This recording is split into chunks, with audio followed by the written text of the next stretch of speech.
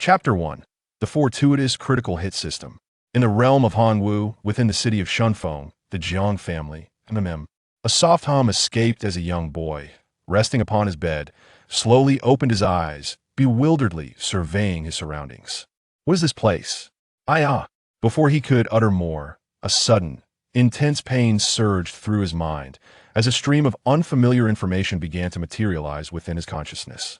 The four prominent families, the second young master of the Jiang family, Jiang Chen. Have I traversed dimensions?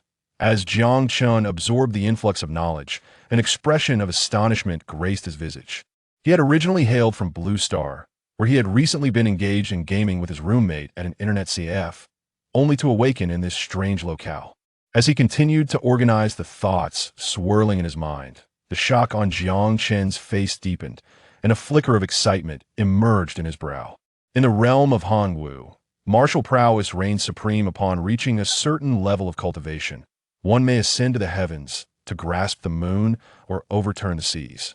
Cultivation levels: body refinement realm, divine sea realm, transmutation realm, cave heaven realm, void breaking realm, three souls realm, life and death realm, path convergence realm. As more and more memories settled in, Jiang Chen's expression gradually soured. His lineage, it seemed, was indeed respectable. He belonged to one of the four great families of Shunfeng City. Although his father was not the head of the Jiang family, his power was second only to that of the patriarch. However, what plagued Jiang Chen was the lamentable cultivation aptitude of the body he now inhabited. Its fifth level of body refinement had been achieved solely through the use of medicinal substances. The most frustrating aspect was that this individual had an inflated sense of self-worth, believing his talent to be unparalleled throughout the ages, while indulging in a life of revelry. Just the other day, he had been invited by the second son of the Shao family to partake in a night of indulgence at Tianxiang Pavilion, where, under the guise of flattery, Jiang Chen quickly became inebriated. In a haze, he felt as if something had pricked him, and subsequently, his consciousness began to fade. Recalling these events, Jiang Chen hastily rolled up his sleeve, only to discover a minute puncture wound. If one were not keenly observant, it would indeed be easily overlooked. Given his current predicament, Jiang Chen quickly deduced that the original owner had been schemed against, and he had fortuitously inherited this situation. Could it be that someone intended to harvest my kidneys? The thought of being watched by hidden eyes sent shivers down Jiang Chen's spine. Though he had been reborn, the danger surrounding him had not dissipated. If that individual discovered that Jiang Chen had survived, they would undoubtedly attempt to strike. Again, Jiang Chen declared, "No. Since fate has granted me this chance to traverse worlds, I cannot succumb so easily to demise. My destiny shall be mine to command." After uttering these words of self-encouragement, Jiang Chen suddenly recalled that traversers often possessed a unique advantage. With this in mind, he tentatively inquired, "System, are you present?" Ding! Congratulations, host. On so swiftly discovering the existence of this system, as a reward, you receive a grand bounty of 10. Finding the Fortuitous Critical Hit System. Listening to the alert sound echoing in his mind, Jiang Chen felt a mix of astonishment and anger. He was surprised to discover that he had indeed summoned a system, and his frustration stemmed from the fact that this system not only failed to provide a novice gift package, but also intended to bestow upon him 10 troublesome burdens. Who could possibly endure such treatment? Jiang Chen exclaimed, "System, you. Please activate your microphone for communication." Eventually, after a somewhat cordial exchange, the system did not grant him the promised burdens. Jiang Chen inquired, "System, what is the purpose of this fortune strike? How can it assist me?" Ding! The host merely needs to bestow their own fortune upon others to trigger the system's strike compensation, with the strike multiplier being random. Through the system's explanation, Jiang Chen finally grasped its function. By transferring the fortunes he possessed to others, the system would randomly generate a strike multiplier, yielding new rewards in return. The higher the multiplier, the better the rewards, with the minimum multiplier set at 2. Just then, a series of knocks resonated from outside the door. Second young master, joyous news, a momentous occasion. A solicitous voice called from beyond the threshold. Creaking open the door, Jiang Chen immediately encountered a shifty-eyed young man, seemingly around 20 years of age, possessing the strength of the third level of body refinement, tea that moment. The young man wore an excited smile through his mind's recollections. Jiang Chen recognized him as Chun Ming, his most favored lackey. However, Jiang Chen noted that, despite the smile on Chun Ming's face, his pupils abruptly contracted as he beheld Jiang Chen exiting the room, his expression darkening. Realizing this, and recalling that the original host had met an untimely demise within these very walls, Jiang Chen quickly deduced that this fellow was undoubtedly suspicious. Nonetheless, Jiang Chen expertly masked his expression. Fixing his gaze upon Chun Ming, he inquired in a low tone, "What is this joyous occasion? Why the uproar so early in the morning? If you do not provide me with a satisfactory explanation, I shall be compelled to break your legs today." Taken aback by the remark, Chun Ming paused for a moment before swiftly calming his bewildered emotions. He ingratiatingly replied, "Second young master, the young lady of the Yun family has come to the Jiang residence, and she is currently in the reception hall." "The young lady of the Yun family?" Jiang Chen asked. "You mean Yun Shixue?" "Indeed, it is Yun Shixue. Accompanying her is an elder from the Falling Cloud sect." The Falling Cloud sect stands alongside the imperial dynasty, boasting an abundance of powerful individuals. Should one gain admission, the status of their family would undoubtedly soar. Jiang Chen retorted, "Are you out of your mind? What does Yin Shishue's visit to the Jiang residence have to do with me? How is this a joyous occasion?" As soon as he spoke, Jiang Chen prepared to unleash a reprimand upon Chun Ming. Yet, before he could act, Chun Ming spoke again. "Young master, the reason they have come to the Jiang residence is to annul the engagement with that waste, Jiang Yu. The master has stated that if one seizes this opportunity, one can successfully attain the position of the family head at that time. Young master, you shall become the young head of the Jiang family, which is certainly a joyous occasion." Jiang Chen quickly searched his mind. Jiang Yu, son of Jiang Wenkong, the head of the Jiang family. He was one of the few prodigies of the Jiang clan, but unfortunately, an accident during an outing resulted in the loss of his cultivation talent. Yin Shixue, as the eldest daughter of the Yun family, was betrothed to Jiang Yu due to the favor Jiang Wenkong had shown the Yun family, coupled with the collaboration between the two prominent families, which naturally led to the engagement.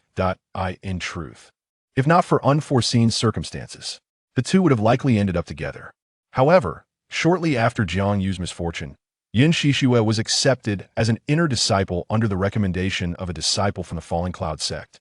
As a result, the relationship between the Jiang and Yun families became increasingly delicate, and Jiang Chen heard that Jiang Yu's injury seemed to be somewhat connected to Yin Shixue. Yet, the specific reasons remain unclear to this day. As for his father, over the years, he had been coveting the position of family head, constantly creating trouble for Jiang Wenkong. Internal competition within the Jiang family was relentless. A genius turned into a waste. An unwelcome proposal for annulment from his fiancée, Jiang Chen mused this. "This feels oddly familiar. Isn't my elder brother the quintessential child of destiny?" This inevitably reminded Jiang Chen of a saying, "30 years on the East Bank. 30 years on the West Bank. Do not underestimate the youth in poverty." Observing Jiang Chen in his stupor, Chun Ming could not help but speak again. "Young master, we should hurry. Jiang Yu, that waste should be arriving soon." Smack. However, as soon as Chun Ming finished speaking, Jiang Chen delivered a sharp slap to him. In a cold voice, he admonished, "Mind your position. Although my elder brother's cultivation has regressed, he is still the young master of the Jiang family. Should you dare to disrespect him again, I shall take your life." Thud. Chun Ming pleaded, "Young master, spare my life. I shall never dare again." Despite the confusion etched on his face, Chun Ming's reaction was swift. He immediately knelt down in supplication. Chapter 2. The Dragon Pendant. As Chun Ming continued to bow repeatedly, Jiang Chen maintained an air of serene composure, observing him with a detached calmness. After a moment of contemplation, Jiang Chen spoke coldly. "Very well, I shall grant you leniency this time.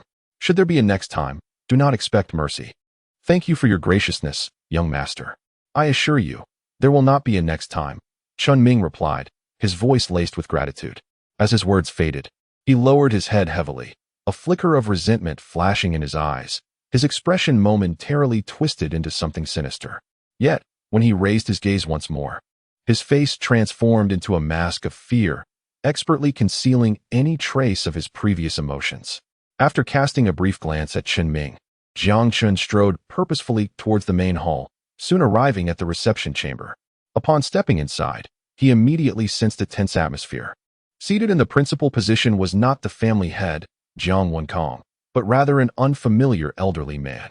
Beside him sat a young woman clad in a flowing purple robe. Her beauty striking and delicate, with a face shaped like an oval, elegantly arched brows, and lips as red as cherries that were irresistibly alluring. She was none other than Yun Shixue, the eldest daughter of the Yun family. At that moment, Jiang Wenkong, the family head, occupied a seat among the elders, flanked by an 18 or 19-year-old youth. This young man, with sharp brows and bright eyes, had long black hair cascading freely over his shoulders, his visage exceptionally handsome. The instant Jiang Chen laid eyes on him, he recognized him as Jiang Wenkong's son, Jiang Yu, the very individual at the center of today's annulment of engagement. However, this once promising genius of the Jiang family now possessed a cultivation level inferior to Jiang Chen's, which explained the reason for the cancellation of the betrothal. It must be said, the Jiang family's aesthetic appeal was indeed remarkable. From the current circumstances, it appeared that discussions between both parties were nearing completion, and Jiang Chen's arrival was perfectly timed. "Chener, come over here," a voice from the left suddenly called out, capturing Jiang Chen's attention. Upon turning, he recognized the speaker, a middle-aged man in his 40s, whose weathered face did not detract from his handsome features. This man was none other than Jiang Wenkong, his adoptive father in this life. Retrieving his gaze, Jiang Chen approached Jiang Wenkong. "Father," he greeted softly, then naturally took a seat beside him. At that moment, Jiang Wenkong presented a brocade box to Jiang Chen. "Father, what is this?" Jiang Chen inquired. "This is a special gift I prepared for you. Please keep it for now and take your time to examine it when you return," Jiang Wenkong replied, a smile gracing his lips. His eyes filled with affection as he looked at Jiang Chen. Taking the brocade box, Jiang Chen cast a brief glance inside, his expression shifting to one of surprise. For within the box, a century-old red blood Ganoderma lay before them, a treasure of considerable worth. Even in his father's esteemed position, acquiring such a rare specimen would undoubtedly require a substantial investment. Observing the affectionate gaze in Jiang Wenqing's eyes, Jiang Chen felt a surge of emotion within him. Not long after Jiang Chen took his seat, Jiang Yu raised his gaze towards Yun Shixue above and spoke slowly.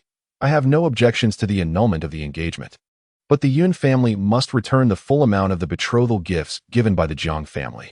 As these words left Jiang Yu's lips, a smile blossomed on Yun Shixue's face, and she replied softly, "Very well, no problem." With a clap of her hands, a group of attendants swiftly entered the grand hall, carrying numerous trays adorned with exquisite jewelry, pulsating with spiritual energy, clearly not of ordinary origin. This indicated that the Jiang family had invested a significant amount at the time. In addition to the jewelry, there was a resplendent golden chest, which, when opened, revealed a trove filled with spirit stones. Upon sight of these spirit stones, the eyes of the Jiang family elders sparkled with excitement, revealing their fervor. Observing their reaction, Yun Shixue's smile deepened, her eyes betraying a hint of disdain as she continued. "Aside from the betrothal gifts, this chest of spirit stones serves as compensation to the Jiang family." At that moment, Yun Shixue's expression radiated pride. However, Jiang Yu did not focus on the chest of spirit stones. Instead, he meticulously searched through the jewelry. After a thorough examination, his brow furrowed as he spoke in a low tone. "This betrothal gift is incorrect. Where is the dragon-patterned jade pendant that belonged to my mother?" At this, Yun Shixue's smile faltered, her eyes flashing with an unusual expression that she quickly concealed. "I accidentally misplaced the pendant. It is merely an ordinary piece of jade. These spirit stones more than compensate for the loss." Upon hearing her words, Jiang Yu's expression darkened, his gaze fixed intently on her. Under the weight of Jiang Yu's cold stare, Yun Shixue felt a wave of discomfort wash over her, yet she quickly regained her composure, her demeanor growing incredibly aloof and prideful. "It is just a broken pendant. Sister Yun is compensating with so many spirit stones. You should be grateful. Greed can lead to one's downfall." At that moment, a voice emerged, and Jiang Chen turned to see a young man clad in black robes, around 20 years of age, who regarded Jiang Yu with an air of superiority. When he turned to Yun Shixue, his gaze was filled with admiration. Instantly, Jiang Yu realized the implication of their interaction. These two must be involved. Despite the black-robed man's veiled threat, Jiang Yu remained silent, his attention unwaveringly fixed on Yun Shishue. Meanwhile, Jiang Wenkang's expression darkened, reflecting the escalating tension in the room. On the other side, Jiang Wenqing noticed that Jiang Yu remained silent, and a flicker of intrigue gleamed in his eyes. He was about to mock Jiang Yu, urging him to present the marriage contract swiftly. This would not only provide him an opportunity to impeach Jiang Wenkang, but also allow him to seize the spirit stones for his own use, thereby enhancing his son's prowess. However, just as Jiang Wenqing prepared to rise and speak, he felt a hand pressing down on his arm. He paused momentarily and looked down to discover it was his son, Jiang Chen, who was subtly shaking his head, an unmistakable indication for him to refrain from speaking. Observing his son's resolute gaze, Jiang Wenqing, though puzzled, could only slowly resume his seat. With Jiang Wenqing falling silent, the other elders naturally kept their mouths shut, watching in quiet anticipation. Meanwhile, noticing Jiang Yu's lack of response, the man in the black robe's demeanor grew cold. Just as he was about to speak again, Jiang Yu's voice resonated with determination. I may overlook other matters, but the Panlong jade pendant must be returned. Jiang Yu's stance was unwavering. Witnessing his lack of tact, Yun Shishue's expression hardened, and the atmosphere around them dropped several degrees. Coldly, she retorted, I have stated that the pendant is lost. Is there any point in your incessant pursuit? Offending the Yun family will bring no benefit to the Jiang family, especially with the other two major families already poised to strike. At this moment, Yun Shishue directly threatened Jiang Yu, making her intentions clear. Should Jiang Yu continue to act unwisely, the Yun family would ally with the other two prominent families to suppress the Jiang family. Observing Yun Shishue's confident demeanor, Jiang Yu's expression turned frigid as well. In truth, he did not find anything amiss with Yun Shishue's arrival at the Jiang family to annul the engagement. He was indifferent to the marriage contract. If it was to be dissolved, so be it. However, her attempt to claim the pendant left by his mother ignited a fury within him. Stop dawdling and present the marriage contract. The man in the black robe urged once more. Suppressing his inner rage, Jiang Yu reiterated, I shall ask once more, where is the Panlong jade pendant? Jiang Yu. Yun Shishue snapped, if you continue to be ungrateful, do not blame me for being impolite. With a slam of her hand on the table, she rose from her seat, her eyes betraying a murderous intent. At that moment, she had resolved to resort to violence. Very well, then I shall grant your wish. You may take the betrothal gifts back with you. No need to return them, Jiang Yu replied defiantly.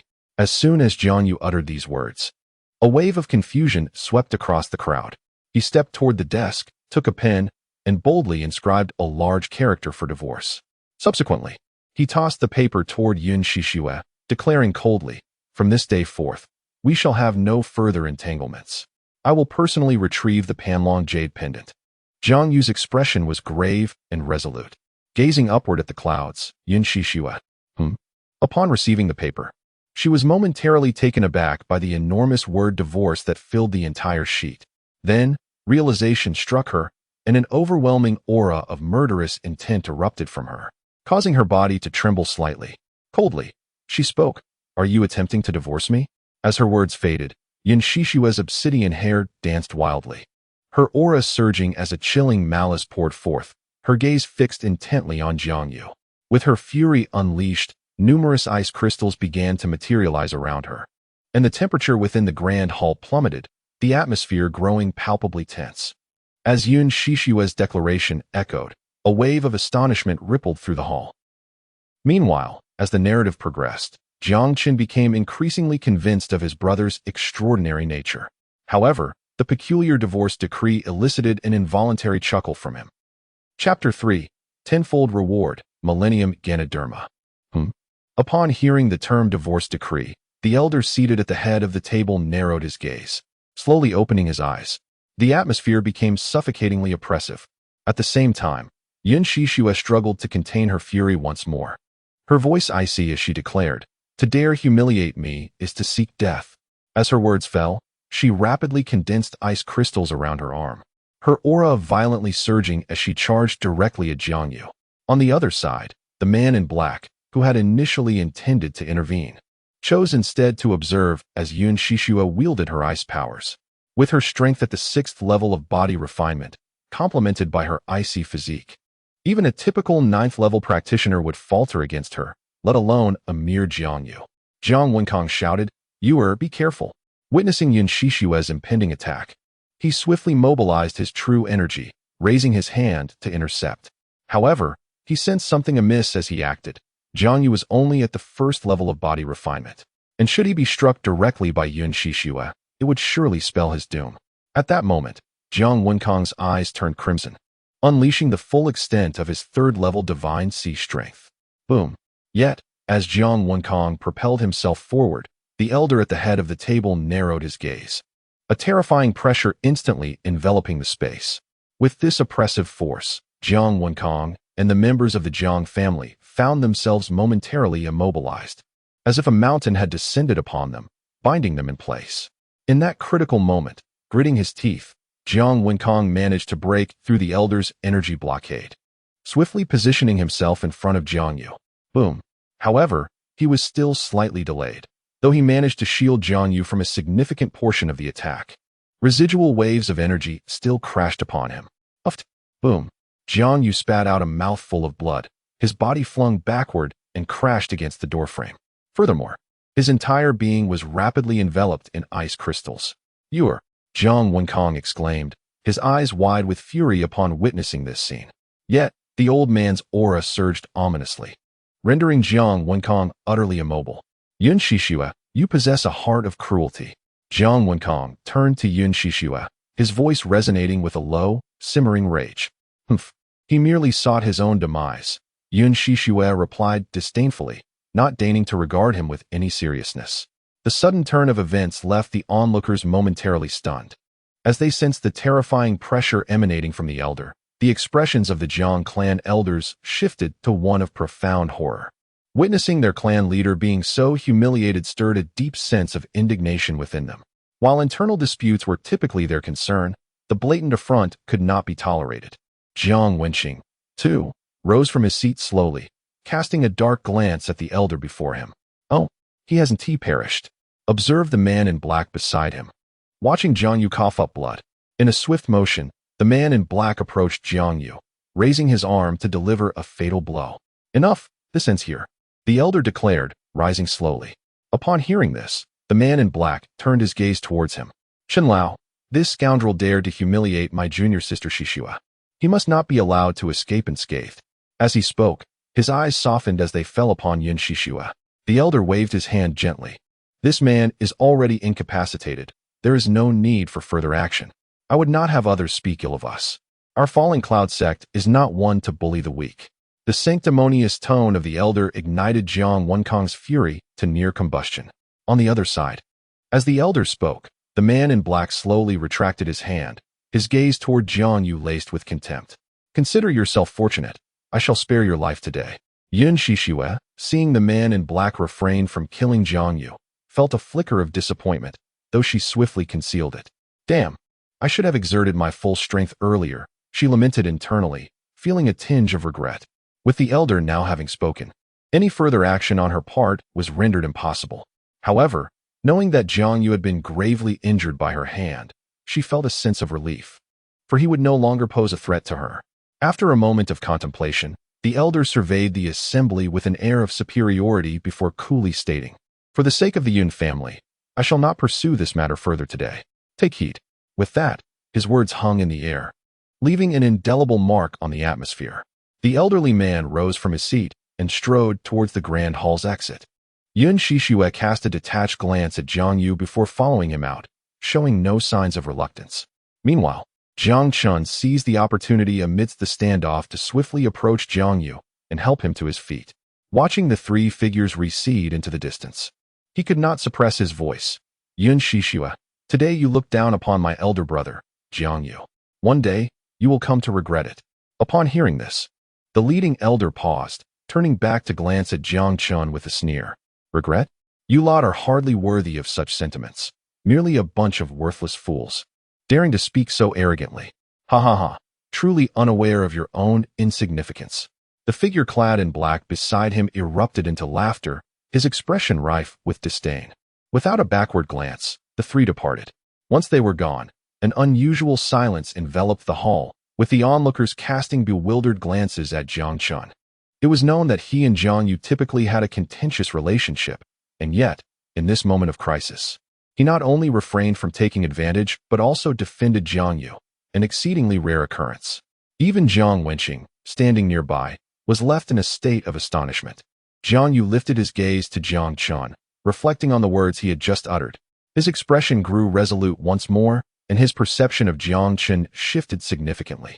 A series of coughs escaped Jiang Yu's lips, blood trickling from the corner of his mouth, his breathing becoming increasingly erratic. Are you all right? Jiang Wenkong, jolted back to reality, rushed over, taking Jiang Yu from Jiang Chen's grasp and swiftly administering several healing pills. Upon assessing Jiang Yu's injuries, his countenance darkened considerably. Given Jiang Yu's current state, ordinary pills would be utterly ineffective. If the injuries could not be stabilized swiftly, he might forever be barred from cultivation. However, the incident had unfolded so abruptly that even if Jiang Wenkong possessed the means to procure spiritual medicine, he could not gather it in time. In his moment of despair, Jiang Chen quickly interjected, "Uncle, use this to heal my brother. It should aid in his recovery." Jiang Wenkong looked up to see that Jiang Chen held a brocade box containing a crimson spiritual fungus. Recognizing the aura emanating from it, a flicker of joy crossed his face. "Xiao Chun, what is this?" Jiang Wenqing's expression changed dramatically upon witnessing the scene. "Chinner, that spiritual fungus was specifically prepared for you." His sentence remained unfinished, yet the implication was unmistakable. Jiang Chen turned to meet his father's gaze. In a soft voice, he spoke. "Father, we are of the same root. Why must we hasten to harm one another? We are family." With that utterance, a thunderclap resonated in Jiang Wenqing's mind, rendering him momentarily speechless. Soon, a look of relief illuminated his face. "Indeed, we are of the same root. Why the haste to harm one another?" Jiang Wenqing remarked. "Error, your vision extends far beyond mine. It is I who have been foolish." The other elders, upon hearing these words, instinctively bowed their heads in contemplation. Subsequently, Jiang Wenqing directed his gaze towards Jiang Wenkong, speaking softly, "Elder brother, please accept this. Stabilize Xiao Yu's injuries first, and we can gather more spiritual medicine later." Upon hearing this, Jiang Wenkong nodded solemnly, accepting the spiritual medicine from Jiang Chen's hands, his eyes glistening with unshed tears. It is worth noting that since he had assumed the role of family head, Jiang Wenqing had not referred to him as elder brother for quite some time. This long-lost familiarity stirred profound emotions within him. "Second brother, I shall tend to Xiao Yu's wounds first. Once his condition stabilizes, I will return to you," Jiang Wenkong declared. "Good," Jiang Wenqing replied. With that, Jiang Wenkong swiftly led Jiang Yu towards the courtyard. "Ding! Congratulations, host, for donating a century-old spiritual herb. You have triggered a tenfold critical reward and obtained a millennium-old blood spiritual ginseng." Hearing the notification echo in his mind, a flicker of excitement gleamed in Jiang Chen's eyes. The system indeed did not deceive me. It has genuinely triggered a critical reward. Not only has this alleviated the family conflict, but my gains have also doubled. Truly a case of killing two birds with one stone. With this thought, Jiang Chen's exhilaration intensified. Chapter 4, Purifying the Marrow and Strengthening the Bones. An explosive surge in power after conversing with his father for a while, Jiang Chen made his way to his room. Jiang Wenqing, needing to attend to some concluding matters, departed alongside the other elders. Soon, the news of Jiang Yu's divorce reverberated throughout the entire Shinfeng city, igniting a tremendous uproar. Not long ago, rumors had circulated that an elder from the Luoyun sect had come to annul the engagement with Yin Shishua. Now, the news of the divorce emerged, creating a stark contrast that was hard to fathom. In light of this revelation, while many were astonished, they maintained a skeptical attitude, particularly as the Yun family remained silent, rendering the situation increasingly enigmatic. Upon returning to his courtyard, Jiang Chen found no trace of Chun Ming, which deepened his icy demeanor. What a treacherous lackey. It seems the previous host's demise is undoubtedly linked to you. With little inclination to dwell on this matter, Jiang Chen closed the door behind him. He swiftly summoned the system interface and retrieved a spiritual herb from his storage space. Gazing upon the herb, drenched as if in blood, a wave of excitement washed over Jiang Chen's face. As the spiritual herb emerged, a unique fragrance permeated the room, and Jiang Chen felt his pores relax considerably. System, if I were to consume this directly, would it lead to my demise? Ding. Rest assured, host. This millennium-old red blood Ganoderma is a nourishing spiritual medicine. While it can purify your physical form, its potency is not as fierce as that of other elixirs. You will only experience a slight discomfort. There is no risk of explosive demise. Upon hearing the system's reassurances, the worry etched on Jiang Chen's face evaporated. Grasping the red blood Ganoderma, he took a decisive bite. His physical form was exceedingly frail, since this substance could cleanse his body and facilitate a metamorphosis. Any minor pain could easily be disregarded. As the elixir entered his mouth, a sudden sweetness enveloped his palate, causing his eyes to widen in surprise. He had anticipated a bitter taste, yet the flavor proved to be quite delightful. As the elixir settled within him, he felt a warmth spreading through his body. Yet there were no signs of chaotic energy surging. His courage swelled. With a series of crunches, he consumed the entire herb in no time. Boom. As moments passed, the once dormant blood surged with vitality, and his meridians expanded rapidly. A sharp pain coursed through him as the blood flowed relentlessly, intensifying with each passing moment. The agony nearly caused Jiang Chen to lose consciousness. Jiang Chen, I can't believe this. At this moment, he realized he had been deceived. This was no mere discomfort, but a torment that felt as if it could rend his very soul. Cries of anguish escaped Jiang Chen's lips. He longed to communicate with the system. Clenching his teeth, he endured the violent waves of pain crashing over him, one after another. Yet, he was not without gain. His strength was surging rapidly. Peak of the 5th layer of body refinement. 6th layer. 7th layer. Perfected 10th layer of body refinement. Moreover, a multitude of impurities began to emerge from his body, filling the air with a noxious stench. Unbeknownst to him, 3 hours slipped by. The pain within him gradually subsided, and his once pristine white robe had transformed into a deep black. With a sudden burst, Jiang Chen opened his tightly shut eyes, held his breath, and dashed out of the room. He leaped into the water pool in the backyard. In no time, the formerly crystal-clear waters began to change color, and the fish within flipped onto their backs, floating lifelessly on the surface. Fish, please activate the microphone for communication. Splash. After cleansing himself of the grime, Jiang Chen exerted force with his legs and leapt from the water. Gazing at his baby-soft skin, a satisfied smile graced his face. What a remarkable transformation, enhancing not only the rate of spiritual energy absorption, but also fostering a profound affinity with this realm. With a crisp crack, Jiang Chen lightly clenched his fist and suddenly unleashed a powerful punch straight ahead, causing a tremendous wave of energy to surge forth. Boom. Following a resounding explosion, a massive boulder 5 zhang away shattered, its debris scattering across the ground as a fierce wind swept through the vicinity. Jiang Chen exclaimed, "Such formidable strength." Witnessing the sheer force of his own punch, an exhilarated expression blossomed on his face. After taking a deep breath, he strode into the room and swiftly donned a flowing white robe. Just then, the sound of footsteps echoed from a distance. Peering through a crack in the window, Jiang Chen soon spotted Chun Ming's figure approaching. At that moment, Chun Ming's face was clouded with an ominous expression, his gaze revealing a fierce intensity. However, as he drew closer, a sycophantic smile returned to his countenance. Observing this spectacle, Jiang Chen couldn't help but admire the man's acting skills. This fellow has been absent all morning and chooses this moment to seek me out. It seems his hidden masters can no longer restrain themselves. Upon reflection, Jiang Chen surmised who might be pulling the strings. With the outside world now aware of the Jiang family's young master being rendered a useless pawn, eliminating him would leave the Jiang family's younger generation vulnerable. This would allow their adversaries to steadily consume the Jiang family and strengthen their own power. Indeed, while the Jiang family is one of the 4 great clans, they suffer from an inexplicable scarcity of members. Aside from Jiang Yu and Jiang Chen, there are but a few peers within the clan, their talents woefully lacking. Several have even forsaken martial pursuits for scholarly endeavors. Knock, knock, knock. Young Master Jiang, are you awake? Upon hearing Chun Ming's call, a smile crept onto Jiang Chen's lips as he leisurely approached the door. Creak. The door swung open, and Jiang Chen fixed his gaze on Chun Ming, speaking coldly. What is it? Why are you here in the dead of night? Has something occurred?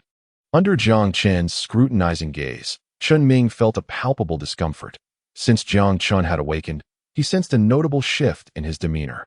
After a moment of contemplation, Chen Ming suppressed his inner unease and spoke ingratiatingly. Young Master Jiang, you asked me to inquire about Miss Mingyue's whereabouts. I can confirm she will be visiting Tianxiang Pavilion tonight, so I came to inform you. Miss Mingyue? Tianxiang Pavilion? Upon hearing these key phrases, Jiang Chen's memory stirred. Indeed, there was such a matter. Tianxiang Pavilion was once his favored haunt, and the Miss Mingyue mentioned by Chen Ming was the renowned courtesan within, whose full name was Shangwan Mingyue. Unlike the other women of Tianxiang Pavilion, Shangwan Mingyue performed her art without offering her body. As Jiang Chen inadvertently caught sight of the visage of the other party, he found himself irresistibly drawn to her, prompting him to send individuals daily to gather intelligence. Whenever Shangwan Mingyue graced the Tianxiang Pavilion with her presence, Jiang Chen would undoubtedly arrive punctually at the scene. At that moment, Jiang Chen finally realized why Chen Ming had been absent for an entire day. It was orchestrated by none other than himself. Despite being of his own design, there were indeed significant issues surrounding Chen Ming. Meanwhile, Chen Ming, noticing Jiang Chen's prolonged silence, ventured to speak again. Young Master. The second young master of the Shao family has arrived at Tianxiang Pavilion and specifically asked me to relay a message. Jiang Chen inquired, "Oh, what message?" Chen Ming replied. He expressed that he did not fully enjoy the last drinking session and wishes to share another round with you. Moreover, he has prepared a gift for Miss Mingyue, intending to pursue her. As these words fell, Chen Ming slowly bowed his head. He was acutely aware of Jiang Chen's deep affection for Shangwan Mingyue. Hearing of another's pursuit would undoubtedly provoke a reaction from him. Chapter 5. The ambitions of two great families indeed. As soon as Chen Ming uttered those words, Jiang Chen erupted in anger. What? Shao Yun dares to covet what belongs to me. Watch as I teach him a proper lesson. With that, Jiang Chen swiftly made his way towards the eaves of the building, his face alight with fury, as though genuinely aggrieved. Observing Jiang Chen's retreating figure, Chen Ming gradually lifted his head, a conspiratorial smile playing at his lips. He then hastened to follow. However, he remained oblivious to the fact that Jiang Chen, striding ahead, bore a slight smirk, revealing a hint of cold amusement. It was Shao Yun who had previously led to the demise of the original host within his own abode. A twist of fate that inadvertently favored him. Now, upon his awakening, Shao Yun was once again eager to provoke him, revealing much about the unfolding circumstances. Since you are so intent on my destruction, tonight I shall indulge in your little game and see who ultimately meets their end. With this thought, a glimmer of frost flickered in Jiang Chen's eyes.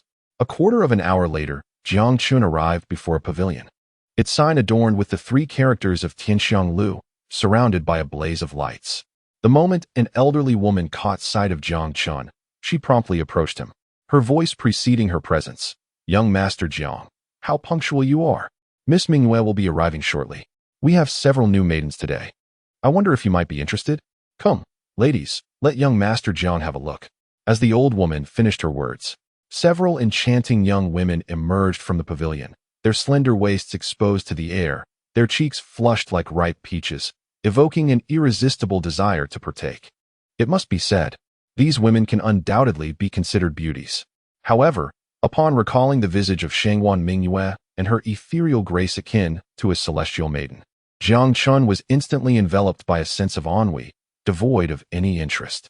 He gently waved his hand and spoke, "No need for that. I have come solely for Miss Mingyue today, and I harbor no interest in anyone else."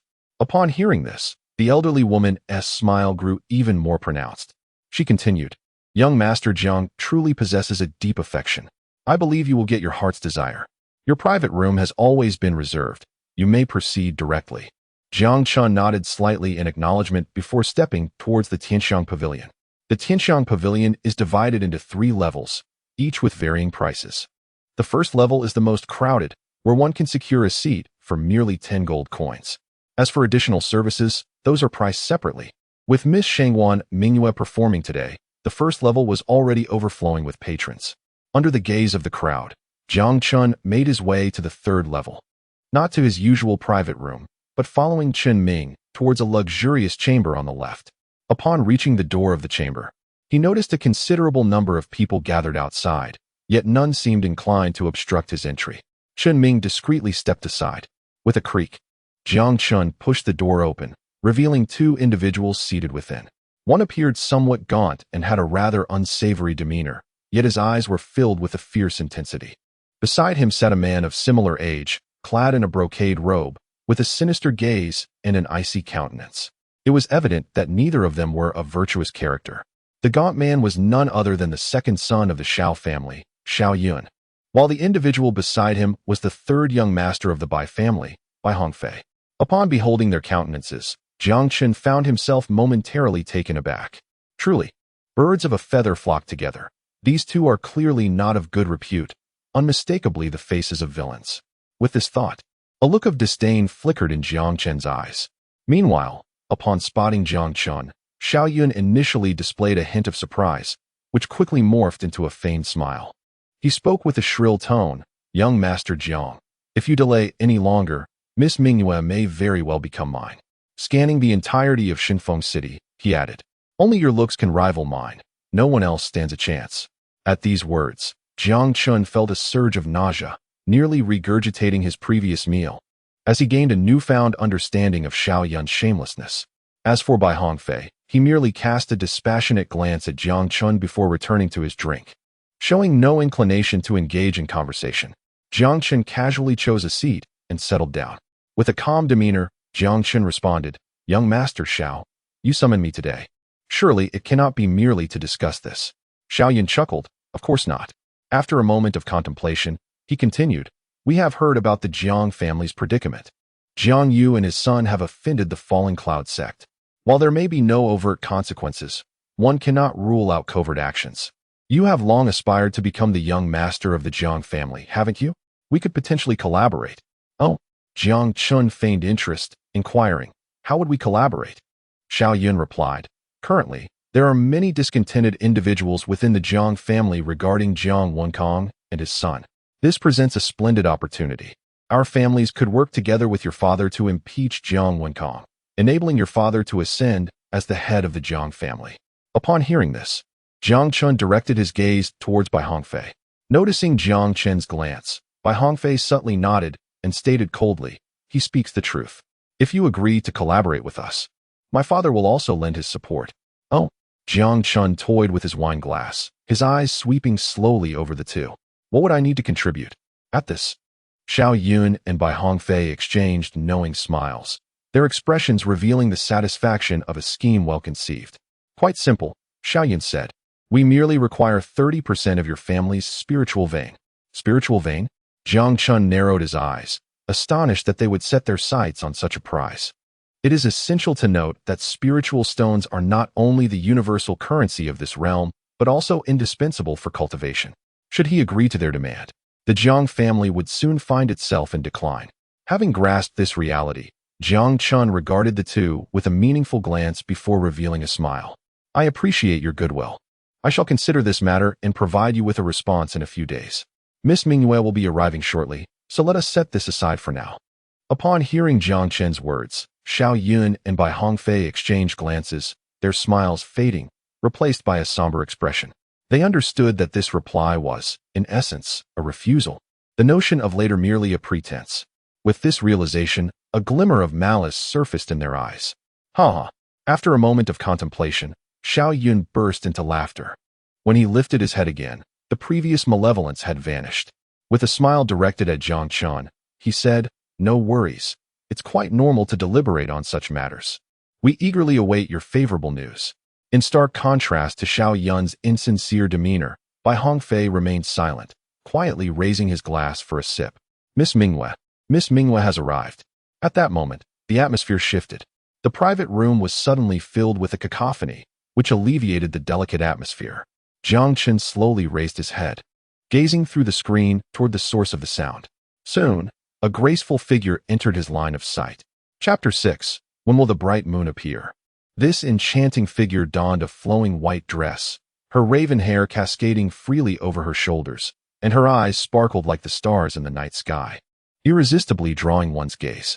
The woman's visage was veiled in white, which not only did not diminish her elegance, but added an air of mysterious beauty. The slowly approaching silhouette was none other than the protagonist of the Tianxiang Pavilion today, Shangguan Mingyue. Before long, Shangguan Mingyue stepped into the top-floor private room.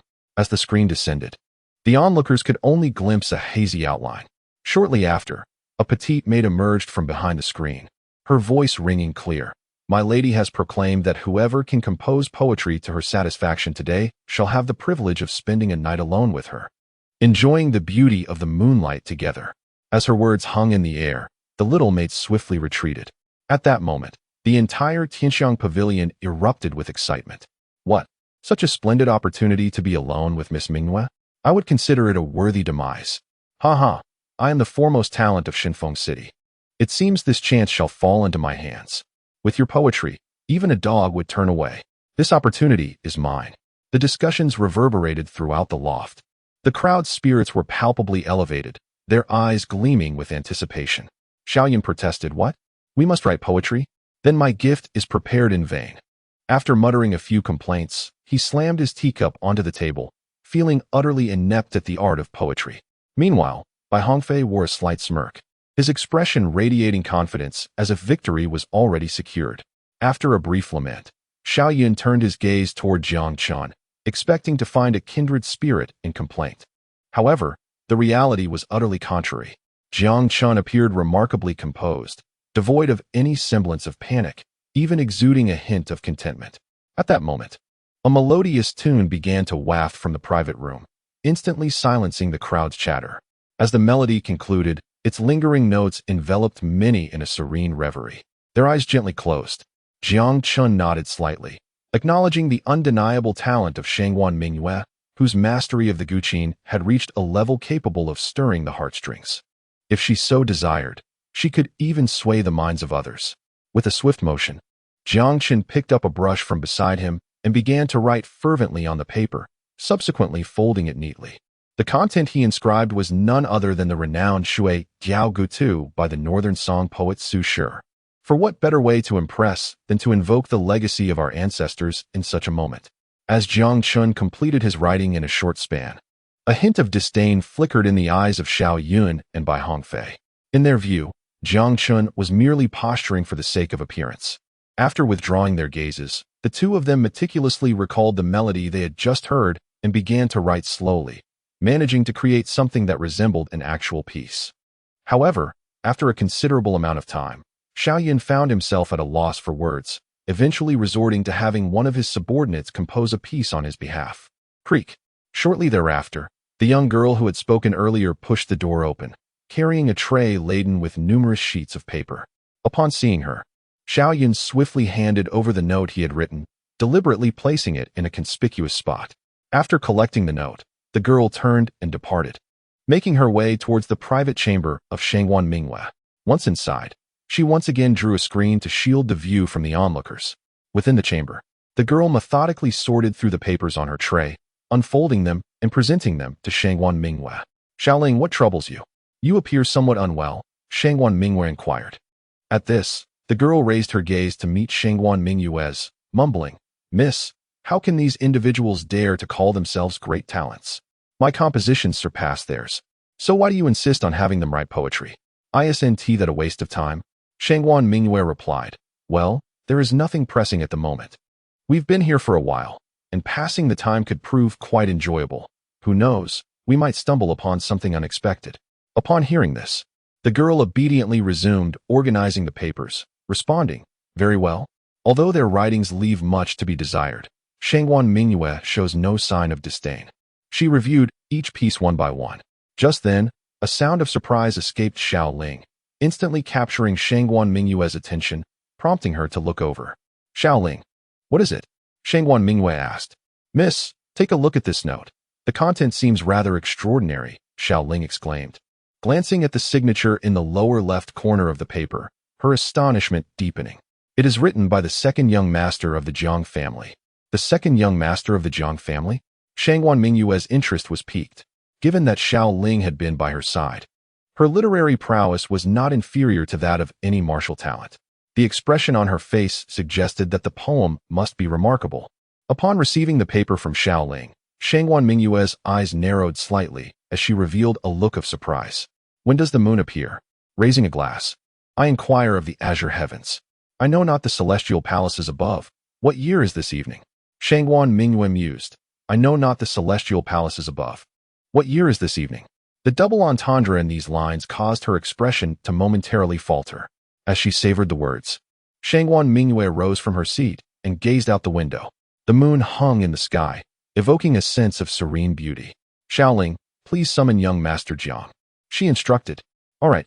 Yes, miss, Xiaoling replied, and with that, she turned and exited the room.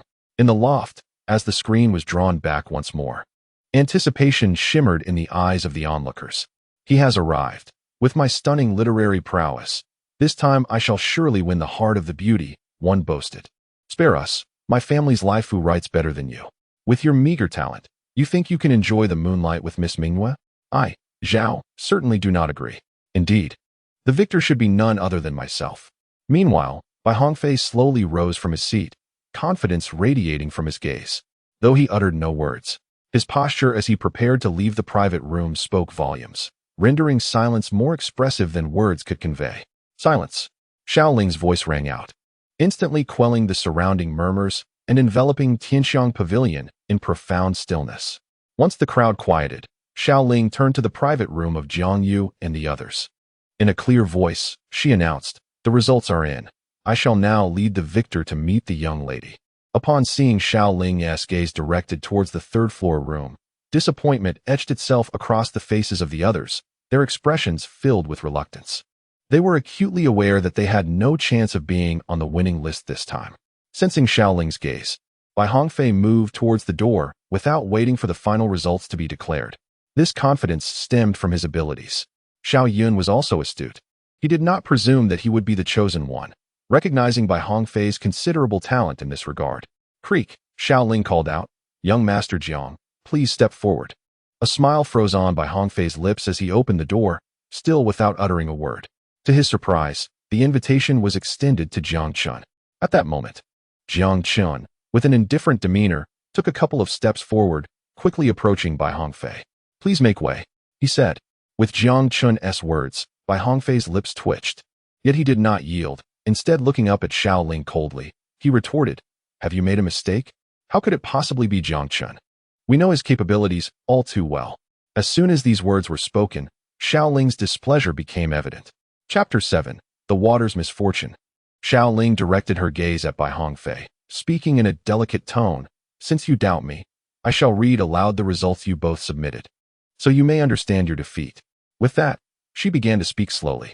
As the melodic voice of Xiaoling faded, an immediate hush enveloped the Tianxiang Tower, leaving the assembly in stunned silence, their expressions a tapestry of astonishment. All gazes instinctively turned towards Jiang Chen. When will the bright moon appear? I raised my cup to ask the azure sky, unaware of the celestial palaces above. What year is it tonight? The audience savored the lines, recognizing the brilliance of the verse. Indeed, it was no wonder that Miss Mingyue had invited young Master Jiang Chen for an intimate conversation. This time, I concede defeat with heartfelt admiration. Bai Hongfei stood rooted in disbelief, his eyes reflecting incredulity, his fists clenched tightly. Excuse me, please. Jiang Chen's voice broke the tension. Bai Hongfei's countenance darkened further, yet, sensing the scrutiny from the crowd, he begrudgingly stepped aside, allowing passage. Nevertheless, his eyes brimmed with murderous intent, his fists still tightly bound. Jiang Chen cast a nonchalant glance at Bai Hongfei before striding toward Xiaoling. Young Master Jiang, please. Under Xiaoling's guidance, Jiang Chen slowly entered the private chamber, only to be pleasantly surprised by its enchanting ambience. Xiaoling led him through a concealed passage, emerging in the back mountains of Tianxiang Pavilion, where a quaint pavilion graced the landscape before a small loft. The tranquility of the surroundings imparted an ethereal, paradise-like quality. Meanwhile, within Bai Hongfei's chamber, shattered wine glasses littered the floor, transforming the once pristine space into disarray. Bai Hongfei stood there, his expression dark as thunder. Infuriating. How dare Jiang Chen exhibit such blatant disrespect? With a crash, he hurled his teacup to the ground. Xiao Yun, seated nearby, appeared oblivious to Bai Hongfei's outburst, his gaze lost in contemplation. Moments later, the door creaked open, and a man entered with his head bowed.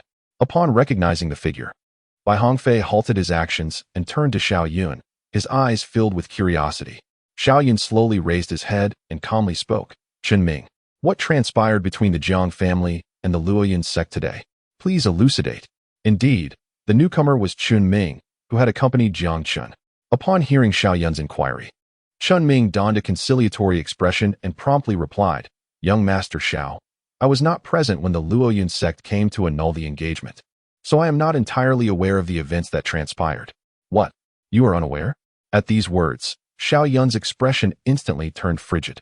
Sensing the shift in the atmosphere within the private room, Chen Ming involuntarily trembled, beads of cold sweat trickling down his forehead. He quickly responded, Young Master Xiao, although I was not present, I have managed to gather a considerable amount of information from the other servants. As his words fell, Chen Ming gradually began to recount what he had learned.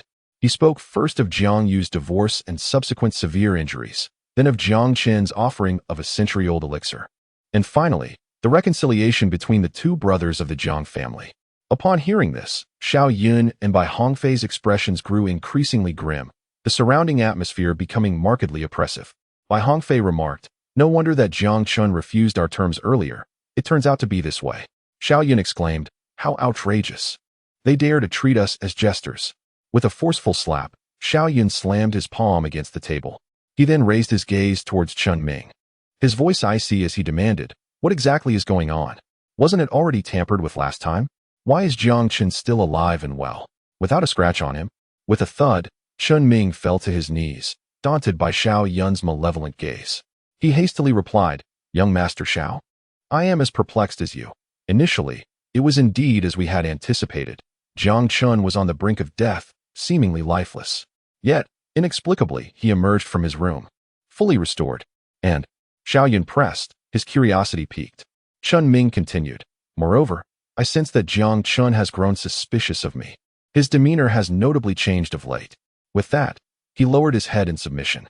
The rhythmic tapping of Xiao Yun's fingers echoed against the table, reverberating throughout the room. After a moment of contemplation, Bai Hongfei's eyes glinted with cold determination as he spoke.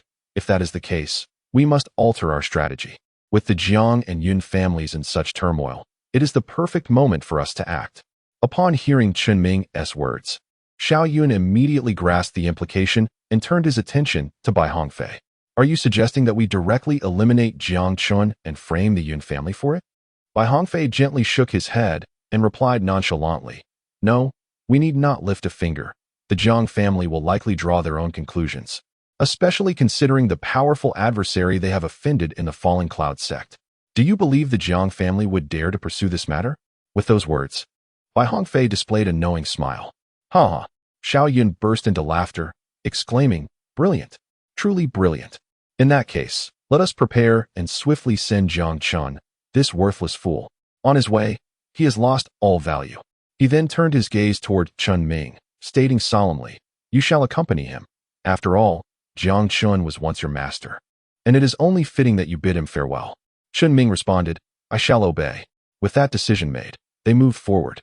Xiao Yun and Bai Hongfei swiftly devised a plan, instructing Chen Ming to lay in wait along the route that Jiang Chen would inevitably traverse on his return home, accompanied by 2 cultivators of the 5th level of body refinement. To prevent any unnecessary complications, they soon departed from Tianxiang Pavilion. In the rear mountains, Xiao Ling led Jiang Chen to the entrance of the loft, exhibiting no intention of entering herself. She turned to Jiang Chen and said, Young Master Jiang, I have fulfilled the task assigned to me by the young lady. You may proceed inside on your own. With that, Xiao Ling turned and walked away, soon vanishing from Jiang Chen's sight. As Jiang Chen regained his composure and prepared to knock on the door, it unexpectedly swung open, accompanied by the gentle sound of wind chimes. Following was a melodious tune from a guqin. Jiang Chen, with his hands clasped behind his back, stepped slowly into the room, his white robe billowing in the breeze. At this moment, his expression was remarkably calm, and combined with his extraordinarily handsome features, he exuded an aura of refined elegance, akin to a jade figure amidst a crowd. As he continued onward, Jiang Chen soon arrived in a unique private chamber, where the ceiling was open to the night sky, allowing the luminous moon to hang above. Opposite him sat a woman in a white gown, her delicate fingers gracefully gliding over the strings of the guqin. Upon hearing his footsteps, she paused her playing and looked up at the approaching Jiang Chen. captivated by her starry eyes. He could not help but reveal a hint of astonishment. "Young Master Jiang, please take a seat," she welcomed. Jiang Chen quickly regained his composure, nodding gently in acknowledgement before casually selecting a spot to sit. Noticing the purity in Jiang Chen's gaze and his unassuming demeanor, the woman, Shangwan Mingyue, displayed a look of surprise. She recalled having encountered Jiang Chen previously, where he had gazed at her with fervent admiration. Yet today he seemed transformed. His demeanor and the clarity of his eyes made it impossible to feel any disdain. After a moment of contemplation, Shangwan Mingyue slowly produced a slip of paper. Her gaze directed at Jiang Chen as she spoke. "Previously, Mingyue was blind to your talents. I did not anticipate that you could compose such exquisite verses." Jiang Chen replied with a chuckle. "Miss Mingyue, you flatter me. These are merely a few lines and hardly worth mentioning." At this juncture, Jiang Chen could not resist indulging in a touch of pride, relishing in the feeling of using ancestral wisdom to elevate his stature. It was indeed a gratifying experience, enlightening his spirit significantly. "Oh, merely a few lines?" Shangwan Mingyue grasped the key words, a glimmer of anticipation evident in her gaze. She spoke again. "Young Master Jiang Chen, I have a humble request. Might you be willing to pen the remainder? I am exceedingly intrigued by the subsequent content." Jiang Chen replied, "Of course. That is no trouble at all." No sooner had he spoken than Shangwan Mingyue gestured lightly with her hand. Papers from a distance floated gracefully to Jiang Chen, settling smoothly upon the table. Witnessing this spectacle, Jiang Chen's eyes narrowed slightly. It appears that Shangwan Mingyue is not as simple as she seems. Merely by this feat of telekinesis, her cultivation must be at least at the divine sea realm. With this realization, Jiang Chen finally comprehended why no one had dared to harbor ill intentions towards her during her prolonged stay at the Tianxiang Tower. Perhaps those with ulterior motives had already met their demise, their graves now overgrown. Choosing not to dwell on this matter, Jiang Chen casually picked up a nearby brush and swiftly began to write upon the paper. Moments later, he ceased his writing and directed his gaze towards Shangwan Mingyue. Observing this, she raised her hand slightly, and the paper floated gently towards her. As she delicately grasped the paper, Shangwan Mingyue focused intently on the words inscribed. "When will the moon be bright? I raise my cup to ask the azure sky. I long to ride the winds and return, yet fear the coldness of the jade towers high above. This matter has always been difficult to achieve in the past.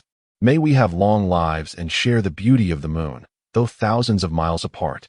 Gently setting down the paper, Shangwan Mingyue's eyes widened in astonishment. To Jiang Chen's surprise, her aura was steadily intensifying. "Ding! You have granted a moment of enlightenment, triggering a threefold critical reward, earning 3 opportunities for insight." Upon hearing the system's notification, Jiang Chen was taken aback. He had merely composed a water melody, and it was deemed a fortuitous encounter. However, joy soon overwhelmed him.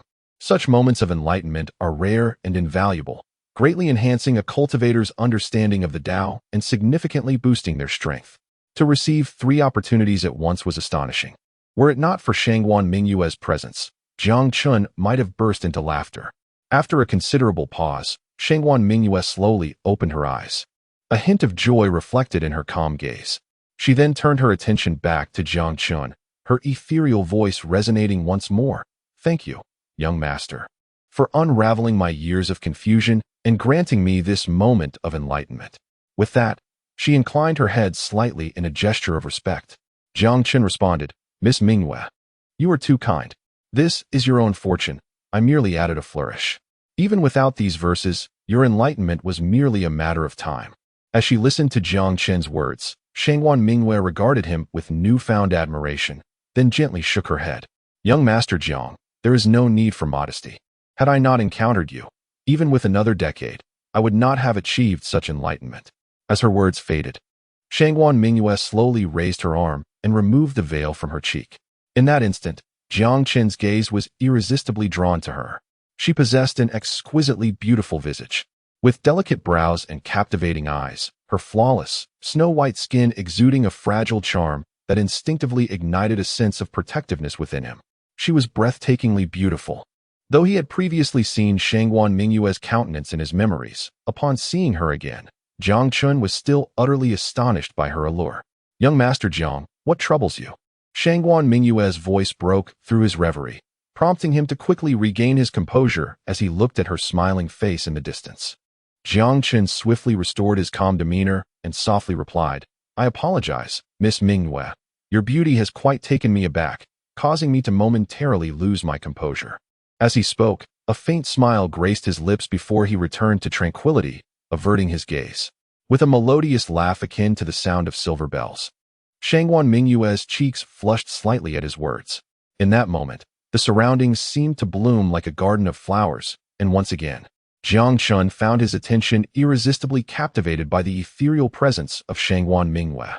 Meanwhile, observing the unclouded admiration in Jiang Chen's eyes, a deeper satisfaction gleamed in Shangwan Mingyue's gaze as she focused on his handsome face, momentarily lost in thought.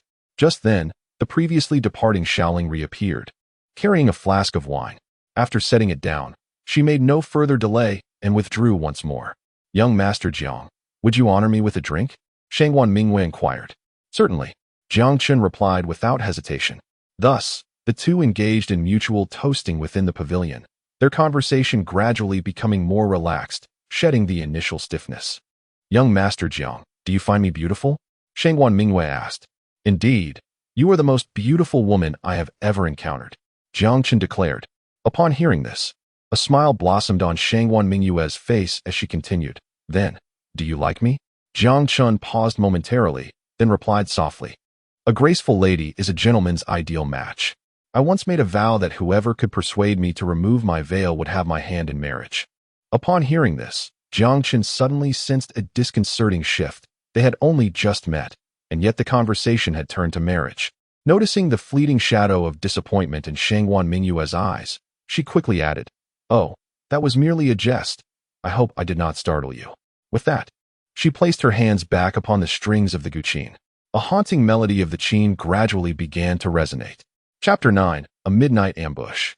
The moon hung brightly, yet the stars were sparse. Jiang Chen sat quietly at the side, slowly sipping from his cup. Unbeknownst to him, he had lingered in the loft for several hours, and the pot of wine brought by Xiao Ling was nearly depleted. He raised his gaze to the distant figure of Shangwan Mingyue and slowly rose from his seat. He spoke, "Miss Mingyue, I have matters to attend to, so I shall not intrude any longer today." Shangwan Mingyue was momentarily taken aback, then responded softly, "Very well, I shall not keep you, Master Jiang. I hope we may meet again." As her words fell, Jiang Chen swiftly turned and exited the loft. Shangwan Mingyue approached the windowsill, watching Jiang Chen descend the mountain path, a complex expression flickering in her eyes. Shortly after Jiang Chen's departure, Xiao Ling entered once more. Observing Shangwan Mingyue at the windowsill, curiosity danced in her eyes as she hurried to her side and inquired, "Miss, what do you think? Is Master Jiang the person you were seeking?" Shangwan Mingyue gently nodded, then shook her head. Witnessing this, Xiao Ling's eyes brimmed with confusion. Shangwan Mingyue replied, "Yes, and yet no. He is a rather extraordinary individual, one I find difficult to comprehend." As she spoke, her gaze turned to the table beside her, where a note lay, Jiang Chen's rendition of Shui Diao Gutu. Xiao Ling noticed this and slowly picked up the note. Upon reading its contents, astonishment filled her expression. "Let us depart. It is time to return." Indeed, after a brief response, Xiao Ling folded the note neatly and handed it to Shangwan Mingyue before the two departed the loft together. At that moment, despite the late hour, a throng of people gathered outside Tianxiang Tower, their eyes fixated on the loft Jiang Chen had entered, filled with unfulfilled longing. It has been several hours. How is it that Jiang Chen has yet to emerge? Truly, he is fortunate in his pursuits. One remarked, "How can Zhang Er Xiao, a man of no notable talents, compose such profound poetry? It baffles the mind. Is he concealing his true abilities?" Yet, what they failed to realize was that during their speculations, Jiang Chen had already slipped away through another exit. Strolling slowly along the tranquil streets, Jiang Chen reflected upon the delicate visage of Shangwan Mingyue, momentarily lost in thought. However, his heart was rife with perplexity. Although their time together was brief, a multitude of questions had surfaced through various signs. The noble and formidable Shangwan Mingyue exudes an air of elegance with every gesture. Her identity is undoubtedly complex. At that moment, Jiang Chen sensed a faint aura of hostility and emerged from his contemplation, a cold smirk gracing his face. In a deep voice, he demanded, Who dares to reveal themselves? The surroundings fell into an eerie silence, devoid of any response. Jiang Chen stood his ground, displaying no intention of advancing, his expression utterly indifferent. After a tense pause, the concealed figure in the shadows could no longer contain themselves and stepped forth from the alley. With deliberate strides, 3 men emerged, swiftly encircling Jiang Chen. Upon recognizing one of them, Jiang Chen's gaze sharpened. "Chen Ming, are you seeking death?" Chen Ming laughed heartily, unperturbed by Jiang Chen's icy demeanor, his laughter bordering on madness. "Jiang Chen, it seems I was right. You have long harbored suspicions about me. But none of that matters now, for you shall soon meet your demise. And there's no need to linger on trivialities." In that moment, Chen Ming shed his usual humility, adopting a haughty demeanor, a sinister smile twisting his features. "Why betray your kin?" Jiang Chen inquired. "Betrayal? I am of the Shao family. There is no betrayal here, merely your naivety," Chen Ming retorted. "Ah, I see. In that case, you may proceed peacefully on your journey." As he spoke, Jiang Chen's aura surged, indifference radiating from his eyes as he slowly approached the 3 men. Chen Ming, enraged, shouted, "You still dare to make a move? You truly seek death." With that, he charged at Jiang Chen, a cruel smile curling his lips. Chen Ming was acutely aware of Jiang Chen's capabilities. The strength of the 5th level of body refinement was merely a result of medicinal enhancement, lacking a solid foundation, and his combat experience was virtually non-existent. He recalled an incident when Jiang Chen had ventured into the mountains for hunting and was relentlessly pursued by a beast of the 2nd level of body refinement. This illustrated how inexperienced Jiang Chen truly was. Therefore, despite only possessing the strength of the 3rd level of body refinement, Chen Ming felt no fear in confronting him. "Jiang Chen, I have awaited this day for far too long. I have endured countless hardships along the way, and today, I shall ensure that you perish slowly in despair, relieving my heart's resentment." In this moment, Chen Ming attributed all his years of humiliation to Jiang Chen, seeking some psychological solace from it. However, upon observing Jiang Chen's indifferent expression, his fury intensified. With a fierce voice, he exclaimed, "Even at this juncture, you still feign composure? Truly, you are a fool who won't shed tears until faced with the coffin."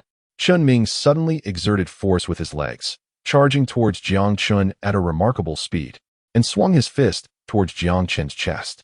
However, in the face of Chen Ming's lethal strike, Jiang Chen slowly raised his arm. And amidst the astonished gazes of the 2 others, he firmly grasped Chen Ming's fist in his hand. Chen Ming exclaimed, How is this possible?" Witnessing Jiang Chen effortlessly block his attack, Chen Ming's expression was one of utter disbelief as he began to struggle frantically. Yet, regardless of how he fought, he found his arm ensnared, as if Jiang Chen were an immovable mountain. "Curse you, die!" Chen Ming shouted, and seeing his struggles were futile, he swiftly lifted his left leg to kick Jiang Chen. With the enhancement of his true energy, the kick sliced through the air with a sharp sound. However, Jiang Chen's foot was swifter, striking Chen Ming's raised left leg first, resulting in a resounding crack of shattered bones, followed by Chen Ming's heart-wrenching scream. At this point, even the 2 men, no matter how slow they were to react, sensed that something was amiss and quickly rushed towards Jiang Chen. Chapter 10, Initial Display of Brilliance. Midnight slaughter. In a brief moment, the 2 men approached rapidly.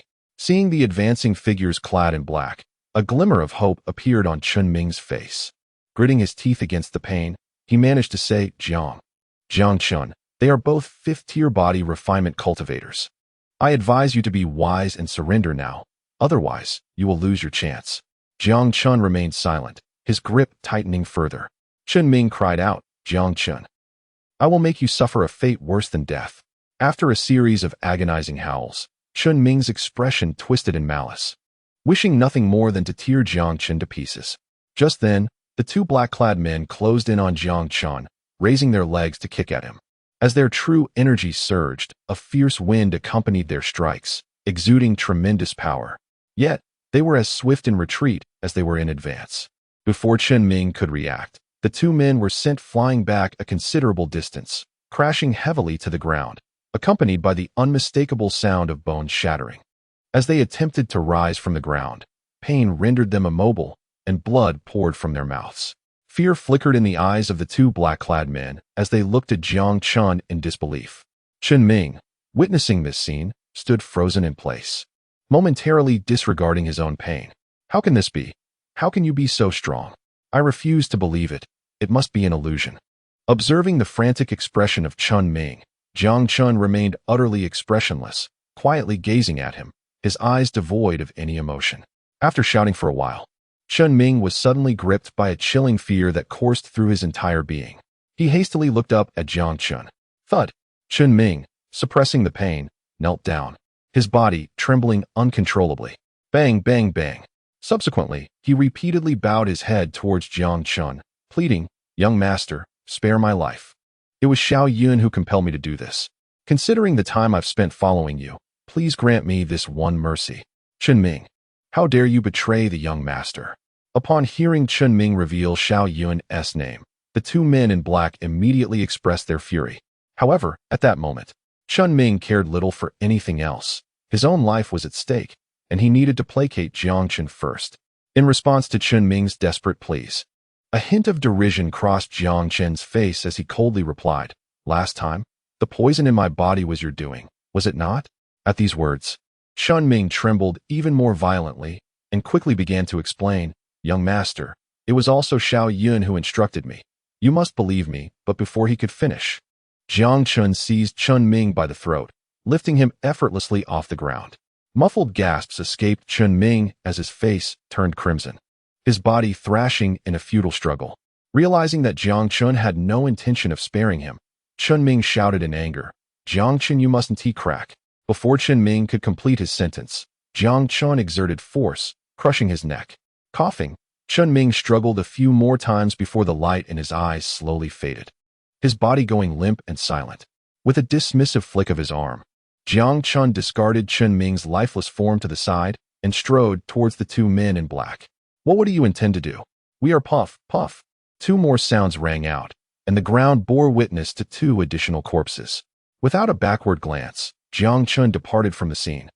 Within the Jiang residence, the door creaked as Jiang Chen slowly pushed it open and returned to his familiar room. He sat on the bed, taking a moment to collect himself, gradually calming his emotions.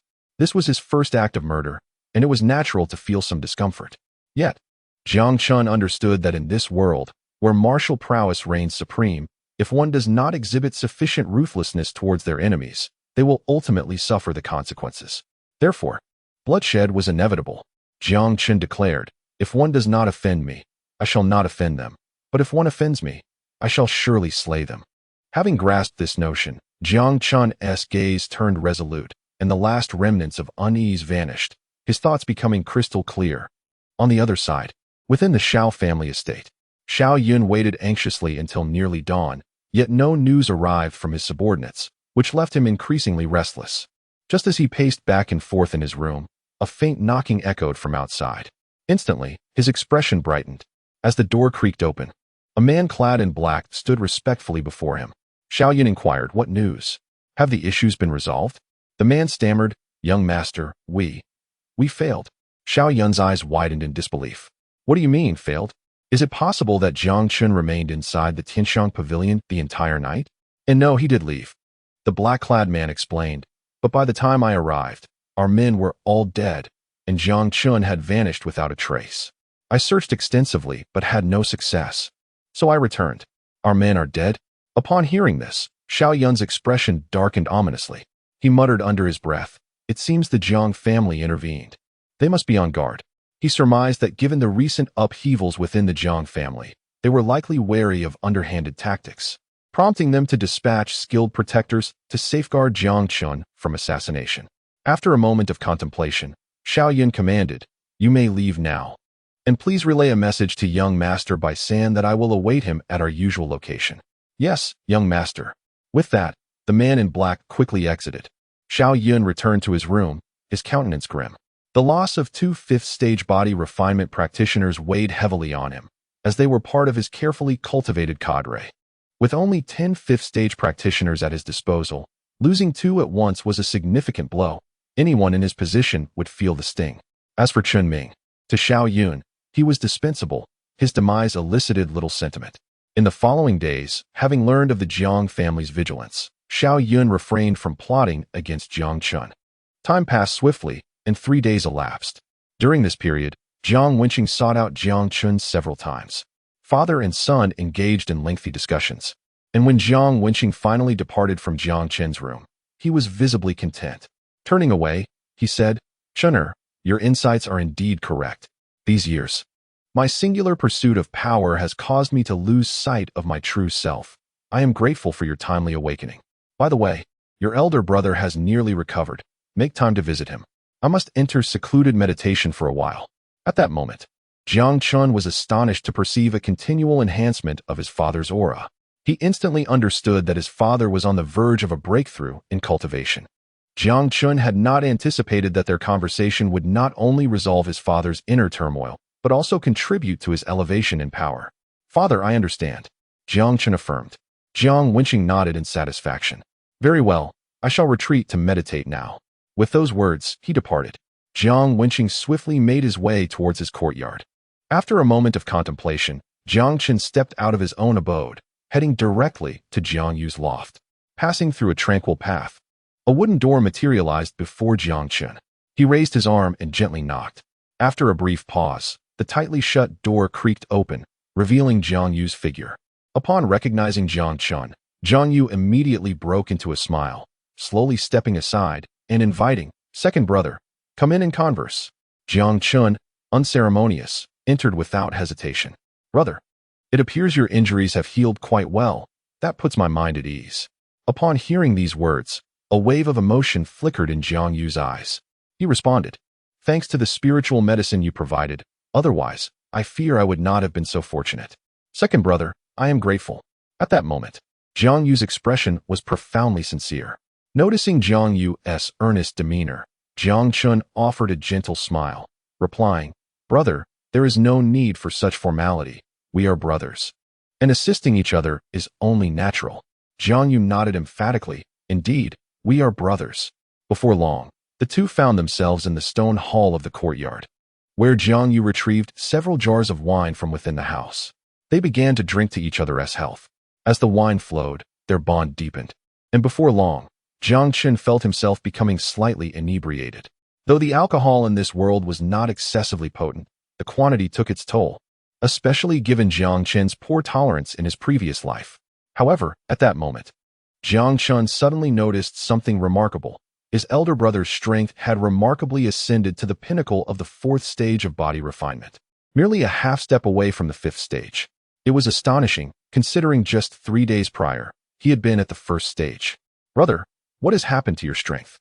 Jiang Yu, upon hearing Jiang Chen's inquiry, wore a confident smile, gently patting his shoulder as he replied, "Thanks to the spiritual herb you bestowed upon me, I have gathered sufficient energy within, and my innate cultivation talent has been restored.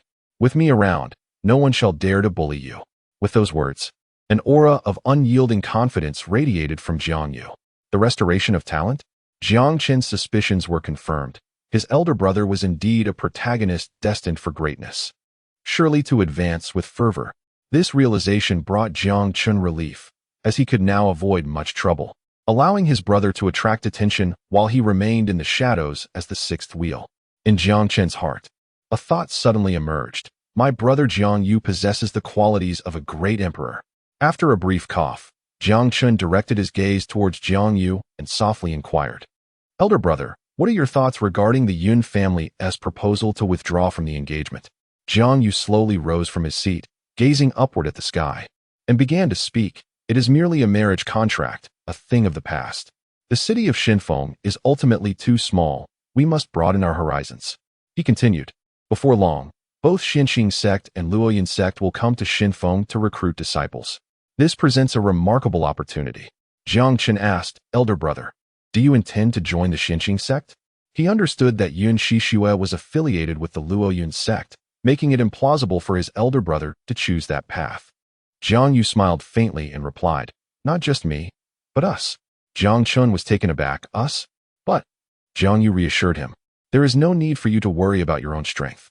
Soon, I will procure some medicinal herbs to concoct pills for you." Achieving a breakthrough to the 6th level of body refinement before the competition is absolutely feasible. Additionally, this will solidify your foundation. After some time, you can train alongside me to enhance your practical experience.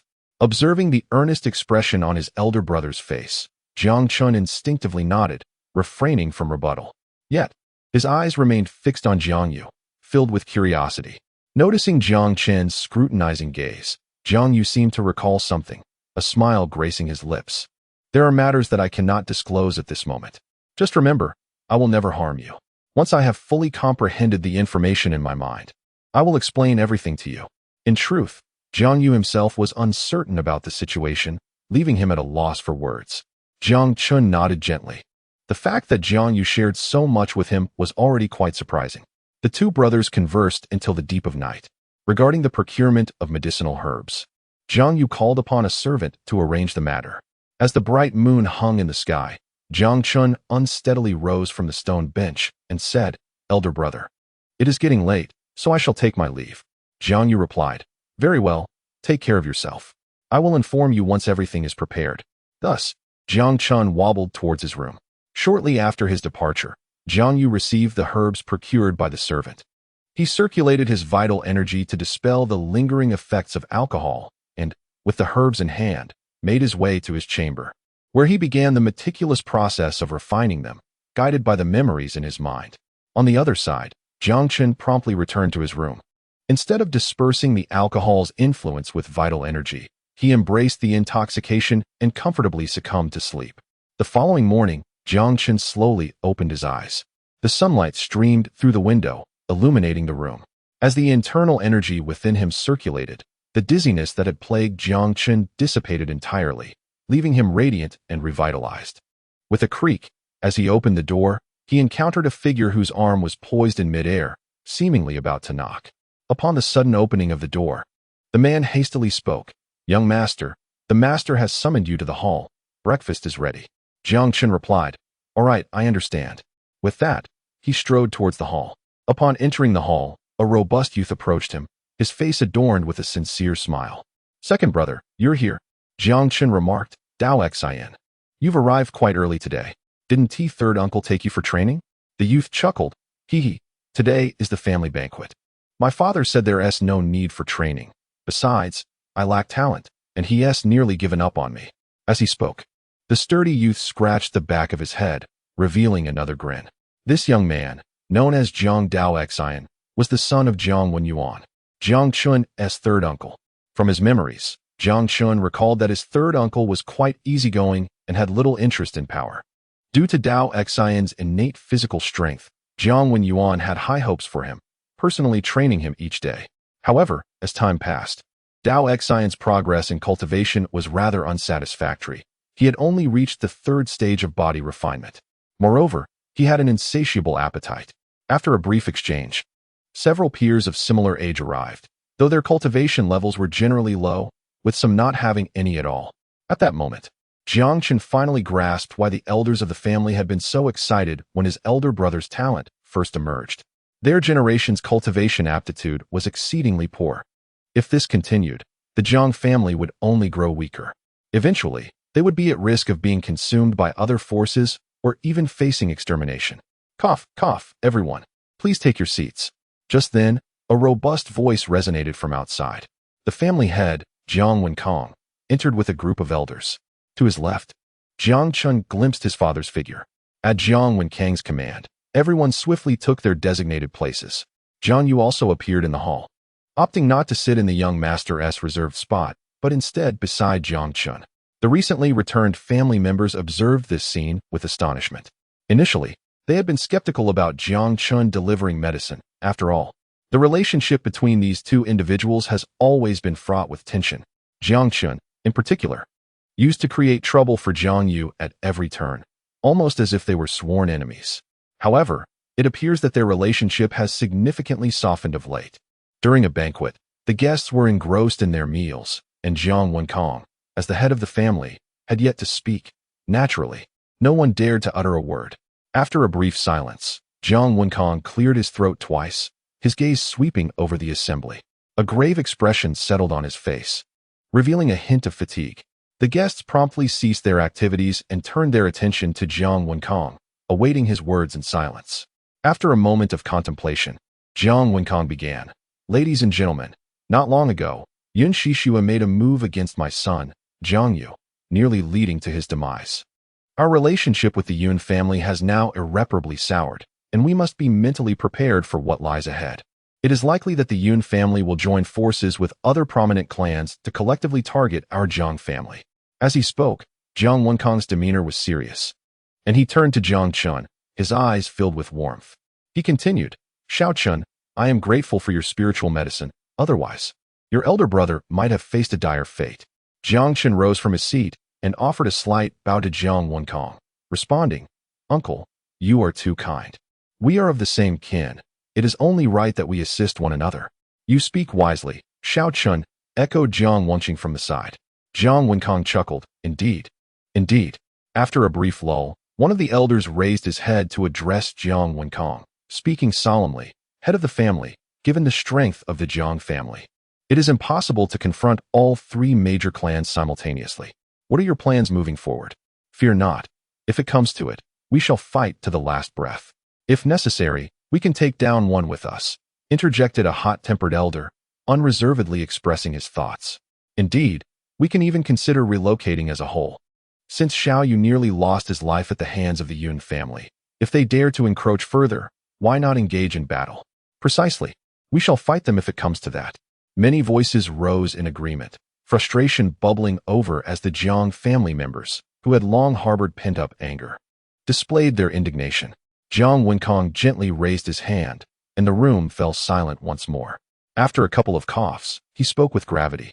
Our Jiang family does not instigate trouble, but neither do we fear it. If the Yun family dares to strike first, we shall fight to the bitter end. We cannot allow the reputation of the Jiang family to suffer. To the bitter end. As Jiang Wenkang's words fell, a wave of derisive laughter erupted around him. Father, just grant me some time. A mere Yun family is hardly a cause for concern. At that moment, Jiang Yu slowly rose. His gaze fixed upon Jiang Wenkang at the head of the table, confidence radiating from his demeanor. As Jiang Yu spoke, all eyes immediately turned towards him. Jiang Wenkang intended to inquire further, but upon sensing Jiang Yu's increasingly potent aura, his pupils dilated in disbelief, swiftly shifting to a look of elation. You, my son, has your talent been restored?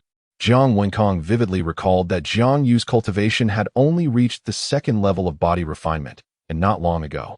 He had nearly met with demise. Yet now, he exuded the power of the fifth level of body refinement, his vitality surging with undeniable vigor, a true prodigy.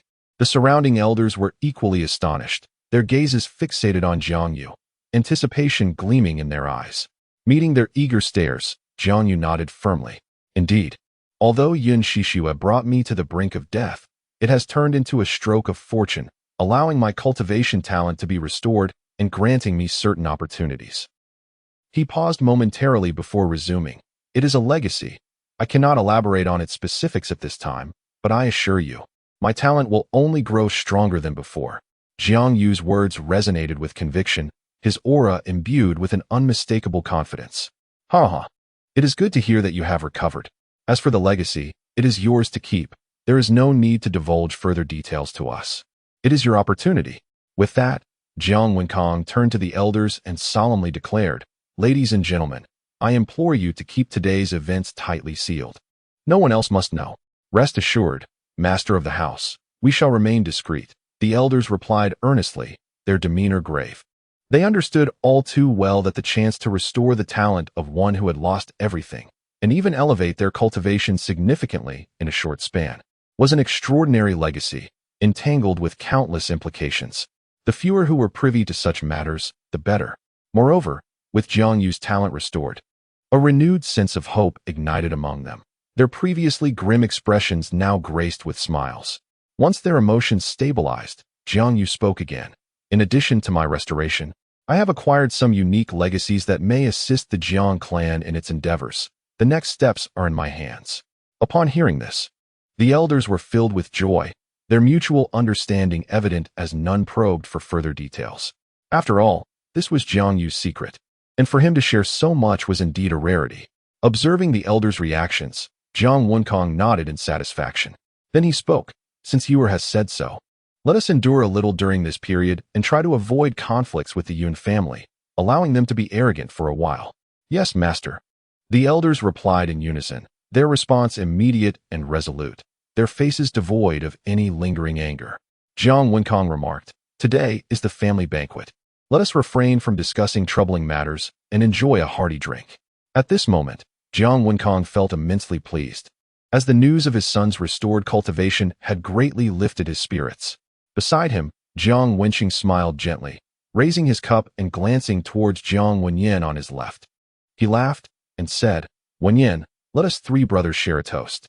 Upon hearing this, Jiang Wenyan promptly raised his cup, smiling as he responded, "Eldest brother, second brother, please." Soon after, the three brothers clinked their cups and drank the contents in one go. Laughter erupted among them, echoing throughout the grand hall, dispelling the previously oppressive atmosphere. Jiang Wenkong then addressed the elders, "Do not just watch. Join in the drinking. We shall not return until we are thoroughly intoxicated." With Jiang Wenkong's encouragement, the elders felt at ease and began to drink heartily, filling the air with a vibrant and jovial ambience. The sound of clinking glasses resonated continuously as the elders toasted one another, and soon Jiang Wenkong and his brothers joined in the revelry. Everyone drank with great enthusiasm. On another side, Jiang Yu approached Jiang Chen, offering him a faint smile. "Chen brother, shall we share a drink?" Jiang Chen nodded slightly. "Of course, no problem." With that, Jiang Chen lifted his cup, and after sharing a knowing smile, the two brothers simultaneously emptied their glasses. It must be noted that Jiang Yu's willingness to share his circumstances came as a pleasant surprise to Jiang Chen, proving to be quite effective. The Jiang family was in dire need of hope, and Jiang Yu's restored talent served as a reassuring balm for all. Not only did it stabilize the hearts of the people, but it also provided an opportunity for the clan to grow more united, achieving a dual benefit. Jiang Chen had initially planned to do something, but with Jiang Yu taking the initiative, he found himself spared of considerable trouble. Reflecting on this, Jiang Chen silently commended Jiang Yu in his heart. After a quarter of an hour, the banquet reached its conclusion, and many guests began to leave the grand hall, as numerous matters awaited their attention. A while later, Jiang Yu stood from his seat, casting his gaze towards Jiang Chen. "Second brother, let us depart as well. I have prepared everything we discussed last time."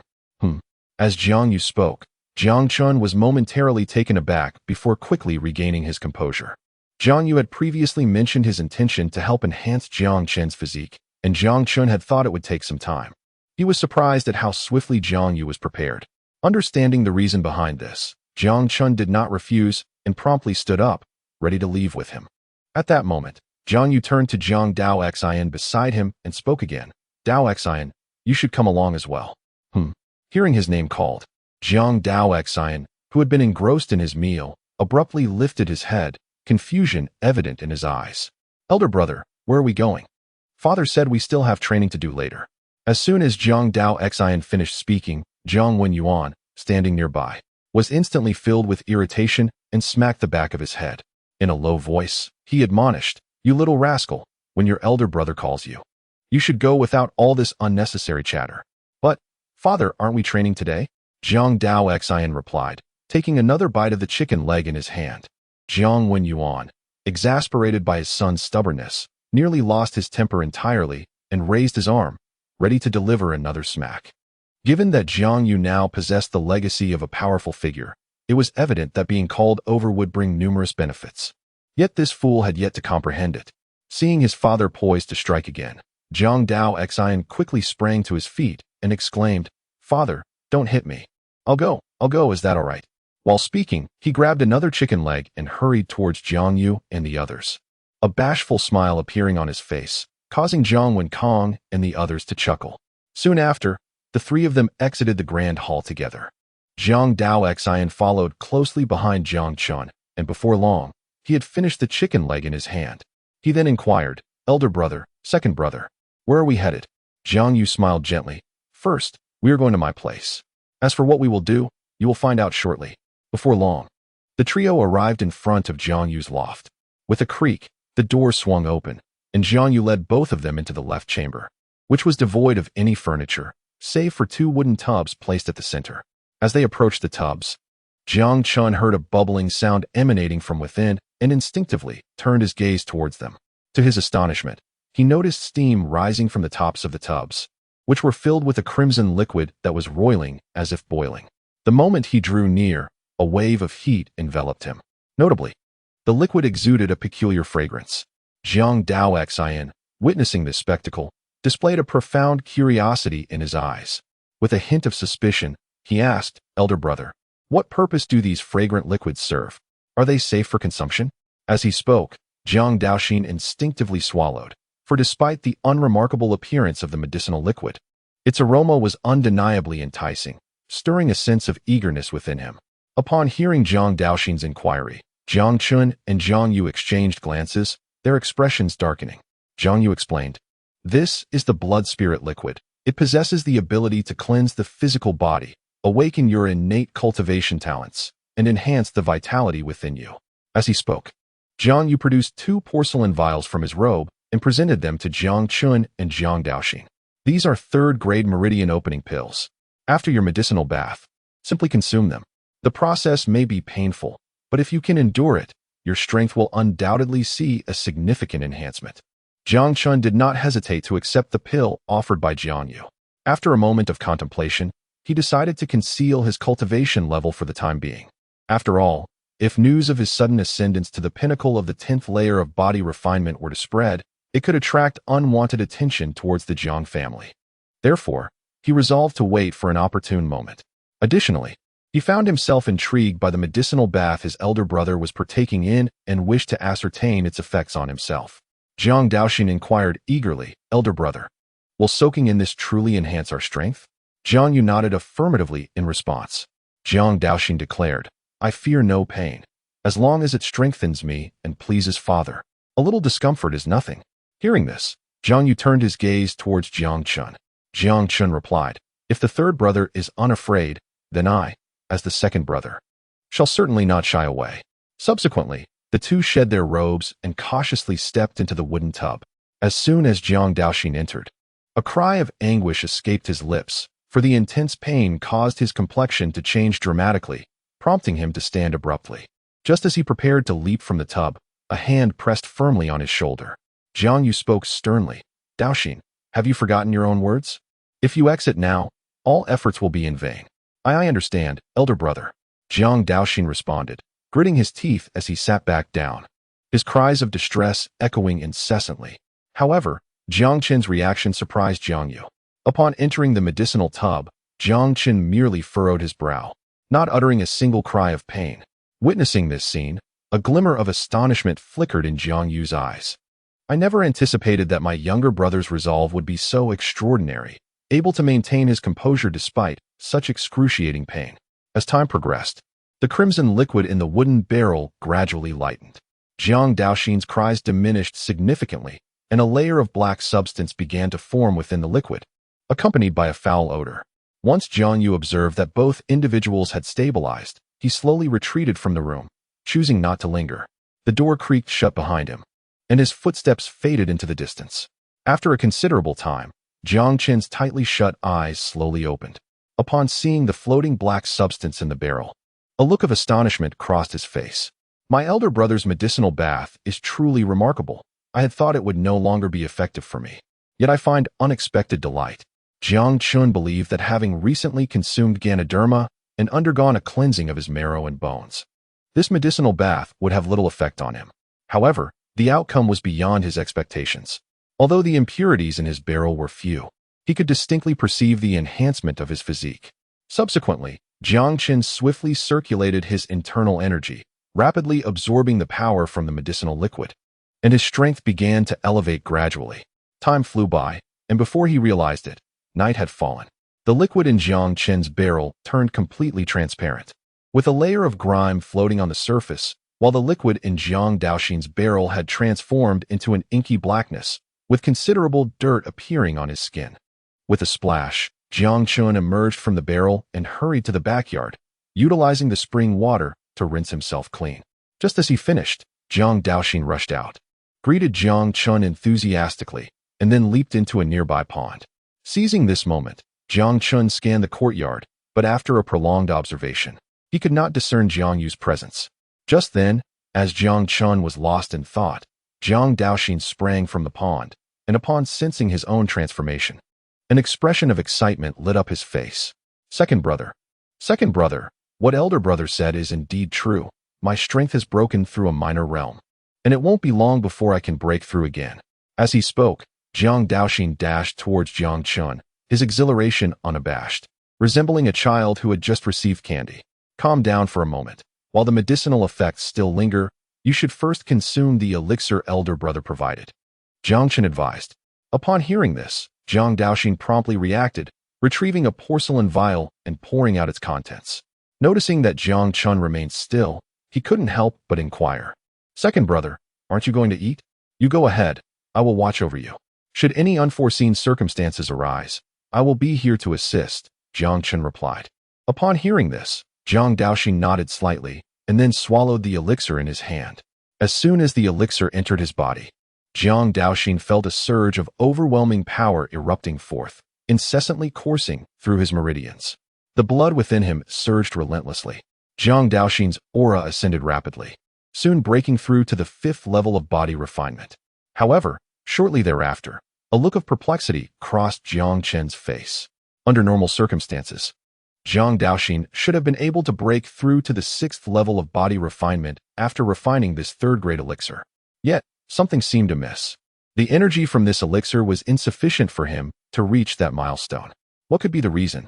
Why does Daoxin require so much more energy to break through the body refinement realm compared to others? Indeed, after observing for a moment, Jiang Chen quickly discerned the issue. In comparison to others at the same level, Jiang Daoxin required at least 1/3 more energy to advance. Moments later, Jiang Daoxin slowly opened his eyes. Failing to achieve a breakthrough to the 6th level of body refinement left a hint of regret in his gaze. Nevertheless, he soon composed himself. The sudden enhancement of 2 minor realms had already brought him great satisfaction, and a smile of contentment graced his features. At that moment, a porcelain vial was handed to Jiang Daoxin. Second brother, what is this? He inquired. Jiang Chen smiled faintly. Take it. Strike while the iron is hot, and strive to break through to the 6th level of body refinement first. If you miss this opportunity, the next breakthrough will be far more challenging. Jiang Chen recalled from memory that the 6th level of body refinement was a critical juncture. If one failed to surge through in one go, the difficulty of the next attempt would double. Second brother, what about you? You cannot give this to me. Jiang Daoxin shook his head rapidly, refusing to accept the elixir. Just take it. No need for so many words. I have no further use for it, Jiang Chen replied curtly. With those words, Jiang Chen swiftly channeled his own energy, unleashing the power of the 6th level of body refinement. Upon sensing Jiang Chen's formidable strength, Jiang Daoxin's face filled with astonishment. Second brother, you haven't even used the elixir yet. How did you reach the 6th level of body refinement? Enough questions. Eldest brother prepared this elixir for us specifically to break through to the 6th level. If you do not wish to disappoint third uncle, you must consume it now. Second brother, I understand. Upon concluding his statement, Jiang Daoxin accepted the elixir from Jiang Chen's hand and swallowed it whole, feeling his aura surge once more.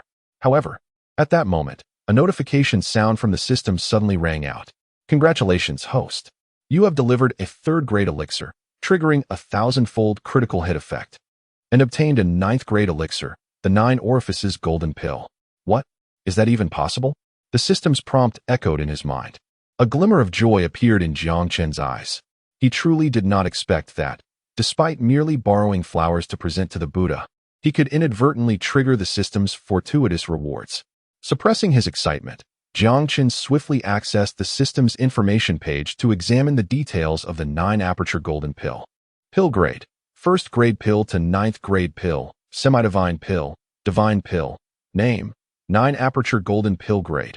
9th grade pill. Special effects: breaks open the divine repository, unblocks the 9 apertures within the body, creating 9 distinct and independent spirals of qi.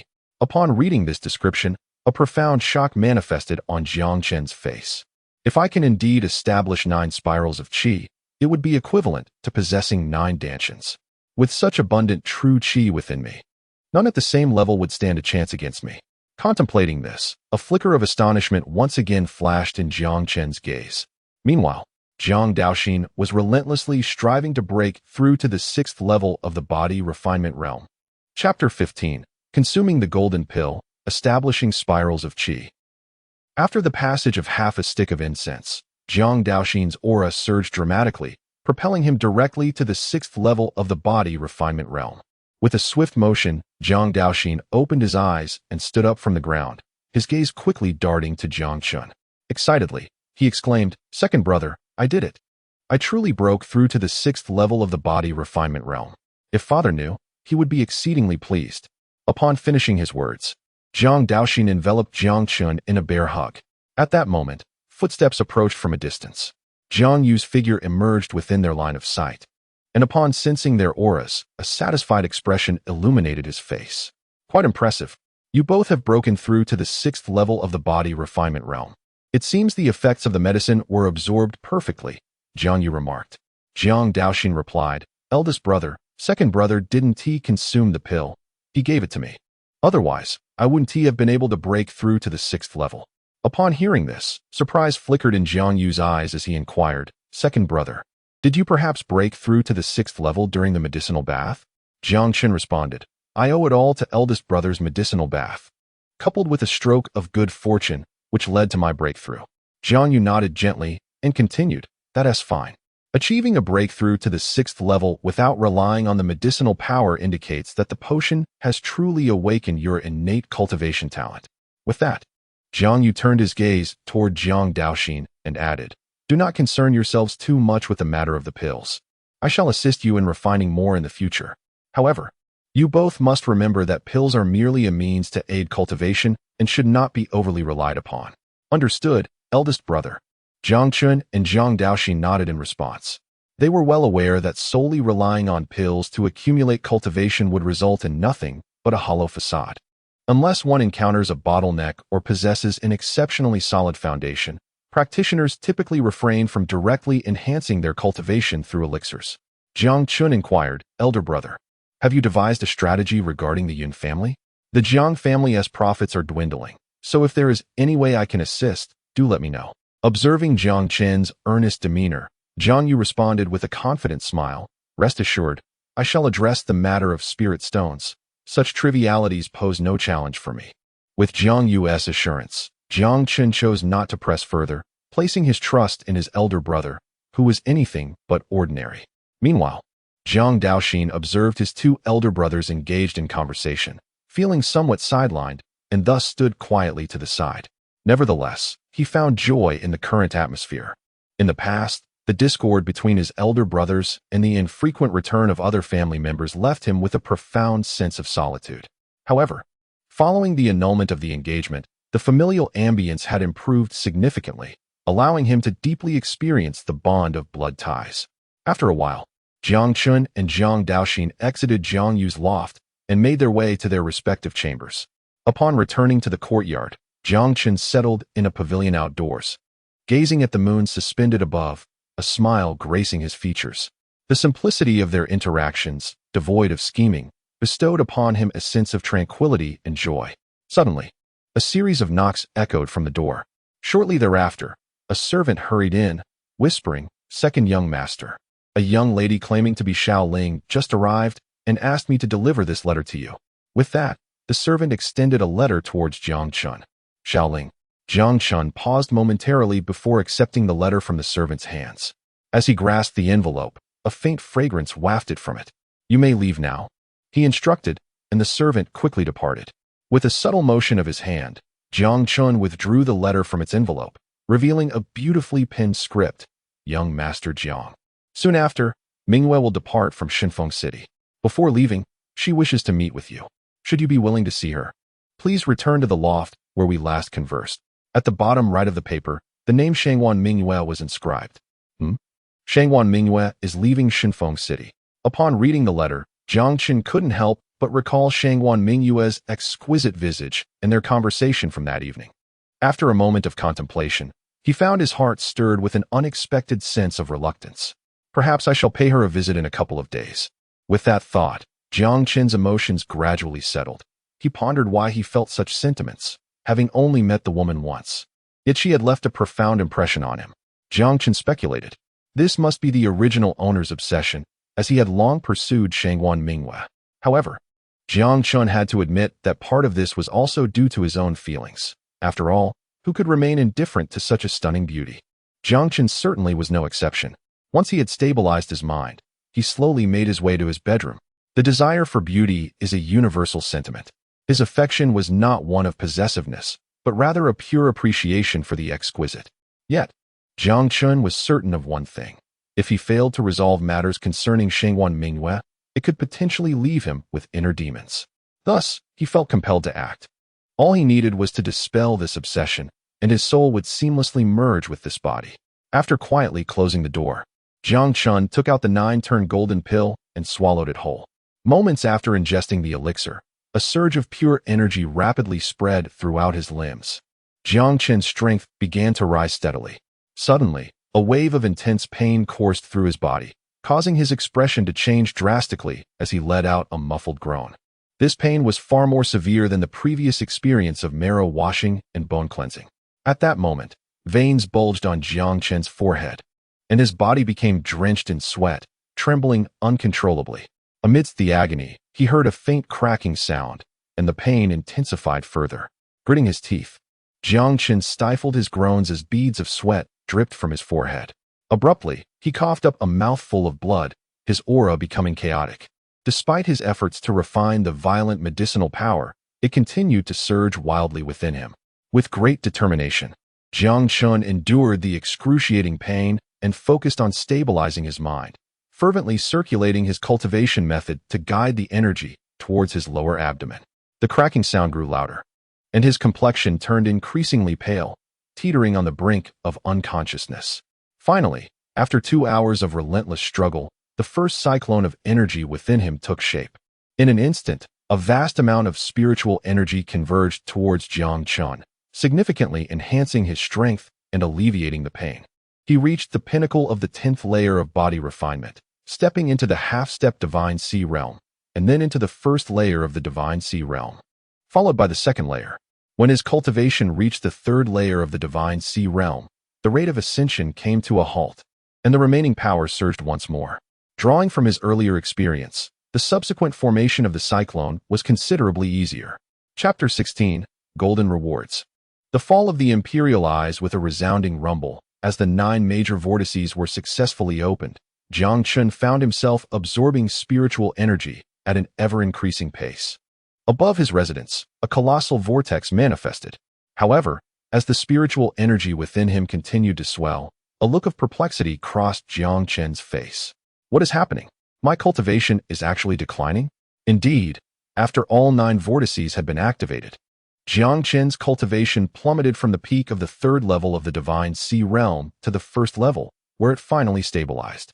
Yet, to his delight, he discovered that although his cultivation had regressed to the 1st level, the richness of the true energy within him had multiplied several times.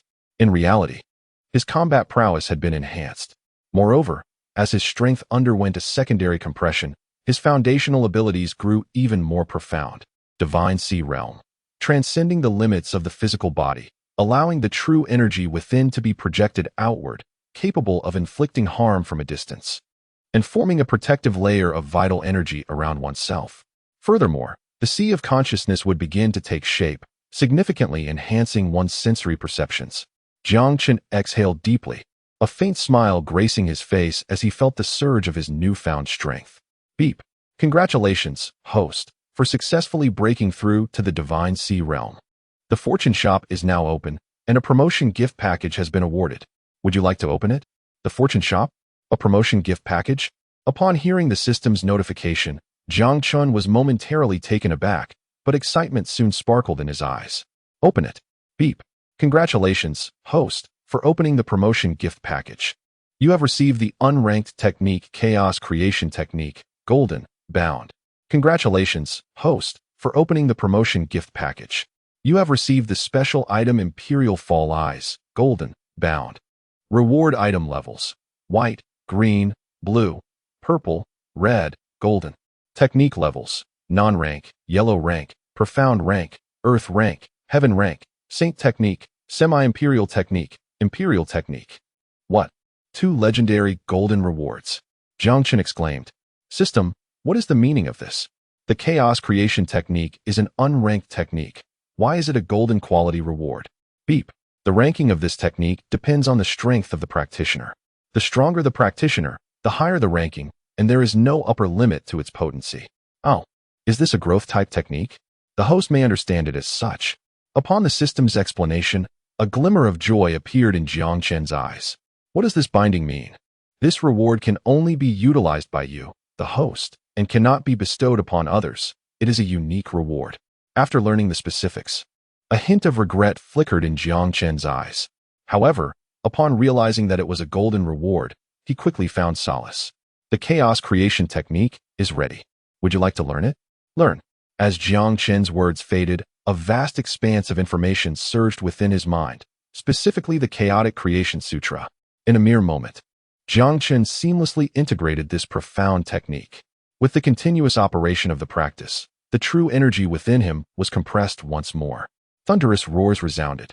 However, this time, Jiang Chen's power did not diminish, but rather elevated to a new level, reaching the second stage of the Divine Sea realm.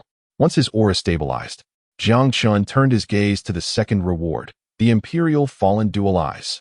Ding! The Imperial Fallen Dual Eyes are ready. Shall we begin the fusion? System. Will fusing this extraordinary eye have any adverse effects on me? Rest assured, host. This system ensures a flawless fusion, indistinguishable from innate abilities, with no rejection whatsoever. As the Imperial Fallen Dual Eyes belong to the ancient extraordinary eyes, their fusion will trigger celestial phenomena. Considering the host's current weaker strength, a shielding function has been specially activated for you. Once this function is enabled, the resulting phenomena will be invisible to all except the host. Upon hearing the system's reassurances, Jiang Chen's final trace of anxiety evaporated. After a moment of composure, he softly declared, "Begin fusion." Ding! Fusion of the dual eyes commencing. As the system's voice fell, Jiang Chen felt an immediate darkness engulf his vision.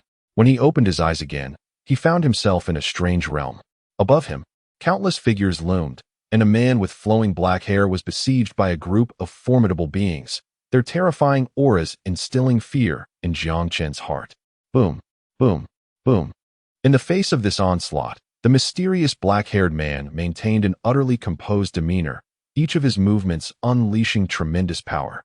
Suddenly, he slowly closed his eyes, and when he opened them once more, his once singular pupils had transformed into a pair of dual eyes. In an instant, the heavens and earth shifted dramatically.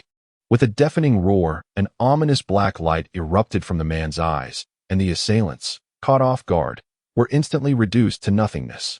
In mere moments, the remaining attackers were annihilated by a single strike from this man.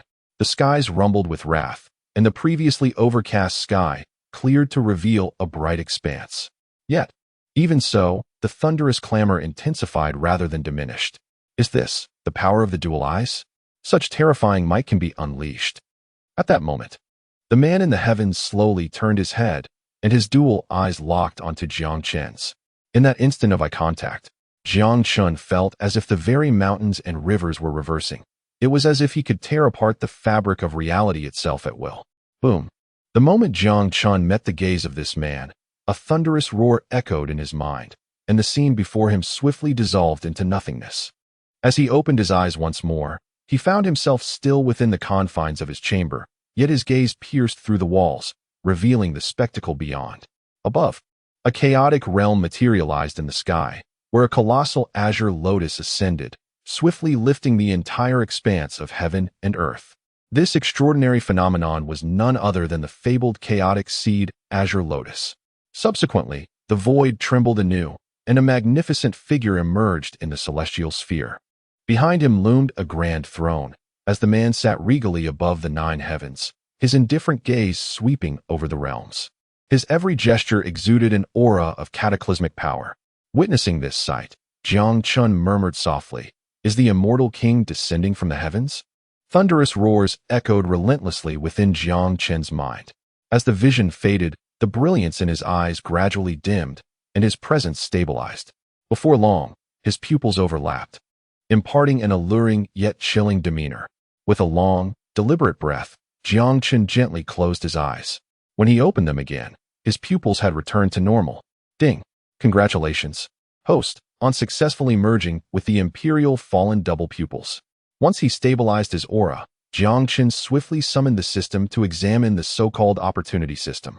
After a brief moment of scrutiny, astonishment flickered in his eyes. Jiang Chen discovered that this opportunity store resembled a veritable emporium, brimming with a plethora of items, techniques, secret arts, weapons, and even bloodlines and physiques were available for exchange. Naturally, the rarer the item, the steeper its price. To acquire these treasures, one needed sufficient opportunity points, and Jiang Chen was taken aback to find he possessed 103 opportunity points. System, how is this opportunity value obtained? Ding. The acquisition of opportunity points is quite simple. It is generated based on the multiplier when the host bestows opportunities, with corresponding multipliers yielding corresponding opportunity points. If I were to gift items from the opportunity store to others, could I receive critical rewards? Critical rewards can be obtained, but to prevent the host from encountering issues, gifting items from the opportunity store will not yield points, and this can only be triggered once a month. Damn.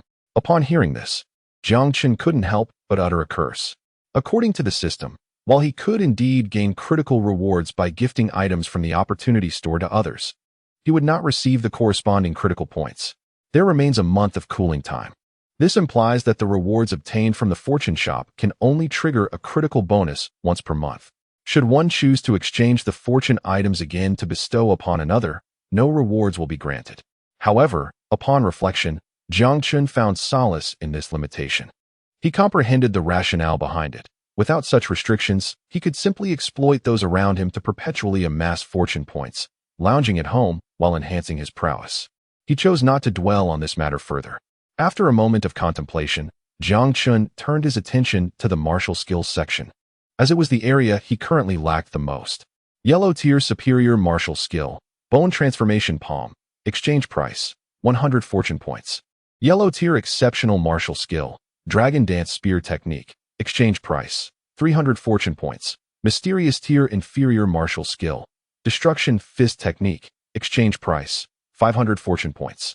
After scrutinizing the options for quite some time, Jiang Chen gritted his teeth and expended 800 fortune points to acquire a mysterious tier intermediate martial skill. This skill, named Heavenly Sound 9 Mysteries, was an exquisite technique of stringed instrument combat. Once mastered to perfection, its power could rival that of superior mysterious tier skills. Naturally, should Jiang Chen wish to cultivate it to its fullest, it would be a simple task.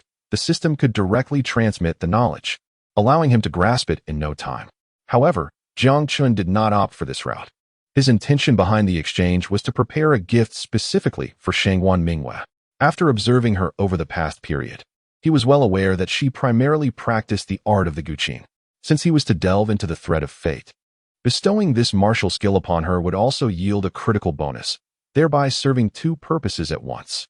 After securing the martial skill, Jiang Chen promptly sat cross-legged and activated the chaotic creation technique. As the spiritual energy of heaven and earth surged into his body, he felt his pores relax significantly. Meanwhile, in a certain lady's loft, the door creaked open. Little Ling slowly entered the room. By the windowsill, a woman clad in a white dress turned her head upon hearing the sound and softly inquired, "Has the letter been delivered?" Little Ling replied, "Miss." The servant said the letter has been handed to young Master Jiang, but he did not read it immediately.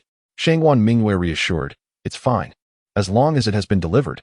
With that, she slightly turned her head, casting her gaze upon a slip of paper on the table, a smile unconsciously gracing her lips. The paper was none other than Jiang Chen's handwritten water-tuned songhead. Observing her mistress's demeanor, Little Ling couldn't help but comment, "Miss, you wouldn't truly be developing feelings for that Jiang Chen, would you? His poem indeed possesses extraordinary profundity, yet the disparity in your statuses," she hesitated, refraining from continuing further. However, her intentions were already quite evident. To develop feelings for someone simply because of a poem seemed rather hasty. Moreover, there was a crucial issue at hand. Jiang Chen's social standing was far too low to be deemed worthy of her esteemed lady. These were the genuine thoughts that lingered in Xiaoling's heart. Yet, in response to Xiaoling's remarks, Shangwan Mingyue slightly lifted her head and cast her gaze toward the luminous moon outside the window. "Xiaoling, do you believe that one needs a reason to love someone?" Upon hearing this, a look of confusion spread across Xiaoling's face, prompting her to retort, "Isn't a reason necessary?" Shangguan Mingyue slowly rose to her feet and reiterated, "Perhaps it is, perhaps it is not." As her words echoed, she picked up the papers on the table and began to recite, "When will the moon be bright? I raise my glass to ask the clear sky. I know not the celestial palaces above. What year is this evening?" Xiaoling listened quietly, refraining from interrupting Shangguan Mingyue, yet the earlier conversation weighed heavily on her mind, deepening her perplexity. After a considerable pause, Xiaoling could no longer restrain herself and spoke. "Miss, even if you and young Master Jiang were to be together, your family would never approve." As soon as the words left her lips, a look of resigned amusement appeared on Shangguan Mingyue's face. She sighed softly and murmured, "I am aware. I simply do not wish to leave myself with regrets. Which is why I want to bid him a proper farewell." Hearing the melancholic tone in her lady's voice made Xiaoling's heart ache inexplicably. Mississippi. Observing Xiaoling's distressed expression, Shangguan Mingyue gently waved her hand and replied softly, "Do not be sad. Perhaps this is my fate. Though I cannot escape it, at least I still possess an opportunity for choice." Xiaoling insisted, "Miss, why not simply elope with young Master Jiang and hide away in a place where no one can find you? That way, you would be free from the constraints of others." Looking at Xiaoling's earnest demeanor, Shangguan Mingyue shook her head gently and said, "It is futile. They have already marked me with a soul imprint. No matter where I flee, I would be easily located, and it would only bring trouble to him." As she spoke, Shangguan Mingyue tenderly brushed Xiaoling's forehead, regarding this girl who had been by her side since childhood as a true sister. Their bond transcended the conventional master-servant relationship. Hearing this, Xiaoling's eyes glistened with unshed tears, feeling that her lady's fate was far too sorrowful, her voice choking with emotion. "Miss, please do not be disheartened. I will always be by your side." Shangguan Mingyue gently patted Xiaoling's shoulder, her gaze softening. "Enough now. If you continue to cry, you will become a little flower cat." The moon hung in the sky as she comforted Xiaoling. Shangguan Mingyue seated herself once more, her palm gently caressing the strings of the guqin, and then she began to play slowly. Chapter 18. A heart-to-heart between father and son, the secrets of the Su family. Time flew by. When Jiang Chen opened his eyes again, the sun had already reached its zenith, casting bright rays through the window. With a deep exhale, he gradually rose from his bed. As he stood, a series of audible cracks resonated from his body. Feeling the continuous surge of power within him, a satisfied smile crept upon his lips. Creak. The door swung open, revealing a familiar figure. "Father, what brings you here?" Jiang Chen inquired. "I've finished my tasks, so I thought I'd come and have a chat with you," Jiang Wenqing replied. In response to Jiang Wenqing's words, Jiang Chen nodded gently. Before long, the two settled in the courtyard pavilion. After a moment of contemplation, Jiang Wenqing spoke first. "Chener, I came specifically to discuss matters concerning your mother." Jiang Chen replied, intrigued. "Is this about my mother?" His interest piqued, as the original host's memories held scant information regarding her. He had intended to inquire about her himself. And now that Jiang Wenqing had broached the subject, Jiang Chen was eager to pursue it further. "Father, where has my mother gone? You have concealed this from me for all these years. Surely there must be some hidden truth?" Sighing softly, Jiang Wenqing began, "Your mother is from the Su family. Although the Su family is one of the prominent families in Tianyu City, they were under immense pressure from various factions at the time. In search of aid, they hosted a grand banquet where I met your mother. Given the cooperative ties between the Jiang and Su families, we eventually came together." As he recounted this, a smile involuntarily graced Jiang Wenqing's face. "Yet soon after giving birth to you, things took a turn." He then recounted the events of that year. It became clear that shortly after Jiang Chen's birth, the Su family encountered some unforeseen turmoil, prompting his mother to respond to the crisis. During that period, Jiang Wenqing was embroiled in a struggle for the position of the young master and could not accompany her, instead dispatching some guards for her protection. However, his mother disappeared for half a month with no news. When he finally realized something was amiss and rushed to the Su family, he found it had been reduced to ruins, littered with corpses, a scene of utter devastation, clearly the aftermath of a massacre. At this revelation, Jiang Chen's gaze turned icy. A tempest of rage surged within him. As the terrifying aura abruptly manifested, Jiang Wenqing immediately sensed it, his face betraying a look of astonishment as his gaze swiftly fixed upon Jiang Chen. "Chen, my child, what is your strength?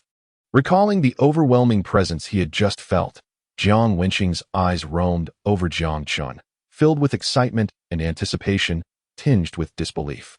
Jiang Chen gently waved his hand and replied, "Father, when the time is ripe, I shall explain everything to you. Is my mother also?" The Su family was indeed his mother's ancestral home. The thought that the Su family had been exterminated led Jiang Chen to wonder if his mother had also met a dire fate, though he clung to a glimmer of hope, yearning to hear a different answer. Noticing Jiang Chen's earnest demeanor, Jiang Wenqing refrained from probing further into the matter. However, one thing was certain: his son's strength had indeed significantly increased, and this realization was sufficient for Jiang Wenqing. After a moment of calming himself, he spoke again. "I am also uncertain. We have found the bodies of the guards, yet there is no trace of your mother." Upon hearing this, Jiang Chen's eyes immediately brightened. If no body has been found, there is a possibility of change. With this statement, Jiang Wenqing nodded slightly. "Chen, I have also speculated along these lines. I have never ceased searching over the years. The reason I share this with you is to prevent you from harboring resentment towards your mother. She truly loves you dearly." As he spoke, a hint of nostalgia flickered in Jiang Wenqing's eyes, mingled with a measure of guilt. It was evident from his expression that he held profound feelings for Jiang Chen's mother. "Father, I understand." Jiang Chen nodded slightly. From his memories, he realized that due to his father's infrequent mentions of his mother, he had long believed he had been abandoned by her. Coupled with the Jiang family's deliberate concealment, various rumors had arisen, leading Jiang Chen to gradually succumb to a reckless lifestyle, becoming a wayward son. This behavior, however, was also a means of self-protection. After all, the Su family had been silently annihilated, indicating that their assailants possessed formidable strength. As Jiang Chen bore the bloodline of the Su family, it was difficult to ensure that he would not become a target. Notably, since the Su family's demise, no one had sought out the Jiang family in retaliation. Initially, Jiang Wenqing had no intention of discussing this matter, but following the recent engagement annulment, he felt that his son had matured considerably, no longer acting so impulsively. After a period of contemplation, he resolved to disclose this information to Jiang Chen. Of course, the satisfaction on Jiang Wenqing's face deepened at the thought of the imposing aura Jiang Chen had just exuded. Time passes swiftly. Jiang Chen and Jiang Wenqing engaged in deep conversation for an extended period, unraveling the emotional knots that had bound them for years. Observing his father's receding figure, Jiang Chen's eyes softened with a gentle hue. Just then, he felt a wave of relaxation sweep over him, enhancing the harmony between his spirit and this corporeal form. Jiang Chen mused, "Is this one of your lingering attachments from life? Fear not, father, I shall safeguard it. If mother has indeed been taken, I vow to rescue her." With his words, clarity blossomed within his heart. Meanwhile, back in his courtyard, Jiang Wenqing wore a gratified smile. He murmured, "Xiaolin, our son has grown. He bears no resentment towards you." At this moment, tears welled in his eyes, cascading down his cheeks. Once his emotions subsided, Jiang Wenqing slowly retrieved 2 jars of wine and placed a hairpin before him, sipping thoughtfully. As night fell, Jiang Chen donned a flowing white robe and stepped outside the Jiang family estate, soon vanishing into the embrace of the night. He walked deliberately along the street. Though it was late, numerous shops remained open, and many cultivators reveled in taverns. Shortly after Jiang Chen departed, a dark-skinned man emerged from an alley. Casting a glance towards the direction Jiang Chen had vanished, a cold smirk gracing his lips, he whispered, "At last, he has ventured out. I must hasten to report this to young Master Xiao." With that, the man dashed towards the Xiao residence.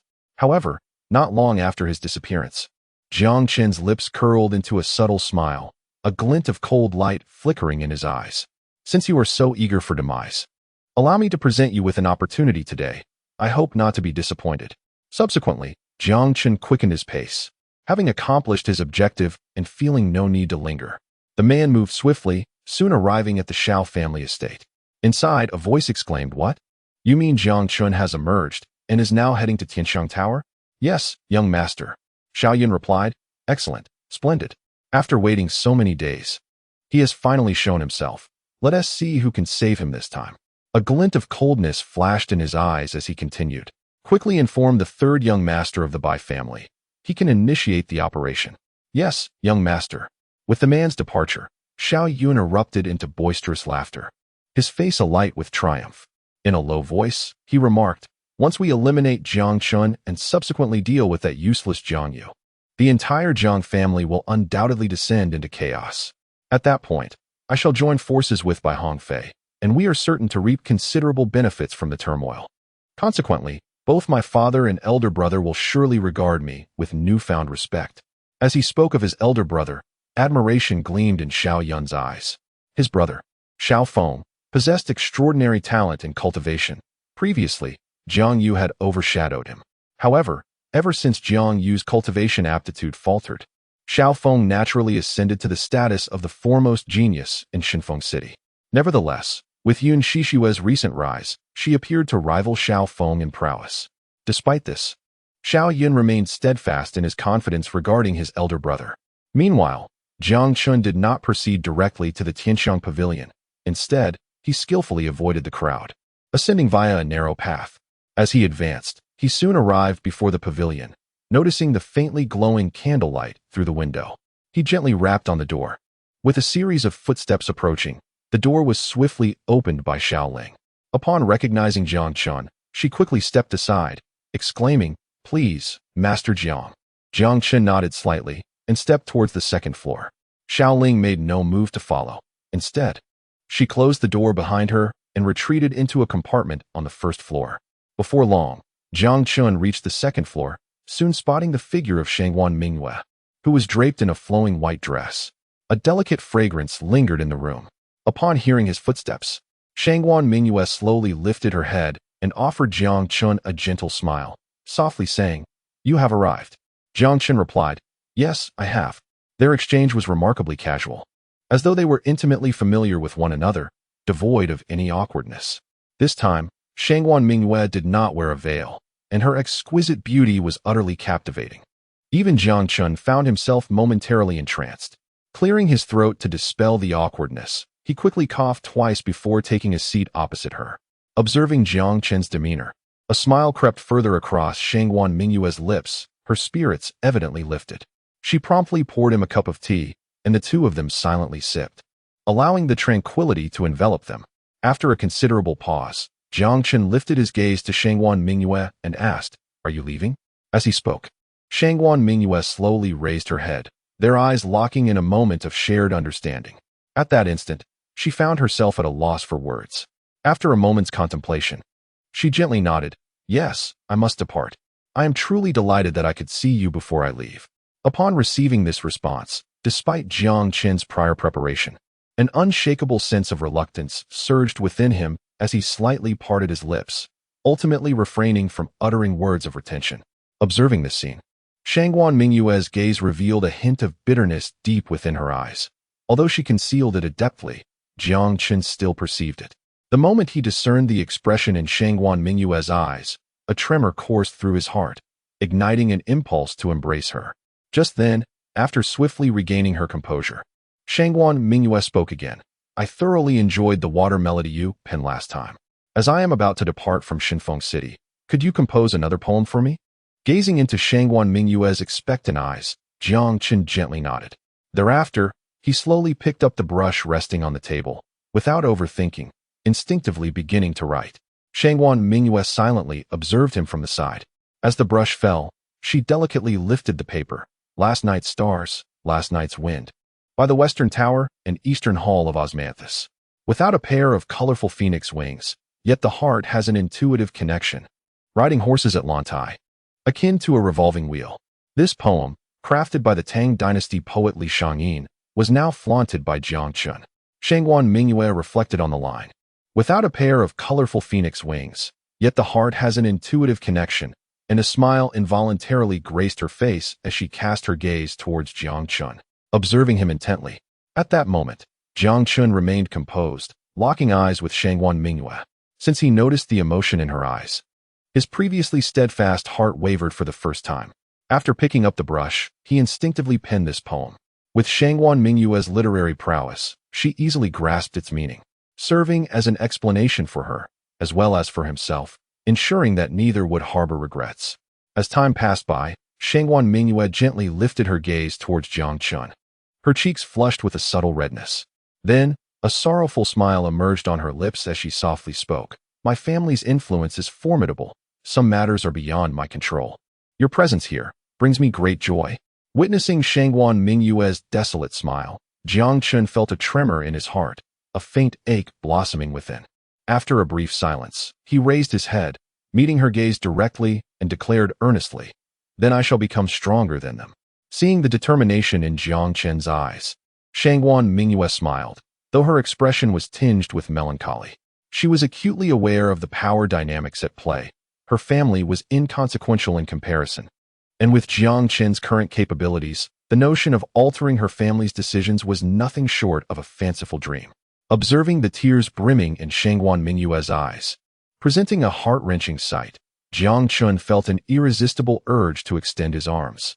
With a gentle touch at the corner of her eye, Shangguan Mingyue's skin felt exquisitely delicate. Jiang Chen felt as if he were caressing silk.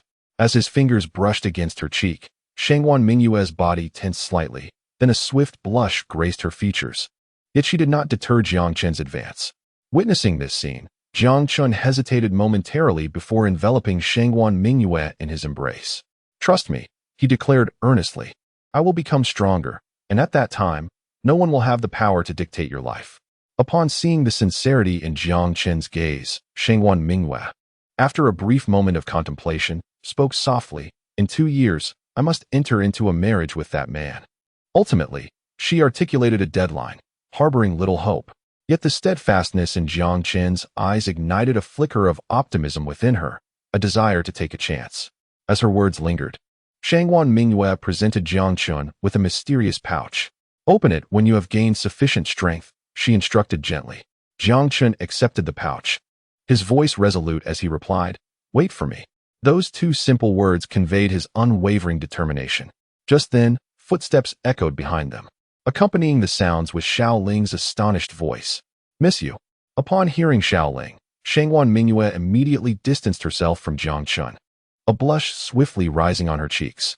However, she quickly regained her composure and turned her gaze to Xiao Ling, inquiring, What is it, Xiao Ling? Has something happened? Why did you come up here so suddenly? Xiao Ling paused for a moment, observing Shangguan Mingyue's subtle signals.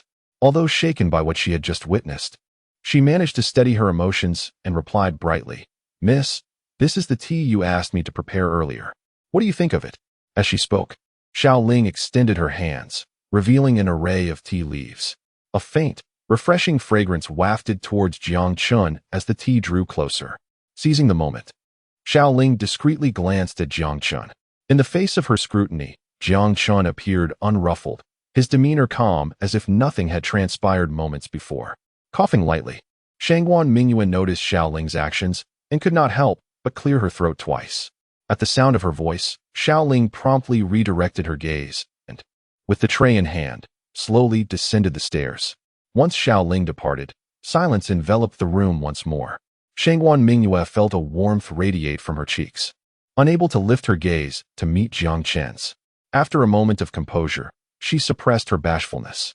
Their gazes locked, and she spoke once more, Jiang Chen. How about I play a piece for you? Certainly. Upon hearing this, Shangguan Mingyue's lips curled into a smile. Her hand gently caressed the strings of the zither, and she began to play slowly. The ethereal melody resonated through the loft, and at that moment, her expression was one of deep concentration. Her fingers danced gracefully across the strings. After taking a sip of tea, Jiang Chen gradually closed his eyes. As the music came to an end, its lingering notes filled the air. Shangguan Mingyue lifted her gaze to Jiang Chen, her eyes brimming with tenderness. After a moment of contemplation, Jiang Chen slowly reopened his eyes, meeting Shangguan Mingyue's gaze. Under Jiang Chen's unwavering stare, a faint blush crept across Shangguan Mingyue's cheeks, and she shyly lowered her head, unable to maintain eye contact. Captivated by her bashful demeanor, Jiang Chen found himself momentarily entranced, forgetting to speak. Noticing his daze, Shangguan Mingyue inquired softly, What are you looking at? Nothing. Just nothing. A soft laugh escaped Shangguan Mingyue's lips at Jiang Chen's flustered expression, akin to a garden in full bloom.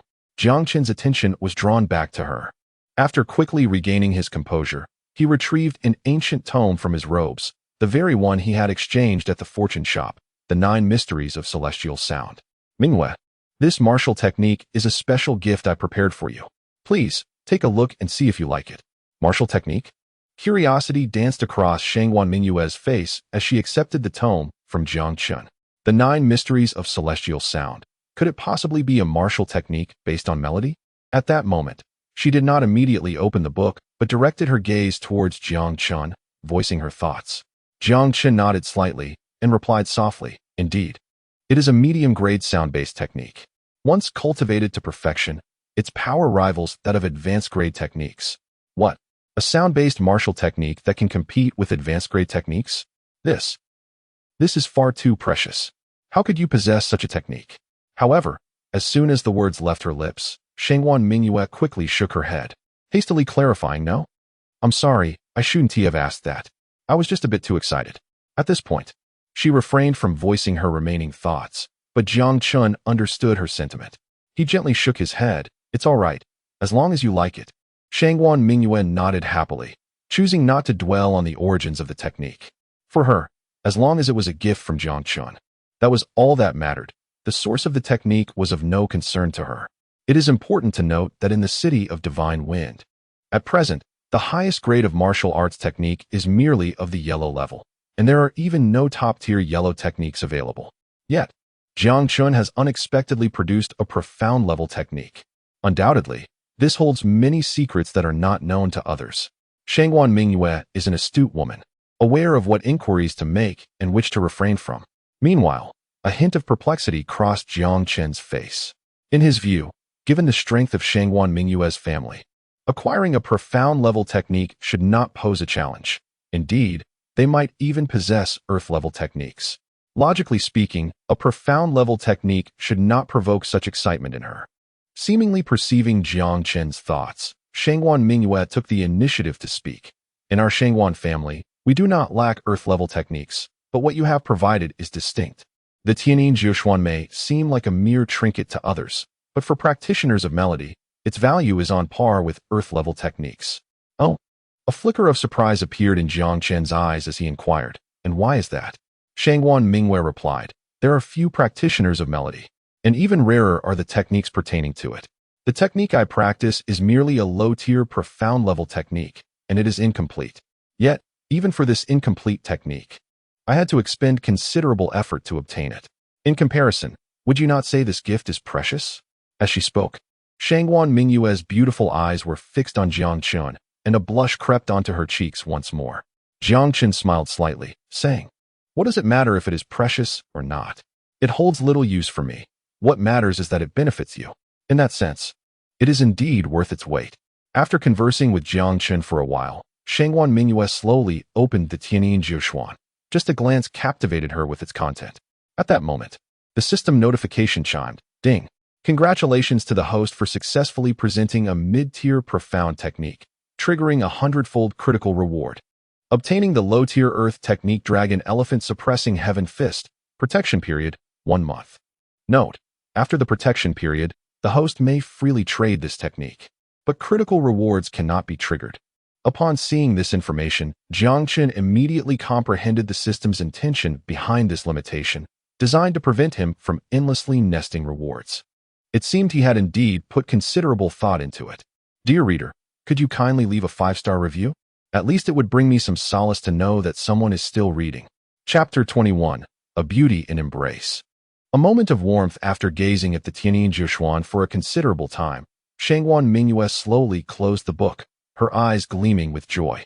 Subsequently, she turned her gaze to Jiang Chen and spoke softly, "Thank you, I truly cherish it." With those words, she carefully stored the manual away. Time flew by.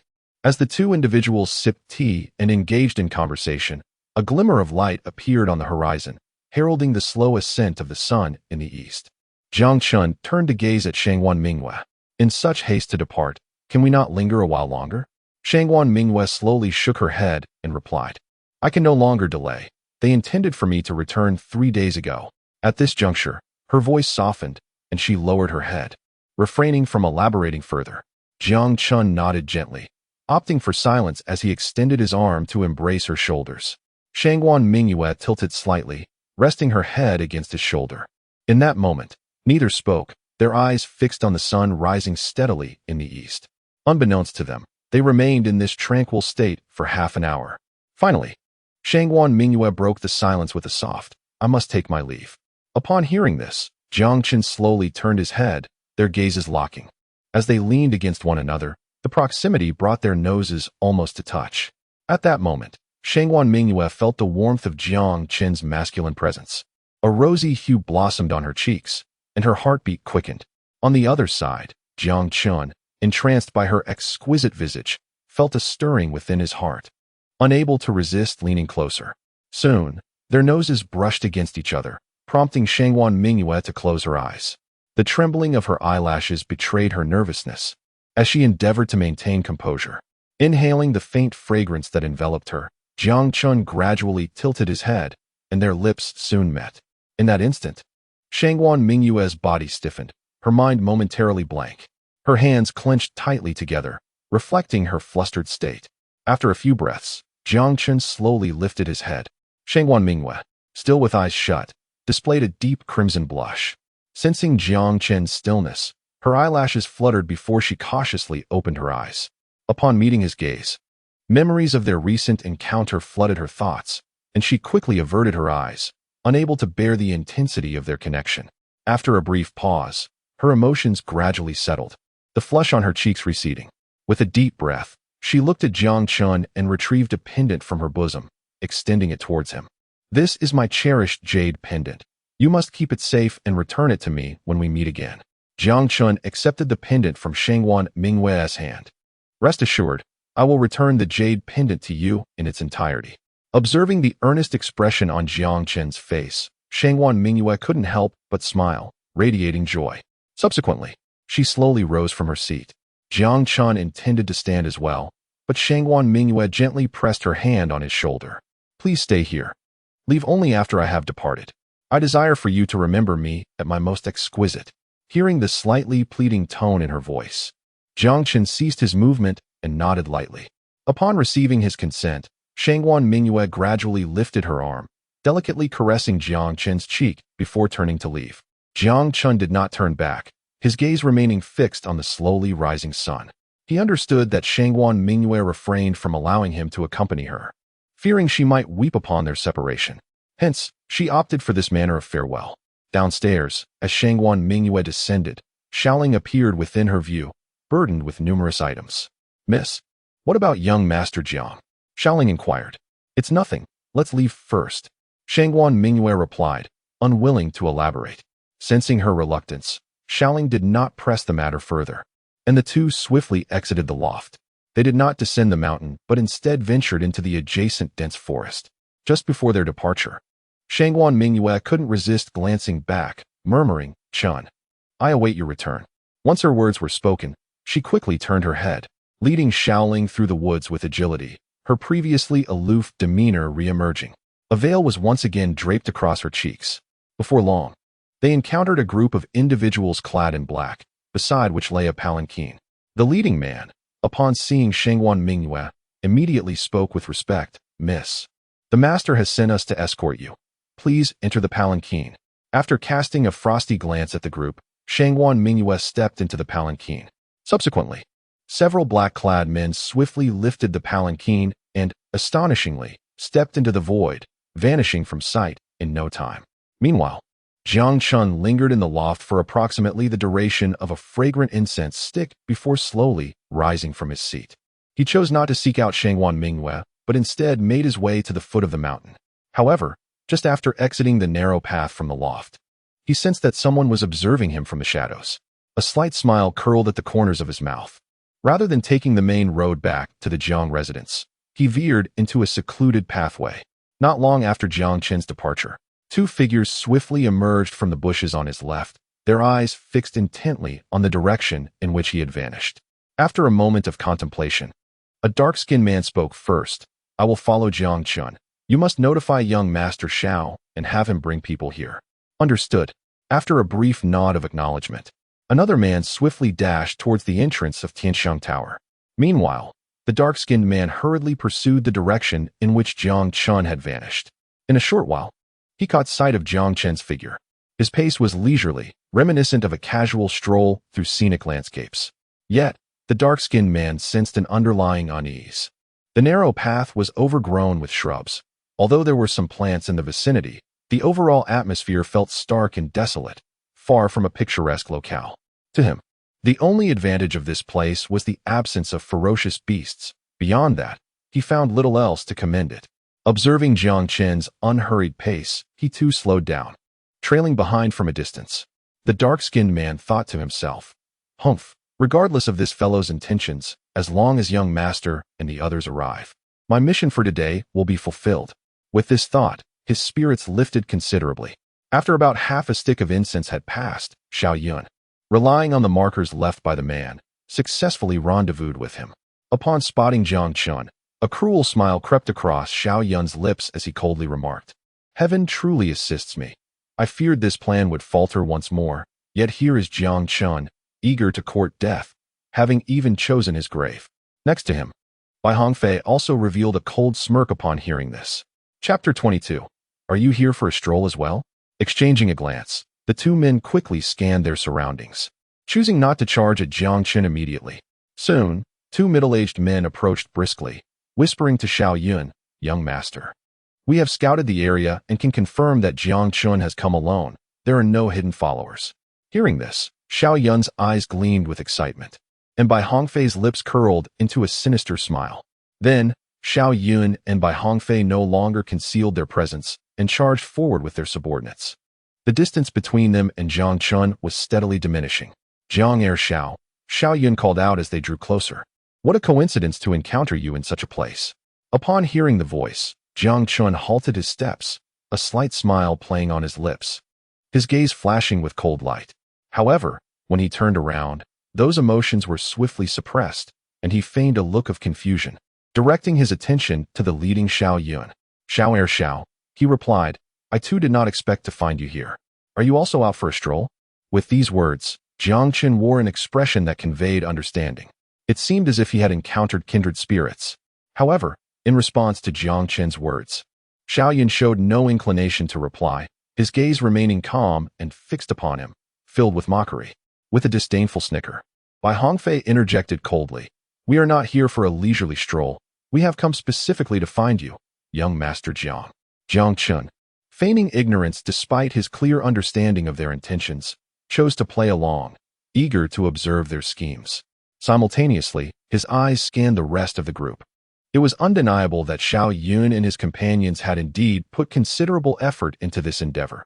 Among them were two practitioners at the 8th level of body refinement. It is noteworthy that within the 4 great families of Shinfeng City, the highest known cultivation level was merely the peak of the 4th level of Divine Sea Realm. Those who could break through to the 1st level of Divine Sea Realm could directly ascend to the status of elders within their families.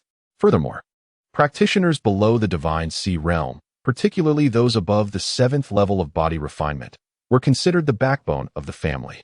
The appearance of two practitioners at the 8th level of body refinement in one day clearly indicated the seriousness of Xiao Yun and his companions' intent to eliminate Jiang Chen. On the other side, upon hearing Jiang Chen's inquiry, Bai Hongfei chose not to beat around the bush any longer.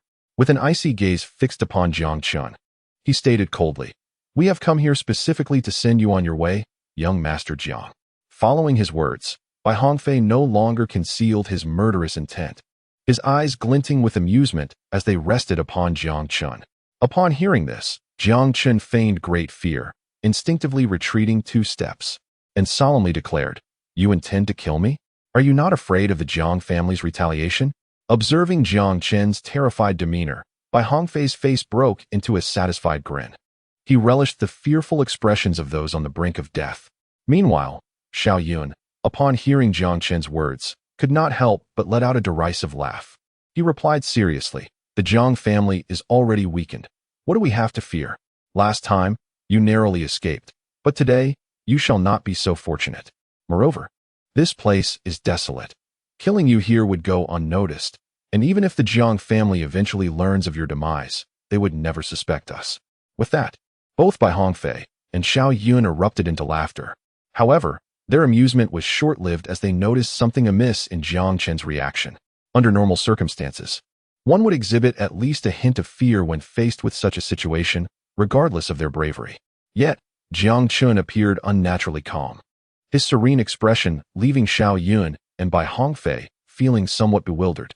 Upon contemplating the presence of the formidable 8th-layer refinement practitioner, the expressions of the two individuals returned to a state of normalcy. They surmised that Jiang Chen was merely feigning composure, attempting to extract a glimmer of hope from the situation through mere deception. With this realization, the mockery upon their faces intensified. However, at that moment, Jiang Chen's voice resonated slowly. Indeed, this is an excellent place for committing murder and plundering. Since you are so eager to meet your demise, allow me to oblige. Witnessing Jiang Chen's audacity, Bai Hongfei immediately turned to the man behind him and exclaimed with fury, "Lu Neng, break that fellow's limbs. I want him to die in despair amidst agony." "Yes, young master." As soon as Bai Hongfei's words fell, one of the 8th-layer refinement practitioners stepped forward, swiftly charging towards Jiang Chen. With the elevation of his own aura, a small whirlwind began to form around him, accompanied by a whistling sound in the air. Lu Neng taunted, "You dare offend young master Bai? Accept your punishment with humility." As he spoke, Lu Neng struck with his hand, aiming to sever Jiang Chen's arms, intent on rendering him powerless. Observing the narrowing distance between them, Jiang Chen remained rooted in place, seemingly in a daze. Bai Hongfei and Xiao Yun exchanged glances, their expressions brightening, their smiles widening.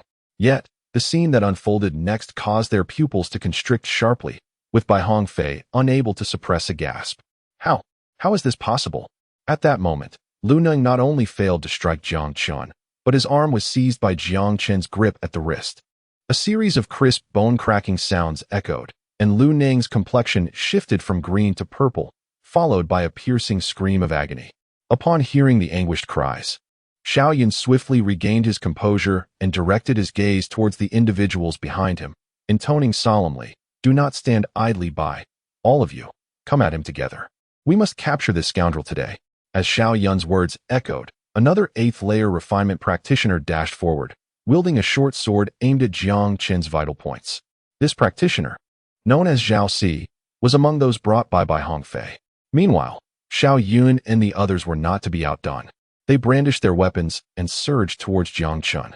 Despite the unexpected strength Jiang Chen exhibited, Xiao Yun remained unfazed. In his view, they had two 8th-layer refinement practitioners on their side, and with their assistance, subduing Jiang Chen was certainly within reach. Zhao Si rushed towards Jiang Chen, a glimmering dagger in hand, aimed directly at his chest. Meanwhile, Lu Neng, caught by the arm, wore a fierce expression. He swiftly channeled his internal energy, extending his other arm into his bosom to draw forth a jade-green short sword. With a swift motion, Lu Neng thrust the jade sword towards Jiang Chen's abdomen. However, in that critical moment, an unexpected barrier of energy materialized around Jiang Chen, effectively deflecting their assaults. The sound of their daggers striking the energy wall echoed, and despite their attempts to amplify their internal energy, they could not breach the barrier. "Damn it, this is protective qi. He is a practitioner of the divine sea realm." Zhao Er exclaimed in shock, retreating quickly, his face a mask of terror and disbelief. While Zhao Er managed to withdraw, Lu Neng found his arm firmly grasped by Jiang Chen, leaving him no opportunity for resistance. Divine Sea Realm? Upon hearing this, Xiao Yun and the others halted in their tracks, gazing at Jiang Chen in utter astonishment. At that moment, Jiang Chen seized the dagger from Lu Neng's grasp and plunged it into his chest. Within moments, Lu Neng's body began to convulse, frothing at the mouth. And after a few desperate struggles, he fell still. It was evident that the dagger was laced with a lethal poison. Bai Hongfei dead? Is he dead? Witnessing the demise of his companion, Bai Hongfei's face finally betrayed a look of terror, especially under the chilling gaze of Jiang Chen, which sent tremors coursing through his body. Flee. Although they could not comprehend how Jiang Chen had suddenly ascended to the divine sea realm, their instinct for survival kicked in, prompting them to hastily retreat. As Bai Hongfei moved, Xiao Yun also turned to flee, showing no sign of hesitation, while shouting to his remaining subordinates, "Stop him. You must stop him. If anything happens to me today, your clansmen will face dire consequences."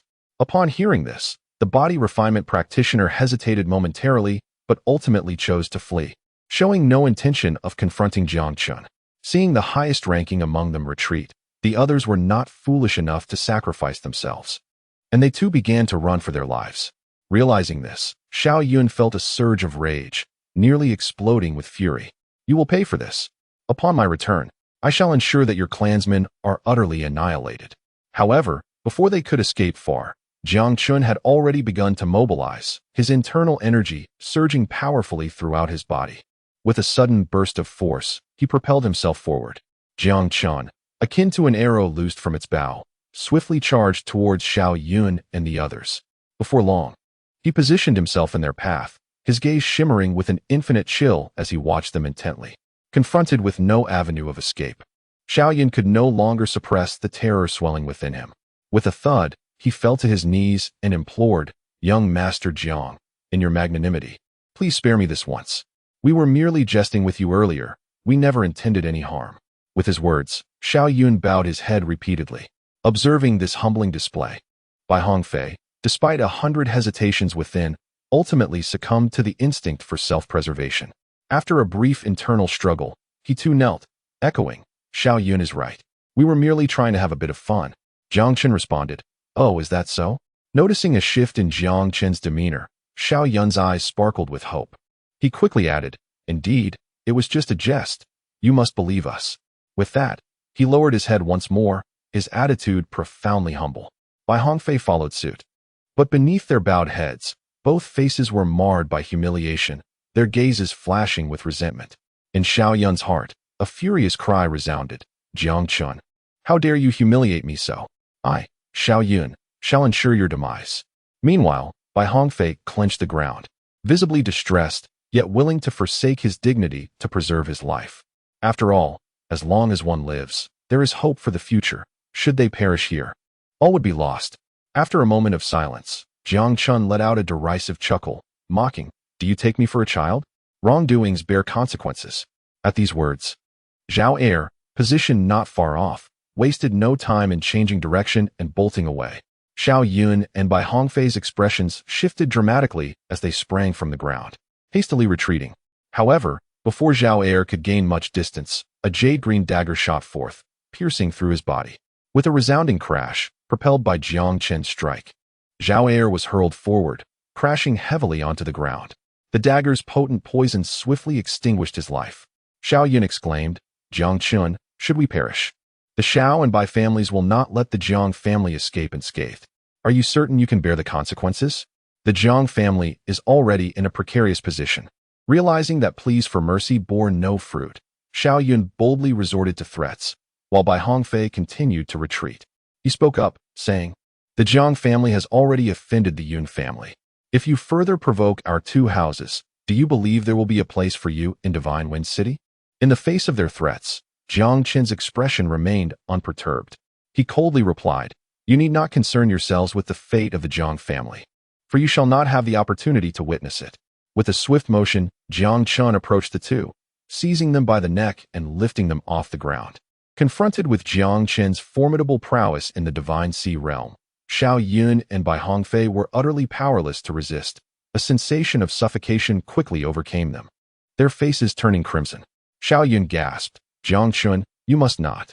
Before he could finish his sentence, Jiang Chen crushed his neck with a single movement. Witnessing this, Bai Hongfei realized that his demise was inevitable. With a fierce determination, he bellowed, "Jiang Chen, even if I perish today, I shall ensure you do not escape unscathed." As his words fell, the energy within Bai Hongfei surged violently. However, it was short-lived. Jiang Chen effortlessly shattered his dantian, leaving him devoid of power. Bai Hongfei uttered, "You," before Jiang Chen's arms surged with force, swiftly dealing with him as well. Naturally, he did not spare the others. In a brief moment, all those who had come to ambush him were vanquished, leaving no survivors. Chapter 24, Information Exploration. Gluttonous Divine Body drawing from his previous experience, Jiang Chen felt no discomfort this time. His demeanor was exceedingly calm. With a thunderous sound, he activated his true energy, swiftly gathering the corpses together. Subsequently, he delved deeper into the surroundings. After approximately half a stick of incense, Jiang Chen discarded the bodies into a ravine and turned away without a second glance. Not long after Jiang Chen's departure, Numerous ferocious beasts caught the scent of blood in the air, hastily converging upon the corpses, filling the ravine with their roars. With fluid agility, Jiang Chen leapt through the forest, soon returning to the streets. He then concealed his aura and slowly made his way toward the Jiang family residence. Jiang Chen understood that the news of Xiao Yun and the others' deaths would soon reach the two major families. His choice to eradicate the bodies was merely a tactic to delay their investigation. Should the Xiao and Bai families act at this juncture, it would be exceedingly detrimental to the Jiang family and could potentially trigger a chain reaction. After all, he was acutely aware of the adage that when a wall falls, many will push it down. Moreover, once the Jiang family collapsed, the surplus resources would amount to a considerable fortune, one that many had long coveted. As Jiang Chen traversed his path, he exchanged the remaining opportunity points at the opportunity shop for a martial skill titled Hidden Chi Technique. This particular technique served a functional purpose. It allowed the practitioner to perfectly conceal their own strength, thereby preventing adversaries from discerning their true capabilities, making it an essential skill for a cunning individual. Once the system's transmission concluded, Jiang Chen swiftly comprehended the entirety of this technique, successfully solidifying his strength at the 6th level of body refinement. Upon returning to the Jiang family estate, Jiang Chen visited his father. After an extensive conversation, he proceeded towards his loft. However, before reaching his abode, a hint of puzzlement flickered in his eyes. What is Daoxin doing loitering in front of my door? As Jiang Chen approached, Jiang Daoxin, upon hearing the footsteps, looked up in the direction of the sound. Upon recognizing Jiang Chen, he quickly rose from the stone steps, a faint smile gracing his visage. Second brother, you're back. Jiang Chen responded. Daoxin, what brings you here today? Did third uncle not take you for training? Hee. Ever since I learned that my strength has risen to the 6th level of body refinement, father said I no longer need to train and instructed me to listen to you, an elder brother, Jiang Daoxin replied. Jiang Chen nodded lightly and then inquired. By the way, it seems you've been waiting here for some time. Is there something you need to discuss? Scratching his head, Jiang Daoxin responded. Elder brother sent me over. He said he would take us to the 100 Beasts Mountain for training upon his return, so he asked me to inform you first. Since I had nothing else to do and you were not home, I decided to wait for you here. The mention of 100 Beasts Mountain sparked a glimmer of excitement in Jiang Chen's eyes. He had to admit, he was quite eager about that place. During this period, he had indeed experienced significant growth in strength, yet practical combat experience remained scarce. Thus, he found himself unable to fully unleash his potential. This upcoming journey to the 100 Beasts Mountain presented a splendid opportunity to enhance his combat experience. After a brief moment of contemplation, Jiang Chen gently pushed open the door, leading Jiang Daoxin into the courtyard. Do you have any idea when elder brother will return? He left in quite a hurry. Do you know what he is up to? Upon hearing Jiang Chen's question, Jiang Daoxin shook his head rapidly. Elder brother left rather mysteriously after giving a brief explanation. After listening to Jiang Daoxin's account, Jiang Chen refrained from further inquiries and shifted his gaze towards Jiang Daoxin. As he scanned Jiang Daoxin, a stream of information swiftly materialized before him. Name, Jiang Daoxin. Identity, direct descendant of the Jiang clan. Strength, 6th level of body refinement. Bloodline, none. Physique, devouring divine body. Inactive, devouring divine body, capable of consuming the flesh and blood of various beasts, as well as rare treasures to enhance one's strength. When the divine body reaches its peak, it can devour the heavens, the earth, the sun, the moon, and the stars in one bite. Upon reading this information, a glimmer of astonishment flickered in Jiang Chen's eyes. The system's ability to access others' information was a revelation Jiang Chen discovered upon his return, and he had not anticipated such a remarkable finding during his inaugural use.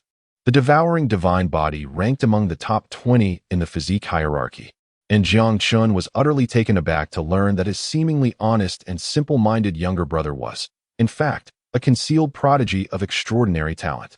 Noticing Jiang Chen's scrutinizing gaze, Jiang Daoxin's eyes mirrored a look of confusion. Unable to suppress his curiosity, he inquired, Second brother, what is it? Why are you looking at me like that? Is there something wrong? Jiang Chen gently waved his hand and replied, Daoxin, have you experienced any changes in your body lately? The reason behind this inquiry was quite significant. Logically, without the awakening of the devouring divine body, Jiang Daoxin's strength would have been exceedingly difficult to enhance, as the awakening of a physique necessitates the absorption of substantial energy. With the energy required for the physique not yet reaching saturation, there would be no surplus energy to bolster one's strength. However, now Jiang Daoxin had broken through to the 6th level of body refinement, indicating that the devouring divine body was on the brink of awakening. Jiang Daoxin responded, "Changes? I don't think so. Is feeling hungrier a change? Feeling hungrier?" Jiang Chen echoed. "Indeed," Jiang Daoxin confirmed. "Normally, one meal would sustain me for several hours, but now I find myself perpetually hungry, as if I could never be satisfied." Just as he finished speaking, his stomach audibly growled in agreement. "All right, I understand now. Go to the backyard and prepare something to eat. We will discuss any matters further when Big Brother returns," Jiang Chen instructed. "Understood, second brother." With that, Jiang Daoxin turned and made his way toward the backyard. At that moment, Jiang Chen noticed another issue. Jiang Daoxin had noticeably lost weight. Remarkably, in just one day, Jiang Chen could clearly see that Jiang Daoxin's physique had shrunk considerably. This observation further solidified Jiang Chen's initial conjecture. It seems prudent to take full advantage of this upcoming expedition into the mountains to facilitate the complete awakening of third brother's physique. With this thought, an expression of anticipation graced Jiang Chen's features. Dear readers, please encourage updates. Chapter 25. The Ice Physique during the time Jiang Daoxin was preparing food. Jiang Chen was not idle. He returned directly to his chamber and commenced his cultivation of the chaotic creation technique. Meanwhile, within the confines of the Yun family, in a certain young lady's boudoir, the door creaked open. Yun Shishua stepped out from her room. Upon seeing her figure, the maid at the entrance immediately bowed respectfully, greeting. "Miss, good day?" Yun Shishua inquired. "Where's my father?" The maid replied, "Miss, today there is an auction at the Baibauj, and the head of the family has already taken people there." "An auction, you say?" After a moment of contemplation, Yun Shishua continued, "By the way, during my seclusion, has there been any response from the Jiang family?" A flicker of cold light crossed Yun Shishua's gaze at the mention of the Jiang family. Despite the looming presence of the Falling Cloud sect, which deterred external discussions, the prevailing narrative suggested that Jiang Yu had been the one to call off the engagement. In their eyes, the so-called divorce was merely a ploy by the Jiang family to preserve their dignity by spreading rumors of the separation. However, Yun Shishua was acutely aware that she had indeed been cast aside by that worthless Jiang Yu. The maid responded, "Miss, since your retreat, the Jiang family has maintained a remarkably low profile, as if nothing had transpired. Furthermore, with the ongoing pressure from our family and the other two great clans, the situation for the Jiang family has deteriorated significantly. It won't be long before we can execute our next plan." Upon hearing this, Yun Shishua's expression remained largely unchanged. She nodded gently and stated, "All right, I understand." With her words, she proceeded towards the main hall. In truth, Yun Shishua could have gone directly to the Falling Cloud sect. Yet she chose not to. Her decision to remain was driven by the desire to join the Falling Cloud sect under the watchful eyes of the public. For her, the assessment was merely a formality. This approach served two purposes. First, to intimidate other forces, signaling that the Yun family had a member joining the Falling Cloud sect, thereby dissuading them from rash actions against her family, which acted as a protective measure. After all, once one entered a sect, returning was uncertain. This could be seen as a subtle severance of karmic ties. The second reason was to ensure that Jiang Yu clearly understood the chasm between them, forcing him to confront reality. Additionally, having failed to eliminate Jiang Yu previously, if he dared to provoke her again, she would seize the opportunity to end him. With these thoughts, a cold smile graced Yun Shishua's lips. Upon reaching the hall, Yun Shishua casually chose a spot to sit, then gently closed her eyes and began to cultivate her techniques. As her aura steadily intensified, the temperature in the hall rapidly dropped, and frost began to form upon the tables and chairs. After the passage of a fragrant incense stick's time, Yun Shishua slowly opened her eyes, a look of satisfaction illuminating her countenance. In a hushed whisper, "As the icy essence continues to awaken, the speed of my strength enhancement accelerates. At this rate, it won't be long before I can break through to the 8th layer of body refinement." Just then, the sound of footsteps echoed from outside the hall. Shortly after, a middle-aged man, leading several elders, strode into the grand chamber. Upon catching sight of Yun Shishua, A swift smile broke across his stern face. The middle-aged man hastened his steps and quickly approached Yun Shishua, exclaiming, "Shuai, I didn't expect your seclusion to conclude so swiftly. Just so happens I acquired something remarkable at the auction today. I believe it will be of great use to you." This middle-aged man was none other than Yun Qianxiu, the head of the Yun family. Upon witnessing her father's exuberance, Yun Shishua felt her curiosity piqued. Before she could utter a word, Yun Qianxiu produced a porcelain vial from his robes, carefully placing it upon the table. With a gentle pop, the lid was removed, and an aromatic fragrance of elixir permeated the hall. The elders present, upon inhaling this enticing aroma, could not suppress a flicker of desire in their eyes. Though they swiftly quelled it, they understood that their talents had reached their limits. Even if they were to consume this pill, it would merely squander precious resources. Drawn by the alluring scent, Yun Shishua rose from her seat and grasped the porcelain vial, her gaze fixated on the ancient brown pill within, her face alight with wonder. "Father, what are the effects of this elixir, and how many spirit stones did you spend to procure it?" she inquired. Yun Qianxiu replied, "This exquisite blood qi pill, though classified as a third tier, possesses effects that rival those of a fourth tier elixir. Its primary function is to enhance the internal vitality of a cultivator. Furthermore, this pill can also purify the body to a certain extent, strengthening one's physique while simultaneously augmenting the cultivator's innate talent." Yun Shishua asked, "Do you mean to say that this pill has the ability to wash the marrow and refine the bones?" Upon hearing this, Yun Qianxiu nodded gently and responded, "While the effects may not be overtly pronounced, it indeed serves as a rudimentary form of marrow washing and bone refining. This elixir has been personally authenticated by Master Gufeng, so there is no doubt regarding its authenticity. As for the cost, I spent 30,000 low-grade spirit stones to acquire it. There were 3 pills auctioned in total, with the highest bid reaching as much as 40,000 low-grade spirit stones." Upon hearing this price, Yun Shishua nodded slightly, choosing not to elaborate.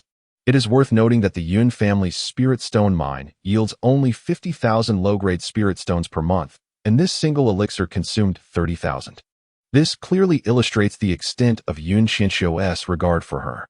However, after a moment of contemplation, Yun Shishua placed the porcelain vial back down. Yun Qianxiu observed his daughter, Shuai, with a look of confusion. It was important to note that the purpose of the elixir he had procured was specifically for Yun Shishua. In response to her father's inquiry, Yun Shishua calmly explained, "The efficacy of this item is indeed commendable and it holds certain benefits for me. However, my physique has already undergone a purification process, rendering its consumption rather trivial. You should bestow this elixir upon Xing Tong, for it would serve him far better than it would me." Yun Xing Tong was the second son of the Yun family and the younger brother of Yun Shishua. Yun Qianxiu expressed his concern, "But the Shao family has also acquired an elixir. If that Shao Feng consumes it, his strength will undoubtedly increase. The assessment is approaching. Are you certain this is prudent?" Yun Shishua reassured him, "Father, you need not worry. My ice-cold physique has awakened significantly. Even if Shao Feng were to consume the blood qi pill, he would still not stand a chance against me." As she spoke, confidence radiated from her countenance. Observing his daughter's unwavering self-assurance, a smile graced Yun Qianxiu's face as he remarked, "Very well. Since you have spoken thus, I shall reserve this elixir for Xing Tong." After a brief exchange between father and daughter, Yun Shishua rose and departed from the grand hall. Once she had left, Yun Qianxiu convened with the elders. Yun Qianxiu addressed them, "Esteemed elders, as the Jiang family faces considerable pressure from our Yun family, it is only a matter of time before they can no longer endure. What are your thoughts?" After a moment of contemplation, an elder seated at the forefront lifted his gaze to Yun Qianxiu and solemnly proposed, "Head of the family, in my view, the Yun family currently holds an undeniable advantage. There is no need for haste. We should adopt a strategy akin to boiling a frog slowly, gradually wearing down the Jiang family. Furthermore, the Jiang and Yun families have historically been amicable. Tearing our ties too abruptly would yield unfavorable consequences." With the elder's words, the other elders nodded in agreement. However, dissenting opinions arose. "Head of the family, I believe the third elder is overthinking. With the support of the Luyun sect, we need not concern ourselves with the idle chatter of others.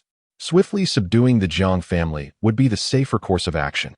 After all, no one pays heed to the vanquished. The victor dictates the truth. Thus, A fervent debate ensued within the grand hall. Yun Qianxiu interjected, "Enough? Let us heed the third elder's counsel.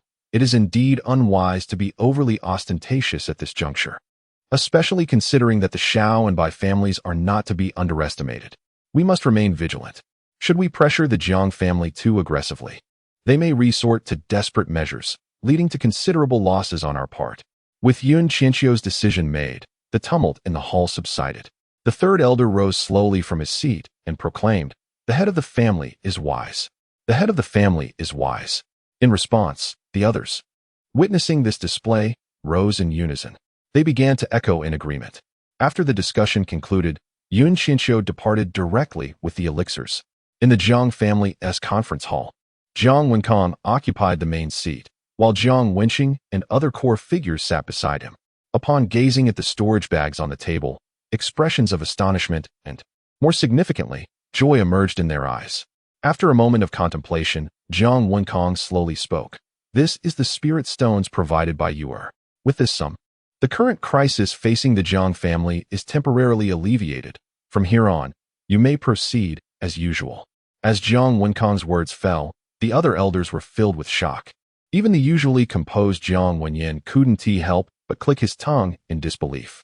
100,000 low-grade spirit stones represented the entirety of the Jiang family's earnings for 2 months. They could hardly fathom where Jiang Yu had procured such a vast amount. Though curiosity lingered in their hearts, the elders suppressed their inquisitiveness and refrained from inquiring further. On another note, Jiang Wenyan silently resolved to remind Jiang Daoxin to remain close to Jiang Yu and learn diligently. At the same time, the elders' respect for Jiang Yu grew, acknowledging not only his restored talent, but also his remarkable ability to amass spirit stones swiftly. The so-called dragons and phoenixes among men were indeed not mere legends. Jiang Wenkang continued, "Well then, everyone has been working hard lately. Take a couple of days to rest."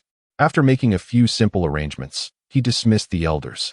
Subsequently, Jiang Wenkang turned his gaze toward Jiang Wenqing and Jiang Wenyan. "Wenqing, Wenyan, since we have no pressing matters today, how about the three of us share a drink?" Jiang Wenqing replied, "Since the eldest brother has personally invited us, we certainly have no reason to decline." With that, a smile graced Jiang Wenqing's face, and Jiang Wenyan nodded in agreement. Thus, the three of them made their way to Jiang Wenkang's loft.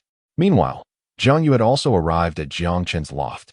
After the three of them prepared a few essentials, they set off toward the 100 Beasts mountain range under the cover of night. Jiang Daoxin expressed concern, "Big brother, what if our father can't find me?" Jiang Yu reassured him, "Don't worry, I've already informed my father. He will explain the situation to your father." Jiang Daoxin nodded in understanding and took out some food to munch on once more, while Jiang Chen remained notably quiet. 3 hours later, they reached the entrance of the 100 Beasts mountain range.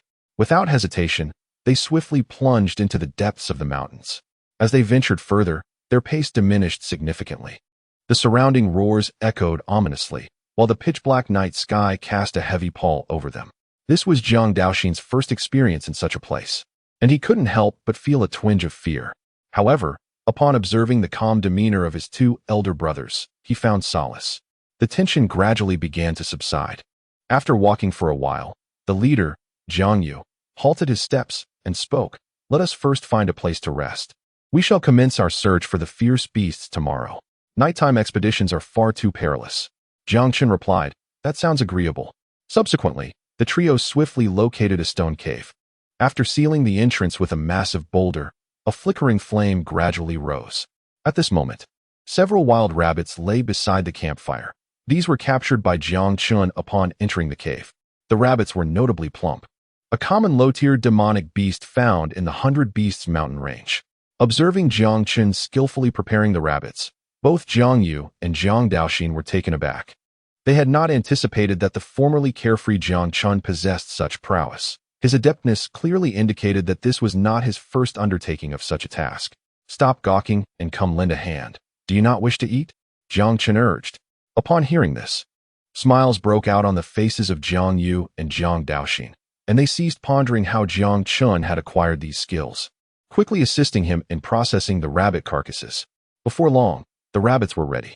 The crackling of the fire danced in the air, and as the flames roasted the meat, a savory aroma wafted through the cave, causing Jiang Daoxin to salivate. Seizing the moment, Jiang Chen utilized the System S detection function to assess his elder brother. Name: Jiang Yu. Identity: direct descendant of the Jiang family. Strength: 8th level of body refinement. Bloodline: none. Golden finger, remnant soul of an emperor. 15 absorbed. Physique: Azure Dragon Body. 10 activated. Upon seeing this information, astonishment flickered in Jiang Chen's eyes. In just a short span, Jiang Yu's strength had remarkably risen to the 8th level of body refinement, and his physique was none other than the legendary Azure Dragon Body. The Azure Dragon Body is a force to be reckoned with, capable of standing shoulder to shoulder with the flying immortal body. When fully awakened, its physical strength rivals that of pure-blooded dragon clans. More importantly, his elder brother had absorbed a fragment of an emperor's remnant soul. The Tao Harmonization Realm, also known as the Emperor Realm, is a level that only the most extraordinary talents can attain. The insights contained within their souls are invaluable treasures. Now, with both the Azure Dragon Body and the training insights of an Emperor Realm expert, Jiang Yu was truly soaring to new heights, like a little cow taking flight, utterly extraordinary. Chapter 27. The Schemes of the Two Great Families. After the passage of half a stick of incense, the three began to feast heartily. Meanwhile, Jiang Chen remained vigilant, closely observing the changes in Jiang Daoxin. He discovered, after Jiang Daoxin consumed the rabbit meat, a faint luminescence began to manifest externally, gradually converging towards various parts of his physical form. Clearly, this glowing essence was the energy contained within the rabbit flesh. Although the quantity of this energy was modest, it was sufficient to corroborate Jiang Chen's conjecture. The visibility of this phenomenon was undoubtedly facilitated by his unique eyes. Without such assistance, even cultivators of the cave heaven realm would be unable to discern such anomalies. Once satiated, the trio engaged in a brief exchange before each commenced their individual cultivation. Jiang Yu imparted some martial techniques to Jiang Chen and the others, who, in turn, cooperatively refrained from excessive inquiries, allowing the unspoken understanding to prevail. On the following day, under Jiang Yu's guidance, the three brothers wandered through the outskirts of the 100 Beasts mountain range. Given their current lack of strength, they prudently chose to remain on the periphery. Should they venture too deeply, encountering formidable beasts of the Divine Sea realm or beyond would pose a perilous threat, the consequences of which would be insurmountable for them. Roars reverberated through the secretive forest, and at that moment, Jiang Yu and Jiang Daoxin stood aside, observing, while Jiang Chen wrestled with a massive black bear. This bear possessed peak strength at the 7th level of body refinement. Yet Jiang Chen skillfully restrained his own power to the early stage of the 6th level, resulting in an invigorating exchange between man and beast. Trees toppled in abundance around them, and Jiang Chen, far from faltering, appeared to dominate the encounter. Jiang Yu's satisfaction grew increasingly evident, his optimism for his younger brother soaring. It is essential to recognize that the physical prowess of beast kind far surpasses that of humans. To triumph over an opponent of equal standing is a rare and remarkable talent. Jiang Chen's ability to not only hold his ground, but to press the advantage was astonishing, far exceeding Jiang Yu's expectations. The more impressive Jiang Chen proved, the more pleased Jiang Yu became, envisioning the potential achievements that could be realized with the right guidance. Moreover, Jiang Yu discerned another noteworthy development.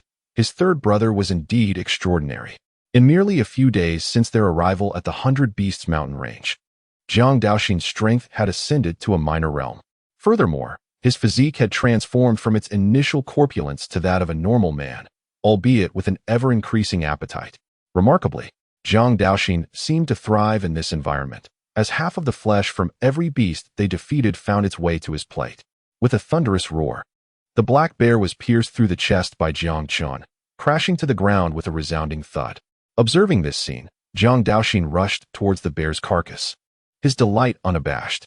He eagerly exclaimed, "Second brother, shall we feast on bear paws tonight? This delicacy must be immensely nourishing." Jiang Chen replied with a subtle smile. "Certainly. You may proceed to handle the corpse. I shall assist you shortly," responded Jiang Chen.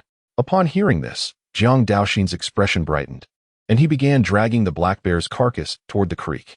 At that moment, Jiang Yu approached Jiang Chen. "Brother, the Tianxiang sect and the Luoyun sect are about to commence their disciple recruitment. We must return." Jiang Chen nodded gently and replied, Let us depart tomorrow, allowing us ample time for preparation. Jiang Yu acknowledged this with a slight nod. After conversing for a while, the two made their way toward Jiang Daoxin, and soon the three had managed to dispose of the massive bear's body. In the meantime, in Shenfeng City, the Xiao and Bai families sensed something amiss. Days had passed without a sign of Xiao Yun or Bai Hongfei, which piqued their concern. Consequently, the two prominent families dispatched numerous individuals to search for them, ultimately arriving at the valley where Jiang Chen had discarded the bodies. Xiao Lingshan, the patriarch of the Xiao family, led the charge. Upon spotting the torn garments at the valley's bottom, his expression hardened. Yunner, these are Yunner's clothes. Whoever has harmed her shall pay dearly with their blood. Meanwhile, Bai Zhantong, the patriarch of the Bai family, wore a grim countenance. Although Bai Hongfei was merely a bastard son, he was nonetheless his flesh and blood, and the sight of his body left to rot in the wilderness ignited a furious rage within him. Investigate. I care not what methods you employ, within 3 days. I demand to know how Hongfei met his demise. Yes, patriarch. As Bai Zhantong's command echoed, several figures cloaked in black swiftly retreated, vanishing from sight. Xiao Lingshan then lifted his head, casting a fierce gaze toward his companions. Why do you stand idly by? Hurry and investigate. If we do not uncover the true culprit, I shall ensure you all accompany them to the grave. Upon hearing his words, the men's faces paled, and they wasted no time in rushing out of the valley. At that moment, a man to Xiao Lingshan's left stepped forward. He approached with respect, saying, Master, I have recently heard from my subordinates that the young master seems intent on taking action against the second son of the Jiang family. Do you think it could be? He hesitated, aware that mishandling this matter could potentially spark a conflict between the two great families, a responsibility he could not bear. This man, known as Jiang Chen, had been Xiao Lingshan's confidant for nearly several decades. Bai Zhantong, having overheard this remark, turned his gaze toward Jiang Chen. Xiao Lingshan, are you suggesting that Yunner's death might be related to Jiang Chen? Before Jiang Chen could respond, Bai Zhantong interjected, Impossible. Jiang Chen is merely a worthless individual. This time, 2 8th-level body refinement cultivators perished as well. Do you truly believe he possesses such strength? In response to Bai Zhantong's inquiry, Jiang Chen softly replied, Naturally, Jiang Chen lacks the power to slay 8th-level body refinement cultivators. But the Jiang family is not solely represented by him. What if others acted from the shadows? As Jiang Chen's words settled in the air, both Xiao Lingshan and Bai Zhantong fell into a contemplative silence. After a moment of reflection, they exchanged glances, their eyes revealing an abyss of coldness. Bai Zhantong pondered for a moment before speaking. If Hongfei's demise is indeed connected to the Jiang family, I would not mind if the Jiang family were to vanish from Shenfeng City. Xiao Lingshan nodded slightly and replied with a frigid tone, In that case, let us investigate the Jiang family and concurrently establish contact with the Yun family. If it is truly the work of the Jiang family, we 3 great families shall act in unison. Bai Zhantong, agreed, let us proceed as you suggest. After discussing for a while longer, they departed the valley, bearing remnants of the corpses. Before leaving, however, Xiao Lingshan and his companion arranged for several individuals to enter the valley to cleanse it of the lurking beasts, a means of collecting interest for their son. Chapter 28, Returning to the Jiang Family, Sect Assessment. In the blink of an eye, a day had passed. Jiang Chen and his companions emerged from the 100 Beasts mountain range, swiftly heading towards the Jiang family. At this moment, the youthful faces of the trio bore a hint of resolute determination, with a faint aura of murderous intent surrounding them. Clearly, during their days in the 100 Beasts mountain range, they had not spared many of the beasts' lives. In Shenfeng City, after a period of investigation, the Xiao and Bai families ultimately directed their suspicions towards the Jiang family. Xiao Lingshan and Bai Zhantong clandestinely convened, deliberating on how to confront the Jiang family. Moreover, this time, Yin Qianxiu was also involved. In the secret chamber, Xiao Lingshan wore an expression as cold as ice. He spoke in a grave tone. Yunner met her end at the hands of the Jiang family. I must exact vengeance for this. I summoned both of you today to inquire about your current plans. After a moment of contemplation, Bai Zhantong was the first to speak. I have no objections. As long as it avenges Hongfei, I am ready to act immediately. As he spoke, a fierce glimmer appeared in Bai Zhantong's eyes. Although Bai Hongfei was merely a bastard child, Bai Zhantong had always held deep affection for him. which is why he had pressed against all odds to bring him back to the Bai family. Subsequently, their attention shifted to Yun Xingting, who cleared his throat, slightly hesitant under their scrutiny. He spoke, "I can empathize with your sentiments. After all, the enmity of slaying one's offspring is irreconcilable. However, the sect will commence the recruitment of disciples tomorrow, and taking action at this juncture is rather ill-timed. The Jiang family cannot evade their fate. We may address them post-recruitment." After a moment of contemplation, Yun Xingting continued, "Given the prodigious talents of your clan's younger generation, passing this assessment should pose no challenge.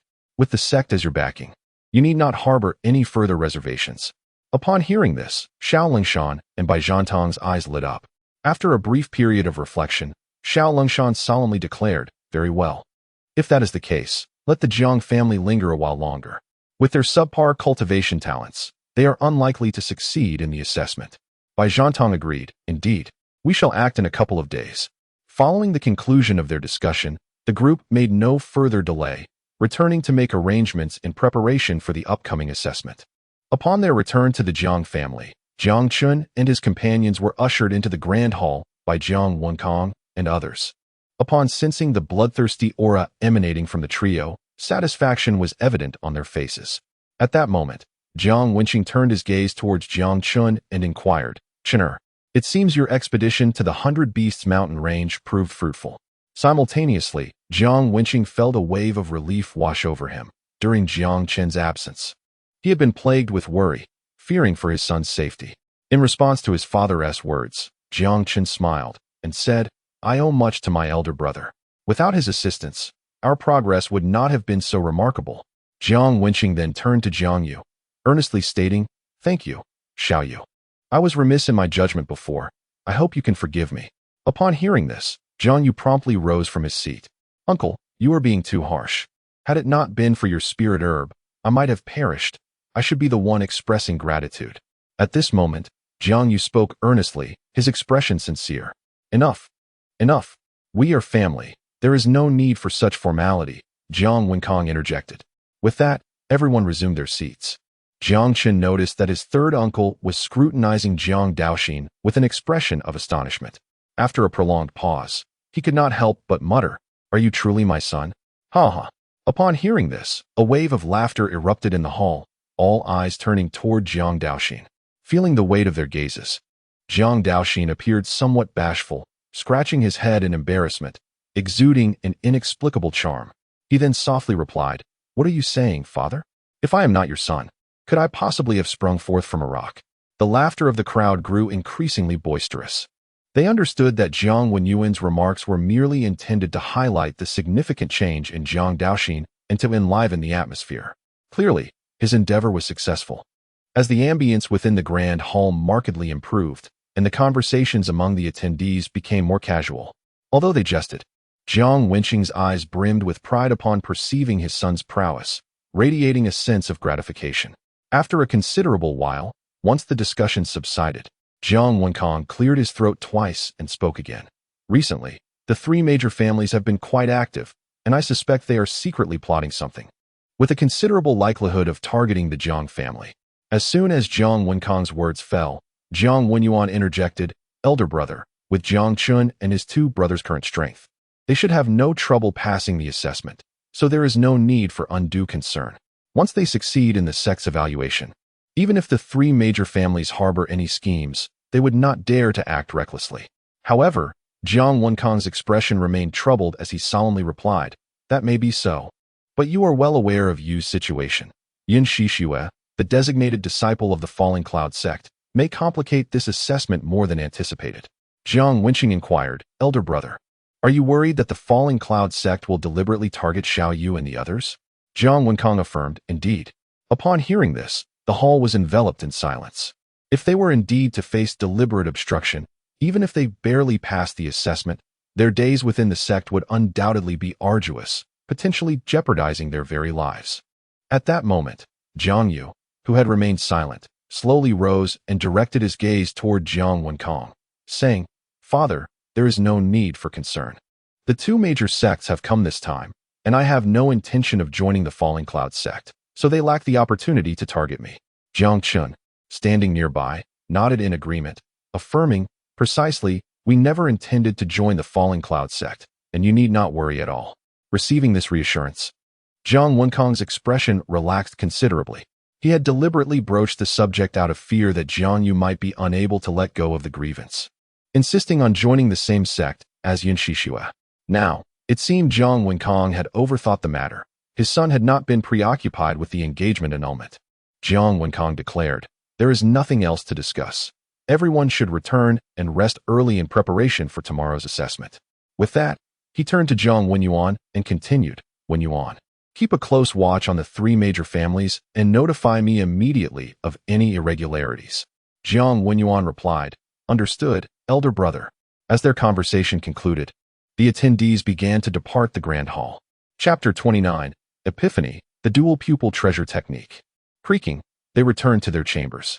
Jiang Chen retrieved a tome from the system space, the reward from his previous endeavor, the Earth-tier martial art, Dragon Elephant Suppressing Heaven Fist. I seem to recall that I still possess 3 opportunities for enlightenment. However, these techniques are directly transmitted, rendering enlightenment somewhat futile for me. Ding. The host may utilize the opportunities for enlightenment on the Imperial Falling Dual Pupils. Although you have completely fused with the dual pupils, comprehending the lethal techniques within requires considerable time. Utilizing enlightenment will greatly accelerate your understanding of the Imperial Falling Dual Pupils, thereby unleashing greater power. Upon hearing the system's explanation, a smile immediately graced Jiang Chen's face. "I never anticipated that enlightenment could be employed in such a manner. System, I wish to use my enlightenment opportunity." Ding. Enlightenment preparation underway. The system has actively activated the heavens mechanism shielding, rendering all occurrences in this place imperceptible to outsiders. Buzzing. As the system's voice faded, a resounding roar echoed in Jiang Chen's mind. Subsequently, he felt a wave of dizziness wash over him. When Jiang Chen opened his eyes once more, he found himself in an unfamiliar location, reminiscent of the last time he awakened the Imperial Falling Dual Pupils, albeit with a different backdrop. Above the firmament, 2 figures were engaged in relentless combat. Before Jiang Chen could observe further, he suddenly noticed a youth on the opposing side, his fist rapidly descending toward him. Sensing the terrifying aura emanating from the fist, Jiang Chen's expression shifted dramatically as he attempted to raise his arm to block the strike. However, he was alarmed to discover that his body was rendered immobile, as if his spirit and corporeal form had become severed from one another. In a moment of acute anxiety, his body moved of its own accord. An overwhelming aura erupted forth, and he instinctively raised his fist to strike forward. Boom! The 2 fists collided, producing a deafening roar that echoed through the air. In an instant, they exchanged several blows. After observing for a while, Jiang Chen realized he was experiencing the battle from a first-person perspective, possessing the body of the man he had previously seen during the awakening of the Imperial Falling Dual Pupils, though he appeared younger now. In this immersive state, Jiang Chen's combat experience rapidly surged, allowing him to discern how they harnessed their vitality and energy. The intensity of the battle escalated. Boom! Following a fierce exchange, the distance between the 2 fighters widened. Suddenly, Jiang Chen felt a darkness envelop his vision.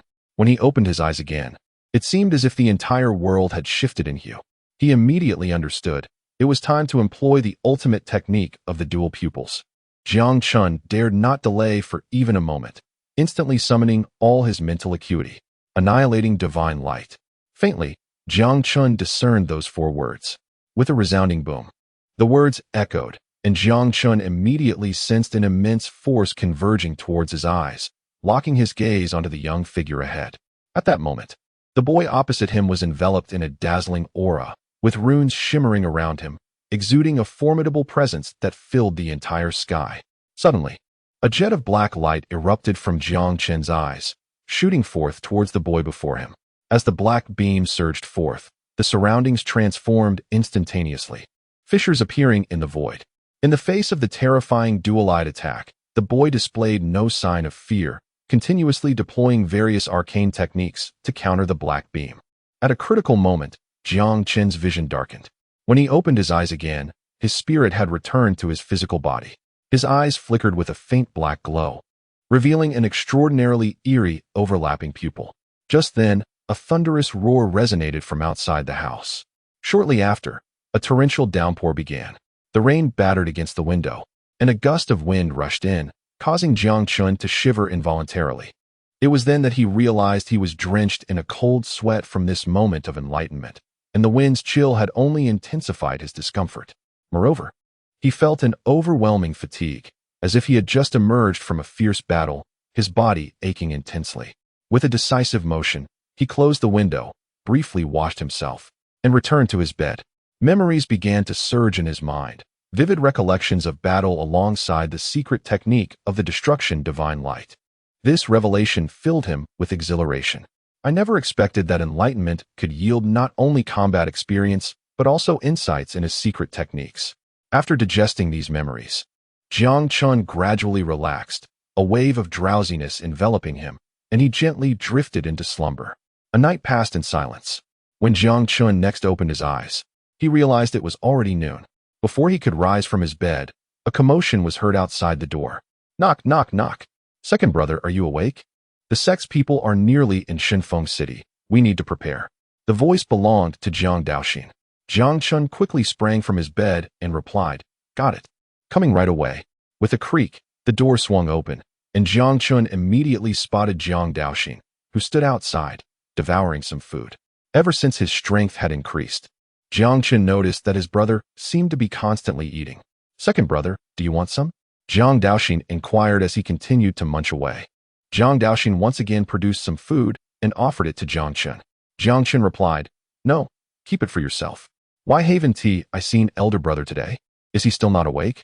Jiang Daoxin responded, Elder brother mentioned he needed to prepare a few things and asked me to call you first, so we could go meet the family head together. Jiang Chen said, Then let us go find elder brother. With that, he stepped outside the courtyard. However, shortly after they exited, they encountered Jiang Yu, who approached them with a subtle smile, appearing in excellent spirits. Before Jiang Chen could speak, Jiang Yu casually produced 2 porcelain vials and handed them to the two. He explained, These are 4th-rank dragon blood pills. They will enhance your vitality by approximately 10%, augmenting not only your combat prowess, but also strengthening your physical bodies.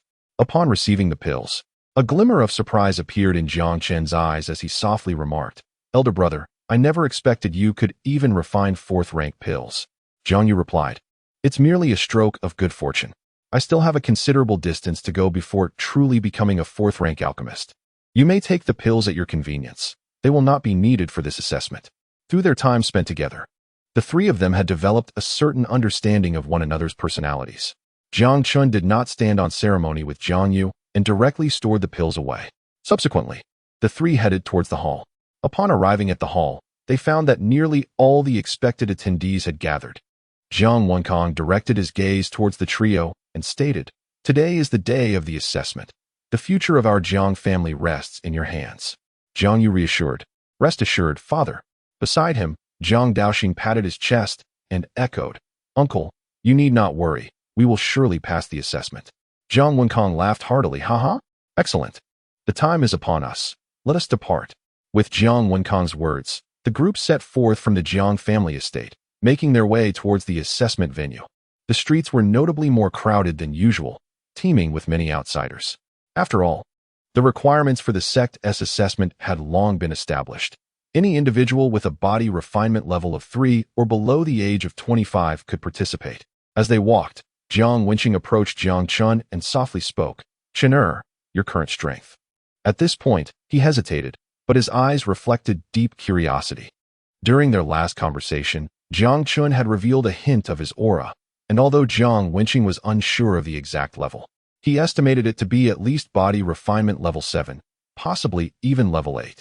During this period, no matter how keenly Jiang Wenqing observed, he could only ascertain that Jiang Chen possessed the cultivation level of the 6th layer of body refinement. This left him profoundly perplexed. In response to his father's inquiry, Jiang Chen offered a faint smile, dismissing it as mere sleight of hand. Father, there is no need for concern. I assure you, I shall not disappoint. Upon hearing this, the worry in Jiang Wenqing's eyes dissipated, replaced by a comforting smile that eased the tension in his demeanor.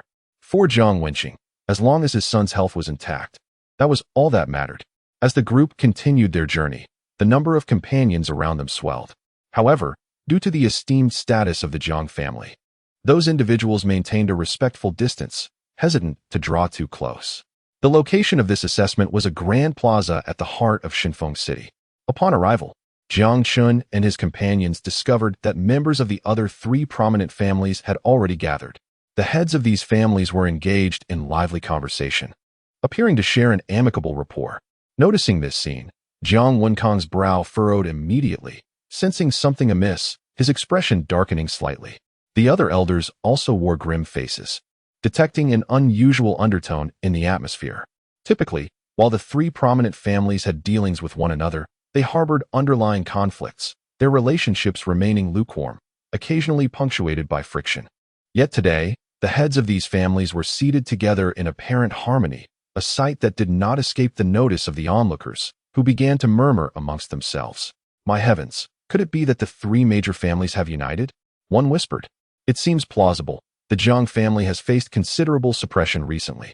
If the three families were to join forces, the Jiang family could face utter annihilation. Keep your voice down. Be wary of provoking trouble. As these whispers spread, Xiao Lengshan and others noticed the Jiang family members, their gazes fixed upon them, accompanied by subtle smirks of derision. After a moment's contemplation, Xiao Lengshan rose slowly from his seat, locking eyes with the approaching Jiang Wenkang. He scoffed. Jiang Wenkang, I thought your family would shy away this time. It appears our city's top prodigy still harbors some reluctance to concede, yearning for one last struggle. Laughter erupted from the others, their gazes swiftly shifting to Jiang Yu, their expressions rife with mockery.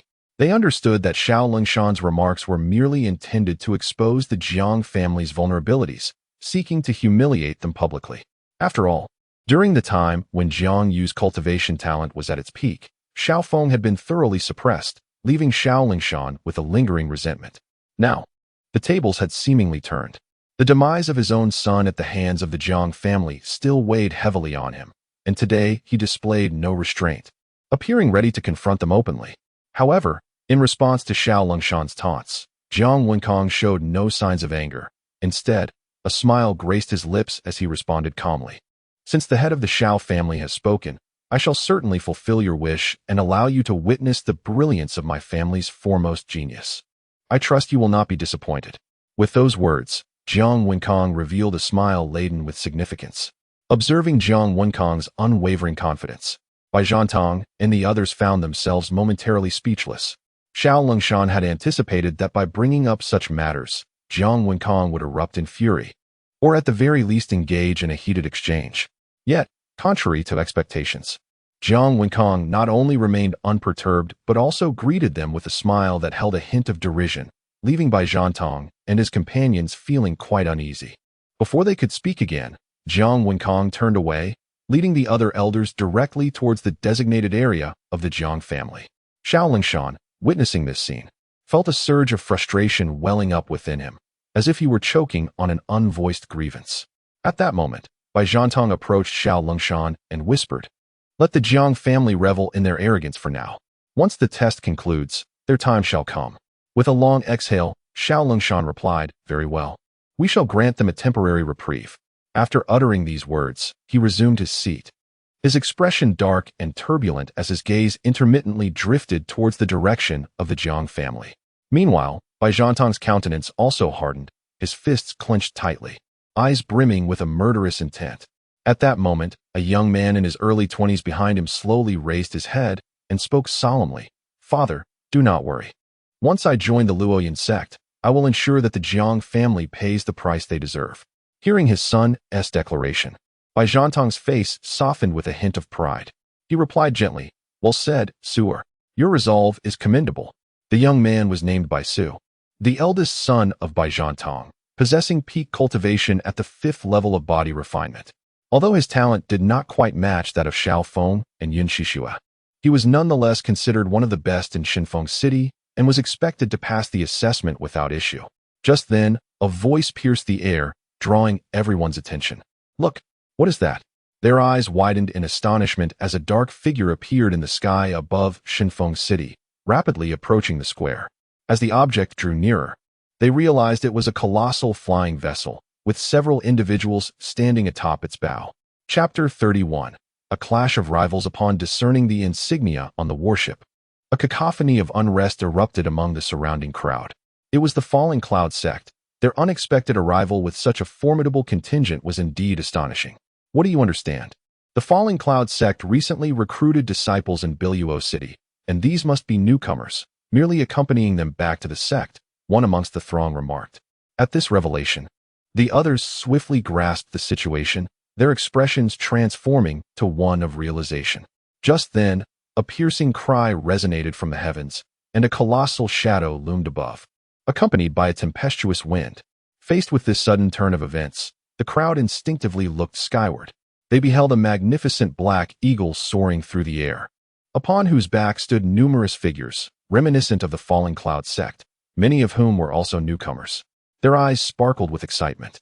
This group was none other than the Tianxiang sect. Meanwhile, at the bow of the ship, a gaunt elder observed the scene with a scowl. It was evident that they had arrived first, yet the limelight had been commandeered by the Tianxiang sect. Contemplating this, the elder spoke tersely, "Chun Lao Gui." The Tianxiang sect remains unchanged, always indulging in such ostentatious displays. As soon as he uttered these words, an elder from the Black Eagle swiftly directed his gaze toward him, coolly replying, "Du Qing Feng, the ability to attract attention is a skill in itself. You wouldn't be feeling envious, would you?" With that, the elder erupted into hearty laughter, unrestrained by decorum. Observing the elder's guffaws, Du Qingfeng's countenance darkened, his expression turning grim. Then, as if struck by an epiphany, a cold smirk crept across his lips as he retorted, "Humph, I shan't waste my breath on you. This time, the Falling Cloud sect has recruited numerous talents. Were it not for the limited number of disciples, there would be no place for your Tianxiang sect." With this declaration, a triumphant smile graced Du Qingfeng's face, his implication unmistakable.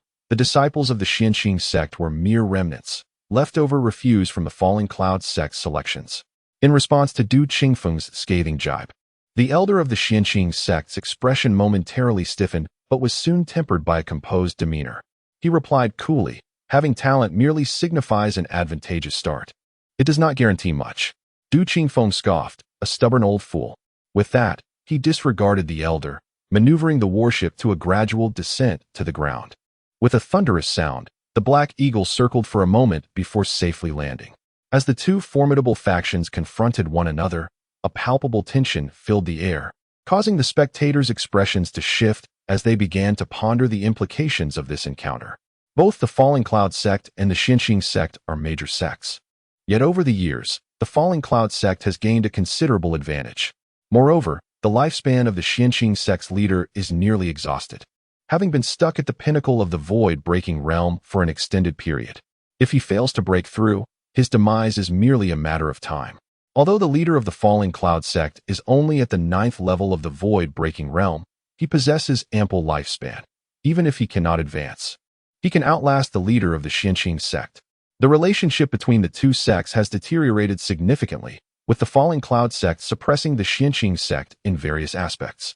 It is widely understood that once the old ancestor of the Tianxiang sect passes away, deprived of the protection of a powerful void-breaking realm expert, the Falling Cloud sect will undoubtedly be the first to strike.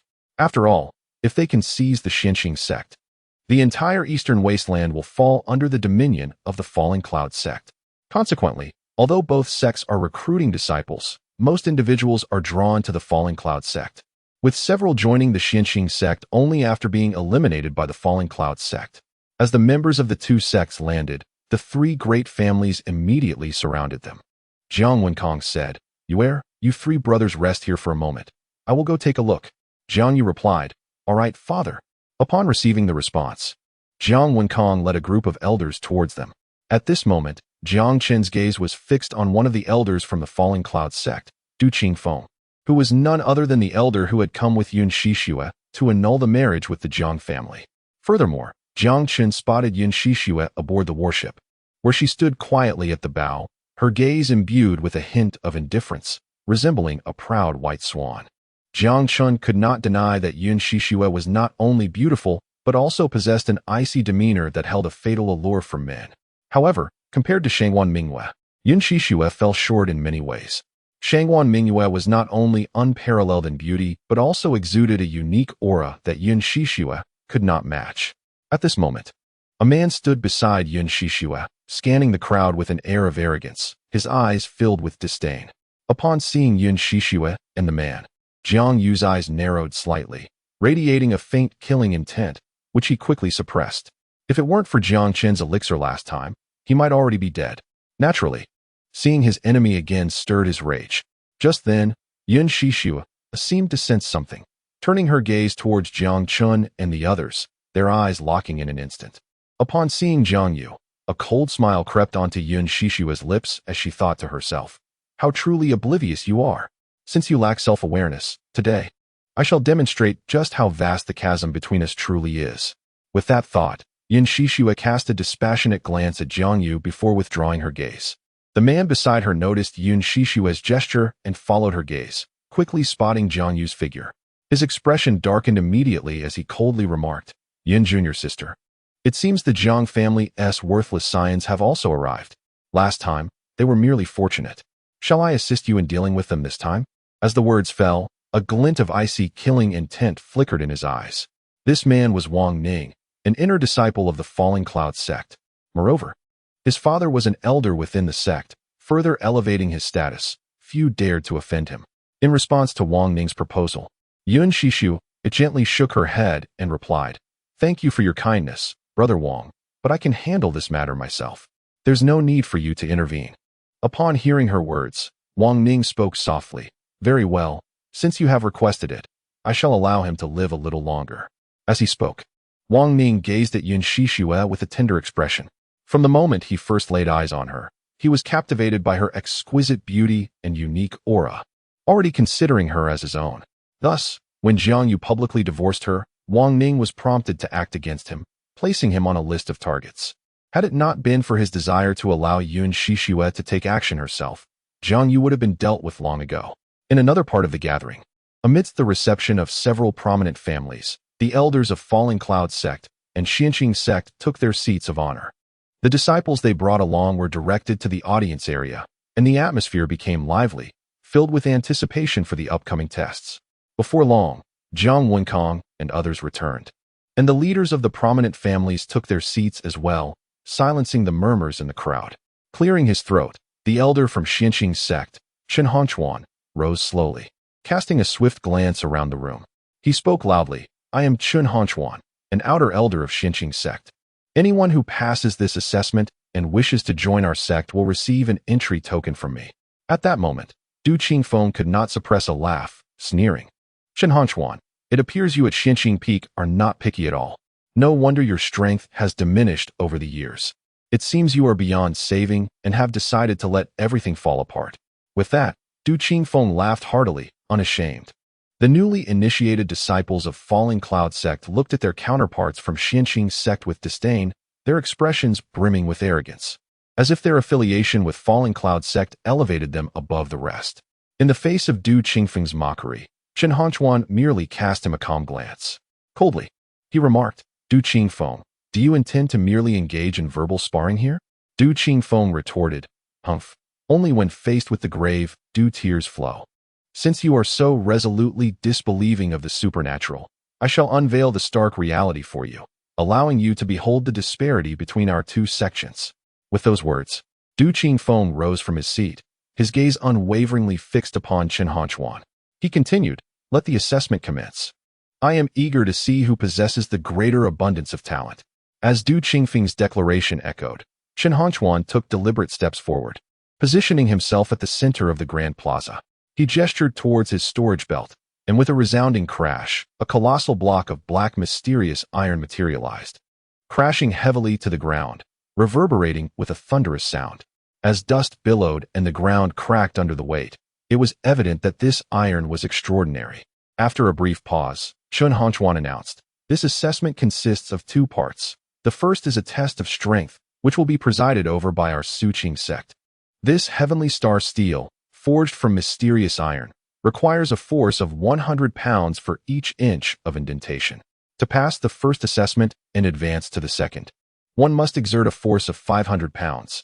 He continued, The details of the second assessment will be arranged by the Falling Cloud sect. Prepare yourselves, for the examination will commence shortly. 500 pounds. Upon hearing this, many attendees exhibited expressions of concern. It is well known that with each advancement in the body refinement stage, strength increases by merely over 200 pounds, and even at the third level, the maximum achievable force is around 700 pounds. However, reaching this threshold requires adequate training resources. Those of lesser means cannot afford the medicinal materials necessary for body refinement. Consequently, their strength is unlikely to reach such heights. Thus, this first assessment alone would eliminate a significant number of participants present. Meanwhile, Jiang Chen, unfazed by Chen Hongquan's account, approached Jiang Daoxin and whispered, "Daoxin, when it's your turn for the test, do not hold back.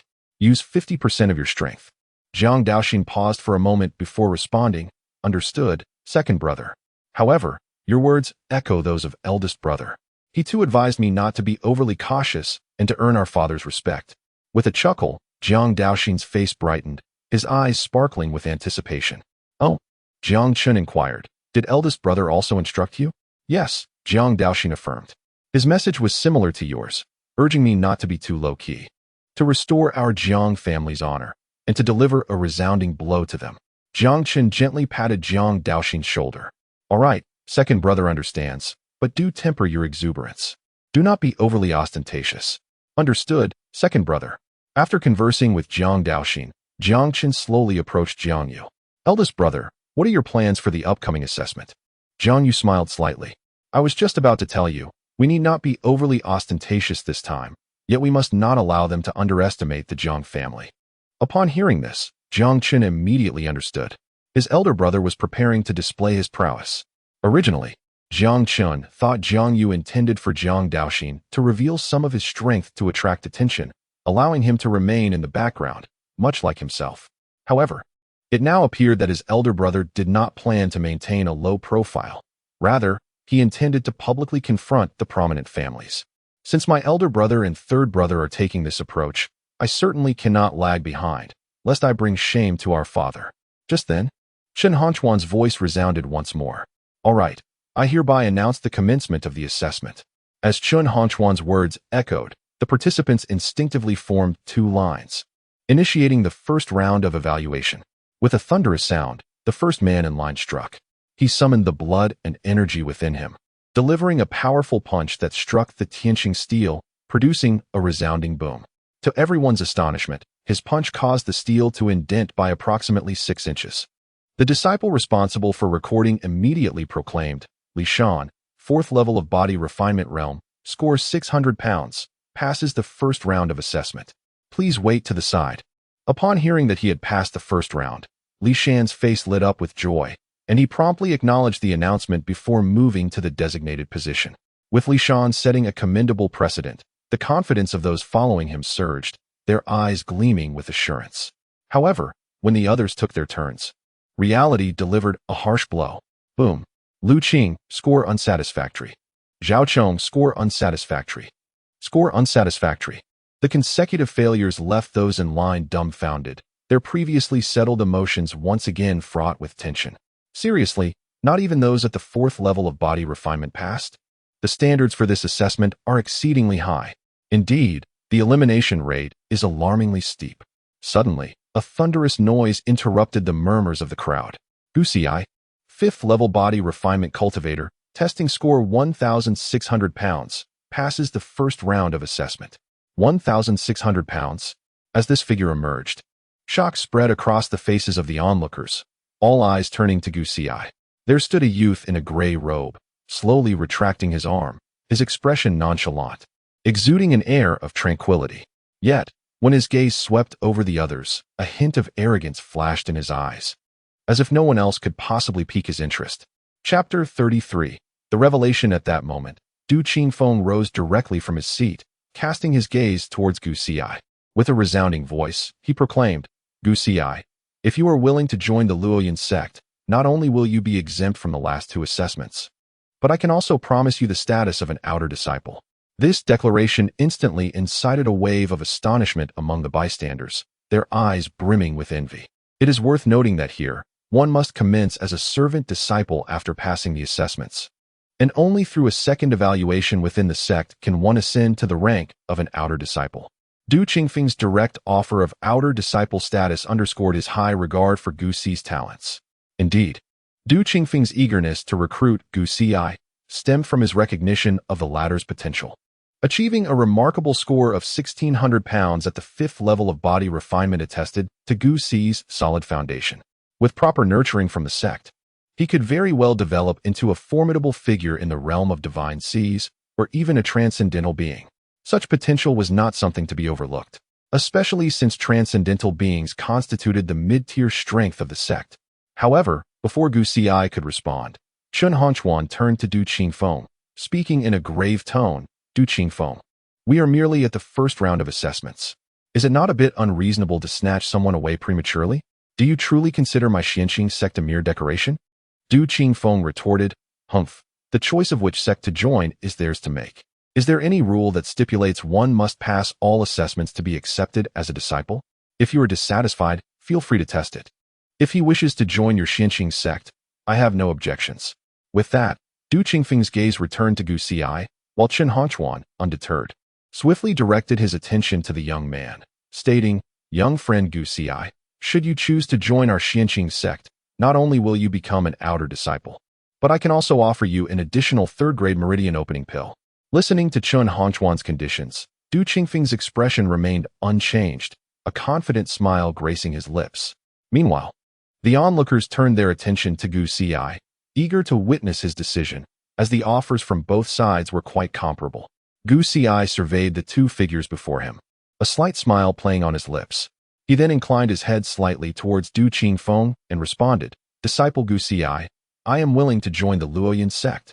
Du Qingfeng erupted in hearty laughter, exclaiming, Ha ha ha, excellent, splendid.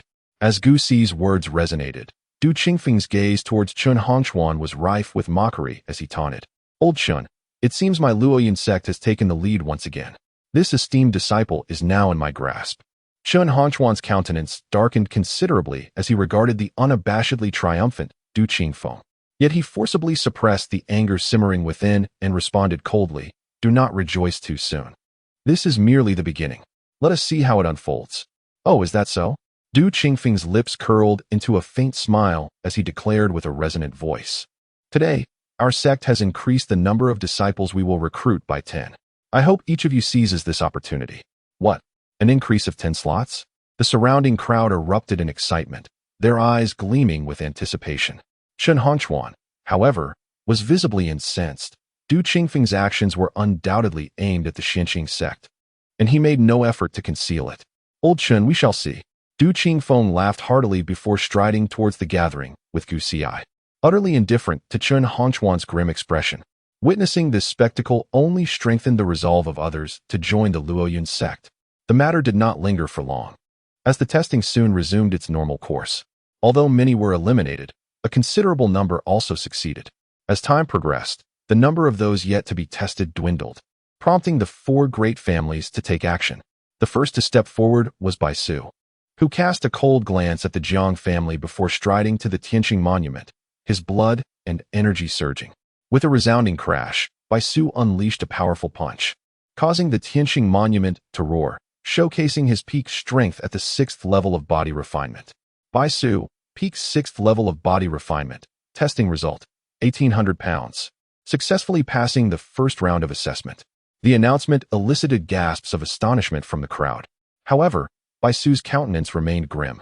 It was known that Gu Si's strength was considerably lower than his own, yet the difference was merely 200 pounds, indicating that, under equal circumstances, he would surely not be Gu Si's match.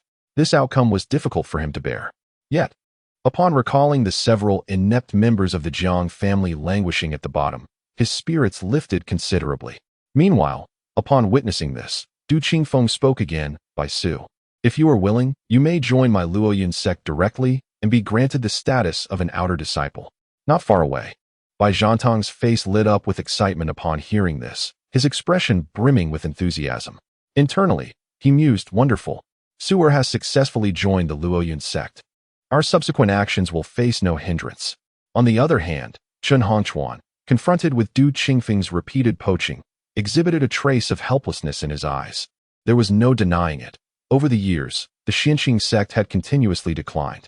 Although there were still many willing to join his sect, an even greater number opted for the Luoyun sect.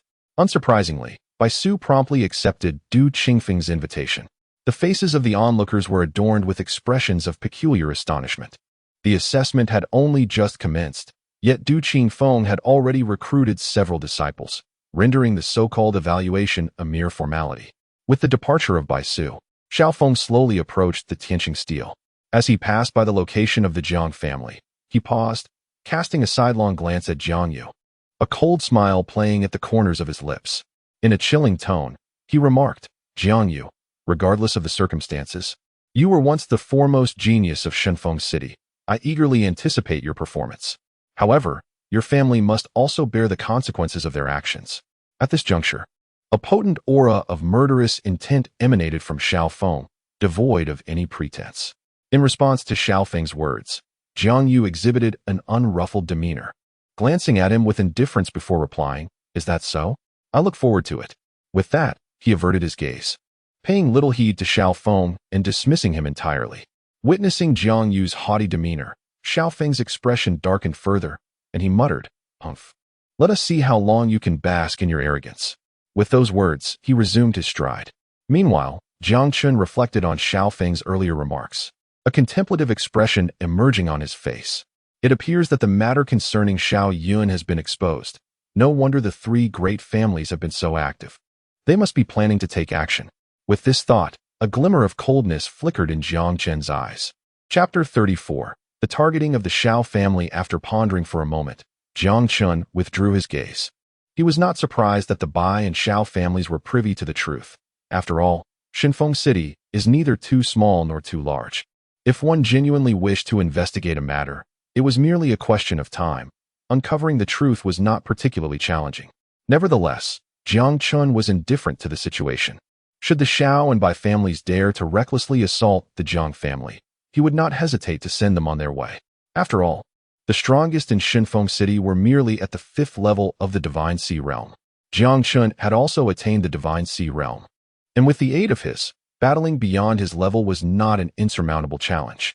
On another note, Xiaofeng stood before the Tianxiang stele, his prowess at the 8th level of the body refinement realm evident for all to see, his dark hair swirling in the air. Upon sensing Xiaofeng's aura, the crowd erupted in astonishment, unable to contain their discussions. Goodness, Xiaofeng is barely in his 20s and has already broken through to the 8th level of the body refinement realm. It seems it won't be long before he challenges the Divine Sea Realm. Indeed, were it not for the emergence of Yun Shixue from the Yun family, with Xiaofeng's talents, he would undoubtedly be the greatest genius of Shenfeng City. Although it remains uncertain, even though Yun Shixue has been directly accepted as a disciple by the Luoyun sect, it does not necessarily imply that she surpasses Xiaofeng, especially considering that several others were also directly accepted as disciples moments ago. Upon hearing this, many nodded in agreement. Subsequently, the crowd swiftly fell silent, directing their gaze towards Xiaofeng, eagerly anticipating his forthcoming performance.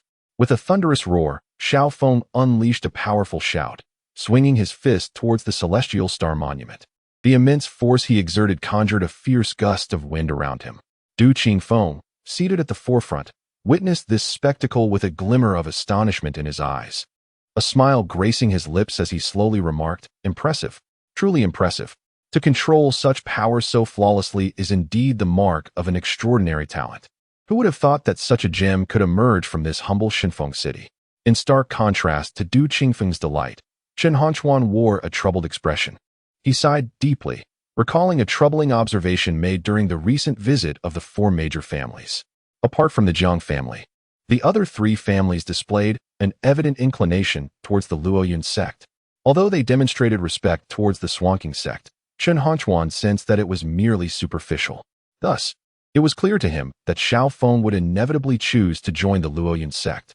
Reflecting on the recent events, Chen Hanchuan lamented, "Once, the Swanking sect was a coveted sanctuary for countless cultivators. Now, it has become exceedingly difficult to recruit disciples. How I have failed our ancestors." With that thought, Chen Hanchuan clenched his fists. Meanwhile, under the watchful eyes of the crowd, Xiao Feng's fist struck the celestial star monument, causing a significant indentation. The disciple responsible for recording the results widened his eyes in astonishment, his mouth agape. The wind generated by Xiao Feng's punch swept past his cheek, jolting him back to reality.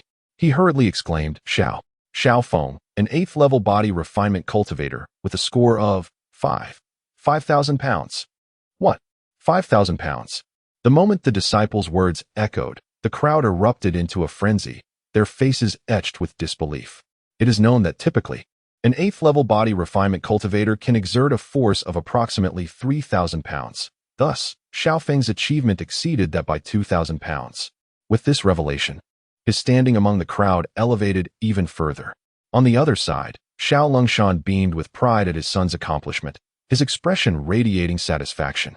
He then cast a sidelong glance at Yun Qianxiu, a sinister smile creeping onto his face. Beside him, Bai Zhantong remained silent. Although his own son had performed commendably, the revelation of Xiao Feng's result overshadowed all. It seemed rather trivial. The members of the Jiang family observed this scene, their brows slightly furrowed, and their expressions appeared somewhat displeased. Jiang Wenyuan cast his gaze towards Jiang Wenkong and lowered his voice, saying, Elder brother, the other 3 prominent families have already shown signs of forming alliances. With Xiao Feng's terrifying talent, our Jiang family is likely to face a significant calamity. Jiang Wenkong reassured him, rest assured, while Zhao's talent is indeed remarkable, you must also trust in Daoxin and the others. Upon hearing Jiang Wenkong's words and reflecting on his son's recent changes, Jiang Wenyuan's worried expression noticeably softened. Meanwhile, as Xiao Feng's results were revealed, Du Qingfeng immediately extended an invitation to him, promising additional benefits. Without any hesitation, Xiao Feng readily agreed to join the Falling Cloud sect. At this moment, Chun Hanchuan realized that this assessment had lost all significance. The so-called 2 rounds of evaluation were merely a farce. Consequently, he took the opportunity to select a few disciples from those who had passed the first round, though the results were not particularly remarkable. Many still preferred to wait for the second round before joining the Falling Cloud sect, as joining a sect was primarily for cultivation and stronger sects offered more resources, thereby accelerating the enhancement of one's strength. With Xiao Feng's exit, the crowd shifted their attention towards the Jiang family. Xiao Longshan mockingly remarked, Jiang Wenkong, everyone else has been tested, it's Jiang family's turn now. Let us all witness your family's top genius. Laughter erupted around him. Nearby, Bai Su scoffed disdainfully, saying, what top genius? Merely a discarded waste. What is there to anticipate? Following Bai Su's words, the crowd regarded Jiang Yu with scorn. However, in the face of Bai Su's provocation, Jiang Yu cast him a glance akin to viewing a jester, his expression utterly indifferent. He then turned to Jiang Chen and Jiang Daoxin, speaking quietly, second brother, third brother, did you hear that barking? Truly insufferable. Jiang Chen immediately understood, a faint smile playing on his lips as he replied, mad dogs love to bark. For such blind mutts, a single blow will suffice. Listening to the exchange between the 2 brothers of the Jiang family, Bai Su's eyes nearly ignited with fury, his entire being on the verge of exploding. Veins bulging on his forehead. Impudence. Just then, before Bai Su could retort, Du Qingfeng bellowed angrily. His gaze fixed on Jiang Wenkong, he coldly declared, Jiang Wenkong, last time. Out of respect for Shishue, I spared your Jiang family. Yet, not only have you shown no gratitude, but you also dare to insult my sect's disciples. If you do not provide me with a satisfactory explanation today, I would not hesitate to personally discipline him. With a thunderous tone, Du Qingfeng's cultivation at the transformation realm erupted instantaneously. An overwhelming pressure swept through the venue, causing the temperature around to drop several degrees. As Du Qingfeng's words resounded, the atmosphere grew tense. Jiang Wenkong and others wore grim expressions. They had assumed that after the previous conflict, although Du Qingfeng harbored some dissatisfaction towards the Jiang family, as an elder of the sect, he would not dwell on such matters. However, it was evident that he had taken offense at the Jiang family, seizing the opportunity to retaliate. Bai Zhantong and the others observed the scene with delight, eager to see how the Jiang family would navigate this predicament. Just then, Chun Hanchuan stepped forward, his voice grave. What has become of the Falling Cloud sect? An elder stooping so low, attacking others over trivial matters. Is it permissible for your disciples to insult others while denying them the right to respond? Upon hearing this, Du Qingfeng turned his gaze towards Chen Hanchuan, his tone icy. Old Chen, what business is it of yours how the Falling Cloud sect conducts itself? I advise you to mind your own affairs. Chen Hanchuan retorted, I have decided to intervene in this matter. If you remain unconvinced, I would not mind challenging you here. Du Qingfeng replied defiantly, do you truly believe I fear you? With a resounding crash, the air around Du Qingfeng crackled with energy, his formidable aura spreading wildly, causing the ground beneath to fracture. He appeared ready to strike if Chen Hanchuan dared to speak further, his demeanor exuding dominance. On the other side, Chen Hanchuan refused to back down, his aura steadily rising, his gaze sharp, and his back straightening with resolve. Nearby, Wang Ning observed this confrontation with a smirk of disdain, turning to Yun Shishua and remarking, Junior Sister Yun, it seems the Jiang family lacks self-awareness. How dare they offend Elder Du at such a time? They truly are a reckless bunch. As the two elders faced off, Yun Shishua spoke coldly. Since the last incident, my Yun family has had no ties with the Jiang family. If he is so eager to court his demise, he has no one to blame but himself. With that, she averted her gaze. Meanwhile, Du Qingfeng fixed his eyes on Chen Hanchuan, reiterating, Chen Hanchuan, do you truly wish to oppose me over such a minor family? Chen Hanchuan, spare me the pleasantries. Unleash whatever means you possess, for I shall accompany you to the very end today. Du Qingfeng, seeking death. No sooner had the words escaped his lips than Du Qingfeng prepared to strike directly. What has become of the two elders today, exhibiting such fiery tempers? Is there not a more civil way to express grievances? At that moment, a deep voice resonated from beyond the square. Upon hearing this voice, Du Qingfeng's momentum faltered slightly, and he swiftly turned his gaze toward its source, his expression darkening. The incessant interruptions today had incensed him greatly, bringing him to the brink of fury. As his gaze fell upon the crowd, they instinctively recoiled, wary of being misjudged by him once more. With their retreat, a clear path soon emerged. Before them, three figures approached at a leisurely pace. Leading them was a young woman with a delicate oval face, willow-like brows, and almond-shaped eyes, appearing to be around 18 or 19 years of age. She donned a flowing purple gown. Upon beholding her exquisite features, the surrounding crowd instantly became entranced, with many gazing at her with admiration. How beautiful! Good heavens! This woman is simply stunning. Such unparalleled beauty can only be rivaled by Miss Shangwan. Indeed, since Miss Shangwan's disappearance, although Yun Shishua has ascended to the title of the foremost beauty of Shinfeng City, she pales in comparison to this woman. At this moment, the woman in purple, with her hands clasped behind her back, skipped ahead, her curious eyes surveying her surroundings. As the trio drew nearer, Du Qingfeng's brows furrowed slightly, and he reined in his imposing aura, directing his gaze toward the slightly plump man to his left. In a grave tone, he remarked, Lord Feng, today's affair surely does not fall within your jurisdiction, does it? Are you also inclined to advocate for the Jiang family? Wouldn't he that contravene established protocols? Lord Feng. Upon hearing Du Qingfeng's words, the crowd immediately grasped the implication. Good heavens, it is Lord Feng Haoyan. But was it not a decree of the dynasty to refrain from intervening in sect affairs? Why has he come today? And what of that woman's identity? That even the Lord walks in her shadow? As the realization dawned, the curiosity within the crowd intensified. Meanwhile, Feng Haoyan, upon hearing Du Qingfeng's remarks, smiled and replied, Elder Du, you are overthinking matters. I have come solely to escort the princess for her assessment today, with no ulterior motives. Princess? At this revelation, Du Qingfeng's gaze immediately shifted to the woman in purple. After a moment of observation, he turned his attention to the elderly man in black. Upon sensing the aura emanating from him, a look of wariness crossed Du Qingfeng's face, his demeanor turning grave. Feng Haoyan, indeed. The person before us is none other than the esteemed daughter of the ancient lord, Princess Xiao.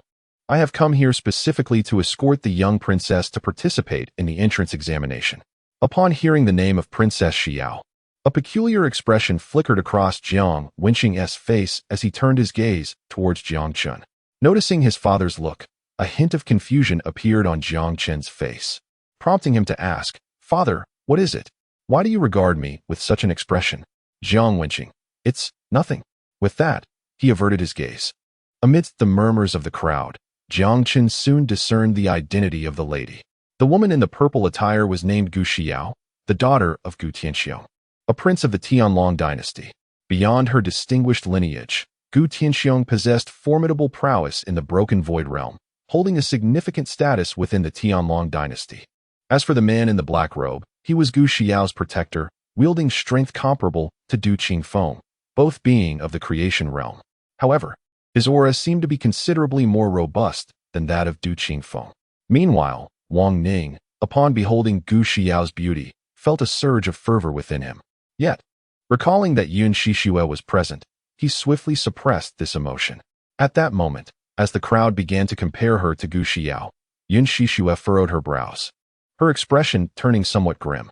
She had awaited this moment for so long, hoping to join the Luoyun sect with exceptional results amid the public's gaze. Yet now, before she could even make her appearance, a Princess Xiao had suddenly emerged, stealing her thunder. This left Yun Shishue feeling quite displeased. However, upon realizing that the princess was also here to take the examination, her sour demeanor softened considerably. Internally, she thought, "Humph, what of the princess? My talent is not inferior to anyone's, not even hers." With this thought, a renewed sense of confidence emerged on Yun Shishue's face. Chapter 36. Body Refinement Ninefold. 6,000 Qi Power. Observing Du Qingfeng's silence, Feng Haoyan maintained a gentle smile and spoke again. Elders Du and Chun, today marks the day our sect recruits disciples. There is no need to quarrel over trivial matters. How about I mediate this situation? Moreover, the princess has specially come to participate in your sect's examination. It would be best for both of you to take a step back and treat this as if nothing had transpired. Upon hearing this, Du Qingfeng glanced at the man in the black robe before responding in a somber tone. Since City Lord Feng has spoken, I, Du, shall naturally give face. Let this matter rest. However, should anyone dare to disrespect authority again, do not blame me for being impolite. As he spoke, the air grew tense. Du Qingfeng deliberately cast a glance towards the Jiang family, the implication of which was unmistakable. Meanwhile, Chen Hanchuan nodded at Feng Haoyan, subsequently tempering his own aura. As the mention of the Jiang family lingered in the air, Gu Xiao's attention was instantly drawn in that direction.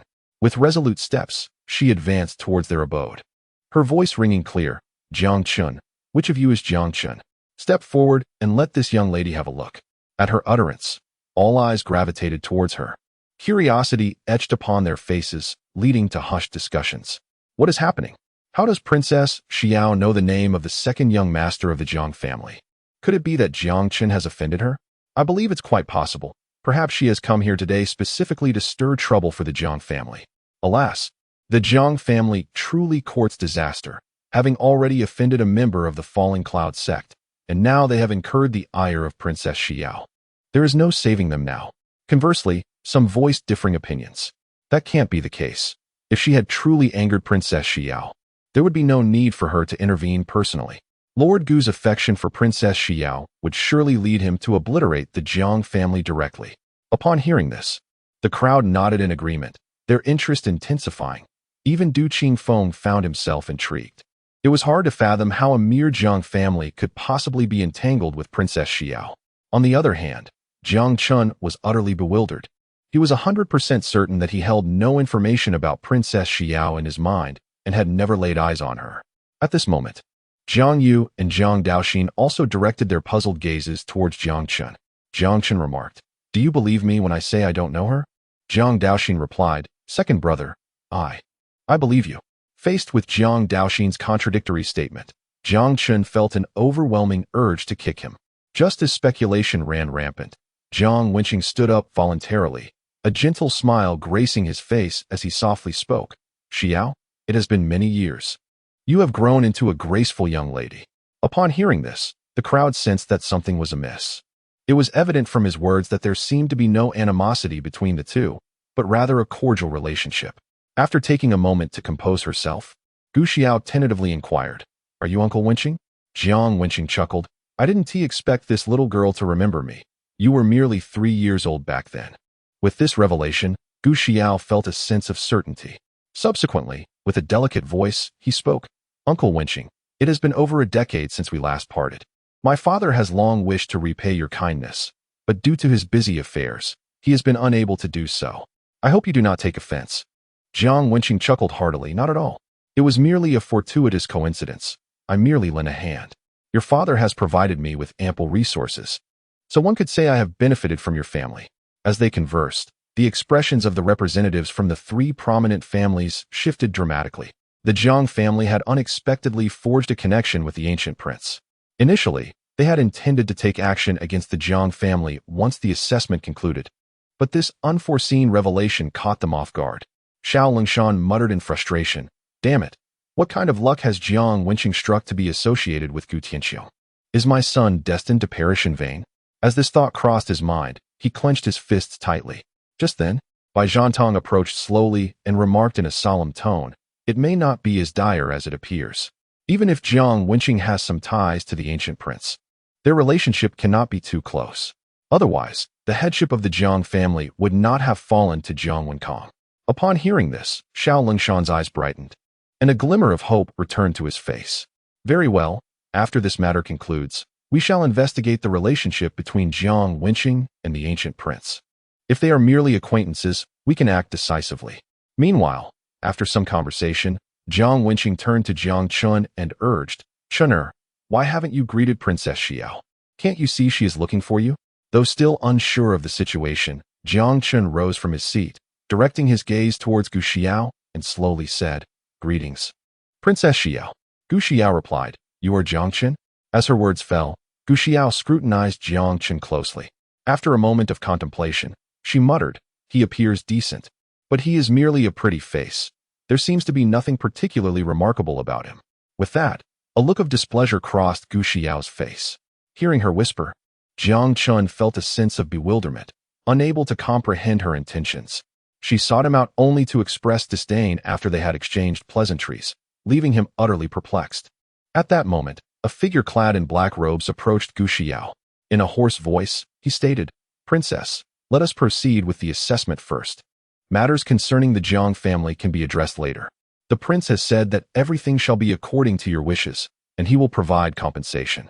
Gu Xiao responded, "Very well, let us commence with the assessment." As her words echoed, the black-robed elder turned his gaze towards Du Qingfeng and the others, speaking gravely, "Gentlemen, may we continue?" Du Qingfeng nodded gently in agreement. "Certainly, Princess Xiao, please proceed." Upon receiving the response, Gu Xiao stepped forward to the Heavenly Star Monument. She raised her delicate arm and casually struck the monument with a punch. Boom! A resounding crash echoed as the Heavenly Star Monument rapidly caved in, showcasing Gu Xiao's formidable strength at the 9th level of body refinement to all present. The disciple responsible for the registration was nearly taken aback, his eyes widening in disbelief. He exclaimed excitedly, "Princess Xiao, with a 9th level body refinement, your score is 6,000 pounds. At this declaration, the surrounding crowd erupted in a frenzy. It is well known that achieving 6,000 pounds at the 9th level of body refinement is already commendable, and now Princess Xiao had surpassed it by a significant margin. This achievement could certainly be classified as that of a genius. However, considering she is the daughter of Duke Gu, the crowd felt her accomplishment was entirely justified. After all, as the daughter of a duke, she would undoubtedly have access to abundant cultivation resources, and her physique would have been refined, setting her apart from others. Seeking comments. Chapter 37. Yun Shixue takes the stage observing Gu Xiao's achievement. Du Qingfeng's expression suddenly grew serious, revealing a glimmer of intrigue in his eyes. It is noteworthy that among the two major sects, there are, to some extent, royal family members. Du Qingfeng was very much in favor of Princess Xiao joining their sect. Although these royal family members typically join sects to establish their own factions and recruit talented individuals to bolster their power for future pursuits, it bears a semblance to undermining others. Nonetheless, the inclusion of these royals would greatly facilitate the sect's acquisition of spirit stones and resources. In essence, this arrangement could be seen as mutually beneficial. Moreover, true geniuses are often proud and independent, unlikely to be easily controlled. Thus, the overall impact of these royal inclusions tends to be more advantageous than detrimental. With Princess Xiao's extraordinary talent, Du Qingfeng was even less inclined to let her join the Xianjing sect. Contemplating this, Du Qingfeng displayed a smile and directed his gaze toward Gu Xiao. He spoke with conviction, "Princess, Your talent is truly unparalleled. You are indeed the daughter of Duke Gu, as the saying goes.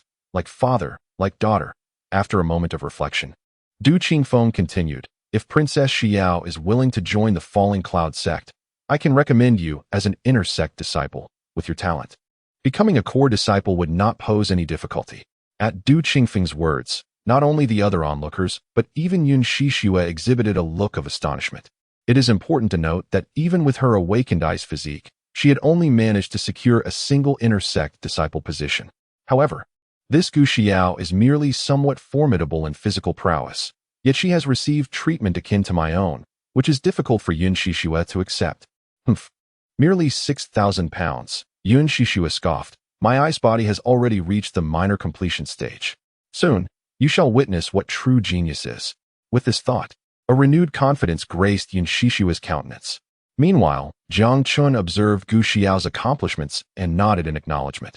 However, when he raised his gaze, he found Gu Xiao staring at him, her eyes glinting with a hint of provocation.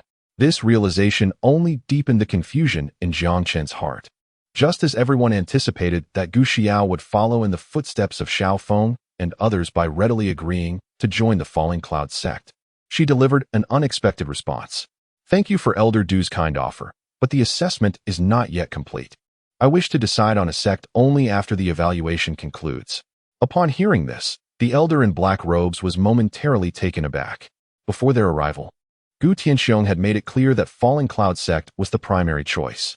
Yet now, despite the enticing conditions presented, his young master had not acquiesced.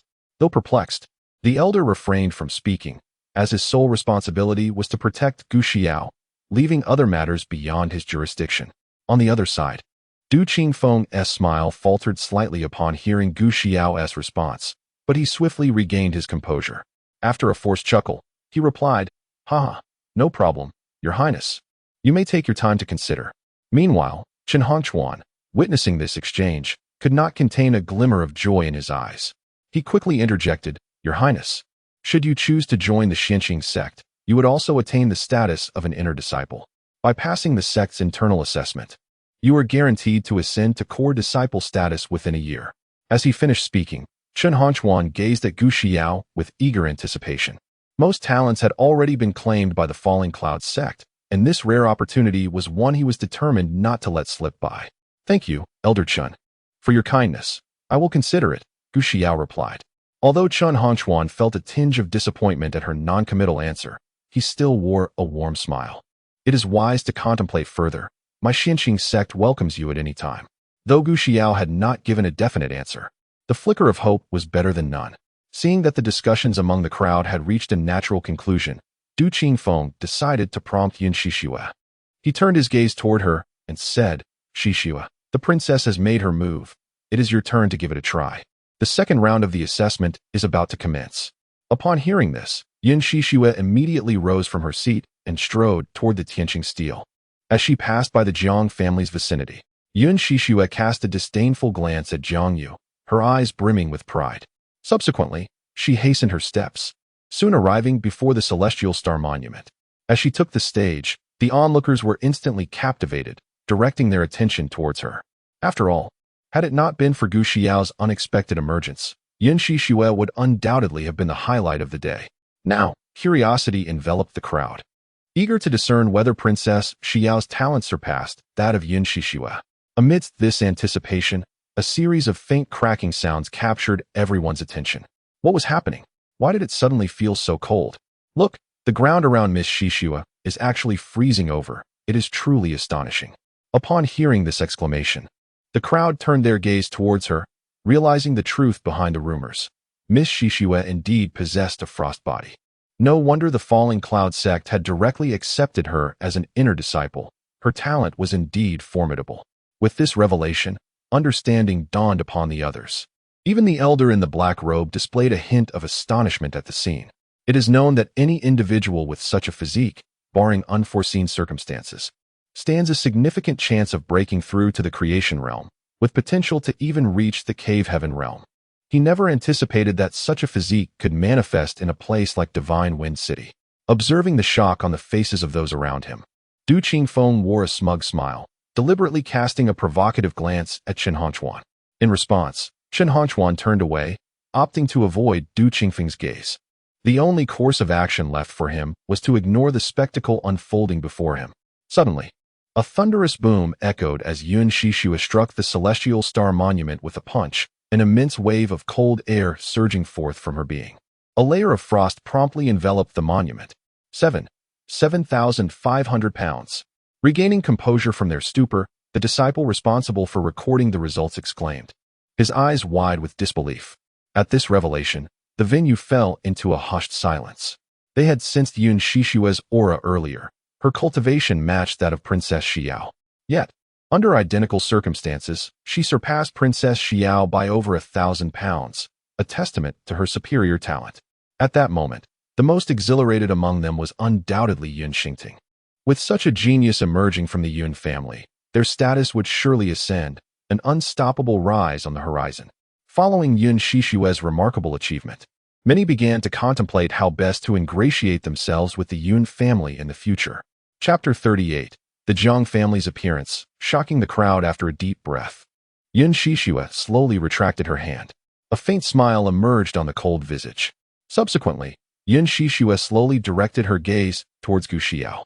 However, she soon realized that the latter's attention was not on her, but rather fixated on the Jiang family, glancing in their direction from time to time. Upon this realization, the smile on Yuan Shishua's face abruptly vanished. Gu Xiao's disregard felt like an affront to her dignity. Instinctively, Yuan Shishua's gaze shifted toward the Jiang family, only to find that the three brothers were engrossed in their own conversation, occasionally bursting into laughter.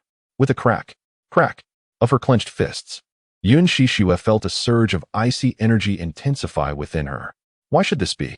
I, Yuan Shishua, am the protagonist. How dare you overlook me? I shall ensure you pay dearly for this. Despite the astonishment surrounding her remarkable achievements, the onlookers refrained from further commentary. After all, she possessed the unique physique of ice. And while her strength surpassed that of Gu Xiao, the latter was a princess, rendering them hesitant to comment freely. Comparisons with others would only serve to highlight her extraordinary talent, creating an awkward atmosphere. As the crowd recovered from their shock, they silently observed Yuan Shishua, none daring to speak. The scene before her was a stark contrast to Yuan Shishua's expectations, deepening her already sour mood.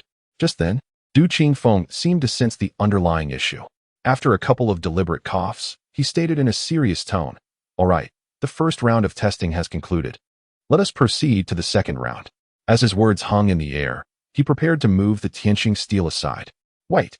A shout emanated from the direction of the Jiang family, interrupting Du Qingfeng's actions.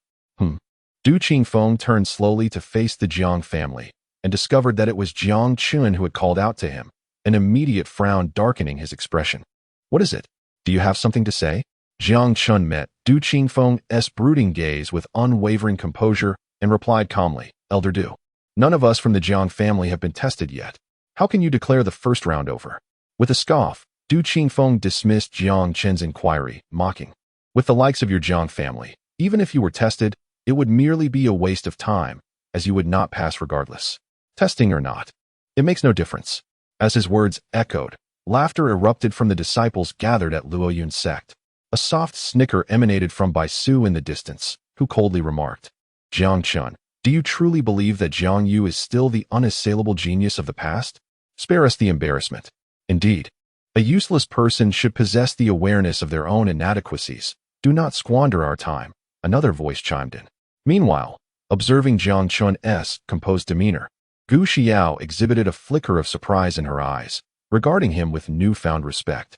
In truth, Du Qingfeng's inability to see through the cultivation levels of Jiang Chen and his companions was attributable to the profound technique that concealed their auras.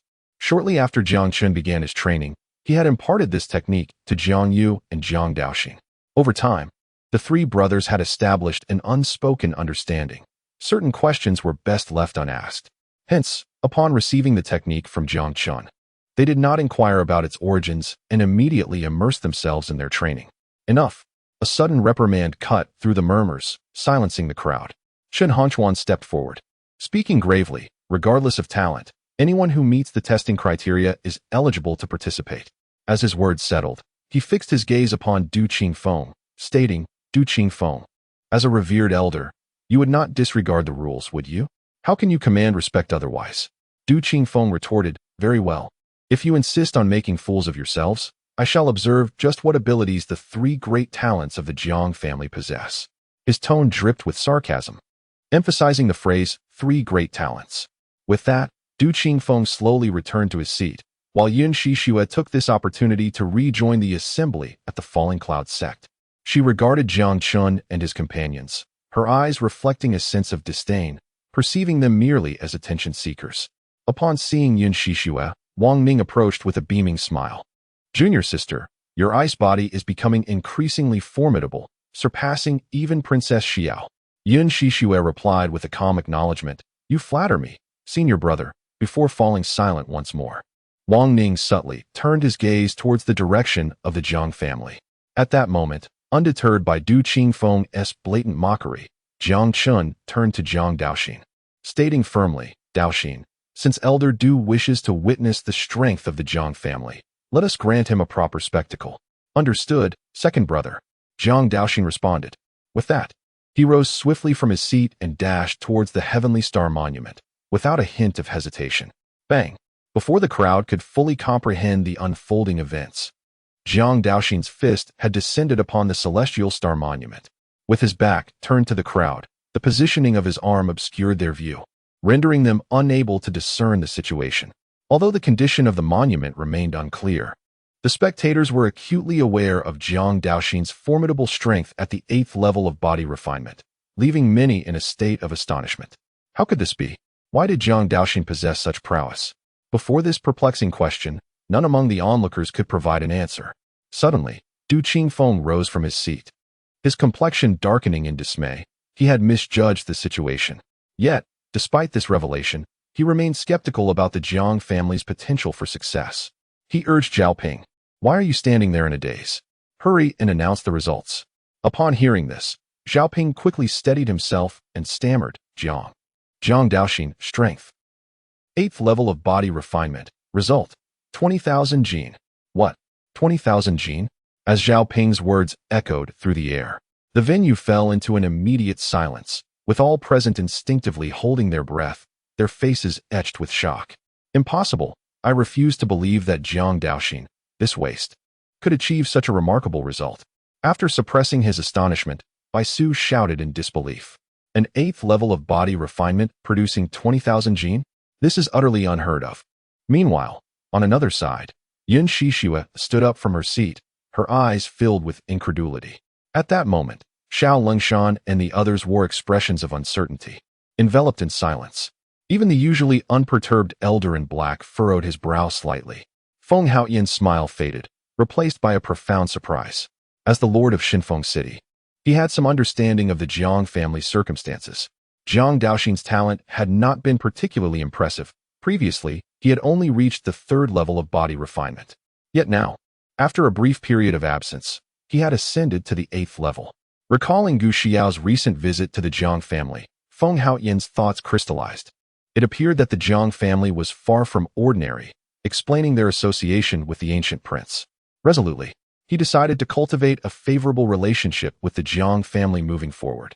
Meanwhile, Gu Xiao was equally astonished, her large eyes brimming with curiosity, her gaze continuously drifting toward the Jiang family. Simultaneously, she was engulfed in confusion. What was happening? This contradicted the information I had gathered. Just then, Du Qingfeng swiftly darted towards the direction of Jiang Daoxin, eager to personally verify the authenticity of his achievements. However, Chen Hanchuan, witnessing this scene, mistakenly believed that Du Qingfeng intended to harm Jiang Daoxin and rushed forward to block his path. Du Qingfeng, what do you intend to do? Do you think I am inconsequential? He exclaimed. At that moment, observing the smug expression on Chen Hanchuan's face, Du Qingfeng's demeanor turned exceedingly grim. Presently, with the conflict between the Luoyun sect and the Jiang family, it was inevitable that Jiang Daoxin would ultimately join the Xinqing sect, inadvertently presenting a formidable talent to his adversaries. This realization was difficult for Du Qingfeng to accept. Suppressing his emotions, he coldly responded, Old Ghost Chun, I have no time for your nonsense. I simply wish to verify his achievements personally. Is that too much to ask? Chen Hongchuan chuckled. If you wish to inspect him personally, that is certainly permissible. However, I must ensure the safety of this young one. Shall we proceed together? Do as you wish. Du Qingfeng retorted curtly. With that, the two made their way towards the Tianxiang stele, Du Qingfeng maintaining a sullen expression throughout, his insides churning with distaste. Upon reaching Jiang Daoxin, Chen Hongchuan displayed a warm smile, completely ignoring Du Qingfeng. He inquired, "Young one, would you be willing to join the Xinqing sect? I can assure you a position as an inner disciple." Upon hearing this, Du Qingfeng, who had been scrutinizing the Tianxiang stele, immediately scoffed with derision. Chen Hongchuan, I never imagined that after all these years, the Xinqing sect remains as rigid as ever. For such a talented disciple, you offer merely an inner disciple slot. Subsequently, Du Qingfeng turned his gaze towards Jiang Daoxin and stated, "If you join the Luoyan sect, I can overlook the Jiang family's transgressions against you. And I can also guarantee your swift ascent to core disciple status." After his earlier investigation, Du Qingfeng had indeed confirmed that Jiang Daoxin had demonstrated a strength of 20,000 pounds. Therefore, he was unwilling to relinquish such a talent to the Xinqing sect. On the other hand, Chen Hongchuan's expression changed dramatically upon hearing Du Qingfeng's words. He retorted coldly, "What do you understand? As long as a disciple possesses strength, becoming a core disciple is merely a matter of time. If one does not first experience the trials at the foundational level, what difference does it make if they become a direct disciple?" Du Qingfeng replied, "In the end, it simply reflects the inadequacy of your Xinqing sect." With that, he turned his gaze back to Jiang Daoxin, awaiting his response. At that moment, the three great families wore the most displeased expressions. If Jiang Daoxin were to become a core disciple of the Luoyan sect, they would not only struggle against the Jiang family, but would be fortunate if they were not directly consumed by them. Meanwhile, Jiang Wenkong and others also displayed signs of intrigue. Although Jiang Yu and Yun Shixue had grievances, the conditions proposed by Du Qingfeng were undeniably enticing. If Jiang Daoxin were to become a core disciple, thus, Yun Shixue posed no significant threat. However, Jiang Wenkong and the others remained somewhat apprehensive, given the past discord between Du Qingfeng and the Jiang family. Moreover, Du Qingfeng's current demeanor appeared rather indifferent. Although he verbally acknowledged Jiang Daoxin as a core disciple, his countenance lacked genuine sincerity. Upon recognizing this, Jiang Wenkong and the others immediately deduced that Du Qingfeng's actions were likely intended to dissuade Jiang Daoxin from joining the Xinqing sect, and his claim of Jiang Daoxin being a core disciple could very well be a ruse. On another front, after initially being taken aback, Yun Shixue regained her composure. Yet her aura exuded an unsettling chill. The series of events where others overshadowed her had diminished her presence significantly. While she could tolerate the earlier attention received by Gu Xiao, it was intolerable that the Jiang family, whom she held in disdain, had now emerged to slap her in the face. Noticing Yun Shixue's perturbation, Wang Ning gently spoke, "Shixue, do not take it too much to heart. Jiang Daoxin is merely stronger in physical prowess. With your ice body, once you break through to the Divine Sea realm, you will surely trample this waste underfoot." After a moment of contemplation, a cruel smile graced Wang Ning's lips as she added, "Furthermore, should Jiang Daoxin join the Luoyan sect, I shall gradually ensure his demise. An elder Du would not allow him to flourish." Encouraged by Wang Ning's words, Yun Shixue nodded in agreement, though she remained silent. Her gaze fixed intently on Jiang Daoxin in the distance. Just when everyone anticipated that Jiang Daoxin would acquiesce to joining the Luoyan sect, he uttered a surprising response. "Core disciple? I have no interest. My elder brothers have instructed me to join the Xinqing sect this time. Even if you offer me the position of a direct disciple, it would be futile." His declaration sparked an uproar among those present. Good heavens, he actually refused. Is he out of his mind? Foregoing the core disciple role to become an inner disciple, Jiang Daoxin truly is a unique individual. Du Qingfeng retorted, "Preposterous." He was visibly enraged, his expression darkening as a formidable presence bore down on Jiang Daoxin.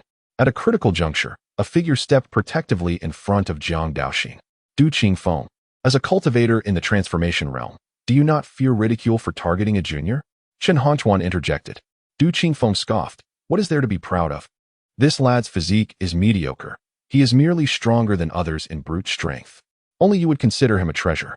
On the other side, The three prominent families breathed a sigh of relief upon hearing Jiang Daoxin's refusal.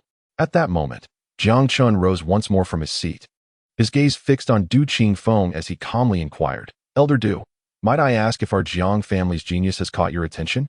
In Jiang Chen's words, there was a hint of sarcasm.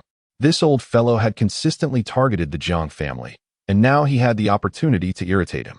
Jiang Chen would certainly not let this chance slip away. Du Qingfeng scoffed, "I see nothing remarkable here." As his words fell, Jiang Yu, seated nearby, let out a soft chuckle and exchanged a glance with Jiang Chen. In unison, they rose from their seats. Upon witnessing this scene, Du Qingfeng narrowed his eyes slightly, a mocking expression emerging on his face. To him, Jiang Chen and his companion were merely seeking to attract attention. On the other side, the remaining onlookers displayed expressions of keen curiosity. Gu Xiao rested her chin on her hand, her gaze sweeping over Jiang Chen. Initially, Bai Su had intended to ridicule Jiang Chen and the others, but recalling the precedent set by Jiang Daoxin, he ultimately suppressed this thought. Du Qingfeng inquired, "What? Do you two wish to test your mettle as well?" Jiang Chen and Jiang Yu remained silent, instead striding towards the heavenly star steel, their auras steadily intensifying. "What?" Upon sensing their cultivation levels, Xiao Lingshan and the others rose from their seats, their faces filled with astonishment. Bai Zhantong exclaimed, "How is this possible? They too possess the 8th level of body refinement? What is going on?" Xiao Lingshan cursed in frustration. "Damn it, the Jiang family must have been deliberately concealing their prowess. We have been made fools of." With a surge of murderous intent in his eyes, he seethed with rage. Just then, he felt someone observing him. Looking up, he found the city lord, Feng Haoyan, gazing at him with deep significance. Moreover, within Feng Haoyan's gaze, Xiao Lingshan sensed a warning. Recognizing this, his expression darkened, and an ominous premonition took root within him. If the city lord favored the Jiang family, they would indeed have to tread carefully. Though the Falling Cloud sect was formidable, standing behind Feng Haoyan was an imperial dynasty, and the sect could never afford to oppose a dynasty for the sake of a mere clan. Yun Xianxiu and Bai Zhantong also discerned this unsettling reality, their faces equally grim. Meanwhile, the cloaked elder wore a perplexed expression, the strangeness of his demeanor growing more pronounced. Prior to this, he had reviewed the Jiang family's dossier, yet based on the current situation, none of the details matched save for the name. What on earth are the Shadow Pavilion agents doing? Even gathering intel they managed to air, it seems I must advise the prince upon my return.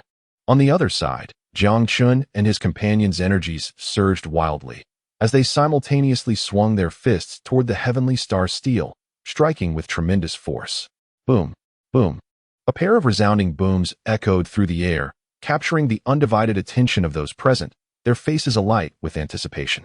However, when Jiang Chen cast a glance at his elder brother, he was nearly overwhelmed by the urge to vomit blood. After such a grand display, his brother had merely achieved a score of 15,000 pounds. In contrast, despite having considerably restrained his own strength, Jiang Chen had managed to exert 40,000 pounds. Noticing the confusion in Jiang Chen's gaze, Jiang Yu offered a faint smile and murmured, "Second brother, let the opportunity for ostentation be yours and Daoxian's. I prefer a more understated approach." With that, he playfully winked at Jiang Chen. At that moment, Jiang Chen felt a wave of annoyance wash over him as he noticed the crowd's gaze fixed upon him. Meanwhile, Yun Shishua's expression remained devoid of emotion. The series of humiliations she had endured today had rendered her numb. Yet, the intensity of her murderous intent only grew stronger. This time, there was no need for anyone to announce their scores. All present could see everything clearly, and an eerie silence enveloped the scene. Upon witnessing Jiang Chen's score, Gu Xiao was taken aback, her eyes wide with astonishment as she scrutinized him, a faint smile creeping onto her lips.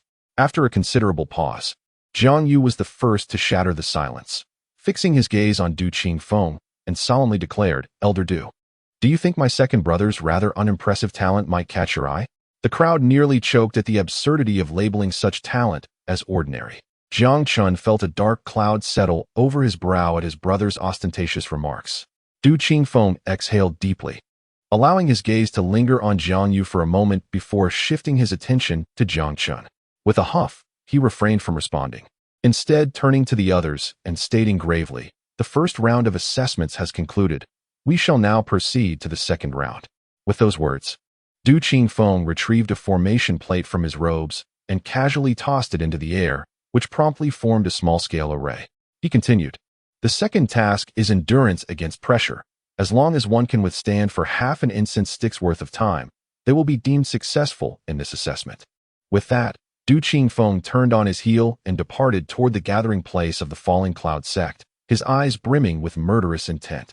Clenching his fists until they creaked, he silently vowed, "The Jiang family shall pay dearly for this. And as for that old curmudgeon Chen Hanchuan, he will regret his actions today." Meanwhile, Jiang Yu and Jiang Chen sensed the palpable menace in the air. The two brothers exchanged a knowing glance. In their gaze, a glimmer of cold light emerged, indicating that Du Qingfeng had clearly been placed on the list of targets. In stark contrast to Du Qingfeng's fury, Chen Hanchuan's smile stretched nearly to his ears, his small eyes narrowing with delight. Earlier, Jiang Daoxin had mentioned that all disciples of the Jiang family were to join the Tianxiang sect, and now, unexpectedly acquiring 3 such talents was a cause for immense joy. Chen Hanchuan approached Jiang Chen and the others, speaking softly, "My young friends, you heard what I mentioned to Daoxin. If you are willing to join the Tianxiang sect, I can petition the sect for additional rewards." After exchanging glances with his elder brother, Jiang Chen smiled and responded, "I humbly ask Elder Chen for your guidance." "Ha! Excellent, excellent." Chen Hanchuan boomed with hearty laughter upon receiving Jiang Chen's reply. At that moment, Gu Xiao slowly rose and spoke, "I shall not participate in the second round of assessments. Does Elder Chen's previous statement still hold true?" Upon hearing this, the elder in the black robe immediately changed his expression, hastily speaking up, "Your Highness, you." Before the elder could finish, Gu Xiao interjected, "Elder Zhou, I will explain to my father. You need not worry." Hearing her words, the black-robed elder opened his mouth, but ultimately swallowed his words. He was acutely aware of how much Duke Gu cherished the princess, and since she had made her decision, there was no need for him to insist further. On the other side, Chen Hanchuan quickly grasped Gu Xiao's intent and promptly replied, "Of course, it holds true. As long as Princess Xiao is willing to join the Tianxiang sect, the benefits I mentioned will remain unchanged." Gu Xiao replied, "Very well. I shall also join the Tianxiang sect." As her words fell, she cast a deliberate glance at Jiang Chen. Meanwhile, Du Qingfeng's expression darkened further upon witnessing this scene. His fists clenched so tightly that the knuckles turned white. As for the so-called second assessment, it now seemed somewhat superfluous. Jiang Chen and the others had no intention of participating. With the passage of time, more individuals were ejected from the formation, each one exhibiting signs of disarray. Blood trickling from the corners of their mouths. It was evident that they had failed in the second pressure assessment. As moments ticked by, the number of people in the arena dwindled. 2/3 of the time had elapsed, and half of the participants had been eliminated. Under the immense pressure, many were forced to expel blood, yet continued to persevere. To abandon now. If all prior efforts were to be in vain, such an outcome would be unwelcome. As the incense dwindled to its final remnants, Du Qingfeng swiftly retrieved the formation plate. With its removal, the remaining individuals immediately displayed expressions of elation, many collapsing onto the ground, gasping for breath. However, among them were still several who maintained a calm demeanor, seemingly unaffected. Witnessing this, Du Qingfeng spoke once more. "Those who excel in the second round of assessments may join the Luoyun sect as outer disciples. Those whose injuries exceed 30% may become auxiliary disciples." At that moment, Chen Hanchuan stepped forward, proclaiming loudly, "My Tianxiang sect offers the same opportunity. As for which sect to choose, that decision lies with you." Having already accepted the 3 brothers from the Jiang family, Chen Hanchuan felt satisfied. He was indifferent to how many disciples he could gather thereafter. The situation unfolded as anticipated, with the majority opting to join the Luoyun sect. Yet a notable number chose Tianxiang sect. They were acutely aware of their own capabilities, acknowledging that passing the assessment was no small feat. Joining the Luoyun sect would undoubtedly entail greater challenges in the future, making Tianxiang sect a commendable alternative. Although the overall strength of Tianxiang sect had diminished, it remained a venerable sect with numerous opportunities. Observing the injured newcomers before him, Chen Hanchuan produced a significant quantity of healing elixirs and distributed them among the crowd. He then stated, "You have 3 days to bid farewell at home. After 3 days, we shall convene here, and I will lead you to Tianxiang sect." "Thank you, Elder." The crowd responded in unison, their faces alight with excitement. Subsequently, many bid farewell to Chun Hanchuan and rushed towards the periphery of the square. The situation at the Luoyun sect was similar. As they watched the throngs depart, Xiao Longshan and others wore grim expressions, occasionally glancing towards Jiang Chen and his companions. They noted that Feng Haotian had appeared at the Jiang family's position, engaging in jovial conversation with Jiang Wenkong and others, as if they were old friends reunited after many years. This sight darkened the expressions of Xiao Longshan and Bai Zhantong, their countenances shifting to one of uncertainty. While Yun Qianxiu also appeared troubled. After exchanging glances, the three led their kin towards the Luoyun sect. Having engaged in brief conversation, the members of Luoyun sect followed the three great families out of the square. Naturally, before departing, Du Qingfeng exchanged a few words with the elder in black, refraining from departing abruptly. After all, standing behind the elder was Prince Gu Tianxiang, and it was only fitting to show him the requisite respect. Whereas he paid little heed to the city lord, Feng Haotian. As an elder of the Falling Cloud sect, a mere city lord does not warrant his attention. After the Falling Cloud sect departed, Chen Hanchuan turned his gaze towards Jiang Chen and the others. Speaking softly, I will be at the Divine Travel Inn for the next 3 days. Should anything arise, feel free to seek me out at any time. Upon hearing this, Jiang Chen immediately comprehended the implication. Chen Hanchuan was explicitly signaling that if anyone dared to trouble the Jiang family, they could directly approach him for assistance. Promptly, Jiang Chen responded, "Thank you, Elder Chen." Observing Jiang Chen's quick reaction, the satisfaction on Chen Hanchuan's face deepened, and a smile graced his lips as he boisterously declared, "Ha! No need for formality. As a disciple of the Xianxing sect, I am naturally obliged to ensure your family's safety. Now it is getting late. I shall escort these young ones to rest. You all should return home as well." As his words fell, Chen Hanchuan's gaze shifted to Gu Xiao. He gently inquired, "Princess Xiao, will you accompany me now, or shall we meet again in 3 days?"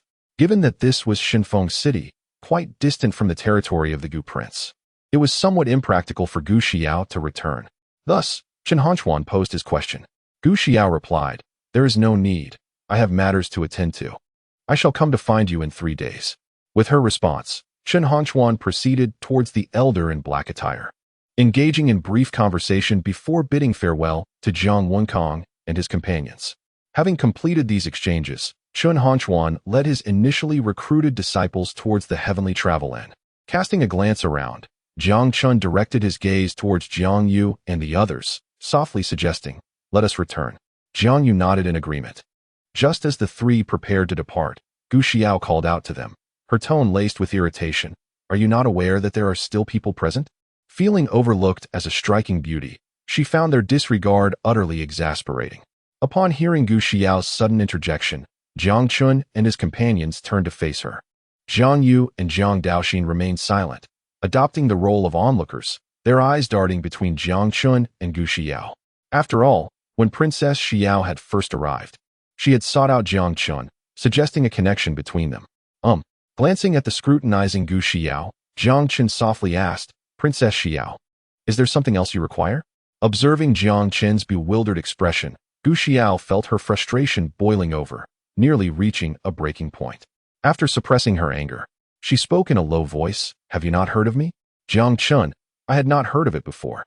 But just now I heard people say that you are the daughter of Prince Gu Tianxiang." Upon hearing Jiang Chen's response, Gu Xiao was momentarily taken aback.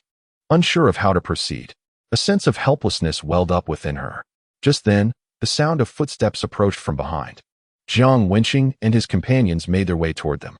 Noticing his son's bewildered expression, Jiang Wenqing quickly comprehended the situation and hastened his steps. He soon arrived before the two, directing his gaze toward Gu Xiao. He spoke softly, "Haha, Princess Xiao, let us discuss this matter back at the Jiang residence. Chen'er is not fully aware of certain things." Upon hearing this, Gu Xiao was initially taken aback, but then she gently nodded and responded, "That would be for the best." Thus, the group set off toward the Jiang family home. Chapter 42, The Secrets of Years Past, the fiancé, the city lord, Feng Haotian, did not depart, but instead followed Jiang Wenkong and the others toward the Jiang residence. Meanwhile, as the testing concluded, news of the Jiang family's 3 dragons swiftly spread throughout the entire Shinfeng city, causing quite a stir. "What? Are you sure you're not joking?" The top 3 in this assessment were all from the Jiang family? Why would I deceive you?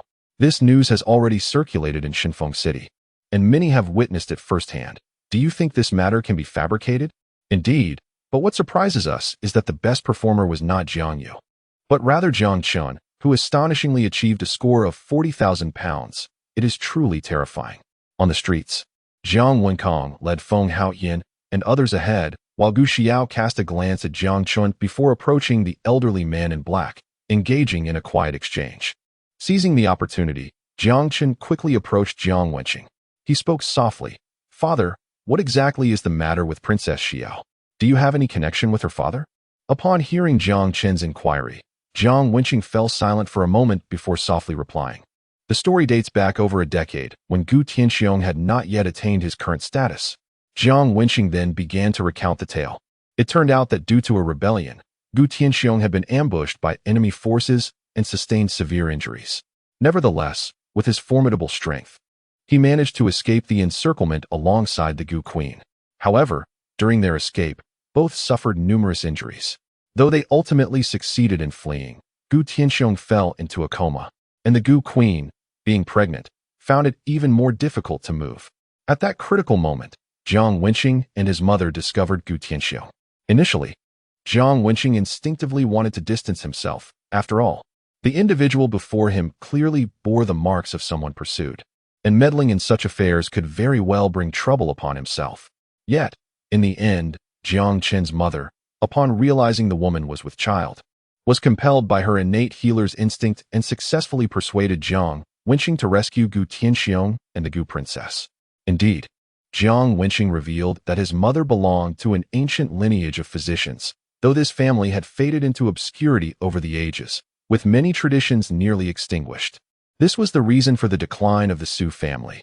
Under his mother's care, the injuries of Gu Tianxiang and his wife gradually healed, and this act of life-saving forged a bond between Jiang Wen and Gu Tianxiang. At that time, Jiang Chen was yet to be born, and during a drunken revelry, Jiang Wenqing and Gu Tianxiang made a pact. If they were of the same gender, they would become brothers. If of opposite genders, they would unite as husband and wife.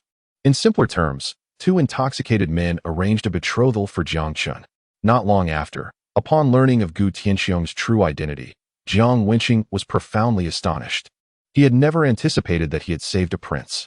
Subsequently, the 2 maintained a cordial relationship, with Gu Tianxiang never looking down upon Jiang Wenqing due to his status. He even provided Jiang Wenqing with ample resources for cultivation. However, Jiang Wenqing understood the vast disparity in their statuses and recognized that frequent interactions could bring misfortune. Although the Jiang family held considerable power in Xinfeng City, they were still dwarfed by the true great families, lacking any real comparability. Gu Tianxiang was aware of this as well, and thus tacitly accepted Jiang Wenqing's stance. He understood that while his strength could intimidate many, he had also made numerous enemies over the years, and it was impossible for him to constantly shield the Jiang family. Hence, reducing their interactions was the most prudent course of action. Meanwhile, since discovering Gu Tianxiang's true identity, Jiang Wenqing had entirely disregarded the so-called verbal engagement. After all, the disparity in status was apparent, and considering both parties had been inebriated at the time, such words were merely to be acknowledged, not taken seriously. However, casting a glance at Gu Xiao before him, a wry smile graced Jiang Wenqing's face as he softly remarked, "I had initially thought that Lord Gu would regard our past agreement as mere jest, much like I do. Yet now that Princess Xiao has arrived, it seems Lord Gu has not forgotten our pact. I wonder what purpose brings Princess Xiao here. I hope you are prepared for it." As he spoke, Jiang Wenqing's gaze fixed upon Jiang Chen, who appeared utterly bewildered and took a moment to collect himself. Jiang Chen spoke. "So, you mean to say that the current Princess Xiao is my fiancée?" Jiang Wenqing replied, "You could interpret it that way." Meanwhile, Jiang Daoxin and Jiang Yu listened with great interest, unable to refrain from exclaiming. Jiang Daoxin remarked, "No wonder this young princess sought out my second brother upon her arrival. It turns out she is to be my second sister-in-law." Before he could finish his sentence, Jiang Daoxin suddenly recalled Gu Xiao's demeanor and could not help but murmur, "Could it be that she, like Yun Shishu, has come to seek a divorce from my second brother?" As soon as Jiang Daoxin uttered those words, he realized he had misspoken and hurriedly covered his mouth. his gaze flitting between Jiang Yu and Jiang Chen. However, upon hearing Jiang Daoxin's words, Jiang Yu showed no reaction, his expression remaining remarkably indifferent, devoid of any sign of reproach. Jiang Wenqing, on the other hand, nodded gently, looking towards Jiang Chen and softly said, "This is what I wish to convey as well. Therefore, Chener, you must prepare your heart. After all, she is the daughter of a prince, and you may have to endure some discomfort." Observing his father's serious demeanor, Jiang Chen appeared unfazed, responding nonchalantly, "Is that all? Father, you need not worry. I shall do my utmost to cooperate." Witnessing Jiang Chen's relaxed expression left Jiang Wenqing bewildered. He had anticipated that Jiang Chen would be exceedingly angered upon receiving such news. Yet now, not only was there no trace of anger, but he seemed somewhat pleased. Indeed, Jiang Wenqing could affirm it was pleasure. At that moment, Jiang Chen was genuinely in high spirits. When his father declared this was his fiancée, he had been troubled over how to address the situation. After all, he had never encountered Gu Xiao before, and the sudden emergence of a fiancée was quite hard for him to accept. Although Gu Xiao was strikingly beautiful, this did not alter Jiang Chen's resolve. After all, another charming lady awaited him. Reflecting on this, Jiang Chen touched the jade pendant at his waist, a faint smile gracing his face. "Mingwei, wait for me." At that moment, the old man in black observed Gu Xiao and softly inquired, "Princess, will you speak to Jiang Chen yourself? Or shall I assist you in this matter?" Upon hearing this, Gu Xiao turned her gaze towards Jiang Chen, studying his handsome features. Recalling the moments during the test, a hint of hesitation flickered in her eyes. Just a little nudge for updates. Chapter 43, The Bewildered Princess, Xiao. After a moment of contemplation, Gu Xiao softly replied, "Zhou Bo, there is no rush. We still have 3 days to address this matter, so we may take our time." The old man in black, known as Zhou Tong, was a trusted confidant of Gu Tianxiang. Upon hearing Gu Xiao's response, a look of astonishment emerged on Zhou Tong's parched visage. It is worth noting that had Gu Xiao not insisted on calling off the engagement, they would not have found themselves in this situation today. After all, if Gu Xiao desired to join a sect, all it would take was a word from the Duke, and she could simply proceed to register with the sect. Yet now, after traversing such a long journey, she hesitated. It must be said that Jiang Chen's earlier performance was indeed remarkable. Even he was taken aback by the results. Du Qingfeng also made some valid points. Without a robust physique, no matter how impressive one's performance during the body refinement stage, one would inevitably falter in the long run, unable to catch up with those endowed with superior physiques. This very reason compelled Du Qingfeng to support Yin Shixue, assisting her in various schemes against the Jiang family, even going so far as to confront Chen Hanchuan. Although plagued by inner doubts, Zhou Tong refrained from inquiring further, choosing instead to remain silent. For this decision was one that Gu Xiao must make for herself. Under Jiang Wenkang's leadership, the group returned to the Jiang residence in grand procession. At this moment, Gu Xiao retreated once more, her gaze occasionally surveying Jiang Chen, yet she showed no intention of speaking. Upon entering the Jiang manor, Jiang Wenqing approached Jiang Chen, glancing at the distant Gu Xiao, and spoke softly, "There is not much left to do, since Princess Xiao has made the effort to visit. Why not allow you to show her around the Jiang family? We shall handle the other matters." As he finished speaking, Jiang Wenqing produced a small spatial pouch and handed it to Jiang Chen. "Take these spirit stones. Should you find the atmosphere at home dull, feel free to take her out for a stroll." With that, Jiang Wenqing made his way towards the reception hall. After exchanging brief pleasantries with Gu Xiao, Zhou Tong followed him inside. As the crowd began to thin, Jiang Yu subtly signaled Jiang Daoxin with his eyes. Acknowledging the cue, Jiang Daoxin promptly spoke, "Second brother, my elder brother and I shall take our leave for now. We will return later." Following his words, Jiang Daoxin approached Jiang Yu, who then turned his gaze towards Jiang Chen, softly suggesting, "Second brother, I believe uncle's earlier remarks hold truth. While Shanfeng City may not be particularly bustling, it offers many interesting sights. You could take the princess for a leisurely exploration." Subsequently, Jiang Yu patted Jiang Daoxin on the shoulder, and the two promptly departed. Once they had distanced themselves, Jiang Chen turned to the side, regarding Gu Xiao, momentarily at a loss for words. The two exchanged silent glances, and after a brief pause, Jiang Chen broke the silence, saying, "Having traveled all day, you must be weary. Allow me to escort you to rest. We can venture out tomorrow." and it will be just as delightful. Jiang Chen merely wished to swiftly settle this girl and then retreat to his own chamber for a well-deserved respite. However, as he spoke, Gu Xiao furrowed her brows ever so slightly, her expression betraying a hint of displeasure. Fixing her gaze upon Jiang Chen, she spoke in a delicate tone. "If I am not mistaken, Uncle Jiang must have relayed the events to you, correct?" Jiang Chen replied, "Indeed, he did." Gu Xiao pressed on, "What are your thoughts now?" "I am your fiancé." After a brief hesitation, she voiced her feelings. Observing Gu Xiao's demeanor, Jiang Chen allowed a faint smile to grace his lips, teasingly responding, "What thoughts could I possibly have? Naturally, it is to take you as my bride, ascending to greatness and embarking on the pinnacle of life." Jiang Chen understood that to expedite this matter, he must adopt a somewhat reckless demeanor, avoiding any semblance of hesitation. Should Gu Xiao harbor a poor first impression of him, the annulment of their engagement would proceed smoothly. Sure enough, upon hearing his declaration, Gu Xiao's brows knitted in discontent as she retorted, "How utterly ridiculous! Ascending to greatness? Have I ever expressed a desire to marry you?" Jiang Chen inquired. "Oh, then what is your intention, my lady?" As he posed this question, a glimmer of anticipation danced in his eyes. Gu Xiao huffed lightly and declared with pride, "To be frank, I have come to the Jiang family to dissolve our engagement." Upon uttering this, her gaze bore into Jiang Chen's, expecting him to exhibit sorrow upon hearing her words, urging her to reconsider the annulment. Yet, to her astonishment, Jiang Chen's countenance remained remarkably placid, devoid of any turmoil. As they locked eyes, after a moment of contemplation, Jiang Chen replied softly, "Very well, I agree. Rest assured, I shall convey this matter clearly to my father. He should have no objections." Upon hearing this response, Gu Xiao stood there, utterly stunned. "You agree? Just like that?" "Indeed, I agree," Jiang Chen affirmed.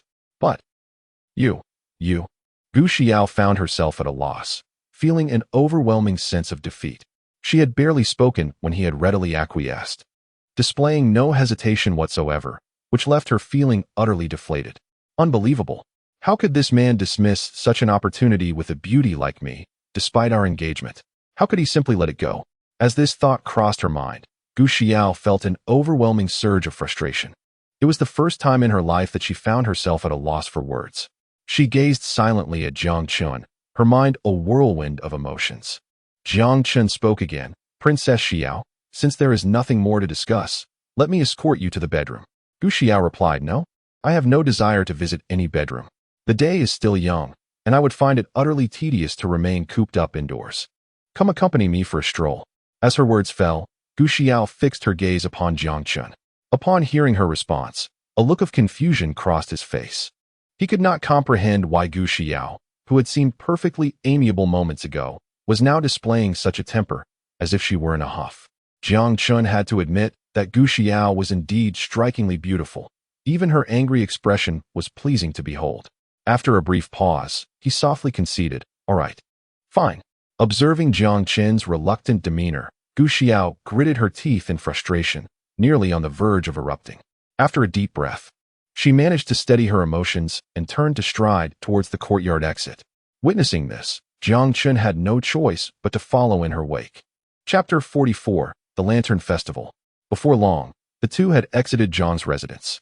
Although twilight was gradually descending, the streets were still bustling with pedestrians, and various lanterns had been lit in many places. As she took in the lively street scene, Gu Xiao felt her spirits lift, her gaze flitting across the stalls. In less than a quarter of an hour, her hands were laden with numerous trinkets, all of which were relatively insignificant and hardly worth a few spirit stones. At that moment, Jiang Chen trailed behind her, covering the expenses. After traversing a lengthy street, they arrived at a more vibrant thoroughfare, where crowds continued to gather. Gazing up at the lanterns suspended overhead, Gu Xiao's eyes sparkled with surprise and curiosity. After a moment of contemplation, she turned her attention back to Jiang Chen and inquired, "Is it always this lively in Shinfeng City at night?" Jiang Chen gently shook his head and replied, "Certainly not. The reason for today's festivities is the Lantern Festival, which is celebrated annually during this time and lasts for 2 days." "The Lantern Festival?" Gu Xiao scanned her surroundings, observing the myriad of lanterns with a look of understanding dawning upon her. Gu Xiao then asked, "Aside from viewing the lanterns, Are there no other events during this festival? After a thoughtful pause, Jiang Chen softly responded, it's not solely about the lanterns. At this time, many talented individuals gather at Mingwell Lake to recite poetry and exchange insights. Reciting poetry? Upon hearing Jiang Chen's words, Gu Xiao's curiosity was piqued. As the daughter of the ancient prince, she was undoubtedly well-versed in the arts of music, chess, calligraphy, and painting. Now, I have heard of a program that piqued her interest immediately. Gu Xiao remarked, let us proceed to Mingwell Lake. After all, it is still early, and I am curious to see what kind of talented individual awaits us. Jiang Chen responded, very well, let us go and explore. With those words, he turned and walked southward, while Gu Xiao quickly followed suit. The two traversed a narrow, secluded alley and arrived at a magnificent lake. Upon their arrival, they beheld the bustling activity along both shores, which rivaled the earlier square in liveliness. Furthermore, numerous small boats floated upon the lake, and in its very center lay a grand vessel, with many passengers in smaller boats making their way toward it. The men aboard the small boats were predominantly clad in white robes, their long hair secured with hairpins, and each held a folding fan in hand, reminiscent of the scholars of ancient times. Gu Xiao gazed at the drifting lanterns on the lake and the imposing boat, her expression reflecting intrigue. Noticing her demeanor, Jiang Chen softly suggested, let us also procure a small boat. Merely observing is rather dull. Gu Xiao replied, indeed, that is precisely my intention. Subsequently, the two made their way to the docking area for the boats. At that moment, there were few individuals present at the boat station. As soon as Jiang Chen and Gu Xiao arrived, a middle-aged man approached them with a smile, introducing himself. Greetings, I am Wang Gang, a staff member here. How may I assist you? Gu Xiao responded, Wang Gang is it? We wish to hire a small boat to venture onto the lake. Please quote your price in spirit stones. Upon hearing this, Wang Gang's face displayed a look of puzzlement as he gently replied, are you two visiting for the first time? Gu Xiao confirmed, yes, what of it? Wang Gang continued, here, we primarily cater to literary individuals and do not charge any fees. However, to acquire a boat, one must compose a poem. Only upon passing our head's assessment of your literary prowess shall we provide you with a vessel. Upon hearing this, Gu Xiao turned to Jiang Chen. In response to her gaze, Jiang Chen wore an awkward smile and softly said, it is also my first visit. I had no idea such a rule existed. Perhaps you could showcase your talent to them? Gu Xiao displayed a speechless expression. You are the second young master Jiang. Just as Gu Xiao was about to request paper and ink from them, a voice of astonishment rang out from behind Wang Gang. Moments later, a group of thin men rushed forward, their eyes filled with surprise and admiration as they looked at Jiang Chen. Jiang Chen inquired, what is it? Upon receiving his acknowledgement, the smiles on the faces of the thin men widened. He quickly spoke up, greetings, young master Jiang. I am Li Sanchun. It has only been a short while since Gangzi arrived. I hope you won't take offense. As his words fell, Li Sanchun turned to Wang Gang and said, Gangzi, hasten to prepare the boats for young master Jiang and his companions. I shall take care of matters here. Upon hearing this, Wang Gang hesitated, stammering, Brother Sanchun. But we were instructed from above that we must compose a poem. If we proceed this way, would we not be breaking the rules? Listening to Wang Gang's remarks, Li Sanchun was instantly incensed. He retorted, I told you to go, so go. Why all the unnecessary chatter? Have you not always admired Shui Diao Gatu? It was penned by young Master Jiang himself. Is there any doubt remaining? Wang Gang exclaimed, what? Shui Diao Gatu was indeed written by him? This. Suddenly, recalling Li Sanchuan's reference to Jiang Chen, he swiftly grasped the truth of Jiang Chen's identity. He promptly responded, young Master Jiang, please forgive my ignorance. I failed to recognize your stature. I shall prepare the boats at once. Please allow me a moment. With that, Wang Gang hurriedly retreated, his gaze towards Jiang Chen now brimming with admiration. Witnessing this scene, Gu Xiao displayed a look of astonishment. Prior to her arrival, she had conducted thorough investigations into Jiang Chen. The information revealed that he was a feckless scion, lacking any scholarly pursuits, with meager cultivation and a penchant for indulgence. It would not be an exaggeration to label him as a wastrel. However, upon arriving in Shinfeng City, Jiang Chen had unexpectedly showcased his prowess at the 8th level of body refinement, which had already taken Gu Xiao by surprise. Now, from the exchange between the two, it appeared that Jiang Chen's literary accomplishments were equally commendable. Otherwise, such admiration would not have been so evident. In an instant, Gu Xiao seemed to have an epiphany. She cast a sidelong glance at Jiang Chen and pondered, could it be that news of my arrival in Shinfeng City was leaked, prompting Jiang Chen to orchestrate this charade, garnering my respect? The more she contemplated, the more plausible it seemed. Humph, it must be so. Today, I shall unveil the true nature of this Jiang Chen. The thought of Jiang Chen's decisive agreement to annul their engagement ignited a flare of indignation within her. Subsequently, she directed her gaze towards Li Sanshan and, in a clear tone, inquired, "You mentioned he composed Shi Diao Gu too. It appears quite remarkable. Might I have the pleasure of viewing it as well?" Gu Xiao anticipated that upon making this request, Li Sanshan would likely decline. After all, if Jiang Chen were merely a hired actor, even if a poem existed, its quality would surely be lacking, and she would easily discern the ruse. However, to her astonishment, upon hearing her desire to see Shi Diao Gu too, Li Sanshan seemed to have found a kindred spirit. Eagerly, she produced a slip of paper and swiftly passed it to Gu Xiao. Chapter 45, The Fairy of Water Moon. Observing the parchment in Li Sanshan's hand, Gu Xiao casually accepted it.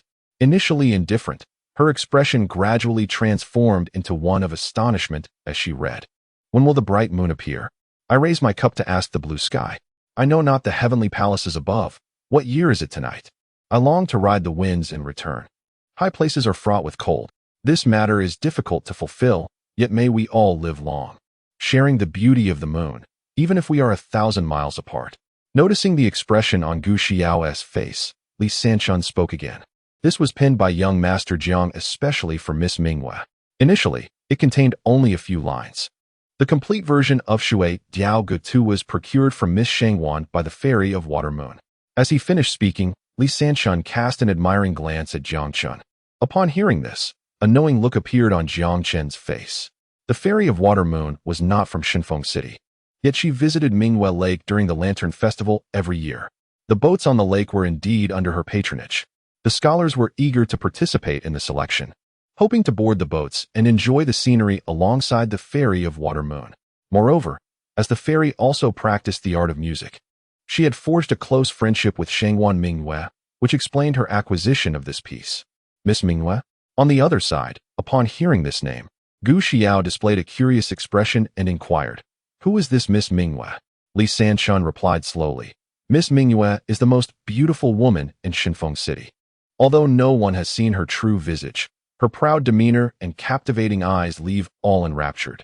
However, young Master Jiang should know her best, as he is the only one who has spent time alone with her. Furthermore, young Master Jiang has been pursuing." Ahem. Before Li Sanshan could finish, a cough from Jiang Chen interrupted him. Realizing this, Li Sanshan promptly closed his mouth. Gu Xiao turned to Jiang Chen and asked, "Is there something you wish to keep from me?" Jiang Chen replied, "No. I merely wanted to remind you that the boat is ready." Indeed. Gu Xiao turned to see Wang Gang had prepared the small boat. Meanwhile, Li Sanshan began to ponder. Gazing at Gu Xiao's exquisite features, he felt a sense of déjà vu, as if he had encountered her somewhere before. Suddenly, a realization struck him, and cold sweat broke upon his forehead. He hesitated for a moment.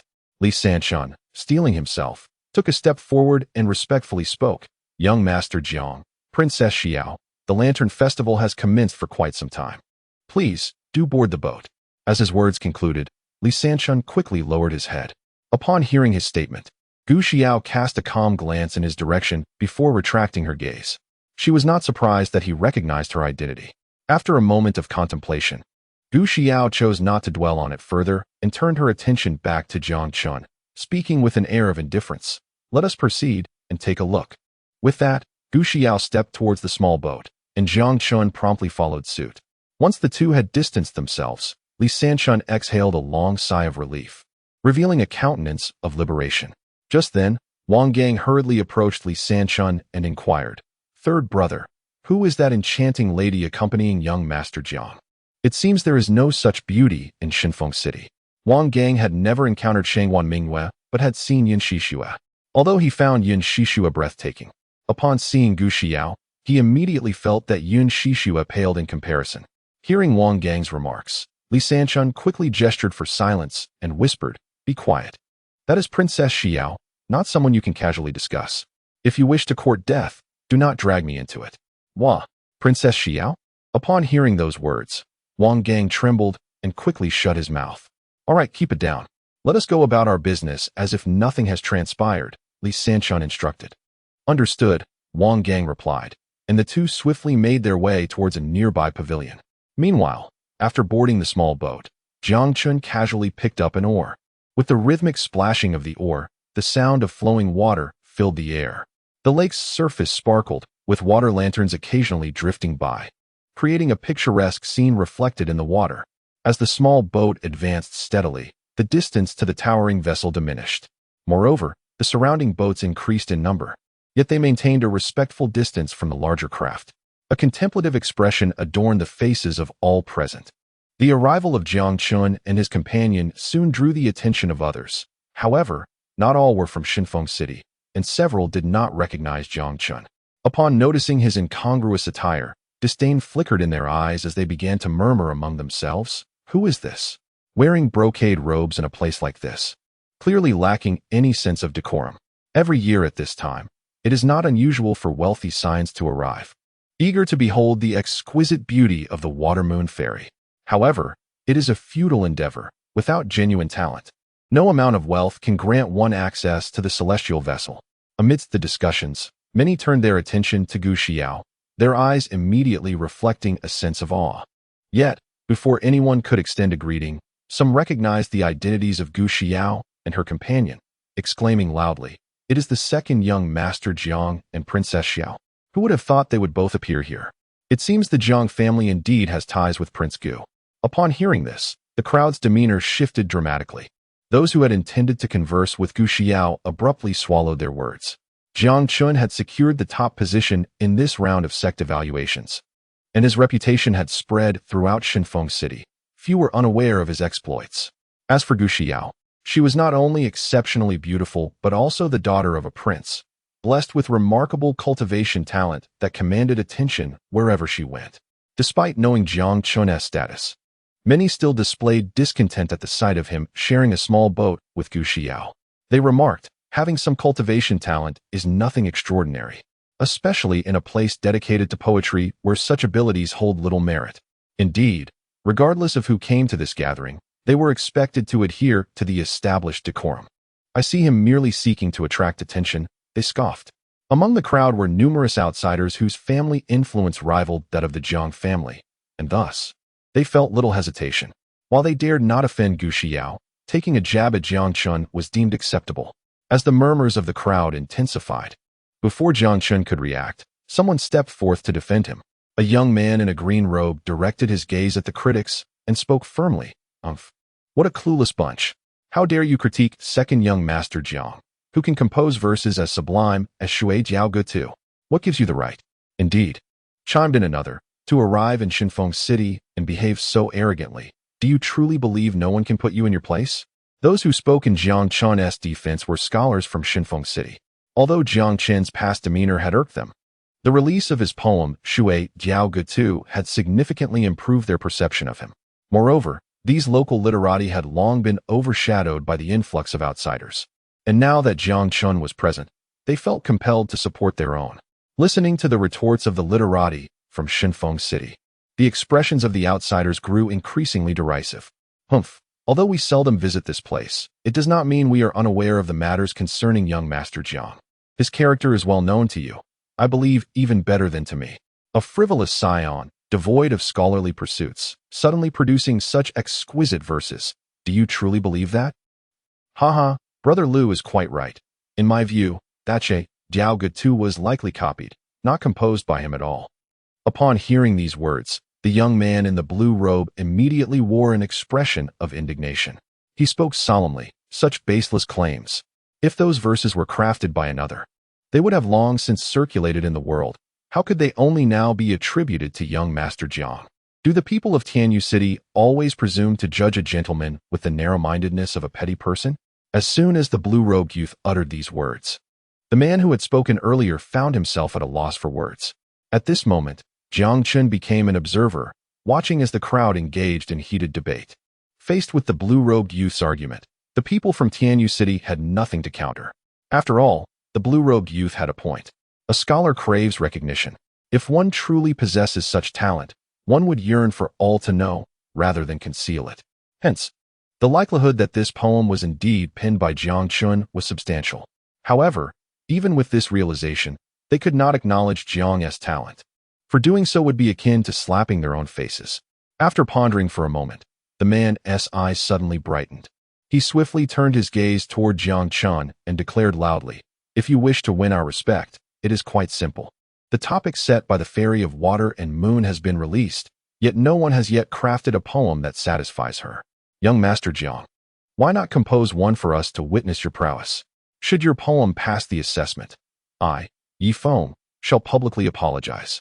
However, if it does not, I will not press you further. Merely declare yourself a waste before all present."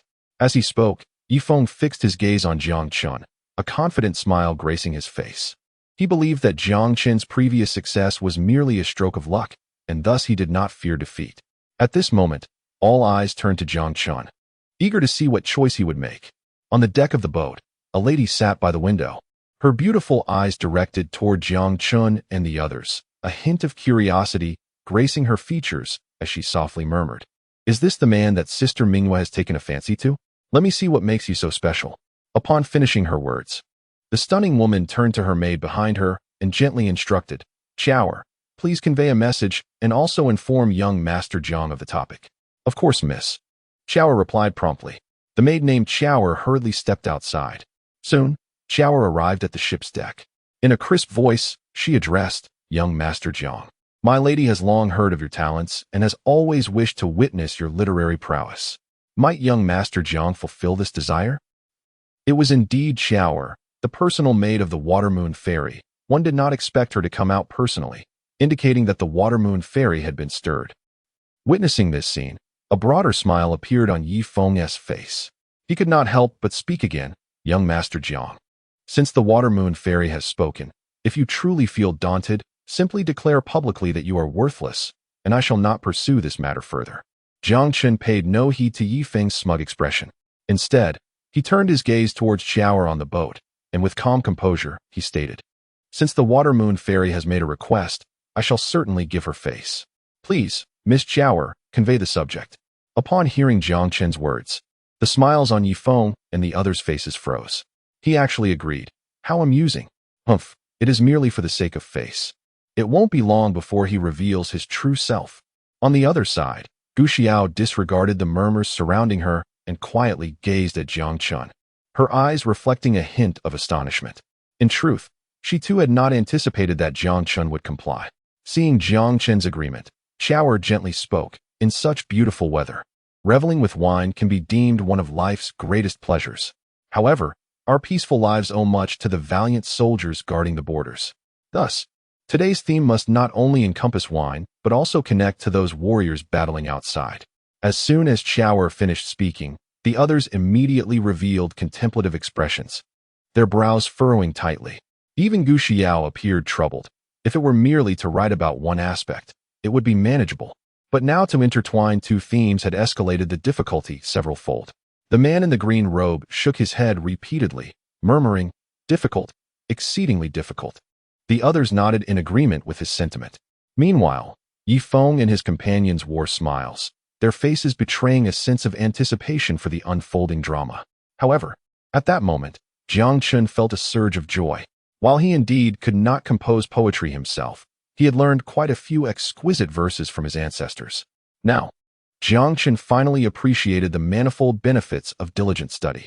Ignoring the scornful gazes of Yi Feng and the others, Jiang Chen stood with his hands clasped behind him, slightly raising his head, his dark hair fluttering in the breeze. Then, Jiang Chen proclaimed loudly, "Grape wine in a luminous cup, the pipa urges me to drink. Do not mock the one drunk on the battlefield. Throughout history, how many have returned from war?"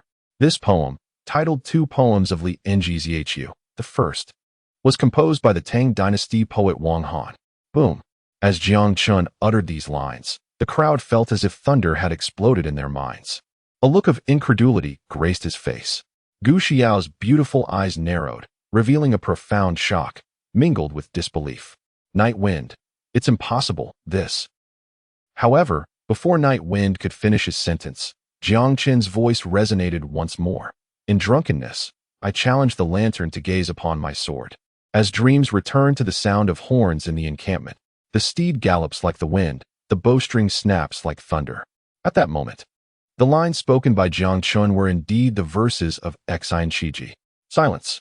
As Jiang Chen's words fell, the atmosphere descended into an eerie quietude, with many individuals left agape, rendered speechless for a considerable time. Suddenly, within the ship, the Water Moon Fairy stood up from her seat, her eyes filled with intense astonishment. Had someone familiar witnessed her expression, they would undoubtedly be taken aback. It is well known that the Water Moon Fairy possesses profound composure, and to elicit such a reaction from her speaks volumes about the impact Jiang Chen had on her. Chapter 47.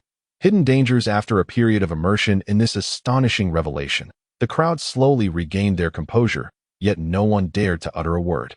Fixated on Jiang Chen. At this moment, Night Wind staggered, retreating several steps. Impossible. This is utterly inconceivable. His expression reflected sheer horror. Had Jiang Chen merely composed one poem, he might have contested it, but the reality of two masterpieces, each brimming with stunning artistry, left him without recourse. Now, even with his thick skin, Night Wind could not dare to speak foolishly, especially with so many eyes upon him.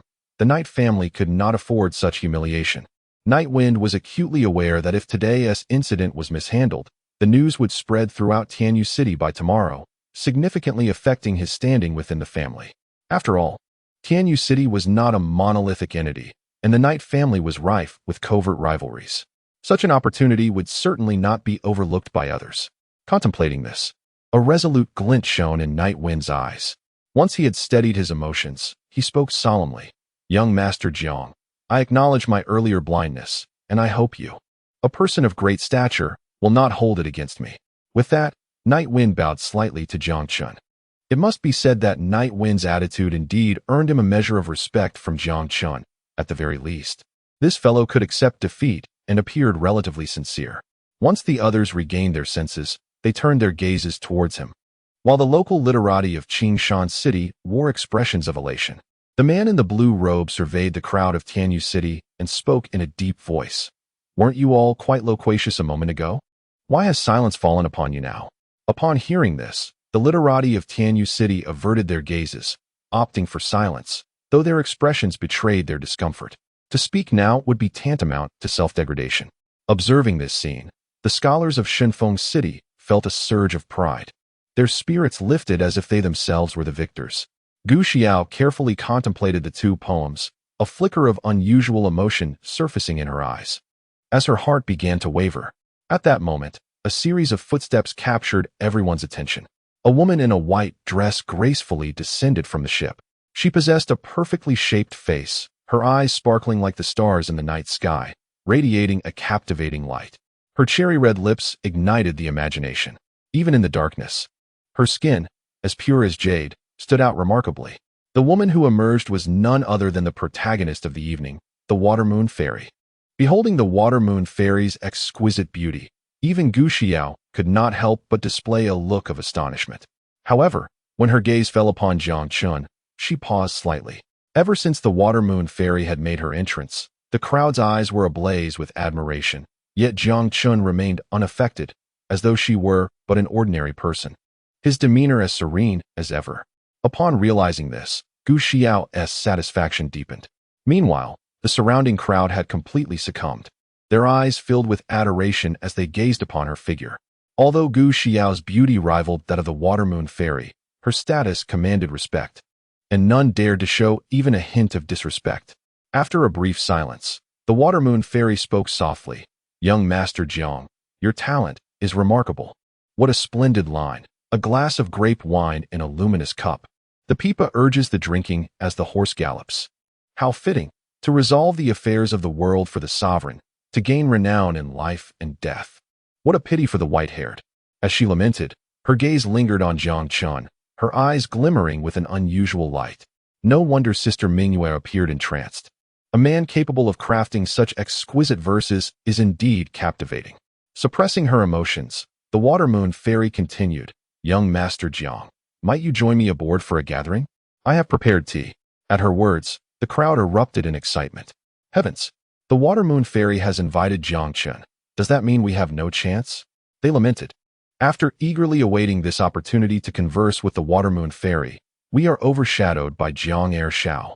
How disappointing. Alas, given the brilliance of those two poems. It was no surprise that the Water Moon Fairy extended her invitation to Jiang Chen.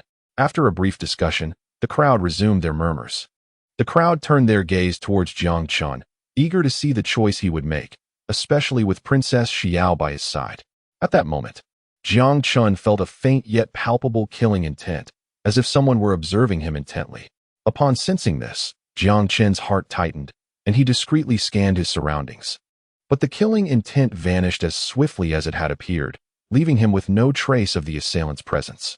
What is happening? Could it be that the members of the three great families are unable to restrain themselves and wish to act prematurely? After a moment of contemplation, Jiang Chen found something amiss. After all, Princess Xiao was beside him.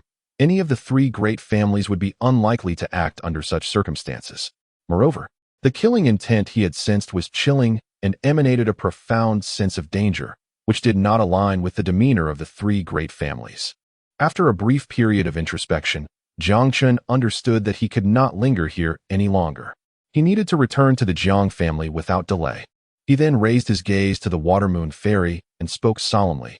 Thank you for your kind intentions, Fairy, but I have suddenly recalled pressing matters at home. I shall not impose any further and promise to offer my apologies in person next time.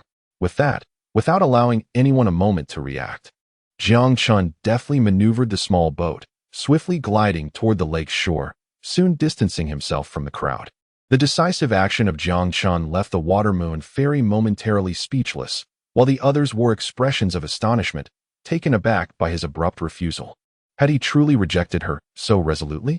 Indeed, without a hint of reluctance, Jiang Chen exemplified a model of composure, appearing utterly detached from the situation. However, it didn't take long for the onlookers to recover. With Jiang Chen's departure, it signified an opportunity for the rest of them. The thought ignited a wave of excitement among the crowd. Once the Water Moon Fairy regained her senses, her gaze instinctively followed the direction in which Jiang Chen had vanished, her curiosity intensifying. She then spoke softly, since the first place has already been determined, I shall refrain from posing further questions. However, as a token of gratitude for your presence, I will play a piece for you all. I hope you will bear with me. Upon hearing her words, the crowd displayed expressions of deep regret. Yet, as her subsequent statement resonated, their spirits lifted considerably, smiles returning to their faces, their eyes gleaming with anticipation. On the other side, Jiang Chen and Gu Xiao had returned to the shore. Observing Jiang Chen's somewhat serious expression, Gu Xiao's eyes brimmed with confusion. Unable to restrain her curiosity, she inquired, What is the matter? Why did you leave so suddenly? Jiang Chen replied, It's nothing. The hour is late. Let us return. Noticing Jiang Chen's reluctance to elaborate, Gu Xiao felt a twinge of displeasure but refrained from dwelling on it. Subsequently, the two retraced their steps. Shortly after their departure, the serene lake's surface was disturbed, rippling with sudden movement as a figure clad in black emerged. At that moment, a hint of suspicion flickered in his gaze, and a hoarse voice escaped his lips. Why did they leave so abruptly? Could it be that he truly sensed my presence? Concurrently, a melodious tune wafted from the direction of the boat, prompting the black-clad man to pause momentarily before swiftly pursuing the direction Jiang Chen and Gu Xiao had vanished into. As they traversed the dimly lit path, Jiang Chen remained silent. Gu Xiao soon sensed an unsettling atmosphere and quickened her pace. Just then, Jiang Chen, walking ahead, abruptly halted. Caught off guard, Gu Xiao collided with his back. You, she began, intending to reproach him, but upon seeing the grave expression on his face, she suppressed her words. Jiang Chen's gaze was fixed ahead as he coldly called out, Who goes there? Step forward. Upon hearing this, Gu Xiao's expression shifted, revealing her apprehension. After a brief silence, a heavy footfall echoed through the air. Jiang Chen turned to investigate, and there, before him stood a man cloaked in black robes, his face obscured by a pitch-black mask emanating a chilling aura. Sensing the man's peak strength in the divine sea realm, Jiang Chen's demeanor grew serious. The black-robed figure halted directly in front of him, casting a glance at Gu Xiao before speaking in a low voice. It seems you indeed detected my presence. I am quite curious as to how you managed to do so." With those words, the man's piercing gaze fixated on Jiang Chen. This stealth technique of his was capable of deceiving even those in the creation realm. Yet here stood a mere body refinement cultivator who had uncovered him, piquing the black-robed man's interest. Meanwhile, upon observing the black-robed man's attire, Gu Xiao coldly interjected, "Another from the dark sect? Truly a persistent bunch. Do you not fear the retribution of my father?" At this, Jiang Chen comprehended the situation. The black-robed individual was indeed targeting Gu Xiao, and from her words, it was evident that this was not their first encounter. Amidst the looming threat posed by the enigmatic figure in black, a discordant laughter erupted from him. He then spoke in a grave tone, "Little princess, discussing these matters has become futile. We are merely mercenaries fulfilling a contract, and as for the consequences you allude to, we are more than capable of bearing them." With that, his gaze shifted once more toward Jiang Chen, and he coldly declared, "Boy, if you answer my previous question honestly, I may consider granting you a chance at survival." As he spoke, the aura surrounding him intensified, causing the ambient temperature to inexplicably drop. At that moment, Gu Xiao's face was marred by discomfort. A peak expert of the Divine Sea realm was beyond her current capabilities. Gritting her teeth, she turned to Jiang Chen and said solemnly, "He has come for me. Find an opportunity to escape." As her words fell, Gu Xiao's presence began to surge, swiftly elevating her strength to the first level of the Divine Sea realm. Observing her newfound power, Jiang Chen felt no surprise, for he had long sensed her deliberate concealment of strength. The black-robed elder, witnessing this transformation, felt no inclination to delay further. He charged toward Gu Xiao, a pitch-black dagger materializing in his hand. With a swift flick of her wrist, Gu Xiao summoned a long azure sword, raising it to confront her adversary as she shouted, "Run!" Realizing that the elder had locked onto her aura, she knew turning to flee would be tantamount to courting death. Thus, she chose to confront the threat head-on. In a flash, Gu Xiao plunged toward the black-robed elder. A thunderous clash resonated as their weapons collided. However, shortly after their weapons met, a muffled groan escaped Gu Xiao's lips, blood trickling from the corner of her mouth as she was forcefully propelled backward. The black-robed man, undeterred by the spectacle, felt his own aura swell with renewed ferocity, his eyes ablaze with murderous intent as he pursued Gu Xiao. Desperation flickered in her gaze as she beheld his relentless approach, prompting her to slowly close her eyes. Just as the darkness enveloped her, she heard the sound of rushing air nearby. To her astonishment, the anticipated pain never came. Instead, she felt herself caught. Upon opening her eyes, she discovered Jiang Chen had indeed intercepted her fall, radiating a power that surpassed even the third level of the Divine Sea realm. In the astonished gaze of Gu Xiao, Jiang Chen swung his fist, colliding with the dagger held by the man in black robes. Following a resounding impact, Jiang Chen's figure was sent flying. However, Gu Xiao's eyes suddenly sharpened. Remarkably, after the clash between Jiang Chen's fist and the dagger, his defenses were not breached, leaving only a faint white mark on his hand. "Jiang Chen, your strength?" Gu Xiao exclaimed in disbelief. Meanwhile, the man in black also narrowed his eyes, uttering a sound of surprise. At that moment, Jiang Chen paid no heed to Gu Xiao's bewilderment, swiftly channeling the true energy within him to stabilize his chaotic aura. Moments later, both landed steadily on the ground, and Jiang Chen casually set Gu Xiao down.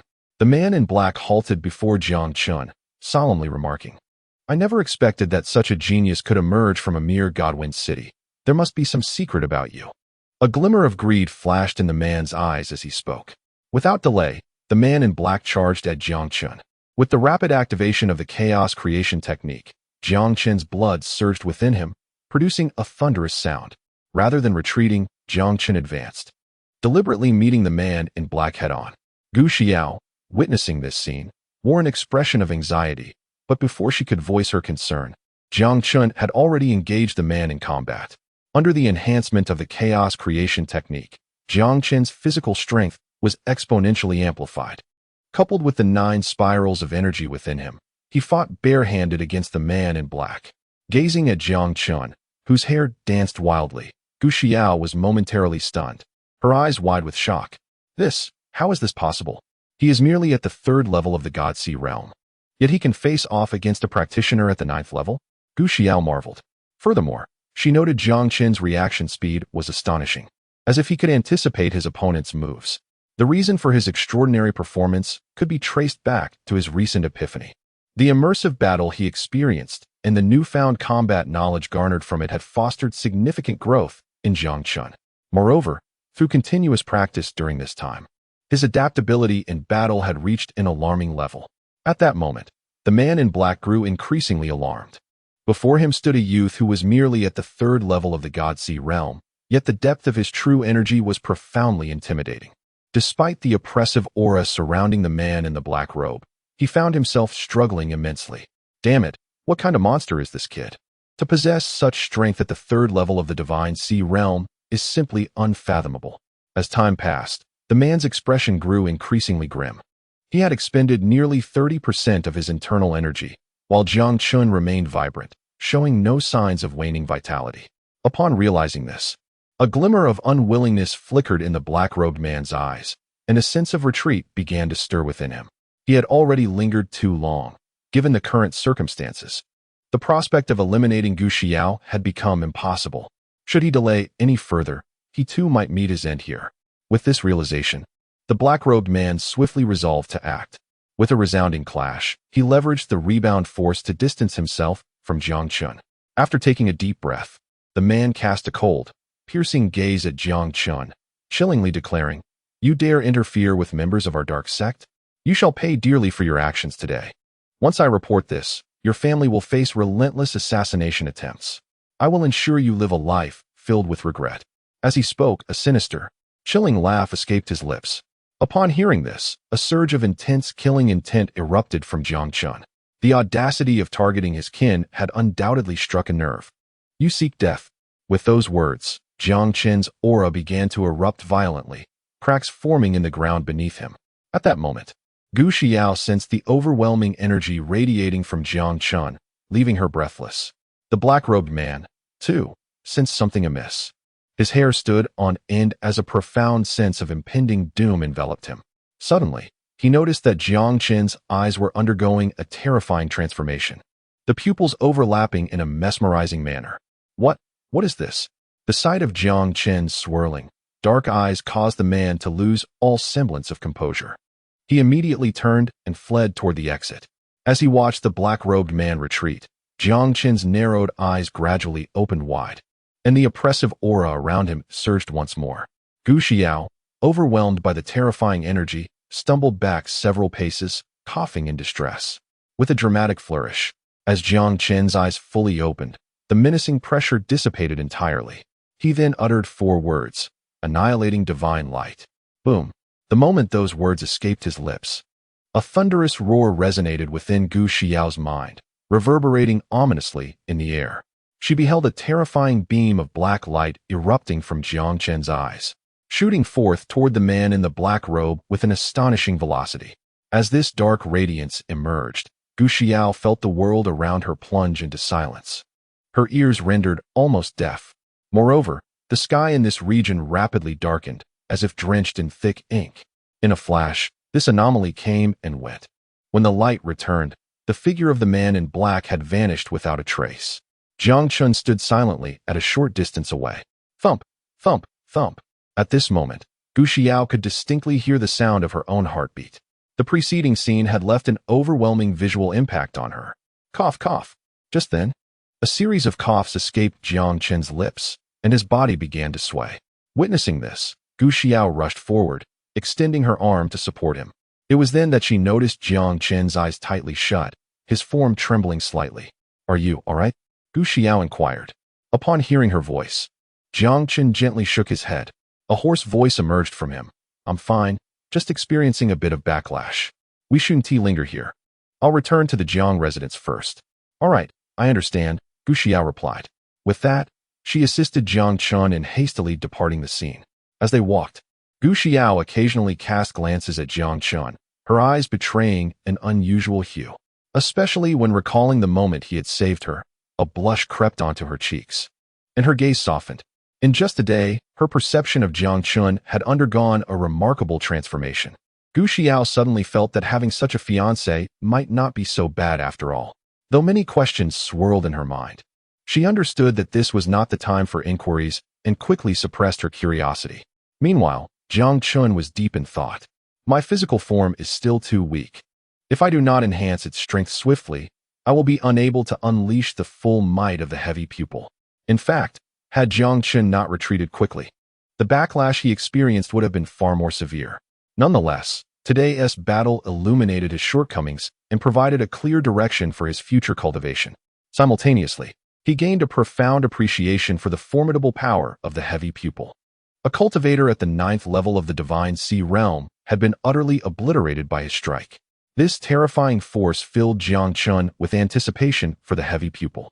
As the Jiang residence gradually came into view, Jiang Chen turned to Gu Xiao beside him and softly asked, "Princess, could you keep today's events confidential?" Suddenly, she found herself captured by the intensity of his gaze. A hint of panic appeared on Gu Xiao's face. Once she stabilized her emotions, she quickly responded, "No, it's fine." Noticing Gu Xiao's intense reaction, Jiang Chen revealed a flicker of confusion in his eyes. However, since she had readily agreed, he chose not to dwell on the matter. The two swiftly entered the Jiang residence. Upon returning to the estate, Jiang Chen refrained from disturbing others, leading Gu Xiao to the room prepared for her. "You should rest early. If you need anything, just inform the two maidens outside. I won't intrude any further." As he spoke, Jiang Chen couldn't help but cough lightly. Observing this, Gu Xiao's expression shifted to one of concern. "Are you all right? Do you need me to escort you back? You don't seem well." Jiang Chen gently shook his head and replied, "No need. I'm nearly recovered. A bit of rest at home will suffice." With that, he turned and exited the room. Gu Xiao opened her mouth to speak, but ultimately held her tongue. Only after Jiang Chen's figure had completely vanished did she slowly close the door. As for the two maidservants outside, she called them back to rest. Under the soft glow of the lamp, Gu Xiao sat quietly at the desk, holding a brush in her hand as she began to write slowly. Elegant characters emerged, revealing her intense focus as her arm moved rhythmically. After placing the brush down gently, she glanced at the contents on the paper, a satisfied smile gracing her lips. What she had inscribed were the two poems Jiang Chen had composed at Mingwe Lake. After pondering for a moment, Gu Xiao picked up the brush once more, recalling the verses from memory, and proceeded to write Shui Diao Gu Tu. As she surveyed the three poems before her and recalled Jiang Chen's heroic rescue, she felt her heart race, and a blush crept onto her cheeks. What is happening to me? Why am I thinking of that guy?" she murmured, her voice trailing off as a shy expression enveloped her face, accompanied by a hint of anxiety within. Gently shaking her head, Gu Xiao quickly calmed her emotions and began to circulate her internal energy to mend the injuries she had sustained.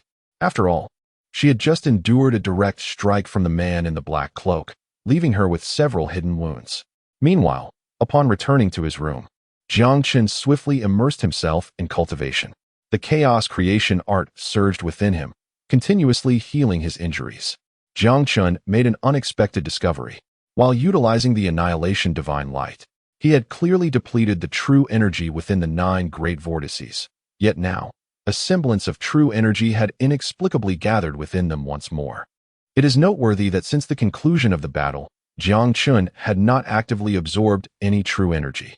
This revelation filled him with astonishment. "System, what is the meaning of this?" Ding. The vortices differ from the Dantian. Accumulating true energy within the Dantian necessitates active absorption. However, the vortices can autonomously absorb true energy continuously, even without deliberate operation.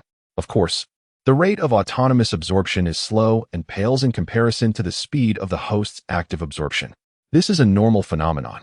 Upon hearing the system's explanation, a glimmer of joy appeared in Jiang Chen's eyes.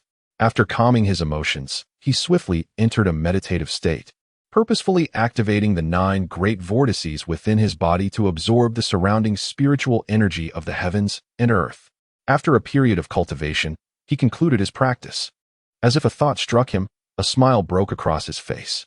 With a creak, Jiang Chen pushed open the door and stepped outside. Knock, knock, knock. Hearing someone knock, Gu Xiao slowly opened her tightly shut eyes and spoke in a deep voice. "Who is it?" "It's me, Jiang Chen."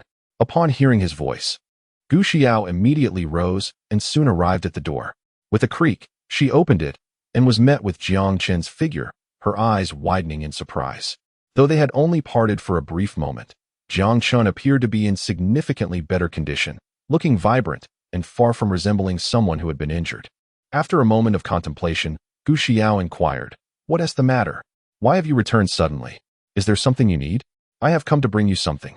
As his words fell, Jiang Chen produced a porcelain vial from his robe and casually handed it to Gu Xiao.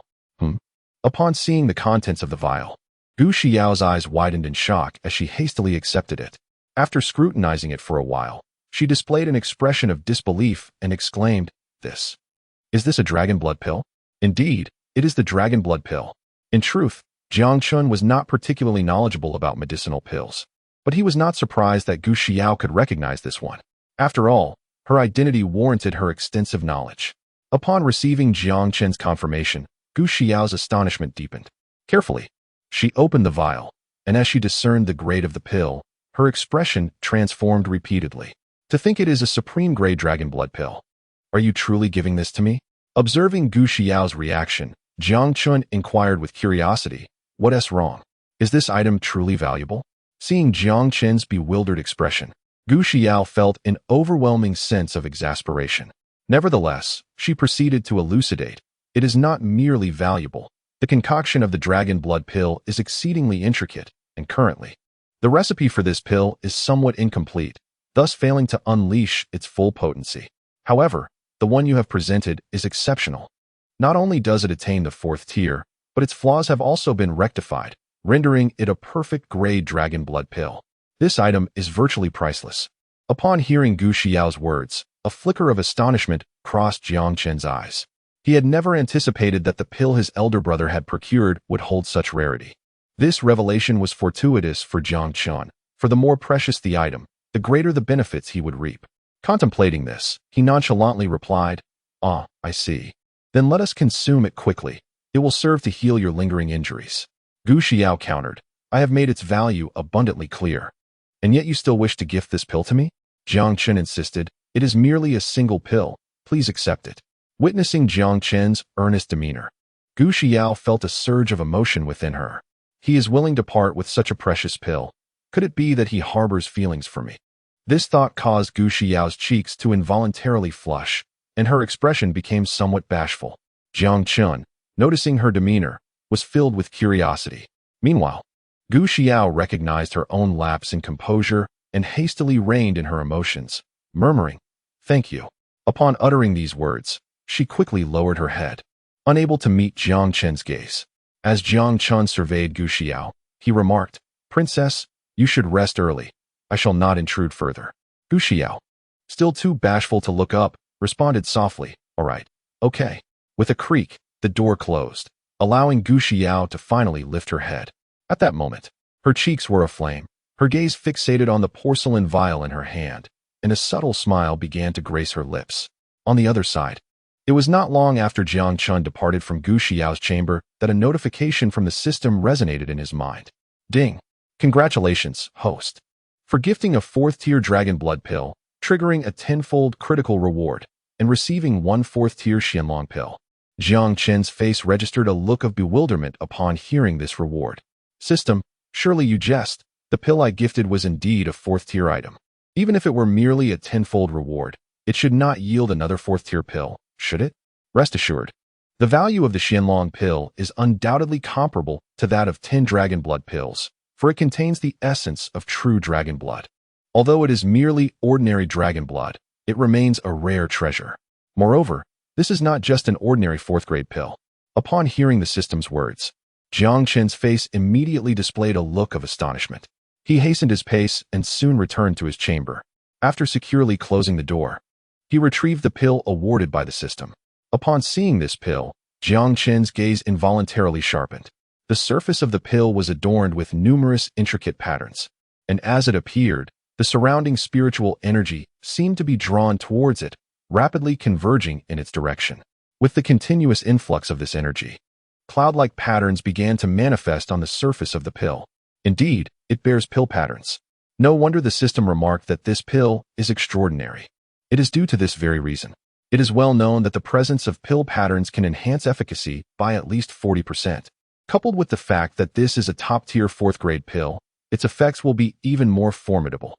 After a moment of contemplation, Jiang Chen swiftly activated the system's exploration interface. Name: Xianlong Pill. Characteristics: crafted with dragon blood as the catalyst, it contains a substantial amount of vitality, capable of enhancing physical strength and expanding meridians. Upon reviewing the information regarding the Xianlong Pill, a smile crept across Jiang Chen's face. Wonderful. With this pill, the issue of the backlash from my dual pupils should be resolved. With this thought, Jiang Chen quickly adjusted his breathing, took a deep breath, and swallowed the Xianlong Pill whole. A rumble resonated as the pill settled within him, causing his blood to surge with vigor. An agonizing pain soon followed, prompting Jiang Chen to involuntarily gasp in shock. At that moment, sounds of cracking echoed around him as his body trembled violently. With each wave of refinement, he sensed a torrent of vitality coursing through him. As this energy surged, Jiang Chen's physique expanded slightly, straining his garments to their limits. Moments later, his clothes were utterly torn apart, exposing his robust muscles to the air. Simultaneously, those muscles seemed to come alive, quivering and continually swelling. Jiang Chen was not idle either. He fervently operated the chaos creation technique, refining the excess vitality within him. The current situation was indeed a consequence of the overwhelming vitality surging through his body. Under the continuous refinement by Jiang Chen, his expanding physique gradually slimmed down. Moreover, he discovered that his meridians had expanded by approximately a third. The ceaseless flow of vital energy invigorated him, filling him with boundless strength. Jiang Chen remarked, "The potency of this medicine is truly terrifying. My physical strength has at least doubled. If I were to wield the Annihilation Divine Light now, I would undoubtedly be free from any backlash." After a period of contemplation, Jiang Chen realized that not only had his injuries healed, but his strength had also ascended to the 4th level of the Divine Sea Realm. With a rumbling sound, he pondered for a moment before fully channeling the chaos creation technique, causing a massive influx of true energy to converge towards him, replenishing the 9 swirling vortexes that had been depleted. Meanwhile, in the grand hall of the Yun family, Du Qingfeng occupied the main seat, flanked by Wang Ning and Yun Shixue. At this moment, Yun Qianxiu, the family head, sat in the elder's position. Notably, Bai Zhantong and Xiao Lingshan were also present. However, the atmosphere in the hall felt rather oppressive. After a moment of contemplation, Yun Qianxiu turned his gaze towards Du Qingfeng and spoke solemnly, "Elder Du, the Jiang family has become exceedingly arrogant. Now they have even allied themselves with the ancient prince, and they are bound to become increasingly unrestrained." As soon as Yun Qianxiu voiced his concerns, the others immediately echoed his sentiments. Xiao Lingshan added, "Indeed, those young rascals of the Jiang family are utterly contemptuous, showing no regard for you." Elder Du Bai Zhantong remained silent, yet his eyes were filled with an overwhelming aura of killing intent. With Xiao Lingshan's words hanging in the air, the hall fell silent once more. Du Qingfeng slowly set down his teacup and spoke with gravity. "It is not difficult to deal with the Jiang family, but now we face interference from that old rascal Chen Hongquan, and even Princess Xiao is involved. Until we clarify the relationship between the Jiang family and the ancient prince, we cannot act against them." Upon hearing this, though Yun Qianxiu and the others felt reluctant, they could only nod in agreement. After a moment of reflection, Xiao Lingshan spoke again, "Elder Du, if the Jiang family has no significant ties to the ancient prince, can we not take action directly?" Hearing this, the others turned their gazes towards Du Qingfeng. However, he shook his head once more and replied, "If those young scions of the Jiang family had not joined the Xianqing sect, your proposal would indeed be sound, but now, it is not feasible. Having attracted such talented individuals, Chen Hongquan will certainly not allow any mishaps. Although the Luoyun sect is formidable, should the Xianqing sect fight to the death, the consequences would be beyond my capacity to bear." Upon hearing Du Qingfeng's words, the expressions of Yun Qianxiu and the others grew solemn. At that moment, Wang Ning rose from his seat, loudly exclaiming, "In truth, there is indeed a way." "Oh!" Upon hearing these words, Yun Qianxiu and the others immediately exhibited expressions of curiosity. Wang Ning did not withhold further and continued, "1 month after recruiting disciples, there will be a competition between the 2 sections. If we can eliminate the Jiang family's 3 brothers during the contest, all our problems will be effortlessly resolved. After all, The reason Chen Hongchuan aids the Jiang family is merely due to his admiration for their talent. However, a genius who falls midway is of little value. As Wang Ning's words resonated, everyone instantly grasped his intention, their eyes shining with newfound hope. At that moment, Du Qingfeng nodded in agreement, softly stating, Wang Ning speaks wisely. This is indeed the best course of action at present. With Shishue's talent, her strength will undoubtedly improve significantly in a month's time. Thus, dealing with those Jiang brats will not pose a challenge.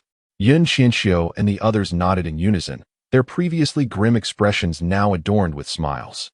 After some further discussion, the group slowly departed from the Grand Hall.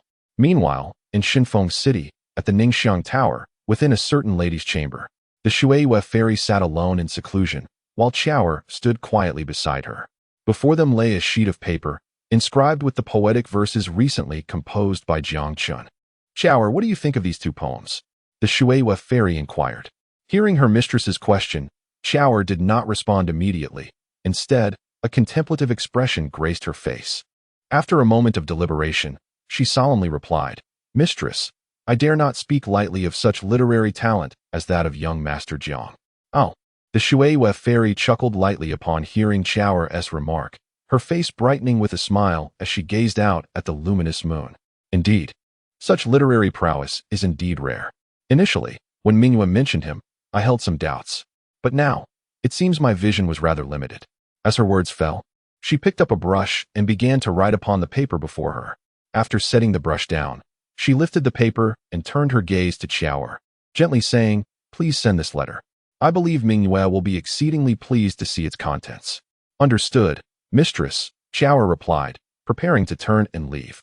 At that moment, the Shueyue fairy spoke once more. By the way, after sending the letter, prepare yourself. We must depart from Xinfeng City. Of course, I shall prepare immediately, Qiao'er responded. The door creaked shut, enveloping the surroundings in silence once more. Time flew by, and in the blink of an eye, an entire day had passed. In the Jiang residence, Gu Xiao emerged from her chamber, a smile gracing her face. After refining the dragon blood pill the previous night, not only had her injuries fully healed, but her strength had also ascended to a new realm. Not long after her emergence, an elderly man approached her. This man was none other than her protector, Zhou Tong. Upon sensing the aura emanating from Gu Xiao, a look of astonishment crossed Zhou Tong's features. He realized that not only had his young lady's power increased, but her vitality surged with remarkable intensity. It was astonishing that such a significant transformation could occur in just a day. After observing her for a while, Zhou Tong could no longer suppress his curiosity and inquired, Miss, what has happened to your strength? Gu Xiao smiled softly and replied, I gained some insights during my training, which significantly enhanced my abilities. Zhou Bo, why have you come so early? Is there something amiss?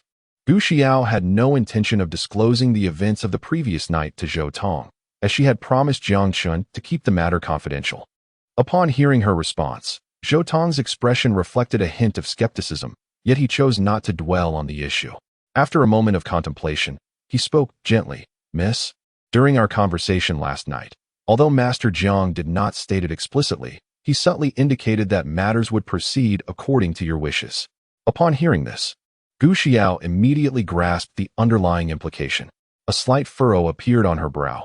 Jiang Chen was indeed willing to annul the engagement. And now Jiang Wenqing seemed to share this sentiment as well. An undercurrent of frustration welled up within her. Suppressing her troubled thoughts, Gu Xiao gently shook her head and said, Let us not rush into this matter. The engagement was arranged by my father, and even if we are to annul it, he must be consulted first. Zhou Tong's face registered a look of astonishment as he momentarily found himself at a loss for words. He knew that before their arrival, the Duke had clearly stated that Gu Xiao was to take the lead in this matter, and he would offer compensation to the Jiang family. It had taken considerable persuasion for the Duke to agree to this course of action, and now, within less than a day, Gu Xiao's stance had shifted so drastically. Parting his lips, Zhou Tong ultimately swallowed his words. Meanwhile, Gu Xiao clenched her small fist in determination. Humph, the more Jiang Chen insists, the more I shall defy his wishes. Gu Xiao found herself a reasonable justification. Just then, a sound of footsteps echoed from behind the two. Upon turning around, Gu Xiao immediately spotted Jiang Wenqing's figure. In no time, Jiang Wenqing approached her with a smile, stating, "Princess, I have prepared the food. Let us proceed together." Hearing this, Gu Xiao softly replied, "I understand, Uncle Jiang. You may simply call me Xiao. Referring to me as princess feels rather distant." Jiang Wenqing chuckled, "Haha, very well." Subsequently, under Jiang Wenqing's guidance, the trio made their way towards the grand hall. As they entered the hall, Gu Xiao's gaze fell upon Jiang Chen, her eyes betraying a hint of surprise. At that moment, Jiang Chen appeared flushed, entirely uncharacteristic of someone injured. Moreover, Gu Xiao noted that Jiang Chen's strength had once again ascended to the 8th level of body refinement. On the other side, noticing that Gu Xiao's attention was immediately drawn to Jiang Chen, Jiang Daoxin exchanged glances with Jiang Yu, a smile creeping onto their faces. They then turned their focus back to Jiang Chen, their expressions laden with significance. Observing their untroubled demeanor, Jiang Chen felt a bead of sweat forming on his forehead. Clearing his throat, Jiang Wenqing emitted a cough, subtly signaling Jiang Chen. Yet, before Jiang Chen could respond, Gu Xiao took the initiative to step forward, seating herself on Jiang Chen's left side. Witnessing this, Jiang Wenkong and the others could not help but smile. Soon, everyone was seated, and laughter resonated throughout the hall. Seizing a moment amidst the conversations, Gu Xiao directed her gaze towards Jiang Chen, whispering, "Thank you for the medicinal pills." Upon hearing this, a gentle smile graced Jiang Chen's face as he softly replied, "You're welcome. I am glad they are of use to you." After casting a deep glance at Jiang Chen, Gu Xiao quickly averted her gaze. The banquet did not last long. After its conclusion, Jiang Wenqing slowly rose, turning his attention to Jiang Chen. He spoke softly, "Chener, there are matters to attend to at the shop. Please keep Xiao company and do not neglect her." Jiang Chen, observing his father's earnest expression, nodded in acknowledgement. As Jiang Wenqing's words faded, he turned to Gu Xiao with a smile, saying, "Dear niece Xiao, I kindly ask for your understanding. Should you require anything, do not hesitate to let Xiao Chen know. I have already informed the steward." Gu Xiao replied, "Uncle Jiang, please attend to your matters. I have no issues here." After Jiang Wenqing briefly explained a few matters, he departed the Jiang family with Jiang Wenkong and others. Meanwhile, Zhou Tong stepped into the grand hall, approaching Gu Xiao, and softly spoke, "Princess, I have received word from the prince. You are to join the Xianqing sect, and my task has concluded. Thus, I must take my leave today. Please be vigilant moving forward." Upon hearing this, Gu Xiao was momentarily taken aback, then responded, "Do not worry, Uncle Zhou. I will take good care of myself. Please inform my father that there is no need for concern. Those within the Xianqing sect will not dare to act against me." Zhou Tong nodded gently, and then turned his gaze toward Jiang Chen, saying, "Young friend Jiang, I ask you to look after the princess in the future. I express my gratitude in advance." Jiang Chen inclined his head and replied, "Uncle Zhou, you are too kind. I will certainly do my utmost within my capabilities." Jiang Chen refrained from overpromising, and Zhou Tong understood the implication of his words. His response was already sufficient. After some conversation, Zhou Tong did not linger and left the Sacred Wind City directly. As the number of people in the grand hall dwindled, Jiang Daoxin's gaze shifted toward Jiang Yu. Noticing Jiang Daoxin's look, Jiang Yu nodded in acknowledgement, slowly rising from his seat and turning to Jiang Chen. He softly stated, "Second brother, we must take our leave as I have some matters to teach Daoxin."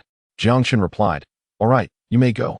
A smile graced Jiang Daoxin's face as he gently said, "Second brother, we will be off now. Farewell, princess." Gu Xiao met Jiang Daoxin's gaze and nodded slightly in response. With the departure of Jiang Daoxin and his companion, only Jiang Chen and Gu Xiao remained in the grand hall. Jiang Chen had anticipated that Gu Xiao would ask him to take her out today. However, her subsequent words took him by surprise. "I shall return to my training now. My cultivation has improved significantly yesterday, and I need to consolidate it." Upon hearing this, Jiang Chen could not have been more pleased. He immediately responded, "Very well. If anything arises, please have Xiao Cui inform me." After nodding in acknowledgement, Gu Xiao stepped outside. As he gazed at the empty grand hall, a thoughtful expression crossed Jiang Chen's face. The Dragon Elephant Town Sky Fist can be directly transmitted. There is no rush, and during this time, I can further explore the potential of my heavy pupils. Upon returning to his room, Jiang Chen closed the door behind him. "System, I wish to utilize enlightenment." Ding. Enlightenment preparation in progress. As the system's voice faded, Jiang Chen's vision turned dark. When he opened his eyes again, the surroundings underwent another transformation. The protagonist remained the same dual-eyed youth, though this time his adversaries had changed. His opponents appeared to be exceedingly peculiar. Some adorned with wings while others were enveloped in molten rock. Despite their bizarre appearances, these humanoid entities exuded a terrifying aura. What astonished Jiang Chen the most was that, against the onslaught of these strange beings, the dual-eyed youth maintained a remarkable composure, his stern visage radiating an air of pride. In a fleeting moment of disorientation, Jiang Chen realized his position had shifted once more. Drawing from his previous experience, he remained remarkably calm this time. He entered the fray anew. Perceiving the battle from a first-person perspective, the thunderous roars echoed incessantly as Jiang Chen diligently absorbed every move and technique. After a considerable duration of combat, the number of humanoid beings dwindled. With a sharp sound, the last of them fell to the dual-eyed youth's prowess. At this juncture, Jiang Chen's vision began to blur, signaling his impending exit from the state of enlightenment. Upon reopening his eyes, he found his consciousness restored to his physical form, his mind now brimming with unfamiliar memories. Prison of heaven and earth. Wherever the gaze lands, there exists the universe. This technique can confine the void, sealing all actions of the opponent. The more formidable the wielder, the longer the duration of the confinement. Indeed, during this moment of insight, Jiang Chen had comprehended the second secret technique of the dual-eyed power, to restrict the enemy's movements. If used in conjunction with the Annihilation Divine Light, it could yield unexpectedly potent results. A smile unconsciously crept upon Jiang Chen's lips at this thought. Time swiftly passed, and the appointed day arrived. The Jiang family escorted Jiang Chen and his companions to the designated location. At that moment, Chen Hongchuan regarded Jiang Chen and the others, a smile gracing his face. He then spoke, "Well, since everyone is gathered, it is time for us to embark." As his words echoed, Chen Hongchuan produced a vertical flute from his cloak, and a melodious tune resonated in the air. Just moments after the flute's sound emerged, a cry reverberated from the clouds above. Soon, a fierce wind began to whip around them, casting a massive shadow upon the ground. Upon witnessing this sudden shadow, everyone instinctively looked skyward. They beheld a colossal black eagle drawing nearer, the tempestuous winds a result of its powerful wings. The newcomers, sensing the fierce aura emanating from the black eagle, turned pale, instinctively retreating several steps. With a thunderous roar, the black hawk spiraled down and landed gracefully upon the earth. Following this, under the watchful eyes of the crowd, the majestic creature began to swell in size, eliciting deeper astonishment among the onlookers. Once the black hawk's form stabilized, Chen Hongchuan directed his gaze towards the gathered assembly and proclaimed, "Everyone, form 2 lines and ascend onto the back of the black hawk. We shall proceed to Tianxiang sect." As soon as Chen Hongchuan's words echoed, the others sprang into action. Despite harboring a flicker of trepidation towards the black hawk, the predominant emotion in their eyes was one of exhilaration. After all, the mere thought of soaring through the skies aboard such a magnificent beast was enough to ignite excitement. Jiang Chen turned to his father, Jiang Wenqing, and softly spoke, "Father, take care of yourself. If any insurmountable issues arise, you may send someone to inform me." Jiang Wenqing chuckled, "Rest assured, my son. Once we reach the Tianxiang sect, remember not to act impulsively. It is of utmost importance to diligently enhance your cultivation." Jiang Chen replied, "I understand, father." Subsequently, Jiang Chen and Gu Xiao approached the Black Hawk, followed closely by Jiang Yu. Before long, all the disciples had boarded the back of the Black Hawk.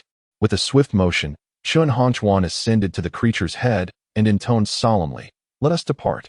As his voice faded, the Black Hawk, previously crouched on the ground, slowly rose, unfurling its enormous wings with a flourish. With powerful beats, it took to the skies. As the Black Hawk flapped its wings, the distance between the ground and its passengers steadily increased, the fierce winds lashing against their faces. Upon reaching a considerable altitude, an energy shield enveloped the Black Hawk, warding off the surrounding gales. The appearance of this protective barrier instantly eased the expressions of the crowd. With a piercing cry, the Black Hawk surged forward with remarkable speed. Witnessing the landscape retreating behind them, excitement illuminated the faces of the passengers. At this moment, even Jiang Chen appeared astonished, curiously surveying his surroundings. Gu Xiao maintained a serene demeanor, while Jiang Yu mirrored her calmness, subsequently settling into a meditative posture to cultivate. Jiang Daoxin, however, exhibited a carefree spirit, producing the provisions he had prepared and beginning to eat. Observing Jiang Yu in a state of tranquility, Jiang Daoxin approached Jiang Chen and gently inquired, "Second brother, princess, I have brought plenty of food. Would you care for some?" Jiang Chen replied, "No, thank you. You should keep it for yourself." Gu Xiao also subtly shook her head, refusing Jiang Daoxin's kindness. At that moment, to the left of Jiang Chen and the others, a group of individuals had gathered. A man clad in a brocade robe, upon spotting Gu Xiao standing alongside Jiang Chen, revealed a shadow of displeasure in his gaze.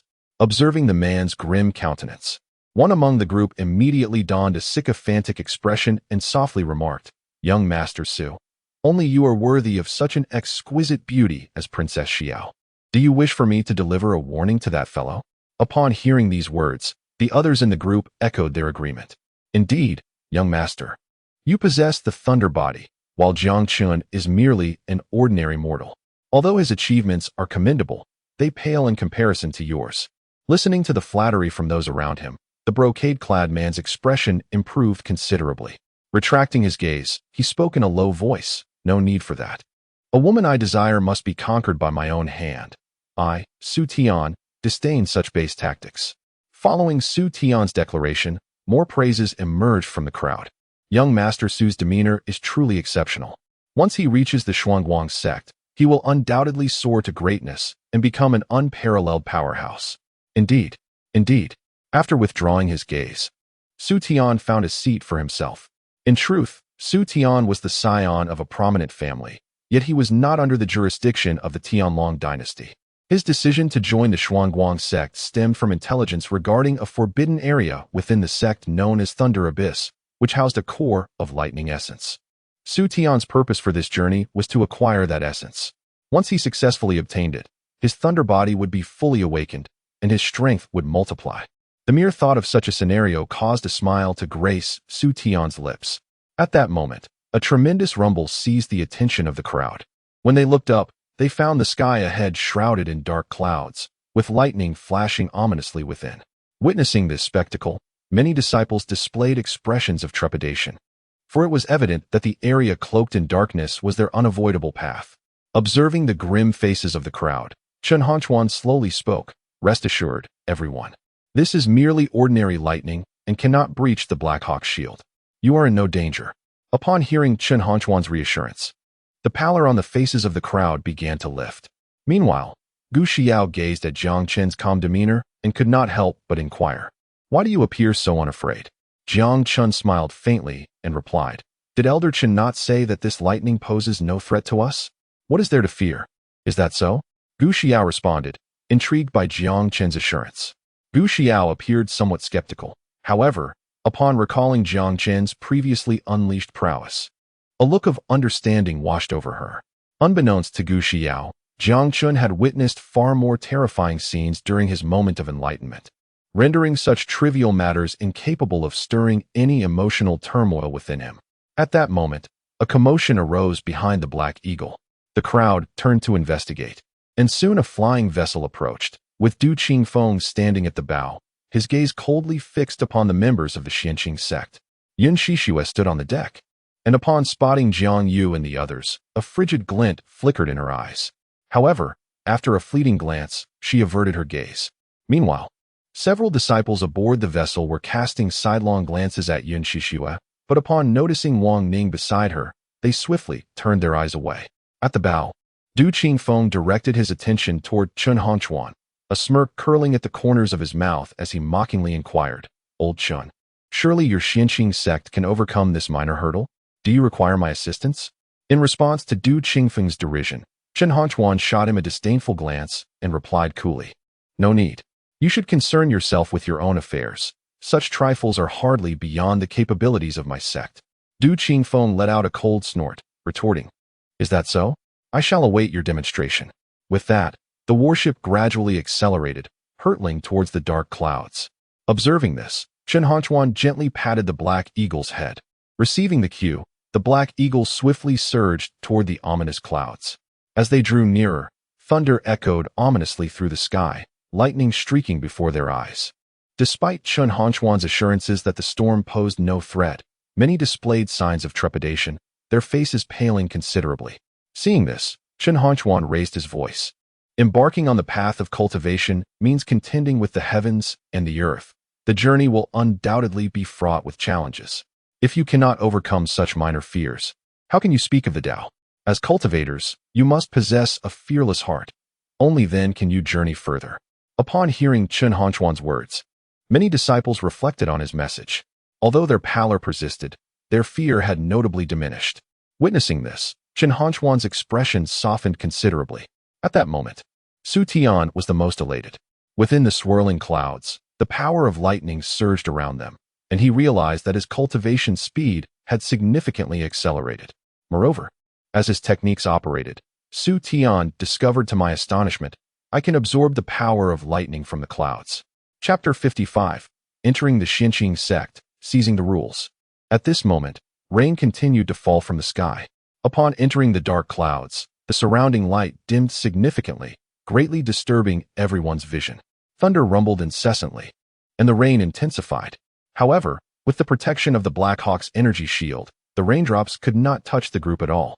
After some time to adjust, the fear on their faces gradually faded, and they began to curiously observe their surroundings. At this moment, Chen Hongquan also noticed Su Tian's actions and revealed a hint of satisfaction on his face. Although the opponent's thunder body was not yet perfected, he could still be considered a rare talent. In fact, Chen Hongquan was quite surprised that Su Tian was able to join the Tianxiang sect, especially since Du Qingfeng had offered equally enticing conditions at that time. On the other side, Du Qingfeng also took note of the situation in the Tianxiang sect, and the smile on his face diminished considerably. With a cold snort, he quickly averted his gaze and increased the speed of the ship, heading in another direction. The Black Hawk also suddenly accelerated, flying in the opposite direction of the warship. The sound of the howling wind echoed around them. After a brief moment, the Black Hawk carried the group out of the thundercloud zone, and sunlight once again illuminated them. Simultaneously, the speed of the Black Hawk continued to increase, and the surrounding scenery transformed into mere afterimages. Meanwhile, Su Tian slowly opened his eyes, his expression reflecting a sense of lingering desire. The efficacy of the lightning power was so apparent. If I could obtain the source of lightning, I would undoubtedly undergo a profound transformation. With this thought, excitement flickered in Su Tian's eyes. At this moment, Jiang Chen also lost interest and found a spot to close his eyes and rest. Time flew by, and the others gradually quieted down, the sound of the rushing wind continuously brushing past their ears. Unknowingly, they had been aboard the Black Hawk for half a day. Just as they were feeling bored, several towering peaks came into view, each adorned with various buildings, and a winding stone staircase led up each summit. Ancient trees flourished, and mist swirled around, creating an otherworldly scene reminiscent of a celestial paradise. Upon witnessing this sight, the group immediately displayed expressions of excitement, instantly revitalized, and began to rise to their feet and look around eagerly. The Black Hawk emitted a cry and then rapidly dove downward. At this moment, Jiang Yu also concluded his cultivation and stepped closer to Jiang Chen. A resounding roar echoed through the air as the Black Hawk smoothly descended upon a platform. Simultaneously, a crowd gathered around the platform, their faces adorned with smiles as they gazed upon the newcomers. Following this, a murmur of conversation ensued. The last batch of disciples has arrived. This time, none shall vie with me for their points, which I have already reserved. Why should you reserve them?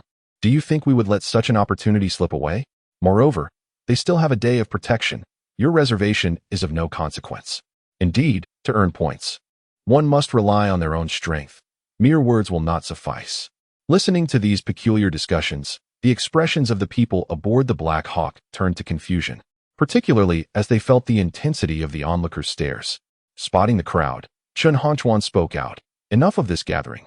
Go about your own business, lest I, as your elder, send you to the cliff of reflection. Upon hearing Chen Hongquan's words, the crowd's demeanor shifted immediately. One individual replied, Elder Chen, we merely wish to familiarize ourselves with the junior disciples. Since you have spoken, we shall take our leave. Indeed, we shall depart at once. With that, the crowd swiftly dispersed, vanishing without a trace, their movements revealing a practiced ease, indicating that this was not their first encounter.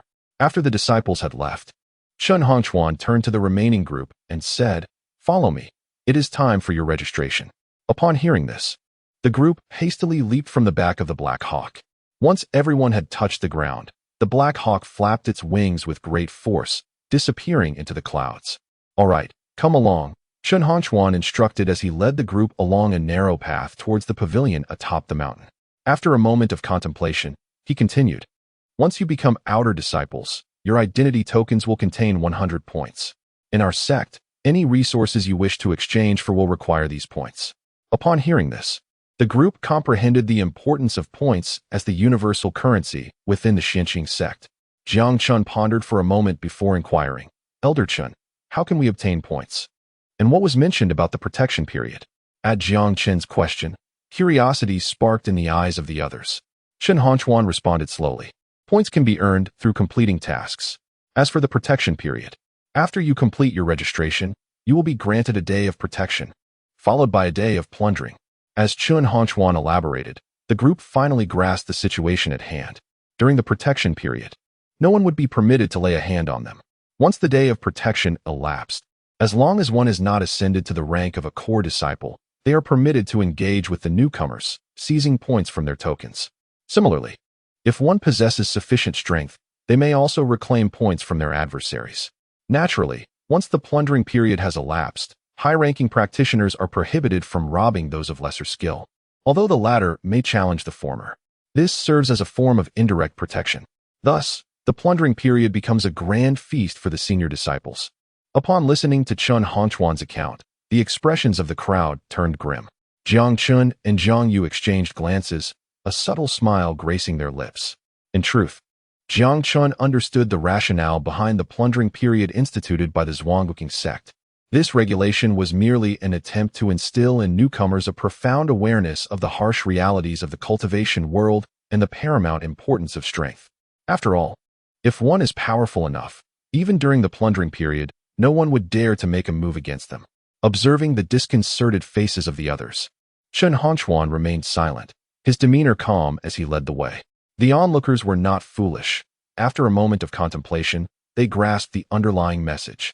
Although their faces remained clouded with apprehension, several individuals displayed a flicker of fighting spirit in their eyes, some even anticipating the plunderers. Not long after, under Chen Hongchuan's guidance, the group entered a pavilion and received their respective identity tokens. Most of them were miscellaneous disciples, with few outer disciples present. Among the inner disciples, besides the three brothers Jiang Chen, Jiang Yu, and Gu Xiao, there was also a Su Tian. Upon receiving his token, Jiang Chen noticed that it bore the number 500, while the outer disciples had 200. Clearing his throat to regain the attention of the crowd, Chen Hongchuan announced, "Now that everyone is settled, arrangements for your accommodations will be made. Should you have any questions, feel free to inquire with them." As his words faded, footsteps echoed from outside the door. A man and a woman stepped inside. "Greetings, Elder Chen," they both greeted in unison upon entering the hall. "Very well. I leave this group of new junior disciples in your capable hands. Please take them to familiarize themselves with the surroundings," Chen Hongchuan instructed. With a slight nod of acknowledgement, the two individuals proceeded. The male disciple stepped forward and addressed the miscellaneous disciples, saying, "Follow me. I will now escort you to your living quarters." Upon hearing this, the miscellaneous disciples promptly followed him out. The female disciple took a step forward, a subtle smile gracing her lips as she softly said, "Please follow me." After exchanging glances, Jiang Chen and the others followed the woman out of the grand hall. After walking for a while, the woman spoke again, "My name is Zishi. You may call me Sister Zishi. Should you have any questions, feel free to ask, and I will do my utmost to provide clarity."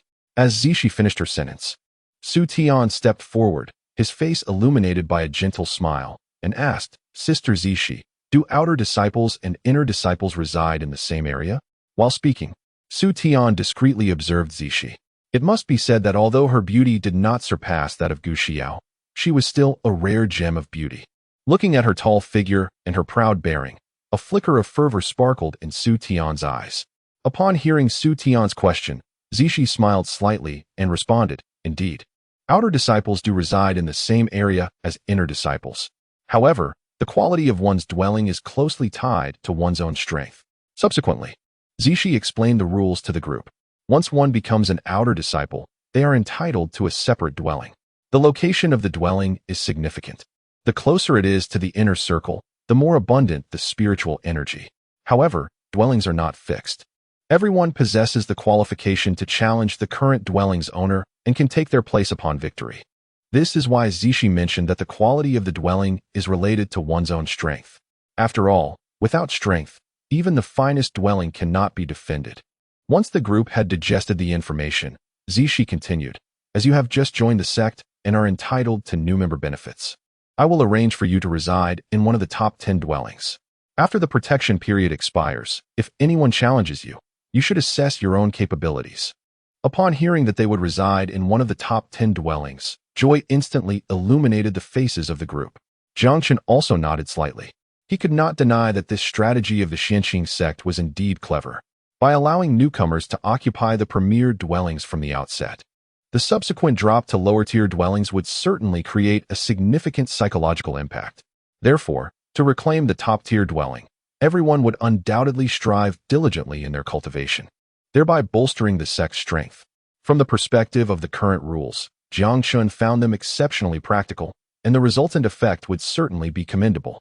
Logically speaking, if this approach were maintained, the Tianxiang sect would not only grow stronger, but at the very least, would not decline. However, what puzzled Jiang Chen was the stark reality, however, is quite the opposite. Over the years, the strength of the Tianxiang sect has been steadily diminishing. This revelation sparked a flicker of doubt within Jiang Chen. At this moment, observing Jiang Chen lost in thought, Gu Xiao displayed an expression of curiosity in her eyes and softly inquired, "What troubles you?" Upon hearing her voice, Jiang Chen gently shook his head and replied, "It's nothing, just a moment of distraction." Jiang Daoxin, trailing closely behind Jiang Yu, surveyed the surroundings with keen interest, occasionally indulging in morsels of food. After glancing at Jiang Chen ahead, Jiang Daoxin shifted his gaze towards Jiang Yu and quietly remarked, "Elder brother, isn't the princess here to annul her engagement with second brother? Yet, the situation seems rather amiss." Jiang Yu responded with a slight smile, "What? Do you wish for the princess to break off the engagement?" Jiang Daoxin clarified, "No, that's not my intention. I'm merely curious." Jiang Yu reassured, "Rest assured, you should have faith in Chen. He is quite astute and nothing will go awry." At Jiang Yu's words, Jiang Daoxin nodded gently, a smile gracing his face as he murmured, "Honestly, I believe second brother and the princess are quite well suited. It would be wonderful if they could be together." As Jiang Daoxin finished speaking, Jiang Yu also nodded in agreement. At that moment, the group ahead came to a halt. Zishi turned to face the others and softly announced, "This is Qingyun Peak, your future residence. Of course, should you advance to core disciples, you may acquire superior abodes." The group followed Zishi's gesture and discovered numerous caves, each adorned with a corresponding number. The smaller the number, the deeper within. Without hesitation, Zishi led them further inside. As they ventured deeper, the concentration of spiritual energy in the air intensified remarkably. Sensing this shift, the anticipation in everyone's eyes grew more pronounced. Zishi worked efficiently, quickly arranging accommodations for the 6 outer disciples. Gu Xiao was assigned to cave number 4 and, after exchanging greetings with Jiang Chen and the others, she stepped into her new abode. The first 3 caves were claimed by Jiang Chen and his 2 brothers. Once everything was settled, Zishi did not linger and promptly departed. Jiang Chen approached cave number 1 with the jade talisman in hand. As he infused his true energy into it, the stone door of the cave creaked open, releasing a surge of pure spiritual energy. Stepping inside, Jiang Chen's face was lit up with astonishment. The first cave, renowned for its exceptional concentration of spiritual energy, is at least 5 times denser than the outside world. Contemplating this, Jiang Chen decided not to squander any more time and commenced his cultivation immediately. As the chaotic creation technique operated incessantly, an overwhelming influx of spiritual energy surged towards him. With each wave of energy, Jiang Chen felt his pores expand, enveloping him in a warm sensation. At this moment, a vortex appeared beside Jiang Chen, drawing the cave's spiritual energy into his being. After a period of absorption, he realized that the 9 spirals of energy within him had become nearly saturated. To his astonishment, Despite his frenzied consumption of energy, the cave's spiritual concentration had scarcely diminished. Elsewhere, others were also engrossed in their cultivation, fully aware that they had only a day to maximize their efforts. As night fell, Jiang Chen, with his eyes gently closed, sat cross-legged on a stone platform, silently comprehending the misty sword technique. Utilizing his consciousness, he began to simulate the technique, which he had exchanged for with his luck points. Classified as a high-grade profound technique, draped in white, Jiang Chen's spirit wielded a long sword within his consciousness, executing strikes with varying speed. Though his movements appeared unremarkable, the surrounding formidable waves of energy vividly illustrated the terrifying prowess of this swordsmanship. After the passage of half a stick of incense, Jiang Chen exhaled deeply, slowly opening his eyes to reveal a glimmer of satisfaction. Through this period of introspection, he had largely grasped the essence of the misty sword technique. It must be acknowledged that the direct transmission from the system had indeed saved him considerable time. Once he replenished the depleted spiritual energy within him, he refrained from further cultivation. With a resounding thud, the door swung open. Jiang Chen made his way towards room 3. Shortly after stepping outside, he noticed a considerable gathering of people. He could distinctly sense the avaricious glint in the eyes of many upon catching sight of him, their gaze unabashed and unmistakable. Observing this scene, a slight smirk crept onto Jiang Chen's face. Notably, among the inner sect disciples, the highest cultivation level reached merely the pinnacle of the Divine Sea realm. In the past, encountering someone at that peak might have posed a challenge for him.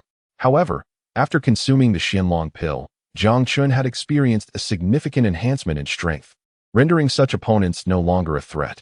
In other words, within the inner sect, Jiang Chen could be considered virtually invincible.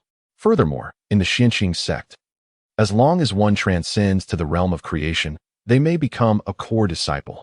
The distinction between the Divine Sea realm and the realm of creation may not seem far apart, yet the challenges therein are beyond imagination. Among 100 peak cultivators of the Divine Sea, it is already commendable if 10 manage to break through to the realm of creation. Thus, each individual who reaches this level is of paramount importance to the sect. Soon, Jiang Chen arrived before the entrance of cave number 2.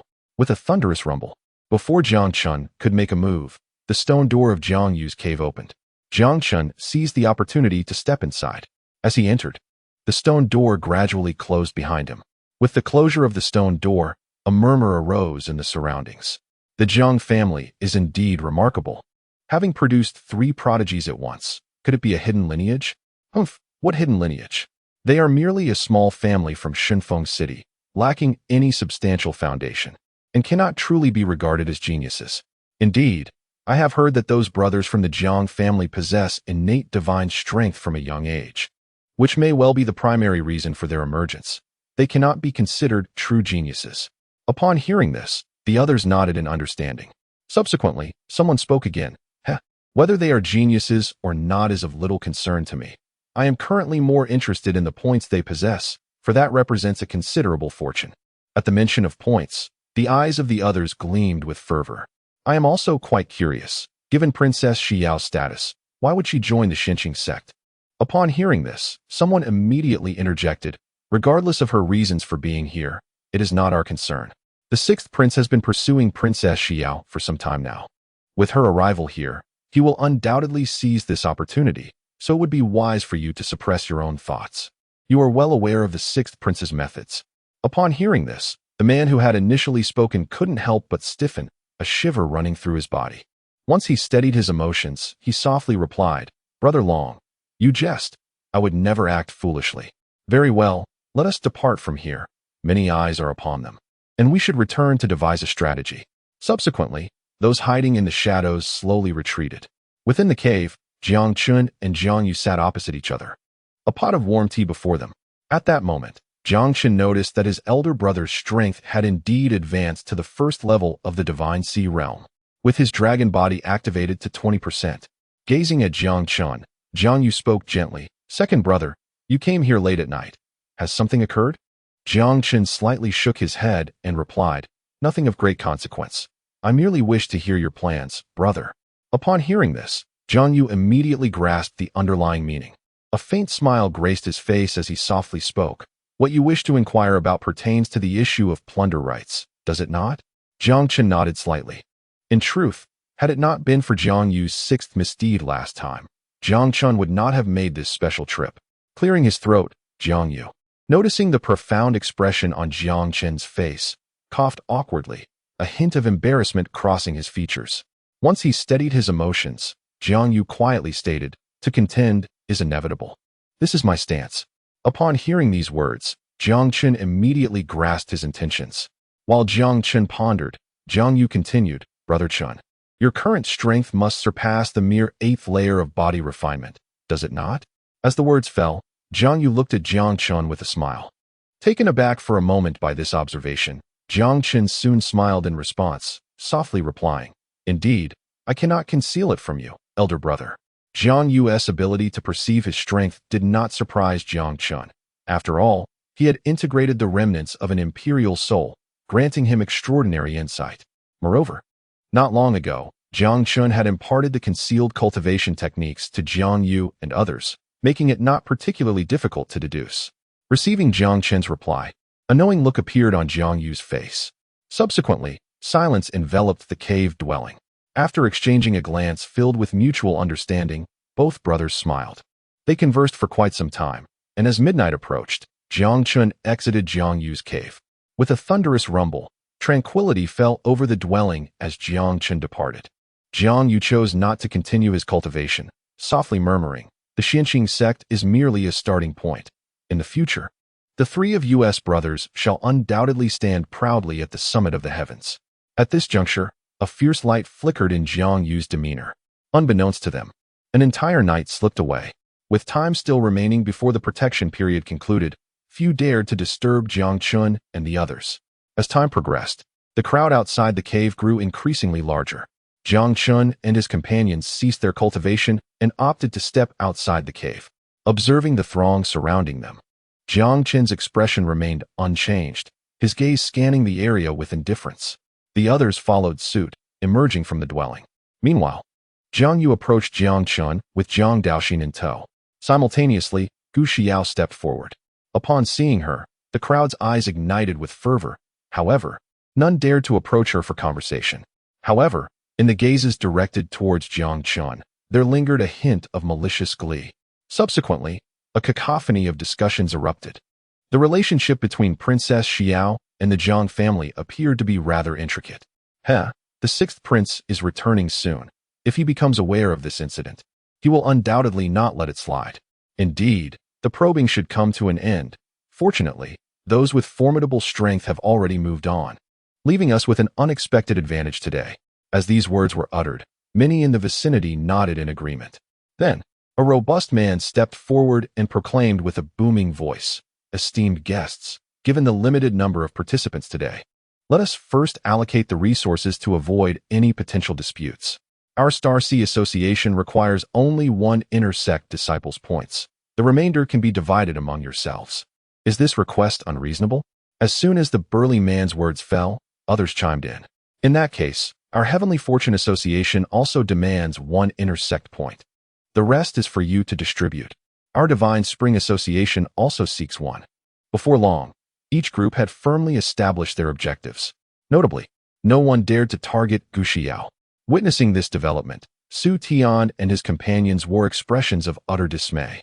Initially, their plan was to find a secluded place to weather the storm, yet their adversaries had positioned themselves directly at the entrance, leaving no opportunity for retreat. Sensing the formidable strength of this group, Su Tian could discern no glimmer of victory. On the other side, Jiang Daoxin surveyed the crowd, showing no signs of anxiety. Instead, he began to eat voraciously in front of everyone. Gu Xiao, observing Jiang Daoxin's demeanor, could not help but express her bewilderment. After all, Jiang Daoxin's first impression on her was either eating or en route to do so. What perplexed her most was that the majority of his consumption consisted of ferocious beast meat, yet he not only remained lean but appeared to have lost weight. Furthermore, he seemed perpetually unsatisfied. Noticing Gu Xiao's gaze upon him, Jiang Daoxin revealed a bashful smile and softly inquired, "Princess, would you care for some? I have plenty prepared." Gu Xiao gently shook her head, responding, "You may keep it for yourself. I am not hungry." Upon hearing this, Jiang Daoxin did not press further. After acknowledging her response, he resumed his solitary feast. Observing the eager crowd around her, Gu Xiao furrowed her brows slightly. However, recalling Jiang Chen's terrifying prowess, her expression softened considerably, and she regarded the others with a tinge of compassion, a faint smile gracing her lips. A sweeping glance revealed that among this assembly, the strongest individuals barely reached the 6th level of the Divine Sea realm. Compared to the last individual in the black robe, the disparity in strength is indeed remarkable. At that moment, a bald man stepped forward, directing his gaze towards Su Tian. In a deep voice, he remarked, "Young man, I have already reviewed your information. If you are willing to join the Biluohui, I can allocate 200 points for you. I hope you seize this opportunity, as membership in the Biluohui is not granted to just anyone." Upon hearing these words, a flicker of interest crossed Su Tian's face. After all, retaining 200 points is far superior to having none at all. Furthermore, from the surrounding whispers, he learned that the Biluohui ranks among the elite in the Tianxiang sect, with its president being a top contender among the core disciples. After a moment of hesitation, Su Tian turned his gaze toward the bald man and softly declared, "I am willing to join the Biluohui." Upon receiving this response, a smile emerged on the bald man's face as he coolly replied, "A wise choice. You will surely be grateful for your decision today." Once the choice was made, Su Tian did not linger and stepped forward toward the bald man. Under the watchful eyes of the crowd, the bald man instructed Su Tian to present his token. When their tokens lightly touched, the number on Su Tian's token transformed to 200. Witnessing this scene, the others revealed expressions of intrigue and quickly voiced, "We also wish to join the guild. Could we possibly retain some points as well?" At this, the surrounding crowd broke into smiles. The burly man replied nonchalantly, "That is certainly feasible. However, outer disciples can only retain 50 points." As soon as the burly man finished speaking, the remaining individuals promptly agreed to this proposal without hesitation. Observing this development, Jiang Chen furrowed his brow slightly. Given the current situation, it was evident that the incentive rules established by the sect had become a mere formality. What unfolded now bore a resemblance to a bustling marketplace, the atmosphere having completely shifted. Remarkably, the period of protection had yet to expire, yet the so-called plundering phase had already concluded prematurely. However, Su Tian and his companions soon realized a troubling fact. The burly man and his group appeared to have no intention of inviting Jiang Chen and the others. Upon perceiving this, Su Tian and his companions wore expressions of anticipation. As time ticked away, the smile on the burly man's face grew increasingly pronounced. Just as the protection period concluded, the bald man eagerly took a few steps forward and then fixed his gaze on Jiang Chen, grinning maliciously. "Young man, I have heard that your achievements make you the foremost individual in Xinfeng City, a rare genius indeed. Yet, your fortune is rather unfortunate, for I, Lu Biao, take immense pleasure in dealing with geniuses. Will you voluntarily surrender your points, or shall I take matters into my own hands?" The words hung in the air. Lu Biao's aura began to intensify, his eyes brimming with pride. As he took the initiative to speak, the others grew less anxious, pausing to observe the unfolding drama. Su Tian, witnessing this scene, revealed a glimmer of satisfaction in his gaze. "Humph, you thought to steal my spotlight. Now you shall face the consequences." Subsequently, Su Tian's attention shifted to Gu Xiao, where a fleeting glimmer of greed flickered in his eyes, only to be swiftly suppressed. Meanwhile, as Lu Biao's words settled, Jiang Chen gradually lifted his gaze to meet Lu Biao's. With a calm demeanor, he stated, "I have a habit of not relinquishing what is already in my possession." Ha ha. As Jiang Chen's voice faded, Lu Biao erupted into laughter, his tone turning icy as he replied, "In the past, many have shared your lofty arrogance. But after facing my lessons, they quickly learned humility. I hope you can maintain your pride and not disappoint me too greatly." With that, Lu Biao's aura surged violently.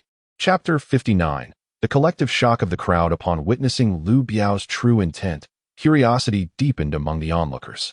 As they sensed the formidable strength of Jiang Chen at the 5th level of the Divine Sea realm, his expression remained remarkably unchanged, exuding an air of indifference. This demeanor irked Lu Biao, who felt insulted, and his expression darkened.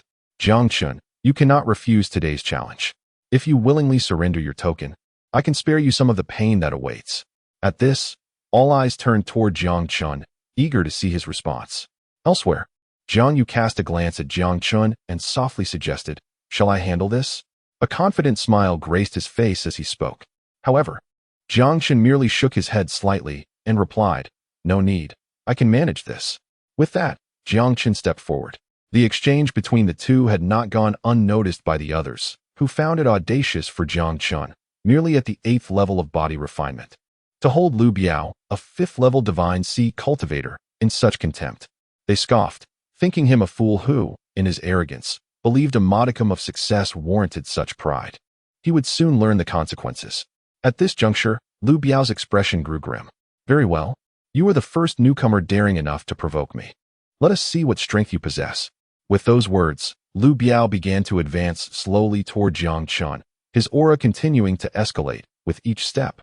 As the distance between the two parties diminished, Lu Biao's figure flickered, and he charged directly towards Jiang Chen. With a swift motion, Lu Biao swung his fist, aiming for Jiang Chen's chest. Although Jiang Chen's demeanor suggested annoyance, Lu Biao restrained his strength to some extent.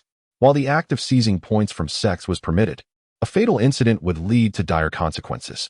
However, the ensuing events left the surrounding crowd in a state of astonishment, their faces reflecting disbelief. In the face of Lu Biao's ferocious punch, Jiang Chen slowly raised his palm and successfully caught his opponent's fist. Witnessing this scene, the onlookers erupted in gasps of astonishment. How could this be possible? Jiang Chen had actually intercepted Lu Biao's attack. What was happening? When did the body refinement stage become so formidable? No, that was incorrect. Jiang Chen's strength was not merely at the body refinement stage. He possessed the cultivation of the Sea of Gods. As this realization dawned, the crowd's eyes widened in shock. Su Tian's expression abruptly changed, his fists clenched tightly. Meanwhile, Lu Biao's face revealed a look of bewilderment as his eyes narrowed. He began, but before he could finish his sentence, Jiang Chen's other fist rapidly struck towards Lu Biao with astonishing speed. Damn it! Feeling the terrifying force of the punch, Lu Biao's complexion shifted dramatically. He dared not delay and quickly raised his arm to protect himself, barely managing to block Jiang Chen's strike. Yet, as their arms collided, Lu Biao's face contorted in shock, a muffled groan escaping his lips. Not only that, but he was forced to retreat several dozen steps, a trickle of blood escaping from the corner of his mouth. The crowd erupted in an uproar at this sight. Simultaneously, the leaders of the other guilds paled, stepping forward with grave expressions. It was crucial to note that among the gathered crowd, Lu Biao ranked among the top 3 in strength. Yet now, after merely 2 exchanges with Jiang Chen, he had sustained injuries. Once he steadied himself, Lu Biao fixed his gaze intently on Jiang Chen. Although he was shocked to learn that Jiang Chen possessed the cultivation of the Sea of Gods, he could somewhat accept it. What Lu Biao found utterly unacceptable was that, as a 5th-level practitioner of the Sea of Gods, he had been wounded in an instant by someone who only displayed the 1st level of the Sea of Gods. Of course, Jiang Chen's intention to conceal his true strength was deliberate. After all, if one were to directly reveal the cultivation of the 4th level of the Divine Sea realm, the disparity would indeed be vast, likely attracting the attention of those with ulterior motives. Meanwhile, Jiang Yu observed the scene with a glimmer of satisfaction in his eyes. Jiang Daoxin also ceased his actions, a look of delight gracing his face as he turned his gaze towards Jiang Yu, exclaiming with excitement, "Elder brother, second brother is truly remarkable. In just a few days, he has actually broken through to the Divine Sea realm." Jiang Yu smiled faintly and replied softly, "As long as you follow my guidance, it won't be long before you, too, can achieve a breakthrough to the Divine Sea realm." Upon hearing this, Jiang Daoxin eagerly nodded in agreement. On the other side, Jiang Chen cast a sweeping glance at Lu Biao and began to approach him slowly. The moment Jiang Chen moved, Lu Biao's expression solidified, instinctively retreating 2 steps. Upon realizing his reaction, a look of displeasure crossed Lu Biao's face. It was somewhat humiliating to be intimidated by the actions of a newcomer after having been part of the Xianjing sect for 2 years. If he did not reclaim his dignity today, not only would the reputation of the Star Sea Association be tarnished, but he himself would become a source of ridicule. Coming to this realization, a fierce determination emerged on Lu Biao's face as he bellowed, "How dare you underestimate me?" With that, Lu Biao charged at Jiang Chen once more. Aware of Jiang Chen's formidable strength, this time Lu Biao held nothing back, unleashing the full extent of his power at the 5th level of the Divine Sea realm. His dark hair billowed in the wind as he surged forward with an explosive force, roaring, shattering fist. As Lu Biao's furious shout rang out, a layer of pale yellow energy enveloped his fist, and his skin took on a bronze hue. At that moment, the onlookers gasped in astonishment at Lu Biao's transformation. It was the low-grade yellow tier martial technique, Shattering Fist. Lu Biao had mastered this technique to a significant degree, nearing the realm of perfection. It was unexpected that he would resort to this move, indicating his intention to fight seriously. However, in response to Lu Biao's attack, Jiang Chen did not retreat, but instead accelerated his advance. Subsequently, he raised his arm to meet Lu Biao's fist head-on. Noticing Jiang Chen's intent to engage directly, a look of joy appeared on Lu Biao's face. In an instant, their fists collided, releasing a wave of terrifying energy that surged outward. After a resounding boom, the two remained locked in a stalemate. At that moment, a faint sound echoed in the ears of the onlookers. Upon hearing it, the crowd immediately displayed smiles and directed their gazes towards Jiang Chen. They understood well that the sound was that of bone shattering, clearly emanating from Jiang Chen given the current circumstances. After all, Lu Biao had just employed a martial technique, while Jiang Chen had neither used any techniques nor possessed a higher cultivation level than his opponent. Hence, no one anticipated that Jiang Chen could possibly hold the upper hand. However, as the crowd speculated, a coughing fit escaped Lu Biao's lips, his complexion paling significantly, with beads of cold sweat trickling down his forehead. Moments later, Lu Biao's arm gradually fell, his body trembling slightly. He then raised his gaze towards Jiang Chen, his eyes filled with astonishment, struggling to articulate, your physical body. On the other side, those witnessing the scene had their eyes widen in disbelief, rendered speechless for quite some time. Jiang Chen cast a glance at Lu Biao and calmly spoke, "Will you surrender your points willingly, or shall I take them by force?" Upon hearing this, Lu Biao laboriously lifted his head, his expression a grimace of horror. After a moment of contemplation, he replied in a grave tone, "Jiang Chen, let us not burn bridges. I am with the Star Sea Society, and offending me will bring you no benefit.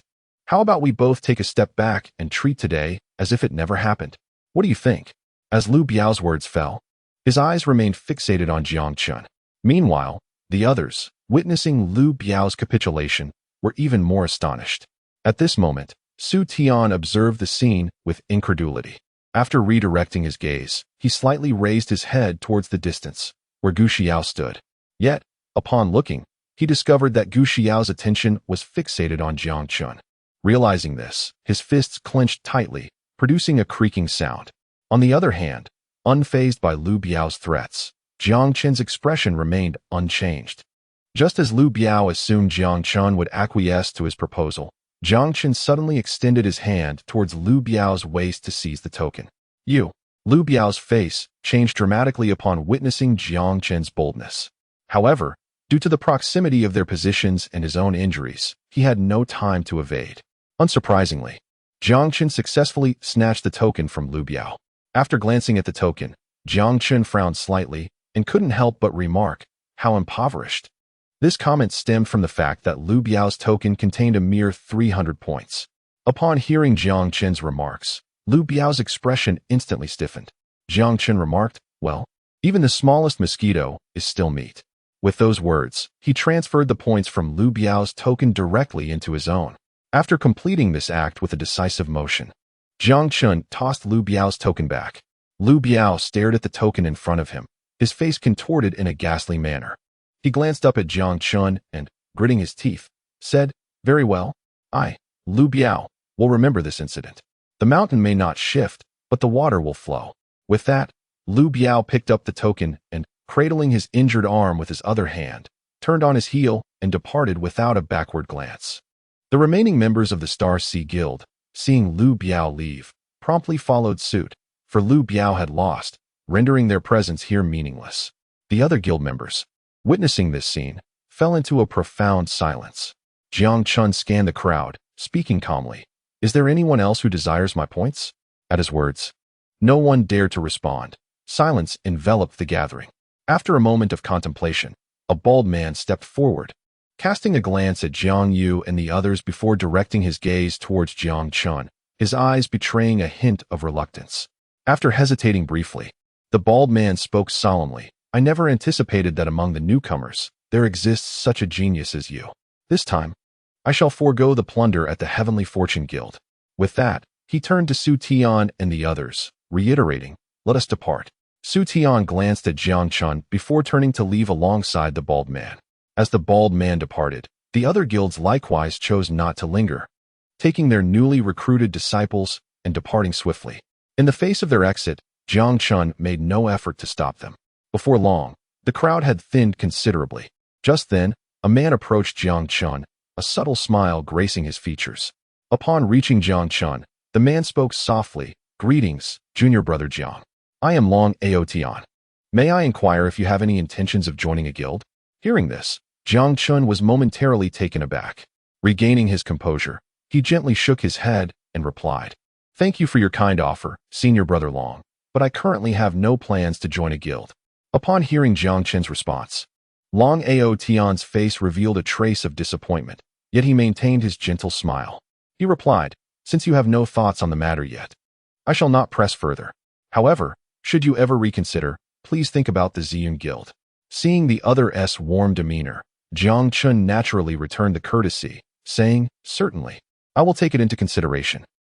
Meanwhile, Jiang Yu and his companions approached.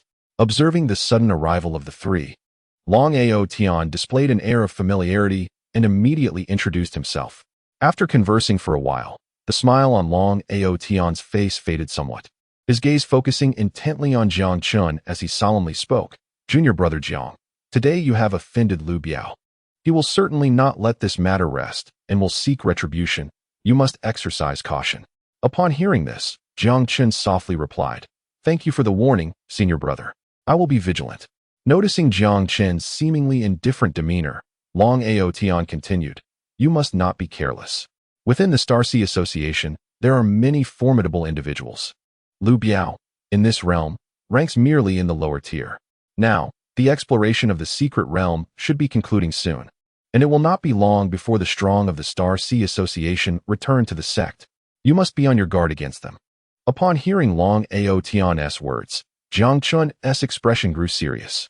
Observing his response, Long Aotian's face revealed a hint of satisfaction.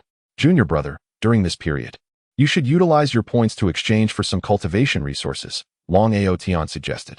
Thank you for the advice, senior brother, Jiang Chen responded. Seeing Jiang Chen's prompt reaction, Long Aotian's smile deepened.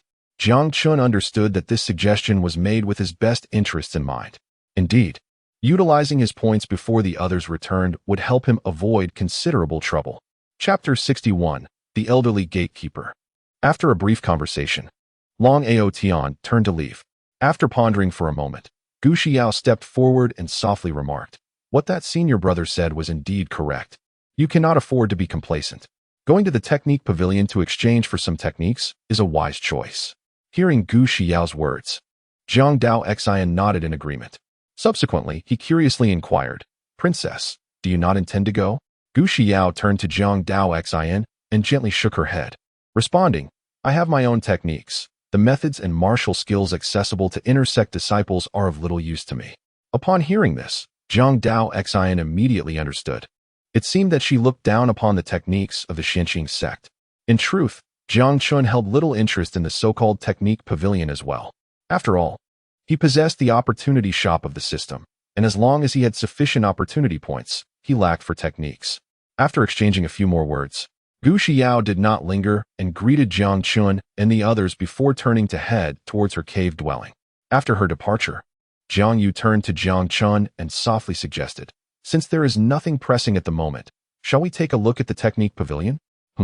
Upon hearing this, a glimmer of perplexity flickered in Jiang Chen's eyes. It is noteworthy that Jiang Yu had absorbed the remnants of an imperial soul, which, by all accounts, should have rendered him devoid of any deficiencies in martial arts. After all, prior to arriving at the Tianxiang sect, Jiang Yu had bequeathed a considerable array of techniques to his family. The lowest rank among them was of the yellow grade, while the highest achieved the mid-tier of the mysterious grade. It is important to recognize that under the privileges accorded to inner disciples, one could only access martial arts of the initial mysterious grade. Observing the questioning gaze of Jiang Chen, Jiang Yu gently remarked, "Do not underestimate the Tianxiang sect. Its enduring legacy is undoubtedly far more complex than it appears." Jiang Chen responded, "Since my elder brother has said so, let us proceed to investigate." Thereupon, the trio made their way along a narrow path towards the Pavilion of Techniques. After the time it takes to burn half an incense stick, they arrived before an imposing structure. At that moment, a steady stream of individuals was entering and exiting the pavilion. From their youthful visages, it was evident that these were fresh entrants, having recently embarked on their journey. Observing the sparse crowd around them, Jiang Yu could not help but comment, "There are surprisingly few people here. It seems that the secret realm mentioned by Long Outyin is indeed formidable, prompting the sect to dispatch so many disciples." Jiang Chen, in agreement, displayed a look of understanding. Throughout their journey, they had encountered a few disciples, but these were predominantly newcomers, with very few seasoned students. Meanwhile, Jiang Daoxin was looking around curiously, filled with intrigue about his surroundings. Before long, the three reached the entrance of the pavilion. As they approached, a series of coughs echoed ahead. Jiang Chen turned towards the sound and soon noticed an elderly man with hair as white as snow. The old man reclined comfortably in a wooden chair, basking in the warmth of the sun. With a creaking sound, the old man slowly rose, and upon surveying Jiang Chen and his companions, he spoke with a measured tone, "If you wish to enter the Pavilion of Techniques, please register over here." At his words, Jiang Chen and the others promptly made their way towards him. Simultaneously, Jiang Chen activated the system's inquiry interface to scrutinize the elder's information. Name, Chen Tianxian. Cultivation, 7th level of void-breaking realm. Current predicament, damaged state of mind during the path of enlightenment, resulting in a cultivation bottleneck. Unable to break through the current realm. Upon reading this information, Jiang Chen felt a slight tightening in his heart. Indeed, the world of fantasy novels does not deceive me. The gatekeeper is indeed a formidable figure. I never anticipated that on my very first day here, I would encounter a powerhouse of the void-breaking realm. Though internally astonished, Jiang Chen maintained a commendable composure, revealing no trace of his surprise on his countenance. Under Chen Tianxuan's guidance, the trio completed their registration, casting a glance at Jiang Chen's token. Chen Tianxian slowly began to speak. "I am Chen Tianxian. You may call me Elder Chen. It is important for you to note that inner sect disciples may only access up to the 3rd level of the martial arts pavilion, and may select no more than 2 martial techniques or cultivation methods at a time. Do you understand?" As his words lingered in the air, Chen Tianxian cast his gaze upon Jiang Chen and the others. Upon sensing his attention, the three responded in unison, "We understand." Pleased with their answer, a smile graced Chen Tianxuan's face. He then reclined back into his chair, his eyes narrowing slightly, appearing to drift into slumber. Exchanging glances, the three began to make their way toward the entrance. As Jiang Chen stepped into the pavilion, he was greeted by a faint scent of sandalwood, accompanied by a gentle breeze. The first level was expansive, flanked by large counters displaying an array of books. The trio soon dispersed to explore the area. Jiang Chen, not particularly in need of martial arts methods, chose to linger on the first level. He learned from Chen Tianxian that acquiring a technique from the first level required 50 points, the second level 100, and the third level 200 points. Among the offerings were the Iron Mountain Palm, a low-tier yellow rank technique, which, when mastered, could unleash the might to split mountains and shatter stones. The breath-restraining technique, another low-tier yellow rank method, could, when fully cultivated, completely conceal one's breath, inducing a state of false death. The mountain-splitting blade technique, also a low-tier yellow rank technique. After a leisurely stroll, Jiang Chen ascended to the second level, where the quality of techniques was significantly elevated, with the lowest being mid-tier yellow rank. The area was notably smaller than the first level, with wooden cabinets only occupying half the space. After a brief observation, Jiang Chen's interest waned, prompting him to proceed towards the third level. At this point, several individuals on the second level were selecting techniques, casting envious glances as they watched Jiang Chen head towards the third level. Upon reaching the entrance of the third level, Jiang Chen's token began to vibrate. Moments later, a shimmering barrier parted, creating an opening just wide enough for a person to pass through. Without hesitation, Jiang Chen stepped inside. Upon entering the third level, a look of surprise crossed Jiang Chen's face. The decor was similar to the previous levels, Yet in addition to books, there were numerous jade talismans, each inscribed with a unique technique or martial art. Approximately 50 jade talismans were neatly arranged on a wooden rack. Aside from the talismans, about 40 books were also present. Additionally, the lower shelf housed an assortment of beast bones. Although the items on the third floor are few, the room's area is comparable to that of the first floor, giving it an expansive appearance. After a moment of contemplation, Jiang Chen stepped towards the wooden cabinet, his gaze sweeping over the jade talismans. It must be noted that the martial arts techniques available on the third floor are rather impressive, with the lowest rank being top-tier yellow grade, and several even reaching the mysterious grade. At that moment, a sound of footsteps echoed from behind. Jiang Chen turned to look, and saw a man approaching him, none other than Su Tian, a participant in the Tianyun meeting. Upon noticing Jiang Chen, Su Tian's expression momentarily faltered, but he quickly regained his composure, his demeanor darkening. After casting a glance at Jiang Chen, Su Tian silently moved to the side, beginning to select items with a serious demeanor. Sensing the hostility emanating from Su Tian, Jiang Chen furrowed his brows, puzzled by the situation. Just then, another set of footsteps resonated as Jiang Daoxin entered through the passageway. Upon seeing Jiang Chen, a smile graced his face as he gently inquired, "Second brother, I didn't expect you to arrive on the third floor so swiftly. Have you found anything of value?"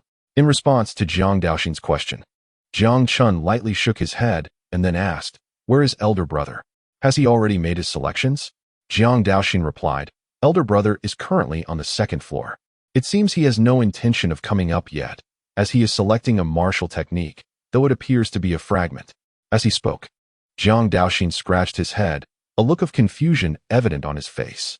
After all, during their time in the Jiang family, Jiang Yu had presented numerous techniques of considerable rank, so it was perplexing that he would now choose a low-tier fragment. However, Jiang Chen was acutely aware of his elder brother's exceptional nature. His decision to select that incomplete martial technique surely held deeper intentions. Coming to this realization, Jiang Chen turned his attention back to Jiang Daoxin and gently advised, "All right, do not dwell on it too much. Go explore these techniques and see if there is anything you require." Upon hearing Jiang Chen's words, Jiang Daoxin nodded in agreement and proceeded towards the nearby wooden cabinet. Su Tian, after casting a fleeting glance at Jiang Daoxin, resumed his meticulous selection. Jiang Chen then took a moment to survey his surroundings before moving to the left side of the counter, his gaze slowly scanning the jade talismans. As time passed, more individuals began to arrive on the third floor. Observing the sudden influx of individuals, Jiang Daoxin stepped closer to Jiang Chen, softly uttering, "Second brother. It seems that this group entering the third level consists entirely of newcomers. I recall that there weren't this many during the registration process." Jiang Chen replied, "There is nothing peculiar about it. The Zwanking sect recruits disciples in batches, and there are 4 dormitory areas. If they were all gathered together, the numbers would surely be even greater." Upon hearing this, Jiang Daoxin exhibited a look of understanding. He then continued, "Second brother, there is nothing here that I require. I wish to visit the resource pavilion nearby. Would you care to join me?" Jiang Chen responded, "You go ahead. I will find you later." Hearing this, Jiang Daoxin gently nodded and proceeded toward the exit. Once Jiang Daoxin departed, Jiang Chen redirected his attention to the wooden shelves. Residual Shadow Step, a low-grade martial technique of the Xian tier. Mastering it could triple one's speed and create residual shadows to confuse opponents, with a maximum of 3 shadows possible. After glancing at the description of this movement technique, Jiang Chen placed it back, feeling no interest in it. Ninefold Wave Cutter, a low-grade martial technique of the Xian tier. Monkey Stealing Peach Technique, Xian tier. Upon finishing the description of the Monkey Stealing Peach technique, Jiang Chen could not help but twitch his mouth, a frown forming on his forehead. He was utterly astonished that the Zwanking sect would include such a technique, which was undeniably disgraceful and hard to bear. However, just as Jiang Chen returned the technique to its place, a male voice interrupted nearby.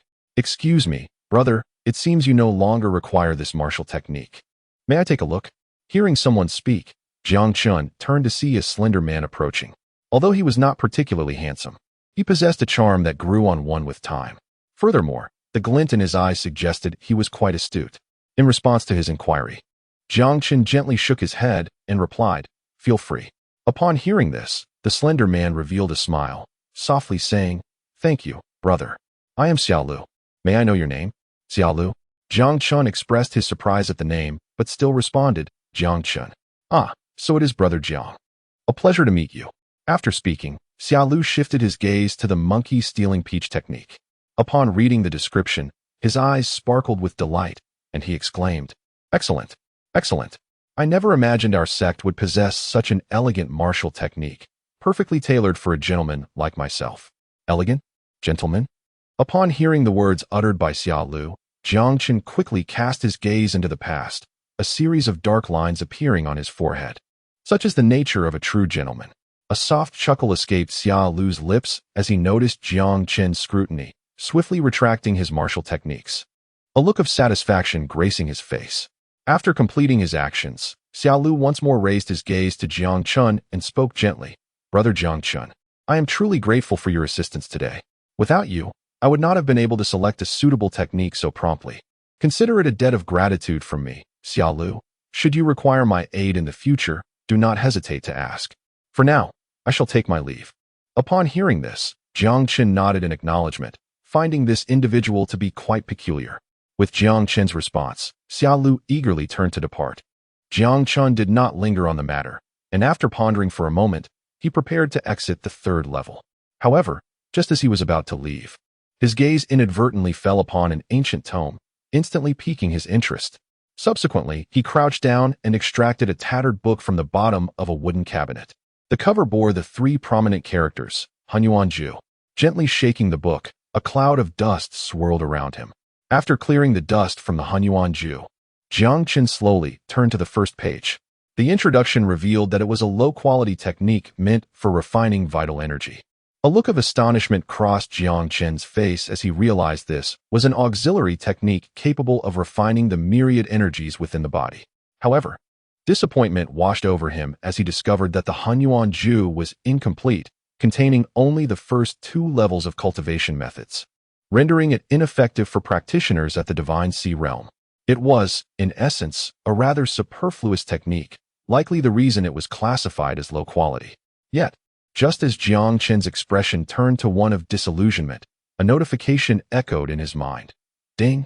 Incomplete high-quality auxiliary technique detected. Repairing the first 5 levels requires 1,000 chance points. Would you like to initiate the repair function? High-quality auxiliary technique. A glimmer of surprise illuminated Jiang Chen's eyes upon hearing the system's prompt. Nonetheless, he refrained from activating the repair function and instead turned towards the exit. At that moment, a male voice rang out from behind him. Jiang Chen, you've lingered on the 3rd level for so long, only to select a mere desk ornament. Your taste is truly unique. As Jiang Chen turned slowly to face the speaker, he recognized it was Su Tian. Su Tian deliberately raised his tone, drawing the attention of others in the vicinity. Isn't this the inconsequential martial art Ju? Why would Jiang Chen choose such a futile technique? I seem to recall that this skill was placed on the 1st level. I wonder who brought it here to prop up the table. At this moment, Su Tian, who was beside him, heard these words, and the smile on his face grew more pronounced, his gaze toward Jiang Chen brimming with mockery. However, in the face of Su Tian's derision, Jiang Chen's eyes were filled with a serene indifference. After casting a glance at him, he proceeded directly down to the 2nd level. Su Tian exclaimed, You. Seeing Jiang Chen blatantly ignore him, Su Tian's anger surged. Yet, considering the opponent's strength, he refrained from voicing his subsequent words. His fists clenched tightly together, producing a series of cracking sounds. Humph! With a cold snort, Su Tian withdrew his gaze and turned back toward the wooden rack. Jiang Chen descended straight down and soon arrived at the 1st level. After scanning the surroundings, he did not spot Jiang Yu and the others. After pondering for a moment, he walked directly toward Tianxiang. Upon sensing someone approaching, Tianxiang slowly opened his half-closed eyes, glancing at Jiang Chen before speaking softly. Once you've made your selection, come over to register. One thing to remember, never disclose the technique. Jiang Chen replied, Elder Chen, I understand. In response to Tianxiang's words, Jiang Chen replied respectfully, Tianxiang nodded in satisfaction, then shifted his gaze to the book in Jiang Chen's hands. Upon seeing the book Jiang Chen held, a look of astonishment flickered in Tianxiang's eyes. Tianxiang said, You have been gone for so long, and you chose this trinket? Jiang Chen responded. I think this martial technique is quite good. Hearing Jiang Chen's remark, Tianxiang furrowed his brow. After a moment of contemplation, he spoke again. This auxiliary technique may be somewhat useful for body refining, but you are currently at the Divine Sea realm. It offers you no assistance. Earning points as a newcomer is not easy, and you are in a golden period of cultivation. There is no need to waste time on this technique. Listening to Chun Tianxuan's words, Jiang Chen understood that he was looking out for him, not wanting him to squander time in this regard. Yet, understanding or not, Jiang Chen felt compelled to take this technique with him.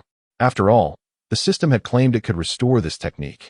And a technique capable of prompting the system to speak was certainly not trivial. Thinking of this, Jiang Chen gently said, Elder Chen, I comprehend your concerns, rest assured. I will not waste time on this. Observing Jiang Chen's determination, Chun Tianxiang slightly shook his head and quietly said, Very well, just register and pay the 300 points. Upon hearing the mention of 300 points, a look of astonishment crossed Jiang Chen's face as he spoke, Elder Chen. I just overheard them saying that this technique was originally placed on the first level. Why then do you still require 300 points from me? Coughing lightly in response to Jiang Chen's words, Chun Tianxiang replied softly, Indeed, this technique was once on the first level. But now you are acquiring it from the third level, hence the need for 300 points. As his words settled, a subtle smile graced Chun Tianxuan's lips, and he continued, If you wish to forego this technique, I can offer you the chance to select another. Upon hearing this, Jiang Chen instantly understood the implication, and a smile appeared on his face as he replied gently, Thank you for your kind offer, Elder Chen, but I would still like to try this technique. With that, Jiang Chen presented his identity token to Chun Tianxiang.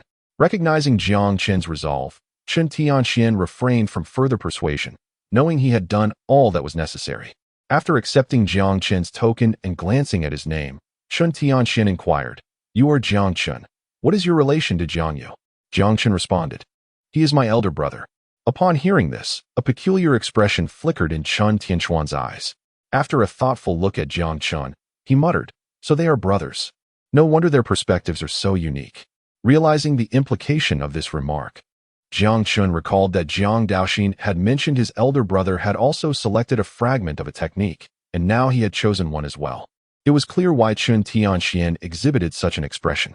After completing the registration, Chun Tianxiang handed the technique to Jiang Chen, stating, Very well. Remember to return it in 3 months. You are free to leave with the technique. Understood, disciple acknowledges, Jiang Chen replied.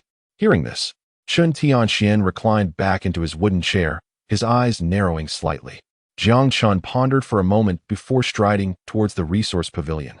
Recalling that Jiang Daoxin had mentioned he would be heading there shortly. Before long, Jiang Chen arrived at the entrance of the resource pavilion. The resource pavilion was not far from the technique pavilion, allowing him to arrive swiftly. The crowd here was notably larger than that at the technique pavilion. However, just as he was about to enter, he spotted the figures of Jiang Yu and another individual, who were preparing to leave the resource pavilion.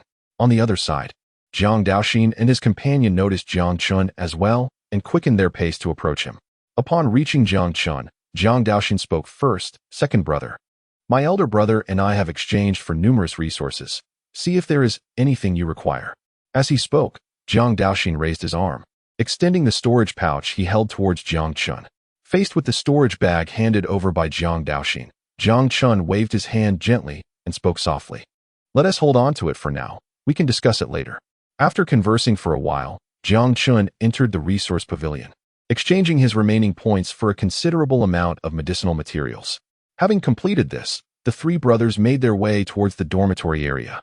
Upon returning, Jiang Chen entrusted all the medicinal materials to Jiang Yu, knowing well that only he could truly harness their value through alchemy. Upon returning to his cave dwelling, Jiang Chen immediately activated the system, preparing to comprehend the Earth-grade martial technique, Dragon Elephant Suppressing Heaven Fist. After swiftly adjusting his aura, Jiang Chen sat cross-legged. Ding! Dragon Elephant Suppressing Heaven Fist is ready. Shall we begin the transmission? Commence. With Jiang Chen's command, a surge of unfamiliar information flooded his mind. Shortly thereafter, his vision darkened, and when he opened his eyes again, he found his consciousness transported to an unfamiliar realm. This sight was no longer a novelty for Jiang Chen, having experienced such phenomena before. Just then, a whisper echoed in his mind. Dragon Elephant Suppressing Heaven Fist, an inferior earth-grade technique, gathers the vital energy of the body, condensing the spirits of countless dragons and elephants. Mastery allows one to shatter mountains and split the earth with a mere gesture, or overturn rivers and seas with a flick of the hand. As the whisper faded, a roar pierced the air. A man clad in white appeared before Jiang Chen. His back turned as he slowly raised his arm, beginning to unleash a series of powerful punches. With each strike, the air resonated with a roar reminiscent of dragons and elephants, an overwhelming aura radiating from him. Moments later, Jiang Chen's perspective shifted again. He found himself within the man's body, experiencing the dragon elephant suppressing heaven fist from a first-person viewpoint. The terrifying power surged within the man's fists, and Jiang Chen could distinctly feel the tumultuous flow of vital energy coursing through him. A formidable force erupted from his fists. The ground cracked under the immense pressure, and deafening booms echoed around as dust and debris filled the air for miles. This body seemed tireless, delivering punch after punch, each strike growing increasingly potent.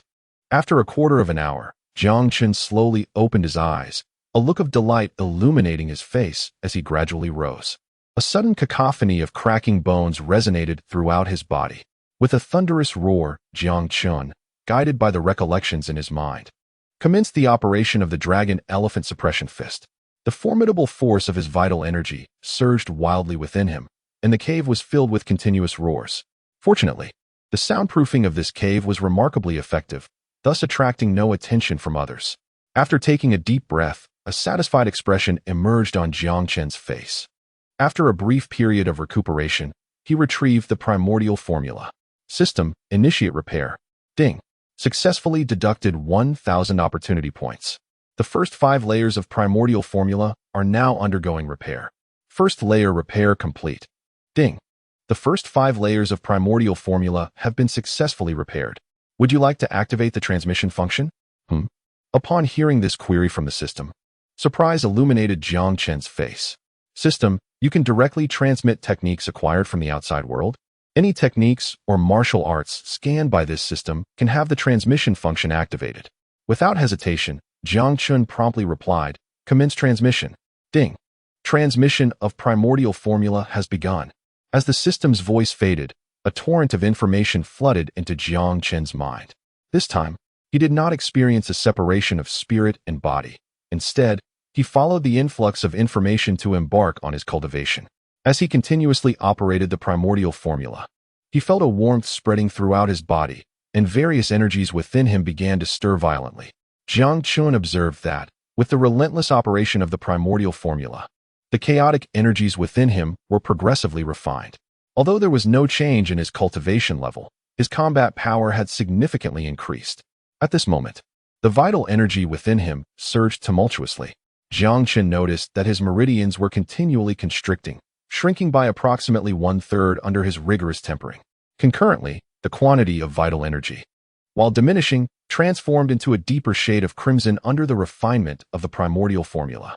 Amidst this series of changes, Jiang Chen distinctly perceived that the power within him could effortlessly coalesce, and the previous sensation of obstruction had vanished entirely. To illustrate, previously, Jiang Chen could only unleash 90% of his strength, but after the tempering of the primordial formula, he was now capable of exerting his full potential. What an extraordinary technique! It is no wonder the system holds it in such high regard.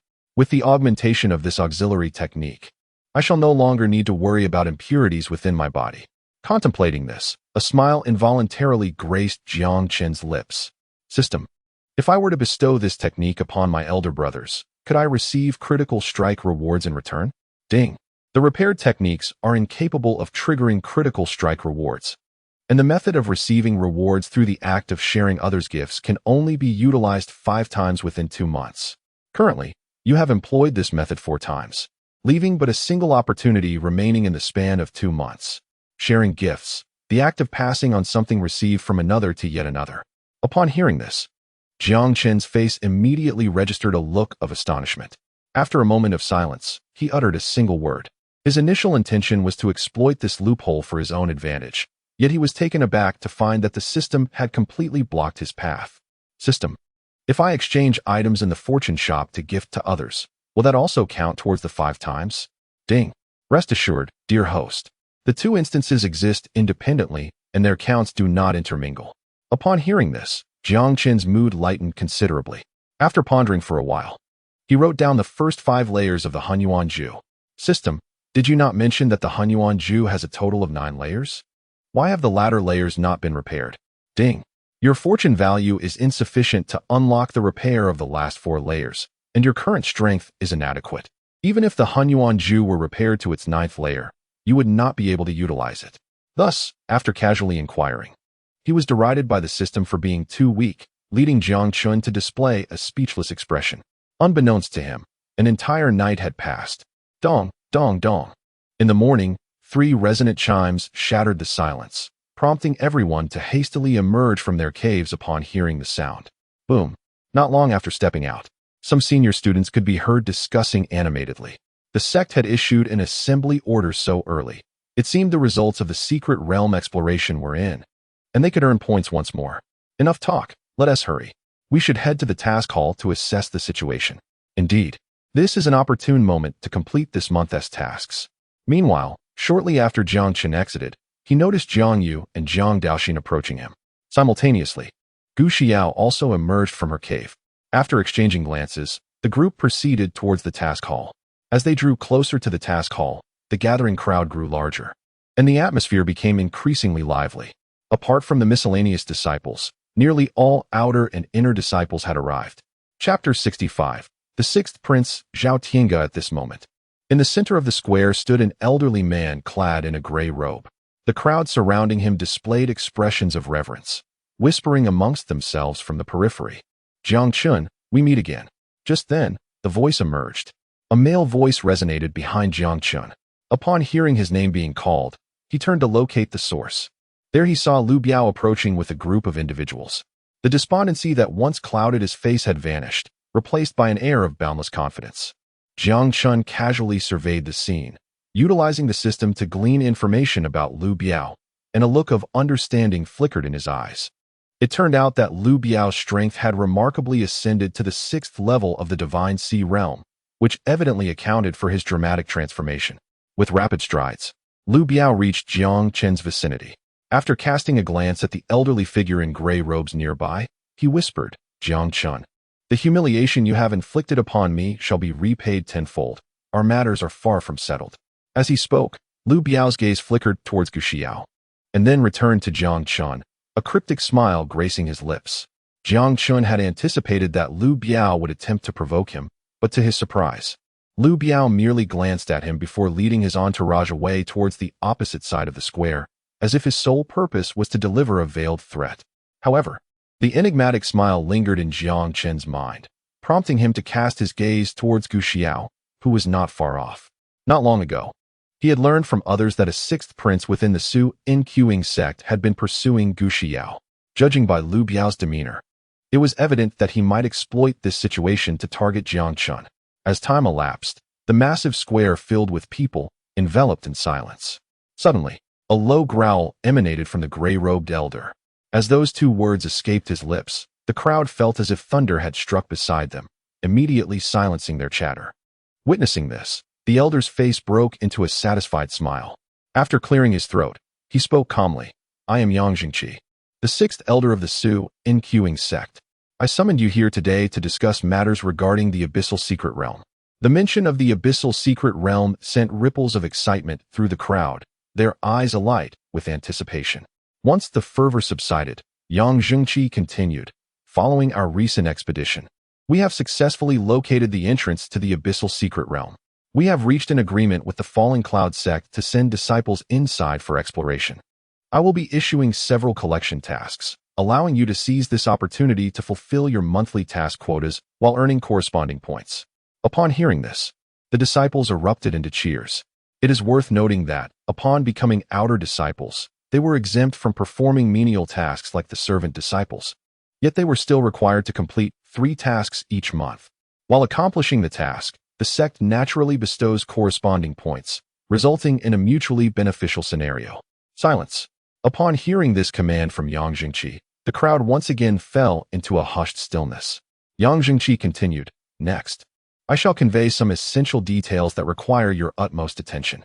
Subsequently, he began to elaborate. It turned out that the abyssal secret realm was discovered collaboratively by two sects, and after a period of exploration, the entrance to the secret realm was located. After a series of trials, it was revealed that there is a bone age restriction for entry. Only cultivators with a bone age not exceeding 30 may enter. Furthermore, within the secret realm, there exists a suppression array, limiting the first layer to those who can wield no more than peak body refinement strength. In the second layer, one may access peak divine sea strength. Thus, the reason Yang Jingqi summoned both inner and outer disciples was to enable them to explore the first layer of the secret realm. As for the exploration of the second layer, that duty was naturally entrusted to the core disciples. After all, most outer disciples are primarily at the body refinement stage. And even though some inner disciples may possess divine sea capabilities, their cultivation levels are not sufficiently high for the second layer. Ahem. Once the crowd had absorbed this information, Yang Jingqi cleared his throat again and declared, "All right, that is all for today. You may return to prepare, and we shall venture to the secret realm together tomorrow." With that, Yang Jingqi ascended into the air, swiftly flying towards the main peak, disappearing from sight in a matter of moments. As Yang Jingqi departed, the surrounding crowd began to cluster in small groups, engaging in hushed discussions amongst themselves. At this moment, Jiang Yu, emerging from his reverie, could not help but smile faintly. Meanwhile, Jiang Chen's eyes sparkled with brilliance. Yang Jingqi had just mentioned the countless opportunities within the divine abyss secret realm. If one could see such opportunities, his system would undoubtedly come into play, making this secret realm a veritable paradise for him. Observing the smiles on Jiang Chen and Jiang Yu's faces, Jiang Daoxin could not suppress a flicker of confusion in his gaze. Just then, a series of footsteps approached from the left of Jiang Chen and the others, accompanied by a gentle male voice. "Xiao, at first I had my doubts, but I never expected you to truly come to the Tianxiang sect. You should have informed me in advance so I could come to greet you." Upon hearing this, Jiang Chen and the others turned to follow the sound. They beheld a young man clad in a golden python robe approaching them. This man appeared to be in his early 20s, with strikingly handsome features, sword-like eyebrows, and a height exceeding 8 feet. His long black hair cascaded freely over his shoulders. Upon recognizing the man's face, Gu Xiao could not help but furrow her brow. At this moment, Jiang Chen cast a sweeping glance. The information about the other party promptly appeared. Name, Zhao Tiange. Identity, 6th Prince of the Tianlong Dynasty. Cultivation, 1st level of the creation realm. Physique, Qingfeng physique. Bloodline, none. After reading the details, Jiang Chen could not help but cast a glance at Gu Xiao on his left. He had anticipated the arrival of the 6th Prince, but he was taken aback by his swift appearance. Meanwhile, Jiang Chen spotted Lu Biao's figure not far away, watching him and the others with a face reflecting delight in their misfortune. However, Lu Biao did not approach. After observing them for a moment, he respectfully followed a man in purple robes and departed. At that moment, Gu Xiao cast a dispassionate glance at Zhao Tiange and spoke in a low voice. "Your Highness, you are too kind. I am merely an external princess, unworthy of such personal reception." Indeed, the royal family of the Tianlong dynasty bore the surname Zhao, while Gu Tianxiang was an external prince. This preferential treatment was undoubtedly linked to his formidable strength, as Gu Tianxiang had achieved remarkable military accomplishments for the Tianlong dynasty. In response to Gu Xiao's indifferent demeanor, Zhao Tiange's expression stiffened slightly, but quickly returned to normal. He spoke softly. "Xiao, you are being too distant." With that, Zhao Tiange turned to Jiang Chen, calmly stating, "You are Jiang Chen. I hear Lu Biao has been defeated by you. While his strength is lacking, it is indeed impressive for a newcomer like you to achieve such a feat." Following his words, Zhao Tiange cast a look of appreciation at Jiang Chen, though his expression was primarily one of arrogance. Confronted with Zhao Tiange's haughty attitude, Jiang Chen merely glanced at him without responding. As Jiang Chen pondered, Zhao Tiange shifted his gaze from him to Jiang Yu and Jiang Daoxin, and after a moment of observation, a satisfied expression emerged in his eyes. He then spoke with pride. "I believe you understand that joining the guild at the Tianxiang sect would greatly facilitate access to cultivation resources and ensure your personal safety." Pausing deliberately, Zhao Tiange continued, "I have observed that the talents of the 3 brothers are quite commendable, which has prompted my desire to recruit you as my battle generals. As Zhao Tianga's words echoed in the air, the group behind him instantly displayed expressions of envy. Whispers of admiration circulated among them. Goodness! The sixth prince is actually seeking to appoint them as war generals. This is indeed a tremendous honor, a stroke of extraordinary fortune. Who could argue otherwise? Just the other day, a formidable warrior at the half-step creation realm sought to become a war general, yet the sixth prince had declined his request. The three of them had certainly ascended to great heights, with the sixth prince as their backing, allowing them to navigate the inner sect with ease. Listening to the murmurs surrounding him, Zhao Tianga's smile deepened, and the pride in his gaze intensified. Not long ago, Zhao Tianga had learned from others that Jiang Chen shared an unusual relationship with Gu Xiao, which stirred discontent within him. However, even with his lofty background, Zhao Tianga dared not recklessly eliminate an inner sect disciple. The sect might overlook matters elsewhere, but infighting among fellow disciples would lead to severe consequences. Having painstakingly built his influence, he was unwilling to jeopardize his years of effort for the sake of one inner disciple. After all, these individuals were the foundation of his bid for the throne. Furthermore, with Gu Xiao present, her temperament would undoubtedly prevent him from taking action against Jiang Chen. Thus, recruiting Jiang Chen and his companions as his war generals presented a mutually beneficial solution. By keeping these three under his control, he could manipulate them as he pleased, and perhaps even utilize Jiang Chen to aid his pursuit of Gu Xiao. Zhao Tianga's fixation on Gu Xiao was not merely due to her beauty. It was also a strategic move to win over Gu Tianxiang.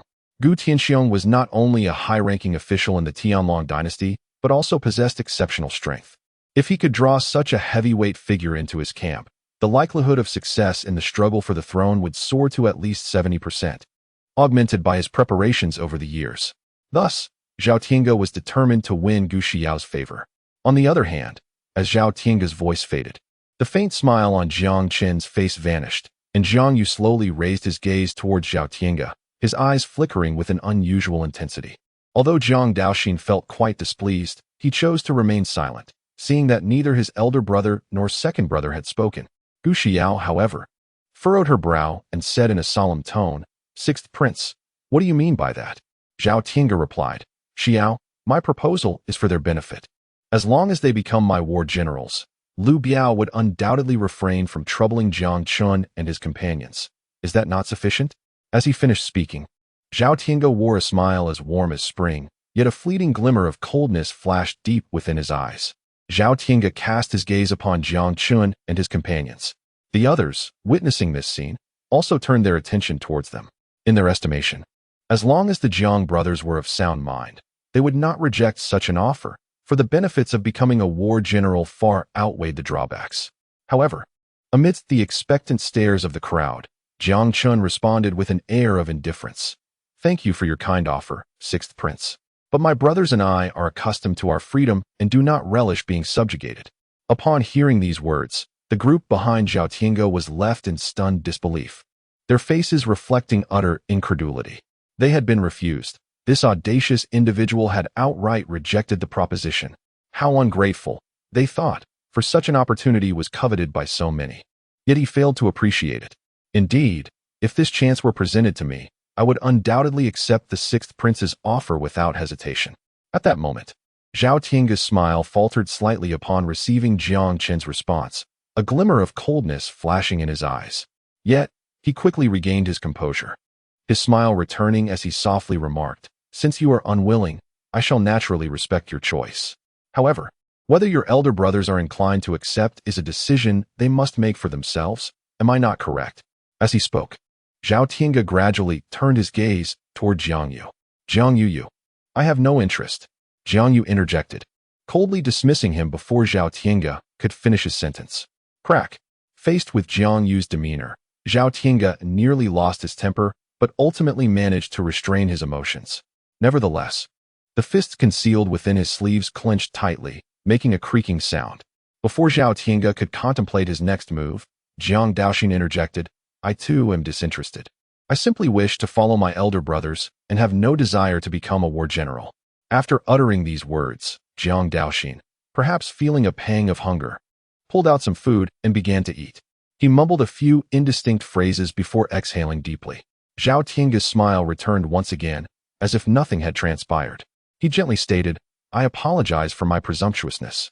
Since you all have made your choices, I shall refrain from further discourse." Just then, the sound of hurried footsteps reached the ears of the assembly. A young maid hastily approached, making her way directly toward Gu Xiao. Upon reaching her, she whispered, "Princess Xiao, Elder 7 has sent me to invite you for a discussion." Elder 7? After a moment of contemplation, Gu Xiao realized that this Elder 7 was an old acquaintance of her father's. It was evident that this summons originated from her father's intentions. Witnessing this scene, Jiang Chen seized the opportunity to speak. "Ladies and gentlemen, if there is nothing further, we shall take our leave." Subsequently, Jiang Chen and his two companions exchanged brief farewells with Gu Xiao and made their way toward the accommodation area. Gu Xiao followed closely behind a young maid as they departed. Observing the retreating figures, Zhao Tiange stood silently in place, the atmosphere around him becoming increasingly oppressive. The others, witnessing this scene, lowered their heads in unison, none daring to utter a word. After taking a deep breath, Zhao Tiange spoke solemnly, "Let us go." With that, he stepped toward the direction of the resource pavilion. Seeing Zhao Tiange's demeanor soften considerably, a man in azure attire quickened his pace to catch up to him. Approaching Zhao Tiange respectfully, he inquired, "Sixth Prince, those brash youths are quite audacious. Shall I send someone to teach them a lesson?" Upon hearing this, Zhao Tiange gently shook his head, his voice cold. "No need. Lu Biao is a man who holds grudges. He will not let the previous incident rest easily. Let the Star Sea Society deal with their own turmoil for now." As he spoke, a cold smile graced Zhao Tiange's lips. He added, "Once those three brothers comprehend the situation of the Xinqing sect, they will realize how foolish it was to decline my invitation today." The man in azure nodded repeatedly, flattering. "The sixth prince is indeed wise. The sixth prince is indeed wise." The others quickly echoed their agreement. Meanwhile, Jiang Chen and his companions continued along the narrow path until they arrived at the dormitory area. However, as they drew near, they sensed something was amiss. A crowd had gathered before Jiang Chen's residence. Upon spotting Jiang Chen and his companions, the group immediately converged upon them. Among this throng, Jiang Chen recognized the figure of Lu Biao. With a confident stride, Lu Biao approached Jiang Chen, a cold smile playing on his lips. "Jiang Chen, you have finally returned. I have been waiting for you here for quite some time," he declared with arrogance. Before Jiang Chen could respond, a man clad in white stepped forward and scoffed. "Lu Biao, this Jiang Chen is merely at the first level of the Divine Sea realm. I expected a formidable opponent, yet you fell to him. Truly, your skills seem to have regressed." At this, Lu Biao's smile faltered, his expression hardening. Regaining his composure, he turned to the man in white and spoke with a low voice. "Wang Qing, I have no desire for a dispute with you today. Do not forget Senior Brother Duan's instructions. If you delay our important matters, you will surely suffer the consequences." With Lu Biao's words, a cold snort escaped Wang Qing's lips. Though he felt an inner dissatisfaction upon hearing the mention of Brother Duan, he refrained from speaking further and instead directed his gaze towards Jiang Yu and others. Wang Qing, also a member of the Shanghai Association, had been embroiled in a fierce competition with Lu Biao for the position of captain, resulting in a tense relationship between them. Now that an opportunity had arisen to suppress his rival, Wang Qing was naturally reluctant to let it slip away. However, recalling Brother Duan's earlier instructions and Lu Biao's current demeanor, he chose to stifle this impulse for the time being. Meanwhile, many had taken notice of Lu Biao and his companions, gathering around like spectators eager for gossip. On the other side, Jiang Chen furrowed his brow slightly, casting a cold glance at Lu Biao as he spoke icily. "What is this? Is the lesson I imparted last time insufficient? Prompting you to come and offer me points again?" Lu Biao stammered. "You." At Jiang Chen's words, Lu Biao's expression darkened immediately, revealing his discomfort. Just then, Jiang Yu spoke up nonchalantly. "If I recall correctly, the plunder phase has already passed, and you no longer possess the authority to act." However, as soon as Jiang Yu finished speaking, Wang Qing burst into a hearty laugh, turning to Jiang Yu and arrogantly declaring, "We have come specifically to vie for the cave dwelling, not to seize the points in your possession. Thus, that rule does not apply to us. Within the Xinqing sect, the point challenge is subject to cultivation level restrictions, preventing higher-level cultivators from challenging those of lower levels. However, the contest for cave dwellings imposes no such limitations. As long as they are outer and inner disciples, all hold the right to challenge each other without regard to cultivation level. Naturally, if one feels outmatched, they may concede and allow the cave to be claimed by the opponent. As Wang Qing spoke, he scrutinized Jiang Yu, and upon sensing the latter's strength at the first level of the Divine Sea realm, his eyes quickly darted, a slight smirk gracing his lips. He then turned to Lu Biao, chuckling lightly. Today, I shall not contend with you. Jiang Chen will handle you. I shall challenge his elder brother instead. After all, their strengths are quite comparable. You have no objections to this arrangement, do you? Of course, if you fear that you may not be a match. We can easily swap opponents. At this juncture, a hint of derision flickered in Wang Qing's gaze. His intention behind such remarks was to deliberately provoke Lu Biao. He had no desire to confront Jiang Chen. Despite his continued jabs at Lu Biao, Wang Qing had to acknowledge that their strengths were not vastly different. The last time Lu Biao suffered a thorough defeat left Wang Qing with a sense of caution. Although his own power had indeed increased significantly of late, he preferred to avoid a confrontation with Jiang Chen, especially since Lu Biao had been bested by him previously. In the contest for position, he has gradually gained the upper hand. Consequently, Wang Qing now seeks stability, treating the situation as merely a formality. Indeed, upon Wang Qing's utterance, Lu Biao was immediately incensed. He spoke in a low voice. Humph, there is no need for that. I have come here specifically to rectify the humiliation from that day. Upon hearing Lu Biao's response, a faint smile crept upon Wang Qing's lips. At that moment, a cold-faced man approached, casting a sweeping glance at Lu Biao and the others. He coldly remarked, "Ensure that the task is executed flawlessly. Brother Duan awaits news. The dignity of Shanghai Association must not be infringed upon." Upon seeing this man, both Lu Biao and Wang Qing instantly displayed expressions of reverence, responding, "Brother, we understand." The man lightly acknowledged them, disdainfully surveying Jiang Chen and his companions before continuing. "I leave this matter to you. I have other affairs to attend to." Wang Qing replied, "Rest assured, Brother Chen, we will handle it well." Lu Biao hastily nodded in agreement. After receiving their responses, the cold man turned and departed. Meanwhile, Jiang Chen seized the opportunity to scrutinize the somber man and soon realized that the individual possessed half-step creation realm cultivation and was a core disciple. Within the Xinqing sect, one could become a core disciple through two pathways. The first was to break through to the creation realm, thereby becoming a core disciple directly. The second involved passing assessments set by the sect to ascend to core disciple status. Clearly, this cold man belonged to the latter category. Once the cold man was out of earshot, before Lu Biao could make a move, Wang Qing stepped forward, fixing his gaze on Jiang Yu, and coldly declared, "Will you accept my challenge, or will you obediently vacate your cave abode?" As he spoke, a sinister smile appeared on Wang Qing's face. The onlookers, witnessing Wang Qing's provocation, instantly expressed anticipation, their eyes darting back and forth between the two. Just when everyone presumed that Jiang Yu would choose to forego resistance, he took 2 steps forward, confronting Wang Qing. This spectacle ignited a stir among the crowd. He accepted the challenge. Jiang Yu had audaciously agreed to Wang Qing's provocation. His boldness was remarkable, reminiscent of his brother Jiang Chen. Yet, the question lingered. How formidable was his strength? Wang Qing's prowess was renowned within the inner sect of the southern district, and dealing with Jiang Yu would surely pose no challenge for him. On the other side, Wang Qing observed Jiang Yu stepping out directly, momentarily taken aback before revealing a cruel smile. He stated in a low voice, "You possess remarkable courage and exhibit great confidence. I hope your strength matches your audacity." As his words fell, the smile on Wang Qing's face gradually faded, and his aura began to surge, unmistakably showcasing his prowess at the 6th level of the Divine Sea realm. The others, witnessing this scene, instinctively took several steps back, creating ample space for the two, primarily out of fear of being inadvertently harmed. At that moment, Jiang Daoxin felt the terrifying pressure emanating from Wang Qing. Worry etched across his features as he turned to Jiang Chen. "Second brother, will elder brother be all right?" Jiang Chen reassured him, "Rest assured. Elder brother's strength is not as feeble as you imagine. You must have faith in him." With Jiang Chen's words, the concern on Jiang Daoxin's face eased significantly.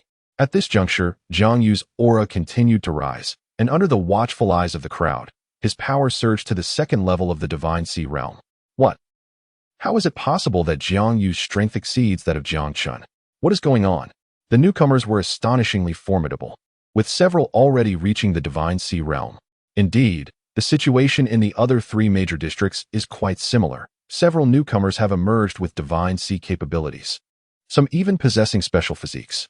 Upon witnessing Jiang Yu's strength, the onlookers could no longer suppress their astonishment and began to murmur among themselves. At that moment, Wang Qing furrowed his brow but soon regained his composure, sporting a smile once more. The second level of the Divine Sea realm is indeed commendable among newcomers. Too bad you encountered me today. With that, Wang Qing initiated an assault on Jiang Yu. His eyes gleamed with coldness as he charged forward. Jiang Yu, sensing the impending confrontation, gathered his strength and met Wang Qing head-on. In an instant, their fists collided. After that initial strike, the previously indifferent expression on Wang Qing's face turned to one of shock. How is it possible? Your physique. Yet, before Wang Qing could finish his sentence, Jiang Yu's other fist was already hurtling towards him. Utilizing the recoil from that punch, Wang Qing swiftly distanced himself from Jiang Yu. The entire exchange transpired with breathtaking speed, and by the time the crowd comprehended what had occurred, the first clash between the two had concluded. Observing the current situation, the surrounding crowd erupted in incredulous murmurs, their eyes wide with astonishment. Although Wang Qing had likely been testing the waters, the outcome was beyond their expectations. However, Jiang Yu not only did not suffer losses, but appeared to have gained some advantages, which completely surprised everyone. On the other side, Li Biao frowned slightly at the scene before him.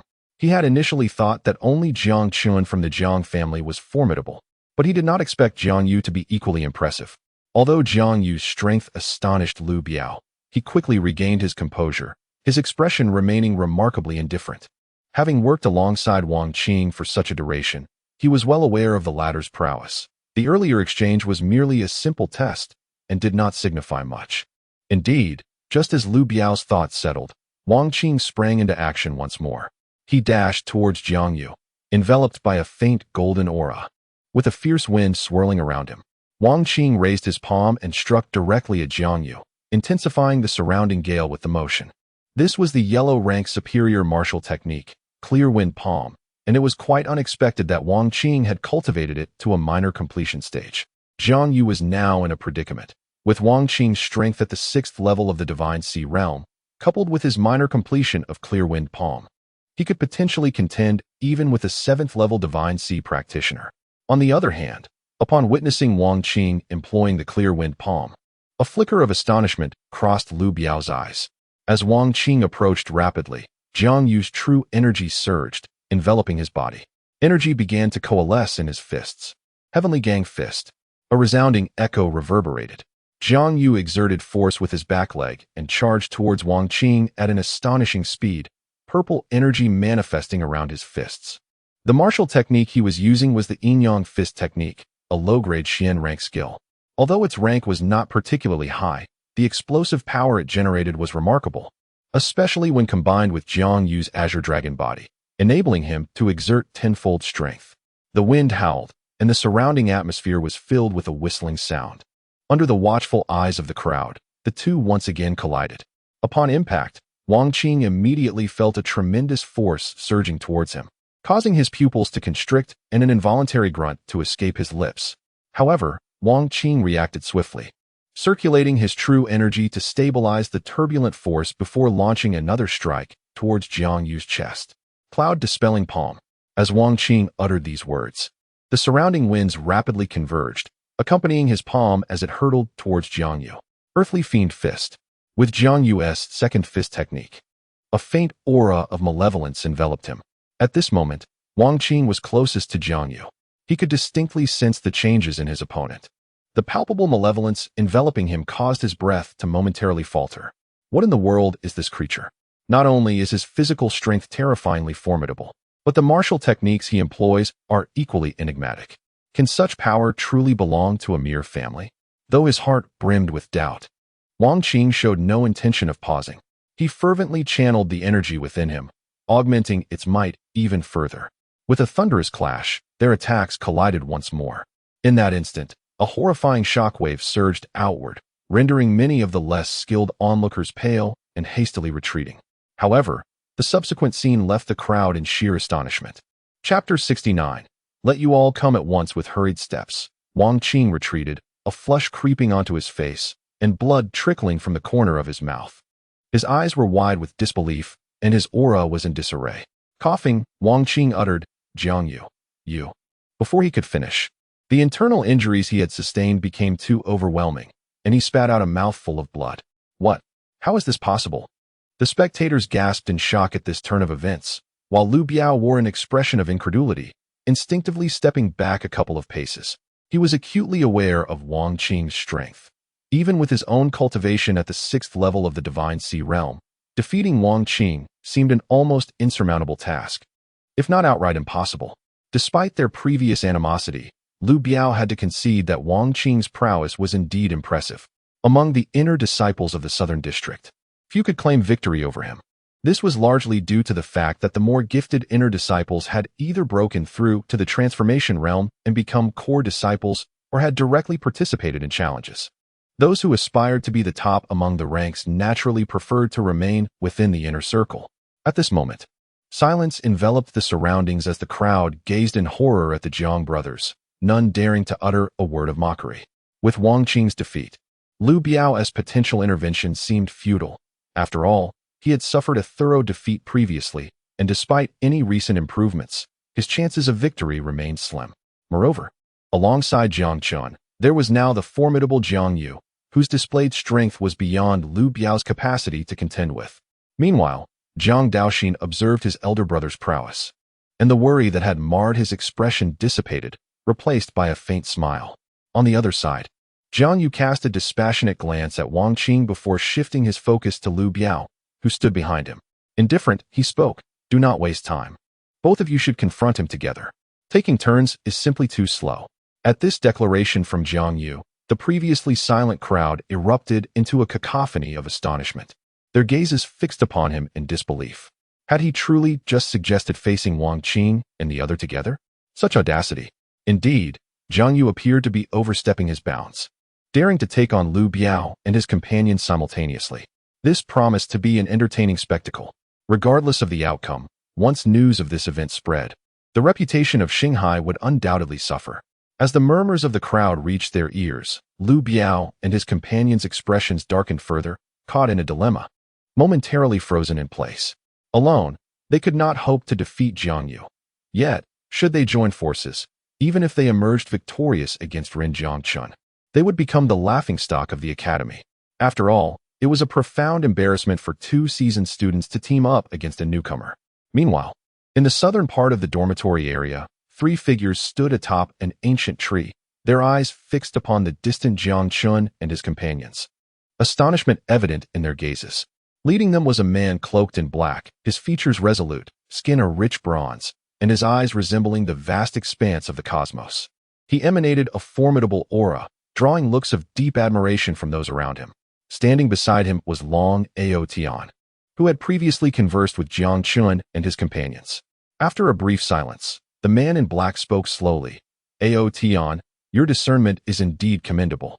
I have yet to witness Jiang Chen in action, making it difficult to form a judgment. However, Jiang Yu is undoubtedly a rare talent. Upon hearing this, Long Ao Tian's face lit up with a smile as he responded, President, if we were to recruit Jiang Chen and his companions into the Ziyun Association, it would undoubtedly bolster our guild's strength significantly. The man in black was none other than Duan Feng, the president of the Ziyun Association. Following Long Ao Tian's remark, Duan Feng nodded slightly and remarked, I had intended to assist them in resolving their predicament and extend an invitation to join our ranks. However, it appears that these three brothers are quite capable of overcoming their current challenges without our intervention. Upon hearing this, the others behind Duan Feng displayed expressions of shock. One among them could not restrain himself and inquired, President, do you truly believe that Jiang Yu can contend with two opponents simultaneously? As he spoke, the others turned their gazes towards Duan Feng. In response, Duan Feng nodded gently. Do not underestimate Jiang Yu. From the recent confrontation, it is evident that he is still holding back, not utilizing his full strength. Lu Biao and his companion are in for a rough time. Alas, the crowd, still in a state of shock, displayed expressions of confusion upon hearing Duan Feng's hesitant remark. Long Ao Yin softly inquired, President, what do you lament? Duan Feng withdrew his gaze and replied gently, "It is a pity that such a prodigious talent typically shuns subservience, rendering the likelihood of recruitment into our ranks nearly non-existent, especially considering you had previously extended an invitation to them." As Duan Feng's words faded, a contemplative look emerged on Long Outyan's face, and he nodded slightly. He then spoke, "Regardless of the circumstances, we must make an attempt. Moreover, joining the Ziyun Society imposes no restrictions upon them. I believe Jiang Chen and the others would likely acquiesce." Duan Feng responded, "That is acceptable. I shall leave this matter in your capable hands. Should any insurmountable issues arise, simply inform me, and you shall oversee the rest." Long Outyan affirmed, "Understood, President." Meanwhile, observing the silent Wang Qing and his companions, Jiang Yu furrowed his brows and spoke in a low tone.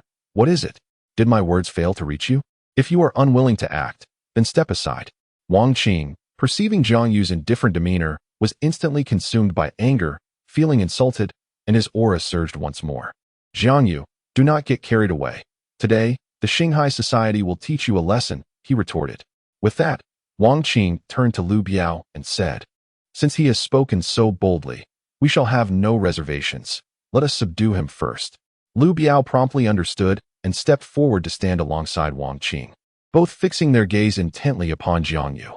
As the two prepared to strike, the others fell silent, refraining from further discussion.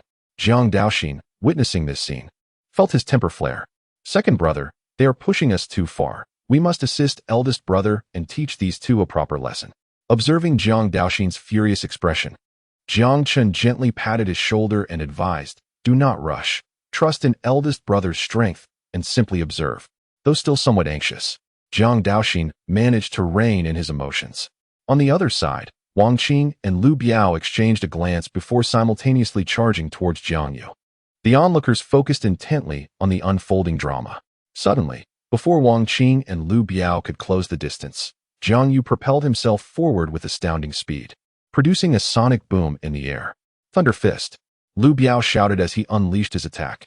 Lu Biao's arm emitted a series of crackling sounds, with purple arcs of electricity flickering incessantly, their piercing noise reverberating through the air. Wang Qing, too, bore the pain with great fortitude, swinging his fist towards Jiang Yu with unrestrained fury. At this moment, both were engulfed in a tempest of rage, unleashing a terrifying pressure that sent shivers down the spines of onlookers. As they confronted the overwhelming force of their assault, Jiang Yu was swiftly enveloped by a faint yellow gas. Subsequently, he displayed an astonishing speed, rapidly swinging his fists and engaging in a fierce battle with Wang Qing and Lu Biao. The sound of thunderous clashes echoed relentlessly in the ears of the crowd, who watched in awe as the three fought. Many stood with mouths agape, their faces painted with disbelief. In the midst of this tumultuous exchange, Jiang Yu not only held his ground against the dual onslaught, but seemed to subtly gain the upper hand. The terrifying speed of his strikes left the spectators in utter amazement. What martial art was Jiang Yu employing?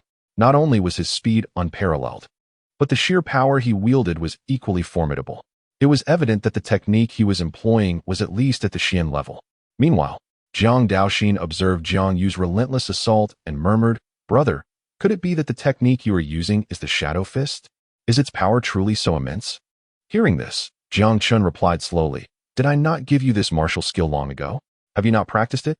At this, Jiang Daoxin awkwardly scratched his head and responded, "I felt this fist technique was too light, not to my taste, so I never practiced it much." Too light.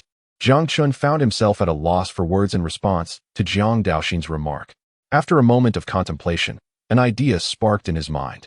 Due to Daoxin's unique constitution, he tends to absorb many things to strengthen himself. His physical prowess far exceeds that of ordinary individuals. If he were to combine this with the dragon elephant suppressing heaven fist, it would undoubtedly be remarkable. A smile crept across Jiang Chen's face at this thought. "Second brother, what is it?" Jiang Daoxin's voice broke through his musings. Jiang Chen looked up at him, gently shaking his head as he replied, "I just had a thought. I will share it with you once our elder brother's battle concludes. For now, keep your focus." "I understand, second brother."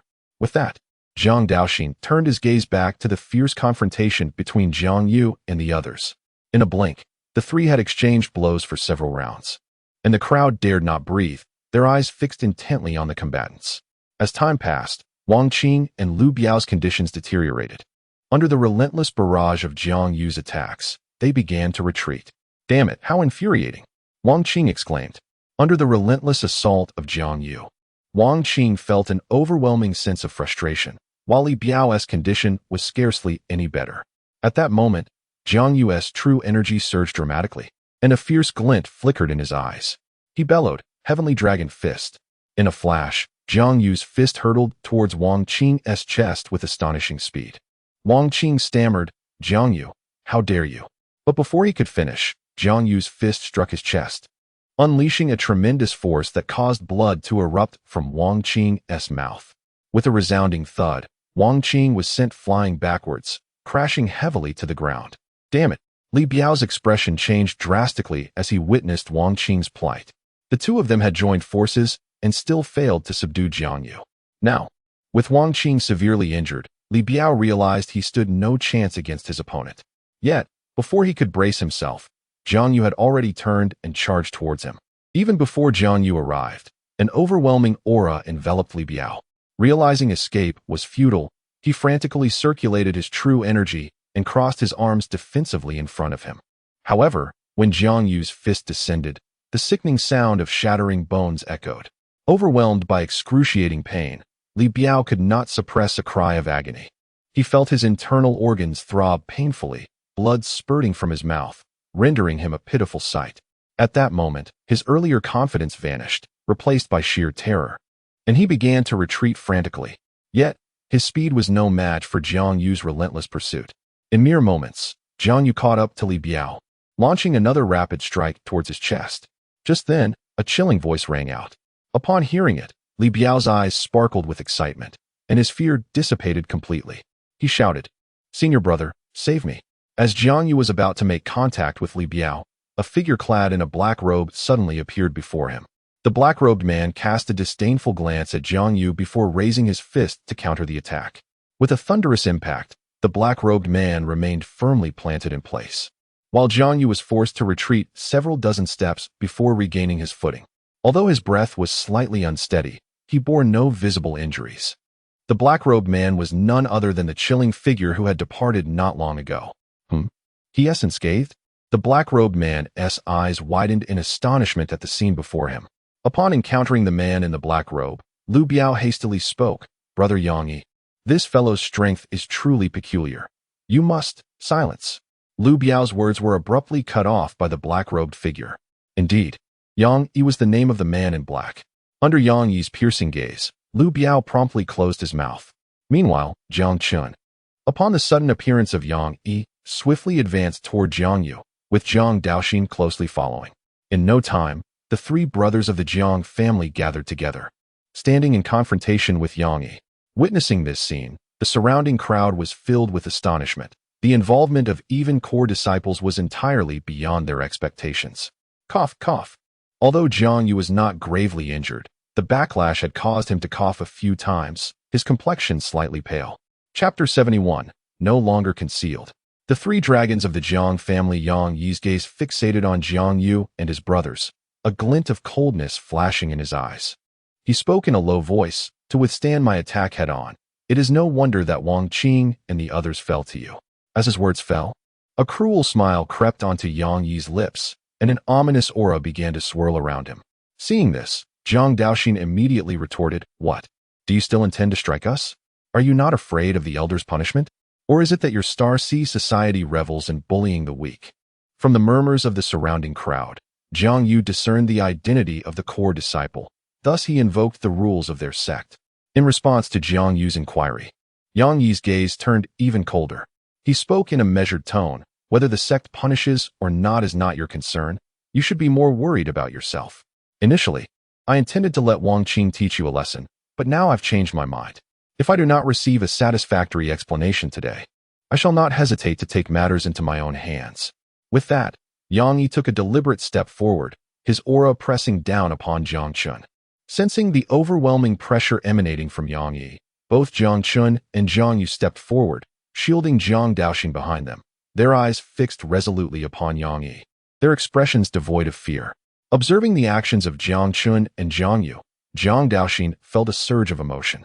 He realized that his current strength was insufficient, and his elder brother's actions were to protect him from the oppressive aura.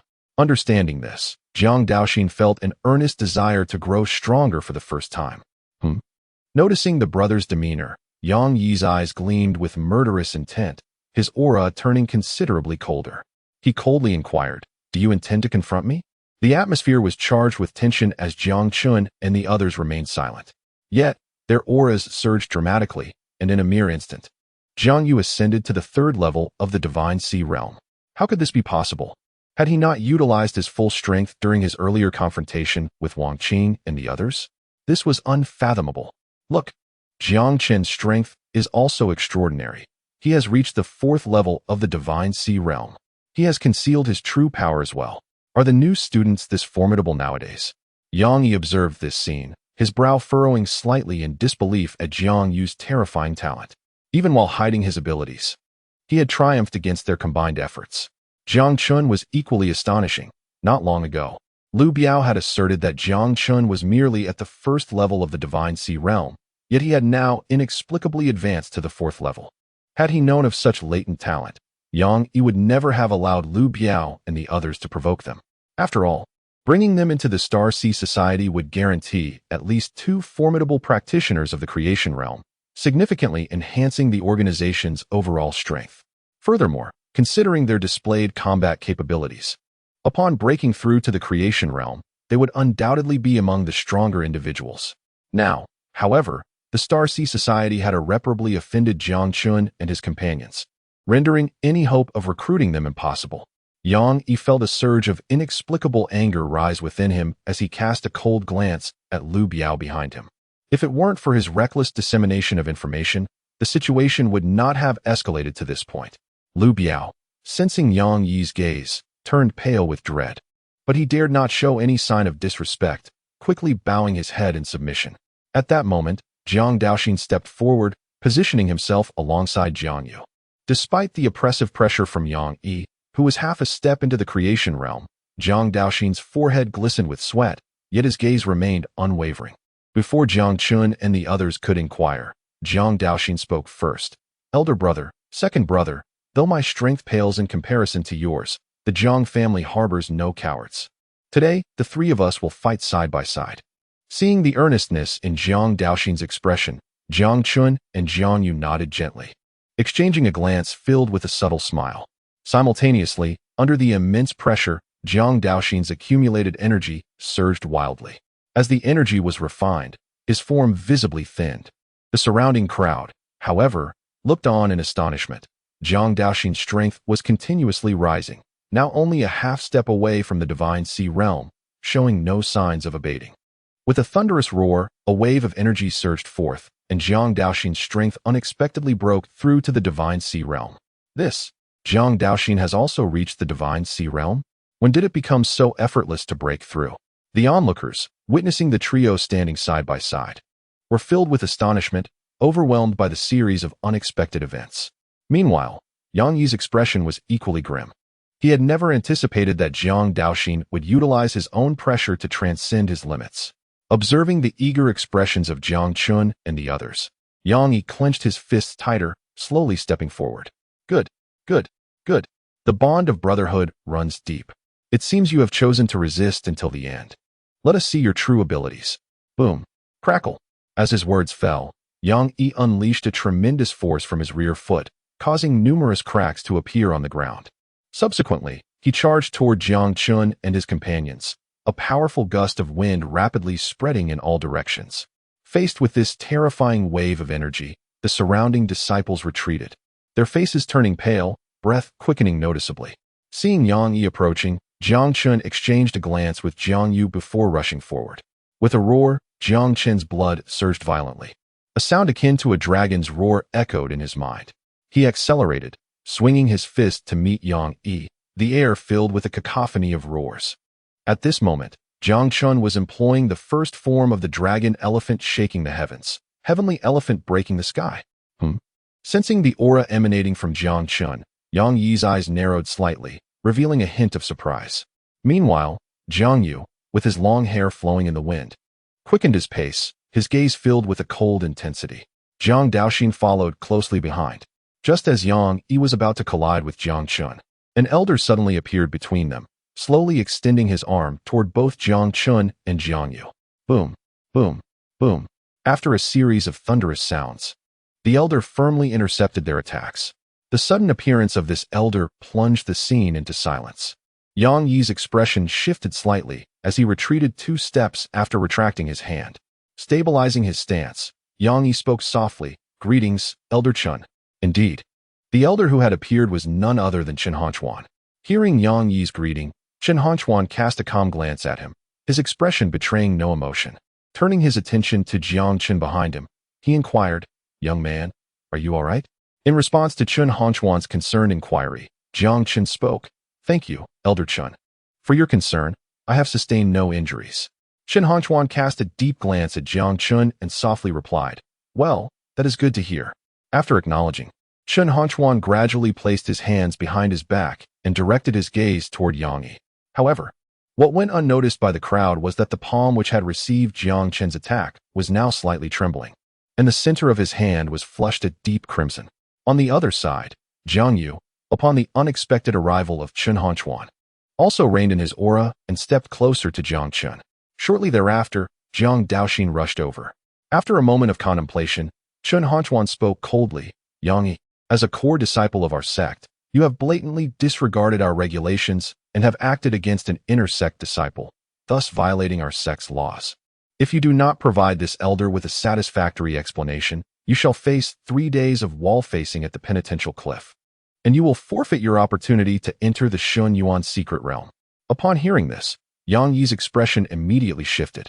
The upcoming Shun Yuan secret realm was an excellent opportunity to enhance one's strength. Missing this chance would certainly set him back.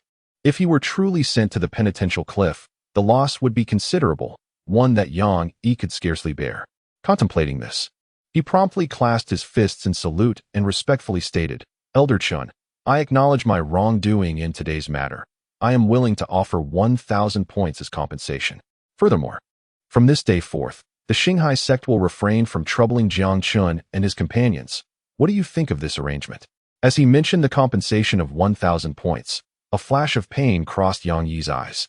After his words fell, Yang Yi's gaze remained fixed on Chen Hanchuan. In response to Yang Yi's proposition, Chen Hanchuan did not respond immediately but instead turned his attention to Jiang Yu and the others, softly asking, "What do you all think?" Jiang Chen remained silent, looking toward Jiang Yu.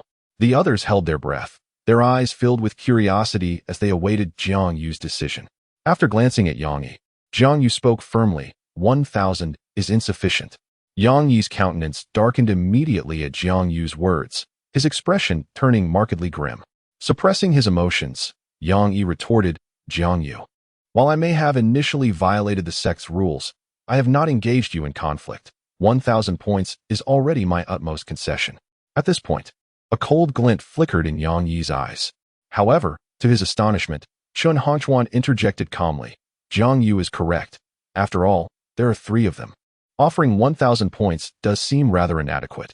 Let us proceed in this manner. The Xinghai Association will allocate an additional 500 points, and we shall consider today's incident resolved. What do you all think?" At this juncture, Chen Hanchuan turned his gaze towards Jiang Yu. In response to Chen Hanchuan's scrutiny, Jiang Yu refrained from voicing any further excessive demands and merely nodded slightly, indicating his acquiescence to the proposal. With Jiang Yu's agreement, Chen Hanchuan then shifted his attention to Yang Yi. Observing the expressions of those around him, Yang Yi clenched his teeth and replied solemnly, "Very well. 1,005 it is." As soon as he finished speaking, Yang Yi tossed his token towards Chen Hanchuan. Upon receiving the token, Chen Hanchuan stepped closer to Jiang Yu and deducted 1,500 points from the token. Subsequently, he returned the token to Yang Yi and stated gravely, "Considering that today has not culminated in a significant error, I shall grant you an opportunity for redemption. Should there be a next time, do not blame me for being unyielding. Is that understood?" At that moment, although Yang Yi felt considerable displeasure, he suppressed his emotions and responded, "The disciple understands." Witnessing Yang Yi's compliance, Lu Biao and the others echoed in unison, "We understand." On another note, Jiang Chen observed this scene with a hint of astonishment in his eyes. He had not anticipated that Chen Hanchuan, as an outer sect elder, could wield such authority, compelling Jiang Yi and the others to yield. Logically speaking, as a core disciple, Jiang Yi should not be subjected to the oversight of an outer sect elder, even if he had transgressed certain sect regulations. However, the crowd surrounding them exhibited no surprise. Rather, they appeared remarkably composed, as if all of this were entirely expected. It seems that Elder Chen's status is not merely that of an outer sect elder. Jiang Chen pondered. Just then, Jiang Yi inclined his body slightly towards Chen Hongchuan and softly remarked, "Elder Chen, now that the matter has been settled, we shall not intrude further." Chen Hongchuan replied, "Indeed. Remember my words. Should there be another occurrence, do not blame this elder for his ruthlessness." Jiang Yi affirmed, "The disciple shall keep it firmly in mind." With that, Jiang Yi and the members of the Shanghai Association departed. As he turned away, a glimmer of coldness flickered in his eyes, but he quickly regained his composure and strode towards the dormitory area. The remaining individuals, seeing that the excitement had dissipated, also turned to make their way back to their respective abodes. Before long, only Jiang Chen and his companions remained. Subsequently, Chen Hongchuan's gaze swept over the three of them, and his expression of satisfaction grew ever more pronounced. After a moment of contemplation, he slowly spoke, "Very well, let today's affairs conclude here. If any core disciple dares to act against you again in the future, do not hesitate to seek me out directly. Tomorrow, we shall enter the secret realm. You should take this time to cultivate diligently. Do not slacken your efforts." Jiang Chen replied, "Elder Chen, we understand." Upon hearing Jiang Chen's response, Chen Hongchuan's face broke into a subtle smile. He then softly remarked, "Well, I have some matters to attend to, so I will not keep you any longer." After exchanging a few words, Chen Hongchuan turned to leave. Once he reached a secluded spot, he raised his slightly numb hand, gazing at the faint crimson mark. A look of astonishment crossed Chen Hongchuan's face. "These young men from the Jiang family have truly surprised me. I wonder what cultivation method they practice to possess such formidable power. It is indeed astonishing." The thought of Jiang Chen and the others' prowess made Chen Hongchuan chuckle as he walked on. Chapter 73, Heart to Heart Between Brothers, Secret Meeting in the Back Mountain. Meanwhile, as Chen Hongchuan departed, Jiang Chen withdrew his gaze and turned to Jiang Yu and the others beside him. He spoke softly, "Elder brother, let us go to my place for a moment. I have some items I wish to share with you." Although Jiang Yu was somewhat taken aback by Jiang Chen's suggestion, he was not overly surprised. Over time, he had sensed that his younger brother was extraordinary. However, Jiang Yu refrained from probing further, understanding that everyone harbors their own secrets. As long as Jiang Chen remained his brother, that was sufficient. The rest mattered not. After a moment of contemplation, Jiang Yu turned to Jiang Daoxin and gently said, "Daoxin, you go ahead with Brother Chen. I will return to my cave to fetch some items for you." Jiang Daoxin replied, "All right, elder brother." Upon hearing this, Jiang Chen realized that Jiang Yu had recently taken several spiritual herbs and must be returning to collect pills. Nodding in acknowledgement, Jiang Chen led Jiang Daoxin toward his cave.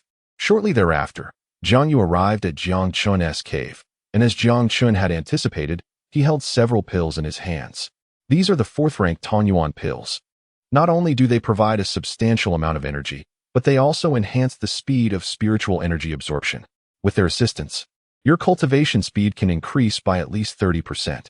As he spoke, Jiang Yu extended the porcelain vial toward Jiang Chen and Daoxin. The two brothers did not hesitate and accepted the vial with gratitude. After completing this exchange, the three gathered around a table. Jiang Chen wasted no time. He retrieved several manuscripts from his robe and handed them to Jiang Daoxin and Jiang Yu. Upon examining the manuscripts, Jiang Yu's eyes widened with surprise. The Hunyuan formula, the dragon elephant shock fist. As Jiang Yu gazed upon the names inscribed in the manuscript, a glimmer of curiosity flickered in his eyes. Jiang Daoxin also picked up the document, his attention riveted on the dragon elephant tremor fist.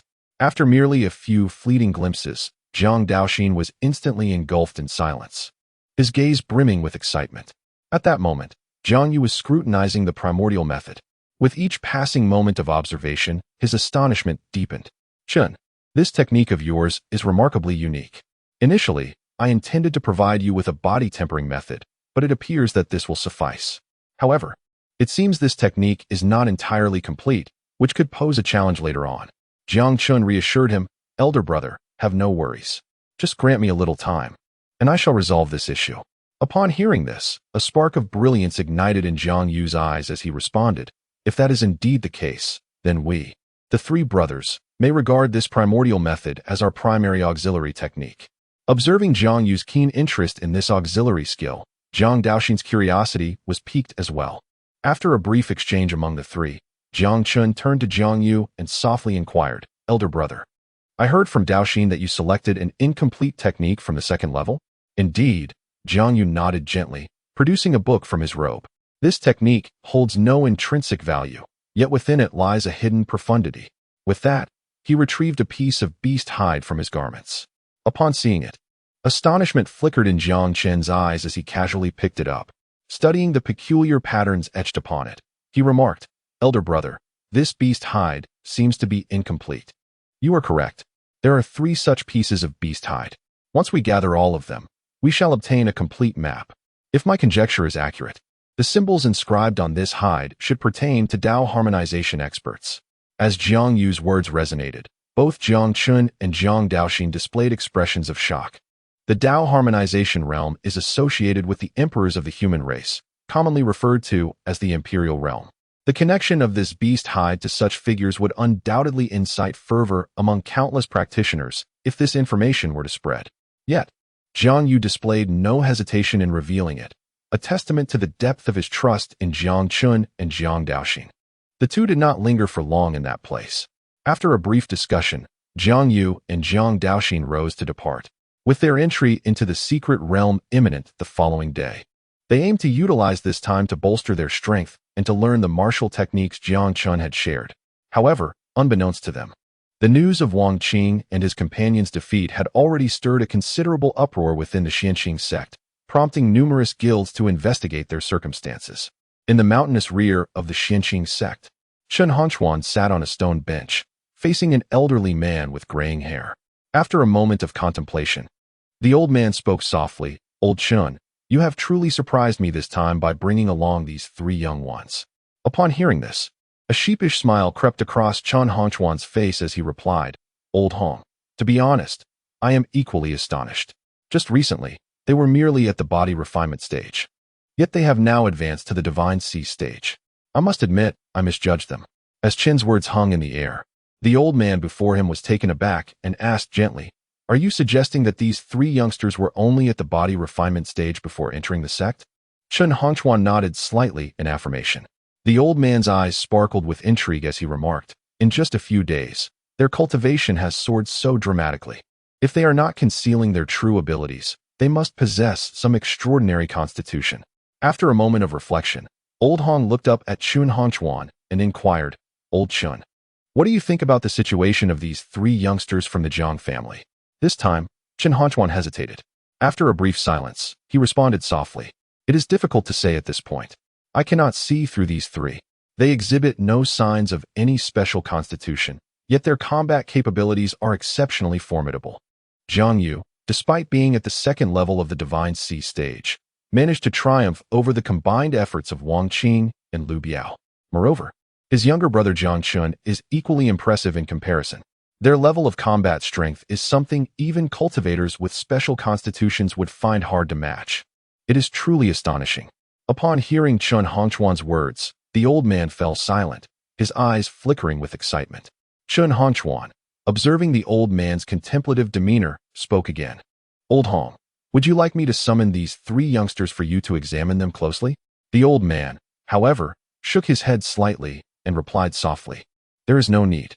There are too many forces eyeing the Xianxing sect now. If we pay too much attention to them, it may place the youngsters in peril. For now, let things proceed as they are. You should quietly protect them. Perhaps these 3 from the Jiang family can alter the current predicament of the Xianxing sect." Seeing the old man's earnest regard for Jiang Chen and the others, Chen Hanchuan's eyes widened in surprise. Regaining his composure, he solemnly responded, "Understood." After a brief exchange, Chen Hanchuan rose and departed from the back mountain. Time flew by, and before long, the next day arrived. Today, there was no need for the sect to issue a summons. The members gathered at the mission hall of their own accord. In the midst of the crowd, Jiang Chen and his companions stood, acutely aware of the gaze of the outer and inner disciples around them, which now bore a hint of reverence. After a moment of contemplation, Jiang Chen discerned the reason behind this shift in attitude. It was undoubtedly due to the events of the previous day that had spread like wildfire. At that moment, he spotted Su Tian within the throng. Typically, this fellow would seize every opportunity to mock him, yet today he deliberately kept his distance. Upon sensing Jiang Chen's scrutiny, Su Tian's expression faltered slightly, revealing a touch of discomfort. With a reluctant glance in Jiang Chen's direction, he hastened his pace, soon disappearing into the crowd. As he moved forward, Su Tian clenched his fists. He had always looked down upon Jiang Chen, but after spending some time at the Su Enquing sect, the disparity between them had grown increasingly pronounced, a reality he found difficult to bear. I must acquire the essence of heavenly thunder as soon as possible. Then, let us see who dares to look down upon Su Tian. With this thought, a renewed confidence sparkled in his eyes. Before long, the group arrived at the mission square. Standing at the center was Elder Yang Jingqi, his gaze sweeping indifferently across the assembly. Noticing that most had gathered, he spoke calmly. I have already elucidated the details regarding the secret realm. The sect tasks you may undertake have now been transmitted to your tokens. Prepare yourselves, we shall depart shortly. Upon hearing this, astonishment flickered in the eyes of the crowd. Meanwhile, Jiang Chen casually retrieved his identity token, discovering a plethora of information. Gathering task: collect 10 second-grade Xianyang flowers. Reward: 100 points. Treasure hunt task: locate 3rd-grade black Xian iron. Reward: 200 points. Hunting task. As he perused the numerous tasks, Jiang Chen couldn't help but express his admiration. However, he was perplexed by the absence of the core disciples on this day designated for entering the secret realm. Not only that, but even Lu Biao and his group were conspicuously missing. Yet, it wasn't long before Jiang Chen gleaned from the surrounding discussions that the core disciples had not failed to arrive. Rather, they had set off ahead of time with their own groups. Just as Jiang Chen was lost in thought, a cacophony of calls resonated from the sky, and a fierce wind swept through the area. Startled by the commotion, everyone instinctively looked upward, where they beheld dozens of enormous azure birds gracefully descending, their massive wings stirring up clouds of dust around them. Due to a recent experience aboard a Black Hawk, the faces of the crowd remained remarkably calm upon encountering these azure giants. Ahem, Yang Zhengqi coughed lightly and spoke aloud. These are the Qingfeng sparrows. They not only boast impressive flight endurance, but also possess a remarkably gentle disposition. For our journey to the Xinyuan secret realm, we shall be conveyed by the Qingfeng sparrows. Without further ado, let us form groups of 30 and set forth immediately. As Yang Zhengqi finished speaking, the crowd sprang into action, swiftly organizing themselves into teams and making their way towards the Qingfeng sparrows. At that moment, Jiang Daoxin approached Jiang Chen and softly inquired, "Second brother, it has been a day. Why has the princess not yet appeared? Could something have gone awry?" Upon hearing this, Jiang Chen replied calmly, "Do not worry. There is no danger within the Xianqing sect. Given the status of the ancient prince, it is quite ordinary for him to be acquainted with an elder. If I am not mistaken, this should be arranged by the ancient prince himself." As Jiang Chen spoke, a look of understanding crossed Jiang Daoxin's face. "Let us proceed. We shall discuss it further once we ascend." Subsequently, the three of them made their way towards the Qingyun sparrow on the left. In truth, Jiang Chen felt a sense of relief at Gu Xiao's departure. After all, he had developed feelings for someone else and wished to avoid any entanglement with her. Given the current circumstances, this was undoubtedly the most favorable outcome. Before long, the trio had mounted the back of the Qingyun sparrow. As they arrived, the gazes of the other passengers turned towards them, filled with curiosity as they scrutinized the newcomers. Soon, murmurs began to circulate. "It is the Jiang brothers. I heard that Yang Yi suffered a setback at their hands. I wonder if there's any truth to that." It seemed unlikely to be false, as the matter had stirred quite a commotion, and the Shanghai Association had fallen silent, making it almost certain. Who would have thought that the Southern District would produce such talented individuals? I wonder how they compare to Gu Changfeng from our Northern District. As they spoke, the group instinctively turned their eyes towards a man not far away, their gazes tinged with reverence. Listening to the discussions around him, Jiang Chen followed their line of sight and immediately beheld a proud figure clad in white. Name: Gu Changfeng. Identity: inner disciple of the Xianqing sect. Cultivation: 3rd level of the Divine Sea realm. Physique: Qiyang body. The mention of the Qiyang body startled Jiang Chen. He had not anticipated the Tianxiang sect to attract such a prodigy. After all, during Chun Hanchuan's recruitment, Jiang Chen had been left with the impression that no one wished to join the Tianxiang sect. However, based on the current situation, it appeared otherwise. The situation is far from as simple as it appears. Perceiving Jiang Chen's gaze, Gu Changfeng slowly turned his head, casting a detached glance at Jiang Chen before retracting his gaze and looking in another direction. At that moment, the Qingfeng sparrow unfurled its massive wings and ascended into the air. As the Qingfeng sparrow took flight, the murmurs among the crowd ceased. With a graceful motion, Yang Jingqi rose gently into the air, landing on the nearest Qingyun sparrow. "Let us depart," he proclaimed, as his words echoed. The Qingyun sparrow quickened its wing beats and surged upwards with remarkable speed. After reaching a certain altitude, the Qingyun sparrow halted its ascent and darted forward. A fierce gale howled past the crowd, creating a whirlwind of sound. After a brief flight, a protective Qingyun shield emerged around the Qingyun sparrow, effectively isolating it from the surrounding tempest. The Qingyun sparrow soared at an astonishing pace, and the faces of the crowd were alight with anticipation. Having experienced flight previously, Jiang Chen felt less curiosity this time. He found a relatively flat spot and sat with his brothers, engaging in conversation. As they flew onward, they lost track of time, and before they knew it, a quarter of an hour had passed. Suddenly, the Qingyun sparrow emitted a series of chirps and began a rapid descent. In response to this change, the seated disciples quickly rose, scanning their surroundings with curiosity. Below them lay a dense forest teeming with ancient trees, enveloped in thick white mist. Moments later, dozens of Qingyun sparrows landed steadily on the ground. Yang Jingqi took to the air once more, calling out, "Everyone, form two lines. I shall lead you into the misty mountains." As his words resonated, the crowd swiftly organized themselves into two lines. "All right, stay close to me. Do not lag behind, or you risk losing your way in the misty mountains." The gravity of Yang Jingqi's words brought a solemn expression to the faces of the disciples. With measured steps, Yang Jingqi advanced toward the entrance of the misty mountains, and the disciples followed suit. As they ventured deeper, the mist thickened, and the weight of the atmosphere grew heavier. Fortunately, aside from the dense fog, there were no unusual occurrences in the mountains. Although a few ferocious beasts occasionally appeared, their power not particularly formidable. The presence of the crowd posed no significant threat. After advancing for a while, the surrounding mist gradually dissipated, revealing a vast valley before the assembly. Deep within this valley, a considerable number of individuals had already gathered, identifiable as disciples of the Falling Cloud sect by their attire. Upon sighting these individuals, Yang Jingqi spoke once more, urging, "Do not stand there in a daze, follow me." With his words trailing off, Yang Jingqi quickened his pace. Observing this, the others hastened to keep up. As the disciples of the Tianxiang sect drew closer, those from the Falling Cloud sect noticed their approach and immediately turned their gazes upon them. "Old Ghost Yang, your Tianxiang sect remains as sluggish as ever. If you do not arrive soon, I shall lead my disciples into the divine abyss secret realm without you." A gaunt elder stepped forth, his deep voice resonating with a hint of coldness in his gaze. Upon seeing this elder, Yang Jingqi snorted disdainfully in response. "Wang Yunfeng, you may enter the divine abyss secret realm at your leisure. I do not recall requesting your patience."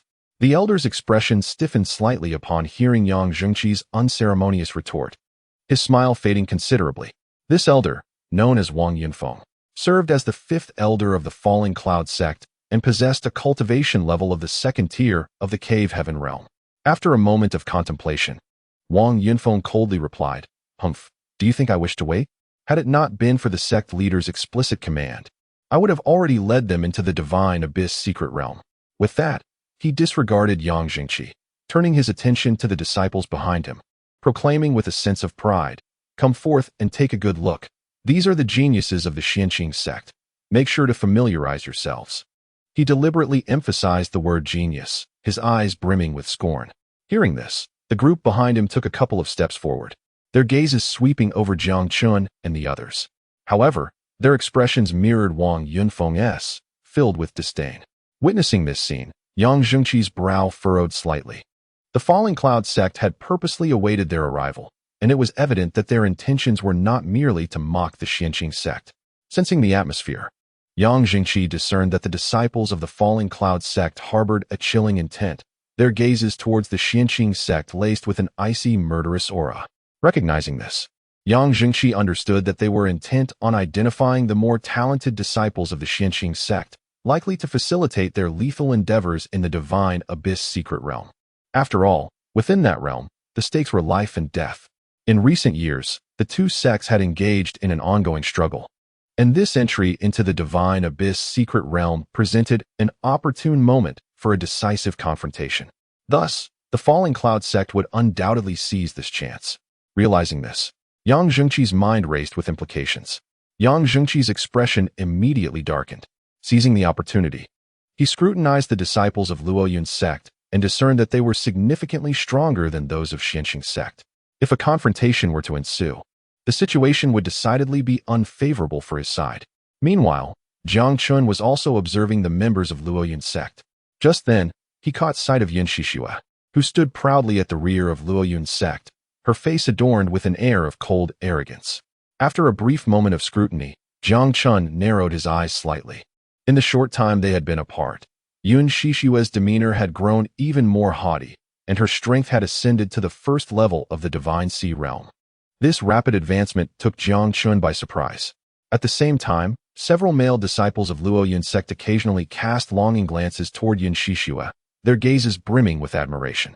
However, upon noticing the man beside her, their expressions swiftly shifted to one of profound respect.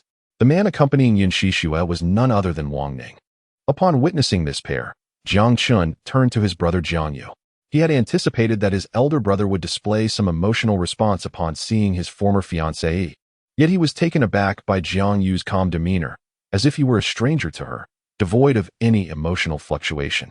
On the other side, Yun Shishua also recognized Jiang Yu, and her expression immediately turned frosty.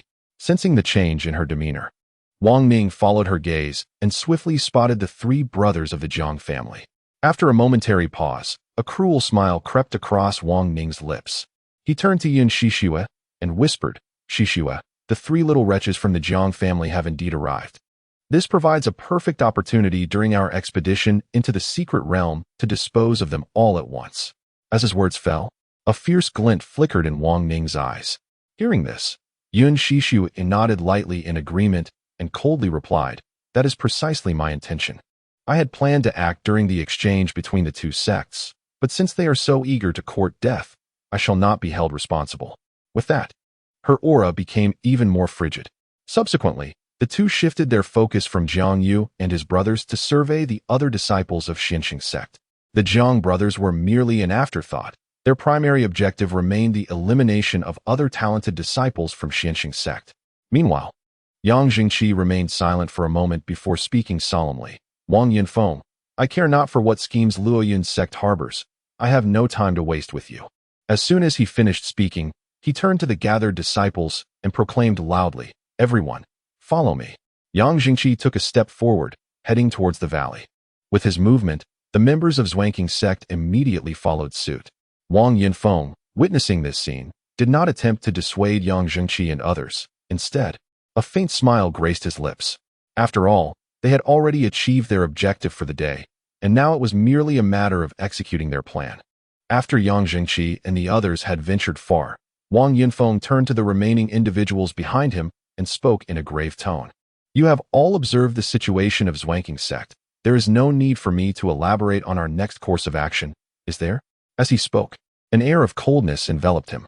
Following his words, the crowd nodded in unison, responding, "Elder Wang, rest assured, we understand." Wang Yinfeng chuckled heartily. "Excellent. Let us proceed as well." With that, he led the group onward.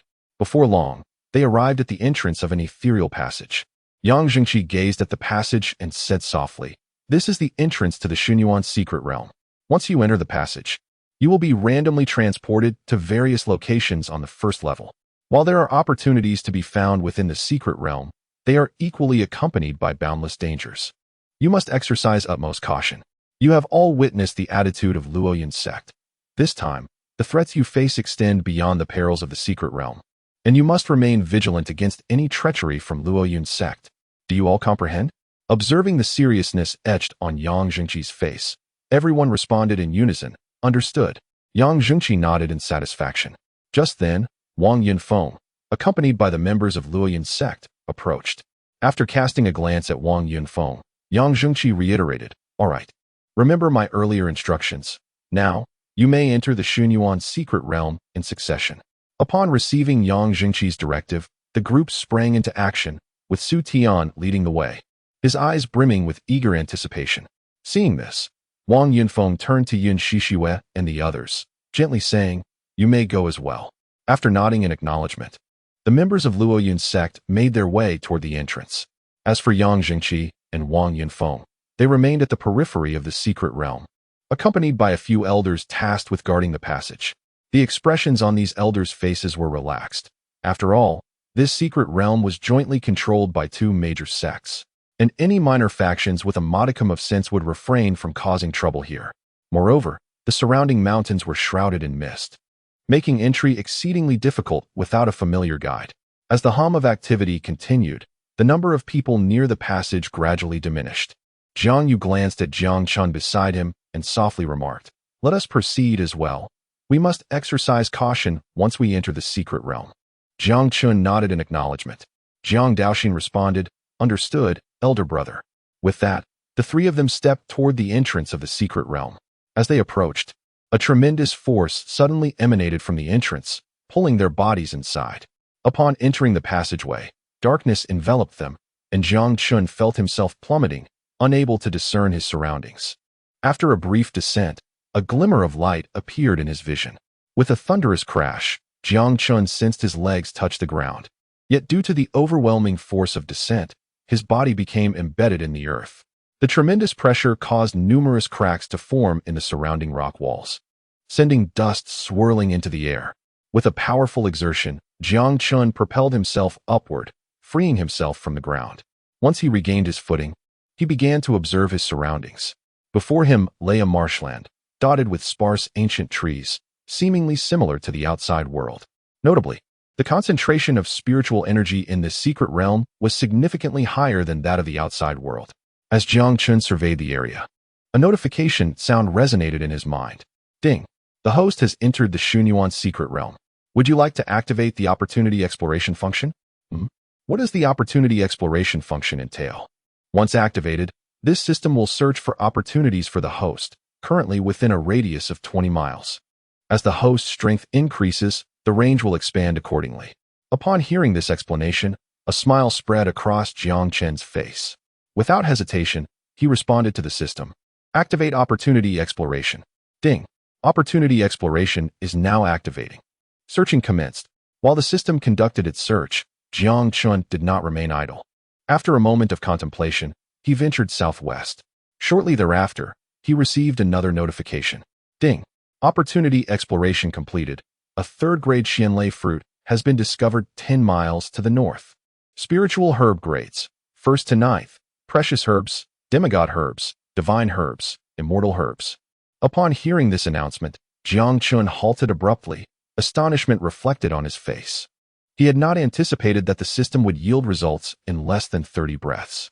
Without a moment's hesitation, he altered his course towards the location indicated by the system. As he progressed, Jiang Chen drew closer to the designated opportunity. Suddenly, a series of thunderous sounds reverberated around him. A cacophony of combat reached Jiang Chen's ears. Upon hearing the commotion, he immediately quickened his pace. As he burst forth from the dense forest, he beheld 4 figures. Judging by their attire, one among them was a disciple of the Xianxing sect, while the other 3 belonged to the Luoyun sect. At that moment, the disciple from the Xianxing sect found himself besieged by 2 adversaries, while the remaining Luoyun disciple stood with arms crossed, observing the fray with an air of indifference. Upon recognizing the beleaguered comrade, a flicker of surprise crossed Jiang Chen's face. The individual in distress was none other than Xia Lu, whom Jiang Chen had encountered in the scripture pavilion. Not far away, a purple vine coiled around a rocky outcrop, crowned with a dark purple fruit. This fruit shimmered with a violet glow, continually absorbing the surrounding spiritual energy, as a subtle fragrance wafted through the air. As Jiang Chen made his appearance, he swiftly drew the attention of all present. The unmoved man immediately turned his gaze, locking eyes with Jiang Chen. The trio engaged in battle also ceased their skirmish. Xia Lu, upon spotting Jiang Chen, expressed genuine astonishment, exclaiming, "Brother Jiang, we meet again." In response, Jiang Chen smiled and nodded slightly. Meanwhile, the three disciples of the Luoyun sect exchanged glances and seized the opportunity presented by the conversation to encircle them. Witnessing their maneuver, Xia Lu's expression shifted dramatically. He quickly turned his gaze to Jiang Chen and urged, "Brother Jiang, they aim to confront me. You must leave this place at once. Do not become entangled in this conflict." With that, Xia Lu pivoted to face the trio, his aura intensifying. None of you shall escape today. The points I have earned will not be relinquished. Surrender willingly." With his declaration, the leader, a man named Li Xiao, surged forward with his companions, effectively cutting off Jiang Chen's escape route. On the other side, Xia Lu's countenance darkened at this turn of events. He then glanced at Jiang Chen, softly advising, "Brother Jiang, your presence here is ill-fated. The Luoyun sect is hunting disciples of the Tianxiang sect. You are walking into a trap." Observing Xia Lu's troubled expression, Jiang Chen chuckled and reassured him, "Brother Xia, the situation is not as dire as you perceive. There is no need for such a furrowed brow." Jiang Chen held a favorable impression of Xia Lu, though this individual may seem somewhat eccentric. From his earlier decision to let himself go first and the evident worry etched upon his face now, it is clear that his intentions are not malevolent. At the very least, he has refrained from dragging Jiang Chen down with him. Of course, there exists a more significant reason for Jiang Chen's immediate appearance. After all, with only Xia Lu as the sole disciple of the Tianxiang sect present, he requires a willing participant to trigger the heavenly thunderfruit for a critical strike. Consequently, Xia Lu naturally becomes the only candidate. At this moment, upon hearing Jiang Chen's words, Xia Lu's expression not only failed to ease, but rather grew increasingly grim. "Brother Jiang," Xia Lu remarked, "although there are restrictions on our cultivation levels here, one among them has reached the pinnacle of the body refinement stage, while the other two are at the peak of the 9th level of the body refinement stage. In a 3-on-2 scenario, our chances of victory are slim." As soon as Xia Lu's words left his lips, Li Xiao wore a broad smile, and in a low voice, he retorted, "Kid, you possess some self-awareness, it seems. Even though my sea of consciousness cultivation is suppressed, I am not an ordinary body refinement cultivator who can be easily imitated." At this point, a cruel smile crept onto Li Xiao's face, while the other two companions also displayed expressions of amusement, their eyes glinting with mockery. However, what puzzled Li Xiao was the fact that despite his lengthy discourse, the man named Jiang Chen remained unfazed, his countenance betraying no sign of change. Li Xiao first glanced back at the heavenly thunderfruit and then turned his gaze towards his companions, stating with gravity, "Let us first deal with these two. The heavenly thunderfruit is nearing maturity, and there is no need to waste any more time." "Understood, senior brother." The moment his words fell, the trio from the Falling Cloud sect launched their assault in unison. Damn it! Seeing this unfold, Xia Lu could not help but curse in frustration. He quickly harnessed his true energy and charged towards Li Xiao. Merely at the 9th level of body refinement, and you dare to face my attack head-on? Truly a foolhardy endeavor." With that, Li Xiao's aura surged once more. However, just as their fists were about to collide, Jiang Chen, who had remained unresponsive until now, suddenly sprang into action. In a flash, he bypassed Xia Lu and threw a punch directly at Li Xiao. A resounding boom echoed in the air, leaving Xia Lu and his companions momentarily stunned. Everything transpired too swiftly for them to react. Yet, what astonished them even more was that Jiang Chen had managed to block Li Xiao's attack. Witnessing this, Xia Lu's expression brightened, the worry on his face dissipating considerably. Quickly regaining his composure, he seized the opportunity while the other two were momentarily taken aback and launched his own counterattack. Shadow Sweep Kick. Divine Monkey Plucking Peach. As the sound of a sharp kick echoed, Xia Lu swiftly targeted the legs of the man to his left. With a resounding thud, the opponent, still in shock and utterly unprepared, was struck directly in the vital area. Before the man could emit a scream, Xia Lu's hand was already reaching for another individual, swiftly grasping at him. In an instant, two piercing cries filled the air. Subsequently, both men clamped their legs tightly, their bodies curling into one another, their faces turning a deep shade of purple. One of them struggled to lift his head to gaze at Xia Lu, gritting his teeth as he spat, "You rascal, resorting to underhanded tactics, how despicable." Upon hearing this, rather than feeling embarrassed, Xia Lu's face blossomed with a smug expression. "You are absolutely correct. I am indeed Xiao Lu. I had no idea my reputation had spread so widely that you recognized me without an introduction. Listening to Xiao Lu's brazen response, the two disciples of the Falling Cloud sect were infuriated, yet their lower bodies throbbed with pain, rendering even the slightest movement a challenge. Meanwhile, witnessing Xiao Lu's shameless aggression, Jiang Chen couldn't help but twitch at the corners of his mouth. As for Li Xiao, he suddenly felt a chill below his waist. However, he quickly refocused his thoughts, fixing his gaze intently on Jiang Chen, coldly stating, "So you are also at the peak of body refinement. Could it be that your original cultivation was at the divine sea level?" As he spoke, Li Xiao swiftly retreated towards the other two men, his expression filled with murderous intent as he glared at Jiang Chen and his companion. In the face of the leading man's inquiry, Jiang Chen chose to remain indifferent. On the other side, after a brief moment of recovery, the two disciples managed to stand upright, albeit their complexions still bore a pallid hue. Yet their condition had improved significantly. At the same time, Xiao Lu stepped forward, standing side by side with Jiang Chen, exclaiming with excitement, "Brother Jiang, I had no idea your strength was so formidable. I was blind to it earlier." In that moment, Xiao Lu's previous worry vanished, and a smile involuntarily graced his lips. Jiang Chen offered a slight smile in return, softly commenting, "Your prowess is commendable as well. To have simultaneously incapacitated two men in such a short span is no small feat." Jiang Chen's intention was to jest with Xiao Lu, but to his surprise, the latter took it as a compliment, his face swelling with pride as he boldly proclaimed, "Brother Jiang, you flatter me. I am indeed stronger than the average person, but not to the extent you suggest. It's nothing to boast about, nothing at all," though he downplayed it. The pride radiating from Xiao Lu was evident to anyone with eyes. "Have you both finished your farewells?" Just then, a voice interjected. Li Xiaobing's cold voice echoed once more. Subsequently, he directed his gaze towards Jiang Chen and coldly remarked, "If I am not mistaken, you must be the new recruit from the Tianxiang sect, correct?" Jiang Chen cast a fleeting glance at him and replied indifferently, "And what if I am?" At this response, a glimmer of astonishment flickered in Li Xiaobing's eyes.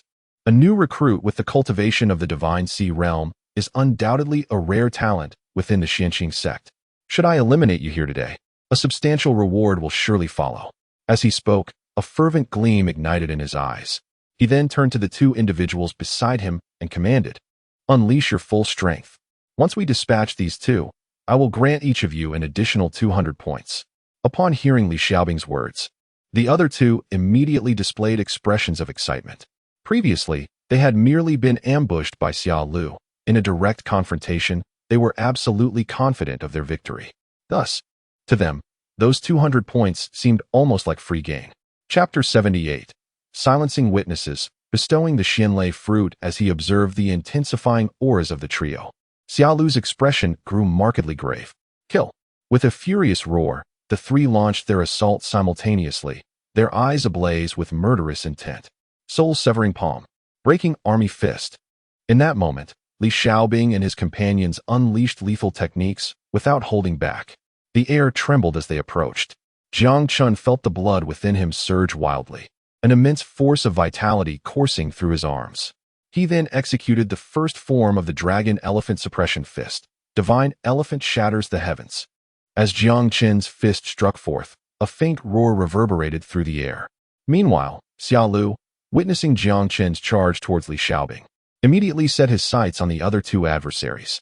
Without hesitation, he quickened his pace, positioning himself to intercept them. Faced with Xiao Lu's advance, the two felt an inexplicable chill, causing their flow of true energy to falter. Shaking off their discomfort, they steeled their gazes and swung their fists towards Xiao Lu. "Kid, die!" Confronted with their full-on assault, Xiao Lu did not dare to underestimate them and unleashed all his skills. The clash between Li Xiaobing and Jiang Chen erupted with a thunderous boom. The moment their fists met, Li Xiaobing's pupils constricted sharply, his face betraying a look of terror. Sensing the overwhelming force, he instinctively sought to distance himself from Jiang Chen. However, as if foreseeing his intent, Jiang Chen accelerated his speed significantly. With a sudden crack, Li Xiao emitted a piercing scream, his arm bending backward with alarming speed. Accompanying this were the ominous sounds of cracking bones. As his body was sent hurtling backward, Li Xiao coughed up a mouthful of blood, his aura rapidly diminishing. With a thunderous crash, he landed heavily on the ground, producing a resounding echo. Coughing violently, he expelled more blood upon impact, his complexion turning a ghastly pale. "Brother!" The two companions, witnessing this harrowing scene, were instantly struck with horror. They swiftly abandoned Xiao Lu and rushed towards Li Xiao. Upon seeing the dire condition of their senior, terror etched itself upon their faces. They could hardly fathom that the once formidable Li Xiao had been reduced to a pitiful state, utterly defenseless against a single blow. "Brother, are you all right?" They hurriedly assisted Li Xiao, concern etched across their features. At that moment, Li Xiao remained silent, his gaze fixated on Jiang Chen. Upon noticing Jiang Chen advancing towards him, he urgently implored, "Hurry, take me away from here, or we shall perish today." Seeing Li Xiao's desperation, the two companions dared not hesitate further. They helped him to his feet, prepared to flee. Yet, just as they lifted him, their escape route was obstructed by Xiao Lu. The sight of this caused Li Xiao's face to darken with despair. After laboriously stabilizing his injuries, he turned to Jiang Chen and said, "Young man, we concede defeat this time. If you allow me to leave, the Xianlei fruit shall also belong to you. What do you say?" However, Jiang Chen remained unresponsive, steadily advancing towards them. "Young man, you must consider this carefully. I am a disciple of the inner sect of the Falling Cloud sect. If anything were to happen to us today, you would undoubtedly face their wrath. If you agree to let us go, we shall pretend this incident never occurred. I strongly advise you to think it over." As his words fell, a flicker of murderous intent flashed in Li Xiao's eyes. With a scoff, Jiang Chen replied coldly, "Rest assured, no one will learn of today's events. You shall be deemed to have been slain by a ferocious beast with no ties to the Xianqing sect." As soon as he finished speaking, Jiang Chen's speed surged dramatically as he charged towards the three of them. Xiao Lu, comprehending the situation, summoned his internal energy, a fierce expression on his face as he lunged at Li Xiao and his companions. "Damn it, they intend to silence us. We must split up and ensure the news gets out," Li Xiao exclaimed as the gravity of their predicament sank in. The three individuals immediately fled in different directions. Jiang Chen shouted, "Dragon Elephant Rising Sun." With that furious roar echoing through the air, he surged toward them at an astonishing speed. However, in an instant, he was upon them. The sheer swiftness of Jiang Chen left Xiao Lu with only a fleeting glimpse of his figure. By the time he processed the scene, Li Xiao and the others were sprawled in a pool of blood, with a gaping hole in their chests. Gulping audibly, Xiao Lu's eyes widened in shock as he witnessed this horrific sight. He was aware of Jiang Chen's formidable strength, yet he had never anticipated it to be this overwhelming. Regaining his composure, Xiao Lu hastily approached Jiang Chen and softly said, "Brother Jiang." "Oh no, Jiang Gu, I am profoundly grateful for your life-saving assistance today. From now on, my life belongs to you. Feel free to command me as you wish." As those words fell from his lips, Xiao Lu solemnly bowed to Jiang Chen. Observing the sincerity in Xiao Lu's expression, Jiang Chen was momentarily taken aback. Once he steadied his emotions, he replied gently, "All right, let us not waste time here. I shall proceed to collect the Xianlei fruit." "Understood. I will heed your words, Jiang Gu," Xiao Lu responded, his demeanor reflecting his acceptance of Jiang Chen's authority. Amused by Xiao Lu's unwavering devotion to calling him big brother, Jiang Chen waved his hand lightly and said, "There is no need for such formalities. We are comrades, and it is only natural that we assist one another." "Jiang Gu, I understand your sentiment, but my decision remains unchanged," Xiao Lu insisted, resolute in his stance. With no desire to engage in further debate, Jiang Chen made his way beneath the Xianlei fruit. At that moment, the fruit had ripened, enveloped in a rich, enticing fragrance. With a swift motion, Jiang Chen propelled himself into the air, grasping the Xianlei fruit in his hand. As the fruit was plucked, the vine withered at a visibly rapid pace. Gazing at the pulsating purple glow of the Xianlei fruit, Jiang Chen's eyes gleamed with anticipation. He then turned to Xiao Lu, extending the Xianlei fruit toward him. "Here, take it," Jiang Chen urged. Xiao Lu's face was a picture of astonishment as he looked at the fruit being offered. "No, this is something you rightly deserve, big brother. I cannot accept it," he replied, shaking his head fervently. "I am giving it to you, so take it without further ado." Jiang Chen insisted. "No, I absolutely cannot accept this," Xiao Lu maintained, stubbornly refusing the offer. Frustrated, Jiang Chen sighed deeply and said, "If you still acknowledge me as your big brother, Then take this Xianlei fruit. Otherwise, do not mention this matter again. After a moment of hesitation, Xia Lu finally accepted the Xianlei fruit from Jiang Chen's hand. Thank you, big brother, he exclaimed, gratitude radiating from his expression as he accepted the gift. Jiang Chen's previously gloomy expression was considerably alleviated. What a hassle it is to bestow an opportunity. As Chapter 79, The Perfect Miss, the nine-colored silkworm, unfolded. The moment Xia Lu received the Xianlei fruit, a notification echoed in Jiang Chen's mind. Ding. Congratulations, host, for presenting a third-grade Xianlei fruit, triggering a 100-fold critical reward, and obtaining 10 fifth-grade Mo Yin fruits, along with 100 opportunity points. The Mo Yin fruit, flourishing in the land of extreme yang, contains a significant amount of fire attribute energy, proving exceptionally effective for refining a cultivator's physique. Upon hearing the rewards announced by the system, a subtle smile graced Jiang Chen's lips, lifting his spirits considerably. Although the critical hit rate was not particularly high, the Mo Yin fruits, capable of refining his body, were precisely what Jiang Chen needed at this moment. As he continued to develop the power of he deeply appreciated the significance of a robust physique. With 10 Mo Yin fruits now at his disposal, he could further enhance his corporeal form. Boss, where shall we head next?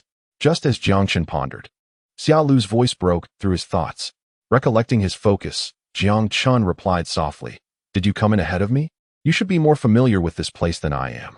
At this remark, Xia Lu revealed an awkward smile, his gaze fixed on Jiang Chen. He responded, Indeed. I entered early, but not by much. Ever since I discovered this Xianlei fruit, I've been waiting for it to mature, and I am utterly ignorant of the rest of this place. In truth, Xia Lu was rather unfortunate. He had wasted considerable time waiting for the fruit to ripen. Had it not been for Jiang Chen's arrival, he might have met his demise here today. After listening to Xia Lu's account, Jiang Chen nodded slightly. He then surveyed the surroundings and said solemnly, Since we lack a specific target, let us venture into the inner circle. The opportunities there will undoubtedly surpass those on the periphery. All right, we shall proceed as you suggest, boss. Xia Lu expressed no dissent to Jiang Chen's proposal. Thus, the two set off toward the inner circle. Along the way, Jiang Chen inquired about Xia Lu's insistence on referring to him as Big Brother. Xia Lu's response momentarily stunned Jiang Chen. From Xia Lu's narration, Jiang Chen learned that he was compelled to come to the Xianqing sect by his father. Moreover, before his departure, his father had specifically advised him that while this journey might be perilous, he would undoubtedly encounter a significant benefactor and must seize the opportunity wholeheartedly. After a brief pause, Xia Lu continued, My grandfather mentioned that an old man known as the Heavenly Mechanism had predicted this for me. Initially, I was skeptical, considering him merely a charlatan, but now I believe. Had it not been for your sudden appearance today, dear brother, I would have already succumbed to death. Observing the sincere expression on Xia Lu's face, Jiang Chen felt somewhat speechless. It seemed that Xia Lu's grandfather was indeed quite unconcerned. Should Xia Lu truly perish, one could only wonder if he would harbor any regrets. Jiang Chen chose not to dwell on the matter further. Subsequently, the two hastened their pace. However, unbeknownst to Jiang Chen, the moment they departed, Jiang Yu arrived at the very spot they had just vacated. As he gazed upon the charred remains of 3 corpses and the withered vines on the rock wall, a hint of regret crossed his face.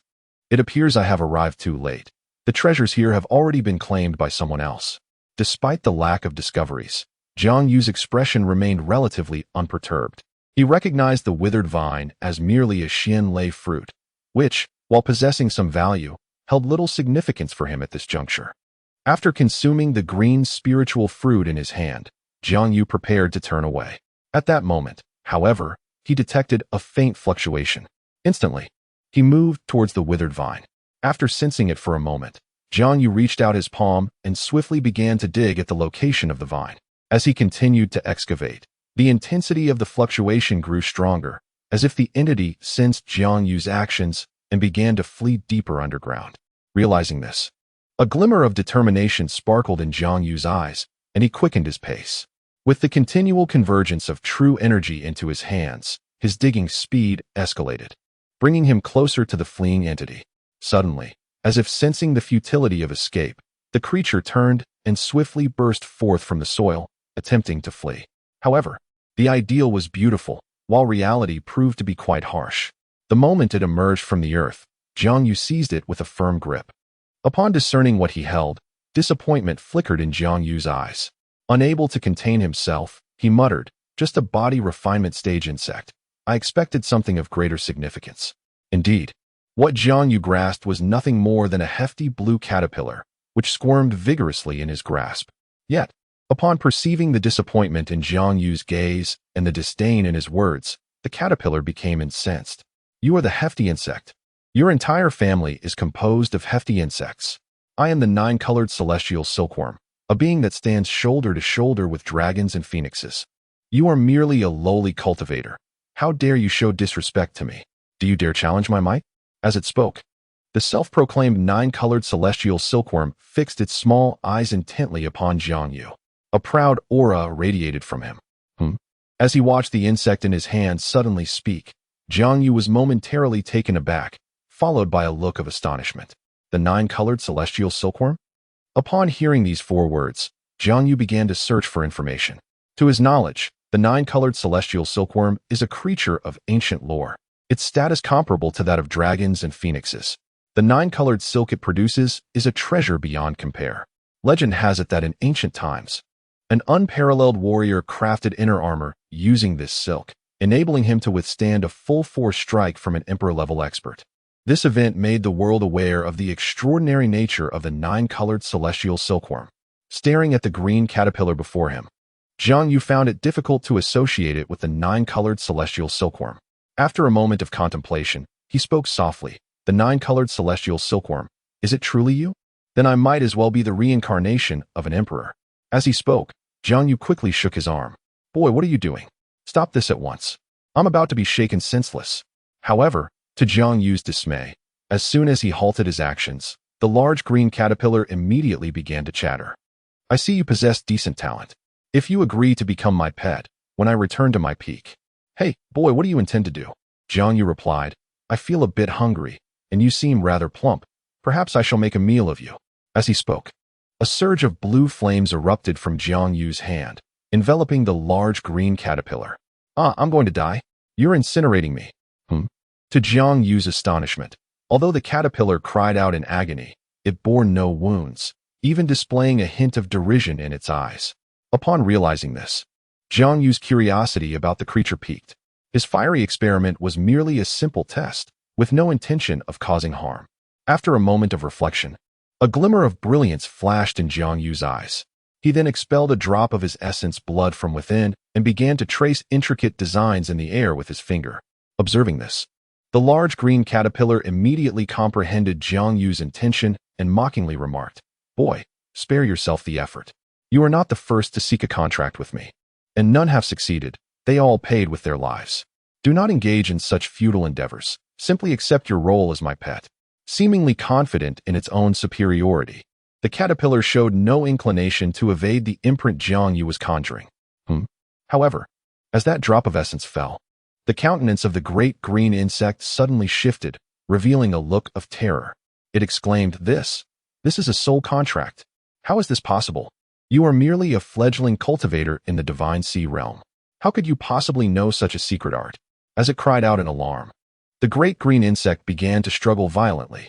However, at that moment, its body was firmly grasped by Jiang Yu, and no matter how fiercely it fought, it could not escape his hold. Meanwhile, Jiang Yu, astonished to recognize the great green insect's immediate identification of the soul contract, regarded this creature with newfound respect. Setting aside the creature's identity, its discernment alone was sufficient to attest to its extraordinary nature. As the blood runes continued to erode, a flicker of despair appeared in the great green insect's eyes.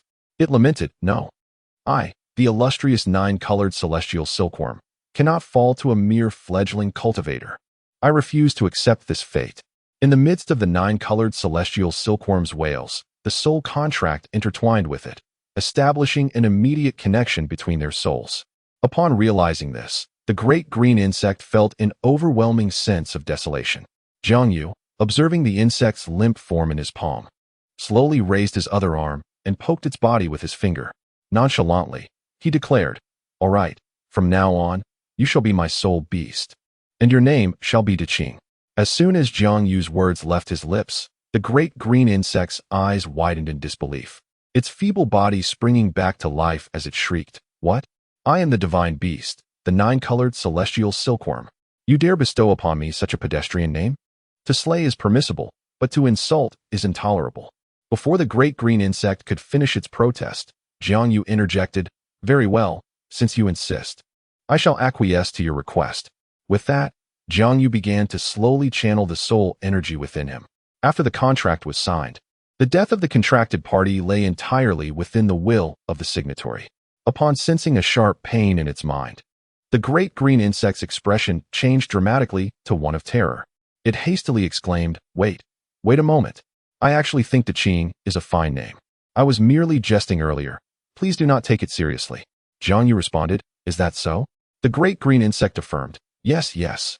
I truly meant what I said. I quite like this name." A smile crept across Jiang Yu's face as he softly replied, "All right then, I shall trust you this once." With that, Jiang Yu took a step toward the inner circle. The great green insect called out, "Hey, kid, don't you have any questions for me? Perhaps about my glorious feats?" Jiang Yu replied, "No. Why not? Aren't you curious?" As they walked, the incessant chatter of the great green insect filled the air, and Jiang Yu realized that this creature was indeed a chatterbox, causing him considerable annoyance. On the other side, Jiang Chen and Xia Lu journeyed onward. As they delved deeper, the ferocity of the surrounding beasts gradually intensified. Notably, despite their prolonged expedition, they had yet to encounter any other individuals. At that moment, a notification from the system echoed in Jiang Chen's mind. Ding! The search for opportunities is complete. 15 miles to the southwest, 1,000-year-old fire spirit mushroom has been discovered. 1,000-year-old fire spirit mushroom? Upon hearing this, a glimmer of joy illuminated Jiang Chen's face. Such a rare medicinal herb is comparable to a fifth-grade treasure. Noticing Jiang Chen's sudden halt, Xia Lu's curiosity piqued. "Boss, what's the matter?" After a brief contemplation, Jiang Chen replied softly, "It's nothing. Let us continue our journey." With that, he altered their course. Xia Lu, though puzzled, refrained from questioning further and quickly followed. As they advanced through the dense forest, the atmosphere was occasionally pierced by roars, rendering the surroundings notably quieter. Just then, Jiang Chen spotted several figures ahead, moving swiftly with excitement gleaming in their eyes. Simultaneously, Xia Lu sensed something amiss and whispered, "Boss, it's the Falling Cloud sect. They seem to have discovered something. What should we do?" Jiang Chen instructed, "Conceal our presence, and let us follow them to investigate." Hearing this, Xia Lu nodded in agreement, swiftly suppressing his aura. Subsequently, the two trailed closely behind the group, dashing deeper into the wilderness. Before long, the air was filled with more roars. Realizing this, Jiang Chen exchanged a knowing glance with Xia Lu, and their pace slowed considerably. The rumbling sounds grew louder as they approached the scene of the commotion. Soon, a cluster of figures came into view. Dozens of disciples from the Falling Cloud sect wielding weapons were engaged in a fierce assault against two ferocious beasts. These were enormous serpents, each spanning several dozen feet, adorned with two heads and cloaked in pitch-black scales. Their violent aura engulfed the area. To Jiang Chen's astonishment, both of these two-headed giants were at the first level of the Divine Sea realm. In addition to the disciples of the Falling Cloud sect, Jiang Chen also spotted Su Tian among them. However, two disciples from the Tianxiang sect stood before them. The condition of Su Tian and his companions appeared dire. They bore various injuries and wore expressions of distress. Given the current situation, both sides are evidently in a standoff. After surveying the surroundings, Jiang Chen once again directed his gaze toward the giant python. There, upon a hill behind the creature, grew a crimson-colored spiritual herb, its appearance reminiscent of being drenched in blood, evoking an aura of malevolence. Moreover, as the red herb swayed gently, it seemed to attract the surrounding spiritual energy towards it. On the other side, Xia Lu, upon spotting the herb, revealed a glimmer of excitement in his eyes and whispered, "Boss, this herb looks extraordinary. Should we take action?" In the past, Xia Lu would have never dared to entertain such thoughts in the presence of numerous disciples from the Falling Cloud sect. However, having witnessed Jiang Chen's formidable power, his courage had significantly increased. With the giant python currently restrained by the disciples of the Falling Cloud sect, it was indeed an opportune moment to act. In response to Xia Lu's suggestion, Jiang Chen replied softly, There is no rush. The Falling Cloud sect, so confident, must possess hidden cards. Before them were two ferocious beasts of the Divine Sea realm, yet several members of the Falling Cloud sect remained merely spectators, their expressions betraying an air of indifference. Thus, now was not the right time to strike. Furthermore, from the current observations, the realm suppression within this divine abyss secret realm appeared to have little effect on the local ferocious beasts. The fierce battle raged on, and despite being besieged by dozens of disciples from the Falling Cloud sect, the two ferocious beasts, even with their divine sea realm cultivation, found no advantage. Just then, a figure clad in black robes flew in from a distance. Upon his arrival, the disciples of the Falling Cloud sect, who were confronting Su Tian and the others, immediately stepped forward to greet him, wearing faint smiles. "Brotherly, you have finally arrived. Where are brothers Wang and the others?" The man, named Li Quan, was an inner disciple of the Falling Cloud sect, originally at the 5th level of the Divine Sea realm, serving under Wang Ning. However, now, within the confines of the first layer, Li Quan could only exert the pinnacle of body refinement realm strength. In response to the inquiry, Li Quan replied nonchalantly, "Brother Wang has other matters to attend to, so he sent me in his stead." As his words fell, Li Quan's gaze shifted towards the nearby spiritual herb, and a smile crept onto his face. "You all have done well to find such a treasure. Brother Wang will surely be delighted." Upon hearing this, the man's expression brightened, and he quickly responded, "It is our duty. As long as we can assist Brother Wang, everything is worth it." On the other side, Su Tian observed as his group was disregarded by the opposing side, his countenance darkening significantly. Yet, their strongest power was merely at the 9th level of the body refinement realm, a stark contrast to the might of the Falling Cloud sect. The ability to resist was utterly absent. At this moment, a few individuals behind Su Tian exhibited pale faces, their expressions laden with profound fear. The Falling Cloud sect already held a significant advantage, and now the emergence of such a formidable foe heightened their sense of impending doom. Just then, Li Quan diverted his gaze, turning towards the man beside him, and spoke coolly, "Zhao He, you two go assist and swiftly deal with those two beasts." Zhao He was indeed the name of that disciple. Upon hearing Li Quan's command, Zhao He cast his eyes towards Su Tian and the others, softly inquiring, "Senior brother, what about them?" A cold smile crept across Li Quan's face as he replied icily, "Rest assured, with me present, none of them shall escape." "I understand, senior brother," Zhao He responded. No sooner had he spoken than Zhao He and another disciple swiftly dashed towards the giant python, instantly engaging in a fierce battle. With the inclusion of Zhao He and his companion, the two giant pythons were soon forced into retreat, their roars of fury echoing through the air. Observing the shift in the previously stalemated situation, a man beside Su Tian murmured, "Su Xiao, what shall we do next?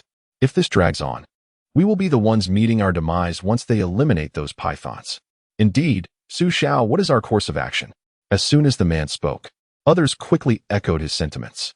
Su Tian's countenance darkened as he scanned the distance, locking his gaze on Li Quan with an expression of grave concern. After a moment of contemplation, Su Tian declared solemnly, "The only option left is to scatter and flee. The enemy has already locked onto our presence. Our ability to escape depends solely on our skills."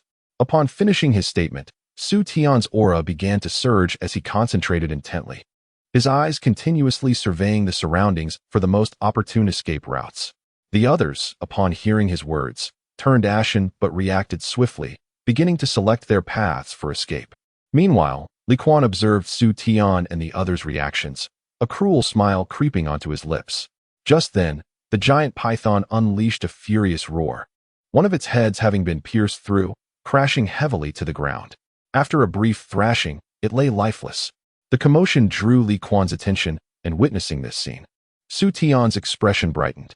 He shouted, "Flee." As his words resonated, Su Tian propelled himself forcefully in the direction opposite to Li Quan, with the others following suit, scattering in all directions. Li Quan remarked, thinking to escape? It won't be that simple. Su Tian and his companions immediately retreated as several disciples from the Falling Cloud sect appeared before them. It was the assault from these disciples that forced them to withdraw once more. At this moment, Su Tian and his group wore grim expressions, with one individual trembling uncontrollably, his face etched with despair. It was over. The falling cloud sect had sent so many people, and now our demise was inevitable. As he uttered these words, the others shared the same look of hopelessness. Observing the expressions of the group, Li Quan's eyes were filled with disappointment. He spoke solemnly. It appears you have no further strategies left, causing me to futilely anticipate a confrontation. On the other side, Xia Lu witnessed this scene and turned to glance at Jiang Chen, his eyes sparkling with admiration. He softly remarked, "Brother, you truly possess foresight. Had we engaged earlier, it would now be us encircled." As he spoke, a glimmer of relief crossed Xia Lu's gaze. Just then, he was astonished to see the multitude of falling cloud sect disciples. Yet Jiang Chen not only chose not to flee, but also began to cautiously approach the giant python. Seeing this, Xia Lu's expression turned anxious. What is my brother doing? In this situation, pursuing the spirit herb is tantamount to seeking death. Well, if it comes to it, I shall accompany my noble brother to the end. Resolving this, Xia Lu's gaze grew resolutely determined, and he quickly followed suit. Meanwhile, as one giant python fell to the ground, another did not endure long and succumbed to the collective assault of the crowd. Ignoring the carcass of the python, Zhao He strode towards the spirit herb. Upon beholding the fiery red herb before him, Zhao He's eyes sparkled with excitement. After swiftly regaining his composure, he extended his hand to grasp the herb. However, just as Zhao He was about to seize the herb, a sound of slicing air erupted from his left, rendering him momentarily aghast. Upon regaining his senses, he was astonished to find the spirit herb had vanished, and in its place stood a handsome stranger, none other than Jiang Chen.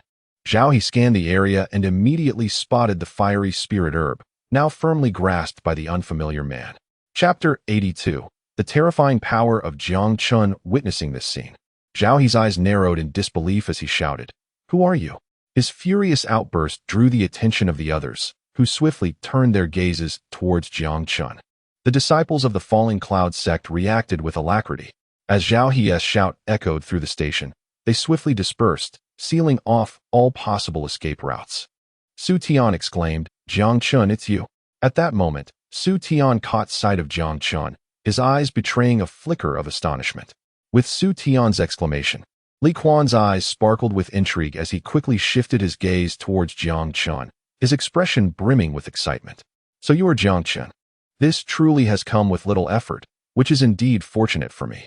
Upon uttering these words, Li Quan abruptly abandoned Su Tian and the others. Striding purposefully towards Jiang Chen, an aura of murderous intent radiating from him. At that instant, Xia Lu rushed to Jiang Chen's side, his face etched with gravity as he surveyed the encroaching disciples of the Luoyun sect with keen vigilance. Simultaneously, Zhao He's eyes glimmered with intensity. He had not anticipated that the man who had suddenly appeared before him was one of the Jiang family's three brothers. Wang Ning had previously instructed that by eliminating any one of the Jiang brothers, one could obtain a grade 4 breaking pill, essential for transcending the transformation realm. With this pill, the chances of successfully breaking through could increase by as much as 30%. Consequently, countless disciples of the Luoyun sect were drawn to this opportunity. After all, the materials required to concoct the breaking pill were quite rare, keeping its price steep. Thus, the prospect of acquiring one through the act of killing was simply irresistible. Observing the bloodthirsty crowd, beads of cold sweat began to form on Xia Lu's forehead. Shortly after, Li Quan approached Zhao He and spoke in a low voice, "Eliminate him." Zhao He replied, "Understood, senior brother." With that, he exchanged a knowing glance with those surrounding him and intoned, "Make your move." Swish, swish, swish. As Zhao He finished speaking, the group that had previously besieged the giant python sprang into action, charging towards Jiang Chen and his companion. Xia Lu exclaimed, "You are violating the principles of martial ethics." As he witnessed the sudden onslaught. Boom. Nevertheless, as the crowd advanced menacingly, Jiang Chen did not retreat. Instead, after securing the spirit herb, he surged forward, fists raised against Zhao He. At that moment, a torrent of blood surged within Jiang Chen, a terrifying force coalescing in his fists, creating a sonic boom that reverberated through the air. Seeing Jiang Chen take action, Xia Lu gritted his teeth and summoned his own vital energy to follow suit. Zhao He regarded the approaching Jiang Chen with a hint of derision in his gaze. Daring to strike back? Truly seeking your own demise. He could distinctly sense that Jiang Chen's current strength matched his own, both at the peak of the body refinement realm. Yet Zhao He felt no trepidation. Instead, he harbored a sense of anticipation. As long as he can subdue Jiang Chen first, even if he cannot acquire the broken mirror pill, Li Quan will undoubtedly provide him with ample resources. With this thought in mind, Zhao He quickened his pace significantly. In an instant, their fists collided with a thunderous sound. Zhao He uttered a single word, "You." But before he could finish, a mouthful of blood erupted from him, twisting his expression in agony. His body was sent hurtling backward with great force. A resounding crash echoed as Zhao He crashed heavily onto the ground. How? How could this be possible? Witnessing this scene, the onlookers' expressions shifted dramatically, their steps halting as terror filled their eyes. The disciples of the Falling Cloud sect surrounding Su Tian also changed their countenance abruptly. As the dust settled, Zhao He's figure gradually became visible, his right arm grotesquely contorted, blood gushing from his mouth, presenting a pitiful sight. Xiao Lu exclaimed, "I must admit, I underestimated my brother's strength. I never anticipated he would be this formidable." Meanwhile, Li Quan momentarily paused, a grave expression crossing his face. He then turned his gaze towards Su Tian and the others, speaking in a deep voice, "You all come here. Let us deal with this fellow first before addressing the rest." Aware of Jiang Chen's explosive power, Li Quan dared not to be careless any longer. Upon hearing his words, the disciples of the Falling Cloud sect abandoned Su Tian and quickly charged toward Jiang Chen. Seeing this unfold, Su Tian's eyes glimmered with delight as he glanced at the distant Jiang Chen and declared, "Let us go." With that, Su Tian and his companions departed without a backward glance. Xiao Lu shouted, "Hey, how can you leave like this?" Unable to restrain himself, he called out to the fleeing Su Tian and the others. Yet, in response to Xiao Lu's cries, Su Tian and his group not only showed no intention of stopping, but hastened their escape. Li Quan, witnessing the entire spectacle, couldn't help but burst into laughter. "Stop your shouting. It won't be long before they come down to join you." With those words, he exchanged glances with the others and once more launched an assault on Jiang Chen. On the other side, 3 disciples of the Falling Cloud sect flashed forward toward Xiao Lu, their eyes filled with malice. In an instant, a fierce battle erupted. However, among the 3, only one was at the peak of the 9th layer of body refinement, while the other 2 were at the 8th layer. Xiao Lu could barely hold his ground. Before long, Li Quan approached Jiang Chen, his gaze cold and calculating. Li Quan swiftly drew his longsword and thrust it directly towards Jiang Chen, the air resonating with the sound of the sword's keen edge.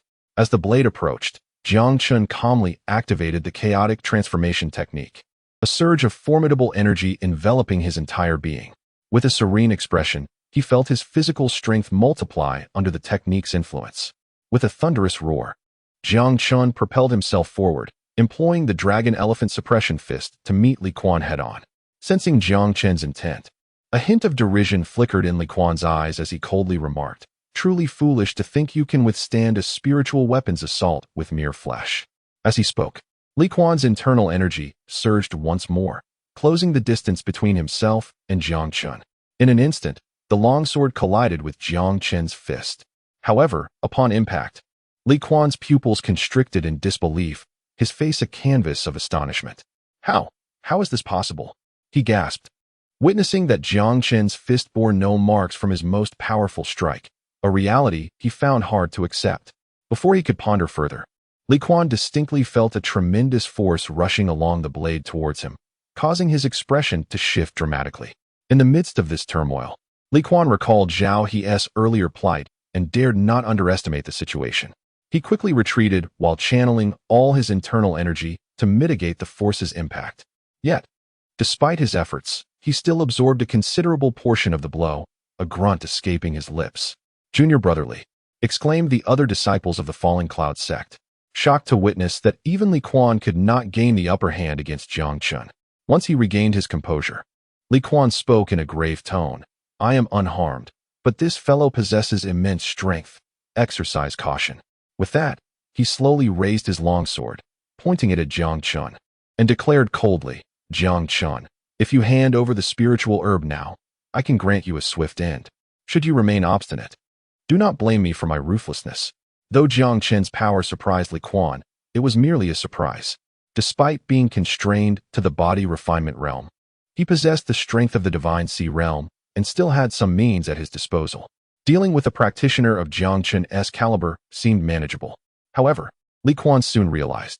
At this moment, Jiang Chen regarded his adversary with the same disdain one might reserve for a jester, his eyes glimmering with derision.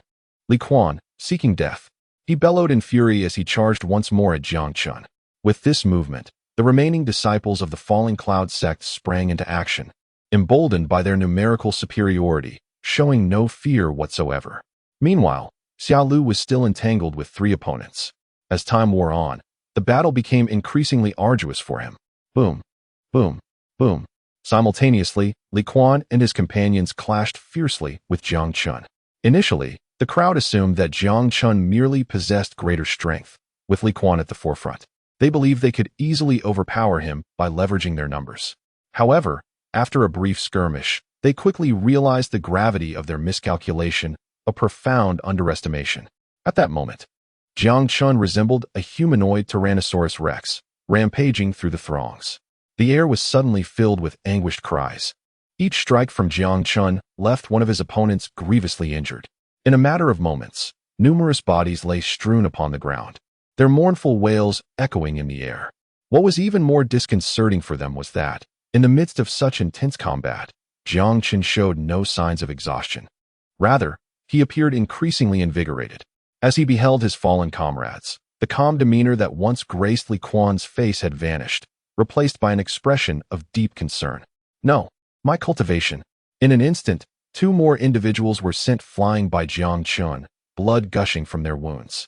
Witnessing this scene, Li Quan trembled with rage, exclaiming, Jiang Chen, you dare to cripple my junior brother's cultivation. You are courting death.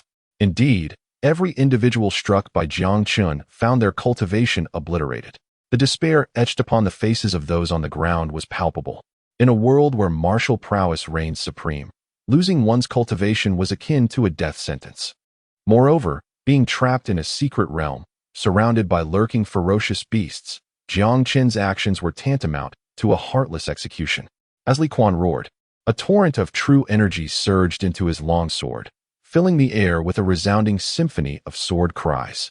Gradually, the sword levitated in the void, and after a series of frenzied tremors, it astonishingly split into 4 separate blades.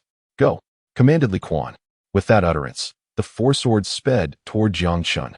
At this juncture, Li Quan employed a sword technique known as the Shadow Sword Art, a low-grade profound martial skill. When mastered, this technique allowed the wielder to split a single sword into 9, launching a comprehensive assault against foes. With each additional blade created during cultivation, its power would increase by 50%. Currently, although Li Quan can only summon 4 long swords, he is capable of unleashing an impressive surge of strength, effectively doubling his power. This represents his most formidable attack at present. As the 4 long swords approached menacingly, Jiang Chen swiftly struck down the 2 individuals in front of him and retreated a short distance. With a resounding boom, Jiang Chen's arm suddenly swelled, and he swung his fist towards the incoming swords. At this moment, he executed the 3rd form of the dragon elephant suppressing heaven fist, known as breaking the elephant. Capturing the dragon. This technique allows one to rapidly concentrate vital energy at a single point and then instantaneously release that force to deliver a lethal blow to the adversary. With each powerful swing of his fists, 2 of the 4 long swords were shattered in an instant, causing Li Quan's complexion to pale significantly. Utilizing profound martial arts at this level is inherently challenging, and the backlash he experienced exacerbated his precarious situation. Li Quan thought to himself, how infuriating. Did senior brother Wang not claim his talent was rather mediocre? Why then does he exhibit such terrifying combat prowess? Just then, the remaining 2 long swords were also affected by Jiang Chen's assault. One was shattered outright, while the sword's body was sent flying. Li Quan could no longer contain the injuries within him and immediately spat out a mouthful of blood. Meanwhile, the group of disciples from the Falling Cloud sect had intended to take advantage of Li Quan's moment of attack to launch an offensive against Jiang Chen. However, before they could approach, Li Quan's martial technique was countered, leaving him with a formidable backlash. Witnessing this scene, the others quickly halted their advance and retreated, creating distance between themselves and Jiang Chen, subsequently regrouping around Li Quan.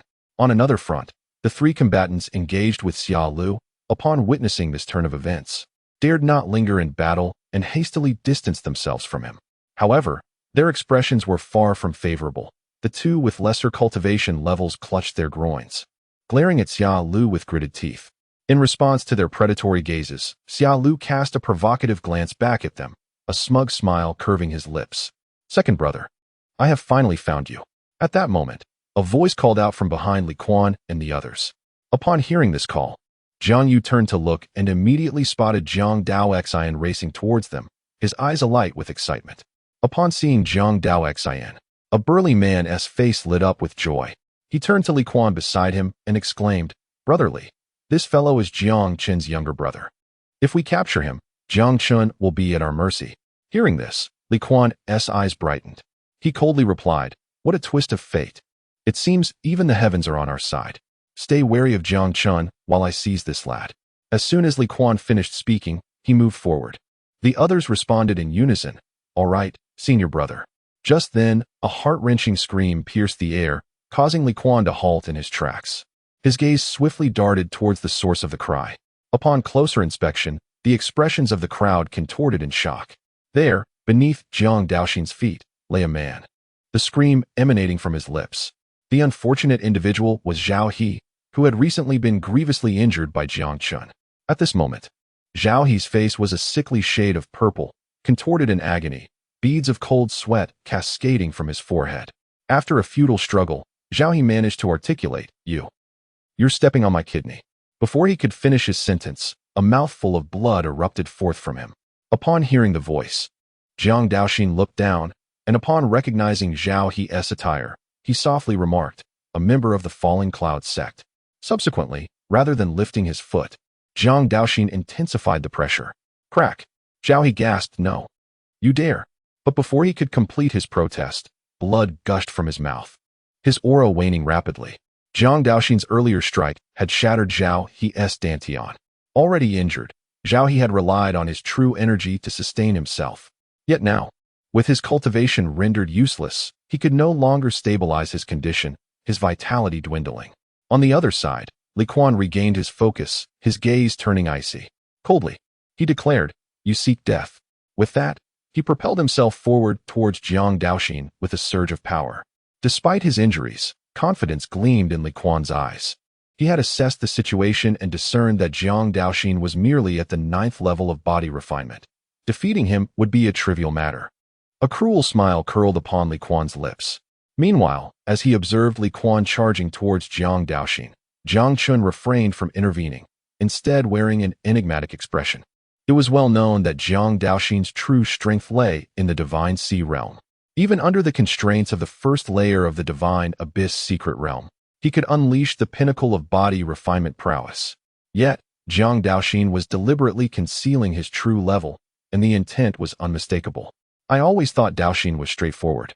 Who knew he was also cunning, surely influenced by the older generation? Indeed, that must be the case. Li Quan advanced rapidly, closing the distance to Jiang Daoxin.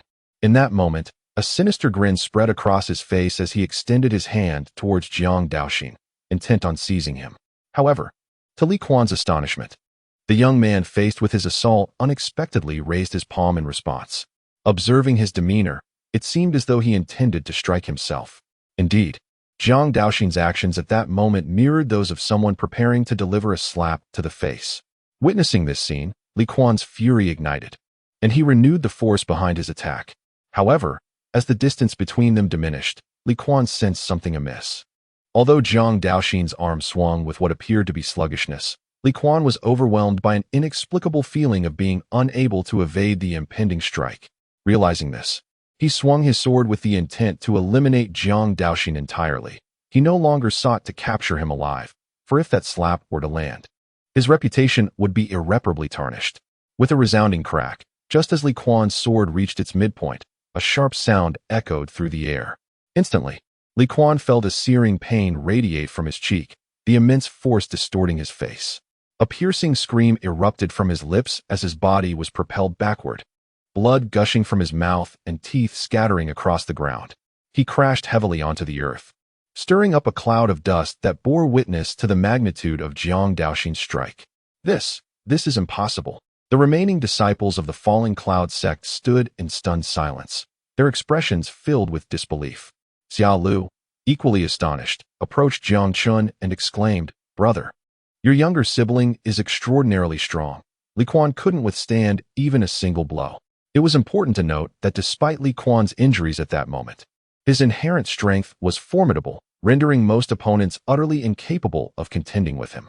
Amidst the collective astonishment of the onlookers, Jiang Daoxin began to stride purposefully toward Li Quan.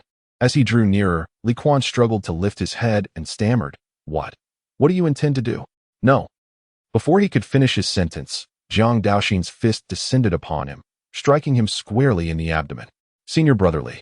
The other disciples of the Falling Cloud sect were taken aback, their expressions shifting dramatically as they could not help but shout in alarm. Yet, Jiang Daoxin's speed was unparalleled. Before Li Quan could mount any defense, his dantian was shattered.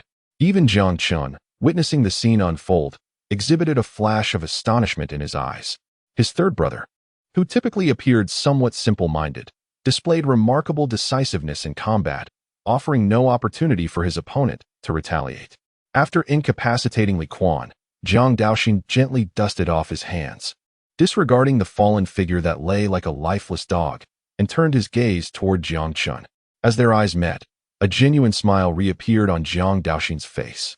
Observing the swift change in Jiang Daoxin's expression, Xiao Lu could not help but click his tongue in admiration. Subsequently, Jiang Daoxin stepped forward towards Jiang Chen, causing the members of the Falling Cloud sect to part ways, hastily clearing a path as they observed him approach. Ignoring the gazes of the others, Jiang Daoxin reached Jiang Chen's side and softly spoke, "Second brother." Hearing Jiang Daoxin's greeting, Jiang Chen nodded slightly in acknowledgement before inquiring, "Have you seen eldest brother?" At this question, Jiang Daoxin gently shook his head. "I have not encountered eldest brother either. I heard commotion here and hurried over, only to unexpectedly meet you, second brother." As he spoke, Jiang Daoxin scratched the back of his head, a faint smile adorning his face. Watching the two brothers converse unperturbed, the remaining members of the Falling Cloud sect wore expressions of distress. The situation had reversed. They had transitioned from a position of advantage to one of disadvantage, and they dared not even breathe audibly. After exchanging glances, a few of them cautiously retreated, evidently seeking to seize the opportunity to escape while Jiang Chen and Jiang Daoxin were engaged in conversation. Xiao Lu had been closely observing the group, and as they took a few steps back, he immediately took notice. "Boss, they intend to flee," Xiao Lu remarked. Upon hearing this, the expressions of the retreating individuals darkened, their eyes filled with malice. The exchange between Jiang Chen and Jiang Daoxin came to a halt as they turned their attention to the remaining few. Meanwhile, the group whose cultivation had been rendered null by Jiang Chen now bore expressions of despair as they struggled to rise from the ground, their gazes laced with resentment directed at Jiang Chen.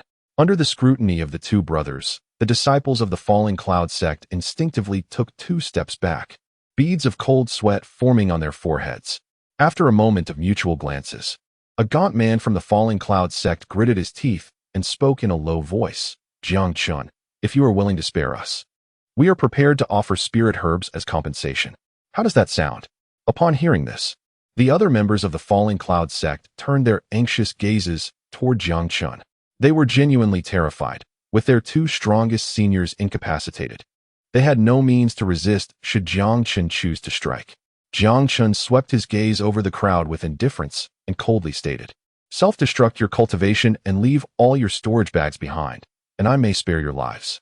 As his words fell, the expressions of the Falling Cloud sect members shifted dramatically. The gaunt man protested, "Jiang Chen, one should leave room for mercy. Must you be so ruthless?" Jiang Chen replied with a scoff, "Had we been the ones to lose, you would undoubtedly have been far more merciless. Allowing you to live is already a sign of my benevolence." Jiang Chen is certainly not a benevolent individual. Earlier, when those people attacked him, their moves were lethal. Now, sparing their lives is already the utmost act of mercy. Upon hearing Jiang Chen's ultimatum, the emaciated man nearly spewed a mouthful of blood. The secret realm of Xinyuan is fraught with peril, teeming with venomous insects and ferocious beasts. If he were to lose his cultivation, death would be a more merciful fate, at least sparing him from further torment. The emaciated man declared, "Since you are so aggressive, we shall fight to the death." As soon as he spoke, A surge of true energy enveloped him, and a resolute expression appeared on his face. The remaining companions, witnessing this scene, also activated their true energy, their eyes filled with murderous intent. "Attack!" he commanded. With a flurry of movements, the group charged towards Jiang Chen. However, they soon realized something was amiss, their faces betraying disbelief. "Brother Yu." At that moment, they noticed that the emaciated man, who had vowed to fight to the death, had reversed course and was fleeing, abandoning his comrades. "Trying to escape? It won't be that easy. Leave behind my storage bag." Boom. Just then, Jiang Daoxin let out a furious shout, propelling himself forward to pursue the emaciated man. From Jiang Daoxin's furious roar, it was evident he regarded the emaciated man's storage bag as his own. Jiang Chen exchanged a glance with Xiao Lu and charged toward the remaining individuals. As for Jiang Daoxin, Jiang Chen was not overly concerned. That lad possessed the Taotie Divine Body and would have no issues dealing with that fellow. With the emaciated man's flight, the remaining companions instantly lost their fighting spirit and scattered in panic. No. Their cries were soon followed by the sound of bodies falling. One by one, the disciples of the Falling Cloud sect collapsed, their cultivation dissipating entirely. Before long, the ground was filled with anguished wails as the disciples of Falling Cloud sect succumbed. After several breaths, Jiang Daoxin returned, dragging a pallid-faced man behind him. With a thud, he tossed the man aside and approached Jiang Chen with evident satisfaction. "Second brother, this fellow is rather plump. His storage bag contains quite a treasure." As he spoke, Jiang Daoxin extended the storage bag towards Jiang Chen. However, upon receiving the storage bag, Jiang Chen waved his hand in refusal. "You keep it. I have no use for it." He then surveyed the fallen individuals on the ground and continued, "Let us first clean the battlefield. There is no need to waste more time here." Thus, the scene unfolded. The three individuals commenced their plunder of the storage bags belonging to the disciples of the Falling Cloud sect. Stripped of their cultivation, these individuals were utterly defenseless, and the operation proceeded with remarkable ease. Witnessing their painstakingly gathered resources being seized by Jiang Chen and his companions ignited a fury within the members of the Falling Cloud sect, their eyes reddening with rage. Li Quan leaned against a massive stone, casting a venomous glare at the approaching Jiang Chen. After a couple of coughs, he spoke in a chilling tone. "Jiang Chen, do not revel too much in your triumph. Senior brother Wang will avenge me. None of you Jiang brothers will escape unscathed." As he spoke, his arms stealthily extended behind him, a glint of malice flickering in his eyes. Jiang Chen glanced at Li Quan and replied nonchalantly, "Is that so? It's a pity you won't witness that scene." In an instant, Jiang Chen swiftly thrust his left foot down upon Li Quan's left arm. A series of bone-cracking sounds echoed through the air. A piercing scream escaped Li Quan's lips, and beads of sweat began to trickle down his forehead. Jiang Chen, even if I die, I will not let you." Realizing that Jiang Chen had seen through his intentions, Li Quan ceased his pretense and, gritting his teeth against the pain, raised his arm.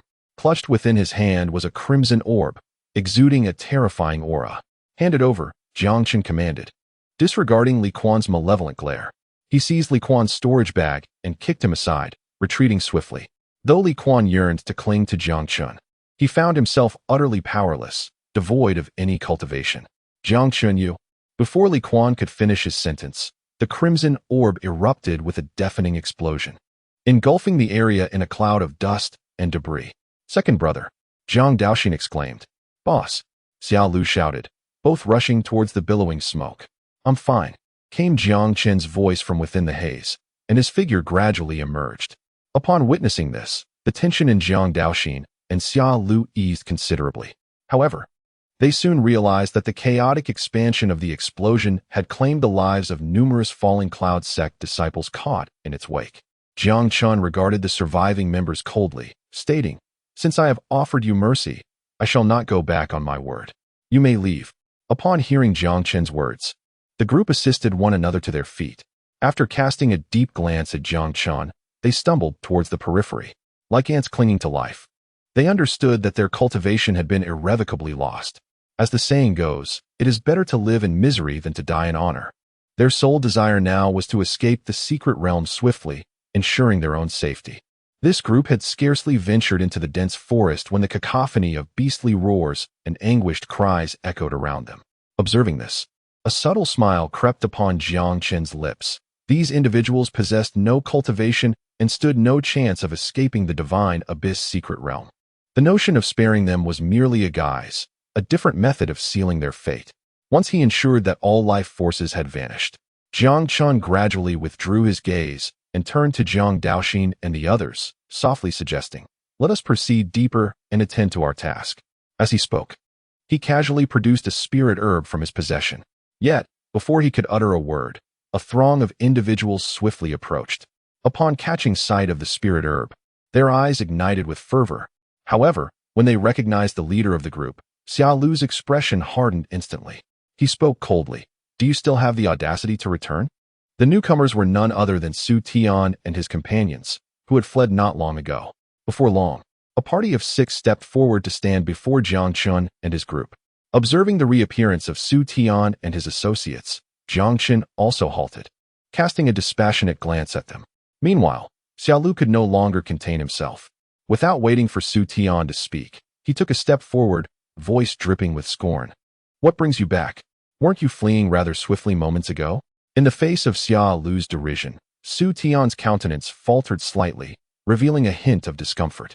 However, he quickly reined in his emotions, donning a faint smile as he replied, "The situation was dire, and our departure was inevitable. We merely sought to find fellow disciples to assist us." Upon hearing these words, Xiao Lu was almost amused, incredulous at the audacity of Su Tian's claim. "And where are the allies you sought? Why are you the only ones who returned?" In response to Xiao Lu's inquiry, Su Tian seemed to regain his composure. His expression serene, he replied languidly, "We searched for a while, but found no other disciples. Concerned for your safety, we returned alone to offer our assistance." As he spoke, Su Tian's gaze occasionally drifted toward the spirit herb. On the other side, Xiao Lu harbored not an ounce of belief in Su Tian's words. Just as he prepared to voice his skepticism once more, Jiang Chen gently gestured for him to refrain. Then, Jiang Chen fixed his gaze on Su Tian and spoke indifferently. "If that is the case, we thank you. However, the danger has now passed. You may as well retreat to your comfort. We shall take our leave." With that, Jiang Chen made a motion to turn away. "Wait," Su Tian called out, attempting to halt Jiang Chen's departure. "Jiang Chen, is there something else you wish to discuss?" At this moment, Jiang Chen's tone became noticeably colder. Sensing the shift in his demeanor, the others displayed expressions of fear. In truth, they had not departed earlier but had been observing from a distance, fully aware of Jiang Chen's formidable prowess. Although Su Tian felt a twinge of trepidation, the allure of the spirit herb was too enticing for him to dismiss. Suppressing his fear, Su Tian spoke again. "We can forego other matters, but you cannot take this spirit herb away. We have all sustained considerable injuries in our attempt to secure it. It would be rather unreasonable for you to simply claim it now." Upon hearing Su Tian's words, Xiao Lu nearly erupted in anger. Jiang Chen inquired, "Do you desire this spirit herb?" As he spoke, he raised the fiery red herb in his hand. Su Tian, gazing at the vibrant spirit herb, was filled with avarice. Regaining his composure, he continued, "We do not wish to take advantage of you. If you are willing to relinquish the herb, I can offer you an additional 3rd-grade medicinal herb as compensation." With that, Su Tian's gaze remained fixed on Jiang Chen, while the others looked on with eager anticipation. After a brief silence, Jiang Chen let out a derisive chuckle, mockingly responding, "I never expected someone so unappealing to harbor such lofty ambitions. I shall grant you 10 breaths of time.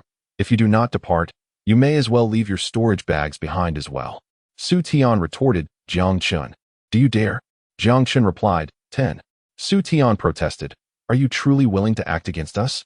Do you not fear the repercussions from your sect?" 9, 8, 5. As Jiang Chen's aura intensified, Su Tian's expression darkened considerably.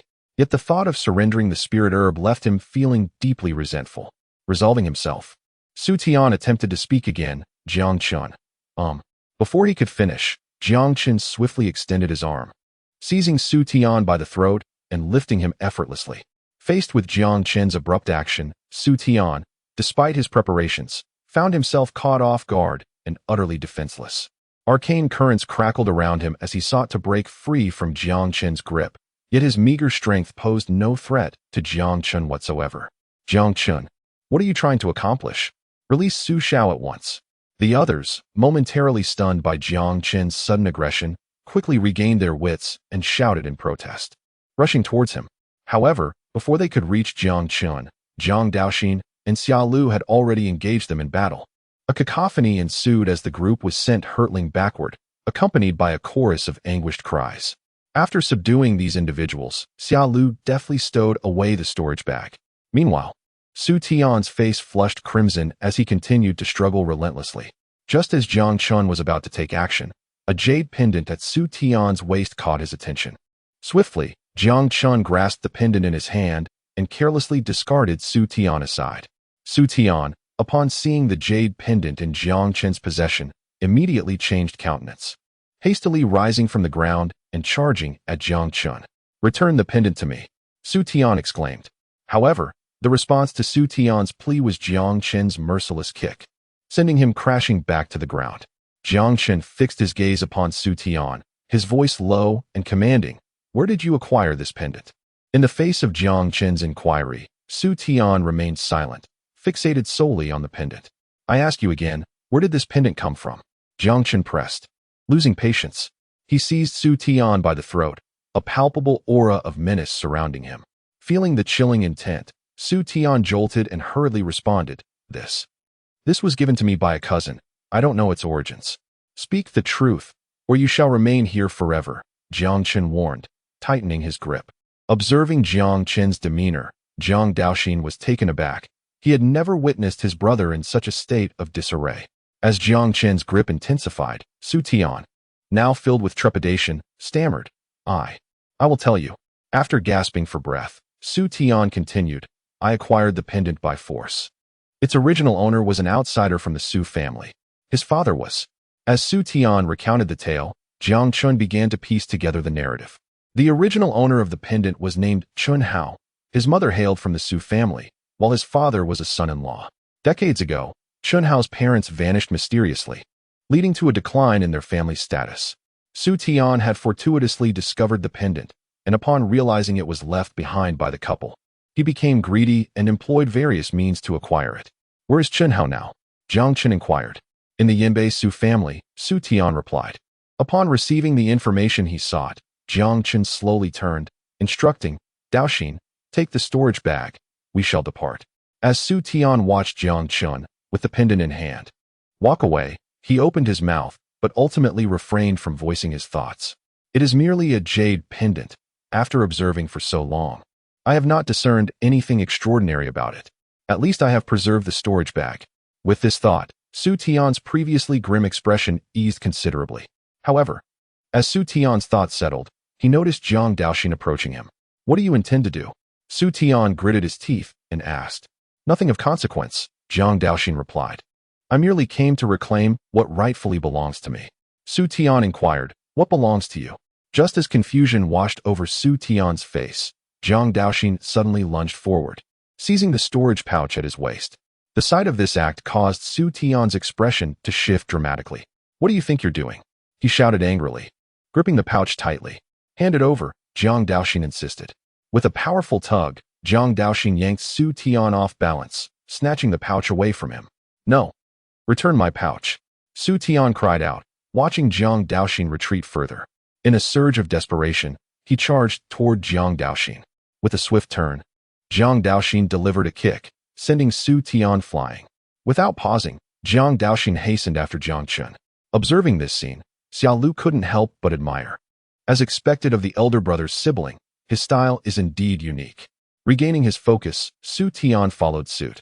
At that moment, Jiang Chen walked silently ahead, his gaze fixated on the jade pendant in his hand, deep in contemplation.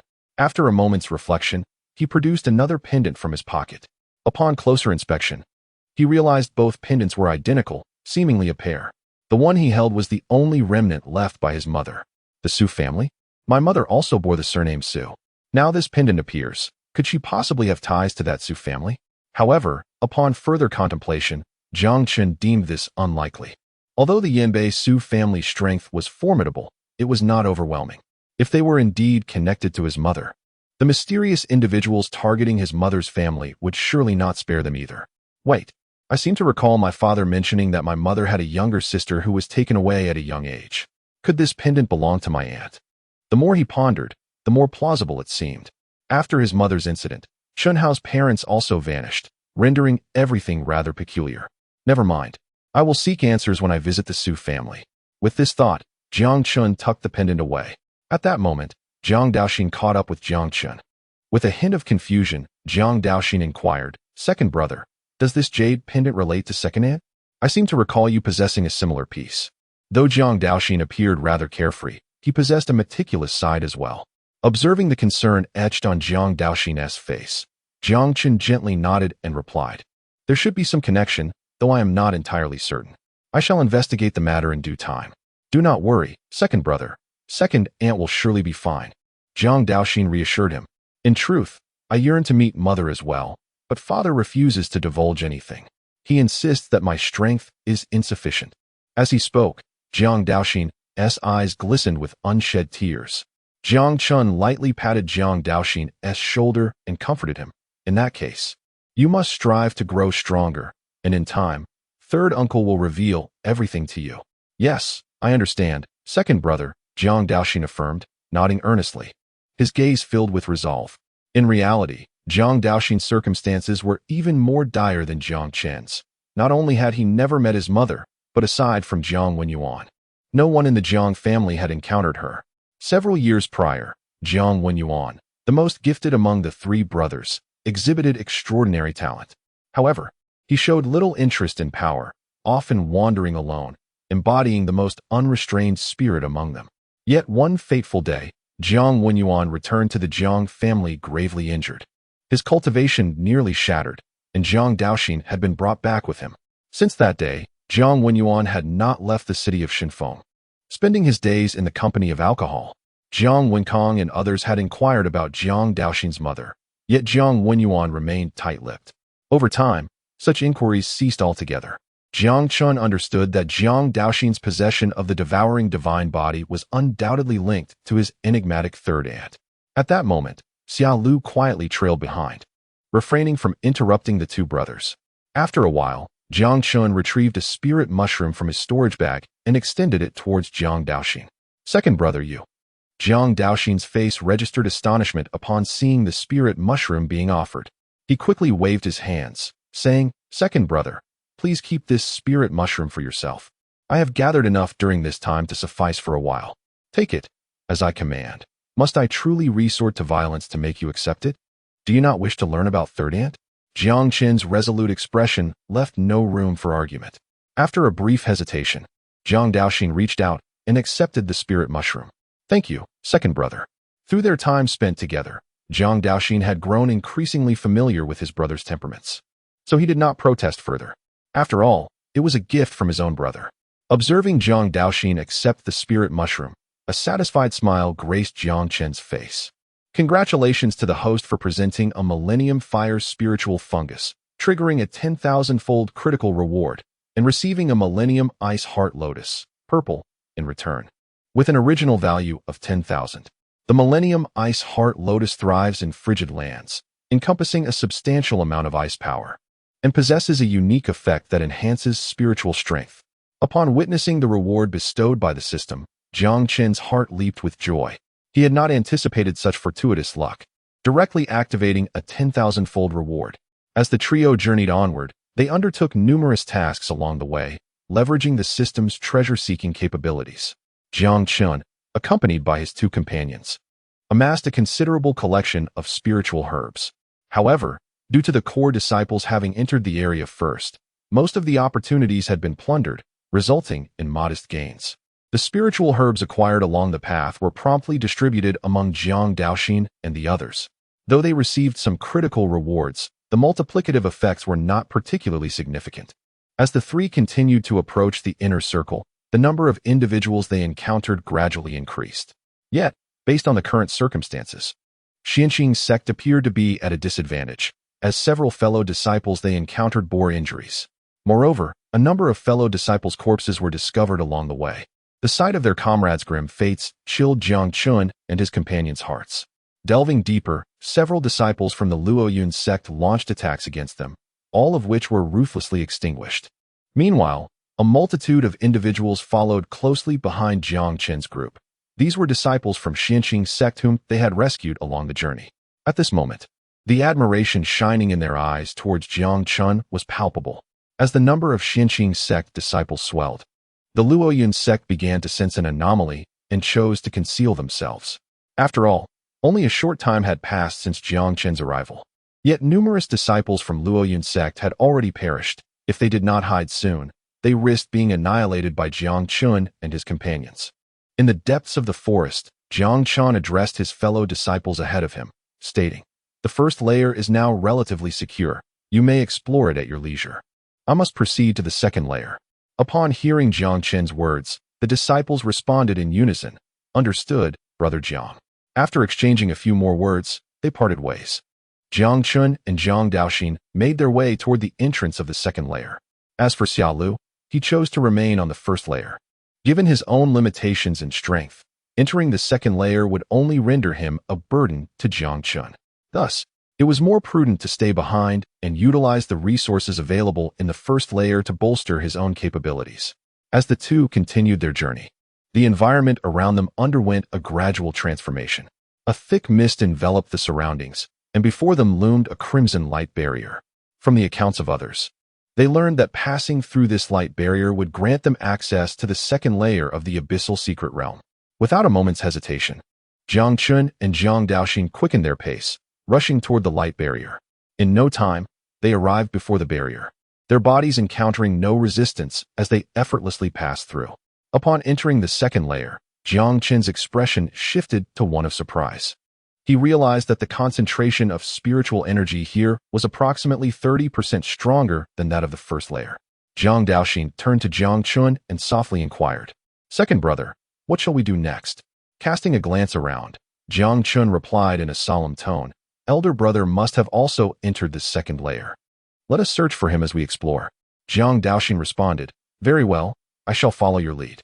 Subsequently, Jiang Chen selected a direction and led Jiang Daoxin deeper into the realm. Along the way, Jiang Daoxin occasionally took out some spiritual herbs and directly consumed them. Observing the speed at which Jiang Daoxin swallowed the herbs, even Jiang Chen could not help but be astonished.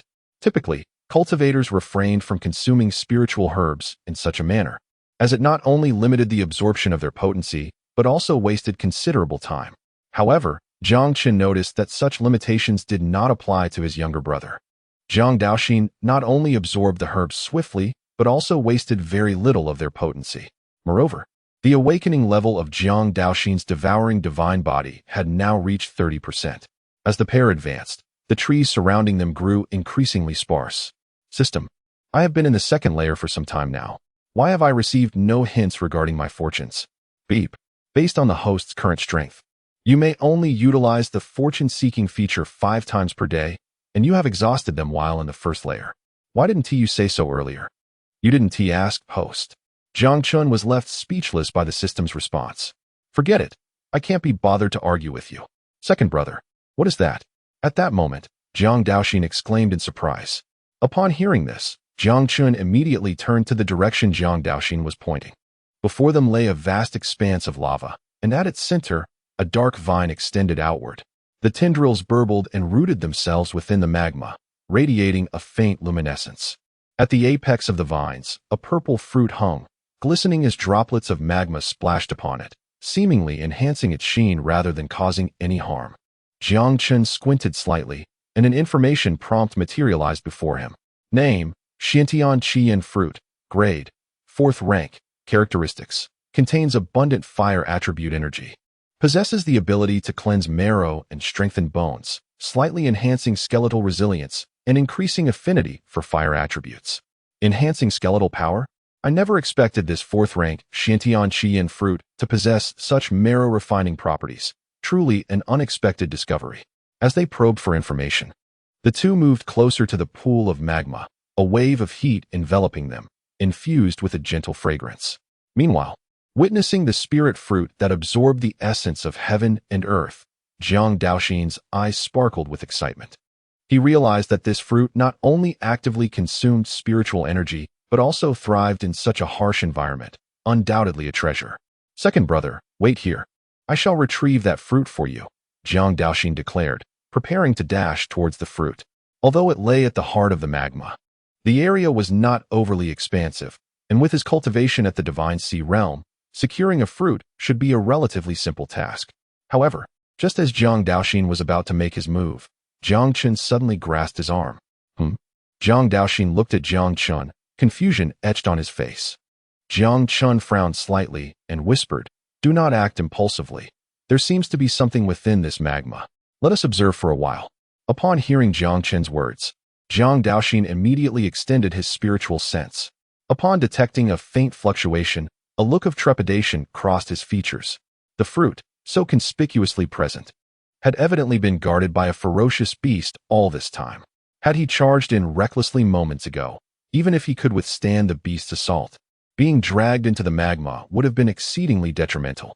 Though the Divine Sea realm could provide him with protective aura, enduring within such magma was not feasible for long. Moreover, the presence of unknown ferocious beasts would further accelerate the depletion of his vital energy. Realizing this, Jiang Daoxin instinctively took several steps back. Yet, gazing at the fruit, he felt a pang of reluctance. After all, a prize so close at hand should not easily be relinquished. "What shall we do now, second brother?" Jiang Daoxin asked, scratching his head in habitual contemplation, struggling to devise a suitable plan. Jiang Chen surveyed the surroundings, and upon noticing the scattered boulders, his eyes gleamed with a flicker of inspiration. In a hushed tone, he remarked, "The most effective approach now is to force the elements from the magma. Once we resolve that, the fruit will naturally be within our grasp." Following Jiang Chen's gaze, Jiang Daoxin immediately comprehended the course of action. Without waiting for Jiang Chen to speak, he stepped towards the colossal stones. Lift! With a thunderous rumble, Jiang Daoxin heaved a massive boulder, advancing toward the magma's location. With a swift motion, he exerted his strength, hurling the boulder into the molten depths. Under the immense force, the boulder crashed into the magma, causing a great eruption that sent molten rocks spraying in all directions. A deep roar echoed through the air. After a brief tumult, the surrounding magma calmed once more, as if nothing had transpired. Instead, the spiritual fruit grew even more luminous. Without pausing, Jiang Daoxin lifted another enormous stone and hurled it into the magma. After observing for a moment, Jiang Chen too seized a boulder and cast it into the molten abyss ahead. In an instant, their synchronized efforts stirred the magma's surface into a cacophony of roars, seemingly enraging the molten depths. Just as the boulder was about to plunge into the magma, a massive tail emerged abruptly, swatting it away. Then, from the magma, a ferocious head materialized, its crimson eyes locking onto Jiang Chen and Jiang Daoxin with an intense glare. Upon seeing this head, a flicker of astonishment crossed Jiang Daoxin's eyes as he gasped, "What a colossal lizard!" Indeed, the fearsome creature emerging from the magma was a gigantic crimson lizard, its body cloaked in impenetrable scales, with a massive tail swaying behind it, exuding an aura of the 7th level of the Divine Sea realm. After scrutinizing Jiang Chen and Jiang Daoxin, the giant lizard unleashed a furious roar and leapt from the magma, crashing heavily onto the ground. As its full form came into view, Jiang Chen finally understood the nature of this beast. This enormous lizard, known as the blazing fire lizard, had thrived in the magma for ages. Its scales extraordinarily tough and its body infused with potent fire venom, making it a formidable adversary. Gazing at the towering red lizard, Jiang Daoxin's expression grew grave, his aura beginning to surge. At that moment, Jiang Chen took a slow step forward, and after exchanging glances with his brother, they launched their assault on the blazing fire lizard. With a furious roar, the fire lizard observed Jiang Chen and his companions as they audaciously launched an attack. It had previously assessed their strength and deemed them insignificant, which emboldened it to emerge from the magma. As the duo drew ever closer, the fire lizard swung its colossal tail with great force towards them. The impact sent Jiang Chen and Jiang Daoxin reeling backward, their breaths quickening, as if they were utterly outmatched. Witnessing this, the fire lizard's confidence surged, its gaze toward the two humans now laced with greed. During this interval, it had consumed several human cultivators, significantly enhancing its own power. Now, with the mystic sky crimson flame fruit just a step away from ripening, the fire lizard was certain that devouring Jiang Chen and Jiang Daoxin would further amplify its strength. With a thunderous charge, the fire lizard advanced. its massive claws leaving a trail of dust in its wake. Unbeknownst to it, as it distanced itself from the magma, Jiang Chen and Jiang Daoxin exchanged a knowing glance, a faint smile gracing their lips. Yet, they refrained from exerting their full strength, opting instead to retreat while feigning vulnerability. However, as the skirmish continued, the fire lizard began to sense something amiss. These two humans, who had appeared on the verge of defeat from the outset, had yet to succumb after such a prolonged engagement. Frustrated by its inability to gain the upper hand, the fire lizard decided to cease its assault and turn back toward the magma, intending to spare the humans. Just as it prepared to withdraw, Jiang Chen and Jiang Daoxin suddenly unleashed their power, having worked diligently to lure the beast away from its lair. Enraged by their audacity, the giant lizard let out a furious roar and charged forward with its massive claws. Yet, when its claws collided with Jiang Chen's fist, the fire lizard's enormous pupils dilated in shock, a series of roars escaping its maw. Meanwhile, Jiang Daoxin swiftly maneuvered to block the creature's escape route from behind. At that moment, it dawned on the fire lizard that it had been outsmarted by the two humans, igniting a fury within it as it unleashed a frenzied assault. Despite its formidable physique, the fire lizard struggled to gain any advantage against the brothers. After a futile barrage of attacks, it opened its gaping maw, unleashing a torrent of crimson flames that surged towards the two, enveloping them in its fiery embrace. Jiang Chen furrowed his brow in immediate concern. He recognized that this must be the fiery poison of the giant lizard. However, to his astonishment, the moment the poison entered his body, it was swiftly refined by the Hunyuan Ju. Who would have thought that Hunyuan Ju possessed such a remarkable efficacy, capable of refining even toxins? Just then, Jiang Chen noticed Jiang Daoxin suddenly inhale deeply, drawing in the poisonous mist with an insatiable expression on his face. Is this the devouring ability of the gluttonous divine body? This extraordinary capacity to consume all is indeed formidable. It appears my third brother is gradually acclimating to his unique physique. With a swift recollection, Jiang Chen dashed towards the blazing lizard, while Jiang Daoxin, unwilling to lag behind, raised his fist and struck at the giant lizard. At this moment, the giant lizard, realizing its poisonous mist had little effect, was visibly taken aback, its demeanor growing increasingly agitated. It was one thing to be at a disadvantage in physical confrontation, but now even its innate abilities had failed. All it yearned for was to retreat into the magma. However, before the giant lizard could react, the attacks from Jiang Chen and his companion descended upon it, resulting in a cacophony of explosive sounds. The chilling cries echoed as Jiang Chen and his allies' relentless assault shattered the lizard's defenses in a matter of moments, causing torrents of blood to erupt. With a final, defiant roar, the blazing lizard crashed heavily to the ground, struggling briefly before falling silent. Jiang Chen quickly retracted his hand, revealing a beast core nestled within his palm. Just then, a round of applause erupted from behind them, followed by the sound of approaching footsteps. Moments later, a trio of figures approached, with the leader scrutinizing Jiang Chen and his companion, his gaze laced with mockery. Looking at the advancing man, Jiang Chen's brow furrowed slightly. The newcomer was none other than Yang Yi of the Star Sea Society, previously possessing the strength of a half-step into the transformation realm. He was now constrained to the pinnacle of the Divine Sea realm under the suppression of the second layer of rule power. Flanking him were two members of the Star Sea Society, both at the 6th level of the Divine Sea realm. Jiang Chen's expression swiftly regained its composure as he calmly inquired, "What brings you here?" In response to Jiang Chen's query, Yang Yi displayed a faint smile, retorting, "Am I not your senior brother? Is it so unusual for me to seek you out without a specific purpose?" As he spoke, a glimmer of coldness flickered in the depths of Yang Yi's eyes.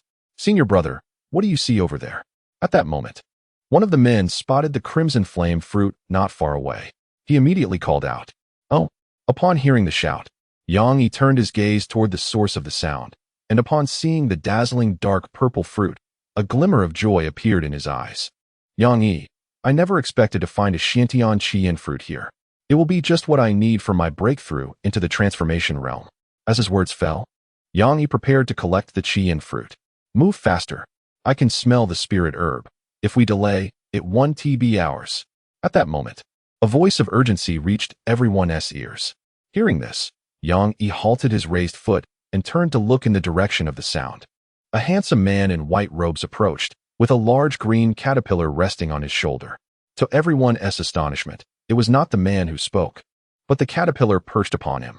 Observing the surprised expressions of the crowd, the caterpillar spoke with an air of arrogance. "What are you staring at? Never seen a handsome caterpillar before? A bunch of uncultured folks." With that, the caterpillar's gaze turned scornful, its demeanor undeniably infuriating.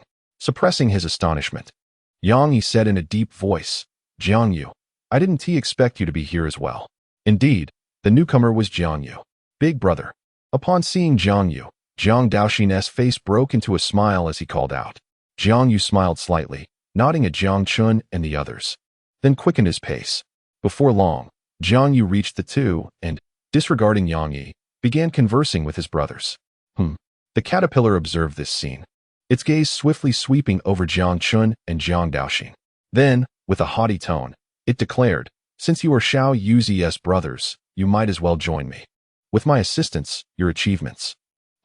Before it could finish, the caterpillar's pupils suddenly constricted, its gaze fixated on Jiang Daoxin, and its previously proud expression vanished entirely. This kid possesses the Taotie Divine Body. Why would such a thing appear in the small realm of Hangul? What is going on here? Suppressing the shock within, the caterpillar turned its attention to Jiang Chen, scrutinizing him closely. What the hell? After observing for a moment, the caterpillar couldn't help but curse internally. This is fate, a void of destiny. Has the will of this realm gone mad? Three freaks appearing is one thing, but they are brothers. Is it trying to leave no path for others? At this moment, the caterpillar was profoundly shaken, plunging into a state of silence. Witnessing this, Jiang Yu exhibited a look of confusion. He was well aware that this creature was not one to hold its tongue, yet now it had chosen to remain silent. It was truly astonishing. After casting a glance at the great green creature, Jiang Yu withdrew his gaze, choosing not to dwell on the matter further. After all, this fellow was always spouting strange nonsense, a fact Jiang Yu had grown accustomed to. Meanwhile, Jiang Chen was also scrutinizing the great green worm. Upon viewing its information, a flicker of shock crossed his eyes. Species: 9-colored celestial silkworm. Status: severely wounded and recovering. Divine beast ranking: 20. The 9-colored celestial silkworm? Jiang Chen could hardly believe it. This seemingly unremarkable worm was, in fact, the 20th ranked being on the divine beast list, a notion utterly bewildering. Simultaneously, Jiang Yu's fortune astonished Jiang Chen. In such a brief period apart, he had managed to acquire a divine beast. On another front, noticing his presence overlooked, Yang Yi's expression darkened as he coldly regarded Jiang Yu. "What is this? Encountering a fellow disciple, and you don't even bother to extend a greeting? You possess no sense of decorum." In response to Yang Yi's sudden remark, the three brothers turned to face him, yet none spoke a word. The atmosphere grew tense. After a moment of silence, observing their reluctance to engage, Yang Yi signaled to the man on his left. Receiving the cue, the man nodded and swiftly turned his gaze towards the direction of the magma. At present, the Tianxiang crimson flame fruit had fully ripened, marking an opportune moment for harvesting. Just then, however, as the man took a step forward, the great green creature on Jiang Yu's shoulder sprang into action, transforming into a streak of azure light that darted towards the Tianxiang crimson flame fruit with incredible speed. The swiftness of the great green creature left the member of the Star Sea Association utterly unprepared. In the blink of an eye, the great green worm reappeared upon Jiang Yu's shoulder, having successfully retrieved the fruit from the magma.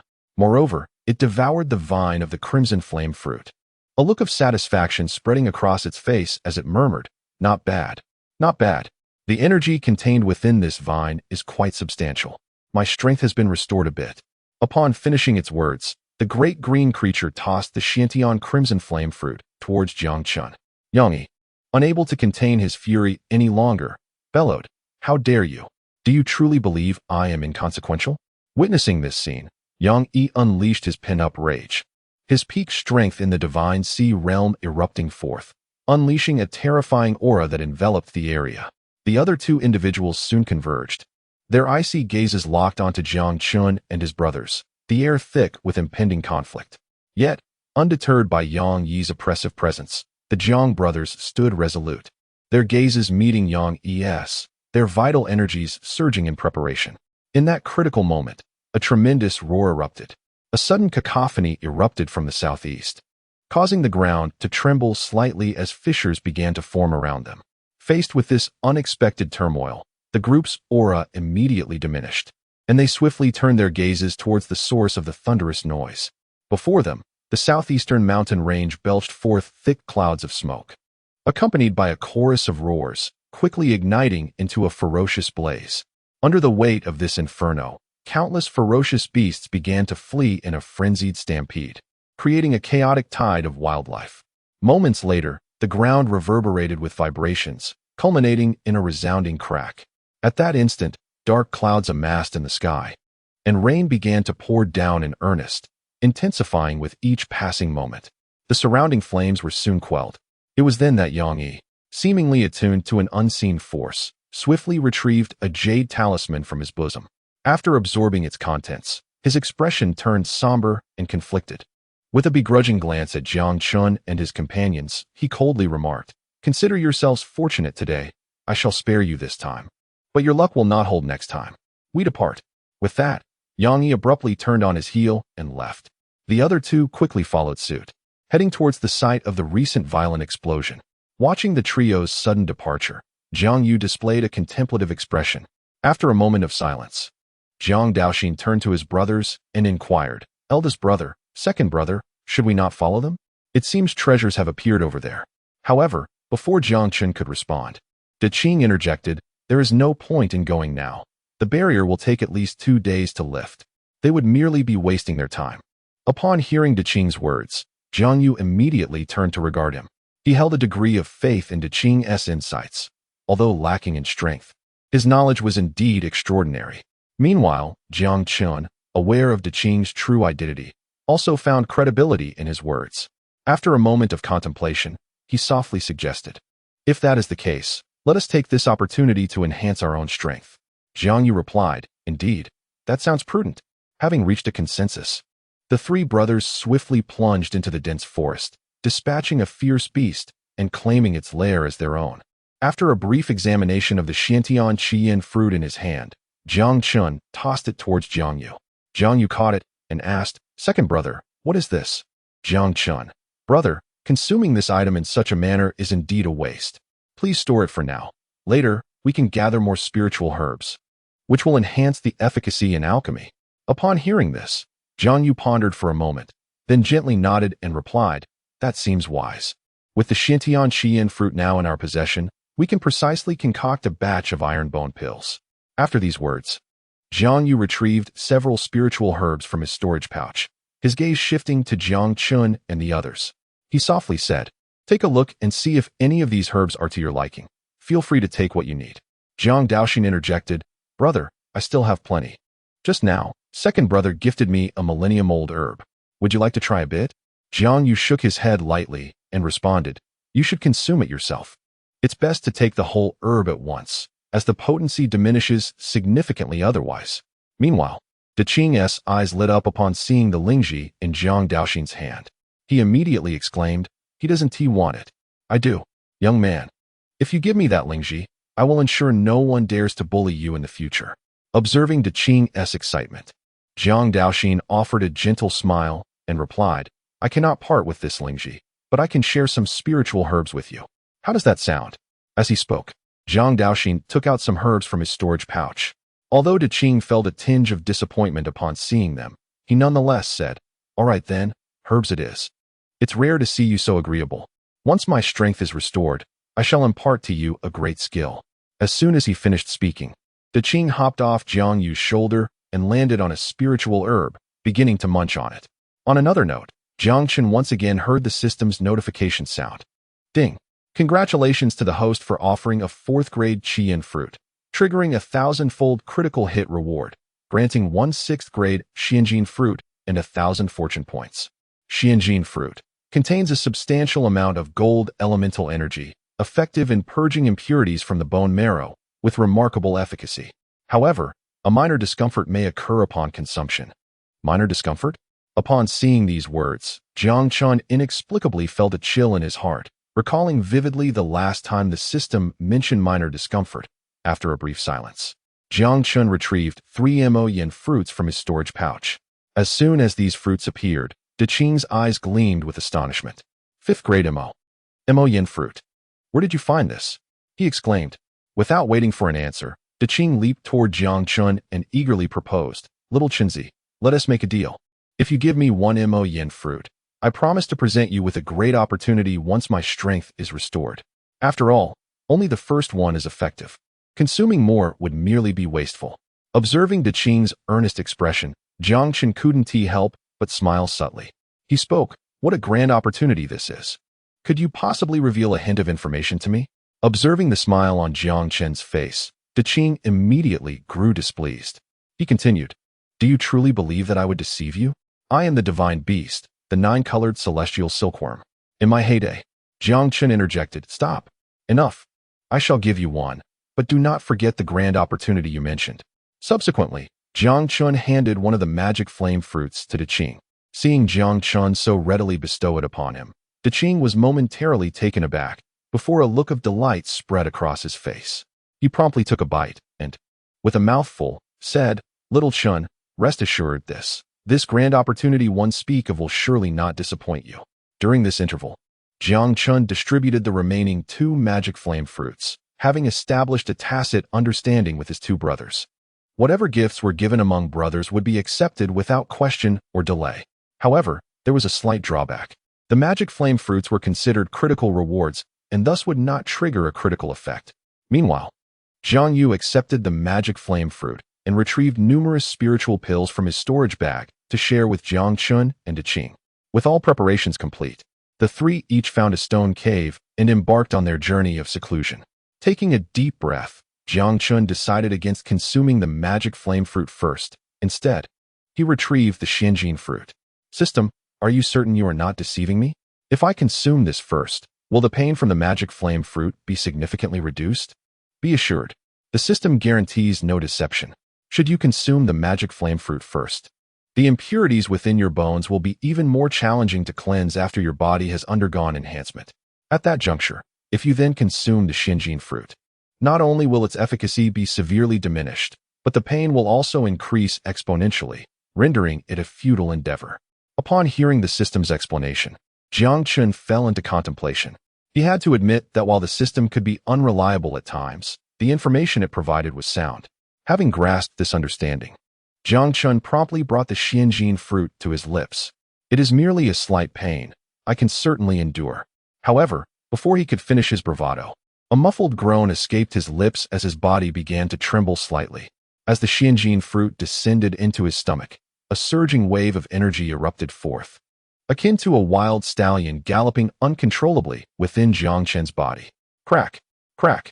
After a tumultuous surge, this energy permeated through Jiang Chen's limbs and bones, producing a series of cracking sounds. As time passed, Jiang Chen's expression grew increasingly grave, beads of sweat trickling down his forehead, his visage reflecting profound agony. Chapter 92. The pain multiplied. At this moment, aside from the excruciating pain, it felt as though countless ants were frantically scurrying within his bones. The maddening itch was unbearable. After a brief interval, a wave of gnawing sensations surged throughout his body, making Jiang Chen feel as if his very heart were being devoured by a myriad of ants. Fortunately, drawing from his previous experiences, although this pain was extraordinary, it remained within the realm of his endurance. As time progressed, the pain within his body gradually subsided, yet the cracking sounds emanating from his bones grew increasingly pronounced.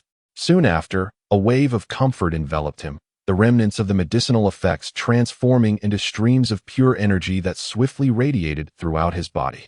In an instant, Jiang Chen felt a warm sensation envelop him, a delightful feeling spreading through his entirety. With the influx of this energy, the aura surrounding Jiang Chen intensified, and his strength surged rapidly. Peak of the 4th stage of the Divine Sea Realm. 5th stage of the Divine Sea Realm. Peak of the 5th stage of the Divine Sea Realm. Ultimately, Jiang Chen's power stabilized at the peak of the 5th stage of the Divine Sea Realm, a mere step away from the 6th stage. Without a moment's hesitation, he swiftly retrieved a magic flame fruit and swallowed it whole. Boom! In an instant, the blood within Jiang Chen's body began to boil rapidly, and his temperature soared, an intense heat enveloping him. After a brief silence, A torrent of energy erupted from his dantian, and the 9 spirals of energy whirled frantically.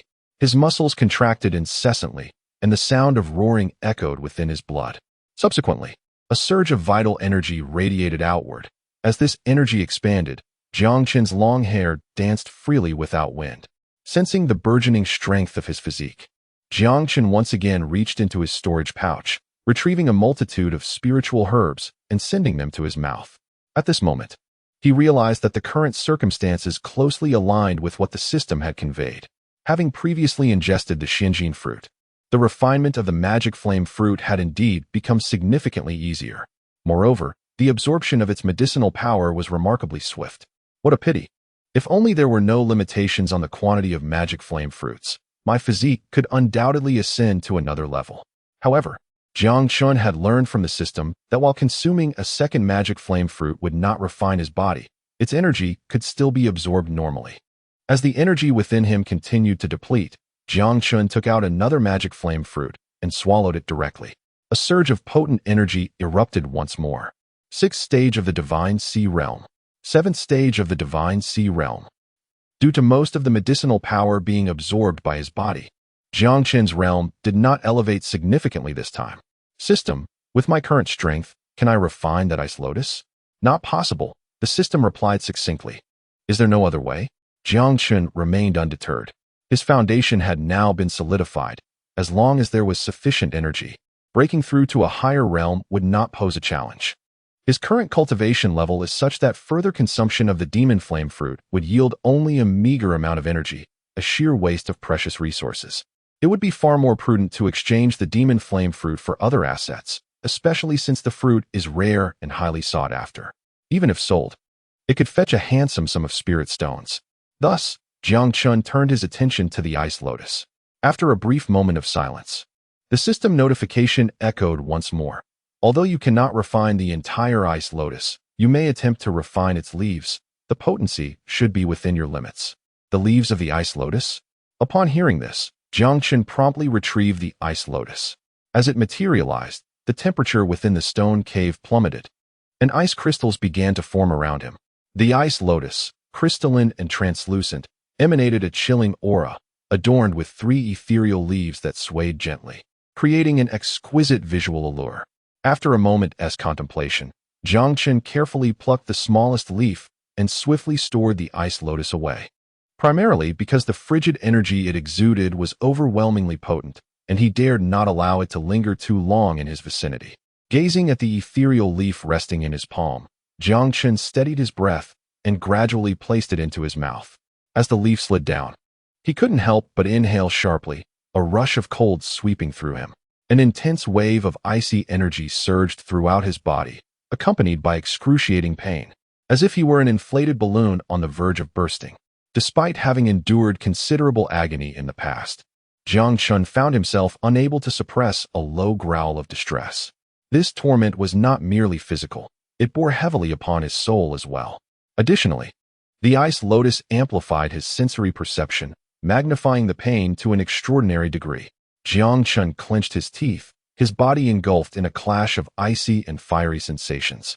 He was beset by the dual agony of flesh and spirit, while simultaneously attempting to refine the ferocious medicinal energy. In this state of divided focus, he felt utterly drained, both mentally and physically. In that moment, Jiang Chen not only activated the chaos creation technique, but also fervently channeled the primordial technique. Through the continuous refinement of these 2 disciplines, the overwhelming sensation of inflation within his body began to ease. Despite enduring the relentless torment of both body and soul, his gains were considerable. Having refined less than 1/10 of the medicinal potency, he experienced a notable elevation in his cultivation level. Moreover, the rate of his ascension continued to accelerate. After overcoming the initial wave of suffering, the turbulent energy around him gradually stabilized, allowing him to fully concentrate on breaking through his limits. The 8th level of the Divine Sea Realm. The 9th level of the Divine Sea Realm. Having refined less than 50% of the medicinal potency, Jiang Chen found himself at the pinnacle of the Divine Sea Realm, which left him somewhat astonished. He had initially believed that with the remaining potency, he would have no difficulty in breaking through to the Divine Sea Realm. However, As soon as this thought crossed his mind, the 9 dormant vortices reacted, beginning to stir violently. Subsequently, all 9 vortices exerted their force simultaneously, voraciously consuming the residual power. In a brief moment, approximately 10% of the energy was devoured. At this juncture, the 9 vortices resembled gluttons, reveling in this banquet of energy.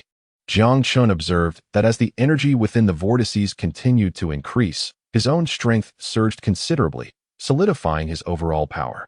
As time passed, he couldn't help but furrow his brow, a grave expression washing over his face. He noticed that the energy within him had nearly dissipated.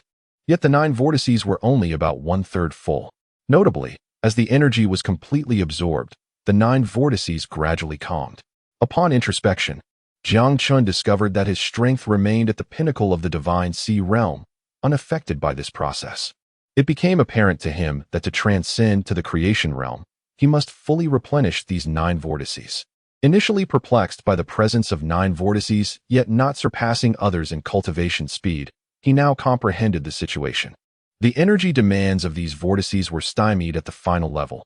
To ascend to a higher realm, he needed to fulfill the energy deficit. After a brief respite, Jiang Chen gazed at the remaining spiritual herbs in his storage pouch and decided to consume them all to replenish the energy required by the vortices. Unbeknownst to him, a day slipped by in this manner. As he continued to refine, the spiritual herbs in his storage pouch were nearly exhausted. Upon examining his own condition, Jiang Chen joyfully discovered that after consuming a fragment of the ice lotus leaf, his spiritual power had significantly enhanced. Previously, his consciousness could only extend about 10 zhang, but now it could reach several hundred zhang, an almost tenfold increase. Furthermore, as Jiang Chen persistently refined, the range of his consciousness continued to expand, ultimately stabilizing at 150 zhang. With his eyes gently closed, Jiang Chen extended his consciousness outward, meticulously surveying his surroundings. As his awareness spread, the environment gradually materialized in his mind. However, after a short while of exploration, a wave of fatigue washed over him, prompting him to withdraw his consciousness. The strength is still too feeble. After merely 20 breaths of time spent exploring, my soul power has begun to wane. However, Jiang Chen remains undeterred. The spiritual force within the realm of the divine sea is inherently fragile, and to achieve this level in such a state is a rarity among millions. Now, Jiang Chen simply needs to continuously accumulate energy. Once he breaks through to the creation realm and opens the sea of consciousness, his spiritual power will surge exponentially, reaching an astonishing magnitude. Were it not for the constraint of time, he would have wished to continue refining the ice lotus. With a deep breath, Jiang Chen withdrew his thoughts and stepped out from the small stone cave. As he arrived at the entrance of the main cavern, he spotted Tianxiang, who was curled up atop a mound of grass, surrounded by a swirling aura of dark purple light. The demon flame fruit had vanished, leaving only a dark brown seed on the ground. Observing that Jiang Daoxin and his companion were still engaged in their training, Jiang Chen slowly moved aside the massive stone at the cave's entrance before disappearing into the enveloping darkness of the night. Not long after, he returned to the cave, carrying several plump rabbits. He then kindled a fire, placing the prepared rabbits upon it. Simultaneously, he retrieved a vessel from his storage bag, pouring in some fresh water and adding generous portions of beast meat. After a flurry of activity, he sprinkled in various seasonings, and a rich aroma swiftly pervaded the entire cave. Gurgle, gurgle, sizzle. Gazing at the bubbling broth and the sizzling rabbit meat, Jiang Chen's face lit up with satisfaction. He never anticipated that this little fellow possessed such culinary skills, transforming low-tier beast meat into a delectable dish. At that moment, Tianxiang's voice resonated from behind him. With a whoosh, Tianxiang leapt onto Jiang Chen's shoulder, eyes fixed intently on the pot of broth, a look of eager anticipation adorning its face. Noting Tianxiang's expression, Jiang Chen wore a bemused look and couldn't help but inquire, "Aren't insects herbivorous? Why do you appear so ravenous?" Tianxiang retorted, "You are the insect. I have told you, I am a divine beast. Do you comprehend what that entails? Do not perceive me through mundane lenses.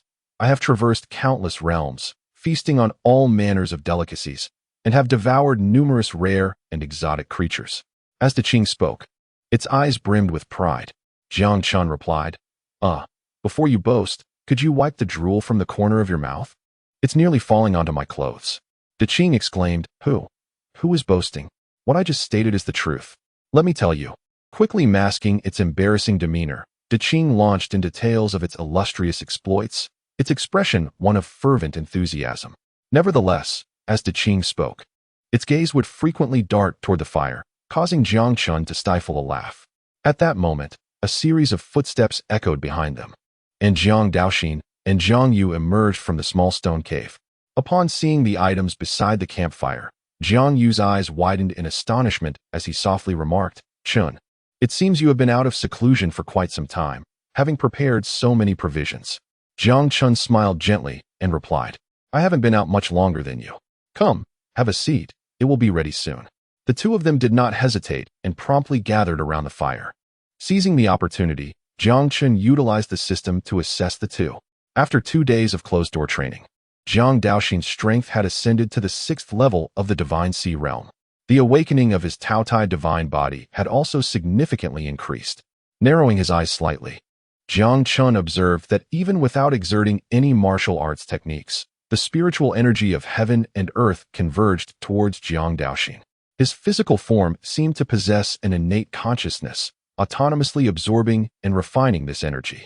In simpler terms, as long as Jiang Daoxin found a place rich in spiritual energy, he could merely recline without any effort, and his strength would steadily grow.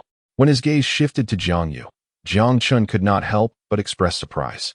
His elder brother, who had originally been at the 2nd level of the Divine Sea realm, had now directly broken through to the pinnacle of the 8th level. The speed of this enhancement nearly rivaled his own. However, upon noticing another piece of information, Jiang Chen immediately comprehended the situation. His elder brother had fully refined that remnant soul of the Emperor. No wonder my brother's power has surged so swiftly. He must have absorbed the Emperor's soul, he thought. It's nearly ready. Let's eat, Jiang Chen announced. Upon hearing this, Jiang Daoxin eagerly began to feast. I want some too. I want some too. At that moment, Diqing, who had been sitting nearby, could no longer contain himself and quickly leaped onto Jiang Yu's shoulder, persistently urging him. Jiang Yu produced a container and filled a bowl for the creature. Subsequently, to the astonishment of the three, Diqing began to devour the food voraciously, as if he had never eaten before in his life. Delicious. Truly exquisite. Your culinary skills rival even the so-called food god, he exclaimed. Meanwhile, Jiang Daoxin observed Diqing's exaggerated eating habits and turned to Jiang Yu with a puzzled expression. Brother, how long have you kept it hungry? It behaves like a starving ghost. At this moment, Jiang Yu's lips twitched, and a vein throbbed on his forehead as he replied, During this time, it has eaten more than I have. This isn't a matter of hunger, it's simply its nature. It has brought disgrace to the image of divine beasts. Ha ha. Jiang Chen and the others burst into laughter. Chapter 94, An Enviable Opportunity. It did not take much time, as the food prepared by Jiang Chen was quickly devoured. After a brief pause, Diqing displayed a look of satisfaction, completely unfazed by the peculiar glances from Jiang Chen and the others, adopting an expression of feigned ignorance. After a moment of contemplation, Jiang Yu turned to Diqing on his shoulder and softly inquired, How much longer until the restriction you mentioned is lifted? Diqing replied, At the latest by tonight, but given the current circumstances, it should occur a bit sooner. Observing Diqing's familiarity with the area piqued Jiang Chen's curiosity, prompting him to ask, Do you know what lies within that restriction? As Jiang Chen spoke, Jiang Daoxin and the others also directed their attention towards Diqing. It seems to be an ancient tomb. I have only observed the perimeter for a while. I am unaware of the specifics inside. However, I can assure you of one thing. Diqing's face radiated with undeniable confidence as he uttered the last sentence. Oh, Jiang Daoxin was immediately intrigued. He eagerly asked, What can you be certain of? After casting a proud glance at the three, Diqing leisurely stated, I am certain that there are treasures within that ancient tomb. Upon hearing this, the corners of Jiang Chen's mouth twitched slightly, and Jiang Daoxin's expression darkened as he turned to Jiang Yu, whispering, Brother, may I give him a beating? Diqing's response seemed almost as vague as silence, yet he maintained an air of self-satisfaction that was exceedingly irritating. On the other hand, Diqing, upon hearing Jiang Daoxin's intention to strike him, immediately became alert, his small eyes darting around. He quickly exclaimed, Don't act recklessly. Considering you are Xiao Yu's younger brother, I have no desire to harm you. Ah, let go of me. Before he could finish his sentence, Jiang Yu had already lifted him up, and upon catching the meaningful gazes of Jiang Chen and the others, the Qing dared not to be arrogant any longer. He hastily declared, "Do not rush. Once we enter the ancient tomb, I assure you that I will help you uncover any treasures within. Just follow my lead." Noticing the skepticism in Jiang Chen's eyes, Jiang Yu gently nodded and replied, "What the Qing says is indeed true. His sense of smell is remarkably acute when it comes to finding treasures." Nose. The Qing seemed to sense their strange looks, akin to a cat whose tail had been stepped on. He promptly retorted, "What is with those expressions? I am a divine beast. Do you understand what that means?" The Qing's reaction amused Jiang Chen and the others immensely. "Jiang Yu, enough with the antics. Let us proceed and take a look. If we delay, we may find ourselves out of the picture." Jiang Daoxin agreed. Soon after, the three brothers swiftly exited the cave, making their way towards the source of the recent thunderous sounds. The flames had been contained in a timely manner, yet many trees bore the brunt, charred and blackened. As they approached their destination, the number of scorched trees increased. Upon closer inspection, the ground was littered with singed branches, each step producing a crackling sound. Suddenly, the trio stumbled upon numerous carcasses of ferocious beasts, their dried blood indicating they had been slain not long ago. After observing for a moment, Jiang Chen and his brothers halted, their gazes fixated on a withered tree ahead, the surroundings falling into an eerie silence. After a tense pause, a chilling voice emerged from behind the deadwood. "Really, wouldn't it be simpler to come quietly and meet your demise?" At that moment, a figure materialized within Jiang Chen's line of sight. Just then, rustling sounds reverberated once more. Several individuals appeared from the surrounding deadwood, swiftly encircling them. The leader, a man with a cruel smile, scanned Jiang Chen and his brothers. It turned out to be a few disciples from the Xinjiang sect.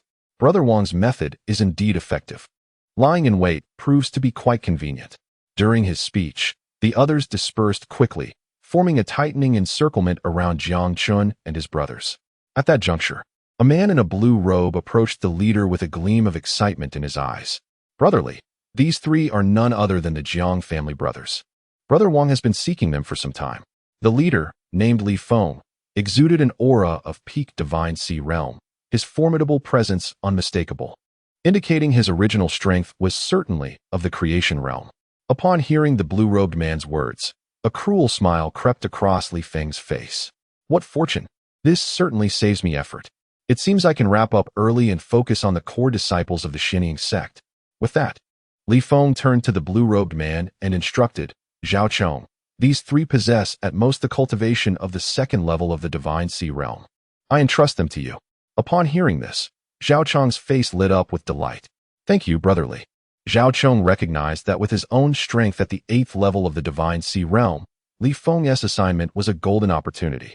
Should he succeed in slaying Jiang Chen and the others, he would undoubtedly reap substantial rewards. The remaining trio from the Falling Cloud sect observed this scene with envious glances. Yet they understood the implications. Zhao Chong had been following Li Feng the longest, solidifying his status as a trusted confidant.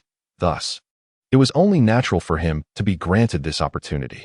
At this moment, the three individuals exchanged determined glances, silently resolving to diligently accompany Li Feng in the future. Noticing the shift in their emotions, a subtle smile played upon Li Feng's lips. This was precisely the effect he sought, achieving his ends while simultaneously reaping benefits. A veritable twofold accomplishment. Suddenly, with a powerful surge, Zhao Chong propelled himself toward Jiang Chen and the others, an intense killing intent emanating from him, causing a tempest to swirl around them. Witnessing this scene, Li Feng nodded in satisfaction. However, before Zhao Chong could close the distance, Jiang Daoxin swiftly surged forward, raising his fist to confront Zhao Chong head-on. Sensing the overwhelming vitality radiating from Jiang Daoxin, Jiang Chen immediately understood. The young man was employing the Dragon Elephant Suppression Fist. Recognizing this, Jiang Chen's expression brightened with anticipation. His third brother had always possessed innate strength, and with his Tianxiang physique awakening further, Jiang Chen was eager to witness the true power of the Dragon Elephant Suppression Fist in Jiang Daoxin's hands. Just then, an unsettling realization dawned upon Li Feng and the others. As the distance between the two parties diminished, Jiang Daoxin's strength inexplicably surged. escalating from the first to the sixth level of the divine sea realm in mere moments. Upon sensing the sudden amplification of Jiang Daoxin's aura, Zhao Chang's expression shifted slightly, but he quickly regained his composure, allowing his own aura to swell in response. Although surprised by Jiang Daoxin's prowess, he remained unfazed. After all, he possessed the strength of the 8th level of the divine sea realm, making him more than capable of dealing with a 6th level opponent. Nevertheless, to ensure absolute certainty, Zhao Chong activated his martial skill, Yinsha Palm, a lower-grade technique of the mysterious tier. Anyone struck by this palm would find the sinister energy swiftly infiltrating their body, inducing excruciating pain, a truly nefarious technique. In an instant, the two collided. As their fists met, Zhao Chang's expression contorted in shock, his eyes nearly bulging from their sockets. At that moment, his vitality surged uncontrollably, a sudden sweetness filling his throat. Zhao Chong attempted to speak, but as he uttered a single word, he erupted in a spout of blood. A piercing scream erupted as Zhao Chong's body was hurled backward, crashing heavily to the ground. What? How could this be possible? Observing Zhao Chong's flight, Li Feng's gaze sharpened, his face contorting into a sinister expression. The sight of Zhao Chong was indeed harrowing. Not only were his clothes shredded, but his chest had also caved in. Blood poured incessantly from his mouth and nose, creating the appearance that he might perish at any moment.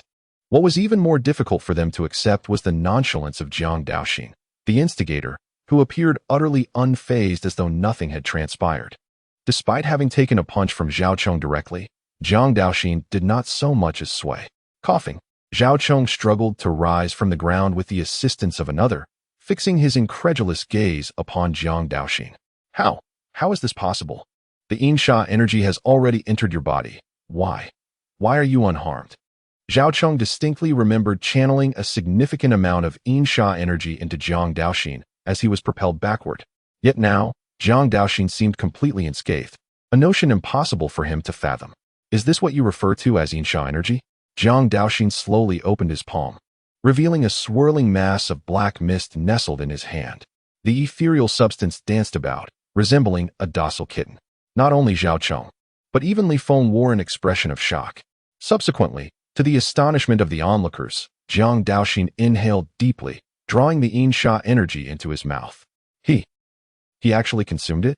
Li Feng and the others observed that after inhaling the Yinsha energy, Jiang Daoxin not only remained unharmed, but seemed to experience a slight increase in power. Witnessing this scene, Li Feng's expression grew increasingly grave. He sensed that the situation was amiss. Jiang Daoxin was far too enigmatic, a stark contrast to the individual described by Wang Ning, with a disparity in strength that was alarming. With this thought, he directed his gaze toward Jiang Chen and the others, the disdain in his eyes diminishing considerably, replaced by a hint of seriousness. Given Jiang Daoxin's peculiar strength, he found himself wary of Jiang Chen and his companions, his demeanor becoming markedly more solemn. At that moment, the remaining 3 members of the Falling Cloud sect regarded Zhao Chong with a mix of sympathy, the envy that had previously graced their faces evaporating entirely, supplanted by relief. It was fortunate that Li Feng had not summoned them earlier, otherwise, they too would have been reduced to a battered state. Zhao Chong quickly consumed numerous medicinal pills. Although his injuries stabilized, his complexion remained ghastly pale, his breath still erratic, occasionally erupting in coughs of blood. Just then, Li Feng took a couple of steps forward, shifting his gaze toward the other 3 disciples. In a cold voice, he commanded, "Join me and swiftly eliminate them so we can regroup with Brother Wang." Upon hearing these words, the other 3 immediately nodded in agreement. All possessed strength around the 7th level of the Divine Sea Realm. Although they were astonished by Jiang Daoxin's prowess, the fact that they would act together, led by Li Feng himself, instilled in them no fear. "Attack!" Li Feng declared, and as his words fell, he charged directly at Jiang Daoxin. After a brief moment of hesitation, the other 3 set their sights on Jiang Chen and his companion. Whoosh! Whoosh whoosh! They darted forward with great speed towards Jiang Yu and his companion. Observing the 3 rushing towards them, Jiang Chen turned to Jiang Yu and softly said, "Eldest brother, leave these 3 to me. You go assist our 3rd brother." "Very well," Jiang Yu replied, having a considerable faith in Jiang Chen's abilities. Despite his own significant power boost, he still sensed a thread emanating from Jiang Chen. Realizing that Jiang Chen intended to confront them alone, the three were momentarily elated. What a fool! They derided as they quickly surrounded Jiang Chen and launched a simultaneous assault. In the face of their attacks, Jiang Chen was instantly enveloped in a protective aura, a formidable presence erupting forth. Damn it, he has concealed his strength, they thought, panic setting in. Run, run! Upon sensing Jiang Chen's terrifying power, the trio emitted frantic cries, retreating hastily. Their reactions were swift, yet Jiang Chen was swifter still. In the blink of an eye, he caught up with them. Thud, thud, thud. With each punch Jiang Chen unleashed, the three were sent hurtling backward, their screams echoing through the air. The ground was soon shrouded in dust, and nearby, Zhao Chong stood in shock, his mouth agape, his face a mask of terror. On the other side, Jiang Yu initially intended to assist Jiang Daoxin.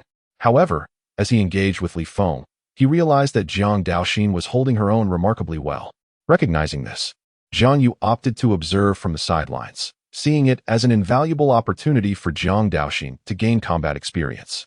Although Jiang Daoxin initially found the battle challenging, as time passed, she became increasingly adept, while Li Feng found himself constrained, his expression growing increasingly frustrated.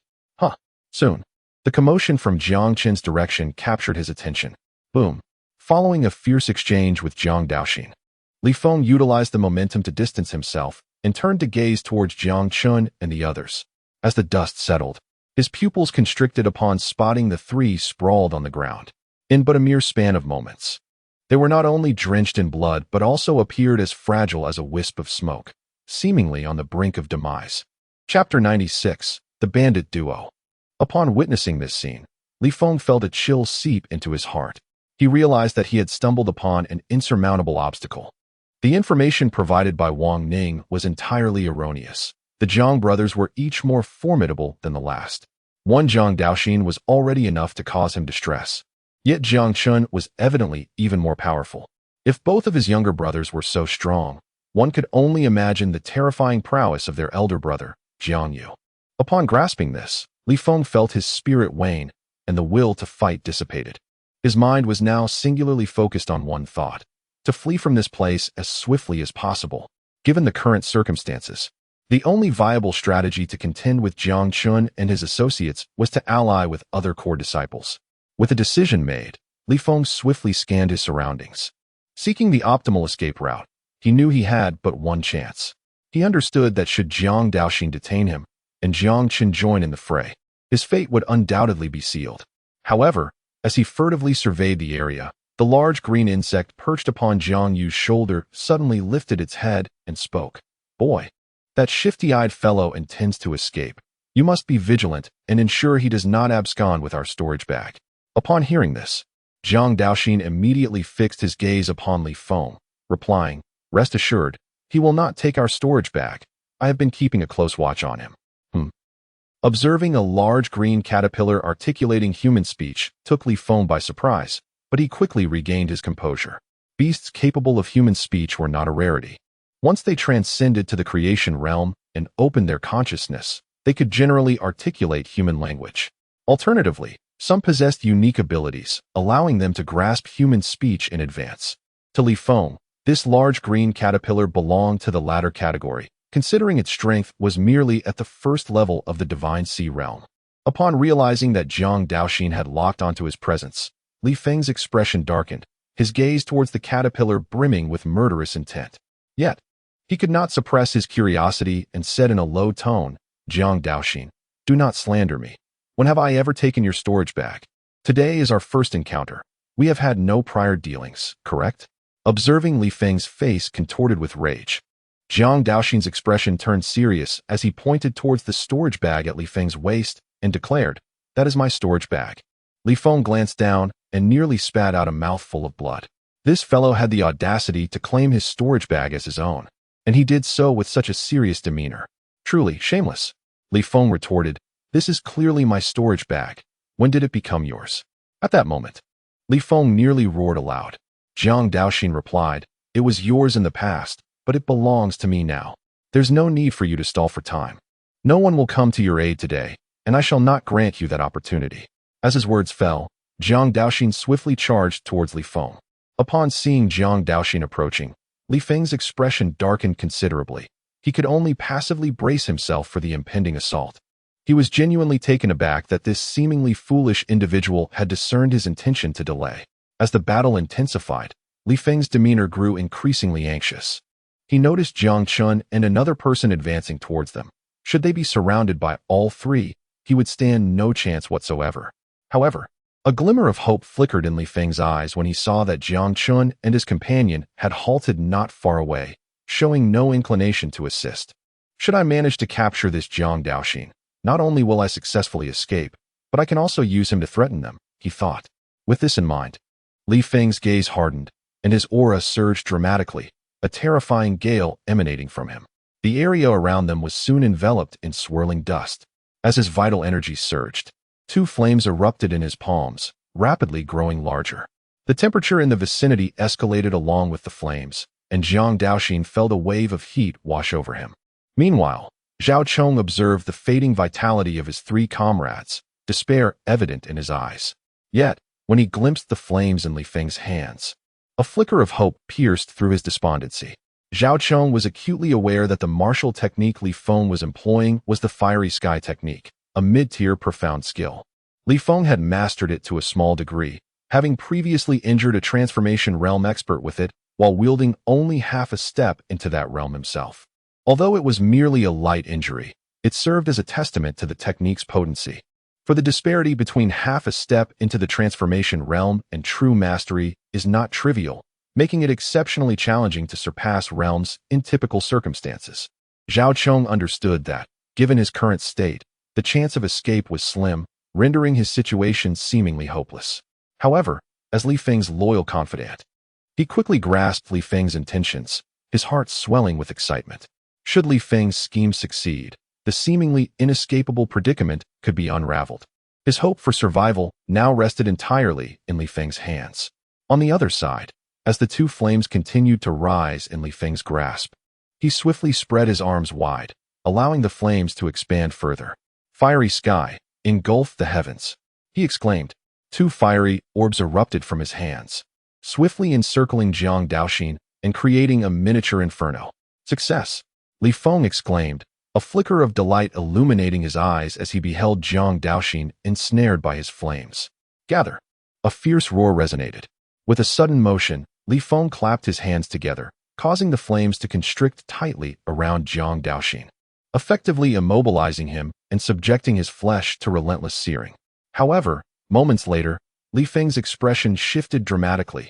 To his astonishment, Jiang Daoxin appeared entirely unaffected by the scorching flames. What manner of creature is this? Why does my fire technique fail against him? The subsequent scene utterly shattered Li Feng's composure. Jiang Daoxin opened his mouth and inhaled deeply, drawing the flames into his being. As the fire surged inside him, his abdomen slightly expanded but soon returned to its original state. In no time, all the flames had been absorbed, and with his power visibly augmented, Jiang Daoxin instilled a profound sense of dread in Li Feng, prompting him to retreat a couple of steps. On another front, Zhao Chong, witnessing this spectacle, trembled uncontrollably. With Li Feng's most potent attack rendered ineffective, Zhao Chong could see no hope for a turnaround. Suppressing his shock, Li Feng turned to flee without a moment's hesitation. Yet, just as he had taken a few steps, Jiang Chen materialized before him, launching a punch directly at him. Li Feng's face paled in an instant. Damn it! He cursed, quickly raising his fist to counter the blow. A thunderous crash ensued, and Li Feng was propelled back, his complexion flushed, arms quaking, and blood trickling from the corners of his mouth. How is this possible? How can you be so strong? Jiang Chen, however, offered no reply, charging at him once more. In a different locale, upon witnessing Jiang Chen engage Li Feng, Jiang Daoxin turned his attention toward Zhao Chong. As Jiang Daoxin approached, Zhao Chong's face contorted with fear, and he hastily retreated several steps. Stay away from me, he stammered, yet despite his efforts, his injuries rendered him incapable of matching Jiang Daoxin's speed. As Jiang Daoxin approached him with increasing proximity, a fierce glint emerged in Zhao Chong's eyes.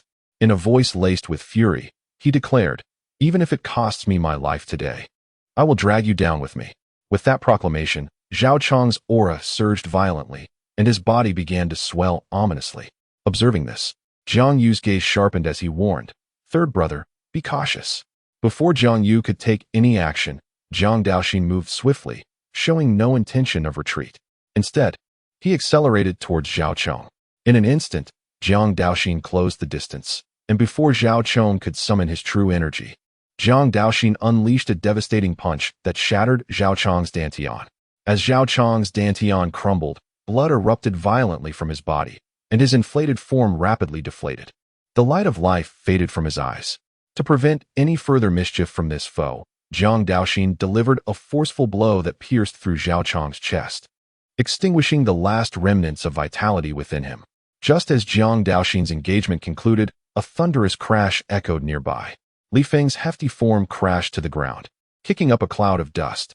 Coughing violently, he expelled torrents of blood from his mouth and nose. Realizing the severity of his injuries, despair filled Li Feng's gaze. Having witnessed Zhao Chong's demise, Jiang Chen wasted no time. He raised his hand and lunged towards Li Feng. "No, I cannot die," Li Feng gasped, enduring excruciating pain as he struggled to rise, stumbling towards the periphery. However, after only a few steps, a figure blocked his path. "Jiang Yu, are you intent on exterminating us?" Li Feng exclaimed. Yet, the only response he received was a swift strike from Jiang Yu. As blood flowed profusely from his chest, Li Feng's eyes brimmed with resentment. Regret washed over him. Had he acted decisively earlier, perhaps he could have salvaged a chance for retaliation. But consumed by the instinct for self-preservation, he missed a prime opportunity for a counterattack. "You may revel in your triumph, but senior brother Wang will avenge me." Ignoring Li Feng's words, Jiang Yu retracted his arm swiftly. Stumbling back a few paces, Li Feng cast a venomous glance at Jiang Chen and his companions, his gaze lingering on the gaping wound in his chest. Gradually, Li Feng's body tilted backward, crashing heavily to the ground with a resounding thud. The atmosphere around them dissipated instantaneously. Witnessing this scene, Jiang Daoxin swiftly began to clear the battlefield, collecting several storage bags in no time. As he approached, Jiang Chen spoke first. "You may set aside the storage bags for now. We shall discuss the rest upon our return." Jiang Daoxin nodded lightly and casually stowed away the bags. Meanwhile, Tianxiang leapt forward, exclaiming, "Hey, little Daoxin, don't forget about my share." Jiang Daoxin replied with a gentle nod, "Rest assured, I shall not overlook it." Suddenly, a rumble shook the ground, accompanied by a cacophony of sounds emanating from the dense forest.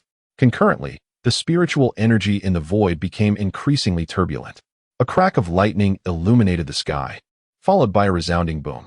The trio looked up to see dark clouds gathering above, shrouding the surroundings in ominous shadows. Sensing the changes, Tianxiang exclaimed with enthusiasm, "The ancient tomb has been opened. Let us hasten there, or the treasures will be lost." Upon hearing this, Jiang Chen and the others exchanged glances before dashing into the forest. Their speed was remarkable, bringing them closer to the source of the thunderous noise. However, to their bewilderment, after a considerable distance, they encountered no one. Soon, a stone door came into view, revealing a pitch-black passage beyond. A chilling wind rushed out from the entrance, imparting a distinctly eerie sensation. Observing the chaotic footprints before the cave, Jiang Chen murmured, "No wonder we see no one. It appears they have all entered the tomb." Jiang Yu suggested, "Let us proceed and investigate." With that, the trio swiftly entered the cave. Once inside the passage, a profound silence enveloped them. The previously fierce winds had vanished entirely, leaving only the dull echo of their footsteps.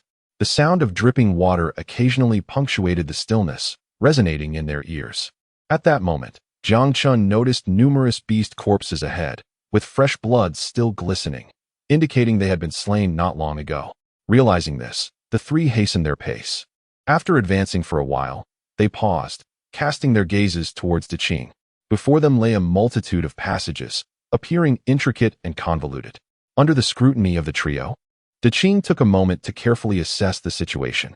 Softly, he remarked, "The atmosphere here is exceedingly chaotic. Each entrance leads to a different destination. I can only offer some suggestions. The choice ultimately rests with you." At this juncture, a hint of embarrassment crept across Tianxiang's countenance. As chapter 98 unfolds, delving deeper, the spectral spider, Tianxiang's words elicited a look of skepticism from Jiang Daoxin, who could not refrain from interjecting, Did you not assert that with your presence, the search for treasures would be effortless? Why does it seem now that your statements are incongruent? Is this not deceit? Upon hearing Jiang Daoxin's words, Tianxiang's embarrassment intensified. Yet drawing upon his formidable psychological resilience, he swiftly regained his composure. With newfound confidence, he retorted, "This cannot be wholly attributed to me. I had not anticipated such disarray in this atmosphere, and my strength has only just begun to recover, undoubtedly imposing numerous limitations. However, you need not fret. The entrances I selected earlier are sure to yield substantial rewards. As for what lies within, that remains to be discovered." Once Tianxiang finished speaking, a brief silence enveloped the surroundings. After a moment of contemplation, Jiang Chen cast a glance at Jiang Yu and suggested, "If we proceed together, our efficiency may diminish. Perhaps it would be best if we each chose an entrance to explore individually. What do you think of this approach?" Jiang Yu replied, "Indeed, that is precisely my intention." At this moment, Jiang Daoxin also nodded in agreement and subsequently declared, "In that case, I shall choose the left passage. Eldest brother, second brother, please exercise caution. I shall proceed first." Upon receiving the affirmations from Jiang Chen and Jiang Yu, Jiang Daoxin swiftly dashed into the entrance, disappearing without a trace shortly thereafter. As soon as Jiang Daoxin departed, Jiang Yu stepped toward the central passage and quietly said, "Second brother, take care." Before long, only Jiang Chen remained at the entrance. After a moment's hesitation, he approached the far left entrance and promptly stepped inside, soaring downward. This passage extended deeply, its walls adorned with glimmers of bioluminescence. Utilizing these faint lights, Jiang Chen's gaze roamed the surroundings.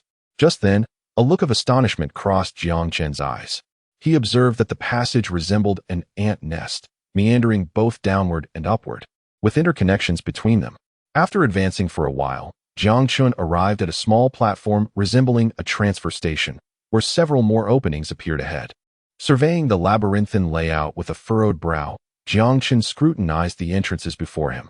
After a moment of reflection, he selected another passage and swiftly plunged downward. As he ventured deeper, Jiang Chen discovered, at this moment, the corridor had become considerably damp, and a faint, nauseating stench permeated the air. Just then, Jiang Chen halted in his tracks. Before him lay several emaciated corpses, identifiable as disciples of the Tianxiang sect by their garments. Their skin remained intact, yet their blood and flesh had completely vanished. The terror etched on their faces suggested they had witnessed something horrifying in their final moments. After a careful observation, Jiang Chen furrowed his brow. The wounds on these fellow sect members indicated they were struck down in a single blow, deprived of even the chance to struggle. It is worth noting that those who ventured to the second layer were typically cultivators at the Divine Sea realm, many at its pinnacle. Now, as they had journeyed together, they had still succumbed to a lethal strike. Clearly, the entity lurking in the shadows was far from ordinary. With this thought, Jiang Chen became increasingly cautious. The sound of footsteps echoed in the vast corridor. After a short while, the passage widened significantly. At this juncture, Jiang Chen again encountered several corpses, this time from two different sects, though the majority belonged to the Falling Cloud sect. Upon arrival, Jiang Chen sensed a heavy atmosphere, and the foul odor intensified. Suddenly, a dripping sound pierced the silence, accompanied by a hissing noise. Jiang Chen immediately turned toward the source. Before him lay a pool of dark green liquid, steadily corroding the ground. Following the direction of the dripping liquid upwards, Jiang Chen's gaze sharpened. Without a moment's hesitation, he swiftly retreated. Boom! Barely had he moved when a colossal foot descended from above, crashing into the ground with a thunderous roar. Hiss! Upon realizing his attack had been evaded, the giant creature unleashed a series of furious roars, its numerous crimson eyes fixated on Jiang Chen. In the dim light of the corridor, he finally discerned the form of this mysterious being. The entity that had just assaulted him was an enormous spider, spanning several dozen feet in size. Its body cloaked in darkness and adorned with 8 pairs of blood-red eyes. The dark green liquid was, in fact, dripping from the creature's maw. As the system's scanning function activated, a message swiftly emerged. Name: Netherworld Ghost Spider. Realm: First stage of creation realm. Racial traits: Body as hard as iron. Containing a plethora of toxins, possessing a strong territorial instinct, and a bloodthirsty nature. The giant ghost spider slowly withdrew its massive leg from the ground. causing a cascade of rubble to echo through the passageway. Subsequently, the colossal creature landed with a thud, its greedy gaze fixated on Jiang Chen. Indeed, it is a ferocious beast of the realm of creation. No wonder those individuals were slain in an instant. With a series of hisses, the ghost spider propelled itself forward at an eerie speed, its legs moving rapidly towards Jiang Chen. A viscous liquid sprayed forth from it, and as the spider drew closer, the stench in the air intensified, accompanied by a sudden drop in temperature. Faced with the liquid shot from the spider, Jiang Chen swiftly vanished from sight. As the liquid struck the ground, it instantly produced a billowing black smoke, forming a large pit in mere moments. On the other side, Jiang Chen had initially intended to leverage his speed to gradually wear down the ghost spider, seeking an opportunity to strike. However, he was taken aback to discover that despite its enormous size, the spider was remarkably agile, its 8 long legs moving with astonishing swiftness. It scuttled along the walls of the passageway, steadily closing the distance between them. While pursuing him, the ghost spider continuously emitted white silk threads from its mouth, sealing off any potential escape routes for Jiang Chen. At this juncture, he realized that continuing to flee would ultimately lead to his own demise. With the increasing number of spider silk around him, his speed had noticeably diminished, and the ghost spider had now caught up. The air was filled with the sound of slicing as the spider raised its massive limbs, launching a frenzied assault on Jiang Chen. Confronted with the sealed escape routes, Jiang Chen ceased his retreat, channeling the chaotic creation technique within him as he charged directly at the ghost spider. As Jiang Chen approached, the spider swiftly lifted its 2 foremost legs to strike him. The limbs sliced through the air like blades, producing a deafening sonic boom. In an instant, a tremendous noise resounded as Jiang Chen caught the spider's leg with both hands, yet the overwhelming force caused his feet to sink deep into the ground, shattering the blue stone tiles beneath him and sending debris flying throughout the passage. At that moment, Jiang Chen felt a sharp pain in his palms and instinctively glanced down. To his astonishment, the spider's leg was covered in countless barbs, many of which had embedded themselves into his skin. A dark green liquid began to seep from the barbs. Racing towards his body, Jiang Chen could distinctly sense an overwhelming suction emanating from the barbed spines, incessantly drawing forth his blood. Upon realizing this, he exerted tremendous force in his arm, violently flinging the massive leg of the phantom spider away, and swiftly distanced himself from it. On the opposite end, the phantom spider emitted continuous howls, its demeanor growing increasingly frenzied after consuming a modicum of Jiang Chen's blood, its eyes glistening with avarice. Once a sufficient distance was established, Jiang Chen glanced at his palm, where several minute puncture wounds were visible, surrounded by a trace of dark green liquid. Notably, the wounds on his palm were visibly healing at an astonishing rate, while the toxins surging within his body were being refined by Jiang Chen through the Hunyuan formula. After a brief pause, the giant spider's 8 colossal legs began to pulsate rapidly, charging once more toward Jiang Chen, small suction cups appearing en masse on its limbs. In an instant, the confrontation between man and spider resumed, echoing through the passageway with a cacophony of sound, as a terrifying aura spread wildly around them. Aware of the giant spider's formidable strength, Jiang Chen's blood surged violently within him, unleashing a wave of terrifying vitality. He swiftly executed the dragon elephant suppressing heaven fist. On the other side, sensing the rich vitality radiating from Jiang Chen, the phantom spider's expression grew even more greedy, its incessant roars filling the air. Under the relentless assault of Jiang Chen's fists, the spider, spanning dozens of feet, was forced to retreat, fresh wounds manifesting across its body. Shocking elephant, captive dragon. With a mighty swing of his fist, a resounding roar echoed through the void, inciting a surge of agitation in the phantom spider upon sensing this dreadful aura. After a fierce clash, the giant spider was violently hurled backward, crashing against the stone wall, dark green blood splattering forth. The spider quickly struggled to rise from the rubble, its aura exceedingly disordered, and a hint of fear flickered in its once scarlet gaze. This human before it was exceedingly strange, despite his seemingly modest cultivation. He could contend with it on equal footing. Moreover, after such a prolonged battle, rather than diminishing, his strength appeared to intensify.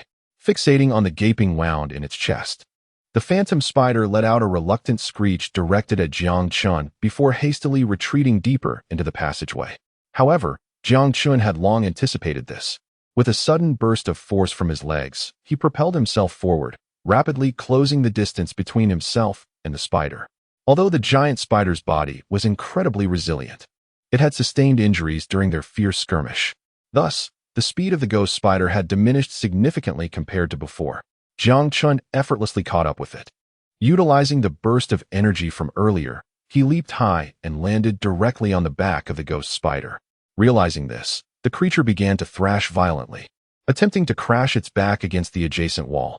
Just before the ghost spider could make contact, Jiang Chen's arm pierced through its back with precision.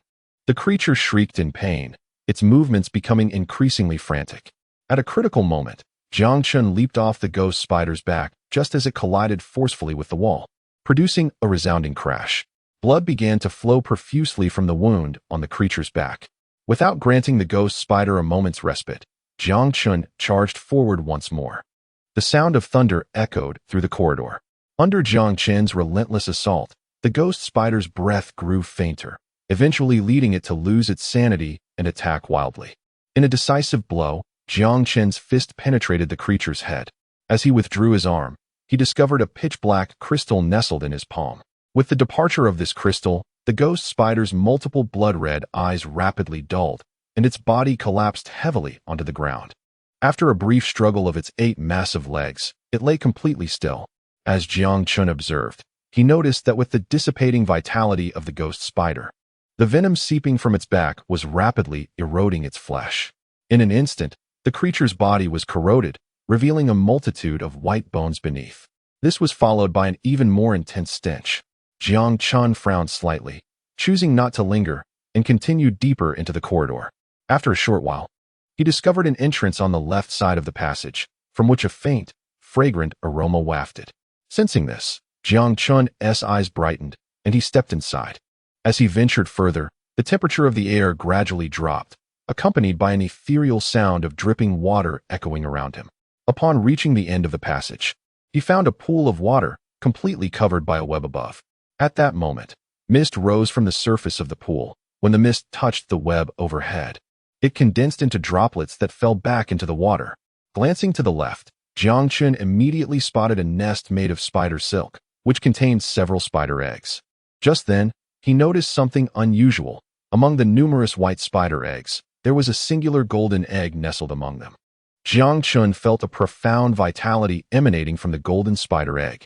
He did not immediately proceed towards the nest, but instead surveyed his surroundings once more.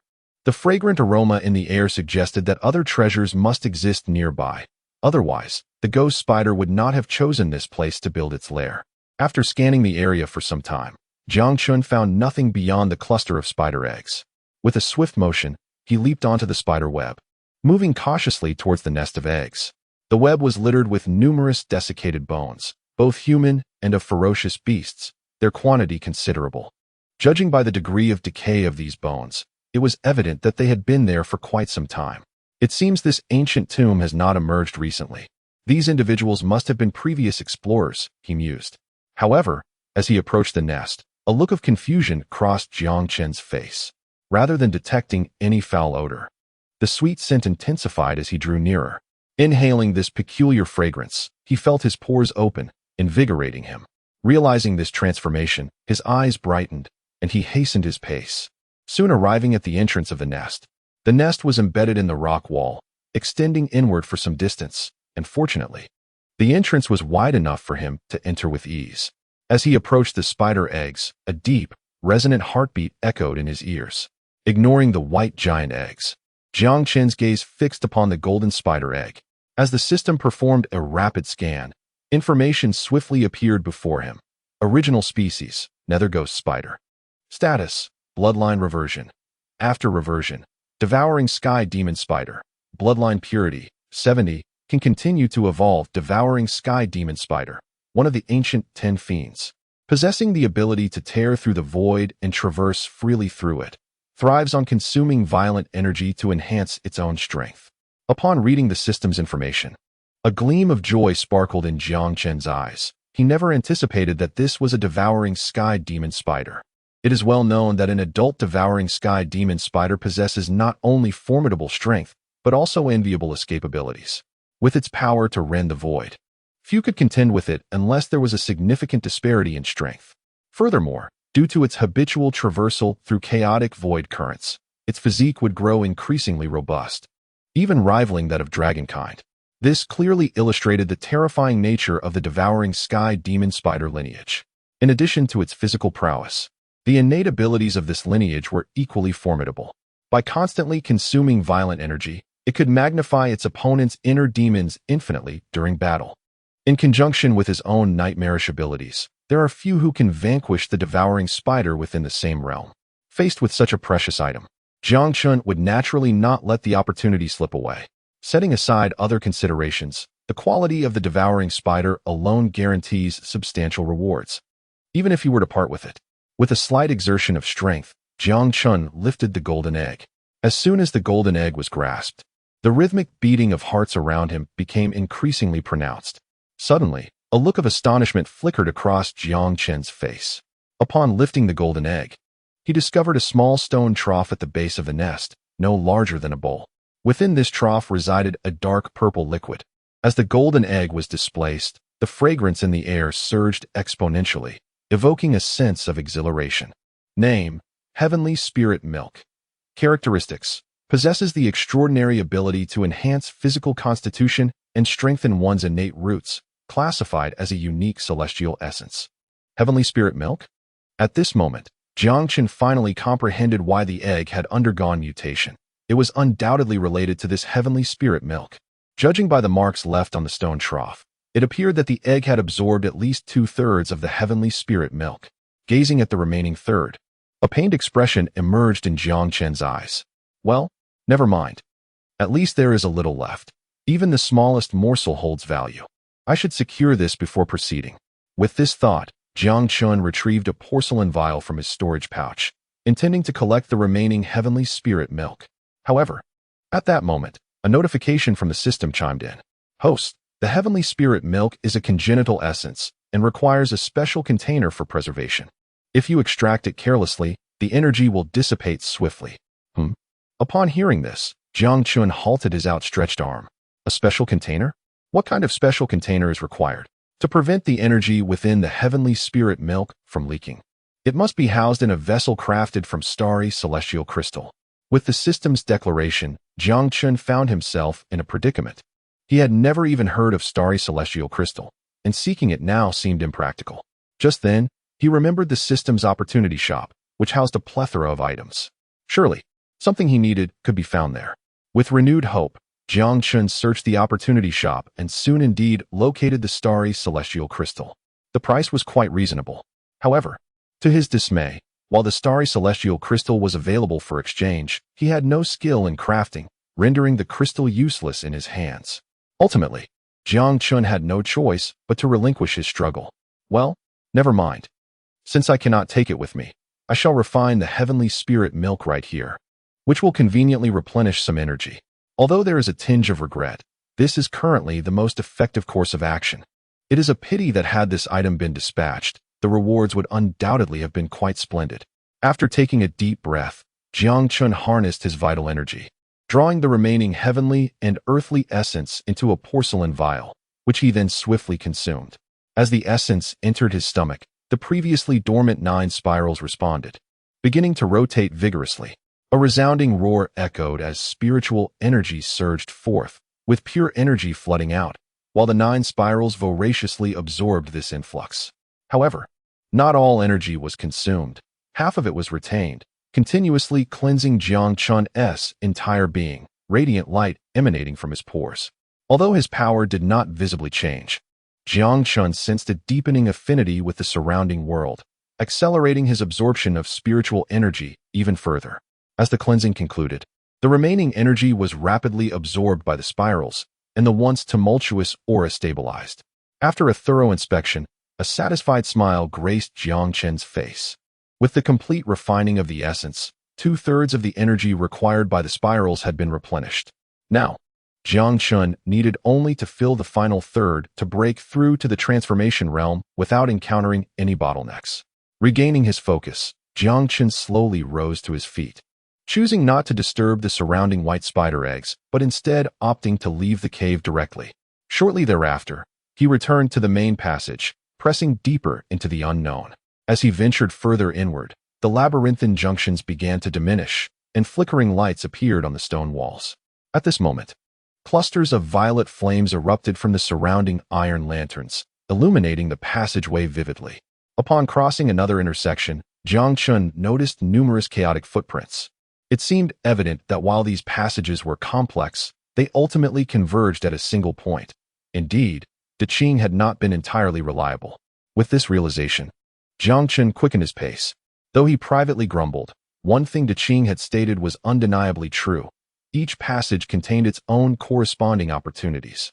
While he was uncertain about others, it had certainly proven true for him. Suddenly, a thunderous roar erupted ahead.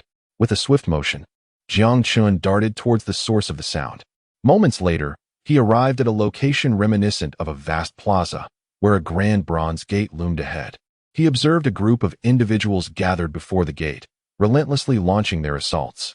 Jiang Chen casually surveyed his surroundings and quickly identified numerous familiar faces, including several members of the Falling Cloud sect. At this moment, aside from those assaulting the bronze giant gate, the remaining disciples of both sects were locked in a standoff. Presently, it appeared that the Tianxiang sect was significantly weaker than the Falling Cloud sect. Among the crowd, Jiang Chen recognized many acquaintances, including the sixth prince, Zhao Tiange, as well as Yin Shixue and Wang Ning. Additionally, he spotted Long Outyin, who stood behind a man clad in black robes. Jiang Chen's gaze shifted towards the black-robed figure, and a piece of information materialized before him. Name, Duan Feng. Identity, President of the Ziyun Association. Realm, 6th level of Creation Realm. Physique, none. Bloodline, none. Upon observing this information, a hint of surprise flickered in Jiang Chen's eyes. Duan Feng possessed neither physique nor bloodline, yet he had attained such a realm at this age, demonstrating remarkable talent and cultivation. Jiang Chen, you truly have no fear of death, daring to appear here. A male voice suddenly resonated as Jiang Chen scrutinized the crowd. The others, upon hearing this voice, immediately turned to look behind them, quickly spotting Jiang Chen not far away. Narrowing his eyes slightly at the speaker, Jiang Chen recognized him as none other than Yang Yi from the Star Sea Association. Upon seeing Jiang Chen, Yin Shixue's expression turned icy, while Wang Ning revealed a cruel smile. However, before they could make any move, a sinister-looking man beside Yang Yi slowly turned his head, fixing his gaze on Jiang Chen as he coldly remarked, "So, you are Jiang Chen. To have made it here alone, you must possess some strength. No wonder Lu Biao fell at your hands." Sensing the hostility emanating from the man, Jiang Chen cast a dispassionate glance in his direction. Wang Ning and the others, noticing Jiang Chen being targeted by his peers, refrained from intervening, observing with keen interest. Meanwhile, as Jiang Chen's gaze swept across the scene, the information about the man appeared before him. Name, Chen Hong. Strength, 7th level of Creation Realm. Identity, 1 President of the Star Sea Association. Identity, 2 Trusted Confidant of the 3rd Prince of the Tianlong Dynasty. Physique, Insha Body. Bloodline, none. A Trusted Confidant of the 3rd Prince? Upon reading the information, Jiang Chen couldn't help but frown. Although these princes may not be particularly powerful, their subordinates were widespread across the 2 major sects, clearly harboring significant ambitions. Observing that Jiang Chen was ignoring him, Chen Hong narrowed his eyes slightly. Yang Yi promptly understood the situation and coldly exclaimed, "Jiang Chen, can't you hear that senior brother Chen is addressing you? Why are you just standing there like a fool? Do you not even understand the most basic etiquette?"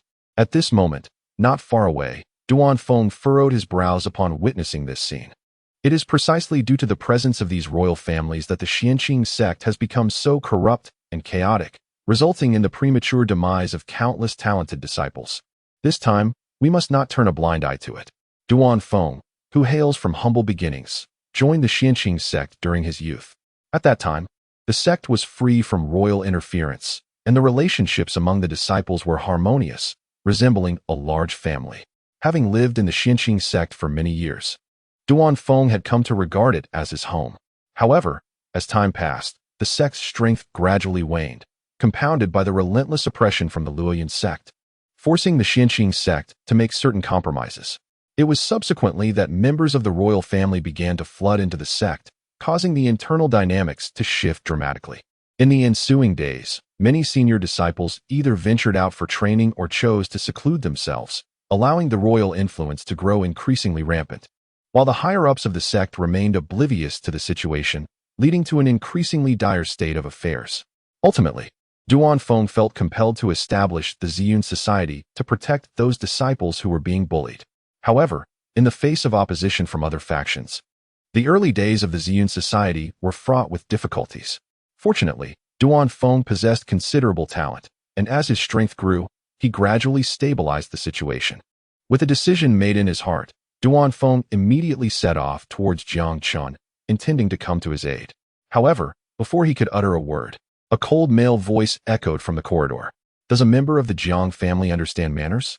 It is not your place to instruct others. You should reflect on your own standing. As this voice rang out, Yang Yi's expression turned icy. He promptly shouted, "Who is it? Step forward." On the other side, upon hearing that familiar voice, Yun Shishue's aura immediately grew colder. The sound of footsteps approached, and soon, a man clad in white appeared before everyone. Jiang Yu. Upon recognizing the man's face, Yang Yi exclaimed, his eyes flashing with intense murderous intent. It was Jiang Yu who had caused him great humiliation last time, and now, seeing his enemy again stirred a deep-seated rage within him. Simultaneously, with the appearance of the Jiang brothers, those attacking the bronze door halted their actions, becoming mere spectators, eager not to miss out on the unfolding drama. Jiang Yu paid no heed to the strange gazes of the crowd as he walked directly to Jiang Chen's side and softly inquired, "Are you all right?" Jiang Chen shook his head slightly and replied, "I'm fine." In response to Jiang Chen's words, Jiang Yu smiled faintly. Meanwhile, after regaining his composure, Yang Yi prepared to confront Jiang Yu, but before he could speak, Chen Hong gently gestured for him to withdraw, signaling him to back down. Observing Chen Hong's gesture, Yang Yi swallowed his words and cast a cold glance at Jiang Yu. Slowly retreating behind Chen Hong, Chapter 102, One wave recedes, another rises.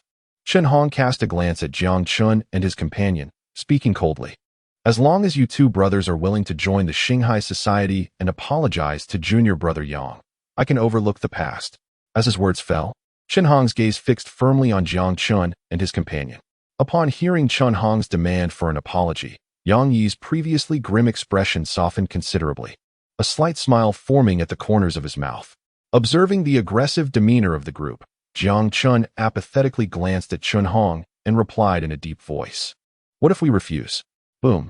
As soon as Jiang Chen's words were uttered, Chen Hong's aura surged dramatically, his gaze turning icy. He coldly declared, "If you refuse, then you shall remain here forever." With that pronouncement, a palpable intent to kill enveloped the atmosphere. The remaining members of the Xinghai Society, witnessing this scene, immediately dispersed to surround Jiang Chen and his brother. In the face of the society's actions, the two brothers displayed no signs of fear. All their cultivation levels were suppressed in this place, and should Chen Hong and his companions continue their reckless behavior, Jiang Chen would not hesitate to send them on their way. Meanwhile, hearing Chen Hong's unabashed threat, Jiang Yu calmly interjected, "What is this?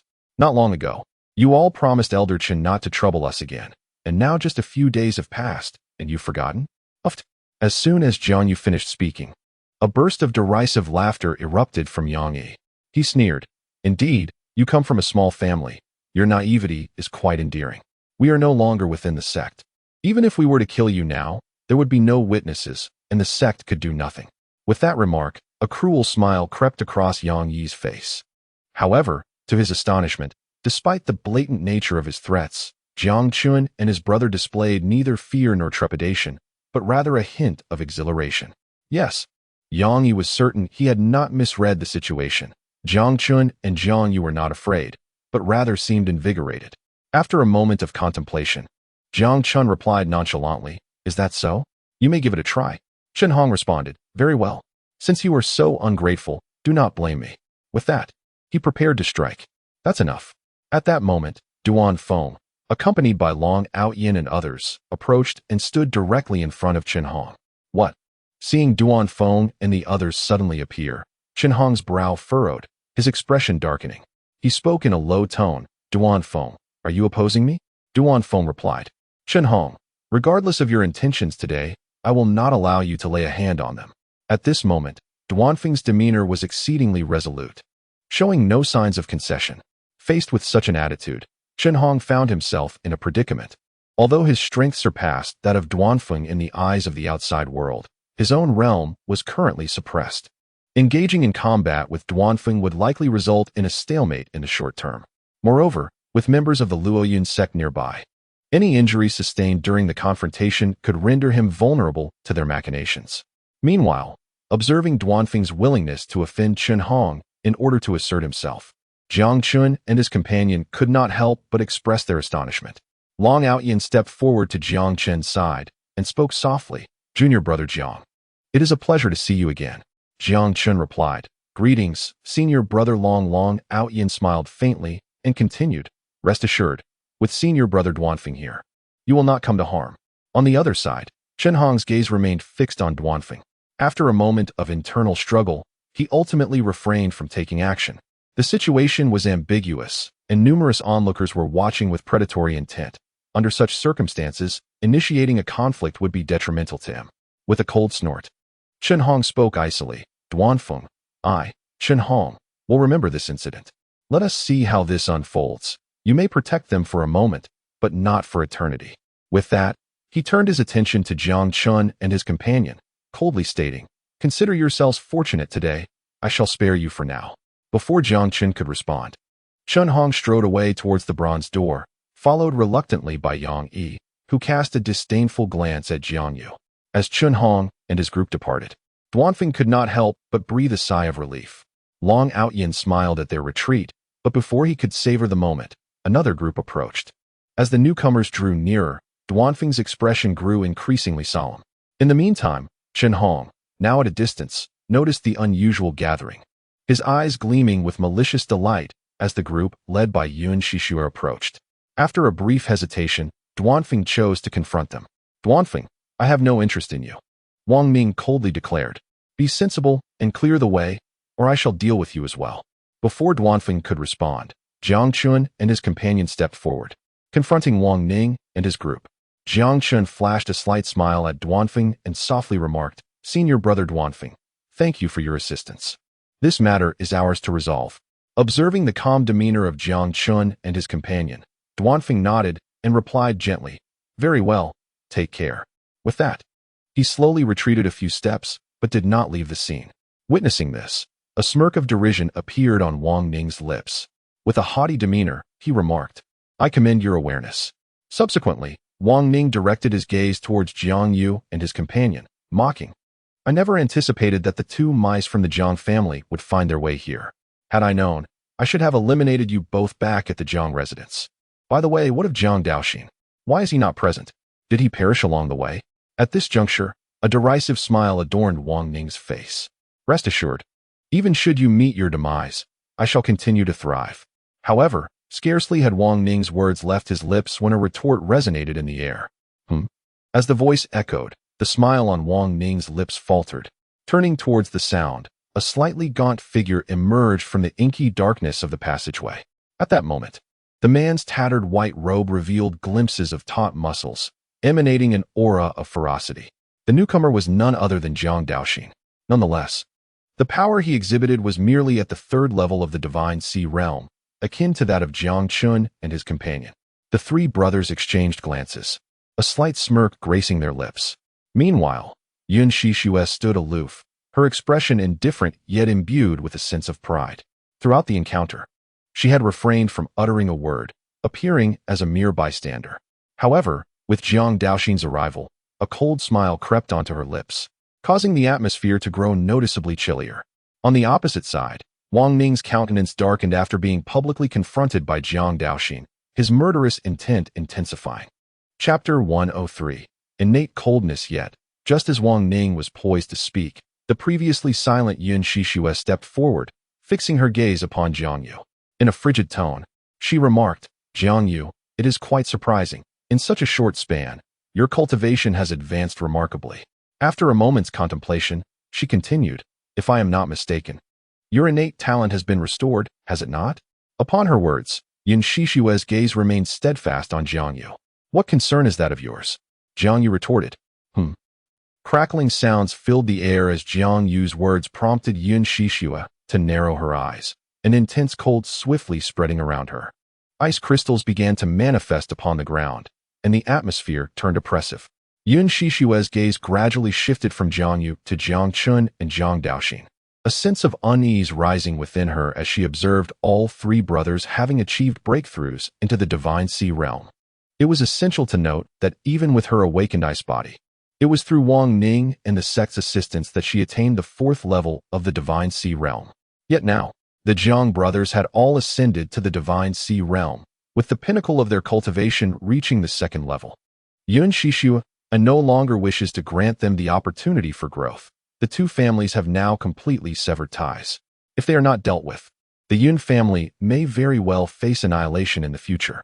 However, what Yun Shishue is unaware of is that the information she currently perceives is but a fade intentionally presented by Jiang Chen and his associates. Yang Yi and the others observe Yun Shishue, contemplating taking matters into their own hands, their expressions a mix of peculiarity. The members of the Falling Cloud sect are oblivious to the true strength of Jiang Chen and his companions, whereas the latter are acutely aware. It is worth noting that when Lu Biao and Wang Qing initially joined forces, they were no match for Jiang Yu.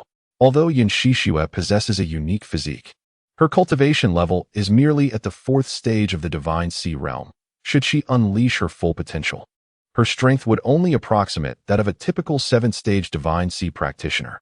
Against Jiang Yu, she stands no chance of victory.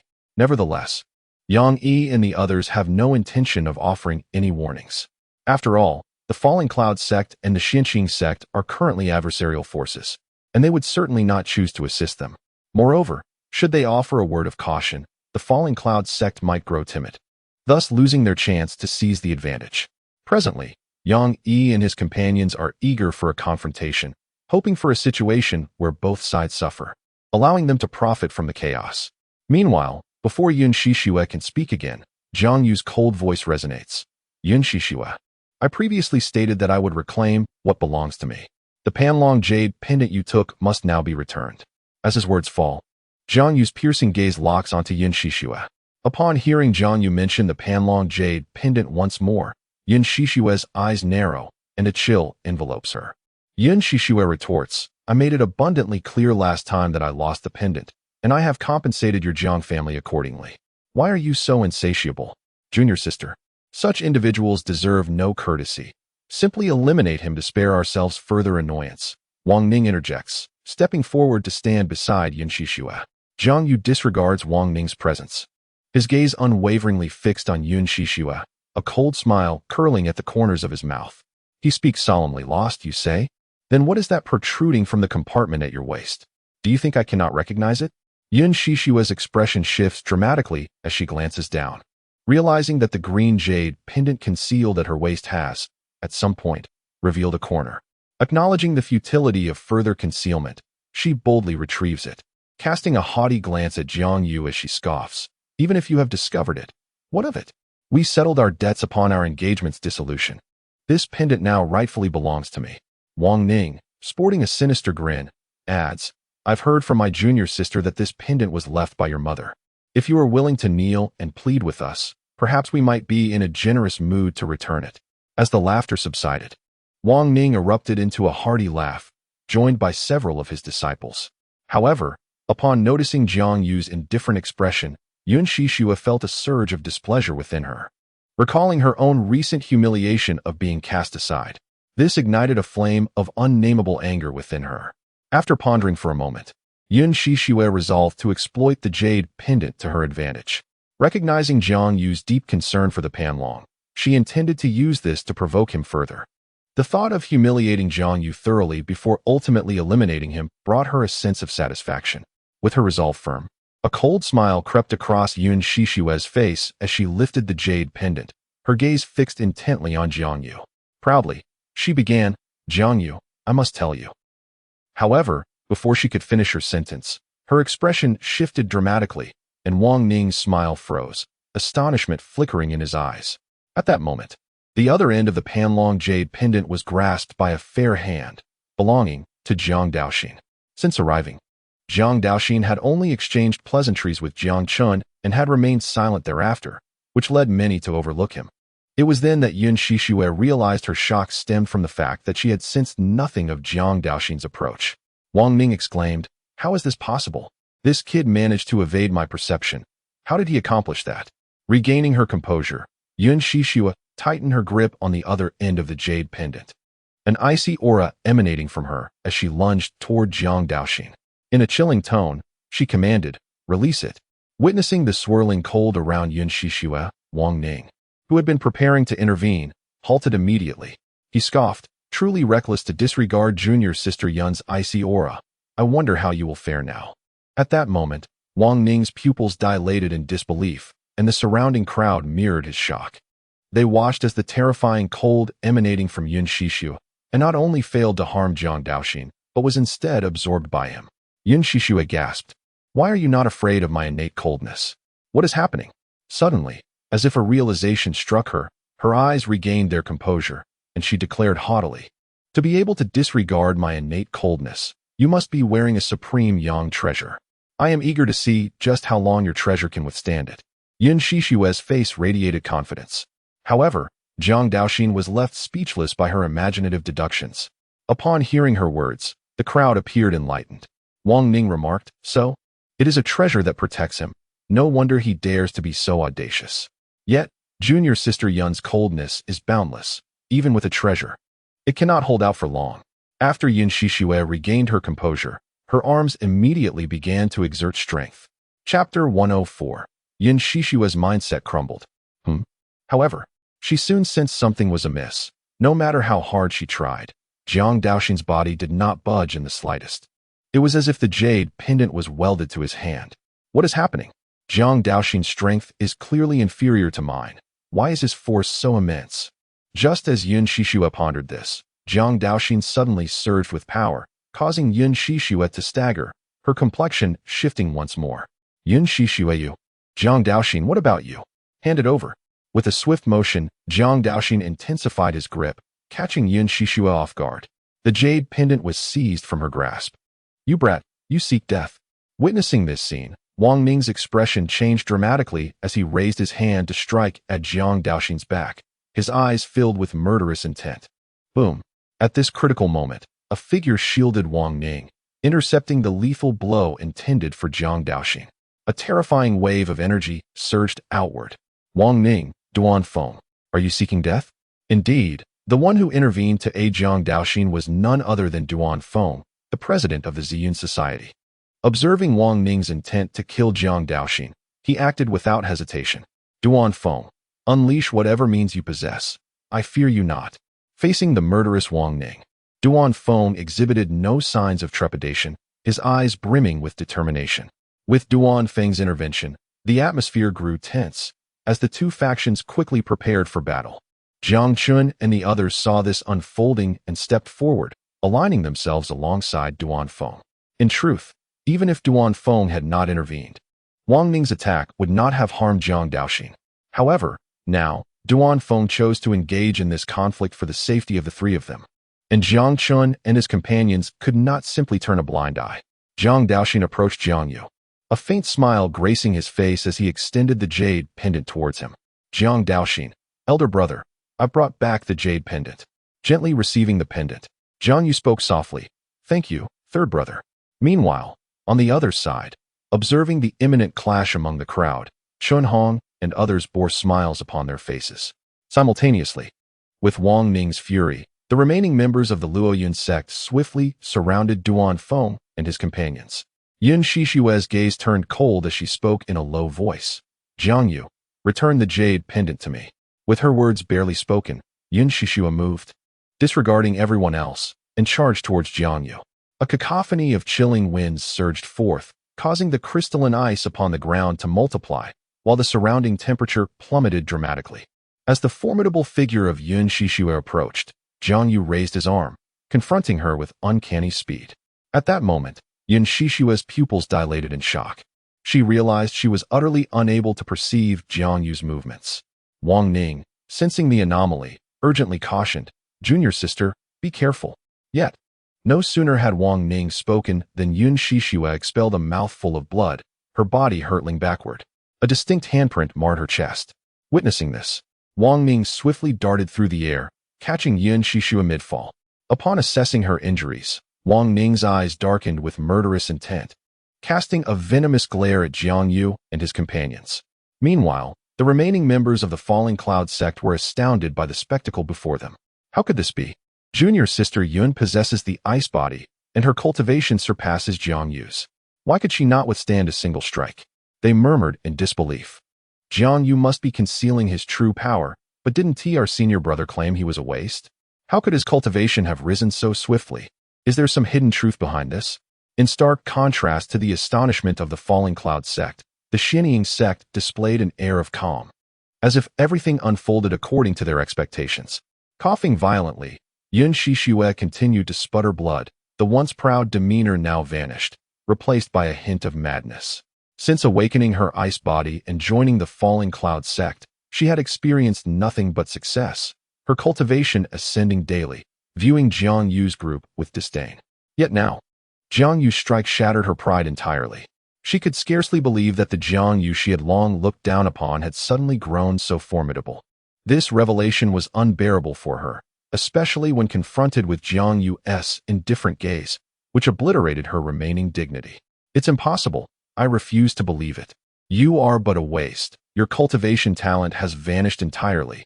How could you become this strong? This cannot be real. She screamed in fury, attempting to rise once more. However, Jiang Yu's blow had gravely injured her. As it reopened her wounds, another spurt of blood escaped her lips. Observing Yun Shishue's deranged state, Jiang Yu spoke coolly. Yun Shishue, I will not allow you to perish so easily. You must pay for all that you have done. This is merely the beginning. As he spoke, a chilling glint surged in his eyes. Within Yun Shishue's body, a dark energy began to manifest, coursing through her meridians and voraciously consuming her vital essence. Wang Ning, you little beast, dare you threaten junior sister Yun? Do you think we are mere decorations? As soon as Wang Ning uttered these words, numerous core disciples of the Falling Cloud sect immediately surrounded him, their eyes gleaming with an icy intensity. At that moment, Yun Shishue seemed to recall something and spoke aloud. Brother Wang, half a month ago, the Jiang family's 3 brothers had only reached the 5th level of body refinement. It hasn't been long, and they have all simultaneously broken through to the Divine Sea realm. They must possess some secret. Even Jiang Yu, the talentless waste, has grown so powerful.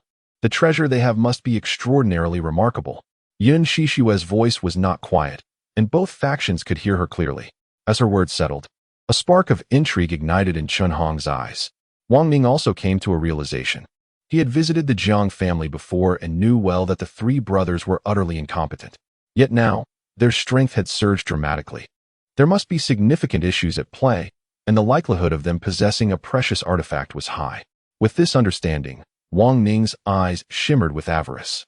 Not only him, but Zhao Tiange, who had been observing from a distance, also revealed a hint of excitement, the corners of his mouth curling upward slightly. During this period, he had conducted an investigation into the Jiang family, and the situation aligned perfectly with Yun Shishue's current assertions. With her words awakening his realization, Zhao Tiange immediately signaled to those beside him and strode towards Jiang Yu and the others. Chun Hong, unwilling to lag behind, led his group to encircle them as well. Chapter 105. No longer concealing, unveiling strength as the throng of onlookers drew nearer, Jiang Yu furrowed his brow, his gaze towards Yun Shishu, filled with cold disdain. Observing the change in Jiang Yu's demeanor, Yun Shishue felt a surge of satisfaction. Her eyes were fixated on the jade pendant in Jiang Yu's grasp. After extensive research, she had finally gleaned some insights, and today, she was determined to reclaim the pendant at any cost. With this thought, Yun Shishue turned to Wang Ning and said earnestly, Brother, that jade pendant in Jiang Yu's hands is of utmost importance to me. You must help me retrieve it. Upon hearing this, Wang Ning nodded slightly in acknowledgement and replied, Rest assured, junior sister, I will help you reclaim the pendant. No one shall leave today. With those words, Wang Ning directed his gaze towards the other disciples of the Falling Cloud sect, declaring in a deep voice, Let us all advance together and capture these 3 miscreants. I intend to interrogate them thoroughly to unearth all their secrets. As he spoke, his eyes gleamed with greed. At that moment, the others received their orders and began to spring into action. Wait. However, just then, Zhao Tiange and his companions rushed forward, positioning themselves in front of the members of Luoyun's sect, creating a palpable tension in the atmosphere. Witnessing their sudden intervention, Wang Ning's expression darkened considerably. Meanwhile, Jiang Chen and his companions remained impassive, fully aware that Zhao Tiange's actions were incited by Yun Shishua's earlier remarks, which had stirred their own avarice. Wang Ning confronted. Sixth Prince, Chen Hong, what is the meaning of this? Do you intend to oppose me? Zhao Tiange replied, Brother Wang, regardless of the circumstances, Jiang Chen and his companions are disciples of my Xianxing sect. If I were to turn a blind eye today, it would surely dishearten the other disciples. Suppressing his fury, Wang Ning turned to Chen Hong, gritting his teeth. Don't tell me your thoughts align with the sixth princess. Chen Hong, unperturbed, responded, certainly not. However, the motives are clear to all. There is no need for pretense. To the victor belong the spoils, and I shall not let this opportunity slip by. Observing the self-righteousness of the two, Duan Feng was infuriated. The Xianxing sect was already at a disadvantage, and now these two were embroiled in infighting, further complicating their predicament. Duan Feng interjected, Sixth Prince, regardless of the situation, you are all disciples of Xianxing sect. Can there truly be no sense of camaraderie? With Duan Feng's words, Chen Hong let out a derisive laugh. Duan Feng, spare us your words. If Jiang Chen and his companions are willing to disclose the secrets of their power enhancement, we might consider sparing their lives for the sake of our shared lineage. As Chen Hong finished speaking, Zhao Tiange nodded slightly in agreement. Duan Feng declared, As long as I am here, you shall not succeed. Wang Ning's eyes brightened at this scene. He seized the moment to propose, since we are all after the treasure. There is no need for a deadly conflict. Why not join forces and divide the spoils equitably once we secure the treasure? Both Zhao Tiange and Chen Hong, being members of the royal family, did not wish to escalate tensions unnecessarily, particularly as there were numerous covert collaborations between the factions. After a moment of contemplation, the two nodded in agreement. Zhao Tiange and Chen Hong replied, That sounds reasonable. Duan Feng's expression shifted dramatically upon witnessing Wang Ning's swift persuasion of Zhao Tiange and the others. After discussions concluded, Chen Hong turned to Jiang Chen and his companions, coldly stating, Those who are wise will hand over the items.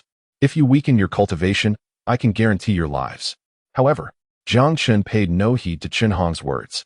He surveyed the distant onlookers from the Xianxing sect and inquired, What about you? How do you choose? The sudden address from Jiang Chen caught the attention of those present, leaving them momentarily stunned. After a period of contemplation, they began to deliberate. One of them spoke up.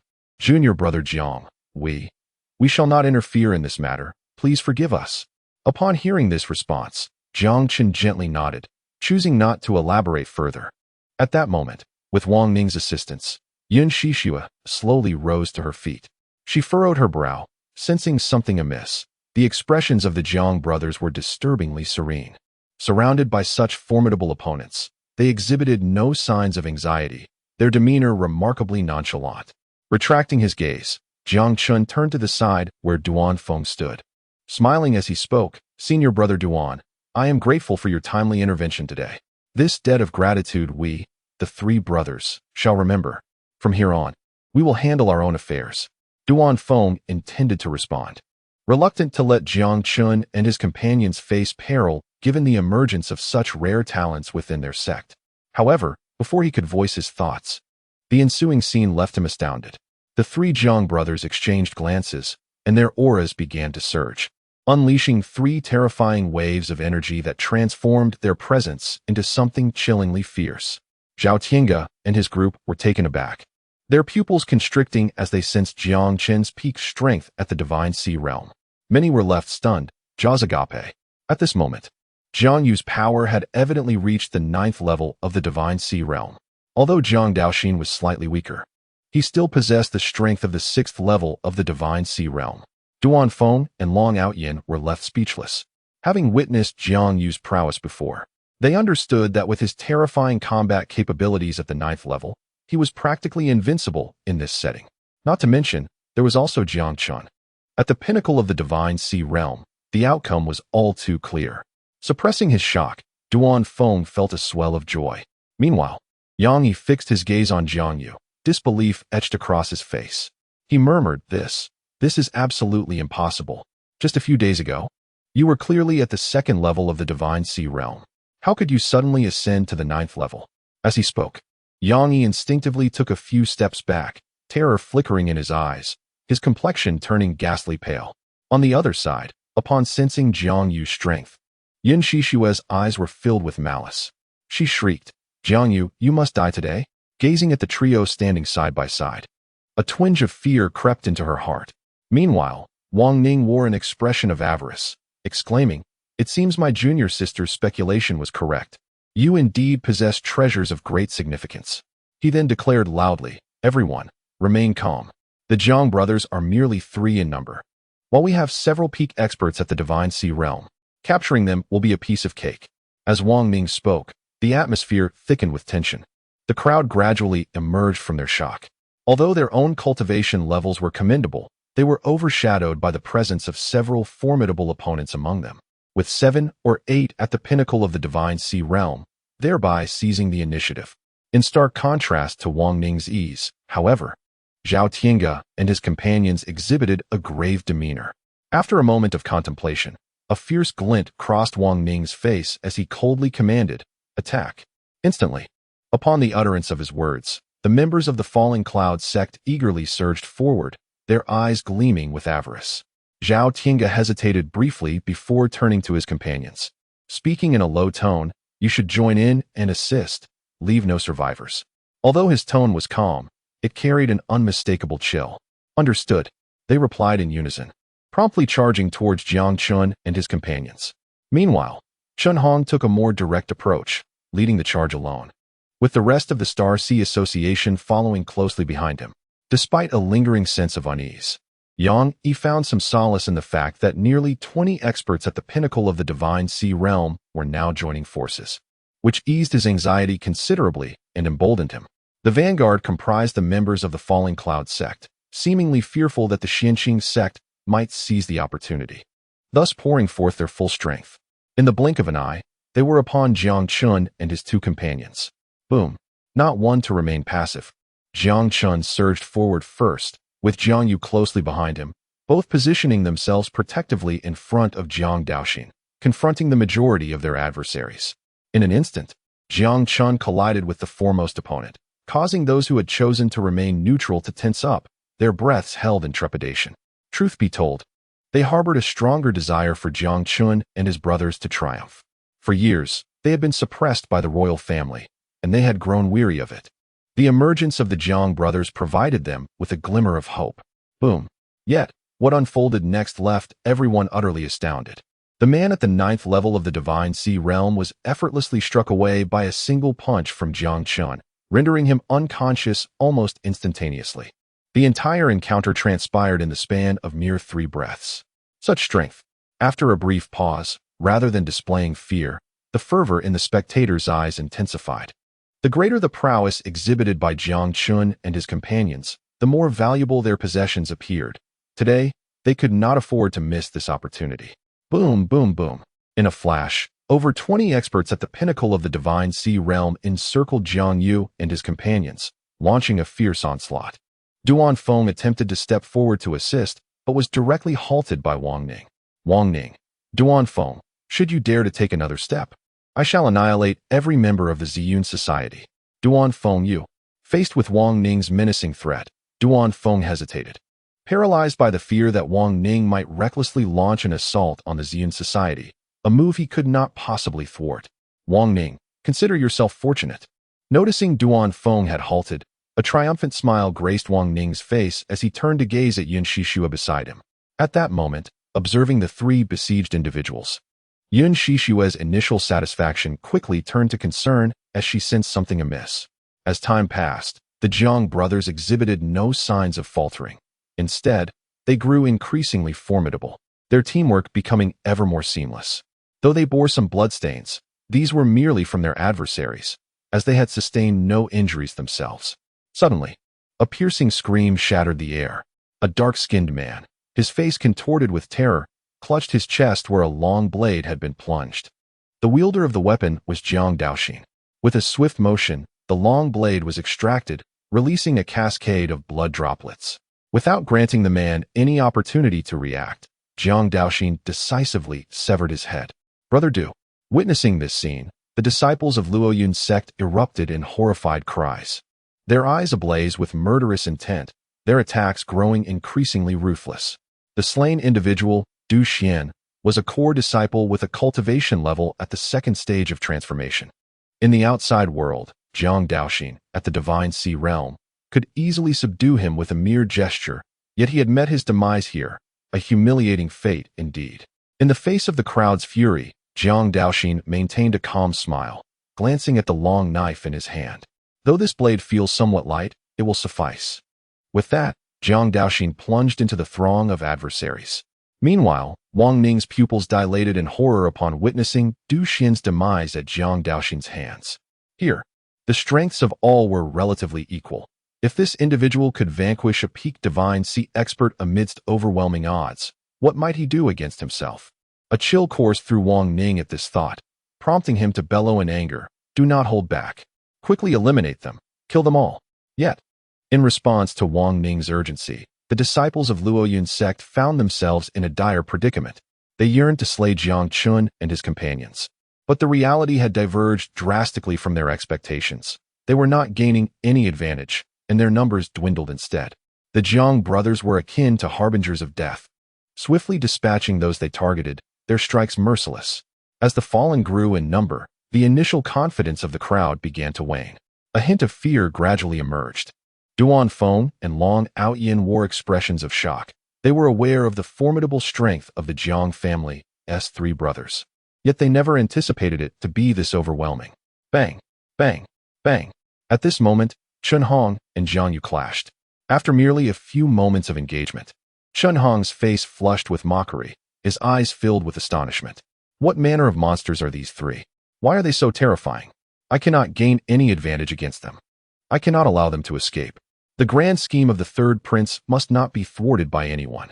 Today, regardless of the cost, we must eliminate Jiang Chen and his companions.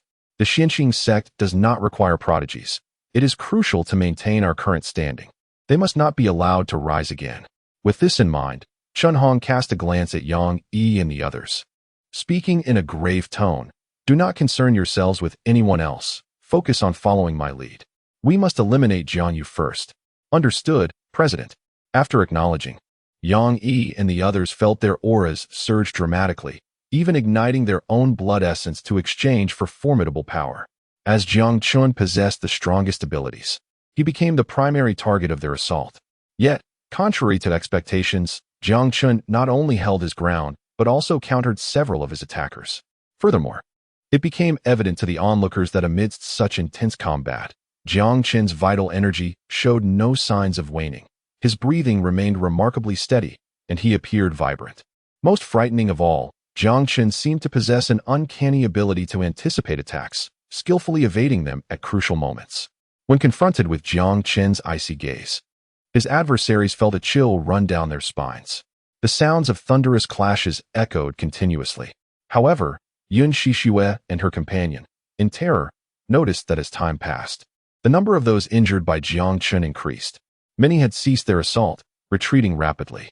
Wang Ming's expression darkened as he said solemnly, "Junior sister, we must leave this place at once. These three are exceedingly strange." Although reluctant to admit it, Wang Ning was indeed flustered.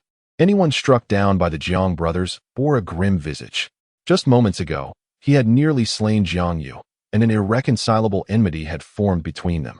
Should Jiang Yu gain the upper hand, his fate would surely be dire. Hence, Wang Ning was solely focused on fleeing. Upon hearing Wang Ning's words, Yin Shishue's expression soured. After casting a deep glance at the distant Jiang Yu, she nodded gently. Boom. At that moment, a resounding noise captured their attention. Huh. The two immediately turned towards the sound, their eyes revealing a glimmer of delight. They beheld the previously unresponsive bronze door. At this moment, they began to rise slowly. Witnessing this scene, Wang Ning and Yun Shishue exchanged a glance before swiftly dashing towards the entrance. As they approached the grand door, an ancient aura greeted them. Gazing at the darkened threshold, they shared another look before boldly stepping inside. Simultaneously, The others became aware of the commotion at the stone gate, and upon seeing Wang Ning and his companion rush in, the remaining members of the Falling Cloud sect were instantly stripped of their fighting spirit, fleeing in a frantic escape. Nevertheless, their escape route led them directly toward the cavern's mouth.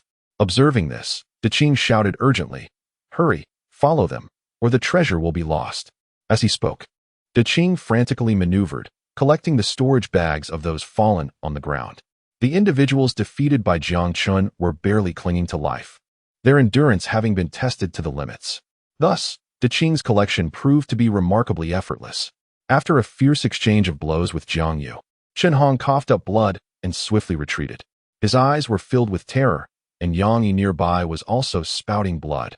Had it not been for their numerical advantage, they would have perished at Jiang Yu's hands.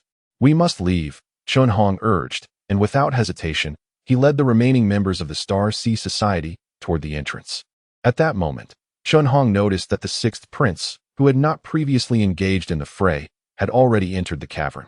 Screams of anguish echoed continuously as Jiang Chen and his companions eliminated numerous adversaries once more. In the span of merely a brief incense sticks burning, dozens of peak Sea of Divine Realms experts had fallen, including several from the Tianxiang sect, aside from the disciples of the Falling Cloud sect. These individuals were all of royal descent, and at this juncture, Jiang Chen and his companions felt no moral qualms about incapacitating them. Indeed, those fleeing were all significantly injured. With a swift motion, Jiang Yu crushed the neck of the individual in his grasp and coldly declared, "Since we have already engaged, we cannot leave any survivors." Upon hearing this, Jiang Chen and his companion nodded in agreement. Observing the menacing demeanor of the three brothers before him, Duan Feng opened his mouth as if to speak, but ultimately held his tongue. With Jiang Yu's proclamation of no survivors, it was evident that Chen Hong and his associates were well within the scope of their hunt. Initially, Duan Feng had hoped that Jiang Chen might spare Chen Hong out of camaraderie, but recalling Chen Hong's past actions, he chose silence instead. Meanwhile, Jiang had gathered all the storage bags and swiftly leaped onto Jiang Yu's shoulder, urging, "Hurry, we must catch up." Jiang Chen then turned to Duan Feng and the others, softly suggesting, "Brother Duan, let us also proceed inside." Duan Feng nodded in quiet agreement. Jiang Yu and his companions swiftly followed. As they entered the passage, a pungent scent of blood assaulted their senses, revealing several lifeless bodies strewn across the ground. This grim sight rendered the group considerably more cautious. However, they were perplexed. Despite having just arrived, the rest of the individuals who had entered were nowhere to be found, leaving only the corpses behind. Suppressing their unease, they hastened deeper into the corridor. Suddenly, a series of crackling noises emanated from the left side, and in an instant, Long Outyin and his party vanished from the passage. By the time Jiang Chen and the others grasped what had transpired, the fissures in the ground had sealed themselves once more. Witnessing this, Jiang Chen and his companions finally comprehended why some of the entrants had abruptly disappeared. Now, the corridor was left with only Jiang Chen and his two companions. They exchanged glances, gazing into the abyss of the dark passage ahead, and once more took steps forward. As they proceeded, a crack suddenly appeared on the left side of the passage, emanating a tremendous force of suction. Despite Jiang Daoxin's prior preparations, he was nonetheless drawn into the fissure. Jiang Chen and his companion reacted swiftly, rushing towards the crack. However, they were unexpectedly repelled by a barrier of light as they approached. In an instant, the fissure vanished from sight. "What is happening? Why can't we enter?" Jiang Chen questioned, bewildered. At that moment, the large azure creature on Jiang Yu's shoulder spoke, "Do not worry, that lad will be fine. This is the work of the tomb's master, likely intended to select a successor." Hearing this, the gravity on Jiang Chen's face lightened considerably. After sharing a knowing glance, they continued deeper into the passage. Not long after, Jiang Yu's figure also disappeared. Having experienced this twice before, Jiang Chen was now unfazed. He pressed on without hesitation, delving further into the corridor. Along the way, he triggered numerous traps, yet with his formidable strength, he effortlessly evaded the assaults. However, Jiang Chen found it odd that he had not encountered any of those void fissures in quite a while. Suddenly, a rumbling sound resonated through the passage, and a void fissure appeared on the right side, releasing an immense force of suction. Jiang Chen, without any intention of resisting, willingly entered the crack. Upon entering the fissure, He felt himself plummeting, the rapid descent creating a whistling sound beside his ears. The interior of the fissure was shrouded in darkness, rendering his outstretched hand invisible. After countless moments, a thunderous noise erupted in the depths. The grounded sensation returned once more. After quickly stabilizing his posture, Jiang Chen utilized the faint light to survey his surroundings. After a careful examination, a frown creased his brow. This was a modest stone chamber, and after scanning the area for some time, he found no treasures apart from the stone tablet at the chamber's center. After surveying the surroundings, Jiang Chen discovered a stone door on the right wall. However, after much effort, he realized that no matter how hard he exerted himself, he could not budge the door. Frustrated by the absence of treasures and being trapped in the stone chamber, he felt a wave of despondency wash over him. Realizing he could not exit, Jiang Chen stepped toward the stone tablet. As he drew closer, he noticed that the tablet was inscribed with numerous ancient characters, accompanied by peculiar illustrations. Upon observing these ancient writings, a look of perplexity crossed Jiang Chen's face. He recognized none of the characters. However, from the illustrations, it was clear that this was likely a method for body refinement. System, can you translate these ancient texts? Translating these ancient texts poses no challenge, but it will require the expenditure of 3,000 chance points. 3,000 chance points? Upon hearing the system's response, Jiang Chen hesitated for a moment before softly stating, 3,000 it is. Please proceed with the translation. As Jiang Chen's words fell, the system promptly deducted 3,000 chance points, and segments of text began to materialize in his mind. As he had anticipated, the content inscribed on the stone tablet was a body refinement technique titled 9 Transformations of the Divine Dragon. 9 Transformations of the Divine Dragon. Seize the creation of heaven and earth, awaken the divine treasures of the physical body, and establish celestial realms within with unparalleled strength. Refine the essence of the sun and moon to temper the physique. Upon reaching great mastery, the body shall rival that of the dragon kin. Jiang Chen could not deny that 9 transformations of the divine dragon was indeed impressive, yet he already possessed chaotic creation technique, rendering this body refinement method somewhat superfluous. In truth, this technique would be more suited for Jiang Yu, considering he bore the azure dragon physique. If paired with this ancient method, his combat prowess would undoubtedly soar. Nevertheless, Jiang Chen did not abandon the pursuit. After thoroughly digesting the information in his mind, he realized that if he wished to exit the stone chamber, he must cultivate 9 transformations of the divine dragon to its second level. This technique comprised 9 levels, and each level would open a celestial realm within, a characteristic somewhat akin to the 9 spirals of energy within Jiang Chen. To open 9 celestial realms will surely require even more resources for a breakthrough, he pondered. Currently, compensating for the 9 spirals was no easy task, and the difficulty of achieving 9 celestial realms would increase exponentially. Though his realm was low now, the challenge ahead loomed large. As one's realm continues to ascend, the energy required becomes increasingly formidable, deterring the average individual from practicing this particular technique. After all, this ancient art is exceedingly resource-intensive. Yet, Jiang Chen is acutely aware that to extricate himself from this place, he must diligently cultivate this method. He finds himself with but a singular choice. Let it be the 9 caverns heaven. With the system at my disposal, I lack not for resources. It may simply require a bit more time, he concludes. With this realization, Jiang Chen relinquishes all hesitation. Sitting cross-legged and intoning, system, commence transmission. Ding.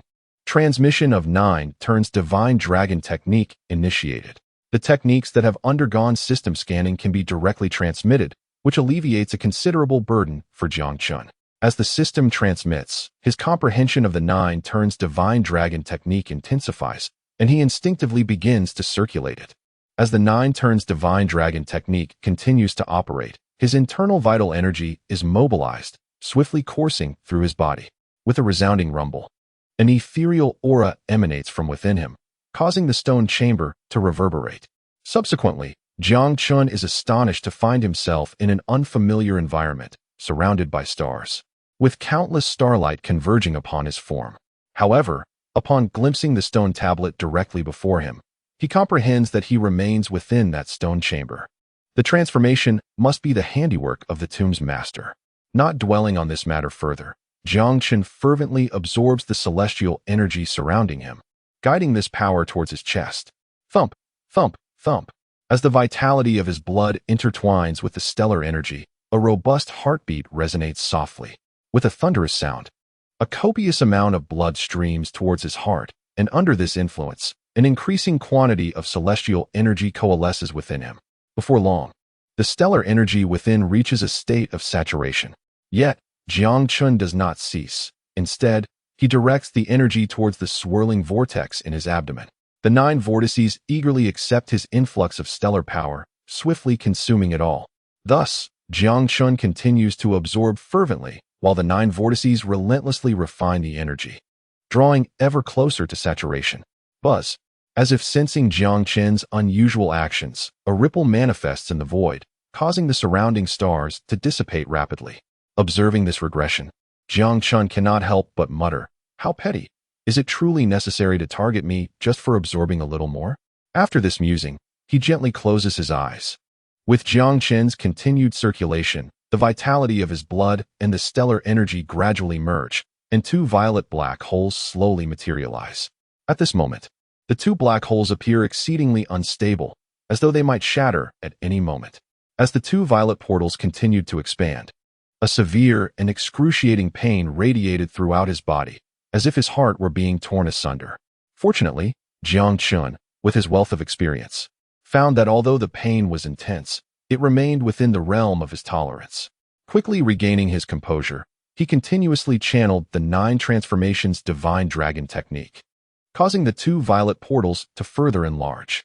Boom, boom, boom. Once the 2 violet openings stabilized, an immense suction force suddenly emanated, drawing forth the vital energy within him, which surged toward the 2 violet portals at his heart. In a mere span of several breaths, a full 20% of Jiang Chen's internal energy was drained. Moreover, the rate of this extraction was escalating. As the vital energy flowed incessantly into the portals, they became increasingly substantial. After a stick of incense's time, Jiang Chen's internal energy was completely siphoned away, and to his astonishment, 2 colossal black holes appeared behind him, swirling incessantly. After a brief interval, a torrent of pure spiritual energy gushed forth from the 2 violet portals and swiftly entered Jiang Chen's body. Sensing this pristine spiritual energy, a glimmer of delight surfaced in Jiang Chen's eyes. He realized that the concentration of the energy pouring from the portals had increased by at least 1/5, making absorption significantly easier.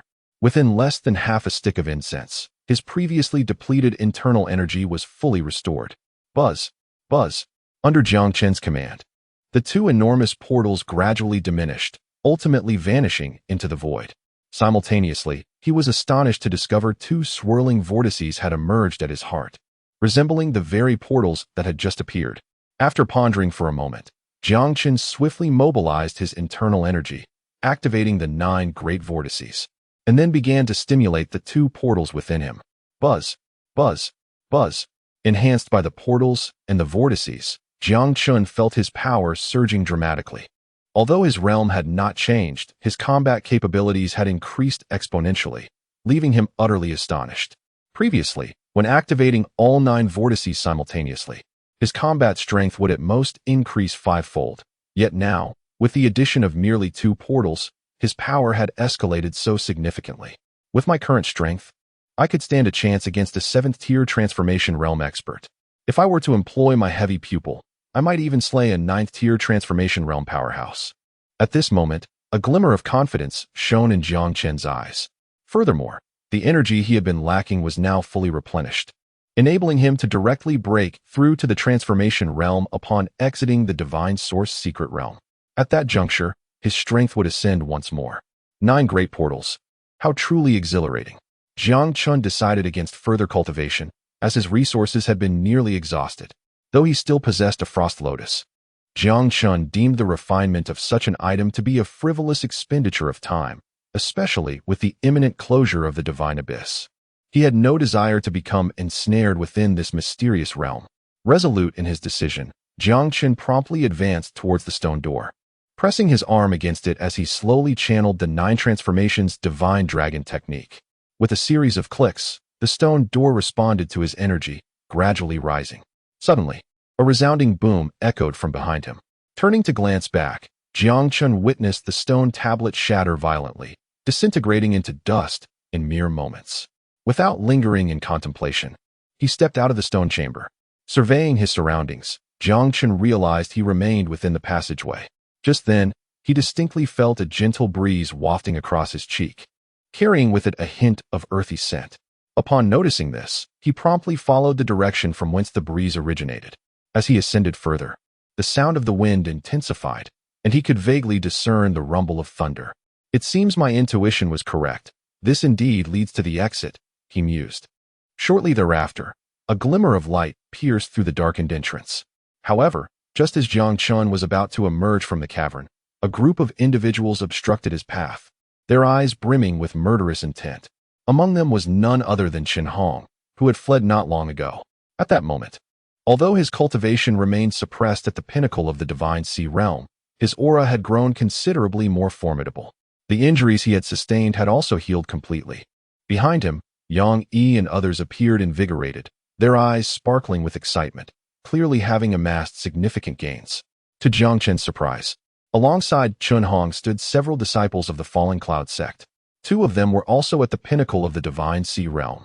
Although their presence was not as overwhelming as Chen Hong's, they were not to be underestimated.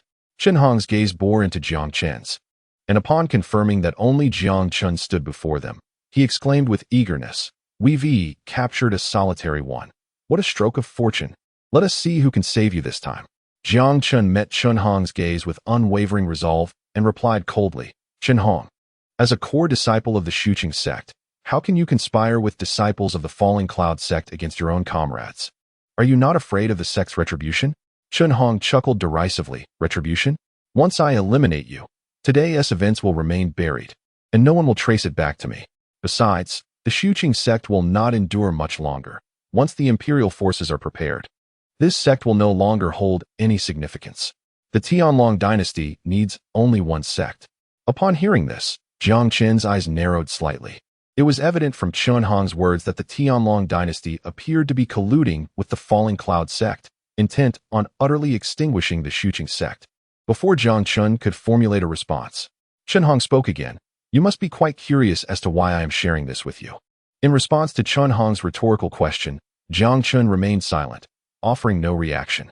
Chen Hong, undeterred by the silence, continued coldly, "Because a dead man reveals no secrets.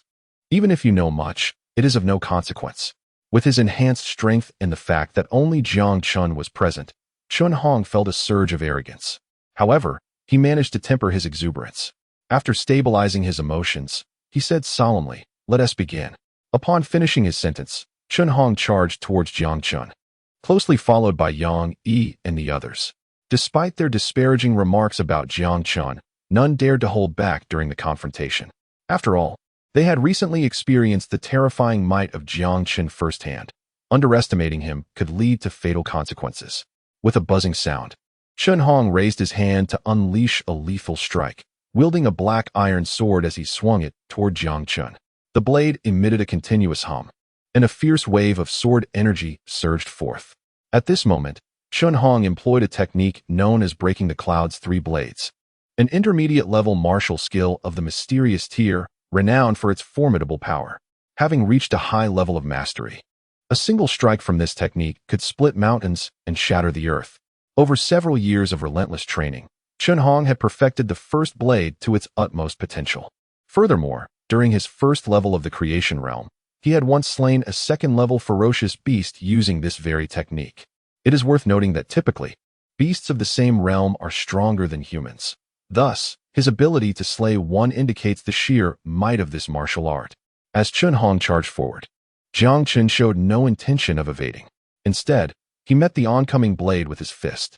Through the continuous refining of the chaotic creation technique and the 9 transformations divine dragon technique, Jiang Chen's physical form had been greatly enhanced, rendering ordinary spiritual weapons incapable of inflicting harm upon him.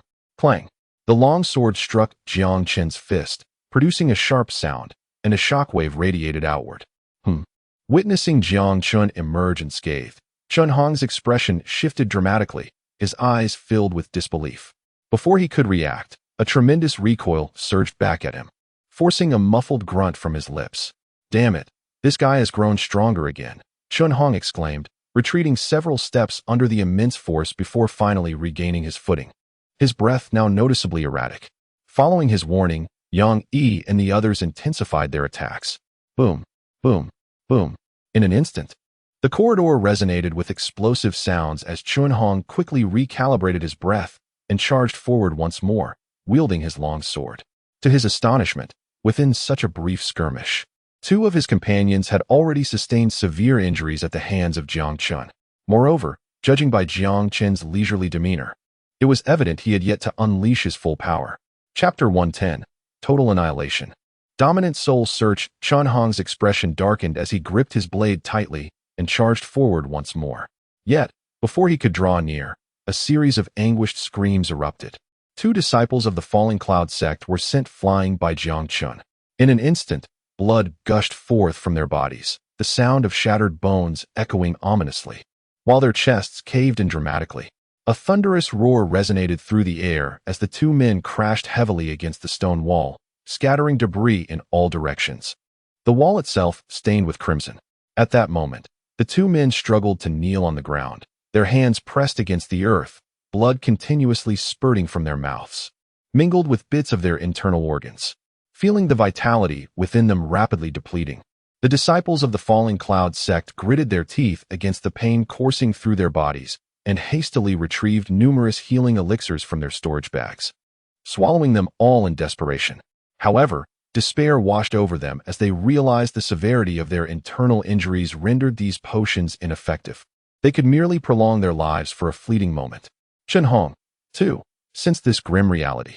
His face shifted dramatically. The calm demeanor he once held vanished, and a flicker of terror gleamed in his eyes. With only 5 peak Divine Sea Realm warriors on his side, and having lost 2 within mere moments, it became glaringly evident that their strengths were not on the same level. Curse it! I refuse to believe I cannot slay you, Chun Hong roared, igniting his lifeblood in a fit of rage. His aura surged violently, though he remained at the peak of the Divine Sea Realm.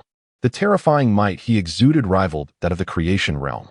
No matter what, Chun Hong could not allow Jiang Chen to escape alive. If the words spoken earlier were to leak out, the third prince, with his ruthless nature, would undoubtedly slaughter his entire clan. The blade in Chun Hong's hands trembled increasingly, his grip tightening as veins bulged on his arms. Spiritual energy surged violently through the air, converging rapidly towards the long knife he wielded. As the energy continued to pour forth, the aura of the blade became ever more formidable. Meanwhile, Yang Yi was retreating incessantly, accompanied by another peak Divine Sea Realm expert. Both appeared disheveled, having sustained severe injuries from a single strike by Jiang Chen. Had they not burned their lifeblood at a critical moment, they might have perished by now. Yet despair loomed over them, as even with their frantic lifeblood consumption, they were unable to inflict any harm upon Jiang Chen, forced only to flee. As they beheld the swiftly approaching Jiang Chen, a flicker of regret ignited within Yang Yi and his companion. However, upon sensing Chun Hong's escalating aura, a glimmer of hope flickered in their desperate gazes. Yang Yi exchanged a resolute glance with the man beside him, a fierce determination etching their faces. In an instant, both of their auras surged once more as they unleashed their most formidable techniques towards Jiang Chen. A commotion arose from Chun Hong's side. In a swift motion, Chun Hong, gripping his long knife, charged towards Jiang Chen. In no time, he stood side by side with Yang Yi. With a thunderous roar, Chun Hong exerted immense force through his arms, swinging his long knife down towards Jiang. Despite the terrifying assault from the three, Jiang Chen maintained an unwavering calmness. As his true energy surged, the dormant void within his heart began to stir, unleashing a torrent of radiant light. Subsequently, a purple glow enveloped Jiang Chen, his hair billowing as if caught by an unseen wind, and his aura surged with fervor. With a resounding thud, Jiang Chen propelled himself forward, his speed increasing dramatically until the two forces collided. The air was filled with a cacophony of sounds. Clashes and thunderous echoes reverberated through the passageway, the terrifying shockwaves shattering the surrounding stone walls, raising clouds of dust. No, this is impossible. Brother, save me. Yang Yi cried out in despair. Suddenly, he and another individual emerged from the dust, crashing heavily to the ground. Their eyes widened in horror and disbelief, each bearing a gaping wound in their chests, their life force rapidly dissipating. As the dust settled, two figures slowly materialized. Chen Hong was drenched in blood, his appearance utterly tragic, with Jiang Chen's hand firmly gripping his throat. In stark contrast to Chen Hong's disheveled state, Jiang Chen remained immaculate, his aura steady as if nothing had transpired. Coughing, Chen Hong's face flushed crimson, struggling to speak. Jiang Chen, you cannot kill me. I am under the protection of the third prince. If you slay me, the third prince will not spare the Jiang family. With the others dead, Chen Hong could only hope the third prince would intimidate Jiang Chen. He believed that Jiang Chen had spared him out of fear of the third prince, and thus, he felt compelled to seize this opportunity. Hearing Chen Hong's threats, Jiang Chen merely smiled faintly, his voice cold. Do you think I spared you out of fear of the third prince? With a rising sense of foreboding at Jiang Chen's smirk, Chen Hong gasped, What do you intend to do? Before he could finish, a piercing scream escaped Chen Hong's lips, his face contorting in agony.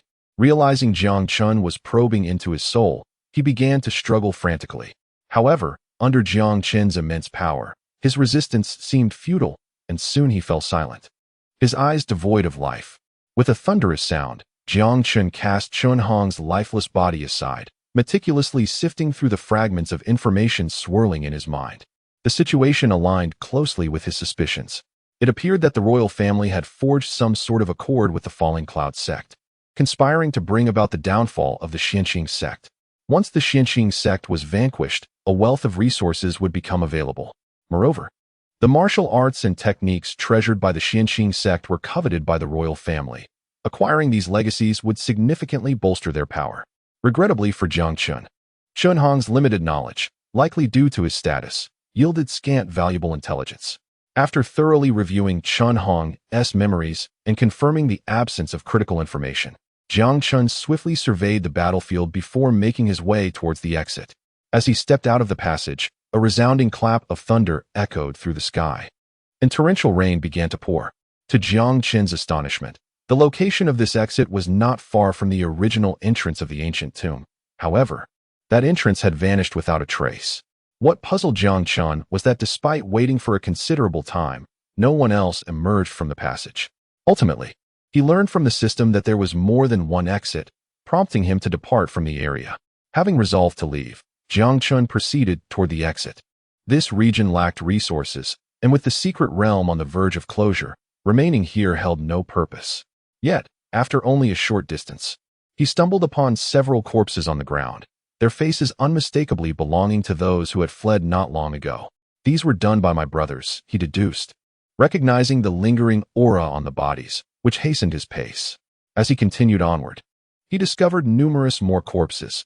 Among them were disciples of both the Falling Cloud sect and the Tianxiang sect, all of whom had participated in the recent ambush. Pressing forward, Jiang Chen traversed the boundary and found himself once again in the first layer of the Divine Abyss secret realm. At that moment, a commotion caught his attention. Hearing the shouts, he turned to see Xia Lu rushing towards him, accompanied by a group of individuals who were his fellow disciples, those he had saved in the first layer. It was evident that they had been acting together during this time. Upon reaching Jiang Chen, Xia Lu gasped for breath, and once steadied, he exclaimed, "Boss, you're finally out. Come quickly, something significant has occurred." Upon hearing Xia Lu's words, Jiang Chen immediately retorted, "What has happened?" Xia Lu gathered his thoughts, suppressing the astonishment within him, and replied, Your elder brother and third brother have lost their minds. They are not only relentlessly pursuing the disciples of the Falling Cloud sect, but have also slain numerous individuals from the Tianxiang sect. Currently, they are making a move against the sixth prince. You must hurry and stop them." Jiang Chen exclaimed, "What? Is it only the sixth prince left?" As soon as Xia Lu's words fell, Jiang Chen's voice resonated. Observing Jiang Chen's reaction, Xia Lu mistakenly believed he comprehended the gravity of the situation and spoke again. "In addition to the sixth prince, there are a few disciples from the Falling Cloud sect, but they are all cornered at this moment." Jiang Chen responded, "As long as they are not all dead, I will rush over to claim a few heads. I cannot allow them to kill indiscriminately. By the way, where are they now? Claim heads?" Jiang Chen's response left Xia Lu and the others momentarily speechless. His tone did not suggest an intention to mediate. Xia Lu asked, Boss, are you serious? The consequences of this matter are quite severe. Jiang Chen replied. Enough with the nonsense. Where are they? Seeing Jiang Chen's earnest demeanor, Xiaolu hesitated for a moment before indicating a direction. Boom. Upon receiving the location of Jiang Yu and the others, Jiang Chen surged forward with tremendous force, propelling himself into motion. Watching Jiang Chen dart away, Xiaolu was initially taken aback, but soon regained his composure and followed suit. Wait for me, boss. The other disciples, witnessing this scene, also hurriedly followed, their eyes filled with admiration for Jiang Chen's words. At that moment, although Jiang Chen's power was suppressed at the pinnacle of body refinement, his speed was astonishing.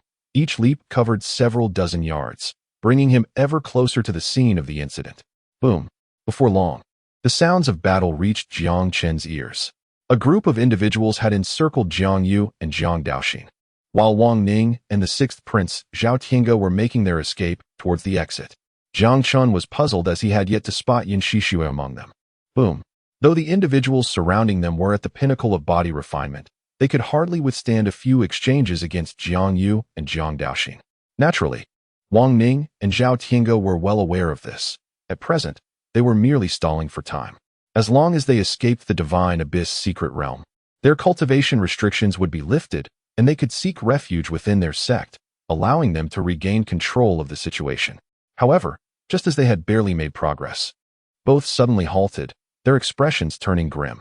Wang Ning glared at the figure that appeared before them, gritting his teeth and saying, Jiang Chen, do you truly wish to bring about mutual destruction? My father is an elder of the Falling Cloud sect. Killing me brings no benefit to the Jiang family. The news of the day is inescapable. Many from the Falling Cloud sect are already hastening towards the exit. As soon as I encounter any trouble, they will undoubtedly discern the hand that struck. In response to Wang Ning's words, Jiang Chen nodded in agreement and replied, You are correct, indeed. Many are privy to this matter, and it would not be difficult for your father to ascertain the truth.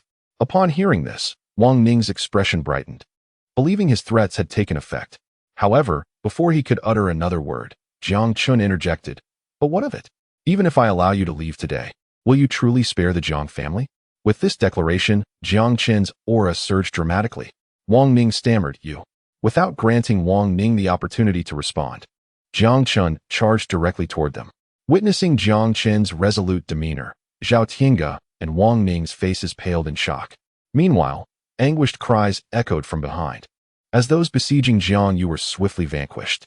With a single strike, Jiang Chen sent Wang Ning reeling, blood spewing from his mouth. As he turned to face Jiang Yu, Jiang Chen disregarded Wang Ning entirely, redirecting his focus toward Zhao Tiange. After all, his elder brother harbored a grudge against Wang Ning.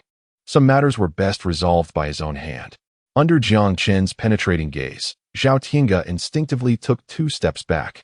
After forcibly calming his emotions, he hurriedly spoke. Junior brother Jiang, you heard Wang Ning's words. This news cannot be concealed today. Killing a prince in the Heavenly Dragon Dynasty would implicate 9 clans. Even if you disregard your own safety, you must consider your family.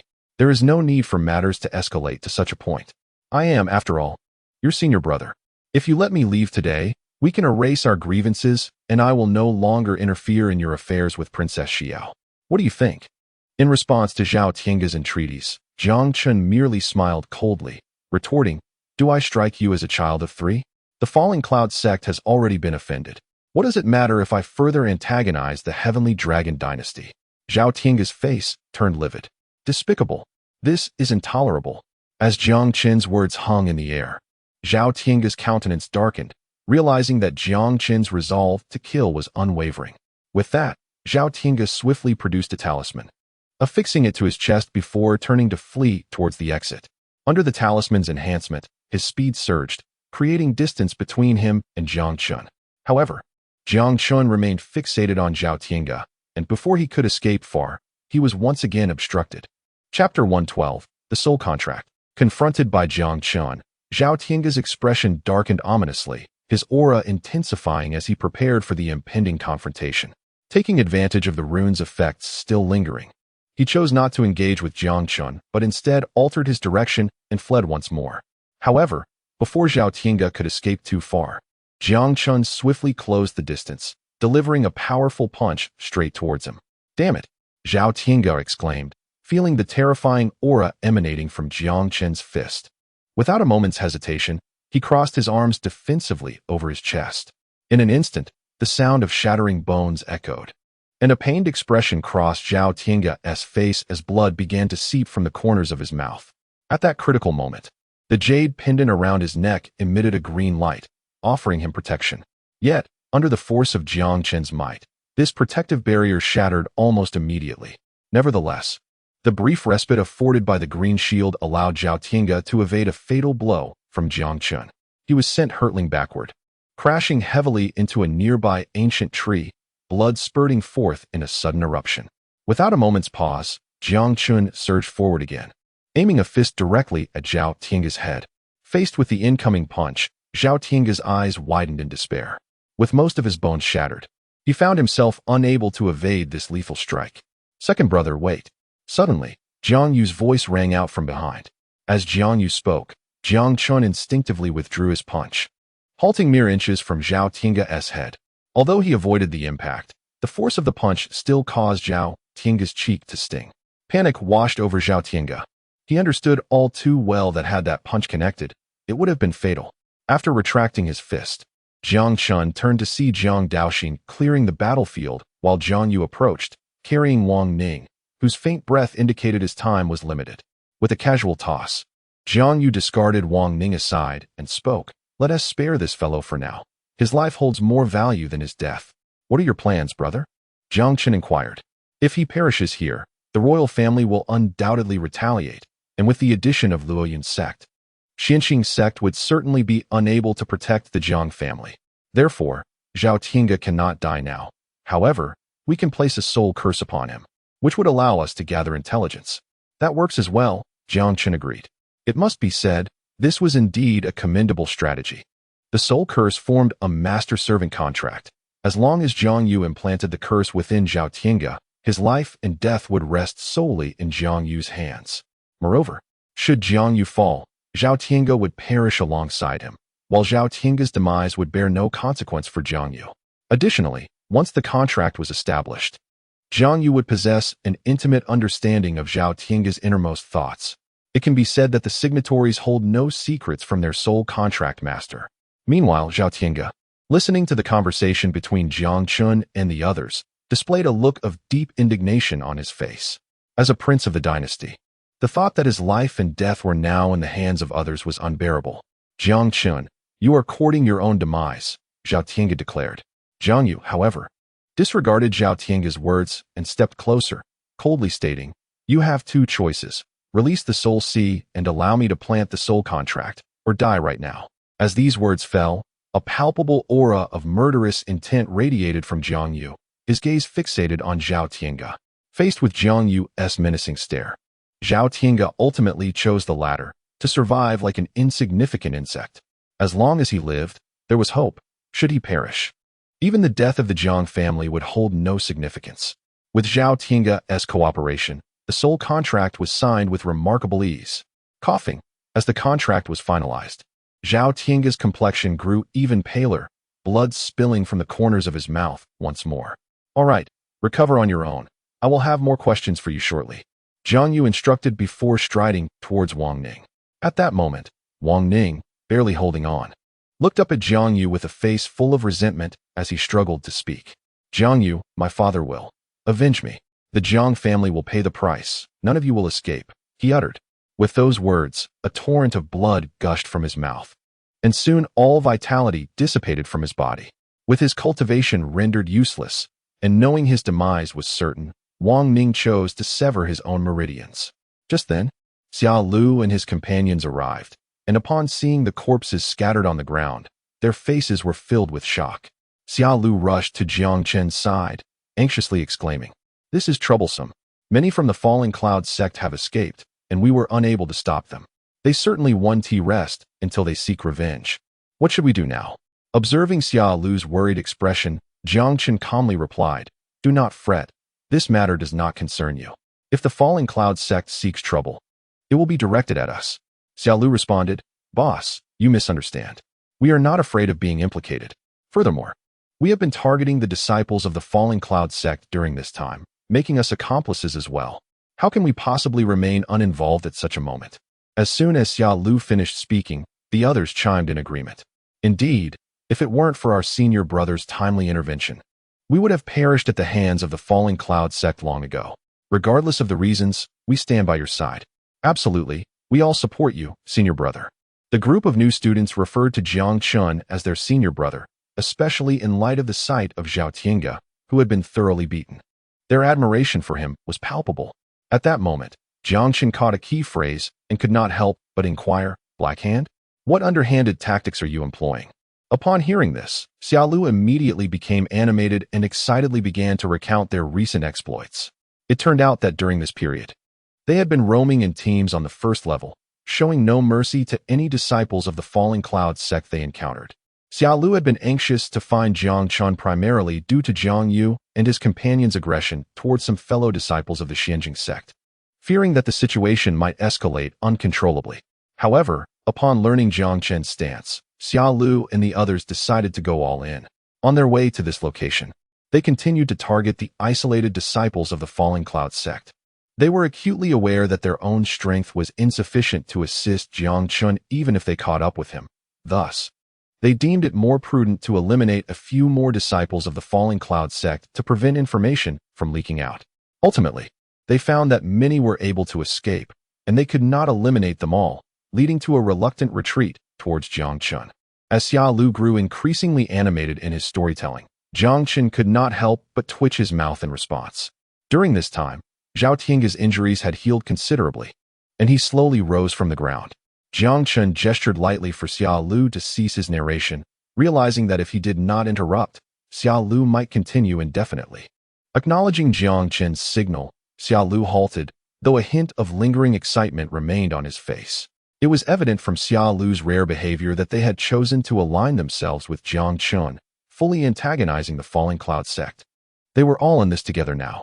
Jiang Chen approached Zhao Tiange, having dealt with their adversaries, and now they needed to gather sufficient intelligence to face the impending wrath of the Falling Cloud sect.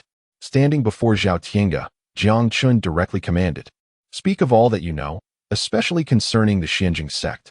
Although Zhao Tiange was internally displeased by Jiang Chen's authoritative tone, he gradually began to share. Zhao Tiange explained, "In truth, the higher-ups of the Xianjing sect are aware of the alliance between the royal family and the Falling Cloud sect. However, as long as the ancestor of the Xianjing sect remains, the Tianlong dynasty and the Falling Cloud sect would not dare to act." As Zhao Tiange continued his account, Jiang Chen and the others gradually began to comprehend the situation. The confrontation between the Tianlong dynasty and the Falling Cloud sect, while seemingly clandestine, was riddled with flaws. Uncovering the underlying issues was not particularly challenging. This appeared to be a deliberate strategy by the Tianlong dynasty, aimed at provoking the Xianjing sect into revealing their true intentions, thereby exposing all their hidden cards to facilitate the complete annihilation of the Xianjing sect. However, faced with the suppression from two formidable forces, the higher-ups of Su Inqing sect remained unperturbed, regardless of their provocations, choosing not to retaliate. Furthermore, in the days to come, Su Inqing sect consented to allow the royal faction to enter their sect, turning a blind eye to their actions, demonstrating a pattern of continuous retreat. As Zhao Tiange recounted the events, Jiang Chen discerned a troubling issue and spoke in a deep voice. "Under such circumstances, how can you refrain from taking action? Is there some underlying reason?" Zhao Tiange replied, "The Su Inqing sect is astute. They have dispatched the majority of their talented disciples. The two forces even speculate that many core legacies have also been sent away. Until the remaining talented disciples are located, no one dares to act recklessly. After all, those individuals possess considerable talent, and if one fails to eradicate the root, the consequences could be dire. Thus, they have been waiting for an opportunity. It turns out that within Su Inqing sect, there is a rule that mandates a grand ceremony every 4 years, during which all disciples must return to the sect. As the date draws near, the Tianlong dynasty and Luoyan sect plan to strike on that day. Just then, Jiang Daoxin interjected, "Currently, Su Inqing sect is embroiled in internal strife. Even if there is a grand ceremony, the disciples who are away may not necessarily return." However, Zhao Tiange gently shook his head and explained, "In truth, The disciples of Su Inquing sect are extremely united.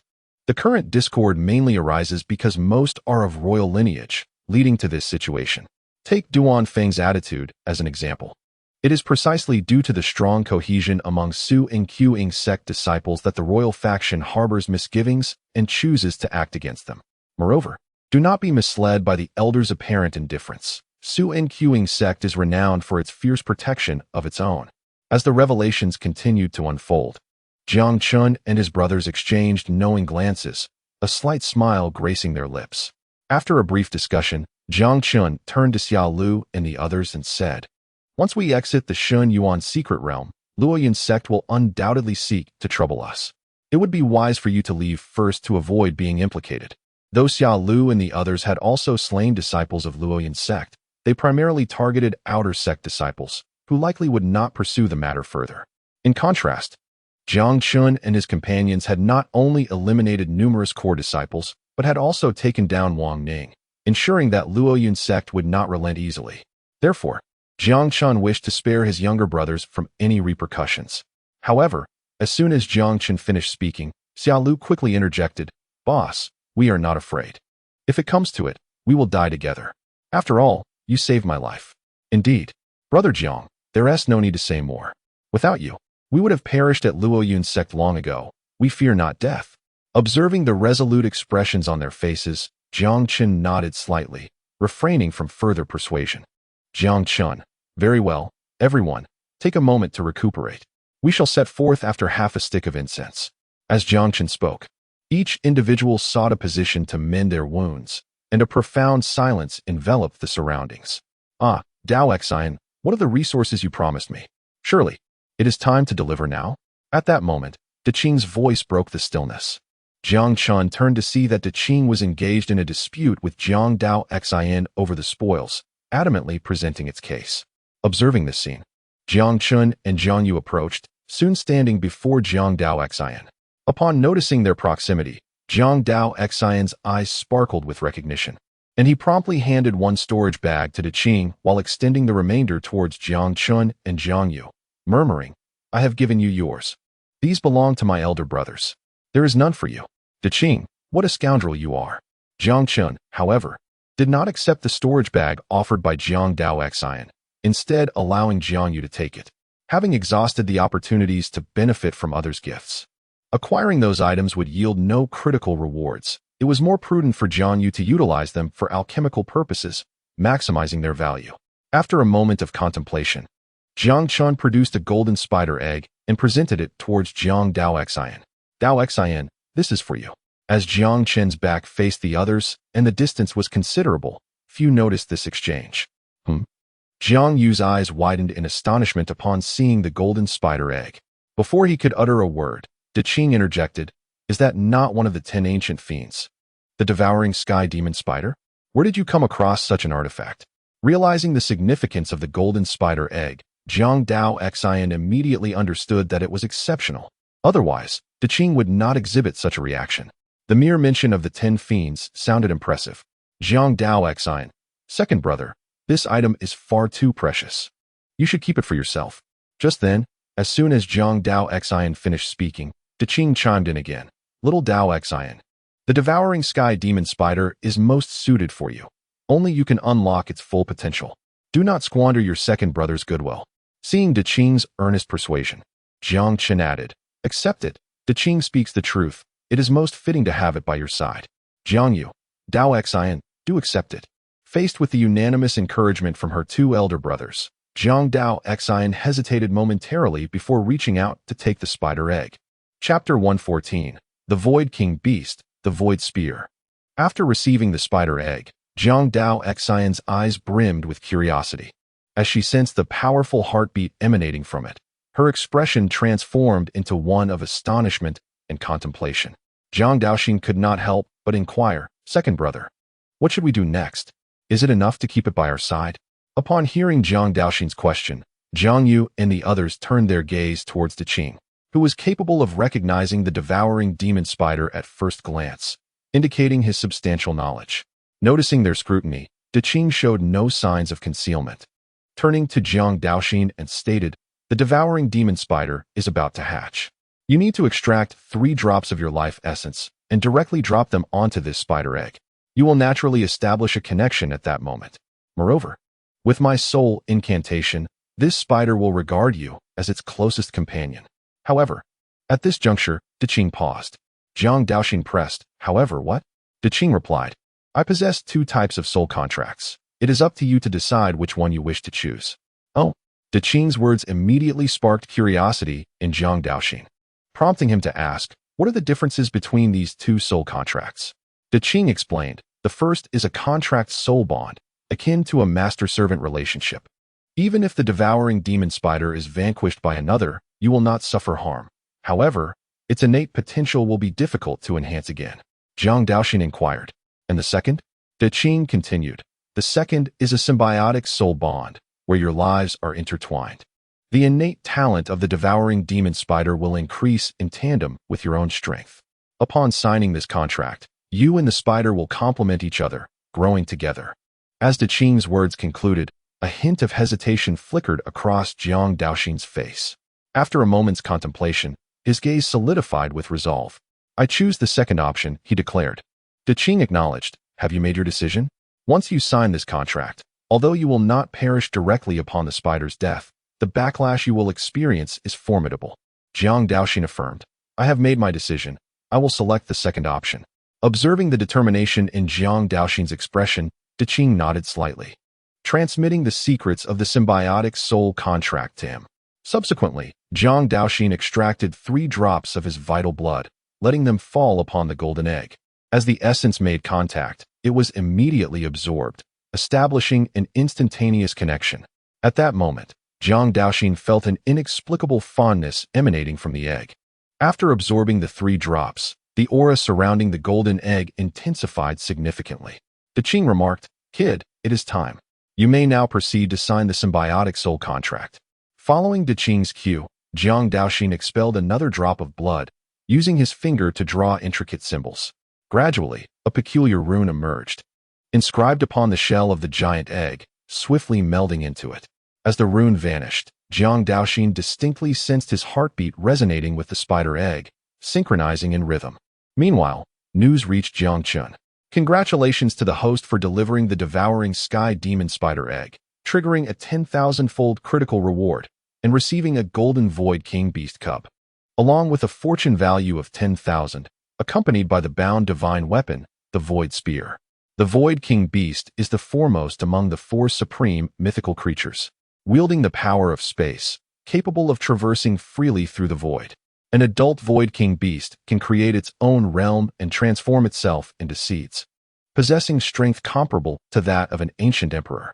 Upon digesting this information, a glimmer of delight appeared in Jiang Chen's eyes. He had not anticipated this golden legend, which directly rewarded him with a supreme mythical beast to transform into seeds and create one's own realm. Could the Void King beast possibly open a miniature world within itself? The system responded, the host may understand it that way. By the way, what is the significance of the Void Spear? Why was I granted 2 rewards this time? That is the companion divine weapon of the Void Beast, essentially a complimentary gift for the host, especially since you currently lack any weapons. The value of the Void Spear is extraordinarily high. As Jiang Chen conversed with the system, Jiang Daoxin approached him and softly inquired, Second brother, you've given me the spider egg, what will you do now? Jiang Chen reassured him, do not worry, second brother. My gains this time extend far beyond the devouring sky demon spider. You need not feel burdened. Upon hearing Jiang Chen's words, Diqing's eyes sparkled with excitement as he rushed over, exclaiming, Little Chen, do you have any other treasures? Hurry and show us. Ever since learning that Jiang Chen was the void of fate, Diqing had paid him special attention. Moreover, during their time together, Diqing discovered that Jiang Chen consistently revealed items of increasingly remarkable value, akin to a mobile treasury. Meanwhile, Jiang Yu also displayed a look of curiosity.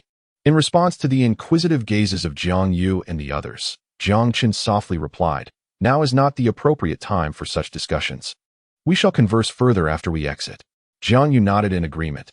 Indeed, that seems reasonable. Observing that everyone had sufficiently rested, Jiang Chen spoke again. Let us proceed. The time is ripe for our departure. With that, Under the leadership of Jiang Chen and his companions, the group set off towards the exit with great momentum. On the other side, at the entrance of the Divine Abyss secret realm, Wang Yunfeng gazed at the flickering entrance with a smirk dancing upon his lips. He turned to Yang Jingqi and mockingly said, "Old Yang, I don't see any need for you to linger here. This time, the Falling Cloud sect has made ample preparations. The Xianqing sect will surely have few survivors." As he spoke, a cruel smile crept across Wang Yunfeng's face, revealing his unabashed intentions as he divulged the sect's plans. Yang Jingqi retorted, "Humph, the core disciples of my Xianqing sect are numerous. Your Falling Cloud sect will find little advantage." With Yang Jingqi's words barely escaping his lips, Wang Yunfeng erupted into a derisive laughter. In a low voice, he remarked, "You are undoubtedly more aware of the character of those core disciples than I am. Moreover, our focus is on the newcomers. Do you genuinely believe they will lend a hand?" Yang Jingqi felt his expression darken as Wang Yunfeng continued his discourse. The truth in Wang's words resonated painfully with him. Most of the core disciples dispatched by the Zhuangqing sect were indeed members of the royal family, and the likelihood of their assistance was minimal. He could only hope that the newcomers possessed enough wit to evade the impending onslaught from the Luoyun sect. How infuriating! If only our original core disciples had not ventured out, you would not dare to be so audacious, he thought, clenching his fists tightly. Yet, he understood that without sending those disciples away, the Tianlong dynasty and the Luoyun sect would have acted long ago. Time was of the essence for the Zhuangqing sect, and they had no choice but to proceed as they must. Seeing Yang Jingqi's grim demeanor, Wang Yunfeng's satisfaction grew, and a smirk adorned his face. He continued, "Yang Jingqi, the Zhuangqing sect is merely struggling in its death throes. Should you choose to depart from the Zhuangqing sect, I could offer you a position as an outer disciple in the Luoyun sect." As he spoke, a triumphant laughter escaped him, his words a blatant affront to Yang Jingqi. "A mere opportunity for mockery." Yang Jingqi scoffed, "No need for your concern. The path of the Zhuangqing sect is not for you to dictate. Perhaps it would be wise for you to focus on the Luoyun sect instead, lest you find yourself outmaneuvered." Upon hearing this, Wang Yunfeng's eyes narrowed. It was evident that Yang was privy to certain information. However, Wang was unfazed, his smile unwavering and his demeanor exuding arrogance. In truth, what Wang Yunfeng contemplated, the higher-ups of the Luoyun sect were equally astute to grasp. Collaborating with the royal family was akin to courting disaster. The risks involved were considerable, and a single misstep could lead to ruin. Wang was well aware that their prolonged fade of civility was not merely for the sake of the Zhuangqing sect. They were preparing for something greater. Once their plans materialized and the Zhuangqing sect was eradicated, should the Tianlong dynasty harbor any treachery, they would be ready to consume it as well. Both the Tianlong dynasty and the Luoyun sect sought supremacy, each engaged in a delicate game of strategy, the outcome hinging on who would emerge victorious. Returning to the present, Wang Yunfeng cast another glance at Yang Jingqi, a knowing smile playing at his lips. "Is that so? We shall see who the ultimate victor is," he taunted, his confidence evident. Yang Jingqi instantly sensed the gravity of the situation. This was no trivial matter. Amidst the buzzing atmosphere, a commotion erupted at the entrance of the passage. Suddenly, a disciple from the Falling Cloud sect burst forth. Witnessing this scene, the smile on Wang Yunfeng's face grew increasingly pronounced as he turned to the side to address Yang Jingqi, his tone laced with sarcasm. "Yang Jingqi, it seems your wait was in vain. The disciples of the Xianqing sect are unlikely to emerge." At that moment, Yang Jingqi's expression darkened considerably. Just then, the disciple, regaining his composure, hurriedly approached Wang Yunfeng, his eyes still reflecting remnants of fear. He shouted, "Elder Wang, they are all dead." Wang Yunfeng, engrossed in mocking Yang Jingqi, failed to notice the disciple's alarming demeanor. Upon hearing the declaration of death, his smugness intensified. "Ha ha ha, they are all dead. How splendid. You all have done well this time. Your rewards will be doubled upon your return." The disciple, nearly frantic, retorted, "Elder Yu, you misunderstand. Brother Wang and the others are dead. The Jiang family brothers have gone on a rampage. We were relentlessly pursued. Brother Wang is also likely doomed." The disciple spilled forth the entire narrative in one breath. In an instant, the smile on Wang Yunfeng's face froze, his expression transforming into one of utter disbelief. He repeated, "What did you say?" Yang Jingqi, taken aback by this sudden twist, felt a rush of exhilaration. Under the overwhelming pressure from Wang Yunfeng, the disciple instinctively recoiled a few steps, his complexion paling significantly. Struggling to regain his composure, Wang Yunfeng grasped the disciple's arm firmly and demanded, "What transpired inside? Speak plainly." After gathering his thoughts, the disciple recounted everything he knew. He began with Jiang Chen leading an onslaught on the first level, forcing the weaker disciples of the Falling Cloud sect to flee to the second level. Following that, an ambush in the passage ensued, culminating in Jiang Yu and his companions relentlessly pursuing them, leaving the Falling Cloud sect at a distinct disadvantage throughout. With each revelation, Wang Yunfeng's expression darkened further, especially upon learning that Wang Ning had been intercepted by Jiang Yu. His murderous intent could no longer be contained. He turned to Yang Jingqi and coldly declared, "If anything happens to my nephew, not a single one of you from the Tianxiang sect shall leave alive." Yang Jingqi retorted defiantly, "Humph. Do you think you can intimidate me? In this secret realm, life and death are matters of fate. Not only is it uncertain whether they have killed Wang Ning, but even if they have, what can you do about it?" At that moment, Yang Jingqi stood his ground, his gaze sharp and unwavering. Wang Yunfeng responded with fervor, "Very well. Today, I shall witness the capabilities of the Tianxiang sect and see how you intend to preserve their lives." As his words resonated, the tension in the air thickened. Wang Yunfeng turned to glance at the entrance of the passage, his fists clenched tightly, producing a creaking sound. His gaze filled with a chilling intensity. At that moment, a group emerged from the passage once more. The newcomers were none other than Su Tian, the one from whom Jiang Chen had seized the jade pendant. Since Jiang Chen had ventured to the second tier, Su Tian had been searching for opportunities on the first tier with his companions, and during this time, he had made considerable gains, significantly enhancing his own strength. As soon as he stepped out of the passage, Su Tian sensed that the atmosphere was somewhat off. Nonetheless, he quickly approached Yang Jingqi. Upon reaching Yang Jingqi, Su Tian spoke in a grave tone, "Elder Yang, the Jiang brothers have gone mad. They have attacked their fellow disciples. Senior brother Chen Hong and his group have all been slain." Yang Jingqi responded, "What? Chen Hong has been killed? You must be jesting." Even with the constraints of the rules, they wouldn't possess the strength to vanquish Chen Hong and the others. Upon hearing Yang Jingqi express concern over Jiang Chen and the others' cultivation levels, Su Tian felt that something was amiss. Yet, he gritted his teeth and continued, "I have heard that these three brothers have made astonishing progress in their strength, and Jiang Chen has even reached the pinnacle of the Divine Sea realm. His combat power is exceedingly terrifying. Although Jiang Yu is merely at the 9th level of the Divine Sea realm, he should not be a match for someone at the pinnacle. Their rapid advancement must indicate that they have practiced some sinister technique. They have already slain so many fellow disciples. Elder, you cannot let them go unpunished." However, as Su Tian spoke, he noticed something peculiar in Yang Jingqi's reaction. When he mentioned Jiang Chen and the others' cultivation levels, he distinctly perceived a glimmer of delight on Yang Jingqi's face. Yes, Su Tian was certain he had not misread the situation, leading him to a state of utter confusion. Jiang Chen and his companions were slaughtering fellow disciples. It would be one thing if Yang Jingqi showed indifference to the safety of those disciples, but to appear so pleased upon learning of the Jiang brothers' strength was utterly bewildering to Su Tian. After a moment of hesitation, Su Tian spoke again, "Elder Yang, what I mentioned was that Jiang Yu killed senior brother Chen Hong and others. He is merely an inner sect disciple, yet he dares to slaughter core disciples." Yang Jingqi replied, "I understand. Perhaps Jiang Yu acted in haste, leading to their unintended demise. It is not uncommon for cultivators to engage in combat and accidentally kill a few individuals. It is nothing to make a fuss about." "Nothing to make a fuss about?" Su Tian was taken aback by Yang Jingqi's tone, as if Jiang Yu had merely killed a few cats or dogs.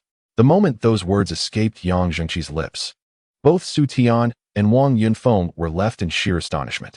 Yang Jingqi was no longer pretending to be unaware. He was openly shielding them, showing no sign of concealment whatsoever. Su Tian was left speechless, his eyes filled with bitterness and resentment. Why? Why must even the elder protect these individuals? I cannot accept this. On the other side, Wang Yunfeng's expression was equally grim as he coldly addressed Yang Jingqi, stating, "Your Tianxiang sect has truly regressed. How can you so brazenly shield disciples who harm their fellow sect members? Are the so-called sect rules merely for show?" Yang Jingqi retorted, "I do as I please. What business is it of yours?" Wang Yunfeng, incensed by Yang Zhengqi's words, clenched his fists tightly, his aura surging around him. Suppressing his anger, he swiftly produced a communication talisman, evidently to relay information. Setting aside the matter of Wang Ning, the prodigious talents of the Jiang brothers left him astounded. If they continued to develop, all of Luoyun sect's efforts over the years would be rendered futile. Meanwhile, Yang Zhengqi was not one to back down either. He quickly retrieved a jade token from his storage pouch and began transmitting information through it.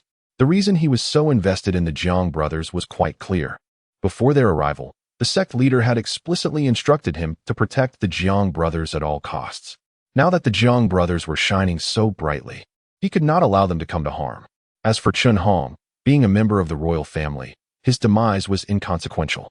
The Jiang family indeed possesses extraordinary talent. No wonder as soon as these three little fellows entered the sect, the ancestors summoned the sect leader, proclaiming them to be the future of the Xianqing sect. With that thought, Yang Zhengqi moved closer to the exit, fearing that Wang Yunfeng, in a fit of rage, might launch a surprise attack on Jiang Chen and the others. The passage vibrated with a constant hum as numerous individuals emerged from the Xunyuan secret realm. Most of them were disciples of Luoyun's sect, yet they bore wounds, their eyes filled with terror, appearing utterly wretched. Upon spotting Wang Yunfeng, this group of disciples seemed to have found their anchor, and they began to speak in a cacophony. Their accounts were largely consistent with what the previous disciple had reported. With one notable addition, a disciple named Xia Lu from Xianqing sect had been roaming about, ruthlessly taking lives, leading to the deaths of many fellow disciples. Listening to their accounts, Wang Yunfeng trembled with rage, his fists creaking under pressure. Regaining his composure, he turned to the few remaining core disciples and gritted his teeth, asking, "What of the others?" "Elder Wang, nearly all of them have perished. It is already a miracle we managed to escape. There are hardly any left," came the response. At this revelation, Wang Yunfeng could no longer contain his emotions, an overwhelming aura bursting forth. Approximately 300 disciples had come from Luoyun's sect. Although there had been numerous beasts, some casualties were to be expected. Yet now, the total number barely reached 100, and the remaining disciples were of low cultivation. Nearly 2/3 of the core disciples were dead. The losses were indeed catastrophic. Just then, once again, a commotion erupted at the entrance of the passage. A flash of light illuminated the scene, revealing Jiang Chen and his companions, accompanied by a throng of disciples, many of whom they had encountered along the way. "Elders, it was them. These three are responsible for the death of Brother Wang. I witnessed it with my own eyes." One disciple pointed at Jiang Chen's group, shouting incessantly. In an instant, Wang Yunfeng fixed his gaze upon Jiang Chen and his companions, an intense aura of murderous intent radiating from him, causing the temperature in the surroundings to drop significantly. After a brief silence, Wang Yunfeng spoke coldly, "You three wretches have finally emerged. Not only have you hunted our disciples, but you have also caused Wang Ning's demise. Today, no one will save you." As his words fell, Wang Yunfeng raised his hand and struck towards Jiang Chen and the others. However, the trio displayed no sign of fear. Their internal energy surged in response. At this critical moment, Yang Zhengqi intervened, blocking the attack. Glaring at the menacing Wang Yunfeng, Yang Zhengqi quickly shielded the disciples behind him, locking eyes with his adversary. "Wang Yunfeng, do you think I, as an elder, can simply be disregarded?" Wang Yunfeng's murderous intent remained unyielding, his aura intensifying. He replied coldly, "Yang Zhengqi, you will not be able to protect these wretches today. They are responsible for Wang Ning's death. If you do not step aside, you shall remain here as well." Yang Zhengqi retorted, "Humph, the disciples of the Xianqing sect are not to be trifled with. You cannot harm them. Is that so? Then what if I join the fray?" A hoarse voice suddenly emerged from the mist. From the haze, an elderly man cloaked in gray emerged. He appeared to be in his 60s or 70s, with a shocking scar running across his left cheek and a pair of triangular eyes filled with malice, exuding a palpable aura of malevolence. Upon recognizing the gray-robed elder, Yang Zhengqi's expression hardened, revealing his discomfort. "Lu Qianqiu, why are you here?" Lu Qianqiu, as the elder was named, chuckled ominously. "I am now an honorary elder of the Luoyun sect. Is it not normal for me to appear in such a place?" "Honorary elder?" Yang Zhengqi's face contorted in disbelief. Lu Qianqiu was known as a malevolent cultivator, having committed countless heinous acts. The Luoyun sect, which prided itself on being a righteous sect, had now allowed such a wicked individual to hold an honorary title. Realization dawned upon Yang Jingqi. The Luoyan sect had no intention of allowing them to return alive. In order to avoid arousing the vigilance of the Tianxiang sect, the Luoyan sect resolutely allowed a malevolent cultivator to assume a nominal role, secretly laying an ambush in advance. After all, were he to directly mobilize other elders, it would certainly raise the Tianxiang sect's suspicions, diminishing the likelihood of success. At this moment, Su Tian, who stood nearby, appeared somewhat anxious. It was evident that the Luoyan sect intended to detain them all here. As the two approaching figures drew nearer, Yang Jingqi spoke in a deep voice. Lu Qianqiu, do you not fear the pursuit of the Tianxiang sect? The Luoyan sect is merely using you. They have not hesitated to dispose of others once their utility is waned. Wang Yunfeng interjected with a laugh. Yang Jingqi, there is no need to prolong this any further. I am aware that you have conveyed information to the Tianxiang sect, but I too have disseminated news from my end. In the near term, you will not receive any assistance, and we cannot afford to grant you that opportunity. As Wang Yunfeng finished speaking, he turned to Lu Qianqiu and declared, Yang Jingqi is mine to deal with. You can handle those individuals as you see fit. Upon hearing this, Lu Qianqiu's eyes gleamed with avarice, and he nodded enthusiastically in response. Haha, then I shall not hold back. After I devour the vital energies of this group, my strength will undoubtedly surge. It is truly something to anticipate. Wang Yunfeng commanded, let us act. With Wang Yunfeng's words, both men sprang into action simultaneously. Witnessing this scene, Yang Jingqi's expression shifted dramatically. He intended to intervene and stall Lu Qianqiu, but Wang Yunfeng confronted him directly. In an instant, the two clashed fiercely, with Wang Yunfeng holding Yang Jingqi at bay, leaving him unable to lend assistance. The sixth prince's face paled as he recognized the gravity of the situation. His life was bound to Jiang Yu's. And if Jiang Yu were to perish here, so too would he. Damn it. This is infuriating. Due to the circumstances within the secret realm, although the Tianxiang sect still had a considerable number of members, very few possessed the strength of the creation realm. Those in better condition were merely Duan Feng and his companions, whose strongest member was only at the 7th level of the creation realm, utterly incapable of standing against Lu Qianqiu.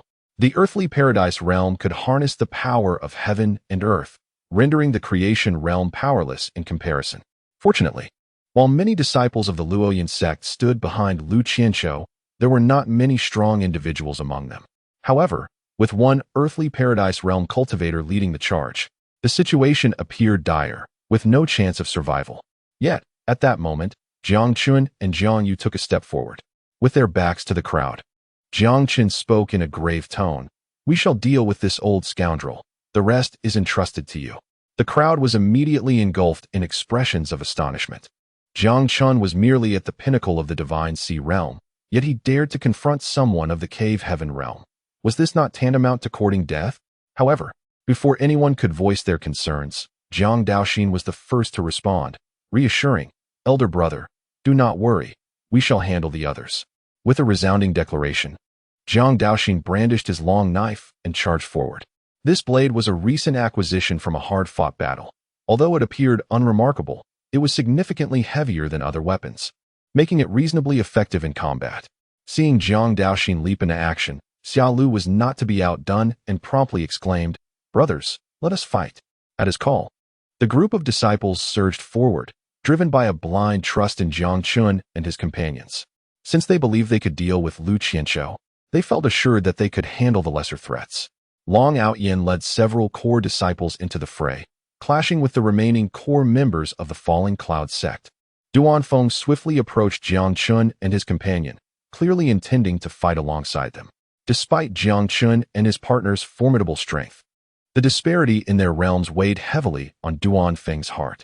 Not far away, Su Tian observed the chaotic melee and, after a moment's hesitation, decided to discreetly retreat with his group.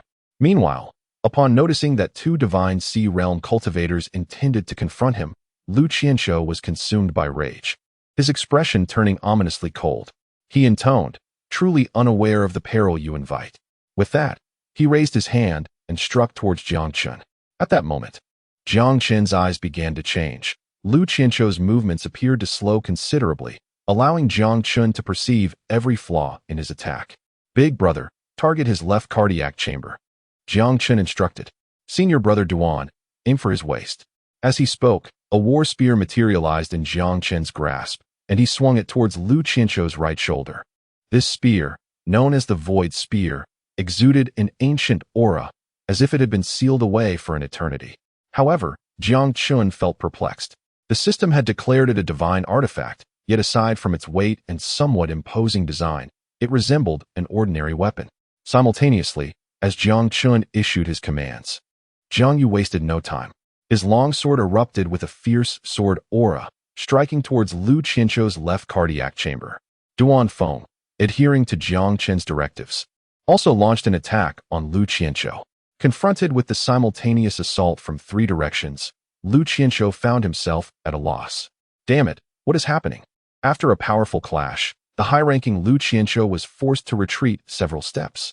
Not far away, Yang Jingqi observed this turn of events with elation, feeling a weight lift from his heart, and he grew increasingly pleased with Jiang Chen and his companions.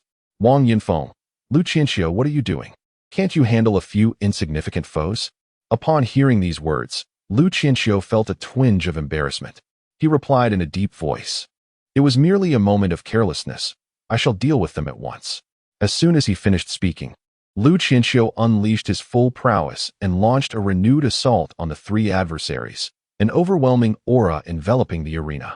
Despite Jiang Chen's continuous reminders, Duan Feng bore numerous wounds, his breath becoming increasingly chaotic. Meanwhile, De Qing was growing increasingly alarmed. Could Xiao Chen's eyes be the legendary dual pupils? At that moment, Duan Feng was sent flying by Lu Qianqiu's palm. Withdrawing his arm, Lu Qianqiu turned to Jiang Chen. His voice, I see. You managed to exploit my flaw. It seems you possess some remarkable secret. This truly comes as an unexpected delight. With that, Lu Qianqiu abandoned Jiang Yu and charged toward Jiang Chen. Roar! Just then, Jiang Yu broke through his own limitations, activating the Songlong form, a dragon's roar escaping his lips. Instantly, a layer of black dragon scales emerged around him, enveloping his body and forming a complete suit of armor. Not far away, Wang Yinfeng watched in astonishment. How could this be? Is it a special physique capable of altering one's form? Regaining his composure, Wang Yinfeng bellowed, quickly, eliminate him. He must not be allowed to leave alive. A physique that can induce such transformations is a rarity, with the lowest achievement being the void-breaking realm. Chapter 118, A Life and Death Moment. A genius with such a special physique must not be allowed to survive, Wang Yinfeng thought vehemently. Meanwhile, Yang Jingqi was filled with excitement. The fact that the Jiang brothers could hold their own against Lu Qianqiu had already astonished him. But now he discovered that Jiang Yu possessed a special physique. No, they absolutely cannot come to harm. With this thought, Yang Jingqi braved a blow from Wang Yinfeng, intending to seize the opportunity to rescue them. He was determined to save the Jiang brothers at all costs. However, Wang Yinfeng refused to grant Yang Jingqi that chance, relentlessly pursuing him. On the other side, upon hearing the shouts, Lu Qianqiu turned to Jiang Yu, a sinister smile creeping across his face. Lu Qianqiu, a genius with a special physique, is it? I, Lu Qianqiu, take great pleasure in nipping talents in the bud. With a thunderous crash, Lu Qianqiu flickered and appeared before Jiang Yu with uncanny speed, raising his hand to strike at his chest. In that instant, a sinister aura surged forth, causing the surrounding temperature to plummet rapidly. Jiang Yu felt as though the space he occupied had become constricted, his movements rendered sluggish. He understood that, given the current circumstances, evading his opponent's attack was nearly impossible. Without hesitation, Jiang Yu summoned the full might of his Songlong body, his scales emitting a dazzling radiance as a terrifying surge of vitality erupted forth. Subsequently, he brandished his long sword swiftly, aiming directly at the approaching Lu Qianqiu. Be careful, elder brother, Jiang Chen shouted, his voice filled with urgency. In an instant, his raven hair billowed, revealing his hidden power of the dual pupils. A wave of formidable pressure enveloping the battlefield. What in the world is this? An anomalous pupil? Wang Yinfeng gasped, his heart trembling as he beheld Jiang Chen's bizarre eyes. A flicker of fear igniting within him. He was on the verge of madness. First, it was Jiang Yu's peculiar constitution, and now Jiang Chen possessed these extraordinary eyes. seemingly even more fearsome than Jiang Yu's abilities. What he found most difficult to accept was that Jiang Daoxin appeared to have a special constitution as well. His combat prowess utterly terrifying. Disciples of comparable cultivation levels to Jiang Daoxin found themselves unable to withstand even 3 exchanges in combat. Wang Yunfeng was utterly astonished. Naturally, the most exhilarated were the members of Xinqing sect. The extraordinary talents of Jiang Yu and his brothers invigorated their spirits immensely. Not far away, the 6th prince, engaged in fierce battle, wore a complex expression, observing the terrifying talents of the Jiang brothers. He briefly entertained the notion that being a follower might not be so bad after all. Meanwhile, Yang Jingqi was brimming with excitement. The Jiang family's 3 prodigies, elder brother with his unique constitution, second brother Jiang Chen with his anomalous eyes, while the situation of the youngest remained uncertain. His formidable combat strength suggested he was no ordinary contender. Just as everyone was absorbed in astonishment, Jiang Chen bellowed, "Heavenly prison, earthly lock." With a thunderous crash, Jiang Chen's gaze locked onto Lu Qianxiu, ripples emanating from the area surrounding him, temporarily halting his movements as Jiang Yu's longsword thrust towards his chest. At that moment, Jiang Chen felt his internal energy rapidly depleting. Were it not for the 9 swirling vortices continuously supplying energy, he would scarcely have been able to sustain himself for even a breath. The disparity in their cultivation levels was significant, and the fact that he could briefly immobilize his opponent was already a remarkable feat. However, under Lu Qianxiu's relentless resistance, a stifled groan escaped Jiang Chen's lips. After nearly 2 breaths' time, Lu Qianxiu broke free from Jiang Chen's constraints. Yet, in that fleeting moment, Jiang Yu's longsword had already found its mark at the location of his heart. To his astonishment, Jiang Yu did not exhibit any signs of triumph. Instead, his expression was grave, for his sword could not penetrate Lu Qianxiu's chest. "Lu Qianxiu, die, you wretch!" With a swift motion, Lu Qianxiu raised his palm and struck Jiang Yu squarely in the chest, sending him flying. In an instant, Jiang Yu's protective scales shattered, and he coughed up a copious amount of blood as he crashed heavily to the ground. Brother, not far away, Jiang Daoxin witnessed this scene and rushed over, his expression filled with urgency. After taking a deep breath, Lu Qianxiu cast a penetrating glance at Jiang Chen, a hint of trepidation evident in his gaze. The ability exhibited by his opponent was exceedingly peculiar, capable of momentarily immobilizing him. Although it lasted but 2 breaths, Lu Qianxiu was a master of the cave heaven realm, while Jiang Chen was merely at the sea of spirit stage. Regaining his composure, Lu Qianxiu swiftly turned and aimed another strike at the fallen Jiang Yu, offering no opportunity for others to intervene. Lu Qianxiu, absolute destruction palm. In an instant, a chilling wail echoed through the air as the malevolent energy coalesced, forming a spectral hand. With a flick of his arm, Lu Qianxiu propelled the shadowy hand towards Jiang Yu. At this moment, the technique employed by Lu Qianxiu was known as the Yin-Sha breaking demon palm, which was perilously close to the earth stage. His current prowess stemmed from a fortuitous encounter with the lair of a wicked cultivator, from whom he inherited a legacy, including this very technique. Any unfortunate soul struck by this palm would find the sinister energy surging into their body, incessantly corroding them from within. The agony akin to being devoured by 1,000 ants, a torment no ordinary person could endure. Lu Qianxiu's singular thought was to see Jiang Yu perish in suffering, after which he would relish the unique vitality coursing through his body. The mere thought of such potent blood from a special physique sent a thrill coursing through him. Meanwhile, Jiang Chen, witnessing the unfolding calamity, rushed towards Jiang Yu, but due to his earlier exertions, his speed was considerably diminished, and he feared he would be too late. On the other side, Yang Jingqi's fury boiled over at the sight, yet no matter how desperately he fought, Wang Yunfeng clung to him, offering no chance for rescue. "Ha! Yang Jingqi, do you not feel despair? A disciple with such promise is about to fall, and yet you are powerless to intervene." At that moment, Wang Yunfeng's face was alight with triumph as he taunted Yang Jingqi, his laughter echoing incessantly. Seizing the opportunity while Yang Jingqi was distracted, Wang Yunfeng inflicted several wounds upon him. Just then, an expression of disbelief crossed Wang Yunfeng's features as he exclaimed, "Have you lost your mind? Burning your essence for power, truly insane." Ignoring Wang Yunfeng's shouts, Yang Jingqi harnessed the strength from burning his essence and retaliated with a single strike that sent Wang Yunfeng staggering back. Due to a momentary delay, the malevolent hand of Yin Sha was now less than a meter away from Jiang Yu, rendering any attempt to intervene futile. However, at this critical juncture, Jiang Daoxin approached Jiang Yu. With a thunderous roar, he unleashed a tremendous force of suction from his mouth. To the astonishment of the onlookers, the dark energy rapidly dissipated, swirling frantically towards Jiang Daoxin's open mouth, and within moments, a significant portion had vanished. Yet, Jiang Daoxin's condition was far from optimistic. His body continued to swell, his complexion paling considerably, and an expression of agony marred his features. Nevertheless, he showed no inclination to cease, persistently absorbing the dark energy. Chapter 119. All techniques unleashed, breaking boundaries. Witnessing this scene, Lu Qianqiu exhibited a look of shock. Gazing incredulously at Jiang Daoxin, he had noticed the boy rushing over earlier. But given that the latter's cultivation was merely at the 6th level of the Divine Sea realm, he had dismissed it as inconsequential. Yet now, Jiang Daoxin was absorbing his dark energy. Though his expression appeared pained, Lu Qianqiu could distinctly sense the boy's power was steadily increasing. Lu Qianqiu thought to himself, what nonsense is this? Since when could dark energy enhance one's strength? Regaining his composure, a ruthless glint appeared in Lu Qianqiu's eyes as he spoke with fury. If you wish to consume, then today I shall allow you to feast to your heart's content and see just how much you can absorb.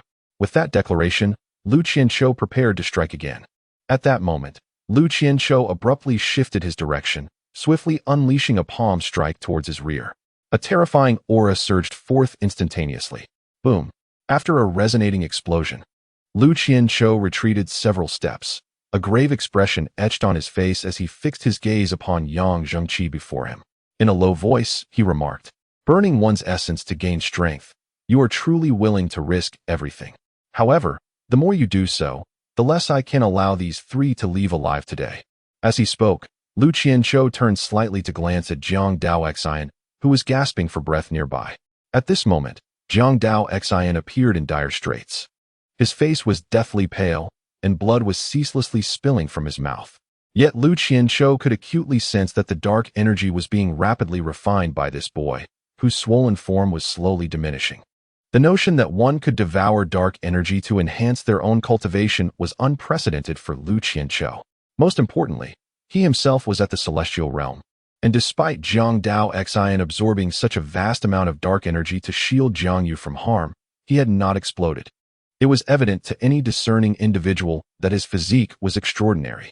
After a moment of contemplation, a cruel smile crept across Lu Qianqiu's face.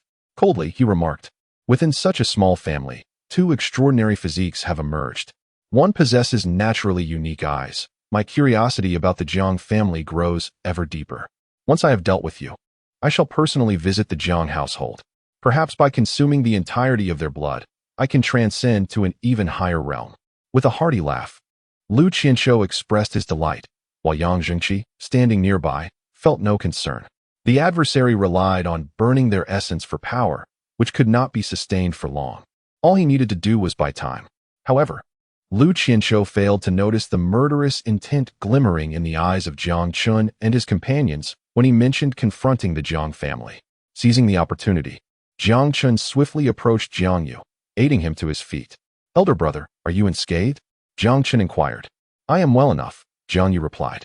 At that moment, Jiang Chen observed that the wounds on his elder brother's chest had begun to heal.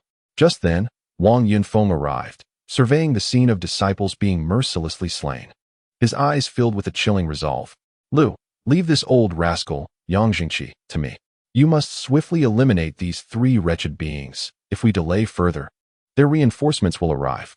As his words fell, Wang Yunfeng consumed a red elixir, his power surging dramatically, his aura becoming overwhelmingly potent. The disciples of the Falling Cloud sect were already at a disadvantage. The longer the battle dragged on, the greater the casualties. He could no longer afford to waste time. With renewed vigor, Wang Yunfeng charged towards Yang Zhengqi, his strikes fierce and unrelenting, embodying a spirit of life-for-life combat. This maneuver momentarily occupied Yang Zhengqi once more. In an instant, Lu Qianqiu propelled himself towards Jiang Chen and his companions with astonishing speed. Observing this, Duan Feng wished to intervene, but was hindered by his severe injuries. Barely able to move. Faced with the oncoming Lu Qianqiu, Jiang Chen showed no hesitation, brandishing his void spear to meet him head-on. Given Jiang Daoxin's precarious state, allowing Lu Qianqiu to approach would escalate the situation into greater peril. After a brief moment of recuperation, Jiang Yu managed to suppress his wounds and join Jiang Chen in the charge. Yet, their opponent was a formidable figure at the Cave Heaven realm. Upon collision, Jiang Chen felt his vitality surge uncontrollably. Had it not been for his ability to perceive weaknesses with his unique eyes, Lu Qianqiu might have already bested him. Even as Jiang Chen and his companion fought valiantly together, injuries continued to mar their bodies, their breaths becoming increasingly erratic. Meanwhile, Jiang Daoxin was fervently refining his powers, unlocking the full potential of the Taotie within him, his awakening reaching new heights. With the last vestiges of sinister energy dissipated, Jiang Daoxin's strength surged to the 8th level of the Divine Sea realm. Without a moment's pause, he dashed into the fray, ready to join the battle. Upon realizing that he was ensnared by 3 formidable practitioners of the Divine Sea realm, Lu Qianqiu erupted in furious roars, his gaze shrouded in darkness. Lu Qianqiu, you wretched beings, perish. With a thunderous explosion of power, Lu Qianqiu sent Jiang Chen and his companions hurtling backward, blood seeping from the corners of their mouths. Without granting them a moment to recover, Lu Qianqiu swiftly turned his attention to Jiang Daoxin. The combat prowess of the other two was alarmingly formidable, making them difficult to dispatch with a single strike. Thus, the weakest, Jiang Daoxin, became the primary target. Simultaneously, observing the waning aura of Yang Jingqi, Jiang Chen's eyes gleamed with determination. He realized that Yang Jingqi could not endure much longer. If a decisive victor did not emerge swiftly, the addition of Wang Yunfeng would seal their fates. It seems I have no choice but to take the risk and break through, Jiang Chen resolved. No longer suppressing his energy, an overwhelming force surged forth from him, enhancing his aura significantly. The 9 swirling vortices trembled violently, and the 2 caverns became animated, exuding spiritual energy. In a flash, Jiang Chen charged towards Lu Qianqiu, denying him any opportunity to attack Jiang Daoxin. What? Sensing the escalating aura of Jiang Chen, Lu Qianqiu's expression shifted to one of suspicion. You intend to break through amidst battle? Such a reckless fool.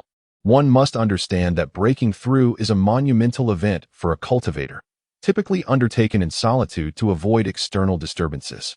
Yet, Jiang Chen's decision to attempt a breakthrough in the midst of combat appeared to Lu Qianqiu as a path to self-destruction. However, after observing for a while, Lu Qianqiu detected something amiss. Jiang Chen's power was augmenting at an alarming rate, seemingly unaffected by the surrounding environment. Chapter 120. The Might of the Reincarnated Eye. A powerful kill. As Jiang Chen's burgeoning strength became palpable, Lu Qianqiu's countenance darkened.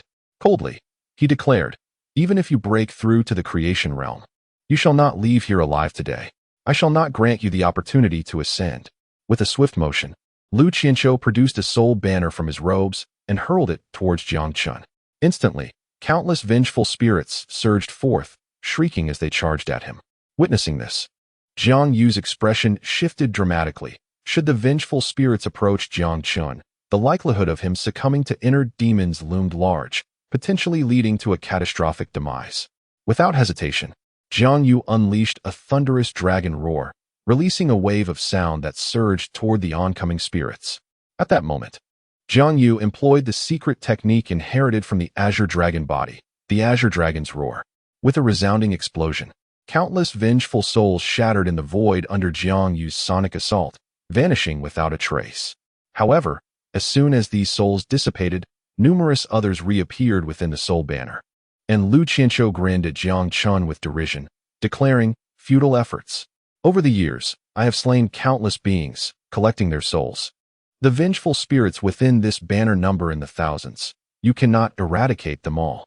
Yet, just as Lu Qianqiu finished his boast, a familiar voice resonated, and an immense force of suction emerged in the void.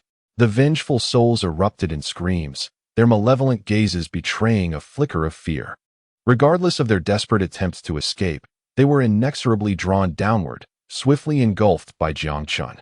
Lu Qianqiu gasped, What manner of monster are you, that you can devour even souls? He was genuinely astonished. Having previously absorbed his malevolent aura was one thing, but now even the vengeful spirits were being consumed at an alarming rate. Lu Qianzhou felt his composure crumbling. First, it was the sinister energy, and now his own souls.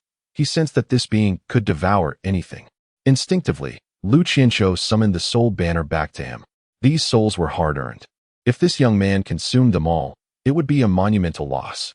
What was even more difficult for him to accept was that in just a few moments, Jiang Chen had completed his breakthrough, an overwhelming aura enveloping the surroundings. Lu Qianzhou exclaimed, This is complete? When did breaking through become so effortless?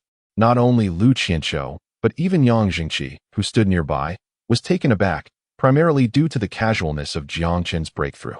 As Jiang Chen slightly closed his eyes, when he opened them again, his once single pupil had merged into a layered form. The chilling gaze sent a shiver down Lu Qianzhou's spine, igniting a flicker of fear within him. In that instant when Jiang Chen's eyes opened, Lu Qianzhou felt as if the heavens themselves had been torn asunder. With a mere glance, the world seemed to shift, and Lu Qianzhou could distinctly sense that when Jiang Chen invoked his unique eyes, an imposing aura radiated from him, exuding an air of cold ruthlessness. Seizing the opportunity, Jiang Yu unleashed a brilliant light from his dragon scales, an overwhelming ferocity surging forth. The three brothers exchanged glances and charged toward Lu Qianzhou. With a thunderous crash, Jiang Chen, wielding the void spear, led the charge, colliding fiercely with Lu Qianzhou. As the battle raged on, the surrounding crowd fell into stunned silence, momentarily halting their own skirmishes, captivated by the intense clash unfolding before them. Lu Qianzhou found himself overwhelmed by the three brothers of the Jiang family, retreating steadily under their relentless assault. Jiang Chen consistently provided timely reminders to Jiang Yu and the others, enabling them to evade fatal strikes. Jiang Chen and his companions are remarkably formidable. Even those in the cave heaven realm cannot contend with them. We may yet be saved. Go, brother Jiang. Witnessing this scene, the previously self-satisfied Wang Yunfeng began to panic, his expression darkening as he resolved to assist Lu Qianzhou. The repeated displays of the Jiang brothers' prowess shattered Wang Yunfeng's perceptions, instilling a deep-seated fear within him. He realized that if the Jiang brothers continued to grow unchecked, the Liyun sect would inevitably face catastrophic ruin. However, he had been occupied, and now Yang Jingqi would not allow Wang Yunfeng to escape. Ha ha ha, Wang Yunfeng, you should stay? Yang Jingqi exclaimed, launching a fierce assault that left Wang Yunfeng with no opportunity to retaliate, gritting his teeth in frustration. Yang Jingqi, you seek your own demise. Meanwhile, under the relentless onslaught of Jiang Chen and his companions, Lu Qianzhou's aura became increasingly chaotic, his countenance grave. Jiang Chen was truly enigmatic. Despite their prolonged battle, he appeared vibrant and seemingly inexhaustible. Lu Qianzhou found it intolerable that the other two were like tenacious pests, infuriating him to no end. Since I cannot kill you, I shall first eliminate that old man. Once I absorb his blood, none of you shall escape. Resolute in his decision, Lu Qianzhou charged directly at Yang Jingqi. You cannot leave, Jiang Chen declared. Prison of heaven, lock of earth. With Jiang Chen's ascended power, the binding force intensified, halting Lu Qianzhou in his tracks. World destruction, divine light. As these words left Jiang Chen's lips, the two realms within him expanded rapidly, manifesting behind him as a terrifying force erupted from within. The spectators sensed the anomaly as the sky darkened, a stifling aura enveloping the area. At that moment, Lu Qianzhou felt every hair on his body stand on end, an overwhelming sense of life and death peril engulfing him, prompting him to struggle frantically. What manner of terrifying secret technique is this, exuding such oppressive pressure? In the face of this existential threat, Lu Qianzhou resorted to burning his essence for strength, desperate to escape. Through his relentless struggles, he finally broke free from Jiang Chen's prison. Yet, scarcely had he done so when a terrifying black radiance erupted from Jiang Chen's eyes, hurtling towards him with astonishing speed. In an instant, it felt as though heaven and earth were being torn asunder. Damn! Upon witnessing this scene, Lu Qianzhou's expression shifted dramatically as he desperately channeled his true energy to form a protective barrier. However, beneath the terrifying black radiance, his efforts proved futile. His chest was pierced directly. A heart-wrenching scream erupted as a gaping hole appeared in Lu Qianqiu's torso, causing half of his body to disintegrate. I feel such hatred. With great difficulty, he uttered his last words. Lu Qianqiu's body plummeted from the air, crashing heavily onto the ground, and thereafter, he fell utterly silent, irrevocably deceased. Chapter 121. The Storm Brews Silence. At this moment, the surrounding atmosphere was eerily still, as everyone halted their actions, gazing at Jiang Chen in sheer horror. Particularly, the members of the Falling Cloud sect trembled uncontrollably, their expressions of triumph vanishing entirely. He is dead. A formidable expert of the Cave Heaven realm has perished at Jiang Chen's hands, and in a single devastating blow. The visual impact was overwhelming. How could this be? What kind of divine ability did he just wield to possess such tremendous power? With Elder Lu now dead, what shall we do? Are we all to perish here today? As reality set in, the Falling Cloud sect was engulfed in panic, their eyes devoid of any hope for victory, their hearts filled with dread. Initially, possessing two experts of the Cave Heaven realm felt reassuring, but with one suddenly slain, the situation had shifted drastically. Not to mention the others. Even Yang Jingqi wore a look of shock, as the impact Jiang Chen had made was simply staggering. On the other side, Wang Yunfeng appeared utterly astonished. He refrained from continuing his assault on Yang Jingqi, and quickly retreated, maintaining a cautious distance from Jiang Chen and his companions. He was genuinely terrified. Lu Qianqiu's strength exceeded his own, and if Jiang Chen could defeat him, then dealing with Wang Yunfeng would be no challenge at all. What manner of creature is this? He has merely broken through to the creation realm, yet can slay an expert of the Cave Heaven realm. Could that peculiar gaze of his be the eye of the sage? Despite the overwhelming fear coursing through him, a glimmer of greed flickered in Wang Yunfeng's eyes. If he could master the secret technique Jiang Chen had just employed, not only would his power multiply, but his status would also rise accordingly. Yet, Wang Yunfeng understood that under the current circumstances, killing Jiang Chen was no longer feasible. He needed to relay today's events back home. If Jiang Chen could not be dealt with swiftly, then the plans of the Falling Cloud sect and the Heavenly Dragon dynasty would merely be a farce, devoid of any chance of success. Having come to this realization, Wang Yunfeng bellowed, "Scatter! Reinforcements from the sect will arrive shortly. Your survival depends solely on yourselves."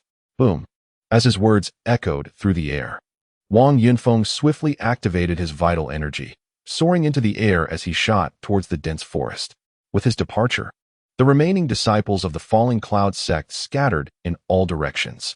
Despite the Xianqing sect's relentless pursuit, several of their foes managed to escape, and Yang Jingqi refrained from chasing them down. He understood all too well that if a powerful being from the Cave Heaven realm was determined to flee, it would be exceedingly difficult to catch them, especially given his own compromised state. Thus, making a hasty exit was the wisest course of action. Jiang Chen, having expended all his strength to vanquish Lu Qianqiu, now felt a considerable fatigue enveloping his body, leaving him indifferent to Wang Yunfeng's escape. Meanwhile, Deqing, exhibiting remarkable presence of mind, swiftly approached Lu Qianqiu's lifeless body, retrieving the storage ring and presenting it to Jiang Chen. Jiang Daoxin hurried to Jiang Chen's side. Concern etched upon his features as he inquired, "Elder brother, are you unscathed?" After refining the vengeful spirits, Jiang Daoxin's aura had notably strengthened, a capability that Jiang Chen envied. Jiang Yu also approached, having sustained considerable injuries during the battle, yet with the terrifying regenerative abilities of the Azure Dragon physique, his wounds were nearly healed. Noticing the anxious gazes of his brothers, Jiang Chen gently shook his head, assuring them, "I am fine. There is no need for excessive concern. Just take a moment to recover." While the three brothers conversed, the other disciples efficiently began to clear the battlefield. Before long, many gathered around, their eyes filled with admiration as they regarded the trio. Had it not been for their valiant presence today, many might have perished. At that moment, Yang Jingqi approached with a grave expression. "All right, we must hasten our departure. The crisis is not yet averted, so everyone must remain vigilant." "Follow me," he commanded, leading the way without further ado. The others promptly followed suit, their silence reflecting the weight of the situation. Due to the excessive consumption of his life force, Yang Jingqi's strength had diminished significantly, his complexion pale, casting a shadow over the group's spirits. Jiang Chen, meanwhile, focused on regaining his strength. As they advanced, Yang Jingqi retrieved a jade tablet, relaying the events that had transpired. Simultaneously, during his escape, Wang Yunfeng continued to transmit information to the sect, emphasizing the exceptional talents of Jiang Chen and his companions. Above a certain mountain range, two elderly figures flying through the void abruptly halted, producing a jade tablet from their robes. After scanning its contents, their expressions shifted dramatically, disbelief evident in their eyes. Was Wang Yunfeng jesting? How could Amir Jr., who had just broken through to the creation realm, possibly defeat a seasoned practitioner of the cave heaven realm? Were not the two with special physiques and unique eyes merely described by Du Qingfeng as possessing slightly greater strength, with nothing particularly remarkable? What had transpired? The two elders grew increasingly agitated as they pondered these revelations. Such a talented disciple being allowed to escape evokes a profound sense of regret among them. Subsequently, one of the elders, his expression darkening, spoke coldly. Now is not the time for such deliberations. We must urgently contact the sect leader with the emergency token and request additional reinforcements. The Xinqing sect has undoubtedly received word as well. These three must not be allowed to return alive. After a moment of contemplation, the elder continued, the sect has long been seeking those with. This Jiang Chen must be captured. Upon hearing this, another gaunt elder's face lit up with excitement, exclaiming, are you suggesting the transplantation of?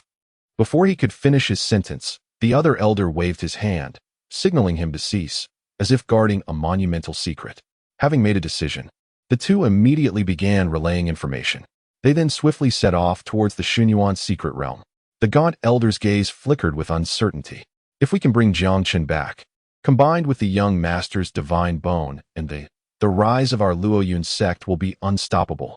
With this thought, the gaunt elder's excitement intensified, quickening his pace, his eyes alight with anticipation. Meanwhile, the Xinqing sect had also received the news, which swiftly reached the sect's main hall. Within the hall, numerous elders gathered. With a venerable elder, his hair streaked with white, seated at the head. He scanned the assembly and swiftly spoke. The sect leader is currently in seclusion. At a critical juncture, I cannot leave the sect. Third elder, take several elders and proceed to provide support. Ensure the safe return of those individuals. Rest assured, elder, I shall risk my life to bring those three little rascals back safely, replied the third elder, rising immediately and departing with two other elders. Chapter 122. Movements of the Dragon Emperor dynasty. As soon as the three elders exited the hall, a massive black eagle soared towards them, and they promptly leapt onto its back. With a powerful flap of its wings, the black eagle transformed into a streak of darkness, vanishing into the heavens at an astonishing speed. In a secluded chamber within the Dragon Emperor dynasty, a man of imposing demeanor reviewed the information in his hand, his expression growing grave. Before him, a man clad in black knelt. The black-clad man's face was clouded with uncertainty, his fingers rhythmically drumming on the table, the dull sound echoing in the chamber. After a moment of silence, the man spoke in a deep voice. Is the information reliable?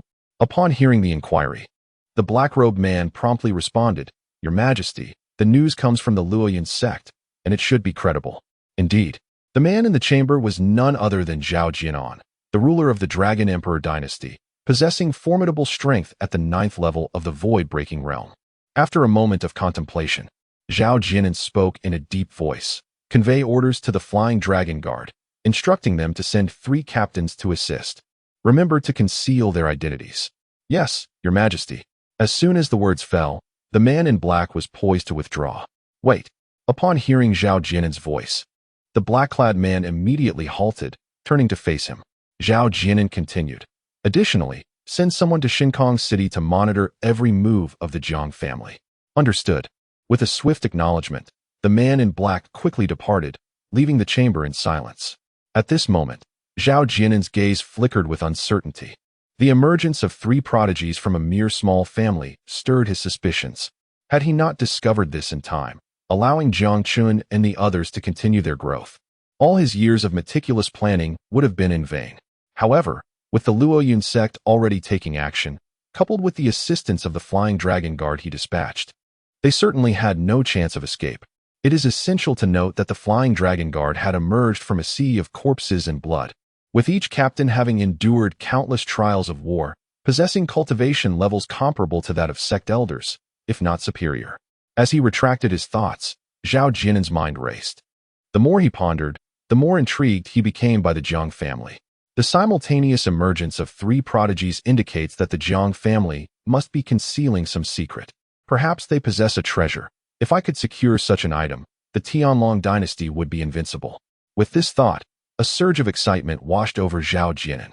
Meanwhile, under Yang Zhengqi's continuous guidance, everyone swiftly emerged from the mist, arriving at the entrance of the initial valley. However, just as they stepped out of the fog, Yang Zhengqi's expression suddenly shifted, darkening considerably.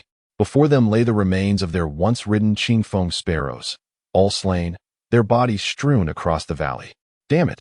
This must be the work of Lu Qianqiu, Yang Zhengqi exclaimed. There were still quite a few disciples of the Xianxing sect remaining, most of whom were at the body refinement and divine sea realms, lacking the ability to traverse the skies.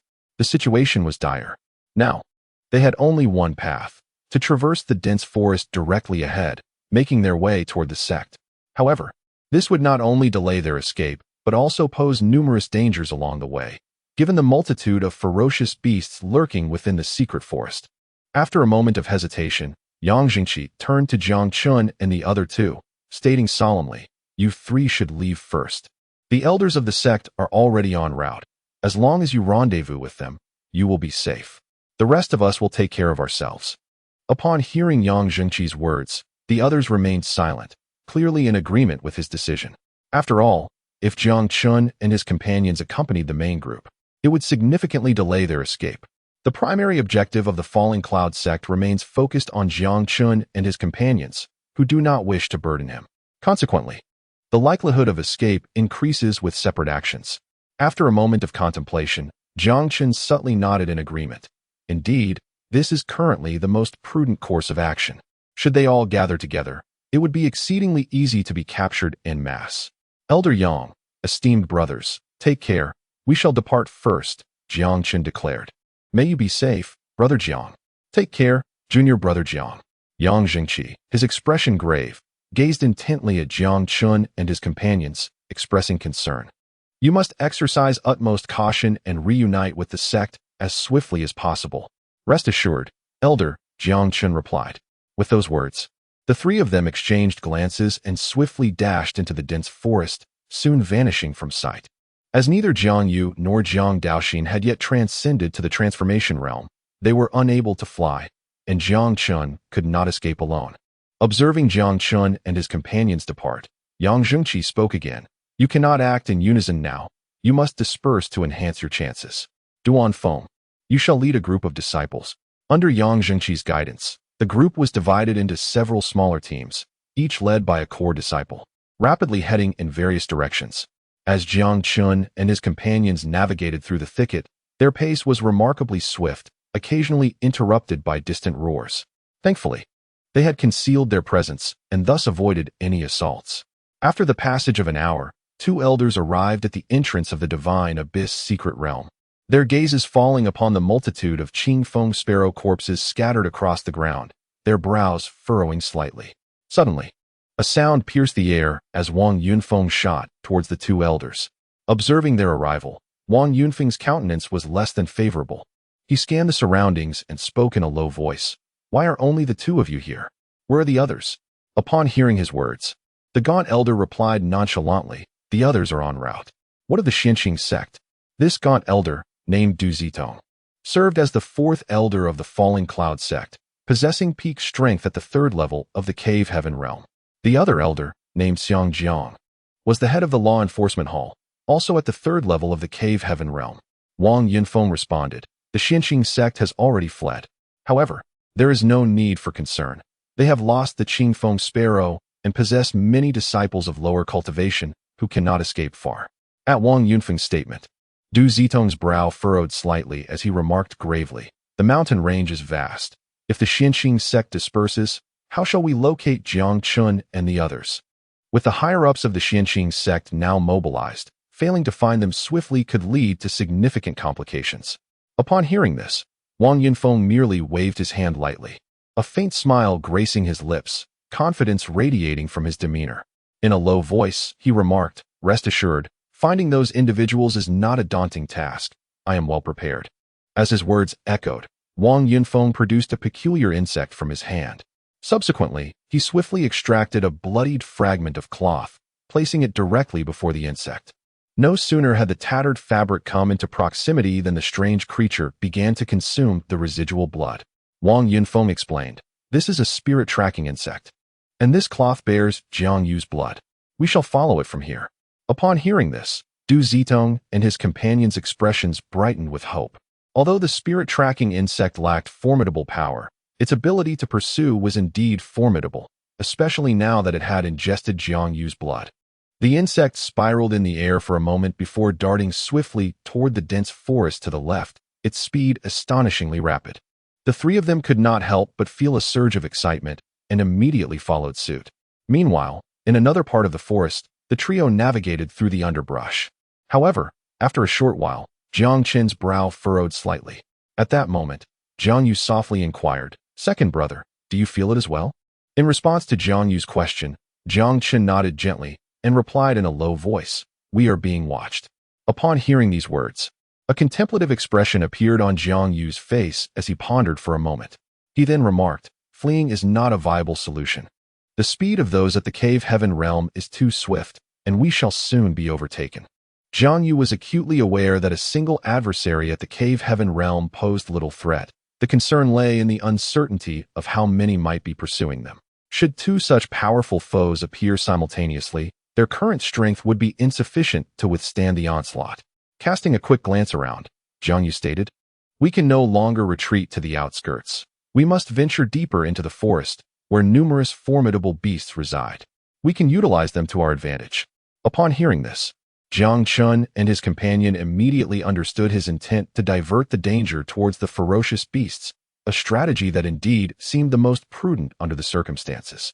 Thereafter, the trio swiftly altered their course, charging deeper into the heart of the forest.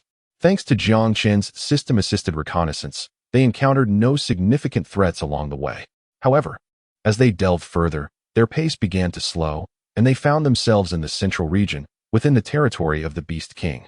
Among the demonic beasts, any that transcended into the cave heaven realm were referred to as Beast Kings. At this juncture, the three concealed their auras entirely, cautiously traversing the dense foliage. It was imperative to note that the territorial instincts of the Beast Kings were exceedingly strong. Should they become entangled at this moment, the consequences could be dire. However, as they pressed forward, Jiang Chen and his companions took several measures along the way, preparing a grand surprise for their pursuers should they catch up. Once the restrictions were set in place, the three exchanged knowing glances, their lips curving into faint smiles. Undeterred, they continued their journey, even lingering near the Beast King's lair, navigating through an array of formidable barriers. Meanwhile, Wang Yunfeng and his companions, after a brief pursuit, sensed something amiss, their expressions darkening. "Damn it! That little wretch has ventured deep into the Wanshou mountain. This spells trouble," Wang Yunfeng exclaimed. Upon hearing this, Du Zitong retorted coldly, "Humph, what is there to fear? We have three formidable experts of the cave heaven realm with us. Even if a Beast King resides within the mountain, it cannot pose a threat to us. Besides, given the capabilities of the Jiang brothers, they wouldn't dare delve too deeply. There is no need for excessive concern." Reassured by Du Zitong's words, Wang Yunfeng's grim demeanor softened significantly, prompting him to quicken their pace.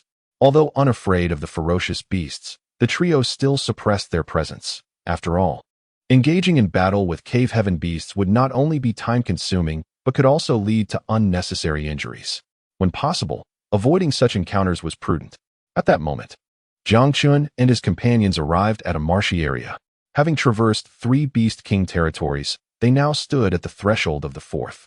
However, Jiang Yu chose to halt. His keen gaze swept the surroundings and soon discovered a deserted cave, nestled atop a muddy pit, remarkably concealed. Most importantly, the cave's entrance was a considerable distance from the Beast King's domain, making it unlikely to attract attention in case of unforeseen events, rendering it a relatively safe refuge. "This will do," Jiang Yu declared. "I shall first break through to the creation realm. This way, even if they pursue us, we will not find ourselves in a passive position." Jiang Chen and Jiang Yu readily concurred with this plan. Having made their decision, the trio swiftly entered the cave. The cave was modest in size, its walls coated in mud, yet the ground was surprisingly dry. Once inside, Jiang Yu turned his gaze to Jiang Chen, a serious expression adorning his face. "Second brother, I must trouble you," he murmured. Jiang Chen waved his hand reassuringly and replied with a smile, "Elder brother, focus on your breakthrough. I will ensure that all remains well here." With Jiang Chen's assurance, Jiang Yu wasted no time. He promptly settled into a cross-legged position, retrieving numerous medicinal pills from his robes and consuming them, a terrifying aura surging forth from him. After a moment of contemplation, Jiang Dao also produced several pills, his eyes fixed on Jiang Chen. "Second brother, he began, but before he could finish, Jiang Chen interjected with a gentle smile, "Do not worry. I've got everything covered." With a firm nod of understanding, Jiang Dao settled in. Jiang Daoxin immediately entered a state of deep meditation, as a multitude of elixirs were continuously sent into his mouth. The devouring power of the Taotie Divine Body began to manifest, and his strength was steadily increasing. Originally, Jiang Daoxin was still quite distant from the realm of creation, but after daring to absorb the Yinsha energy from Lu Qianqiu, the potential of his Taotie Divine Body was once again ignited, significantly enhancing his power. Additionally, he absorbed a considerable number of vengeful souls, causing his strength to soar, and he had now broken through to the 9th level of the Divine Sea realm, standing just a step away from the realm of creation. For others in such circumstances, successfully breaking through to the realm of creation would necessitate a period of cultivation, seeking a breakthrough opportunity before daring to attempt the transition. However, this dilemma did not constrain Jiang Daoxin. With the Taotie Divine Body, there was essentially no bottleneck at this level. As long as the energy accumulated within him was sufficient, a natural breakthrough was assured. This situation bore some resemblance to Jiang Chen's state. As for Jiang Yu, Jiang Chen was even less concerned. Not only did his elder brother possess the Canglong body, but based on the insights gleaned from the remnants of the emperor's soul, breaking through to the realm of creation posed no challenge at all. What they required now was merely time. As Jiang Daoxin continuously consumed elixirs, the speed at which he refined them was astonishingly rapid, and his aura grew increasingly potent.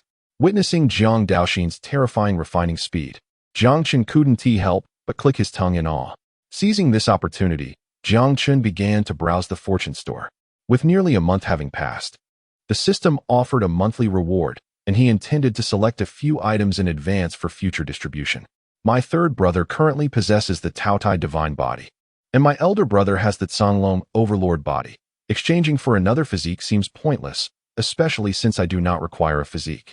Jiang Chen realized that ever since he began cultivating the chaos creation technique, his physique was constantly strengthening, rendering any additional physique unnecessary. After pondering for a moment, Jiang Chen shifted his focus to the bloodline section, as it appeared he was merely missing a bloodline. Once he made his decision, he promptly accessed the bloodline page. Instantly, a variety of bloodlines came into view. Bloodline levels are classified from 1 to 9. Third grade Thunderbird bloodline. Activating this bloodline grants control over a certain degree of lightning power and enhances one's speed of movement. Requires 20,000 fortune points. Jiang Chen was somewhat taken aback to discover that a third-grade bloodline demanded a staggering 20,000 fortune points. After such a lengthy accumulation, Jiang Chen's fortune points exceeded 49,000. He had originally intended to exchange for a higher-level bloodline, as a low-level bloodline might hinder his future development. Seemingly aware of Jiang Chen's concerns, the system proactively spoke. Is the host worried that a low-level bloodline would adversely affect the cultivator's innate talent? Jiang Chen did not deny it, gently nodding in response. Rest assured, esteemed host, the bloodlines available for exchange within this system can be altered at any time. When you opt for a more advanced bloodline, the lower-tier bloodline shall be consumed by it. In other words, once your fortune value is sufficiently high, you may exchange for a superior bloodline for someone you wish to bestow it upon, and they will inherit that advanced bloodline without any repercussions to themselves. Upon hearing this clarification from the system, Jiang Chen immediately grasped the concept, a glimmer of enlightenment shining in his eyes. At that moment, the voice of the system resonated once more. Do not be misled by the modest rank of these bloodlines. Each one cataloged within the fortune shop is of exceptional quality among its tier, far surpassing ordinary bloodlines. With that statement, the system fell silent again. Jiang Chen refrained from posing further inquiries and swiftly began to scrutinize the information regarding other bloodlines. Third-tier Earth Dragon Bloodline. Upon activation, this bloodline grants mastery over Earth attributes, significantly enhancing defensive capabilities, and allows the formation of thorny armor externally. Required fortune value, 20,000. Third-tier Black Spine Bloodline. Upon activation, this bloodline enables control over certain water attributes. Required fortune value, 20,000. After a brief observation, Jiang Chen recognized the system's assertions to be indeed accurate. These third-tier bloodlines were impressive. However, he still hesitated in making a selection. After deliberating for a moment, he shifted his gaze towards the fourth-tier bloodlines. Fourth-tier Fiery Dragon Bloodline. Upon activation, this bloodline grants control over fire attributes, greatly enhancing physical strength, and upon breaking through to the Cave Heaven realm, one may enter a semi-dragon form. Required fortune value, 100,000. Semi-dragon form? Upon reading those words, Jiang Chen was instantly reminded of Jiang Yu from not long ago, who had manifested dragon scales. Yet, he distinctly recalled that Jiang Yu possessed merely the azure dragon body, lacking any bloodline of his own. Suddenly, it seemed as though a revelation struck Jiang Chen, prompting him to swiftly turn his gaze towards Jiang Yu, who was beside him. At that moment, Jiang Yu was tightly clutching the spiral dragon jade talisman, an immense surge of vital energy continuously emanating from him, as if the two were establishing a unique connection. On the spiral dragon jade talisman, there was also a drop of Jiang Yu's heart's blood. As the blood was progressively consumed, a multitude of blood appeared in the void, rapidly enveloping Jiang Yu and forming a colossal blood cocoon. Crack, crack, crack. Subsequently, the blood cocoon diminished in size at a visible rate. As if Jiang Yu were directly assimilating it, Jiang Chen could distinctly sense a formidable pressure emanating from the blood cocoon, interwoven with a subtle golden hue. Meanwhile, a new message appeared on the system's page. Name, Jiang Yu Identity 1, direct descendant of the Jiang family. Identity 2, inner disciple of the Tianxiang sect. Strength, half step into the creation realm bloodline. Third grade, Songlong bloodline, upgradable, golden finger 1, remnant soul of the emperor, already refined, golden finger 2, Panlong jade talisman, a special jade pendant left by Jiang Yu's mother, containing a mysterious space. Physique, Songlong body activated at 80. Upon reviewing this information, Jiang Chen displayed a look of astonishment. He truly did not expect that his elder brother had acquired another golden finger, not to mention the addition of a Songlong bloodline. Although it was currently only of the third grade, the information provided by the system indicated that his brother's bloodline was of a growth type, with potential achievements that were limitless. Upon discovering this, Jiang Chen became even more curious about the mysterious ant, as this item was evidently left for Jiang Yu, suggesting her extraordinary identity. Suppressing his astonishment, Jiang Chen directed his gaze once again toward the opportunity shop. His elder brother currently did not require a bloodline, but his third brother was still lacking one, so he had to make arrangements for him. However, with his current opportunity value, he could only exchange for a third-grade bloodline, which posed a dilemma for him. Just then, a window in the bloodline shop caught Jiang Chen's attention. Special items? Upon seeing these 4 words, Jiang Chen could no longer contain his curiosity and stepped inside. Upon viewing the items within, a look of surprise appeared in his eyes. Although these items were not bloodlines, their functions were certainly not inferior. Among them were various types of different pupils, types of and their divine bone grades: white, cyan, blue, purple, red, golden. Eye of breaking illusions, blue capable of piercing through falsehoods, allowing one to discern the weaknesses of various formations and restrictions. Exchange requires opportunity value, 100,000. Soul devouring eye, blue capable of affecting a cultivator's mind, causing damage to their soul. Exchange requires opportunity value, 100,000. After inspecting the items, Jiang Chen discovered that they were all of blue quality, with prices exorbitantly high, far beyond his current ability to exchange. At that moment, a special item caught Jiang Chen's attention. Supreme Bone of the Great Remnant, purple, an innate divine object containing supreme techniques, possessing formidable recovery capabilities. The bearer of this bone is a supreme among humanity. Note, the incomplete supreme bone can be repaired. Original exchange requires opportunity value 500,000. Current exchange opportunity value 50,000. Upon seeing this information, a look of shock appeared in Jiang Chen's eyes. As expected of the supreme bone, even the incomplete version requires 500,000 opportunity value. The complete one must be astronomically priced. System, why does it only require 50,000 opportunity value for exchange now? What is going on? In Jiang Chen's impression, the system was not one to suffer losses lightly, so when the price suddenly dropped tenfold, it inevitably sparked a flicker of doubt within him. Ding! In the fortune shop, discounts on goods are randomly offered each month, with the maximum multiplier reaching 100 times. This supreme bone is the discounted item for this month, its price reduced by 10 times. Moreover, after this month, the price of the supreme bone will revert to 500,000 fortune points. If I exchange for the supreme bone, how will I proceed with its transplantation? Will there be any adverse effects? Rest assured, host. This system provides a comprehensive service. Once exchanged, the integration of the divine bone is remarkably simple, yielding results akin to that of the fusion of the dual pupils, with no side effects whatsoever. Upon receiving the system's response, Jiang Chen immediately resolved to exchange for the supreme bone. Well, just a little nudge for an update. Chapter 125, Slaying the Beast King. A reunion. Gazing at his nearly 49,000 fortune points, Jiang Chen felt no urgency. Once he returned to bestow the 9 turns divine dragon technique upon Jiang Yu, he would surely have enough points. Having clarified this in his mind, Jiang Chen swiftly exited the system and cast his eyes upon the coiled dragon jade pendant in Jiang Yu's possession. It was this pendant, from which he absorbed the surging blood, that awakened the azure dragon bloodline, piquing Jiang Chen's curiosity.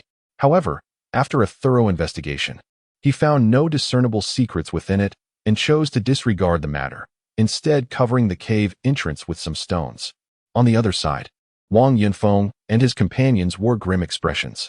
They had followed closely behind Shen Xingqiong, triggering the traps left by Jiang Chen and the others, which unleashed a cacophony of explosions. Such trivial tactics posed no threat to them, merely serving to irritate. Their fury stemmed from the fact that the deafening sounds alerted the Beast King in the vicinity. As they beheld the enormous black bear ahead, Wang Yunfeng's gaze turned frigid. He roared, "Damn wretched beast! Once I capture it, I shall make it suffer to the fullest." With a thunderous roar, the black bear charged towards the trio, its terrifying aura enveloping the area. Although this black bear was only at the 3rd level of the cave heaven realm, they dared not underestimate it. Du Zidong quickly recognized the creature before them as the Earth Bear King. This beast not only possessed immense physical strength, but also wielded a ferocious innate ability. Upon utilizing this ability, the Earth Bear King would not only enhance its speed, but also double its attack power, making it a formidable opponent that few in the same realm could hope to defeat. Realizing that if they did not eliminate this beast, their quest to find Jiang Yu and the others would be fraught with peril, Du Zitong understood the urgency of the situation. Du Zitong spoke in a low voice. "Do not hold back. Eliminate this beast with utmost haste. If it continues its ruckus, it may easily attract the attention of other beast kings." Upon hearing these words, Wang Yunfeng and the others recognized the gravity of the situation. Their auras surged violently as they charged towards the Earth Bear King. Indeed, the Earth Bear King was formidable, yet surrounded by 3 powerful beings of the cave heaven realm. Even its violent talents could not prevent its eventual demise. However, the trio was not unscathed. Wang Yunfeng had his left shoulder pierced, blood gushing forth. And both Du Zitong and he sustained considerable injuries from the bear's desperate counterattack. After a brief period of recuperation, they ventured deeper into the mountains, now exercising greater caution. As they traversed the territory of the Beast Kings, they conducted thorough investigations to avoid a repeat of the previous incident. Before long, they discovered the traps set by Jiang Chen and his companions once more. Wang Yunfeng gritted his teeth, exclaiming, "That damned little beast. Let us see where you can run now." His loathing for the Jiang brothers was palpable, and he longed to see them suffer. Just then, a smile unexpectedly crept onto Wang Yunfeng's lips as he turned to his companions, saying, "That lad has stopped. We are not far from them now." Du Zitong narrowed his eyes, stating gravely, "Let us proceed and investigate." The trio circumvented the restrictions left by Jiang Yu and hastened towards the marshland. Meanwhile, After a period of absorption, Jiang Yu's aura surged dramatically following a brief moment of stillness. Suddenly, a powerful wave of energy erupted, marking his successful breakthrough into the creation realm. The wild strength coursed through the cave, but fortunately, Jiang Yu managed to rein it in swiftly, calming his aura before slowly opening his eyes. In stark contrast to Jiang Yu's explosive breakthrough, Jiang Daoxin remained tranquil, almost indifferent. As he continued to consume energy, his own power escalated to the same realm, and his previously bloated physique became leaner, his muscles tightening into a well-defined form. After a moment of silence, Jiang Daoxin opened his eyes and immediately spotted Jiang Chen and the others nearby, a smile gracing his face. He softly remarked, "Eldest brother, second brother, I apologize for keeping you waiting." Jiang Yu smiled slightly before responding, "All right, we must leave this place at once. The people from Luoyan's sect should be arriving shortly." Just as he finished speaking, a resounding boom echoed from outside the cave. At the sound of this commotion, the trio's expressions shifted. Jiang Chen furrowed his brow, declaring, "I did not expect them to arrive so quickly. Let us go out and assess the situation." Having made their decision, they prepared to act. Jiang Chen swiftly removed the massive stone blocking the cave entrance and immediately beheld the ongoing battle. At a distance of several hundred zhang, 3 practitioners of the cave heaven realm were besieging a giant crocodile, one of whom Jiang Chen recognized all too well, Wang Yunfeng, who had escaped not long ago. Under the assault of Wang Yunfeng and his companions, the giant crocodile sustained numerous injuries, its breath growing noticeably weaker. As soon as Jiang Chen and his companions appeared, Wang Yunfeng turned to them, a glimmer of excitement lighting up his face. "Waha! Excellent! Excellent! I never imagined you would gather together. This certainly saves me a great deal of trouble." With Wang Yunfeng's exclamation, the other two turned to face Jiang Chen and his companions. Upon sensing the auras of Jiang Yu and the others, their expressions narrowed in suspicion. "Elder Wang, did you not claim that only Jiang Chen possessed cultivation at the creation realm? What is the meaning of this situation now?" At that moment, Du Zitan suddenly spoke up. Upon hearing this, Wang Yunfeng immediately sensed something amiss, his eyes widening in shock. How is this possible? Just a short while ago, that brat was only at the 6th level of the Divine Sea realm. How has he suddenly broken through to the creation realm? What on earth has transpired during this time? Observing the astonishment on Wang Yunfeng's face, Du Zitan realized he would gain no further insights from him. He decided to intensify his attacks, determined to eliminate the giant crocodile swiftly.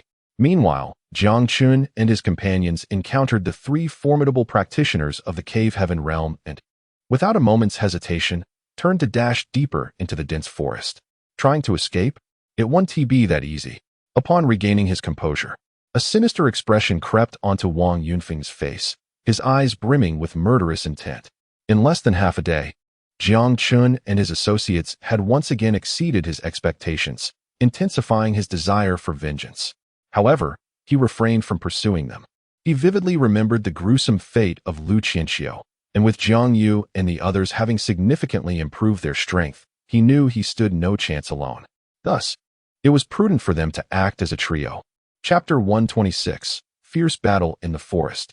Under the full force of the 3 practitioners' onslaught, the giant crocodile could only endure for less than 20 breaths before being slain.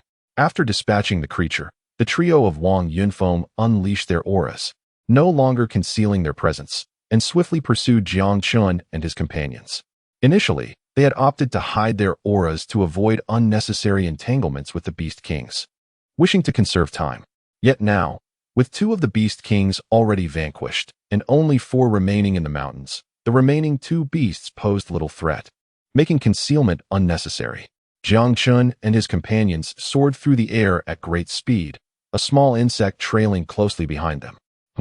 Jiang Chen quickly sensed something was amiss and raised his hand to grasp the insect. However, what he did not expect was, the seemingly ordinary insect moved with astonishing speed, eluding my grasp entirely. As the system's exploration interface materialized, Jiang Chen immediately recognized the creature. He called out, "Brother, we must eliminate this insect, or we will remain ensnared." At that moment, Jiang Yu also identified the spirit insect. With a resounding dragon's roar, Jiang Yu unleashed a sonic attack, momentarily halting the insect's rapid movement. Seizing the opportunity, Jiang Chen captured the spirit insect in his hand, pouring his spiritual energy into its consciousness. As Jiang Chen's spiritual force relentlessly constricted the insect, it emitted a series of anguished cries before falling silent. Although its physical form was remarkably resilient, its spiritual essence was feeble. Annihilation required targeting its soul.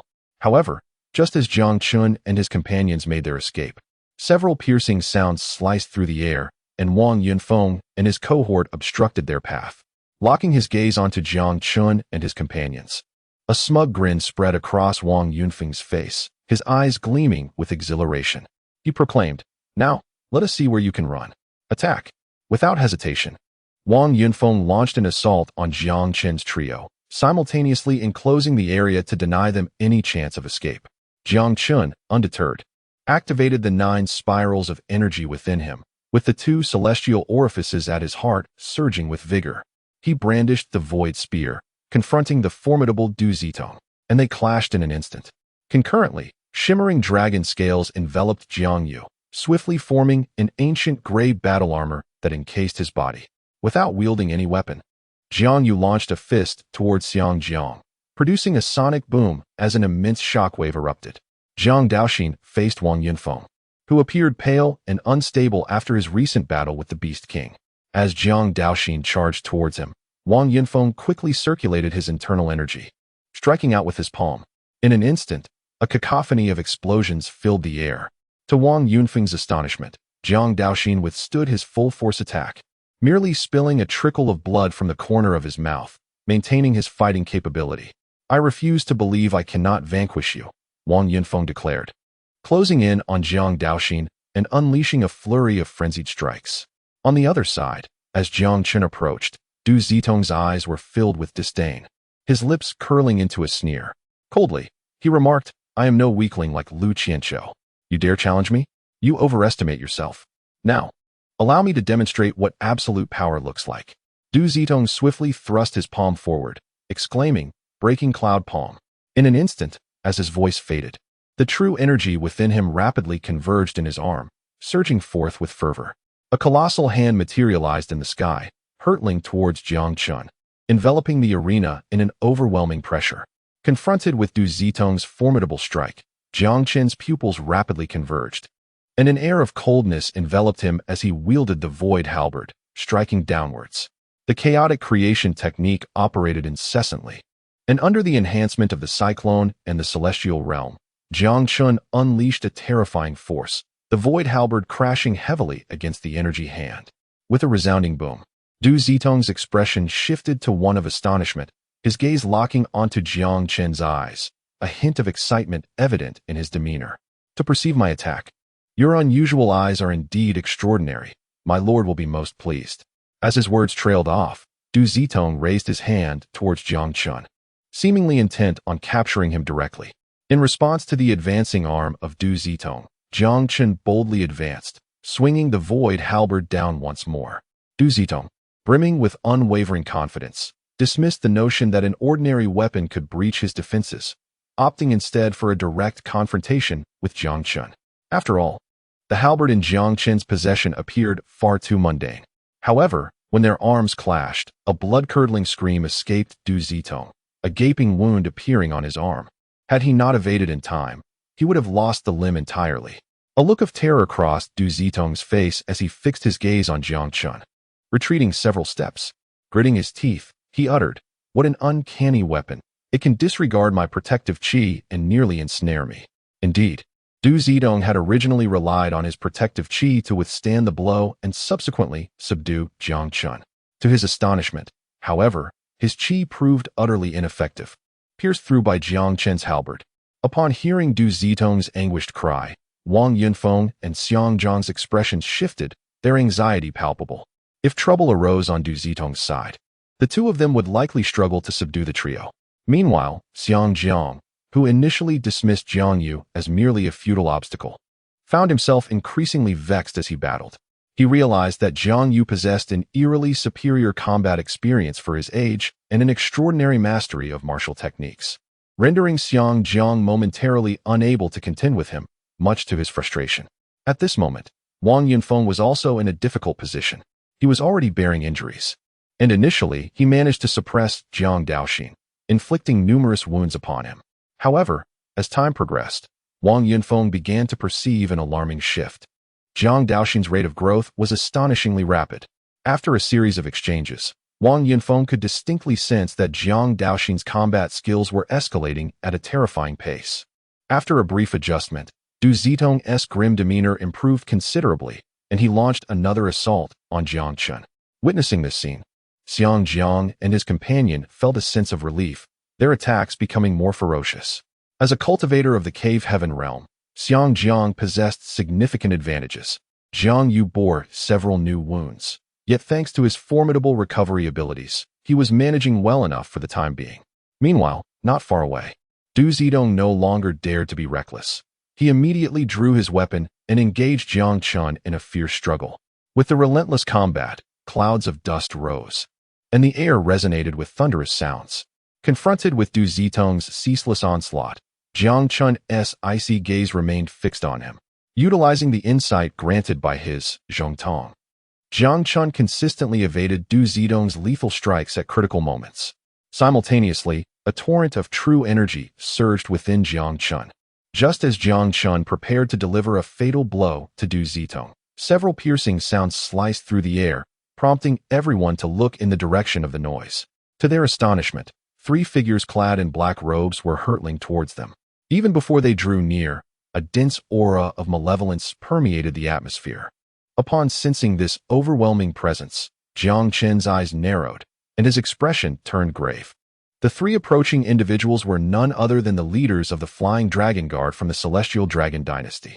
Upon sighting these black-robed men, a cruel smile crept onto Du Zitong's lips, and he intensified his assault. Without uttering a word, the 3 leaders charged simultaneously toward Jiang Daoxin, unleashing deadly strikes. Their decisiveness sent a chill through the hearts of onlookers. Confronting a single cave heaven realm opponent was already daunting. Now, with 3 more arriving, Jiang Daoxin's face paled in shock. Du Zitong and Xiang Jiang displayed remarkable synergy as they relentlessly pressed their attack against Jiang Chen and his companion, denying them any chance of support. Of course, the newcomers were 3 formidable cave heaven realm warriors. Even if support arrived, it would be futile, as today's outcome seemed predetermined. As the trio of cave heaven cultivators advanced menacingly toward Jiang Daoxin, Jiang Yu's aura erupted violently, his eyes flashing a deep crimson as a wave of brutal energy engulfed the area. In an instant, Jiang Yu unleashed a powerful punch directed at Xiang Jiang. With a resounding crash, under Jiang Yu's fearsome strike, Xiang Jiang staggered backwards several steps before managing to deflect the blow. The sharp pain radiating from his palm filled his eyes with disbelief. A mere Dongtian realm practitioner had been repelled by a junior who had just entered the creation realm. This was utterly astonishing. So it is the burning of essence blood. No, this is not merely the burning of essence blood. What on earth is this? After a thorough investigation, Xiang Jiang's pupils constricted suddenly. Jiang Yu's strength had surged dramatically.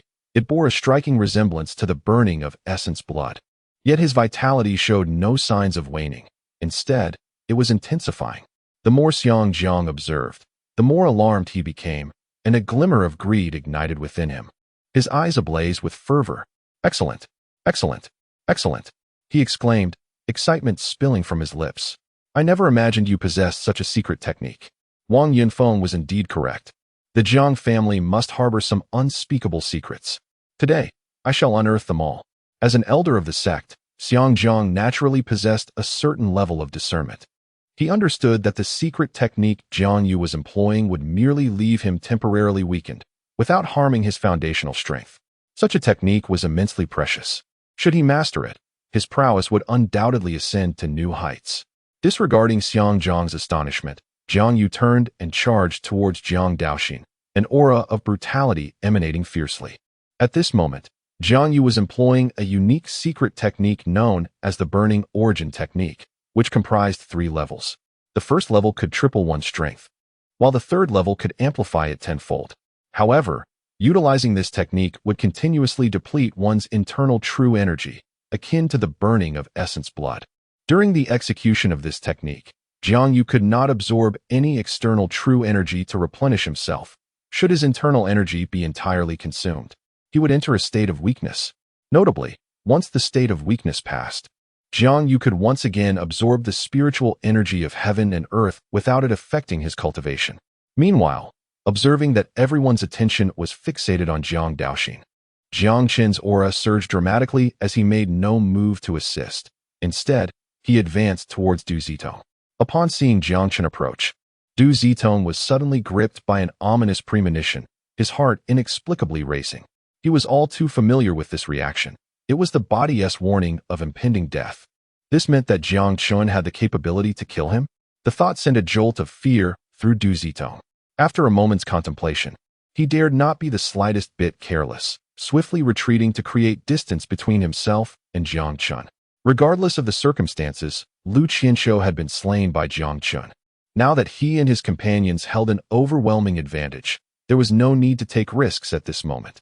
However, before Du Zitong could retreat, Jiang Chen's cold gaze fixed upon him. As he beheld those peculiar, dual-colored eyes, a chill coursed through Du Zitong's heart, and an unsettling fear began to blossom within him. Jiang Chen uttered the words, "Prison of heaven, lock of earth." In an instant, a resonant vibration echoed through the void, causing Du Zitong's expression to shift dramatically. He felt as if he were mired in deep mire, his body slipping beyond his control. Moreover, with the emergence of this bizarre phenomenon, the entire world lost its color, plunging into an abyss of darkness.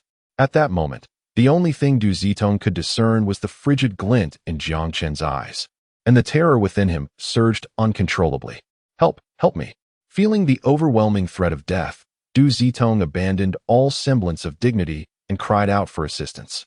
Yet, everything transpired too swiftly. With everyone rushing towards Jiang Daoxin, it was utterly impossible for anyone to return in time to provide aid. Jiang Chen perfectly seized this opportunity. Upon witnessing Jiang Chen's actions, Wang Yunfeng's eyes widened in fear, recalling the earlier encounter with Lu Qianshou, who had met his demise at the hands of this very technique. As Jiang Chen slowly closed his eyes, the light vanished from Du Zitong's sight, and dread engulfed his heart. With a furious roar, Du Zitong ignited his vital essence, unleashing a surge of immense power. As he struggled against his restraints, they began to loosen significantly, granting him a fleeting sense of freedom. However, just then, Jiang Chen's eyes opened once more, and a glimmer of light pierced through Du Zitong's darkened world. This sight compelled him to utter 4 words, the dual eyes unleashed. As the ominous black light approached, Du Zitong desperately channeled his energy, fervently burning his essence. At this juncture, although Du Zitong had escaped Jiang Chen's strange bindings, his speed remained curtailed. The velocity of the black light was terrifying beyond measure, and it was too late to flee. He could only brace himself to withstand the impending blow. Yet, in a moment of despair, Du Zitong realized that his defenses were utterly futile. As the black light pierced through his chest, with a thunderous roar, the dark force ruptured his body, creating a vast chasm behind him, and a cloud of dust erupted, enveloping the realm in silence. Gazing at the gaping hole in his chest, resentment flooded Du Zitong's eyes as blood gushed forth uncontrollably. How could this be? At that moment, his heart had vanished entirely, and his strength was waning rapidly. Moreover, having previously burned his vital essence, the backlash of that decision now reared its head. Due to his diminishing power, Du Zitong could no longer soar through the skies and crashed heavily to the ground, his skin becoming wrinkled and his life force dissipating swiftly. Witnessing this scene, the 3 captains of the Dragon Guard involuntarily narrowed their pupils, yet they did not halt.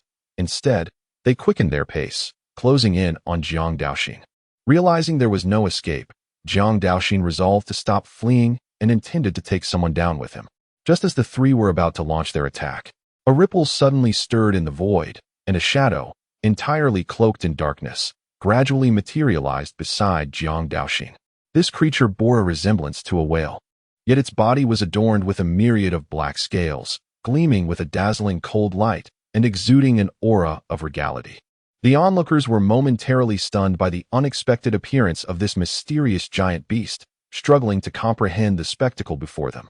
They had just witnessed this entity emerge from the void, a beast capable of traversing dimensions. Its power must be terrifying beyond measure. Particularly, The chilling gaze from its icy eyes instilled a sense of dread, prompting the three captains to halt in their tracks.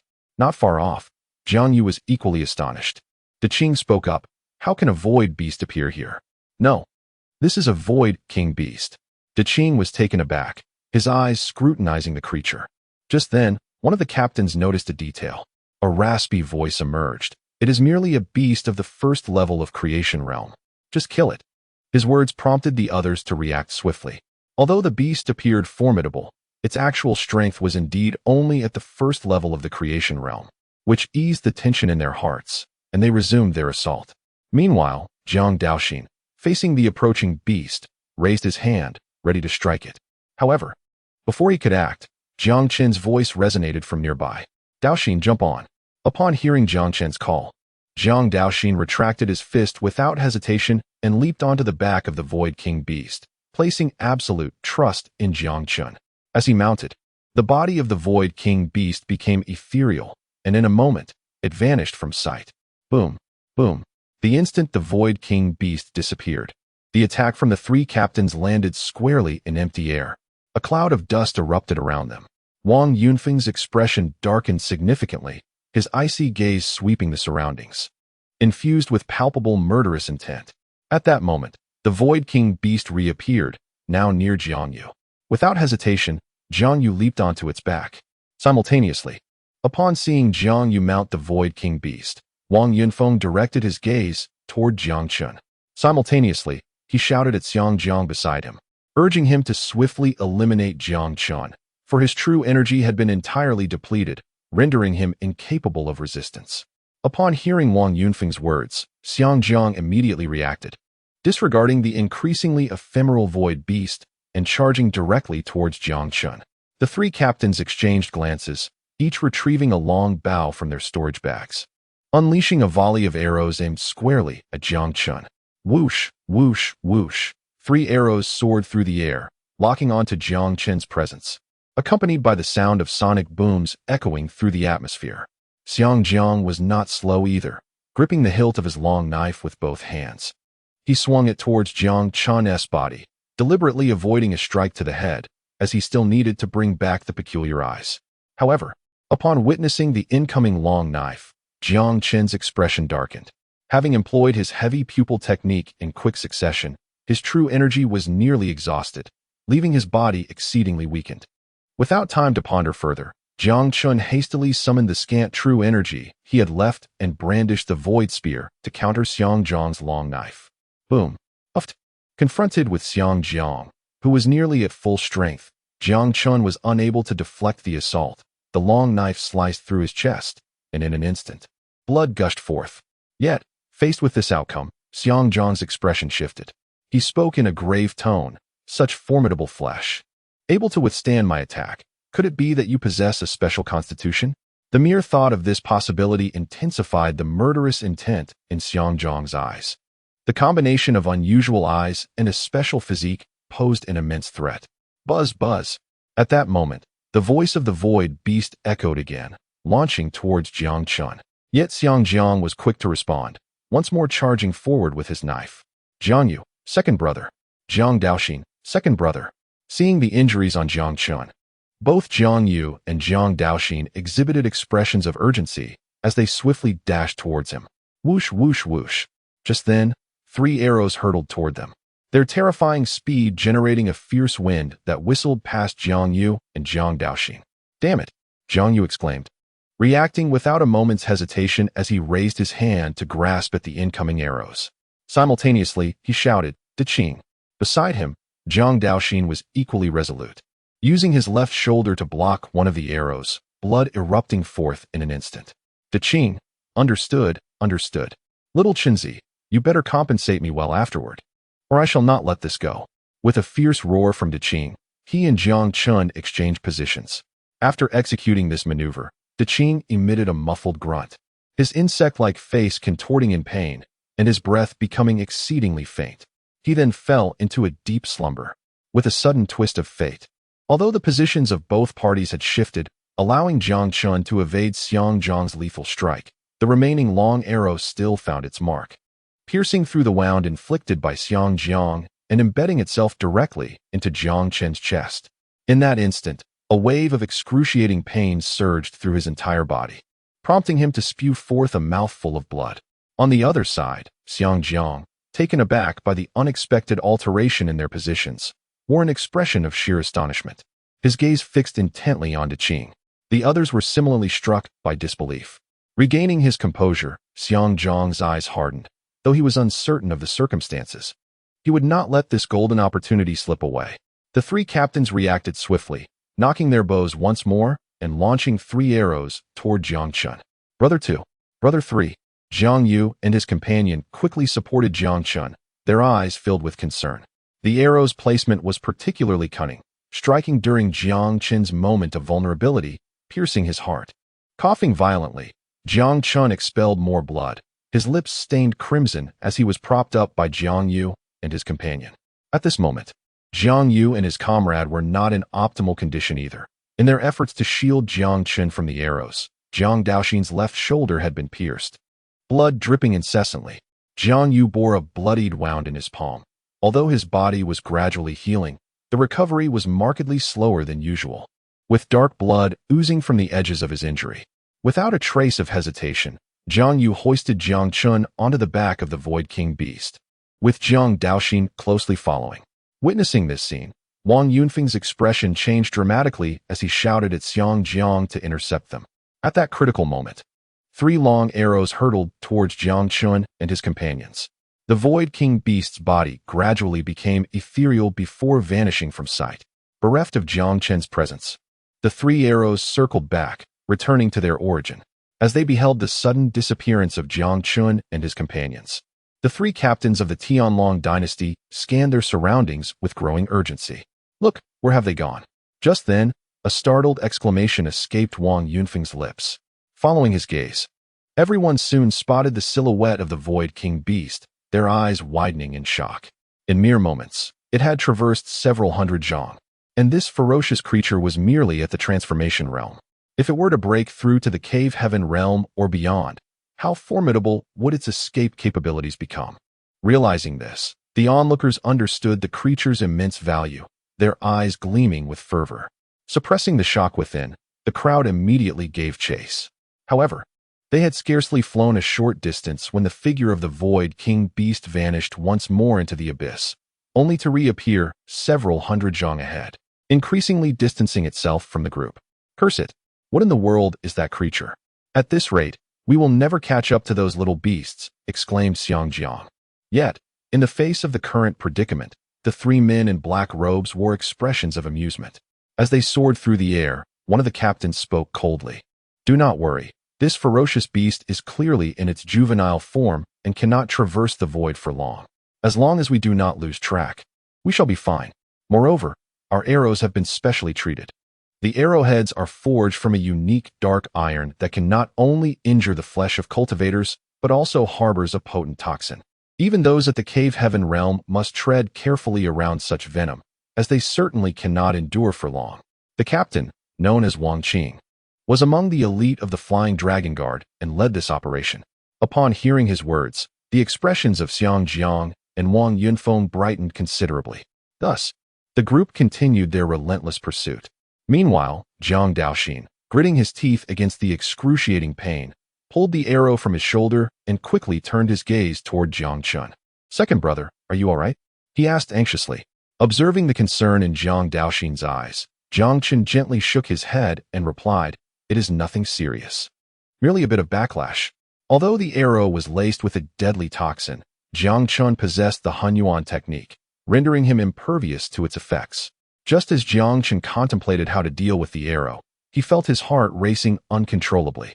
Soon, a stream of faint golden blood surged forth. Sensing the transformation within himself, Jiang Chen immediately sat cross-legged. Before Jiang Yu and the others could inquire, a terrifying pressure erupted, and Jiang Chen's aura began to ascend dramatically. His once jet-black hair transformed into shimmering silver at a visible rate. Roar! Faced with this sudden change, Jiang Chen couldn't help but emit a low growl. At the same time, he felt an intense heat enveloping him, as his blood surged violently, his silver hair billowing in the wind. Crack, crack, crack! As golden blood continued to pour forth, Jiang Chen's chest wound visibly healed, and the arrow was forcefully expelled. Sensing the aura radiating from Jiang Chen, Jiang Yu's pupils constricted slightly, filled with astonishment. As Jiang Chen's hair turned silver, his demeanor shifted dramatically, reminiscent of a celestial being descending to earth, exuding an air that commanded respect. Moreover, Jiang Yu felt an overwhelming sense of regal pressure emanating from Jiang Chen. After a moment of contemplation, Jiang Yu's gaze suddenly sharpened. This is the royal bloodline. How could my second brother possess such a lineage? Could it be? In an instant, Jiang Yu recalled his mysteriously vanished second aunt. For one to awaken a royal bloodline, it is essential that at least one ancestor possessed extraordinary strength and an exceptionally potent lineage. Only then is there a chance to awaken the power of the bloodline. Such a lineage of unparalleled strength is referred to as the royal bloodline. As far as Jiang Yu knew, the Jiang family did not have any extraordinary ancestors. So Jiang Chen's royal bloodline must be linked to the missing second aunt. At that moment, the Void King Beast sensed Jiang Chen's aura and let out a roar, tinged with excitement. Suddenly, the beast's speed surged once more. However, the changes in Jiang Chen's body were fleeting. Once his external injuries fully healed, his silvery hair turned back to black, and the oppressive aura around him rapidly diminished. Meanwhile, behind them, Xiang Jiang and the others were taken aback. They had barely managed to keep up, but now, as the Void King Beast went berserk, they were left far behind. Witnessing this, Wang Qing's expression darkened significantly. He spoke in a grave tone, "Do not hold back. If the Jiang brothers manage to escape, you should be well aware of the consequences." As his words fell, Wang Qing and the other two captains swiftly retrieved azure pills from their storage pouches and consumed them. With the pills ingested, their speed dramatically increased, allowing them to easily outpace Xiang Jiang and his companion. Wang Yunfeng, astonished, remarked, "Zhao Jianan is quite generous, even providing them with divine movement pills." Just as Wang Yunfeng was lost in thought, Xiang Jiang casually produced 2 pills, handing one to Wang Yunfeng. "Let us catch up first. Jiang Chen must not fall into the hands of the Heavenly Dragon Dynasty. We must also acquire that fierce beast." Upon hearing this, Wang Yunfeng nodded in agreement and quickly took the pill. As the medicine took effect, his injuries visibly healed, and his flying speed surged dramatically. Meanwhile, Jiang Daoxin observed Jiang Chen with a perplexed expression, worry etched on his face. After scrutinizing for a while, he could not discern any further insights and turned his gaze to Jiang Yu. "Elder brother, what was happening with second brother just now? Why did his hair change color? Could this pose any danger to him?" In response to Jiang Daoxin's inquiry, Jiang Yu gently waved his hand, a faint smile gracing his lips. "Do not worry. This is a positive development. Second brother will be fine. Focus on healing your own injuries." With this reassuring response, Jiang Daoxin's anxiety subsided, and he immediately began to mend his own wounds. Seizing this opportunity, Jiang Yu began to scrutinize the beast beneath his feet. Recalling that De Qing had once mentioned it was known as the Void King Beast, he swiftly rummaged through his mind and soon located information regarding the Void King Beast. A supreme mythical creature, indeed. It seems this is the remarkable find my second brother spoke of. His fortune is truly extraordinary, having already encountered a sky-devouring demon spider. He has now stumbled upon the Void King Beast. Contemplating this, Jiang Yu couldn't help but wonder if his younger brother might be the favored child of destiny in this realm. Casting his gaze upon his 2 brothers, a resolute expression emerged on Jiang Yu's face. "With me around, you shall be safe." After a moment, Jiang Yu gradually opened his eyes, his injuries nearly healed, and his strength slightly enhanced. Hearing some commotion, he swiftly redirected his thoughts and focused on Jiang Chen. "How do you feel, second brother?" Jiang Chen moved his body, quickly assessing his condition. "My injuries have mostly healed, and I feel fine. However, the poison within you and third brother." Upon hearing this, Jiang Yu gently waved his hand, responding with a smile, "Do not worry. That rascal is impervious to poison, and those toxins are of little consequence to me. Can you now control your bloodline?" Jiang Chen shook his head slightly. "I still need more time and am uncertain how to wield it." "That's all right. Take your time," Jiang Yu replied, and they did not dwell on the matter further. Jiang Chen swiftly turned his gaze towards the Void King Beast, a grave expression crossing his face as he glanced back. Noticing Jiang Chen's unease, a look of confusion appeared in Jiang Yu's eyes. What's wrong, second brother? Turning to Jiang Yu, Jiang Chen spoke solemnly. Little Black is still in its juvenile form and cannot traverse the void for long. It is nearing its limit. We must consider alternative methods. The Little Black Jiang Chen referred to as the Void King beast beneath them, which had noticeably slowed down. Scanning their surroundings and sensing the encroaching presence behind them, a fierce look crossed Jiang Chen's face. If the Beast King cannot eliminate them, then we shall directly enter the Forbidden Zone and see if they dare to pursue us. As he spoke, Jiang Chen gestured towards the southwest direction. At this moment, Jiang Daoxin also opened his eyes, directing his gaze towards Jiang Yu and the others, patiently awaiting their deliberation. Regardless of the outcome, he needed only to follow his two elder brothers. After all, the worst fate would merely be death. Meanwhile, Jiang Yu followed Jiang Chen's indication. As he looked, he noticed a colossal mountain several miles away, surrounded by towering ancient trees, its perimeter veiled in thick mist, evoking a sense of oppressive foreboding. After pondering for a moment, Jiang Yu responded, "This is acceptable. Although there are formidable beasts dwelling within the void, there remains a glimmer of hope." Upon making this decision, Jiang Chen urged Xiao He to hasten their pace, propelling them into the ominous depths of the forest, where they swiftly vanished amongst the trees. Shortly after Jiang Chen and his companions entered the dense thicket, Wang Qing and his group pursued them. Upon encountering the mist-laden forest ahead, they halted abruptly. Wang Qing's countenance was grim, and coupled with the menacing scar on his cheek, he appeared quite fearsome. Before long, Xiang Jiang and his companion also caught up. Spotting Wang Qing's group, Wang Yunfeng charged towards them, his gaze sweeping the area with an air of authority. He inquired, "Where are those three wretches?" Wang Qing gestured towards the forest, his voice hoarse as he conveyed, "They have already ventured into the monster beast mountain range, which is teeming with formidable void beasts. To enter recklessly is perilous. Damn it." Upon learning that Jiang Chen and his companions had entered the treacherous mountain range, Wang Yunfeng's expression soured considerably.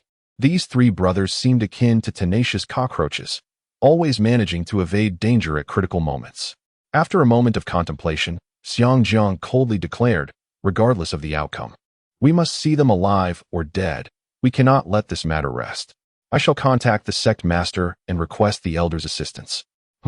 At this pronouncement, astonishment flickered across the faces of Wang Qing and his companions, and Wang Yunfeng too appeared taken aback. He voiced his concern. "Isn't it an overreaction to summon the elder for the mere elimination of these juniors?" Xiang Jiang shook his head, his expression grave. He replied solemnly, "It has barely been a moment since we arrived, and already two powerful cultivators from the Falling Cloud sect have perished. Given the talents displayed by Jiang Chen and his brothers, their ascension to the realm of void is inevitable. Who will be able to restrain them then?" As Xiang Jiang articulated this analysis, the gravity of the situation dawned on the group, sending a chill through their hearts. After a moment of reflection, Wang Yunfeng furrowed his brow and remarked, "Yet we have already squandered too much time. The Tianxiang sect's members are swiftly approaching. It may not be so easy to eliminate them then." Just then, Xiang Jiang suddenly produced a jade tablet from his robe, his spirit delving into it as he absorbed its contents. After a brief moment, laughter erupted from Xiang Jiang's lips as he turned his gaze towards Wang Yunfeng and the others. Before they could inquire, Xiang Jiang preemptively stated, "I have just received word from the sect master. The elder has been on the move for some time. Furthermore, the sect master specifically instructed that if the higher-ups of the Tianxiang sect make a move, they are to be exterminated without hesitation. Under no circumstances must the Jiang brothers be allowed to return alive." At these words, Wang Yunfeng's expression transformed into one of elation. Subsequently, he hastily inquired, "What shall we do now? Shall we proceed directly into the Beast Mountain range?" Xiang Jiang gently shook his head and replied softly, "There is no need for haste. The Grand Elder will be arriving shortly. We shall guard this exit for the time being, and when the time is right, we will enter together to search for those young ones." Upon hearing Xiang Jiang's words, Wang Yunfeng could not help but breathe a sigh of relief. This undoubtedly represented the best course of action at present, ensuring their safety. Meanwhile, three elders of the Tianxiang sect soared through the skies, reaching the expanse above the divine abyss secret realm. Observing the lifeless bodies of the Qingfeng sparrows scattered across the ground, the trio furrowed their brows slightly before producing communication runes. The runes conveyed numerous messages from Yang Jingqi, and upon learning that they had safely exited the mountains, the expression of the third elder grew increasingly grave. He spoke in a solemn tone. It appears that the Luoyun sect is determined to eliminate those 3 youngsters, disregarding all others. At that moment, another elder with graying hair spoke softly. Have those 3 young ones not responded yet? Continuing like this is not a viable solution. It will be exceedingly difficult for us to locate them. The third elder waved his hand dismissively, then retrieved a compass-like artifact from his storage pouch. After biting his fingertip, he let a drop of blood fall into the groove of the device. It was a dragon-seeking disc. It was unexpected that the Grand Elder had brought this along. Upon seeing the compass, the other 2 elders were filled with astonishment. As the blood was absorbed, the needle of the compass began to spin rapidly, eventually pointing in a specific direction. "Let us go," commanded the third elder without hesitation, steering the Black Eagle onward. Concurrently, after Yang Jingqi had escorted his disciples out of the secret forest, he did not follow them, but instead turned back once more. Boom. Shortly after the departure of the third elder and his companions, a flying vessel swept swiftly across the sky above the Abyss secret realm. A bald elder clad in a gray robe stood at the bow of the ship, his gaze sharp and fierce. This individual was Mu Changkong, the Grand Elder of the Luoyun sect, possessing the cultivation of the 6th level of the void-breaking realm. Not long ago, the Luoyun sect received messages from Jiang Chen and his companions. Initially, they did not pay much attention, with Mu Changkong leisurely enjoying tea with the sect master in the main hall, dismissing the matter entirely. However, it wasn't long before the soul tokens of Lu Qianqiu and Du Zitong shattered one after the other, coupled with the incessant reports from Wang Yinfeng, which made the sect master realize the gravity of the situation and the value of Jiang Chen and his companions. Consequently, the sect master dispatched Mu Changkong with a stern command. Should the higher-ups of the Xianqing sect dare to intervene, they were to be executed without hesitation, leaving no room for mercy. The current actions of the Luoyun sect can be deemed as an unequivocal declaration of hostility towards the Xianqing sect. On the other side, the third elder followed the guidance and soared through the air, observing the battle scars along the way, which rendered their expressions increasingly grim. Just then, the third elder's gaze suddenly sharpened. A look of incredulity etched upon his face as he commanded the Black Eagle to come to a halt. The other 2 elders, puzzled, followed the direction of the third elder's gaze, and their pupils instantly constricted. The first elder exclaimed in astonishment, "Isn't that Du Zitong from the Falling Cloud sect? Why has he met his end here?" Indeed, what the trio beheld was none other than Du Zitong, who had been slain by Jiang Chen not long ago. Although his body was severely damaged, his features remained intact, making him easily recognizable. As they regarded Du Zitong's injuries, the third elder's eyes flickered with a peculiar light. After a moment of contemplation, he spoke softly. "These wounds are not inflicted by fierce beasts. They were pursuing those 3 young ones." Could it be that Elder Yang spoke the truth? Jiang Chen and his companions truly possessed the power to slay a cave heaven realm expert?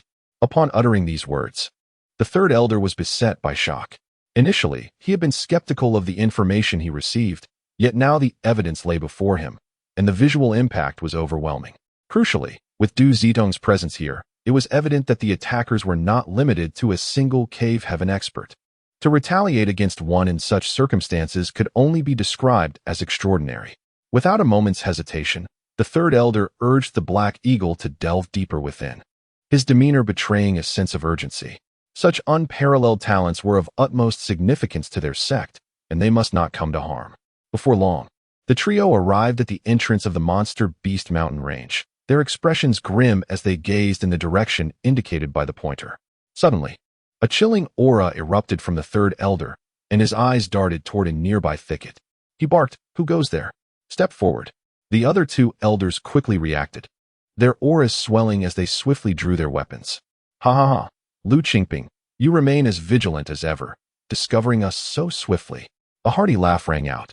Moments later, Xiang Jiang, accompanied by Wang Yinfeng, emerged slowly, a smile gracing his face, though a glimmer of malice flickered in his eyes.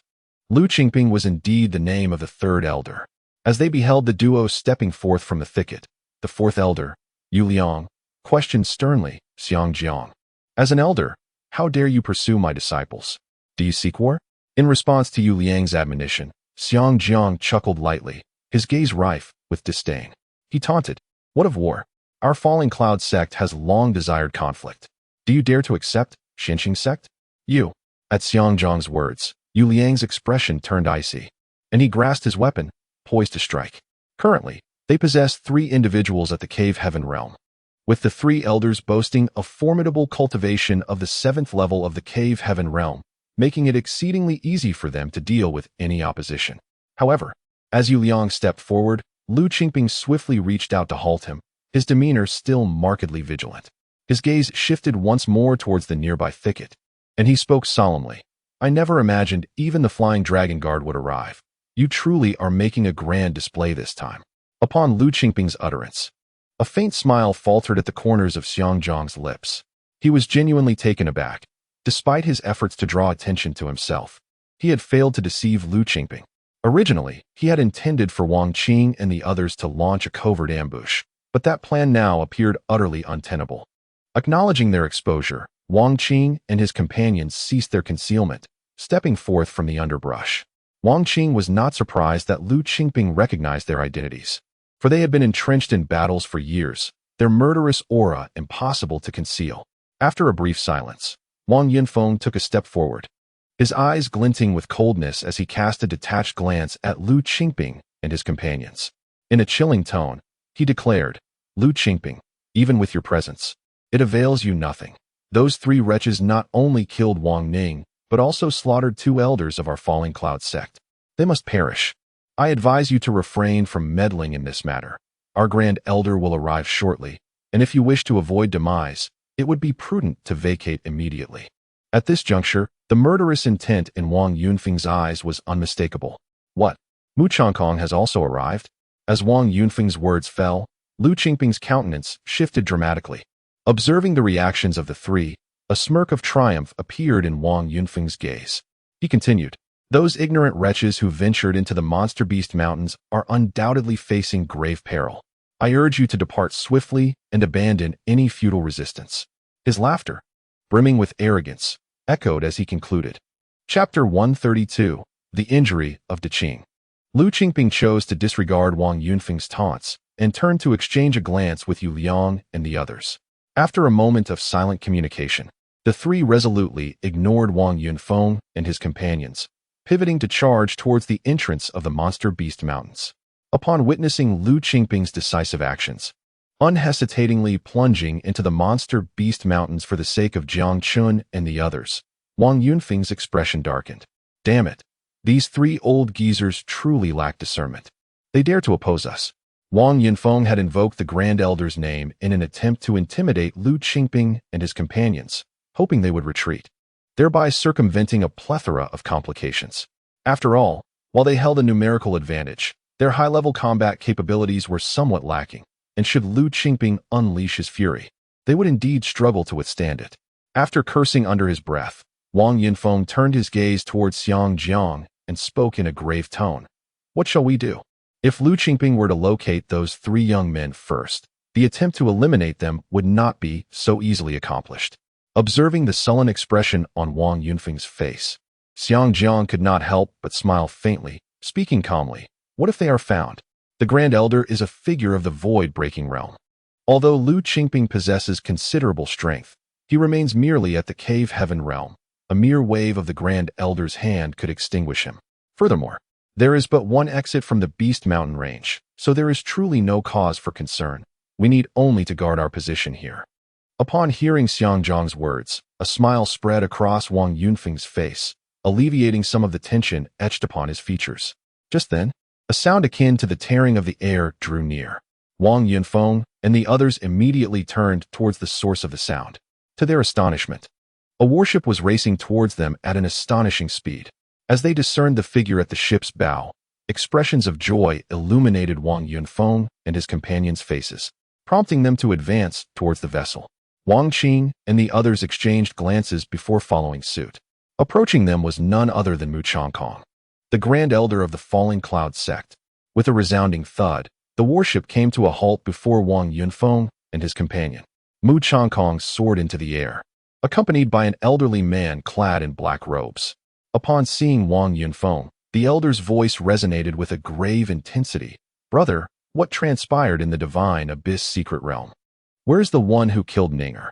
As his words fell, a palpable aura of murderous intent radiated from the elder, his gaze filled with profound hatred. This elder, known as Wang Yuntian, was the seventh elder of the Falling Cloud sect and the father of Wang Ning. Though he had ascended to the position of elder later on, he wielded a cultivation level of the fifth tier of the cave heaven realm, placing him among the upper echelon of elders.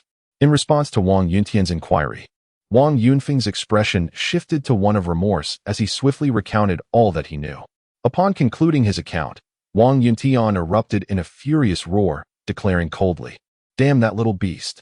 I, Wang Yuntian, vow here and now to leave no trace of the Jiang family, in order to honor my son's spirit in the afterlife." Where are the Jiang brothers at this moment? At that moment, Mu Changkong spoke with a calm demeanor. As he did, Wang Yuntian immediately reined in his emotions and stepped back slowly. Xiang Jiang gathered his thoughts and succinctly narrated the sequence of events. As Xiang Jiang finished his recounting, Mu Changkong raised his gaze towards the entrance of the Beast Mountain Range, a cold smile curling upon his lips. He murmured softly, "It is Lu Qingping who has arrived." The sect master's conjecture was indeed correct. It seems the plan must be expedited. We shall take action against them first. At this juncture, a surge of murderous intent flickered in Mu Changkong's eyes. The oppressive aura emanating from him compelled Wang Qing and the others to instinctively retreat a few steps, their expressions rife with trepidation. Fortunately, Mu Changkong promptly subdued his aura, allowing the pallor on Wang Qing's face to ease somewhat. After a moment of contemplation, Mu Changkong spoke in a deep voice, "Let us proceed. We must not falter in this matter." Subsequently, under Mu Changkong's leadership, a group of individuals soared towards the Beast Mountain Range, bolstered by the presence of a formidable Void Realm expert. The atmosphere brimmed with newfound confidence. Meanwhile, on the other side, Jiang Chen and his companions, guided by the Void King Beast, ventured deeper into the heart of the Beast Mountain Range. As they advanced, the ambience grew increasingly oppressive. Ancient trees obscured all light, casting a pall of gloom even at high noon. Observing the weary countenance of the Void King Beast, Jiang Chen decided to retract it into his possession. Shortly thereafter, the trio swiftly concealed their auras and continued their descent into the depths of the Beast Mountain Range. After the duration of an incense stick, Jiang Chen discovered a relatively concealed cave. After making minimal preparations in the vicinity, the three entered the cavern. Once inside, Jiang Chen's gaze fell upon Jiang Yu, and he inquired softly, "Brother, how fares Deqing?" Jiang Chen vividly recalled that had it not been for Deqing's timely intervention, his injuries would have been far more severe. However, after rescuing him, Deqing had suffered a significant backlash, falling into a deep slumber. As soon as Jiang Chen spoke, Jiang Daoxin also turned his attention to Jiang Yu, worry etched upon his features. Jiang Yu gradually opened his palm, gazing at the unconscious Deqing nestled within, his brow furrowing slightly. After a moment of contemplation, Jiang Chen responded, "The situation is rather intricate. Deqing's physical form remains unscathed, yet its soul power has been excessively depleted. To restore Deqing, we must locate a rare spiritual item capable of revitalizing soul power, which is exceedingly scarce and difficult to procure." Upon hearing Jiang Yu's words, Jiang Chen's eyes brightened. He recalled that he possessed an ice lotus, renowned for its extraordinary efficacy in restoring soul power. Without hesitation, Jiang Chen declared, "Brother, I have a spiritual item that can restore soul power." As he spoke, he produced the ice lotus, causing the temperature within the cave to plummet and a delightful fragrance to waft through the air. Witnessing the ice lotus in Jiang Chen's hands, Jiang Yu's eyes widened in astonishment. Jiang Daoxin, however, remained unfazed, accustomed to his brother's occasionally unveiling extraordinary treasures. Once he steadied his emotions, Jiang Yu urged, "Second brother, quickly store the ice lotus away. It has the potential to attract ferocious beasts." Jiang Chen reacted swiftly, retracting the ice lotus with ease. In truth, he had taken precautions. Had he not deliberately suppressed the ice lotus earlier, its reaction would have been far more intense. Yet, Jiang Chen had to concede that he had somewhat underestimated the potency of the ice lotus. As the ice lotus vanished, the surrounding temperature gradually began to rise once more. Jiang Yu did not inquire about the origin of the ice lotus. After processing the residual aura around them, he turned to Jiang Chen and the other, softly stating, "Relax your minds and refrain from resisting. I shall take you to a certain place." Upon hearing this, Jiang Chen immediately grasped Jiang Yu's intention. Although Jiang Dao felt a hint of uncertainty, he complied without hesitation, trusting his elder brother. In an instant, Jiang Yu swiftly produced the spiral dragon jade pendant. With a mere thought, a crimson light enveloped the three of them. In the blink of an eye, Jiang Chen and his companions vanished from their location, while the pendant diminished in size, ultimately transforming into a speck of dust that gently settled on the ground. Meanwhile, Lu Qingping and his group were delving deeper into the wilderness, yet they soon sensed something amiss. Observing the unresponsive jade plate, Lu Qingping halted, his expression darkening with concern. At that moment, Yu Liang approached and inquired, "Third Elder, what troubles you?" Lu Qingping handed over the jade plate, worry etched on his face, and replied softly, "The formation plate has lost its efficacy. I can no longer sense their location. This poses a significant problem. The Beastmaster Mountains are fraught with peril, and lingering here for too long is exceedingly dangerous. If the Beast Emperor were to discover our presence, the situation would become even more dire." As they gazed at the inert jade plate, Yu Liang and his companion shared a growing sense of unease, accompanied by a foreboding suspicion. Yu Liang remarked, "Third Elder, do you think they may have encountered the Beast King?" Given the strength of those three youngsters, he hesitated, aware that they both understood the implication of his words. Jiang Chen and his companions were merely at the transformation realm. Encountering the Beast Emperor would leave them with no chance of survival. If they had perished, the jade plate would naturally remain unresponsive. In response to Yu Liang's conjecture, Lu Qingping shook his head slightly, his gaze sweeping the surroundings. He spoke gravely, "The Beast Emperor seldom acts impulsively. Even if it were to discover Jiang Chen and the others, it would likely only send its subordinates to confront them, rather than engage directly. As you witnessed earlier, Xiang Jiang and his companions possessed 6 individuals at the Cave Heaven realm, yet they were unable to capture Jiang Chen and his friends, indicating that the trio possesses commendable evasion skills." After a moment of contemplation, Lu Qingping continued, "Thus, the likelihood of Jiang Chen's demise is rather low. They must have entered some forbidden area, thereby obstructing the jade plate's sensing abilities." Upon hearing this, Yu Liang and another elder pondered for a moment before nodding in agreement, recognizing the plausibility of his assertion. After all, the Beastmaster Mountains were seldom traversed by others, and over time, many natural formations had emerged. This is precisely why the Warcraft Mountains are deemed perilous. At times, even in the absence of ferocious beasts, the natural formations can claim lives. Yu Liang's gaze roamed restlessly around the surroundings, the atmosphere of servitude evoking an unsettling feeling within him. Retracting his gaze, he turned to Lu Qingping nearby and softly inquired, "What shall we do next?" Lu Qingping, reflecting on the earlier route, retrieved a map from his storage pouch. After a moment of contemplation, he spoke, "We must delve deeper. The Falling Cloud sect has even dispatched Mu Changkong. We must act swiftly to ensure they do not locate Jiang Chen and the others first." Having reached a decision, the three continued along the path.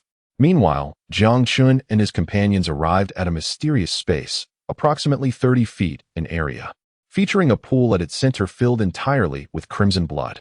Upon sighting this blood pool, Jiang Chen was reminded of the scene when Jiang Yu made his breakthrough. The blood evidently originated from this very pool. Judging by the traces surrounding it, the pool had likely been full at one point, yet now it was diminished by about 1/3. Following a systematic investigation, it was discovered that the blood within the pool was solely that of Beast Kings, intermingled with a hint of Beast Emperor's essence. On the other side, as Jiang Daoxin surveyed the unfamiliar environment, curiosity illuminated his face as he scanned the area. "Elder brother, where are we?" he asked, still disoriented from their sudden transition from the stone cave to this strange locale.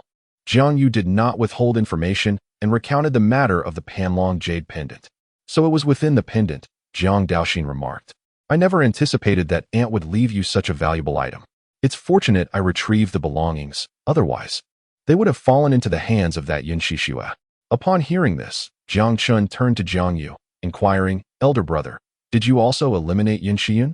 Jiang Daoxin, intrigued, glanced at Jiang Yu as well. However, Jiang Yu merely shook his head slightly and replied, "I initially intended to, Yet after exiting the ancient tomb, I did not encounter Yun Shishue, and subsequently, I pursued the remaining disciples of the Falling Cloud sect alongside the third brother. With Jiang Yu's explanation, understanding dawned upon Jiang Chen and Jiang Daoxin, and they chose not to dwell further on the matter. Subsequently, Jiang Chen produced the ice lotus once more, this time allowing its aura to surge unrestrained, causing the temperature in the vicinity to plummet. Elder brother, let us first tend to Qing's injuries, he urged. Had it not been for Qing's timely intervention, Jiang Chen's injuries would have undoubtedly worsened, thus he was eager to act without delay. Observing the ice lotus in Jiang Chen's hand, Jiang Yu remarked softly, "The efficacy of this ice lotus is formidable. A single leaf will suffice." Jiang Chen promptly plucked a sizable leaf and casually handed it to Jiang Yu. Subsequently, he divided the ice lotus in his possession into 3 portions, stowing one away and extending the remaining 2 towards Jiang Daoxin and his companion. After a moment of hesitation, both Jiang Daoxin and Jiang Yu accepted the ice lotus with a sense of understanding that had developed through their shared experiences of life and death. They refrained from inquiring about the origin of the ice lotus, relying on the trust inherent in their bond. For Jiang Daoxin, the assurance of receiving something from his elder brother was sufficient. After all, it was a gift from his own kin, and thus, he accepted it without reservation. Once they had received the ice lotus, Jiang Chen retrieved a hand scroll from his storage bag and presented it to Jiang Yu, who looked on with a hint of perplexity. Jiang Chen smiled gently and remarked, "Elder brother, take a look at this technique. It should prove quite beneficial for you." Upon hearing this, Jiang Yu took the scroll, and his gaze fell upon the striking characters that spelled out 9 turns Divine Dragon Technique. As he perused its contents, his astonishment grew more pronounced. Jiang Chen had indeed spoken the truth. This technique would be immensely advantageous for him. Although he had awakened the Azure Dragon bloodline and possessed a corresponding legacy technique, the addition of the 9 turns Divine Dragon Technique would significantly enhance his Azure Dragon form while fully unleashing the power of his bloodline, providing him with unparalleled support. After regaining his composure, Jiang Yu turned his attention back to Jiang Chen, opening his mouth, but momentarily at a loss for words. Jiang Chen gave his shoulder a reassuring pat and spoke first. "Elder brother, integrating this 9 turns Divine Dragon Technique will simplify the refinement of the ice lotus. I have memorized the entirety of this technique, so please accept it without concern." "Thank you, my second brother," Jiang Yu replied earnestly, nodding his head without pretense. Upon seeing Jiang Yu accept the hand scroll, Jiang Chen produced another copy of the 9 turns Divine Dragon Technique and offered it to Jiang Daoxin. "Daoxin, see if this 9 turns Divine Dragon Technique is of any use to you." Accepting the scroll, Jiang Daoxin began to examine it intently. After a brief moment, he gently shook his head and spoke, "Second brother, I already possess a technique suited to me. The 9 turns Divine Dragon Technique is excessively forceful. While it may be advantageous for you and elder brother, it is not suitable for my cultivation." "Understood," Jiang Chen replied, nodding slowly before shifting his gaze away. At that moment, the system's notification sound suddenly chimed. "Congratulations to the host for delivering the Heavenly Stage Technique, triggering a 10,000-fold critical reward, unlocking the 10th layer of the Chaos Creation Technique at 10, and obtaining a fortune value of 10,000. The system's reward left Jiang Chen momentarily stunned. After such a hard-fought trigger of a 10,000-fold critical hit, he received something like this. "System, what on earth is this 10th layer? The highest reward currently available is golden, and other grades of techniques hold no value for the host. The 10th layer of the Chaos Creation Technique surpasses the golden grade. As long as the host completes the unlocking, this technique will undergo a tremendous transformation, and its power will multiply exponentially. Surpassing golden?" Upon hearing those 4 words, Jiang Chen indeed revealed a glimmer of interest. He was well aware of the formidable nature of the Chaos Creation Technique. Should it rise to another grade, its power would be unimaginable. As for other grades of techniques, Jiang Chen was not lacking in those. The fortune shop lay right there, brimming with countless techniques and secrets, allowing him to exchange whatever he desired as long as he possessed sufficient fortune value. On the other side, after Jiang Yu administered the ice lotus leaves to Qing, he stepped closer to Jiang Chen and Daoxin, gesturing towards the blood pool. "Before refining the ice lotus, you should first enter the blood pool to cultivate. This way, The pain from absorbing the ice lotus's medicinal essence will be considerably alleviated. All three were acutely aware that hiding here was not a viable solution. To survive and escape, they must swiftly enhance their powers. Thus, with Jiang Yu's words, Jiang Chen and Jiang Daoxin stepped towards the blood pool, soon arriving at its edge. After pondering for a moment, Jiang Chen released the Void King Beast. As the massive black creature emerged, it affectionately nudged Jiang Chen with its head, its eyes filled with trust and reliance.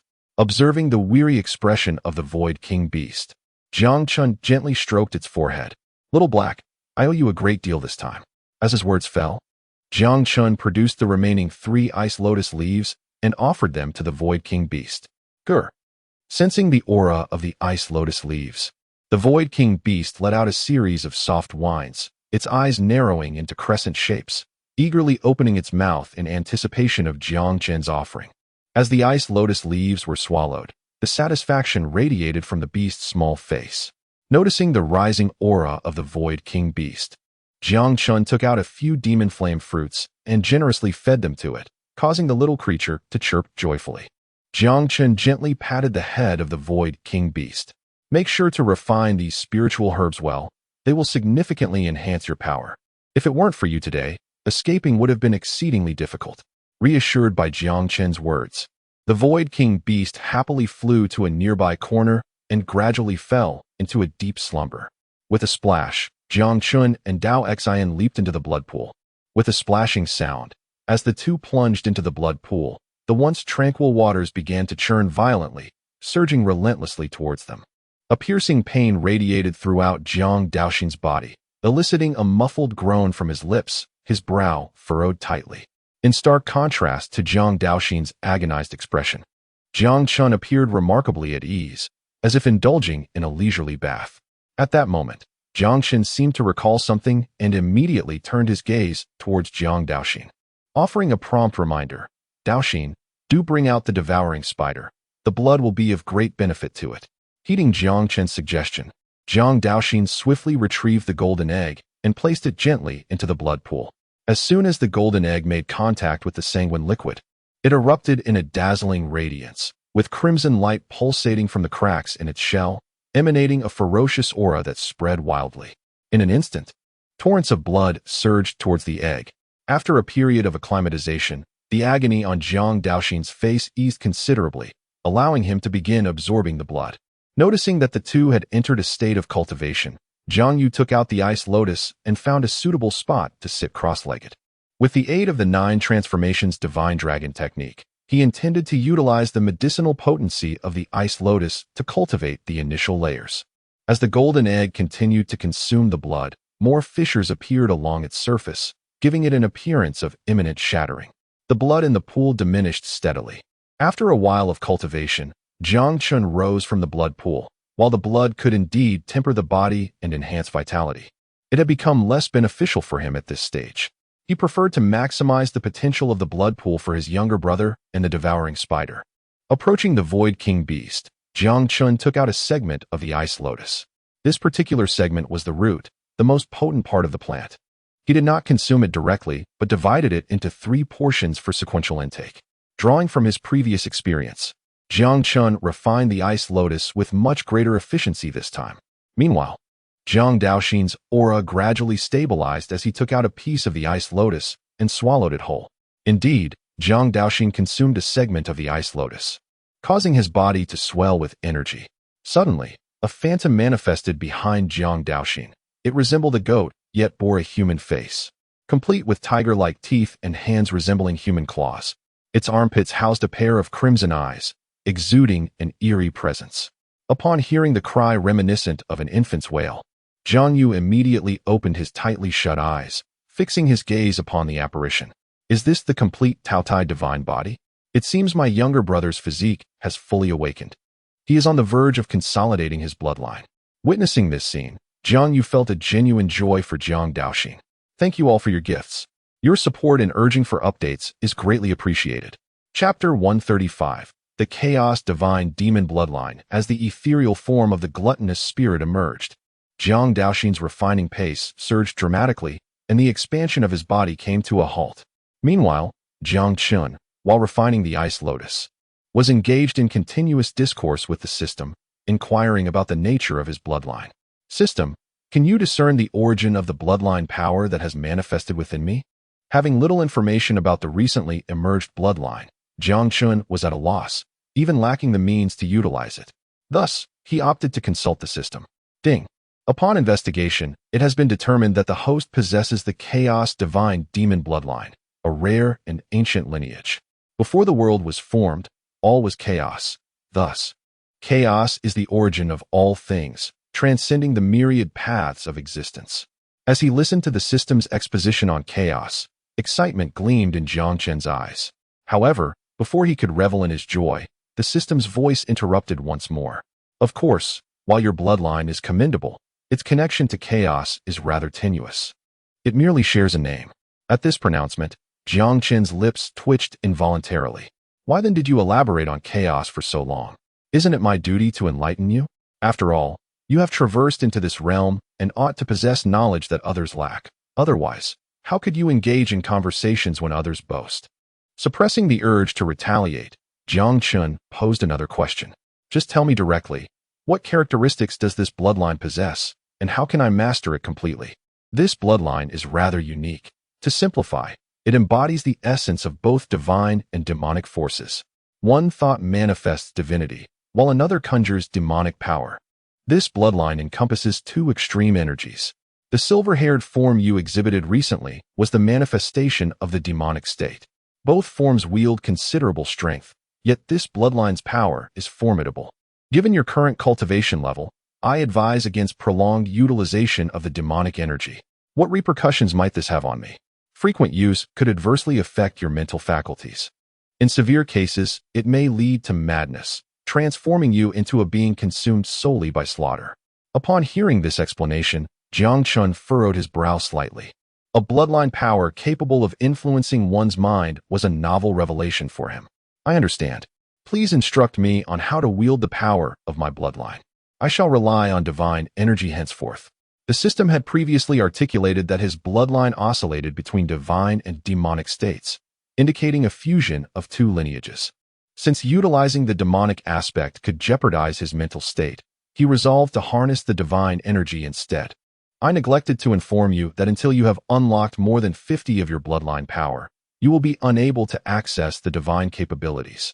The method of harnessing the magic veins is quite straightforward. One merely needs to mobilize the black blood within the heart. With this revelation from the system, Jiang Chen quickly extended his consciousness towards his cardiac region, and indeed, he observed a considerable amount of black blood in the left atrium. To his astonishment, he also detected a trace of golden blood in the right atrium. Moreover, peculiar runes adorned his heart, half of which radiated a brilliant light, while the other half pulsated with dark energy. These runes appeared as if they had always existed, emanating an overwhelming pressure. A mere glance induced a splitting headache in Jiang Chen. As the two types of runes interacted, black and golden blood continuously emerged from his heart. Although the process was slow, Jiang Chen could discern the phenomenon with clarity. The condensed black-golden heart's blood saw the golden and black runes each absorbing a third, leaving the remainder to steadily nourish his body. Following the system's guidance, Jiang Chen endeavored to activate the black blood. An immense aura immediately emanated from him. Sensing the transformation within, he promptly ceased his exertion of this newfound power. Subsequently, he relinquished his preoccupation with the bloodlines and swiftly activated the chaos creation technique, fervently refining the ice lotus within him. The three brothers showcased their unique abilities, and as they continued to refine, their strength steadily ascended. Meanwhile, under Mu Changkong's leadership, Wang Yunfeng and his companions advanced at a remarkable pace, causing the ferocious beasts of the cave realm to retreat. However, after an extensive search, they failed to uncover any trace of Jiang Chen and his companions. Mu Changkong's expression darkened progressively. Their time in the monster beast mountain range had extended considerably, and emboldened by his strength in the void-breaking realm, he had not concealed his presence in the slightest. Yet, despite their prolonged search, they had found no signs of Jiang Chen or even Lu Qingping and his group. It was as if they had vanished without a trace. Damn it, everyone, fall back. At that moment, Mu Changkong's pupils constricted sharply, and he urged his companions to retreat swiftly. Just as they withdrew, a massive claw descended upon their previous location, shattering the surrounding boulders into fragments. Following this, a thunderous roar reverberated through the air. Simultaneously, an overwhelming pressure bore down upon Wang Yunfeng and his companions, draining the color from their faces and causing their bodies to tremble involuntarily. Beads of sweat cascading from their brows. Suddenly, an enormous figure materialized above them, accompanied by a cacophony of strange sounds as dozens of beast kings surrounded them. Upon lifting their gazes, they were met with the sight of a blood-red, ferocious tiger, its back adorned with a pair of colossal wings that flapped vigorously. It was the divine winged tiger emperor. Upon sighting the blood-red tiger, Mu Changkong immediately recognized its identity. How dare humans act recklessly in the territory of this sovereign? Have they forgotten the agreement made long ago? The divine winged tiger emperor spoke with human words, its crimson eyes fixed on the onlookers, its formidable fangs glinting with a chilling light, an overwhelming aura of terror intensifying. Its voice resonated like a thunderous roar, its massive form seemingly capable of blotting out the sky, instilling a profound sense of oppression. Initially, it had no intention of intervening, but Mu Changkong's audacity had grown intolerable, encroaching upon its domain, thus forcing its hand. Under the immense pressure emanating from the divine winged tiger emperor, blood gushed from the mouths of the three team leaders, including Wang Qing, their expressions filled with terror as they instinctively retreated several steps. Wang Yunfeng and the others, shielded by Mu Changkong, remained relatively unaffected. In response to the divine winged tiger emperor's inquiry, Mu Changkong's countenance darkened. Nonetheless, recognizing his own transgression, he suppressed his emotions and replied solemnly, "I am here to seek someone. Once I find them, I will depart from the Beast Mountain range." Despite the divine winged tiger emperor's cultivation being merely at the 5th level of the void-breaking realm, Mu Changkong did not dare to underestimate it. Rather, he felt a considerable apprehension.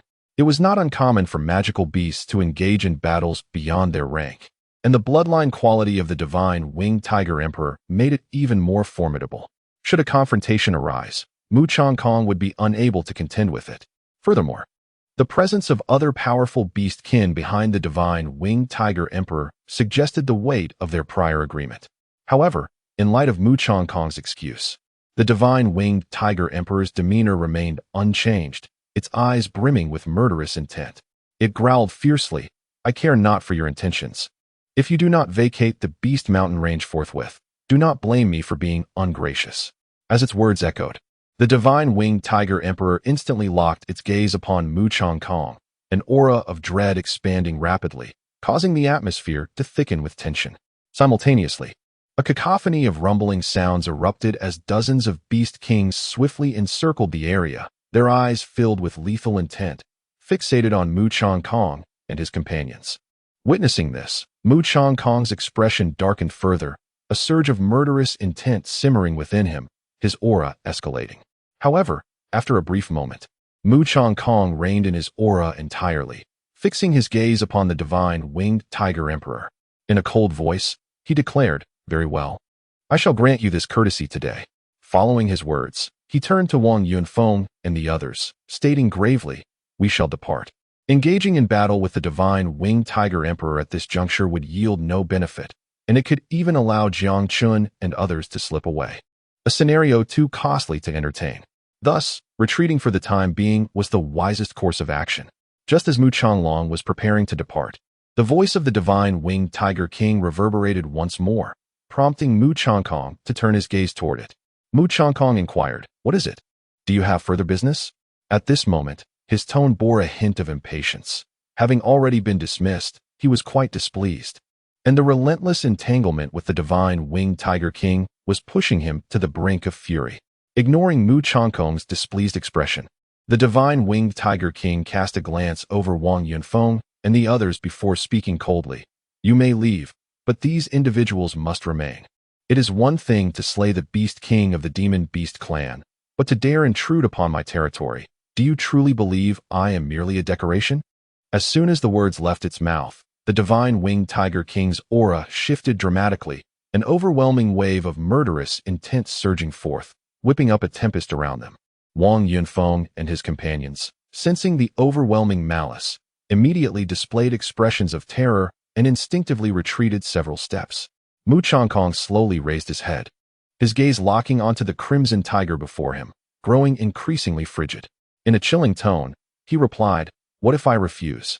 "Refuse? Then you shall remain here as well."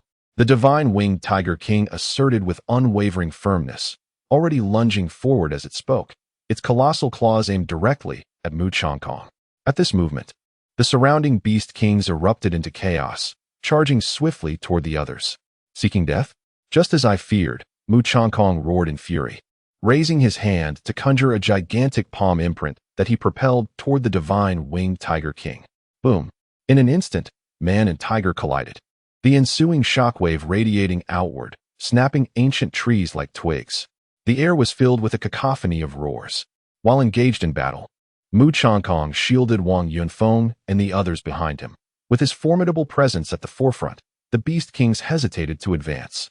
However, the three captains of the Tianlong dynasty were faring poorly. Without the protection of Mu Changkong, they became direct targets for the encircling beast kings, who swiftly closed in on them. Not far away, witnessing Wang Qing and the others under siege, Xiang Jiang and his companion not only refrained from lending assistance, but even bore smug smiles. They relished the opportunity to deplete the strength of the Tianlong dynasty in this manner. It was already commendable that they refrained from interference, let alone offering help. With Mu Changkong leading the charge, Wang Qing and his companions had become utterly expendable. Thus, their demise mattered not. It wasn't long before one of the captains fell victim to the onslaught of the beast kings, while the other two sustained grievous injuries. Wang Qing did not call out for Mu Changkong's aid. He was acutely aware that the relationship between the two factions was merely superficial, and even a plea for help would be futile, serving only to humiliate himself. "Leave." With a furious roar, Wang Qing's face contorted with rage. After enduring a direct blow from a beast king before him, he swiftly charged forth. Another captain had intended to escape together, yet his injuries were too severe and his strength insufficient. He barely made it a short distance before being intercepted. "Save me!" Amidst a chorus of wails, this captain was swiftly consumed by the beast kings, with two of them pursuing Wang Qing, while the others regrouped around him. After a series of fierce exchanges, Mu Changkong and the divine winged tiger emperor distanced themselves from one another. At that moment, Mu Changkong's expression grew exceedingly grave, and his aura became increasingly disordered. Through the ongoing battle, he discerned that the divine winged tiger emperor had concealed his true cultivation level. In fact, they were evenly matched, both at the 6th level of the void-breaking realm. Aware of the predatory gaze of the surrounding beast kings, Mu Changkong understood that further entanglement was futile. Recognizing the situation had spiraled beyond his control, he waved his hand decisively, sweeping Wang Yunfeng and the others along as they fled outward. Seeing Mu Changkong dash away, the surrounding beast kings immediately moved to encircle him, attempting to block his escape. However, with a sudden strike of his palm, Mu Changkong obliterated the two blocking beast kings into a mist of blood, their cries cut short. Witnessing this scene, the bloodthirsty expressions of the remaining beast kings vanished, replaced by palpable fear, instinctively parting to create a path. "Human, you seek death." Enraged at witnessing his subordinates perish before his eyes, the divine winged tiger emperor entered a frenzied state. His massive wings trembled violently as he pursued Mu Changkong. Yet, to the tiger emperor's fury, Mu Changkong's speed was astonishingly swift. No matter how he exerted himself, he could not catch up, forced to watch helplessly as his adversary escaped the monster beast mountain range. After a futile pursuit over a considerable distance, the divine winged tiger emperor, consumed by frustration, halted and roared in anger. To vent his dissatisfaction, he unleashed a barrage of attacks on the surroundings, leveling a mountain to the ground, leaving devastation in his wake. After a cathartic outburst, the divine winged tiger emperor retreated back to the monster beast mountain range. Shortly thereafter, Mu Changkong returned, his countenance dark as he gazed at the distant mountain range. Wang Yuntian remained silent for a moment before inquiring, "Elder, what shall we do next?" Retracting his gaze, Mu Changkong replied, "We must wait. The divine winged tiger emperor has set his sights on us. Even if we were to enter the monster beast mountain range again, our movements would be severely restricted, and we might give those youngsters an opportunity to exploit. There is but one exit. We need only to lie in wait here. Meanwhile, as time continued to pass, Jiang Chen had successfully refined 2 pieces of ice lotus, elevating his strength to the 5th level of the creation realm. Jiang Yu and the others also saw considerable gains, their powers steadily rising as they refined the ice lotus without lingering. Once the medicinal power within him was completely refined, Jiang Chen swallowed the last piece of the cold ice lotus. In an instant, a surge of ferocious energy erupted once more. Confronted with this outpouring of energy, Jiang Chen opted not to utilize it for further enhancing his cultivation, as he had experienced significant growth during this period. He recognized the necessity of solidifying his foundation before attempting to break through. Furthermore, the primary function of the cold ice lotus was to strengthen the soul's power. To consume it entirely for the sake of advancement would be a grievous waste. Having made his decision, Jiang Chen immediately directed this power towards his sea of consciousness. A frigid aura enveloped him, and waves of cold surged forth from within, followed by an intense, piercing pain that caused him to involuntarily gasp. As this energy continued to flow in, the area of Jiang Chen's sea of consciousness expanded, and his soul's strength increased exponentially. Time swiftly passed, and before he knew it, 3 days had elapsed. Jiang Chen successfully refined all residual power within him, amplifying his soul's strength to more than 3 times its original capacity. His cultivation level also ascended to the 6th stage of the transformation realm. With a long, relieved breath, he slowly opened his tightly shut eyes. Upon opening his eyes, a large, dark head immediately came into view. "Xiaohe, how do you feel?" he inquired. With Jiang Chen's words, Xiaohe excitedly responded, affectionately rubbing its head against his arm. At that moment, Jiang Daoxin approached, accompanied by a pale golden spider, the recently hatched devouring sky spider. Jiang Daoxin's cultivation had risen from the 1st to the 5th stage of the transformation realm. Upon reaching Jiang Chen, he presented the devouring sky spider to him like a child offering a treasured gift. "Elder brother, this is Xiao Lu. What do you think?" "Xiao Lu?" Jiang Chen could not help but ask. "Daoxin, why did you choose such a name? If it is called Xiao Lu in its youth, wouldn't it be old Lu when it grows up?"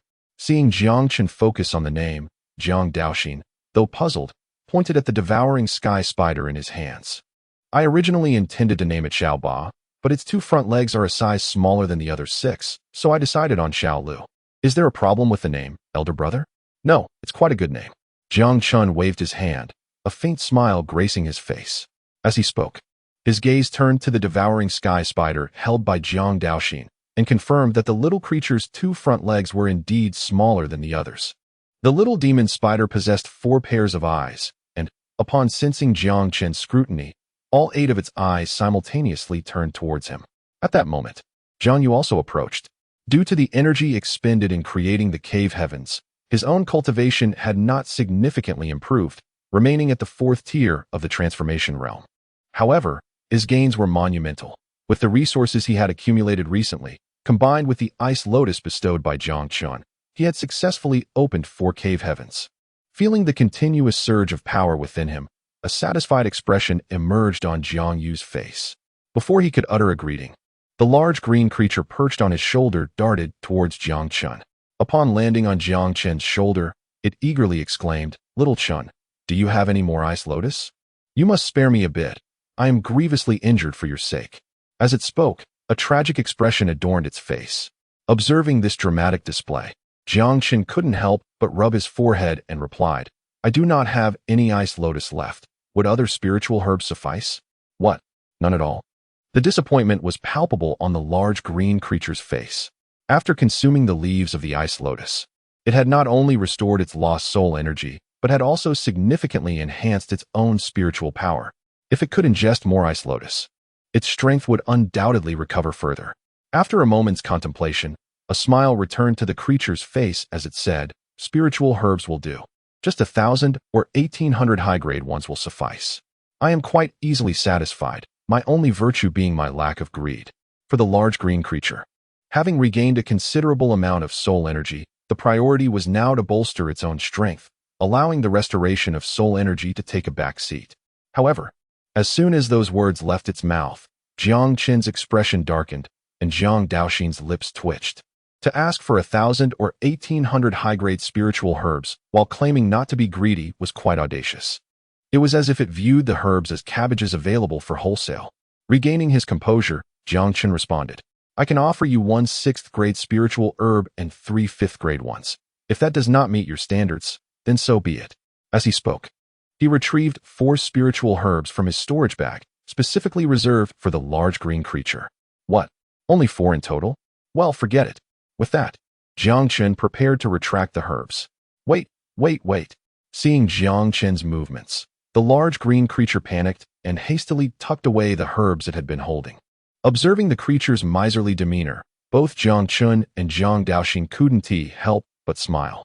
Subsequently, the two turned their attention to Jiang Yu, and the 3 brothers began to converse. "Second brother, what are your plans moving forward?" Jiang Yu inquired. Although his strength had seen considerable enhancement, Jiang Chen remained vigilant. The Falling Rain sect had lost 2 members of the Cave Heaven realm and would undoubtedly seek revenge rather than rest easy. After pondering for a moment, Jiang Chen began to contemplate. In a hushed tone, he murmured, "We must venture out to investigate. Several days have passed, and I am concerned that the Falling Cloud sect may act out of rage against the Jiang family." Upon uttering these words, a palpable tension enveloped the atmosphere. After reaching a decision, the trio reappeared within the stone cavern. Following a brief discussion, Jiang Chen and his companions resolved to first ascertain the situation at the exit. An hour later, they had traversed 2/3 of the distance, drawing ever closer to the exit. Suddenly, a series of piercing sounds sliced through the air ahead. Upon hearing the commotion, Jiang Chen and his companions immediately stiffened, their gazes fixated on the source, their inner energies surging wildly. Moments later, 3 bloodied figures emerged, with the leader bearing a severed arm, their appearance utterly harrowing. Recognizing the garments of the newcomers, Jiang Chen and his companions swiftly quelled their tumultuous energies. The arrivals were none other than the 3rd elder, Lu Qingping, and his companions.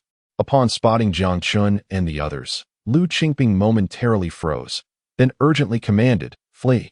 Though the reasons eluded them, it was evident that the 3 elders were gravely injured and burning their lifeblood to escape. The situation was dire. Without a moment's hesitation, the trio turned and fled. Concurrently, Jiang Chen could distinctly sense an ominous presence relentlessly encroaching upon them. The rumbling sounds behind them intensified as Lu Qingping and the others swiftly hoisted Jiang Chen and his companions, their lifeblood aflame, propelling them deep into the heart of the monster beast mountain range.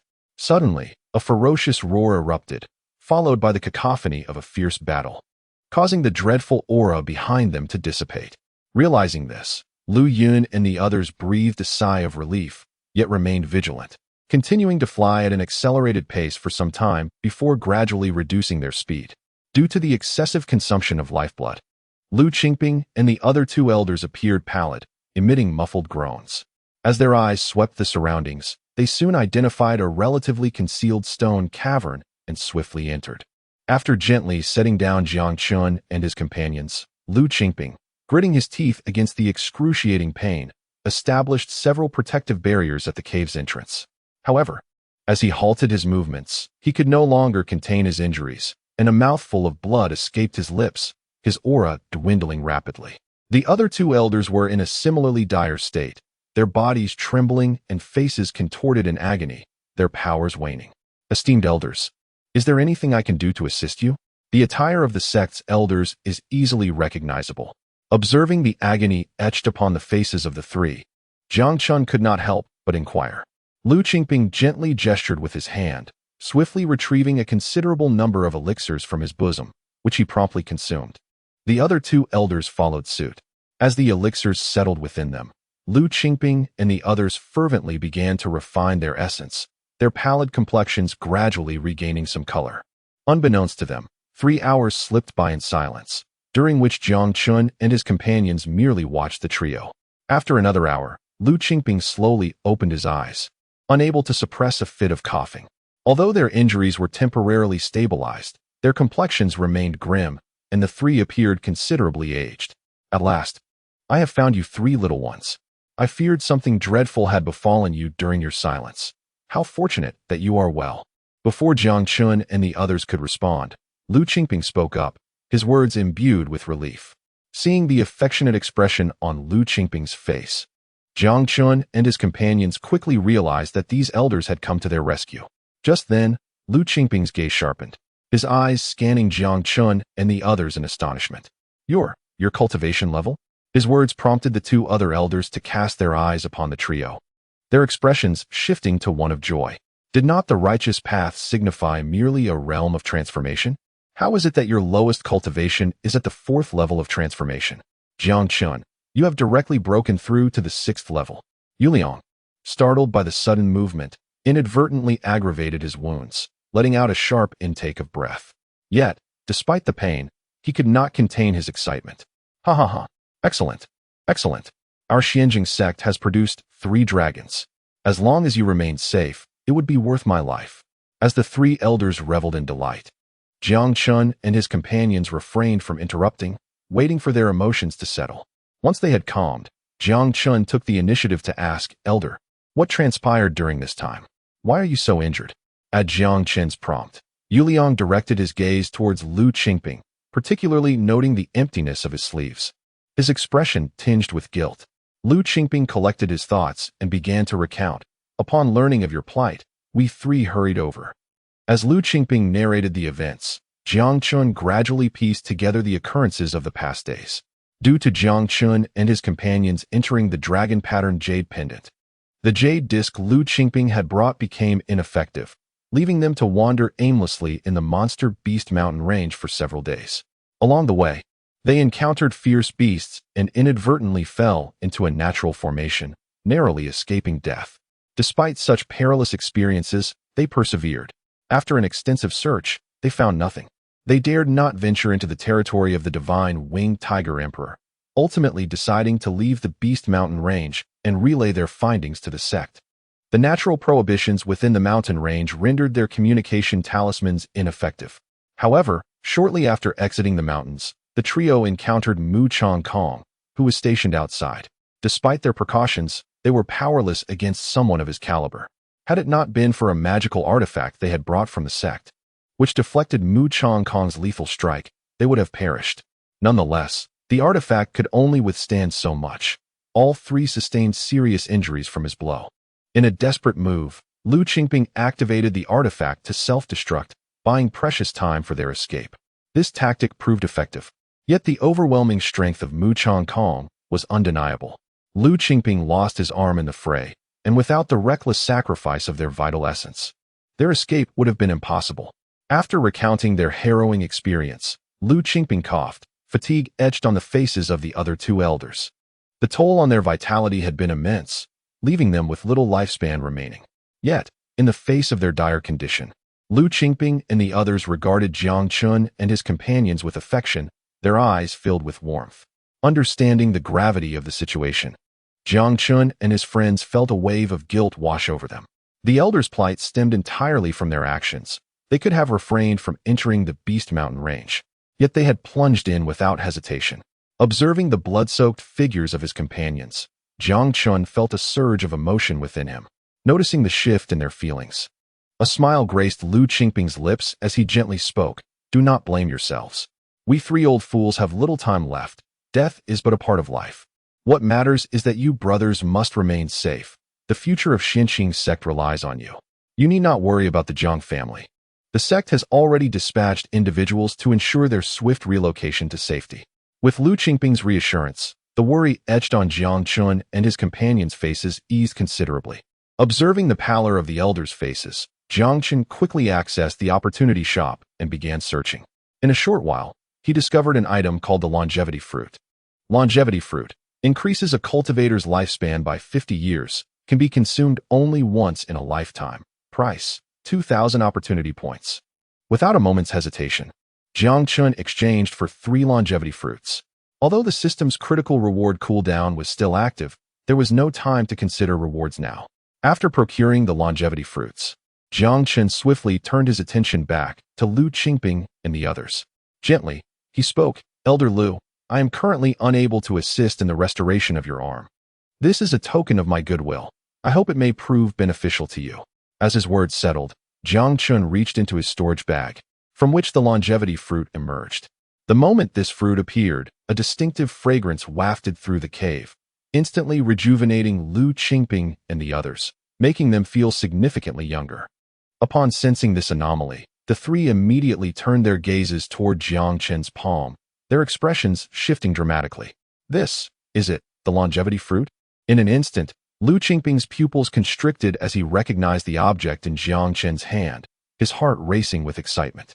Though merely a fifth-grade spiritual herb, the longevity fruit was exceedingly rare, fetching astronomical prices whenever it appeared, and held a lethal allure for those aged beings with dwindling lifespans. Should they consume this fruit, not only would their lost vitality be fully restored, but they could also gain in excess of it. Noticing the three elders' prolonged silence, Jiang Chen promptly pressed the longevity fruit into their hands, stating, "Elders, the current situation is dire. It would be wise for you to regain your strength as soon as possible." Aware that this was not the time for hesitation, Lu Qingping and the others nodded in agreement. "Very well, we understand. Moreover, you need not worry excessively. Although we were pursued just now, the news has been successfully relayed, and the sect will undoubtedly send reinforcements." With that, Lu Qingping and the others wasted no time, swallowing the longevity fruit without delay. Instantly, a surge of azure light enveloped them. Jiang Chen and his companions observed as, upon consuming the fruit, the gray strands in Lu Qingping's hair darkened slightly, and the wrinkles on their faces diminished significantly. Meanwhile, within the Tianxiang sect, the Grand Elder's countenance darkened considerably after perusing the message contained in the communication talisman. He swiftly rose and made his way toward the back mountain. As he traversed the tranquil path, a pavilion soon came into view, where an elder sat on a stone bench, sipping tea. Noticing the Grand Elder's hurried approach, the elder turned his gaze toward him, his eyes reflecting a hint of curiosity. In a soft voice, he inquired, "Wenjun, what has transpired? You appear deeply troubled." The Grand Elder, surnamed Song, was indeed Wenjun. The elder before him was none other than Elder Hong, who had previously conversed with Chen Hongchuan.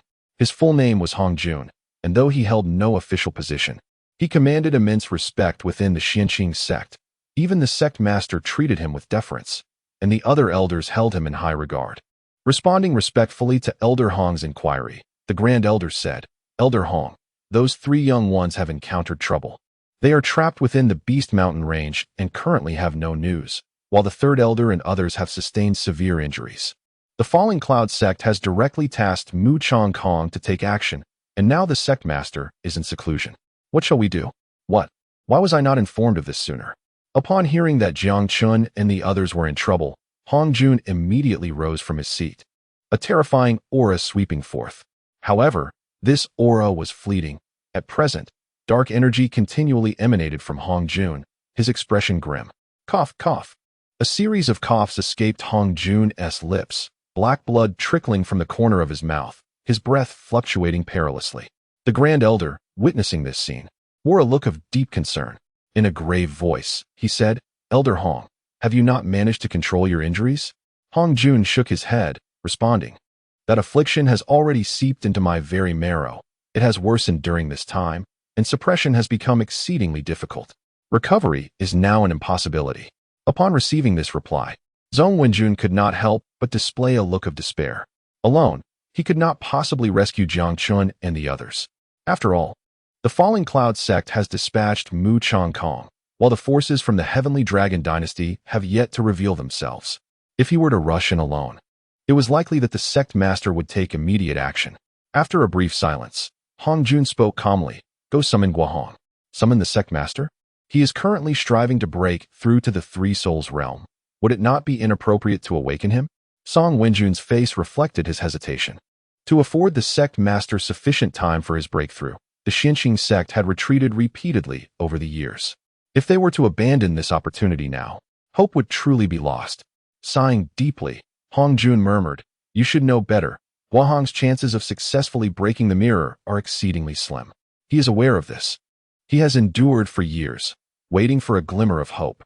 And those three youngsters, they are the hope that the Tianxiang sect has been yearning for. You must convey the truth to him. This matter requires urgency and cannot be delayed any longer." "Understood." Recognizing the gravity in Hong Jun's tone, Song Wenjun dared not take any chances and recalled the sect master's instructions during his seclusion.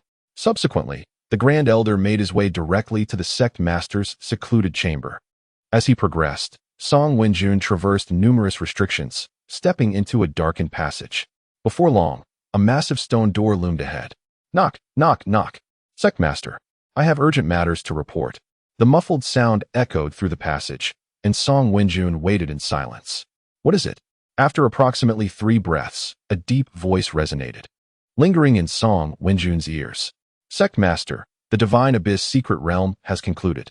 Jiang Chen and his companions have slain 2 elders of the Falling Cloud sect and are currently being pursued into the Beast Mountain range. The 3rd elder and the others are also in dire straits. The 3rd elder referred to in Song Wenjun's words was indeed the 3rd elder. Boom. As soon as Song Wenjun finished speaking, the heavy stone door creaked open, revealing an emaciated old man who stepped out with deliberate slowness. In his hand, he clutched a rusted iron chain, which trailed behind him, tethered to an obsidian coffin. Master Yu. Song Wenjun was taken aback. He had not anticipated that upon relaying the circumstances surrounding Jiang Chen and his companions, the master would emerge from seclusion so promptly. It is worth noting that Guohong had never conversed with Jiang Chen and his associates, instead observing them from the shadows. However, one perplexing detail lingered in Song Wenjun's mind. Ever since Guohong learned of their surnames, he had exhibited an unusual level of interest in them. Now, he was preparing to emerge from seclusion specifically for them, a series of signs that left Song Wenjun astounded. As Song Wenjun grappled with his confusion, Guohong spoke in a grave tone. Summon all elders to accompany me to the monster beast mountains. What? Master, you intend to go in person? Song Wenjun stood in shock. His initial intention in summoning Guohong from seclusion was merely to intimidate the upper echelons of the Falling Cloud sect and the Heavenly Dragon Empire. He could never have imagined that the master would not only emerge, but also lead the elders himself. After a moment of contemplation, Song Wenjun could not restrain himself any longer. Master, the 2 powerful factions have been closely monitoring you. Is it not perilous to venture forth so recklessly at this juncture? He was acutely aware that the leaders of the other 2 factions had harbored intentions against Guohong for years, yet had been deterred by the protective formation of the Tianxiang sect. They had been seeking opportunities, and if Guohong were to step outside, he would undoubtedly become their target, rendering the risk alarmingly high. Nevertheless, in the face of Song Wenjun's counsel, Guohong's expression remained unchanged, a glint of cold determination flickering in his murky gaze. I have little time left. Should the 2 factions dare to obstruct my path, I shall eliminate them without hesitation. Why should I fear? Guohong's resonant voice echoed down the corridor, an overwhelming aura of dread emanating from him. As his presence intensified, a low hum filled the air, and a long blade hurtled towards him with incredible speed. With a thunderous crash, Guohong seized the incoming blade. Instantly, a terrifying wave of sword energy surged through the passage, whipping up a fierce gale. The blade was entirely black, significantly broader than an ordinary sword, and bore a peculiar shape. Notably, the upper half of the blade was shattered, giving it the appearance of a crude chopping knife. Confronted by the oppressive aura of the blade, Song Wenjun instinctively took 2 steps back, his complexion paling. The mountain-cleaving blade. Master Yu. Before Song Wenjun could finish his sentence, Guohong raised a hand to silence him. In a low voice, he declared, there is no need for further discussion. Follow my arrangements. Let them witness the resolve of the Su Nqing sect. As his words fell, Gu Eiqing emerged, bearing a black coffin. His voice resonated through the corridor. Today, I carry this coffin. If we do not die, we shall live. Upon hearing the sect master's proclamation, S.W. New Jersey N's expression shifted dramatically as a terrifying realization dawned upon him. What manner of beings are these 3 brothers? That the sect master has resolved to embrace death for their sake? After a moment's hesitation, S.W. New Jersey N shot forth, racing towards the summit of the main peak, soon disappearing into the clouds. Boom, boom, boom. Subsequently, 9 resounding chimes echoed above the Su Nqing sect. The prolonged ringing of the bells signified a perilous threat to our sect. What calamity had befallen us? As the bells tolled, the elders immediately soared towards the sect square. Beyond the elders, numerous disciples emerged from the various peaks, following them towards the summit. At this moment, Gu Eiqing took note of this but did not intervene, Rather, a hint of satisfaction gleamed in his eyes. Before long, the square swelled with an increasing multitude, all eyes fixed upon Gu Hing, who hovered in the void. Simultaneously, many royal family members, lying in wait within the Su Inquing sect, observed with grave expressions as Gu Hing, their sect master, emerged from seclusion, hastily relaying messages to their dynasty. In no time, the square was filled with disciples of the Su Inquing sect, and Tianxiang, the overseer of the Scripture Pavilion, appeared at the forefront. Just then, S.W. New Jersey N arrived from afar, solemnly stating, "Sect Master, everyone has gathered." Gu Hing nodded gently, and then spoke in a measured tone. For nearly 1,000 years, the Su Inquing sect has suffered a break in its lineage, leading to a steady decline in strength. The two great powers have continuously oppressed us, forcing the Su Inquing sect to retreat time and again. The world looks down upon us, perceiving us as mere weaklings. Today, these two powers have disregarded all decorum, sending assassins after our disciples, putting our elders in jeopardy. I have summoned you here for one purpose: to venture into the Beast Mountain range and rescue our brethren. Those who offend the Su Inquing sect shall be pursued, no matter the distance. With his declaration, Gu Hing unleashed his aura, causing the very heavens to tremble, and a cacophony of cracking sounds reverberated through the sky, as if heralding the apocalypse. Gazing at Gu Hing, who single-handedly bore the black coffin, the disciples' eyes shone with unwavering determination. They cried out in unison, "Those who offend the Su Inquing sect shall be pursued, no matter the distance." At this moment, the royal family members exchanged glances, their expressions flickering with confusion, struggling to comprehend the unfolding events. This was not in accordance with the original plan. As the royal members pondered, Guahong's voice resonated once more, prompting the disciples to soar into the air, trailing behind him like arrows released from a bow. The elders dispersed around them, coordinating with Guahong to amplify the flight speed of the disciples. Watching the rapidly departing figures, the royal family stood dumbfounded, realizing they had not been included in this unexpected exodus. "What shall we do now? Should we follow them?" One man inquired. "What madness has overtaken Guahong? Summoning all hidden disciples of the sect? Is he preparing for battle ahead of time? Let us follow them and observe. The message has already been conveyed, and the emperor will undoubtedly take action," another replied, and with that resolution, they hastily pursued. Meanwhile, news from Tianxiang sect swiftly circulated.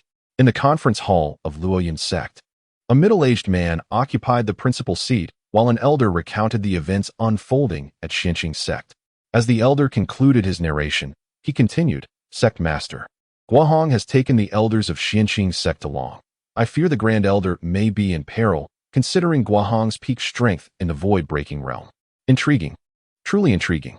For the sake of merely 3 inner disciples, Guahong has deviated from his usual demeanor and ventured out of Tianxiang sect.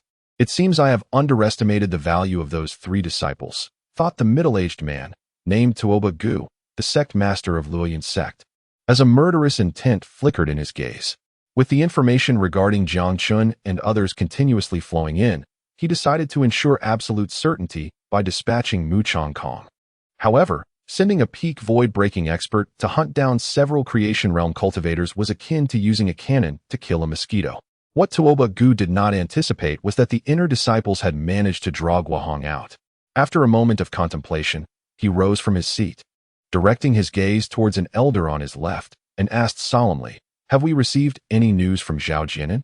"Sect Master, Zhao Jianan suggested that we seize this opportunity to act preemptively and take down Tianxiang sect in one fell swoop.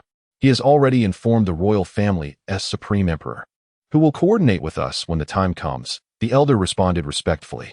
The Supreme Emperor of the royal family, possessing peak strength in the void-breaking realm, had been in slumber due to his dwindling lifespan and was regarded as a precious trump card of the Tianlong Empire. Zhao Jianan's willingness to awaken him for this operation indicated his earnest intent. After a brief pause, Tuoba Gu inquired, "Have you notified the Grand Elder regarding Guahong's journey to the Monster Beast Mountain Range?" "Indeed, Sect Master. The Grand Elder and his companions have already vacated the Monster Beast Mountain Range and retreated to safety," the elder replied. As Tuoba Gu began to speak, the elder promptly responded, "Indeed. Well done. Inform Zhao Jianan that I shall personally head to the Beast Mountain Range. He should prepare accordingly. There is no need to conduct the sect meeting of the Xianqing sect any longer. We shall act in advance."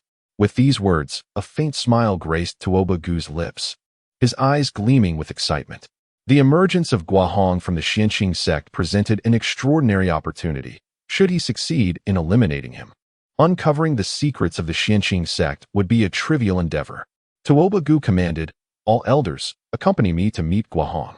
We must not falter this time." Understood. Subsequently, under Tuoba Gu's leadership, the members of the Luoyun sect soared towards the Beast Mountain Range, accompanied by numerous disciples from their sect, creating a formidable spectacle. Given the esteemed reputation of the Xianqing sect, the Luoyun sect, which had been experiencing a strong momentum in recent years, was equally determined not to be overshadowed. Meanwhile, within the Tianlong Imperial Palace, a resounding rumble echoed as Zhao Jianan entered a shrine. After some manipulation, a dark passageway materialized in the center of the shrine. As the stone path emerged, a chilling wind swept forth, instilling a sense of dread. Without hesitation, Zhao Jianan stepped into the stone passage, descending deeper within.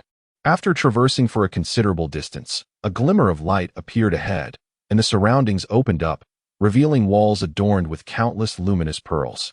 At this moment, a bronze coffin, suspended by iron chains, floated in midair, surrounded by heaps of crystal stones, all encompassed within a gathering formation for spiritual energy. Countless streams of spiritual energy surged towards the coffin, which appeared to be an insatiable abyss, devouring the energy voraciously. Approaching the coffin, Zhao Jianan softly spoke, "Ancestor, 3 extraordinary talents have emerged from the Xianqing sect. Guahong is en route to the Beast Mountain Range for rescue. I have come to request your emergence to intercept him." Zhao Jianan's voice was hushed as he swiftly recounted the situation and his subsequent plans. As his words fell, an enveloping silence descended. Zhao Jianan remained patient, awaiting a response. "Very well, I understand. Prepare yourself." A hoarse voice reverberated within the cavern after a brief pause. "Thank you, Ancestor." Upon receiving the coffin's occupant's reply, Zhao Jianan's face illuminated with excitement as he bowed respectfully to the coffin. Subsequently, he quickly retreated.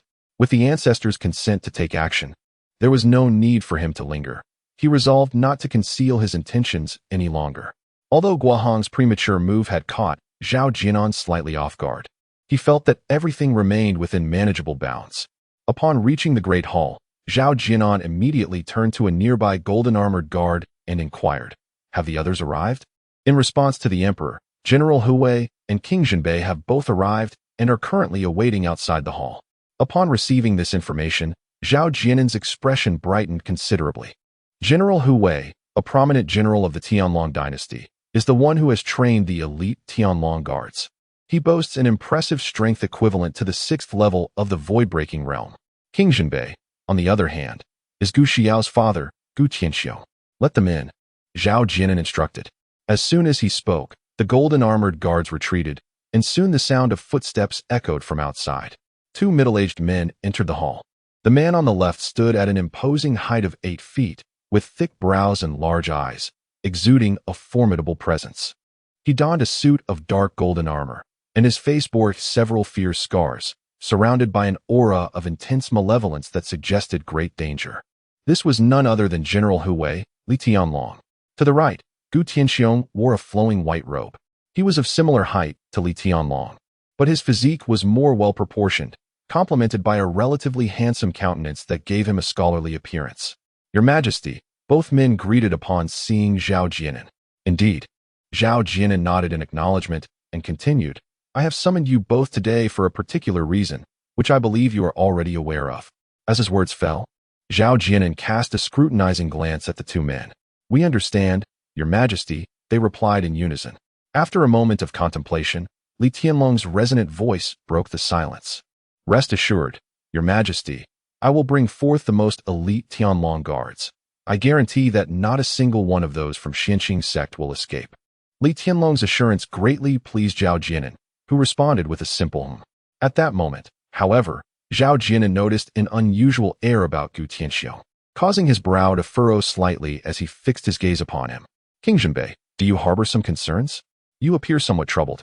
As Zhao Jianan spoke, Tianxiang immediately pulled himself from his thoughts. After a brief hesitation, he replied, "Your Majesty, the Jiang family has not only saved my life, but Jiang Chen is also betrothed to my daughter. If I were to partake in this assault, I fear." He left his sentence hanging. Yet the implication was clear, and a heavy silence enveloped the hall. At that moment, Zhao Jianan's eyes narrowed slightly, a glimmer of coldness flashing within them before he swiftly concealed it. After a moment of contemplation, he spoke with a measured tone. "As for the life-saving grace you speak of, you have repaid it adequately over the years. Regarding your daughter's betrothal to the Jiang family, simply annul it. It is of no great consequence. In consideration of our relationship, I can grant you the lives of those young men, and should you accomplish this task, I will assist you with your wife's health issues." As he finished speaking, Zhao Jianan produced a wooden box, within which lay a strikingly crimson spiritual fungus. "Zhao Jianan, this is the Tianxiang fire lotus. With certain ingredients as a catalyst, healing your wife is not a formidable challenge. Furthermore, I can assure you that once this matter is resolved, we shall hold no debts between us, allowing you to depart from the heavenly dragon empire at your discretion, without any obstruction from my side." Upon hearing these words, Tianxiang's eyes sparkled with hope. After a moment of contemplation, he cupped his hands in gratitude towards Zhao Jianan. "Thank you, Your Majesty. Ha ha ha, splendid. In that case, let us hasten our departure. The ancestor will arrive shortly, and we must not permit any errors this time." Without a trace of hesitation, the two turned and strode out of the grand hall, swiftly vanishing from sight. Chapter 142, The Stance of the Divine Winged Tiger Emperor. Upon exiting the grand hall, Tianxiang produced a wooden box, which contained the spiritual herb Zhao Jianan had just presented. To demonstrate his sincerity, Zhao Jianan willingly entrusted the herb to Tianxiang. Within the hall, Zhao Jianan rested his chin upon his hand, his eyes gleaming with an unusual light, a subtle aura of murderous intent enveloping him. Meanwhile, within the Beast Mountain range, as they continued to refine the longevity fruits, Lu Qingyun and his companions appeared notably improved, their strength gradually returning. During this interval, they consumed a plethora of restorative herbs, continuously replenishing their vitality. Jiang Chen and the others did not remain idle either. Upon learning that a formidable expert guarded the exit, they commenced their own cultivation. Concurrently, under Gu Hong's leadership, the Xianxing sect arrived at the entrance of the Beast Mountain range. After surveying the area, Gu Hong noticed no other presence and subsequently directed his gaze towards the entrance of the mountain range. Roar! The arrival of Gu Hong and his companions soon caught the attention of the Divine Winged Tiger Emperor, who promptly emerged from the dense forest. Upon sensing the aura emanating from Gu Hong, the Divine Winged Tiger Emperor halted, his eyes narrowing with palpable wariness. He was merely at the 6th level of the void-breaking realm, and against a peak expert like Gu Hong, he had no chance of victory. At that moment, the Divine Winged Tiger Emperor felt vexed. There had been a constant influx of individuals into the Beast Mountain range, disrupting his tranquility. Although inferior in strength to Gu Hong, this territory was nonetheless his domain, and he felt compelled to take some action. Once he regained his composure, a resonant voice resounded. "Human, this is the territory of this king. Have you forgotten the agreement established long ago, or do you seek to humiliate my beast clan?" In response to the Divine Winged Tiger Emperor's inquiry, Gu Hong spoke calmly. "I am Gu Hong, the sect master of the Xianxing sect. I have come solely to search for my disciples and harbor no intention of enmity. Thus, I shall not breach the agreement." "Disciples?" The Divine Winged Tiger Emperor's expression shifted. "So those 3 young men are your disciples. Had you mentioned this earlier, it would have sufficed. You may enter and search for them." The Divine Winged Tiger King unexpectedly cleared a path. In truth, when Jiang Chen and his companions first entered the Monster Beast Mountains, the Divine Winged Tiger King had already detected their presence. Initially, it intended to attack directly. However, as Jiang Chen and his group drew closer, the Tiger King sensed the aura of the Void King Beast, prompting it to suppress its aggressive intentions, primarily due to the overwhelming pressure of that bloodline. Moreover, aside from the Void King Beast, the energies emanating from Jiang Daoxin and Jiang Yu caused its heart to race. Faced with such peculiar individuals, the Divine Winged Tiger King chose to feign ignorance of their presence.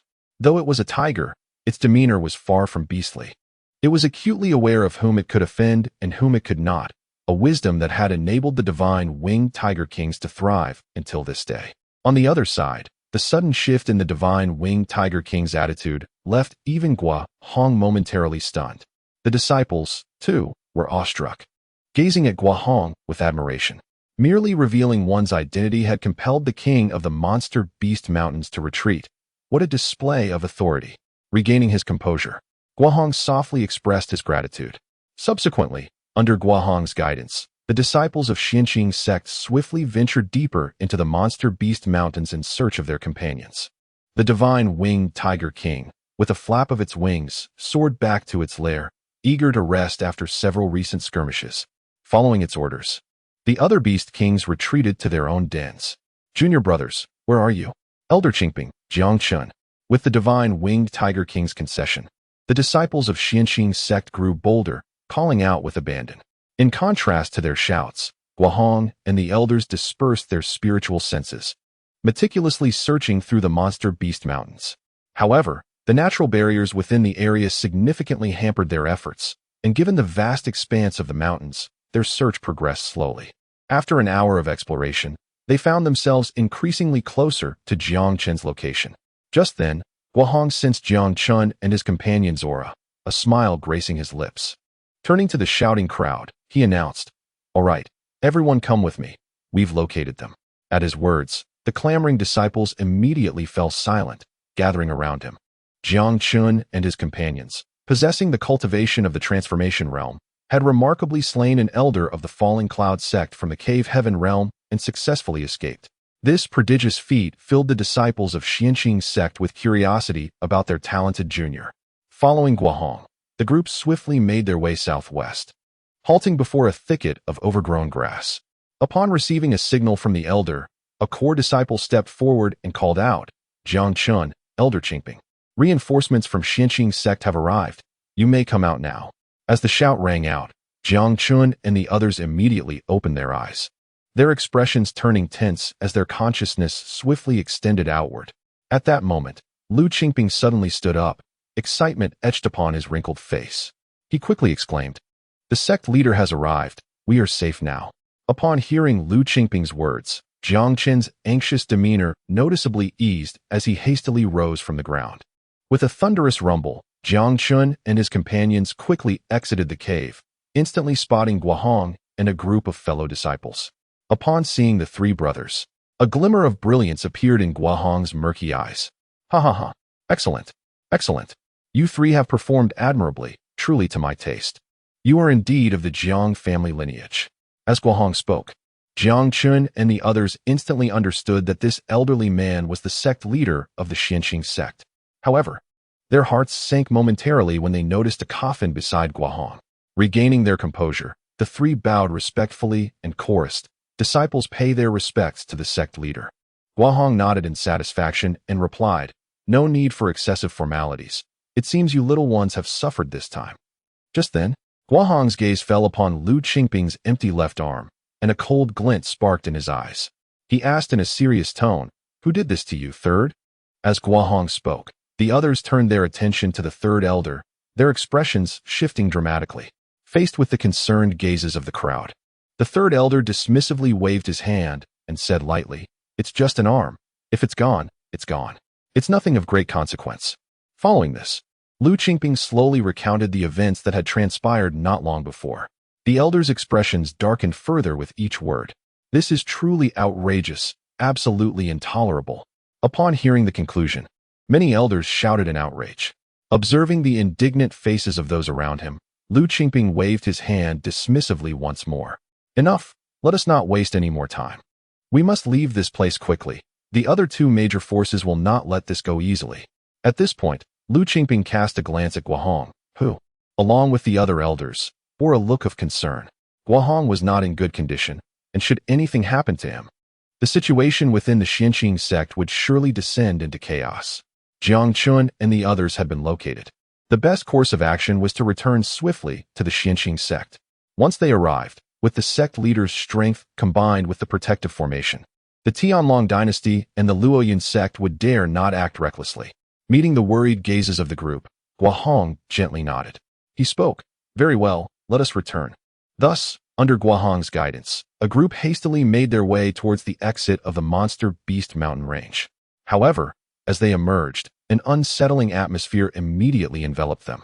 Consequently, the group came to a sudden halt. With a series of whooshing sounds accompanying their exit, a throng of individuals quickly surrounded them. The leader of this group was none other than Tuo Ba, with Mu Changkong standing to his left, a cold smile gracing his lips as he gazed at the Xianqing sect.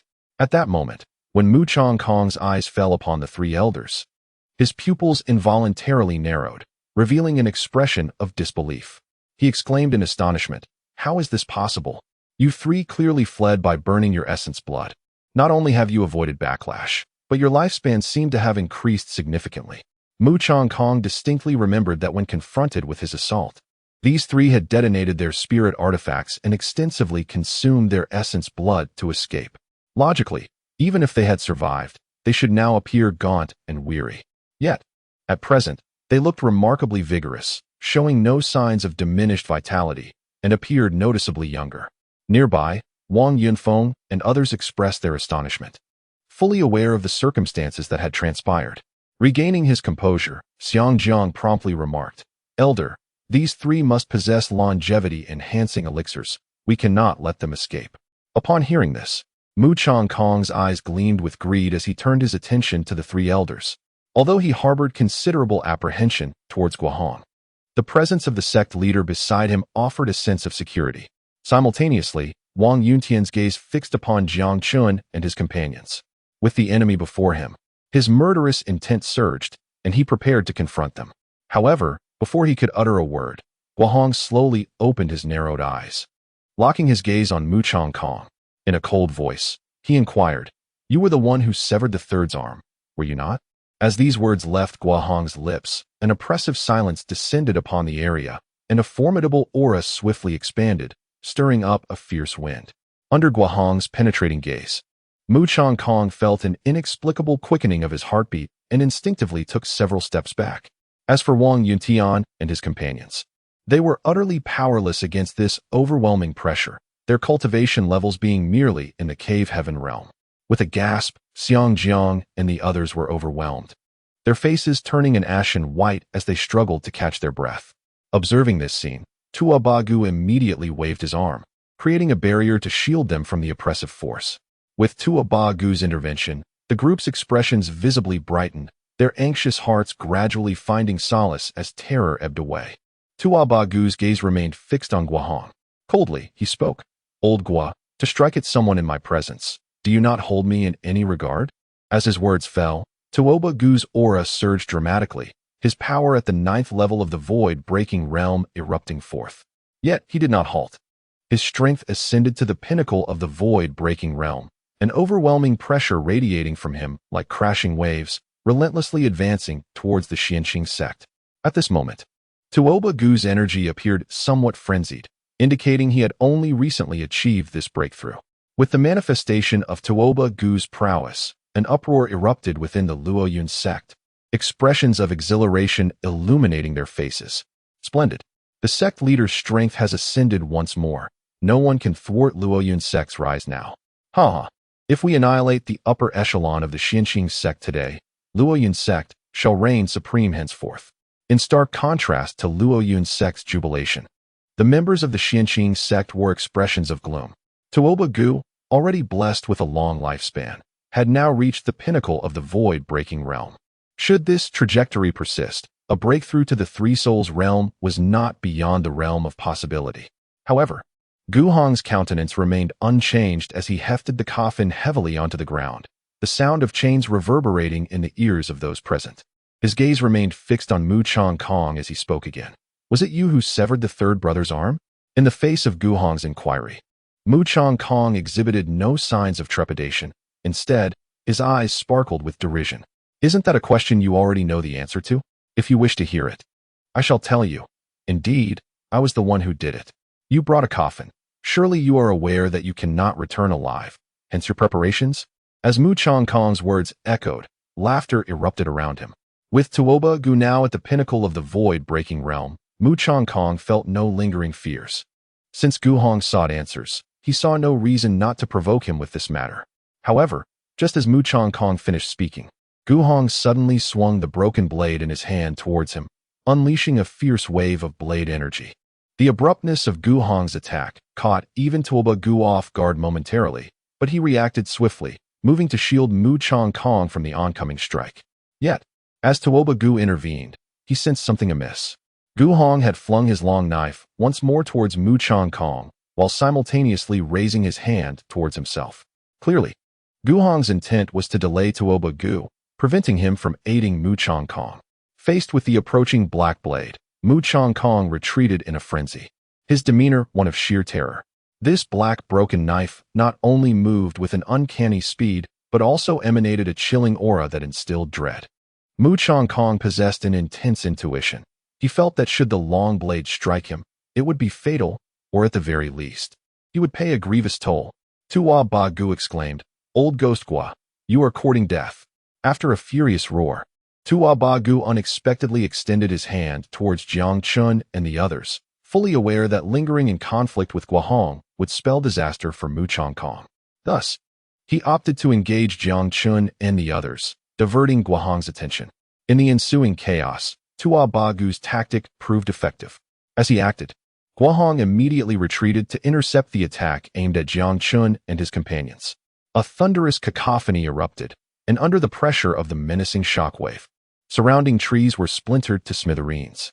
Seizing this moment, Tua Ba Gu dashed towards Mu Changkong, reaching out to grasp the broken blade. However, due to the delay, the shattered blade had already caught up to Mu Changkong, forcing Tua Ba Gu to alter his approach and directly confront the long blade. With a resounding impact, Tua Ba Gu's strike caused the trajectory of the long blade to veer, yet its velocity remained unimpeded. In an instant, a horrific scream pierced the air as Mu Changkong's right arm was severed, blood gushing forth.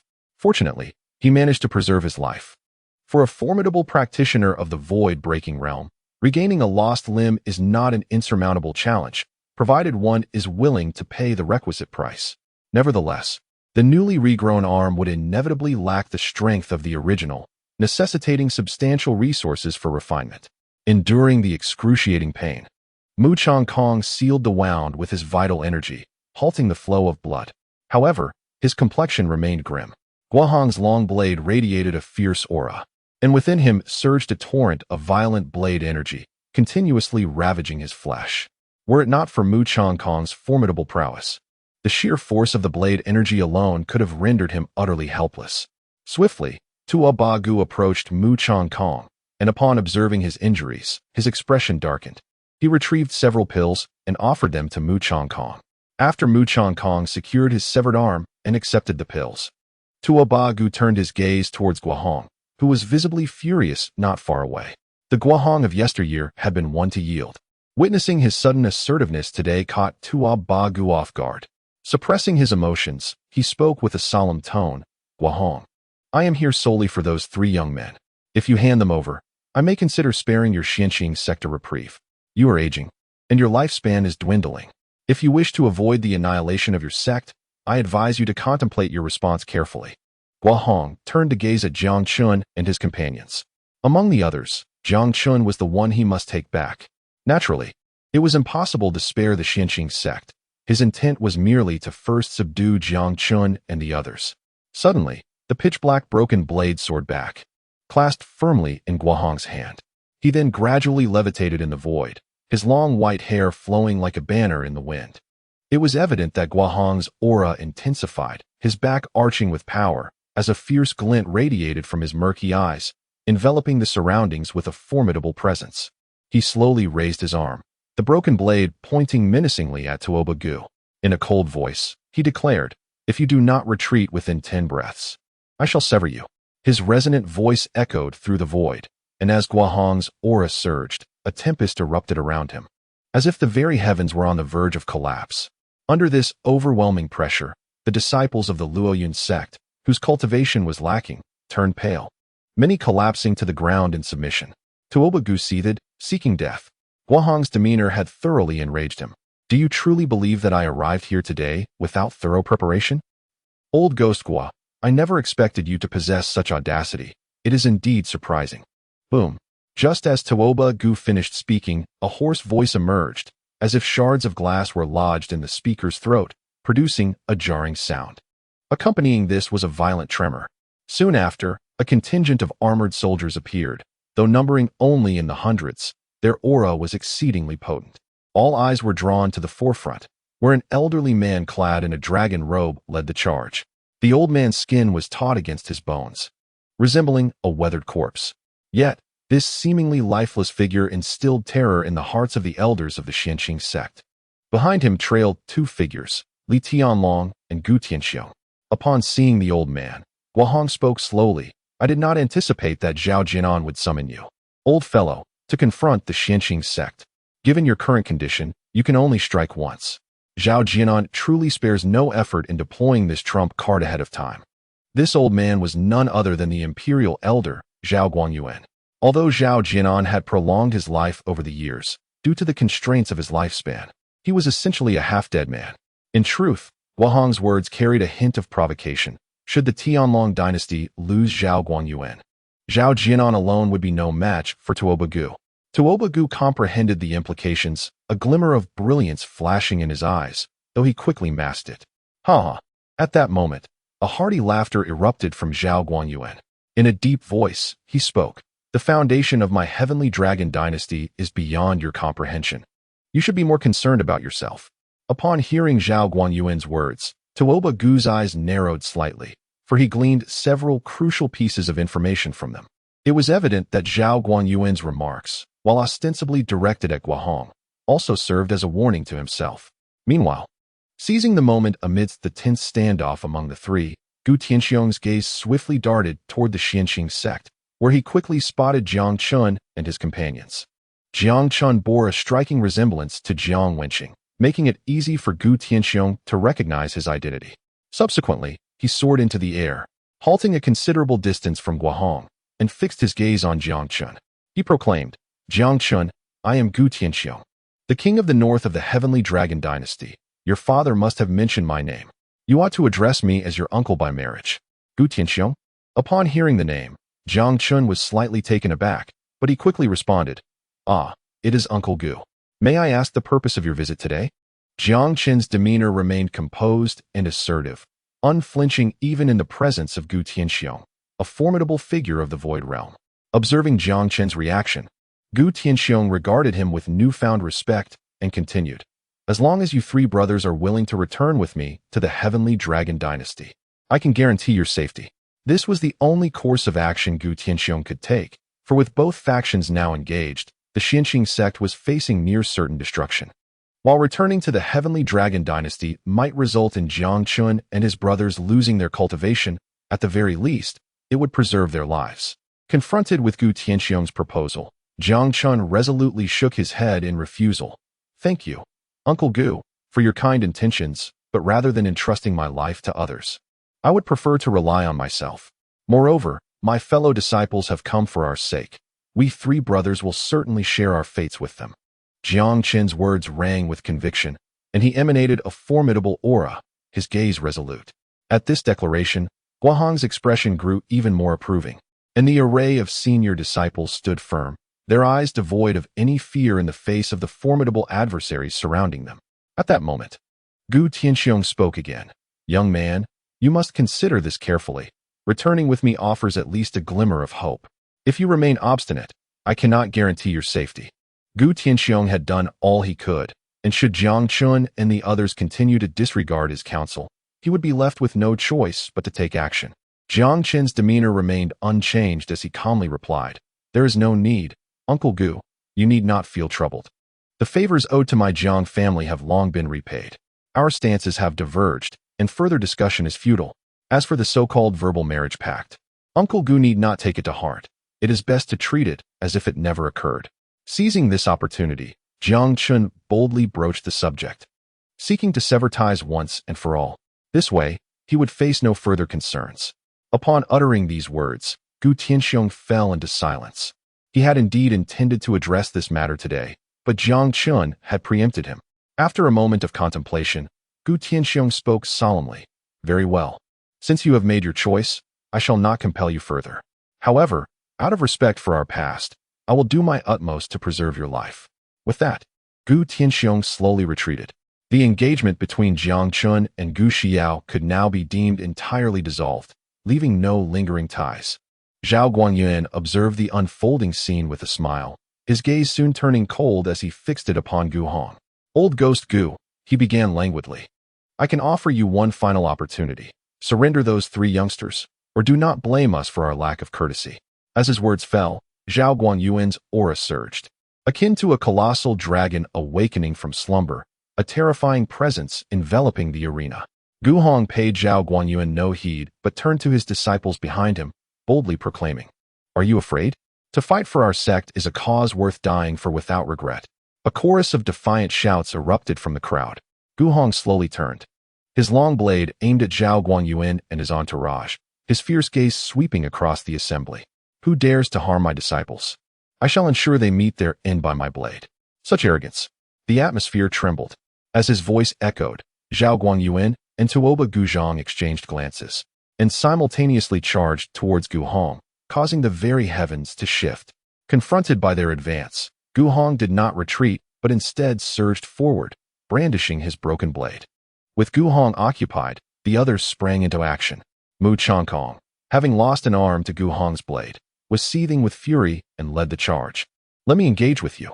The Grand Elder, Song Wenjun, leaped forward to face the oncoming Mu Changkong. In his prime, Song Wenjun might not have been a match for him, but with Mu Changkong weakened by Gu Hong's strike, he sensed an opportunity. However, the crowd had no intention of adhering to any notion of chivalry or one-on-one duels. The forces of the Tianlong dynasty swiftly mobilized. Li Tianlong led the charge, wielding a heavy blade and rushing towards Jiang Chen and the others, his eyes filled with a bloodthirsty glint. After a moment's hesitation, Gu Tianxiang joined the fray, albeit with a more cautious approach, showing no intent to kill. In an instant, chaos ensued. The 3 factions clashed fiercely, with several captains from the Flying Dragon Guard and the elders of the Falling Cloud sect, resulting in the Cave Heaven Realm experts outnumbering those of the Su Nqing sect by 7. Just as Li Tianlong was about to approach Jiang Chen and the others, a gray-haired elder intercepted him, and an intense battle ensued. This elder was none other than Chun Tianxian, the guardian of the Scripture Pavilion, whose strength surpassed Li Tianlong's by a small margin, thereby granting him the upper hand in their confrontation. Consequently, all the Void Breakers were held up, which, while still unfavorable for the Su Nqing sect, did not lead them to the brink of despair. After exchanging several blows, Li Tianlong found himself repeatedly forced back by Qin Tianxian, his expression filled with frustration as he turned his gaze towards Gu Tianxiang. In a solemn tone, he remarked, "King of the North, do not forget the Emperor's instructions. Princess Xiao has already been taken by the Emperor's men. If you persist in this manner, I cannot guarantee her safety." Upon hearing this, Gu Tianxiang's expression darkened immediately, his gaze snapping towards Li Tianlong as he replied gravely, "You have captured my daughter?" His demeanor was ominously serious, and his fists clenched tightly. After a clash with Chun Tianxian, Li Tianlong seized the opportunity to create a safe distance, a smile creeping onto his lips as he responded, "You worry too much, King of the North. The Emperor sent people to take her for her safety. Now that we are engaged with the Su Nqing sect, her situation would be perilous if she remained there. Once we deal with the members of the Su Nqing sect, you will naturally be reunited with your daughter." His words carried a subtle threat. After all, defeating Qin Tianxian alone was beyond his capability. To turn the tide, he needed to eliminate Qin Tianxian swiftly. If anything were to happen to my daughter, I, Gu Tianxiang, will not let you off easily." With a cold snort, Gu Tianxiang charged at Qin Tianxian, his expression now serious. Observing this, Li Tianlong also rushed forward, a grin on his face. Faced with the dual assault, Chun Tianxian found himself somewhat overwhelmed and began to retreat. Meanwhile, the battle at the pinnacle of the sky continued unabated. Although 2 were besieging Guahong, they could not gain the upper hand. Zhao Guangyuan, due to the limitations of his lifespan, fought conservatively, while Tuoba Gu, having recently broken through, struggled to master his newfound power. In stark contrast, Guahong fought recklessly, adopting a strategy of exchanging injuries for injuries. It is said that those who fear nothing are the most formidable. This was precisely the situation at hand. As the 2 were being overwhelmed in terms of momentum, However, the Suing sect was at a disadvantage in the battle below, and thus they were not particularly anxious, choosing instead to bide their time and prolong the confrontation. Chapter 146. The Thunderdrum Elder and the Golden Hammer. As the Dragon Guard soldiers approached, the members of the Tianxiang sect immediately engaged them, and the sounds of fierce combat echoed through the air. However, due to the overwhelming numerical disadvantage, many from the Tianxiang sect were injured within a short span of time. The remaining 8 experts from the Cave Heaven realm disregarded others and charged directly at Jiang Chen and his companions. Both sides were acutely aware of the significance of the 3 brothers, leading to a desperate attempt to capture them first. "Jiang Chen, you must flee," Lu Qingping shouted urgently from a distance, witnessing the unfolding chaos. Among the 8 powerful beings, 5 were captains of the Dragon Guard, each at the 5th level of the Cave Heaven realm, while the other 3 were elders from the Falling Cloud sect, one of whom also reached the 5th level of the Cave Heaven realm. Jiang Chen and his companions, possessing only the 6th level of the Creation realm, stood no chance of survival under such dire circumstances. They found themselves firmly ensnared, with no opportunity to assist their comrades, seeking death. At this moment, Guahong in the skies above sensed the peril and raised his hand to strike at the 8 Cave Heaven realm experts. However, before his attack could land, Zhao Guangyuan intercepted it, a smirk spreading across his face. Coldly, he remarked, "Old Ghost Gua, to engage with us while being distracted is quite disrespectful. I advise you to cease your futile struggles." As he spoke, Zhao Guangyuan intensified his assault, exacerbating Guahong's urgency, which only played into their hands. Yet, after a brief clash, Zhao Guangyuan suddenly sensed something amiss, his expression shifting to one of alarm. "Are you seriously going all out?" he exclaimed.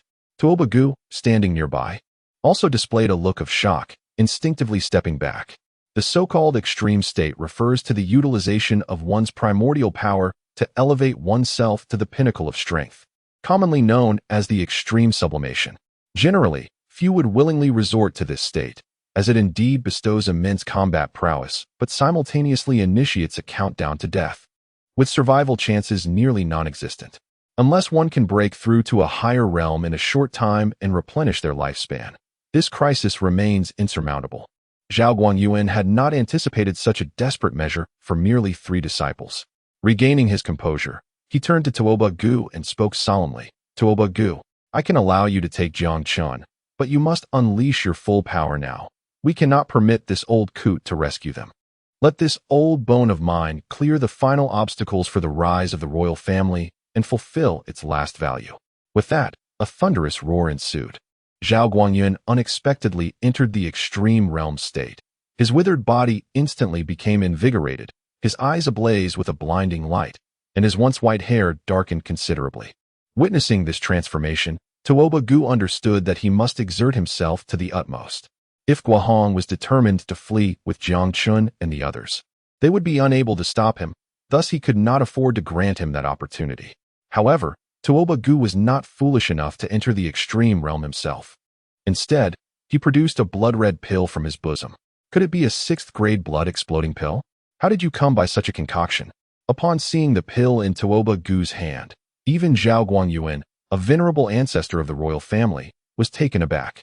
It is worth noting that within this region, the highest-ranking alchemist was merely of the 5th grade, yet Tuoba Gu presented a 6th-grade pill, which ignited a flicker of suspicion in Zhao Guangyuan's heart. In response to Zhao Guangyuan's astonishment, Tuoba Gu remained silent, swallowing the pill in one decisive gulp. Instantly, a crimson mist enveloped his form, and his power surged steadily. Observing this spectacle, Zhao Guangyuan ceased to ponder the pill's origin and joined forces with Tuoba Gu to launch a frenzied assault on Guahong. Simultaneously, the 8 formidable cultivators of the Cave Heaven realm accelerated, drawing ever closer to Jiang Chen and his companions, unleashing fierce attacks. In the past, Jiang Chen and his allies would have stood no chance against them. However, they had not only enhanced their strength, but had also fully awakened their bloodline powers. Their battle prowess was now vastly superior. "Third brother now?" At that moment, Jiang Chen waved his arm, sending 2 beams of golden light hurtling toward Jiang Daoxin with remarkable speed. Jiang Daoxin raised his hand to grasp them tightly. Upon feeling the weight of these objects, Jiang Daoxin's eyes brightened instantly, his face alight with excitement. Thank you, second brother. With that exclamation, Jiang Daoxin exerted tremendous force, causing the items in his hands to collide, resulting in a resounding boom. The sound reverberated like thunder, unleashing a shockwave that sent sand and stones flying in all directions. As onlookers beheld the scene, they realized that Jiang Daoxin was wielding a pair of enormous golden hammers. With his vital energy continuously flowing, the hammers emitted a constant humming sound. These hammers were enhanced versions of the thunderous gold hammers, each weighing 30,000 pounds and possessing formidable strength, costing Jiang Chen 4,000 of his fortune. While both he and his elder brother possessed weapons, the youngest had yet to acquire a suitable one. Knowing of Jiang Daoxin's preference for heavy weaponry, Jiang Chen decided to gift him these hammers. However, due to Jiang Daoxin's significantly slimmer physique, he appeared somewhat comical wielding such massive hammers. The thunderous clamor was deafening, causing the 8 cultivators of the cave heaven realm to momentarily pause. Feigning prowess, regaining their composure, the 8 figures resumed their advance. The thunderous roar earlier indeed startled them.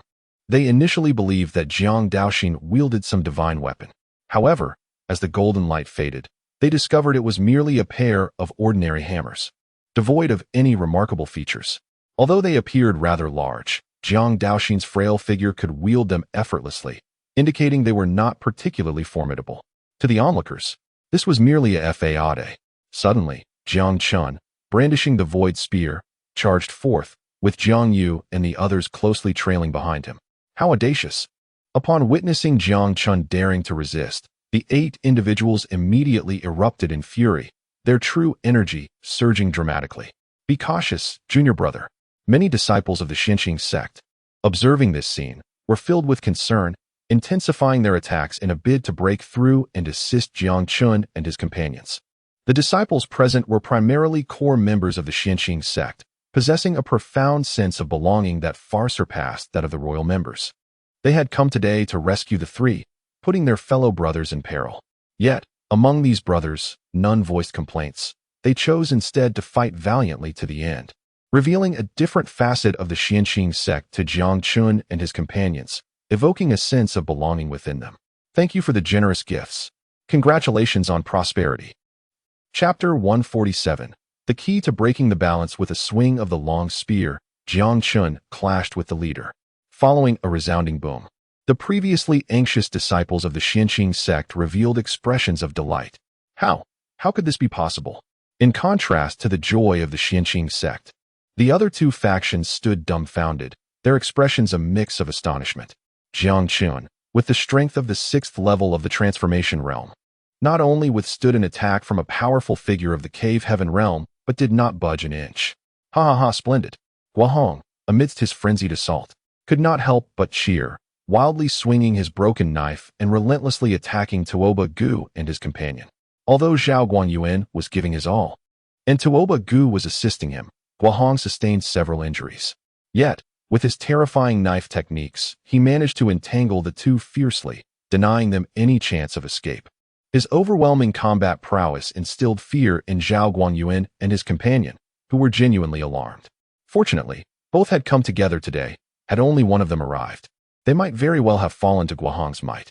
On the other side, although the Tianxiang sect found themselves temporarily at a disadvantage, the outcome remained uncertain in the short term. Su Tianxian single-handedly held back Li Tianlong and Gu Tianxiong, alleviating considerable pressure from the Tianxiang sect. The significance of Jiang Chen and his companions cannot be overstated. Should they fail to hold off the 8 experts of the cave heaven realm, the precarious balance will swiftly shatter, plunging the Tianxiang sect into dire straits once more. Upon witnessing Jiang Chen's unexpected interception of his attack, the leader of the Flying Dragon Guard was taken aback, his demeanor shifting to one of grave seriousness. Let us all strike together. There is something peculiar about this fellow. Suppressing the doubts that surged within him, the captain bellowed a command, brandishing his long knife anew. Following his call, 2 additional captains surged forward, their blades aimed at Jiang Chen's legs with seamless coordination. Had it not been for Zhao Jinan's instruction to capture him alive, their strikes would have been aimed directly at his heart. Meanwhile, the 3 members of the Falling Cloud sect hesitated momentarily before charging towards Jiang Yu, as their leader had already established a plan for their subsequent allocation. The remaining 2 captains exchanged glances and, weapons drawn, advanced towards Jiang Daoxin. They had heard tales of the formidable Jiang Chen among the three Jiang brothers, while Jiang Yu possessed a unique constitution. As for the third brother, he appeared to lack any notable prowess. With the two strongest opponents diverted, the captains felt they had gained a considerable advantage, lifting their spirits significantly. As the two approached, Jiang Daoxin summoned all his strength, swinging his drum hammer down with astonishing speed. The captains, however, regarded him with scorn, dismissing him as a trivial threat. "How audacious of you to strike! The strength of the Jiang family is lacking, yet your audacity knows no bounds." Their words dripped with derision, yet they raised their long knives in a defensive stance to block Jiang Daoxin's hammer. But as their weapons clashed, the captains' expressions shifted drastically to one of horror. They felt an overwhelming force enveloping them. Their hands, gripping the long knives, were crushed, blood erupting forth. Additionally, their legs sank into the ground, their internal energies surging chaotically, and the fractures in their blades expanded alarmingly. What manner of monster is this? How can he possess such immense strength? They stared incredulously at Jiang Daoxin's frail physique, unable to fathom the source of his formidable power. In that instant, having failed to fell his adversaries with a single strike, Jiang Daoxin swung the hammer once more, channeling all his energy into the attack.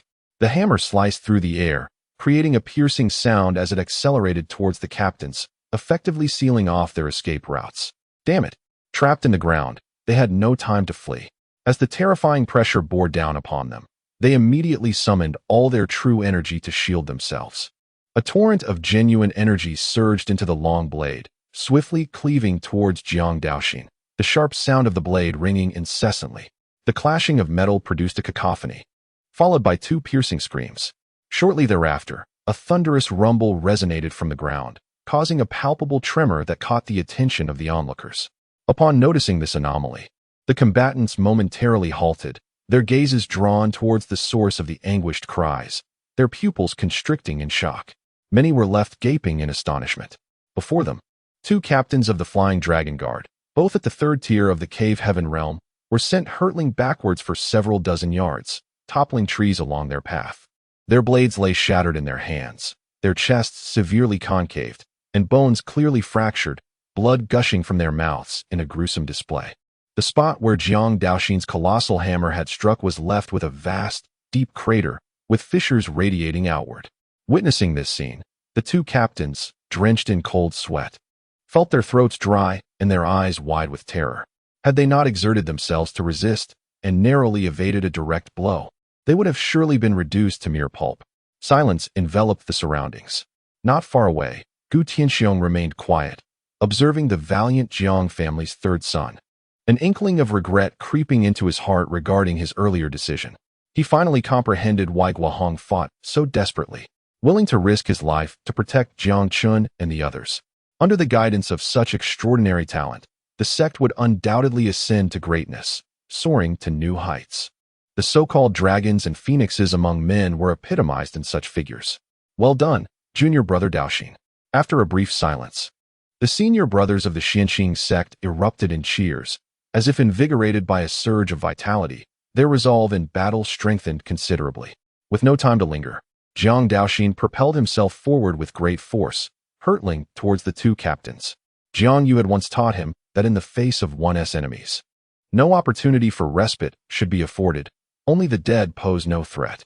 "Dare!" Zhao Guangyuan shouted in outrage as he witnessed Jiang Daoxin's renewed assault, raising his hand to strike. Yet, Guohong swiftly intercepted the attack, denying Zhao Guangyuan any chance to retaliate. Despite the wounds adorning his body, Guohong felt a profound sense of relief. These three youths had brought him great honor. In an instant, Jiang Daoxin stood before the two adversaries, raising the thunder drum golden hammer and bringing it crashing down upon them. No, the two captains were grievously wounded, their bones shattered beyond recognition, leaving them incapable of movement. As the colossal hammer drew nearer, they unleashed a defiant roar, their life essence burning fervently within, raising their arms in a desperate attempt to confront their fate. This was their sole chance for survival. With a thunderous crash, they could withstand the overwhelming force of Jiang Daoxin for but a fleeting moment, their outstretched hands snapping like twigs under the pressure. In the ensuing violent clash, their skulls shattered, and a significant portion of their bodies disintegrated into a crimson mist, blood splattering across the ground. "Ah, little beast, I shall surely slay you," Li Tianlong bellowed in fury upon witnessing the demise of his subordinates, his eyes ablaze with murderous intent. Yet, Su Tianxian's combat experience proved formidable. Even with Gu Tianxiong's assistance, they could not subdue their opponent, but rather found themselves ensnared. Suddenly, the souls of the two captains surged forth from their lifeless forms, their eyes filled with dread, racing toward the periphery at an alarming speed. However, before they could escape far, Jiang Daoxin's voice echoed once more, followed by an immense suction that drew their souls back. "No, don't," they cried in despair as Jiang Daoxin consumed them whole. Having completed this grim act, Jiang Daoxin turned, wielding his massive hammer, and charged toward the remaining members of the Falling Cloud sect, unconcerned for his brothers, as he chose to assist his comrades first. Indeed, the situation unfolded as anticipated. Jiang Chen, armed with the Void Spear, battled 3 adversaries. Although he refrained from employing his bloodline power, his eerie dual pupils instilled terror in his opponents. As the skirmish progressed, the 3 captains grew increasingly alarmed. Jiang Chen's combat prowess was extraordinarily daunting, rendering their efforts exceedingly laborious. Notably, his true energy seemed inexhaustible. Had it not been for their leader's cultivation at the 5th level of the Cave Heaven realm, they would have succumbed long ago. Despite their efforts, the trio sustained continuous injuries, causing disarray among the 2 factions witnessing the scene. The current state of affairs deviated significantly from their initial expectations. If this continued, it appeared they would be the ones to suffer the consequences. The captains struggled in vain, realizing that Jiang Chen's strength was not only unyielding but intensifying, his strikes growing increasingly ruthless. Meanwhile, the elders of the Falling Cloud sect found themselves in a precarious position, having assumed they would easily overcome the weakest opponent. Yet, upon collision, they instantly regretted their decision. Jiang Yu, encased in armored scales, exhibited formidable physical defenses and a terrifying recovery speed, leaving them at a loss for how to proceed. Jiang Yuming, despite being merely at the 4th level of the creation realm, unexpectedly ascended to the 5th level mid-battle, and the upward trend showed no sign of abating, though the pace had slightly diminished. With an astonishing recuperative power, Jiang Yuming engaged in a brutal exchange of injuries with the 3 elders, causing blood to spurt forth in torrents. The 3 elders grew increasingly apprehensive, their eyes betraying a dawning fear, primarily due to Jiang Yuming's bizarre techniques. His mastery of martial arts was nothing short of exquisite. Had he not appeared to be in his 20s, they would have believed they were contending with a long-lived ancient monster. Seizing the opportunity presented by the elders' momentary distraction, Jiang Yuming unleashed a resonant dragon's roar, momentarily halting their movements. Capitalizing on this brief interval, he swiftly closed the distance and launched a series of close-range attacks. Simultaneously, Jiang Chen began to exert his strength. As he grew more adept at harnessing his power, dark energy surged within his unique eyes, and the atmosphere became palpably oppressive. The 3 team leaders, upon witnessing the eerie phenomena of Jiang Chen's eyes, felt a surge of anxiety, their expressions turning grave. Suddenly, 2 colossal black holes materialized behind Jiang Chen, causing the void spear in his grasp to tremble ominously. The 3 team leaders, unwilling to display the slightest complacency, swiftly raised their palms and unleashed a barrage of energy strikes towards Jiang Chen. In an instant, 3 enormous hands of energy shot forth, the surrounding spiritual energy raging violently, sending debris flying. While attacking, the 3 leaders retreated hastily, beads of sweat forming in their palms as their unease intensified. With the emergence of the 2 black holes, Jiang Chen's power surged yet again, the dark energy in his eyes intensifying. At that moment, not only the leaders, but even onlookers were filled with bewilderment, struggling to comprehend how someone at the creation realm had become so formidable that even 3 beings at the Cave Heaven realm could not subdue him. This left many questioning their very existence. As the energy hands approached, Jiang Chen met them head-on with his void spear, creating a cacophony of thunderous clashes. Before the dust could settle, a streak of dark energy shot forth from the smoke at an unfathomable speed, striking the 5th level Cave Heaven leader and sending him hurtling backward. The dark energy pierced through his chest, causing half of his body to vanish entirely. Witnessing this scene, The remaining two leaders were rendered speechless. As the smoke cleared, Jiang Chen, wielding the void spear, charged towards them with relentless determination. Heavy eyes. This boy possesses heavy eyes. How is this possible? Just then, Zhao Guangyuan let out a cry of astonishment, his face reflecting a mix of disbelief and a hint of terror. As the attack unfolded, he immediately recognized Jiang Chen's heavy pupil. Upon realizing the opponent possessed such a power, even Zhao Guangyuan's typically composed demeanor faltered slightly. Following this revelation came an overwhelming sense of murderous intent. The ancient texts regarding heavy pupils documented them as beings comparable to the supreme figures of humanity. Any individual blessed with such eyes, should they manage to cultivate their abilities, would undoubtedly achieve extraordinary greatness in the future. With enmity now established between the two parties, failing to eliminate Jiang Chen in his infancy would spell doom for the Tianlong dynasty. In contrast to Zhao Guangyuan's apprehension and murderous thoughts, Tuoba Gu was filled with exhilaration, his gaze toward Jiang Chen ablaze with fervor. Splendid. Absolutely splendid. He exclaimed, "This lad possesses heavy pupils.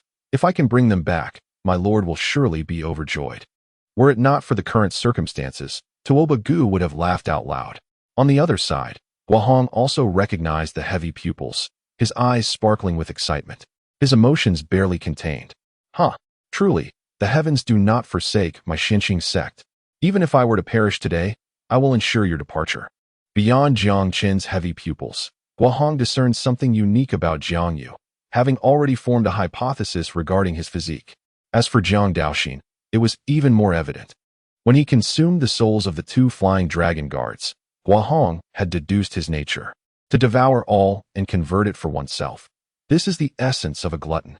Suddenly, Tuoba Gu's expression shifted. He had initially intended to abandon Guahong, to capture Jiang Chen first. However, the latter seemed invigorated, his attacks intensifying significantly. Curse it! As Guahong continued to strike, the pressure on Tuoba Gu and his companion escalated, leaving them no room for carelessness. Meanwhile, after dispatching one of the Cave Heaven Realm members, Jiang Chen did not pause, but swiftly charged toward the remaining two. Faced with the oncoming Jiang Chen, the two captains were struck with abject terror, turning to flee, unwilling to engage him. However, Jiang Chen would not allow them to escape. Dark energy surged in his eyes as the void ahead rippled violently. The fleeing captains suddenly paled, sensing something amiss as their speed began to dwindle inexplicably. What is happening? They cried out in desperation. Shortly thereafter, they realized their bodies were entirely immobilized, as if ensnared in the void, unable even to utter a sound. Perceiving the encroaching presence of Jiang Chen, the two could no longer afford to be cautious. Their blood surged wildly within, and their strength ascended at a visibly rapid pace. Yet, despite this surge, their bodies regained only a modicum of sensation, rendering a swift escape impossible. Just as they were on the verge of breaking free, a long halberd pierced through them, sending blood splattering in all directions. Bound together by the void halberd, they spewed forth blood, their anguished cries echoing in despair. As Jiang Chen swiftly approached, he grasped the other end of the void halberd, channeling his vital energy into it. The halberd began to tremble ominously. No. Please, no. With each violent quiver of the halberd, their internal organs were devastated, their life force rapidly waning. What deepened their despair was the peculiar force emanating from the halberd, which ensnared their very souls, rendering them incapable of escape. As an overwhelming suction drew forth, the souls of the two dragon guards gradually detached from their bodies, dissolving into the void. Witnessing this scene, Jiang Chen was taken aback. He had never anticipated that the void halberd possessed the ability to absorb souls. Moreover, he noted that upon consuming the souls of the two, the halberd underwent subtle changes, acquiring a newfound luster, albeit not overtly discernible. With a surge of strength, Jiang Chen withdrew the halberd, causing their lifeless bodies to crash to the ground with a resounding thud. The members of the two factions were momentarily stunned, but within moments, 3 more beings at the Cave Heaven Realm fell. Li Tianlong was on the verge of exploding with rage. The dragon guards were meticulously chosen, and the resources expended to cultivate them to the Cave Heaven Realm were immeasurable. Yet today, so many had perished. It was crucial to understand that the Cave Heaven Realm represented vital combat strength. After today, The royal family would undoubtedly suffer repercussions from such losses. However, he found himself powerless. Chen Tianxian was an exceedingly formidable adversary, and even with the alliance of Gu Tianxiong, they could not suppress him. Following this battle, Li Tianlong had to concede that they had indeed underestimated the Xianjing sect, a lineage steeped in thousands of years of tradition, which, despite any fractures in its heritage, was not easily vanquished. Yet, there was no turning back. The enmity between both sides had become irreconcilable. If they failed to annihilate their foes today, it would be their own lives at stake in the future. Having come to this realization, Li Tianlong turned his gaze toward Gu Tianxiong and spoke solemnly. King of Northern Town, you understand the Emperor's methods better than I. If we fail today, the safety of the princess will be compromised. Faced with Li Tianlong's renewed warning, Gu Tianxiong recognized that retreat was no longer an option. His demeanor hardened, and his aura surged with renewed intensity. Observing this transformation, Li Tianlong could not help but smile. With a resounding crash, Chen Tianxian found himself increasingly overwhelmed under the relentless assault from the two adversaries, gradually succumbing to a disadvantageous position. Meanwhile, the greatest joy was undoubtedly felt by the members of the Falling Cloud sect. The Tianlong dynasty had suffered grievously, with the commander of the Flying Dragon Guard losing a significant portion of his forces, leading to a considerable decline in their strength. Following the events of the day, the Falling Cloud sect was poised to overshadow the Tianlong dynasty.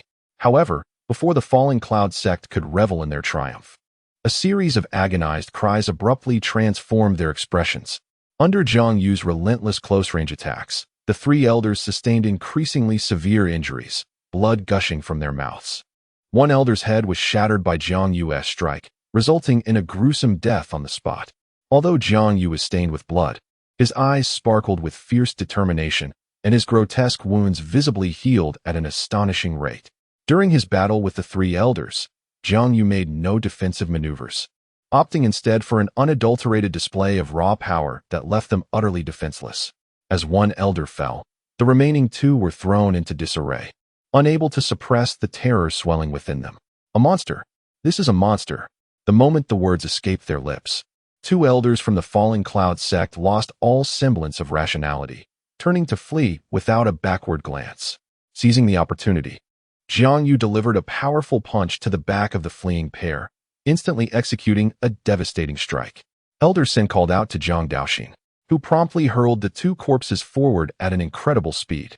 Understanding the cue, Jiang Daoxin swiftly dispatched the opponent before him and inhaled deeply, drawing in the two souls, a look of satisfaction spreading across his face. During this tumultuous period, the two formidable factions continued their relentless siege, resulting in significant casualties among the Xianjing sect, most of whom were now injured. Consequently, Jiang Daoxin chose not to assist the elders, but instead supported his fellow disciples in alleviating their burdens. With Jiang Daoxin wielding a colossal hammer at the forefront, he became an unstoppable force, drastically reducing the pressure on his comrades. Although the Flying Dragon soldiers and the disciples of the Falling Cloud sect were numerous, the number of powerful individuals at the Cave Heaven realm was limited. Wherever Jiang Daoxin went, he carved a path through the chaos, swiftly turning the tide of battle as a throng of Xianjing sect disciples followed behind to deliver the finishing blows. In no time, they had dispatched numerous foes, bringing immense satisfaction to all involved. Chapter 150. Unleashing all means, extreme state. Not long after Jiang Daoxin joined the fray, he had already claimed the lives of no fewer than 20 adversaries, with countless others injured. Naturally, those who had been wounded were in no need of Jiang Daoxin's concern, as his fellow disciples eagerly rushed in to finish off their fallen foes. Junior brother Jiang, that fellow is too arrogant, having injured several of our comrades. Use your hammer to crush him. At that moment, one of the Xianjing sect disciples suddenly spoke, pointing furiously to the left with a look of intense anger. As Jiang Daoxin turned his gaze towards the source of the sound, he immediately identified a man clad in white robes, a core disciple of the Falling Cloud sect, possessing the formidable strength of the first level of the Cave Heaven realm. In a bid to delay this adversary, several peak transformation realm seniors from the Xianjing sect chose to confront him directly, yet they were still grievously injured. A few less powerful fellow disciples were tragically slain. Once Jiang Daoxin's gaze locked onto the white-robed man, terror struck the latter's heart, prompting him to attempt an escape. However, before he could make any move, Jiang Daoxin surged forth, propelling himself towards him with immense speed. The thunderous drums of war echoed as Jiang Daoxin unleashed a blow without reservation.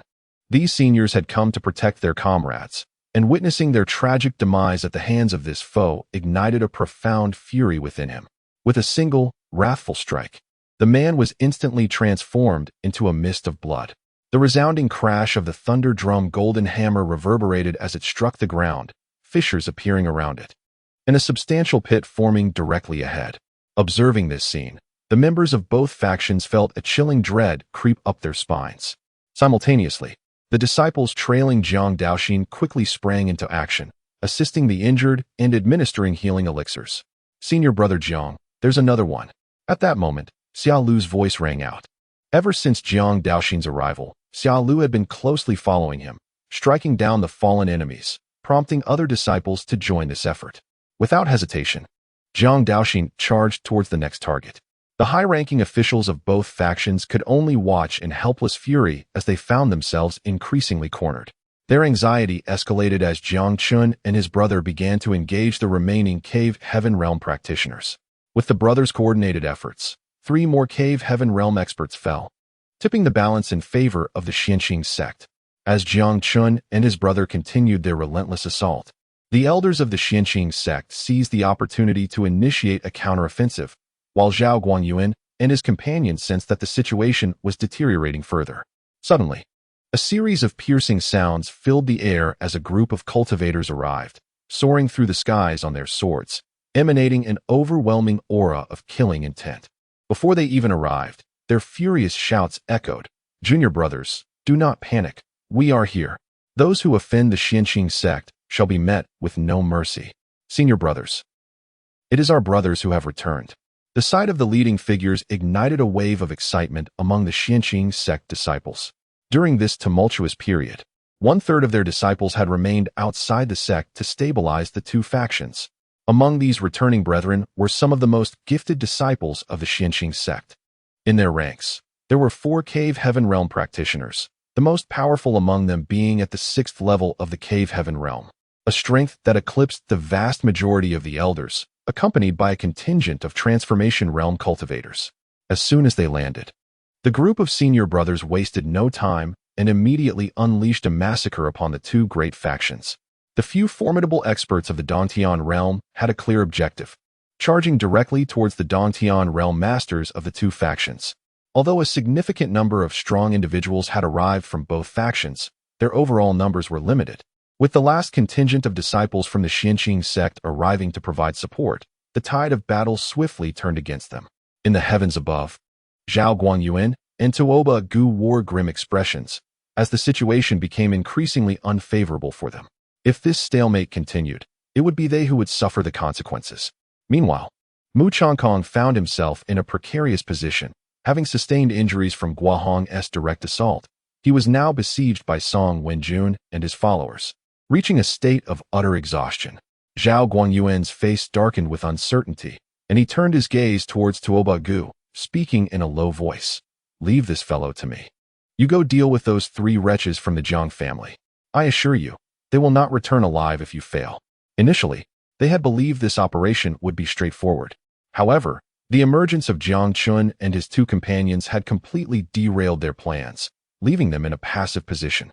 At this moment, Zhao Guangyuan was no longer interested in uncovering secrets. His sole focus was to eliminate these 3 threats as swiftly as possible. Tuoba Gu understood the gravity of the situation. His target was solely Jiang Chen, and eliminating the other 2 was merely incidental. With a thunderous roar, Zhao Guangyuan's blood surged within him, amplifying his already formidable strength. His skin tightened, appearing as though it had dried out, devoid of moisture, resembling parched earth. In this extreme state, he burned the last remnants of his blood essence, essentially gambling with his life. Regardless of how the battle turned out, once his blood essence was entirely expended, Zhao Guangyuan would perish without a glimmer of hope for survival. After all, fighting in this ultimate state consumed not only his physical vitality, but also drained his very soul. Engaging in combat at this level meant forfeiting any chance of reincarnation. which is precisely why no one would resort to such a tactic unless absolutely necessary. Damn it, you shall not pass. Upon witnessing Tuoba Gu charging towards Jiang Chen and his companions, Guohong's expression shifted dramatically, prompting him to pursue vigorously. However, as Guohong made his move, Zhao Guangyuan instantly positioned himself in front of him, raising his hand to deliver a powerful strike. In this ultimate state fueled by his blood essence, Zhao Guangyuan's strength had surpassed the void-breaking realm, with one foot firmly planted in the Three Souls realm. As Zhao Guangyuan unleashed this strike, a vacuum formed around him, causing the very heavens to shift in hue. The ominous rumble of thunder echoed through the sky, as the terrifying force of Zhao Guangyuan's blow threatened to collapse the surrounding void. The overwhelming pressure surged outward like crashing waves, causing all present to halt their actions, their faces etched with horror as they gazed at Zhao Guangyuan. Under this oppressive force, everyone found their qi circulation stifled. Guohong's expression was grave, as his true energy surged rapidly towards the Kaishan Dao, exuding a mysterious aura. What could this mean? At that moment, a sudden gasp echoed through the air. As this enigmatic energy manifested, the cultivators wielding long knives around him discovered that their weapons were spiraling out of control. The pull became increasingly intense, and a fierce blade aura erupted from their swords, forcing many to relinquish their grips. In an instant, countless long knives hurtled towards Guohong. Chapter 151. A strike with utmost effort. In that fleeting moment, the entire realm was filled with the relentless clamor of blades. The ferocious aura enveloped the area, causing everyone to struggle for breath. 10,000 blades slash. With Guohong's furious roar, the cacophony of blades intensified. Tuoba Gu sensed the formidable intent of the blades and could not help but glance back. At this juncture, Zhao Guangyuan's expression was grave. This strike instilled in him a palpable sense of life and death crisis, an overwhelming feeling of being unable to resist. As Guohong's aura grew ever stronger, fissures began to appear in the void, and the piercing blade aura reverberated throughout the space, causing the onlooker's skin to prick with discomfort. At that moment, Zhao Guangyuan seemed to realize something, his face contorting with shock and panic. Damn it, you have actually comprehended the blade intent, he exclaimed. Zhao Guangyuan had never anticipated that Guohong could seize the opportunity to grasp the blade intent amidst their battle. This sudden turn of events caught him off guard. Blade intent? Tuoba Gu's expression shifted dramatically as he dared not hesitate any longer and bolted towards Jiang Chen. At this moment, Tuoba Gu was too preoccupied to concern himself with Jiang Yu and the others. With Guohong having comprehended the blade intent, his power had surged once more. The best course of action was to hasten Jiang Chen's departure from this perilous situation. Breaking cloud palm, Zhao Guangyuan dared not underestimate the gravity of the situation, immediately unleashing his most formidable martial skill. Even with his strength comparable to that of a half-step into the Three Souls realm, the presence of Guohong, who now wielded the blade intent, sent a shiver of trepidation coursing through him. However, just as Zhao Guangyuan made his move, he was taken aback. Guohong did not target him at all, but rather, the long knife cleaved directly towards Tuoba Gu. With a swift motion, the blade shot forth with an astonishing velocity, its terrifying brilliance racing towards Tuoba Gu.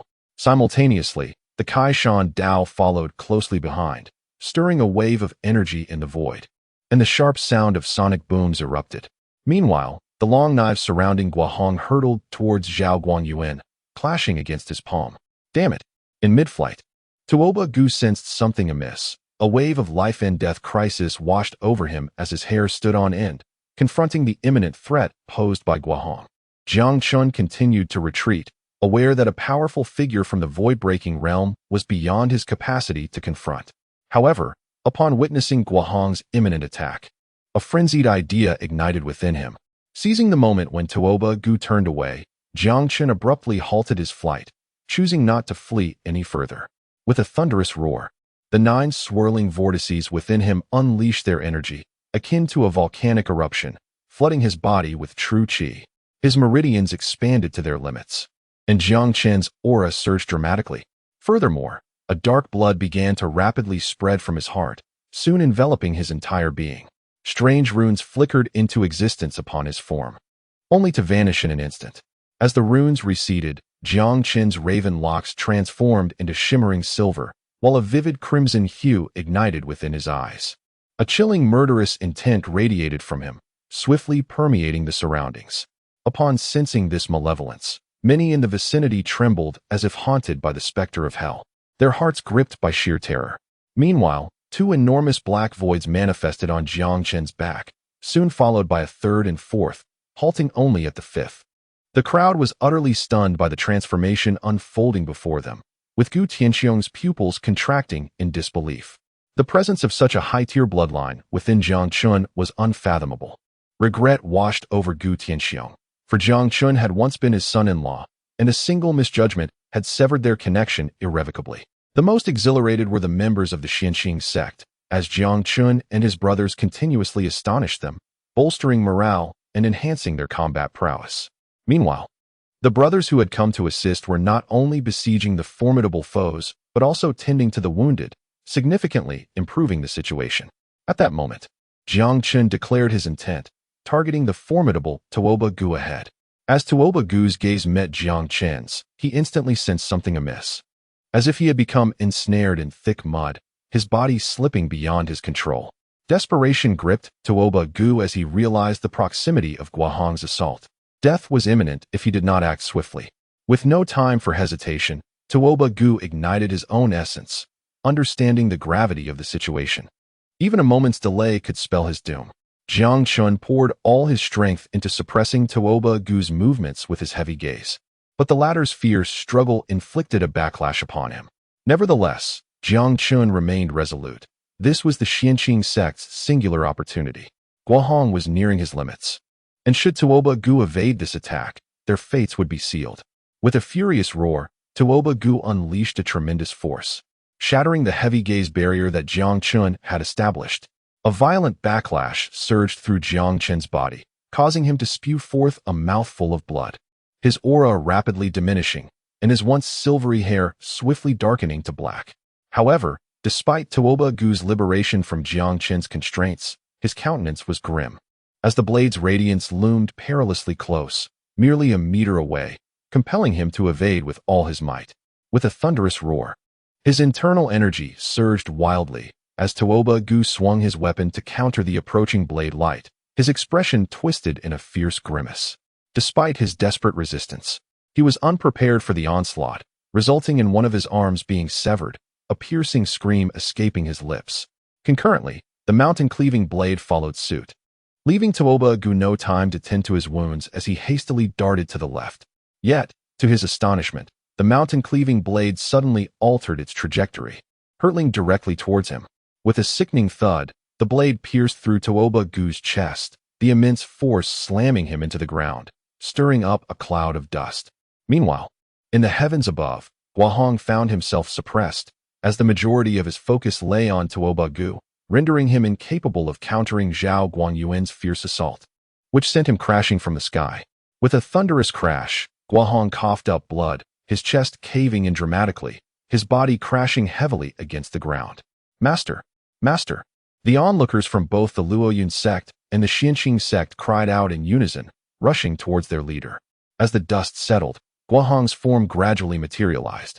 At this moment, Guohong was drenched in blood, his once bright eyes now clouded, and his aura steadily waning. Zhong Wenjun and the others rushed to his side, lifting him from the ground. Meanwhile, his fellow disciples swiftly moved to protect Jiang Chen, shielding him from any potential ambush. On the other side, Tuoba Gu's figure slowly emerged, the mountain-cleaving blade embedded in his chest, pinning him to the earth. His left arm severed, his robe soaked in blood, and his long hair a disheveled mess. Coughing violently, Tuoba Gu's mouth occasionally spilled blood, his face contorted in agony. Yet, amidst the torment, he felt a flicker of relief, grateful that he had managed to shift his body at a crucial moment, allowing the blade to graze past his heart without damaging vital organs. Nonetheless, the terrifying intent of the blade coursed through him, inflicting unbearable pain and worsening his injuries. Master, are you all right? The elders of the Falling Cloud sect swiftly surrounded the scene, as a temporary ceasefire enveloped the gathering, with no one daring to strike. After all, the outcome of a battle is often dictated by the mightiest warriors. Once a victor emerges, all ensuing matters will fall into place, thus rendering further bloodshed unnecessary. Moreover, the formidable strength of the Jiang brothers instilled a palpable fear. Prolonging the conflict could very well lead to their own demise, making the cessation of hostilities a welcome choice. Ignoring the encroaching elders, Tuoba Gu unleashed a furious roar, gripping the handle of his mountain-splitting blade with his remaining arm and forcefully yanking it free. With a sickening squelch, the blade was extracted from his chest, trailing droplets of crimson. As the weapon was liberated, Tuoba Gu immediately spewed forth a torrent of blood, his complexion turning ghastly pale. Despite his desperate attempts to mend his wounds with vital energy, the relentless sword aura within ravaged his body, preventing any semblance of healing. Simultaneously, Zhao Guanyuan cast a scrutinizing glance at the severely injured Tuoba Gu, his eyes narrowing as a wave of murderous intent surged within him. With both Guahong and Tuoba Gu gravely wounded, eliminating them would pave the way for the royal family to dominate, effortlessly absorbing both factions and establishing singular supremacy. Contemplating this, Zhao Guanyuan's gaze fixated on Tuoba Gu. With Guahong now a non-threat, all that remained was to vanquish Tuoba Gu, after which Zhao Jianan could handle the aftermath. Upon sensing Zhao Guanyuan's intent, Tuoba Gu immediately recognized the looming danger and struggled to rise from the ground. Coldly, he declared, "You old ghost, do you intend to burn the bridge after crossing it? Although I am gravely injured, your condition is hardly superior. Are you certain you wish to strike me?"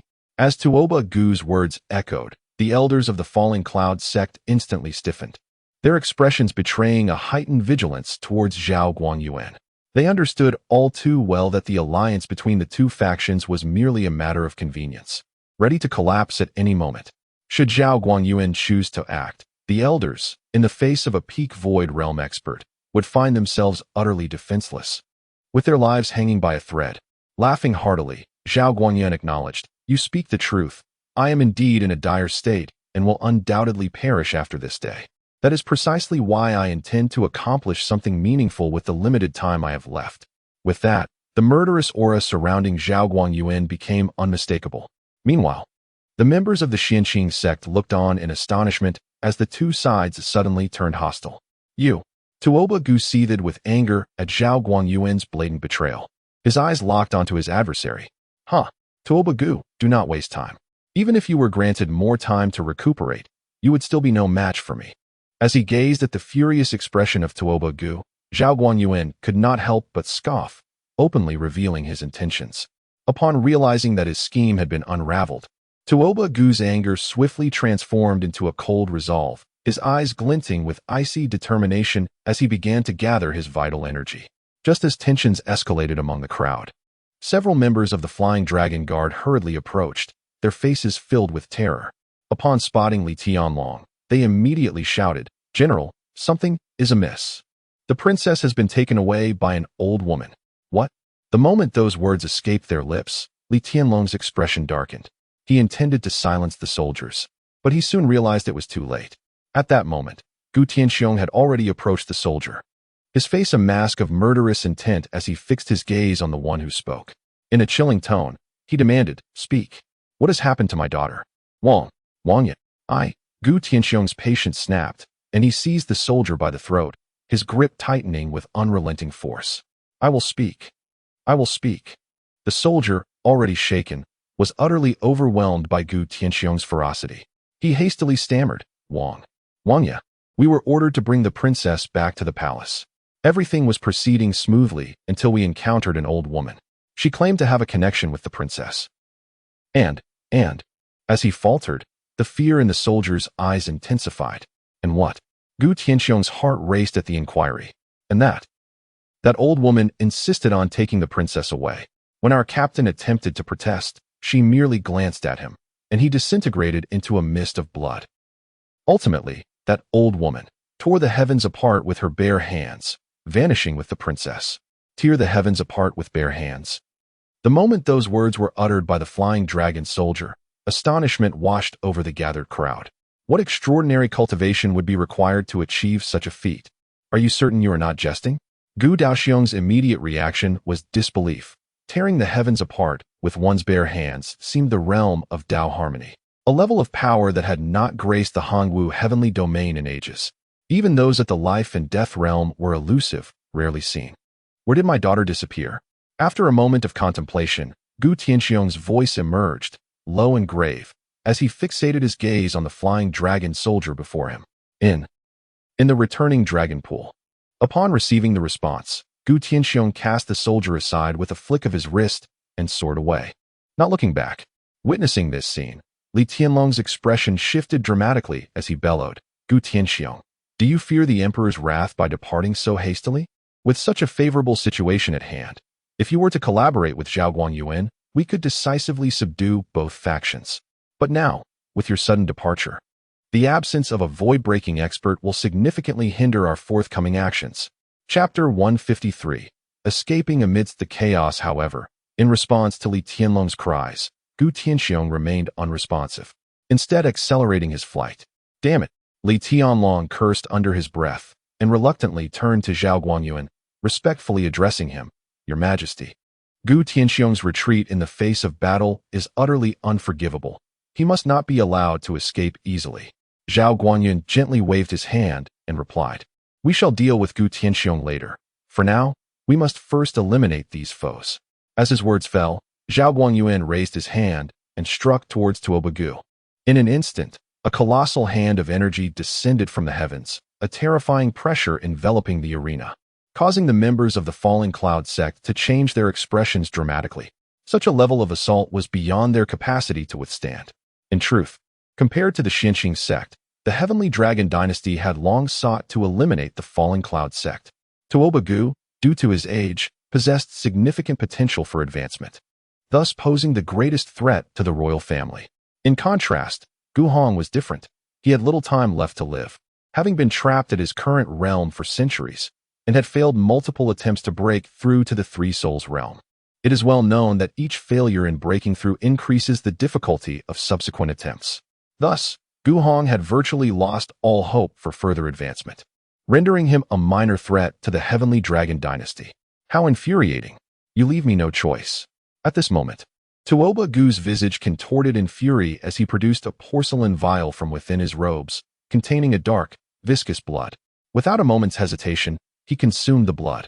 As the dark liquid coursed through him, Tuoba Gu let out a wretched scream, his body adorned with ephemeral black markings that soon faded.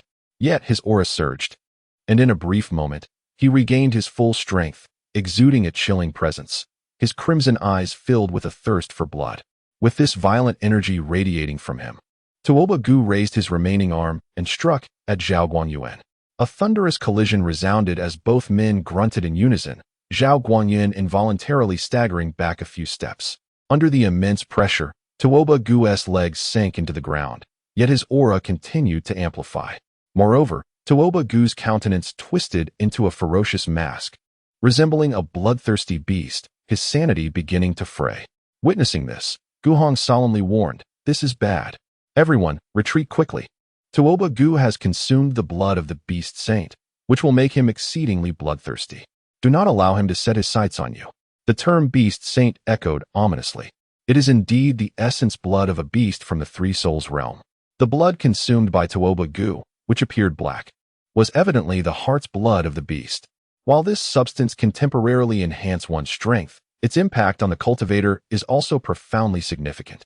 At this moment, Guohong was filled with suspicion. Given the strength of the Falling Cloud sect, acquiring the essence blood of such a formidable beast should have been impossible. Zhao Guangyuan. Tuoba Gu suppressed his violent urges, a glimmer of clarity flashing in his crimson gaze as he charged directly at Zhao Guangyuan. Cursed be this fate. Despite meticulous calculations, Zhao Guangyuan had not anticipated this turn of events. He had believed that Tuoba Gu's explosive blood pill was his final trump card. To his astonishment, Tuoba Gu had concealed the essence blood of a Three Souls realm beast, catching him completely off guard. In an instant, a fierce clash erupted between the two, sending shockwaves that cracked the earth and instilled terror with their overwhelming pressure. At this juncture, the formerly allied parties had turned against one another, leaving the Tianxiang sect as mere spectators. Coughing violently, Guohong expelled 2 mouthfuls of blood and then solemnly declared, "We must leave." As he spoke, the members of the Tianxiang sect immediately grasped the situation. Now was indeed the opportune moment to retreat. as the two engaged in relentless combat. Tuoba Gu's eyes were entirely consumed by a blood-red fury, fixated solely on Zhao Guangyuan. In this manner, no one could hinder the Tianxiang sect's departure. With a thunderous roar, Jiang Daoxin swiftly lifted the coffin, and the group soared into the air, hastily heading towards the periphery. Although Mu Changkong and the others felt a sense of reluctance, no one dared to intervene, aware of Guohong's formidable prowess. Even though he was injured, the phrase "a dying camel is larger than a horse" rang true, and Mu Changkong was not willing to take that risk, nor was Li Tianlong beside him. How infuriating! Not far away, Zhao Guangyuan watched as the members of the Tianxiang sect made their escape, emitting another furious roar. Yet he found himself unable to extricate himself from the fray. Tuoba Gu's attacks grew increasingly ferocious, and his own strength was waning. What was once an evenly matched struggle had gradually shifted in favor of Tuoba Gu. After a moment's hesitation, Zhao Guangyuan resolutely turned to flee. There were matters he still needed to address, and if he continued to engage, he would either be slain by Tuoba Gu or meet his demise from backlash. Thus, retreat was the wisest course of action. As Zhao Guangyuan fled, Tuoba Gu did not relent in his assault, pursuing him with great speed. Witnessing this, Li Tianlong cast a wary glance at Mu Changkong and the others, slowly retreating with the remaining soldiers before turning to leave. In truth, Li Tianlong's concerns were unwarranted. Not long ago, Mu Changkong had been besieged, and his internal energy was nearly depleted, leaving him in a precarious state. It is utterly impossible to take action against them. However, at that moment, a roar of a tiger reverberated through the dense forest, causing Mu Changkong's countenance to change dramatically as his gaze darted towards the source of the sound. Damn it! That beast is back. Run! With a furious shout, Mu Changkong led the charge, prompting the other elders to react and hastily flee with the remaining disciples. Following the divine winged tiger emperor, countless beast kings trailed behind, clearly harboring resentment over Mu Changkong's previous slaying of their kin, waiting for this opportunity. Screams of despair echoed as the divine winged tiger emperor mercilessly slaughtered anyone in its path, ignoring others and making a beeline for Mu Changkong. Weakened by injury, Mu Changkong's speed diminished significantly, and soon he was overtaken by the divine winged tiger emperor, leading to a fierce battle between man and beast. Faced with the fully powered divine winged tiger emperor, Mu Changkong found himself utterly defenseless. After a few exchanges, he was forced to retreat towards the outskirts, dragging his severely injured body. Meanwhile, the members of the Tianxiang sect halted after flying for a while, as Guohong's condition deteriorated rapidly. His life force was waning significantly. Observing Guohong's state, Zhong Wenjun and the others were filled with concern. "Sectmaster, how do you feel?" Coughing incessantly, Guohong waved his hand dismissively at their worried expressions. "I'm fine. I won't die just yet." After uttering these words, Guohong turned to Jiang Chen and the others, his eyes reflecting satisfaction, a faint smile breaking through the wrinkles on his face. "You have all done well. The future of Tianxiang sect depends on you." Then, Guohong's gaze fell upon the coffin, a look of relief washing over him as he gently caressed its surface. "I never expected that I would ultimately use this coffin myself. At least I didn't come in vain." As Guohong spoke, the mood among Zhong Wenjun and the others grew heavier, acutely aware that their sect master's time was running out, indicating he was preparing to make final arrangements. At that moment, Jiang Chen stepped forward slowly, directing his gaze towards Guohong. "Sectmaster, would consuming the longevity fruit be of any benefit to your condition?" "It's useless. I have already consumed that," Guohong replied softly. At this juncture, Jiang Yu's eyes flickered with insight. There was indeed a solution to Guohong's predicament. After digesting the remnants of the emperor's soul, Jiang Yu now possessed a wealth of information. Currently, Guohong's ailment could be resolved with merely a 6th-grade nirvana pill. Under circumstances of utmost effort, Jiang Yu could indeed concoct the nirvana pill. However, the most pressing issue lies in the procurement of the necessary medicinal herbs. While other ingredients are relatively easier to obtain, the primary ingredient, the divine phoenix bloodlingji, is exceedingly rare, making its acquisition akin to searching for a needle in a haystack.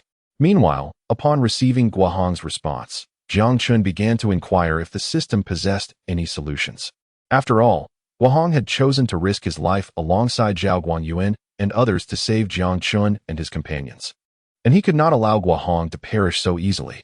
From the system, Jiang Chen learned that numerous methods existed to treat Guahong, with the most economical being the consumption of the nirvana pill. However, upon seeing the exorbitant price of the nirvana pill, Jiang Chen's brow furrowed. A single pill was valued at 100,000 chance points, while he possessed only a little over 50,000. At that moment, Jiang Yu took a step forward and spoke in a deep voice. In truth, the problem faced by the sect master is not insurmountable. Excuse me? With Jiang Yu's declaration, everyone's gaze immediately shifted towards him, including Guahong's, who displayed a hint of surprise. What method do you propose? Sect Master Zong Wenjun asked anxiously.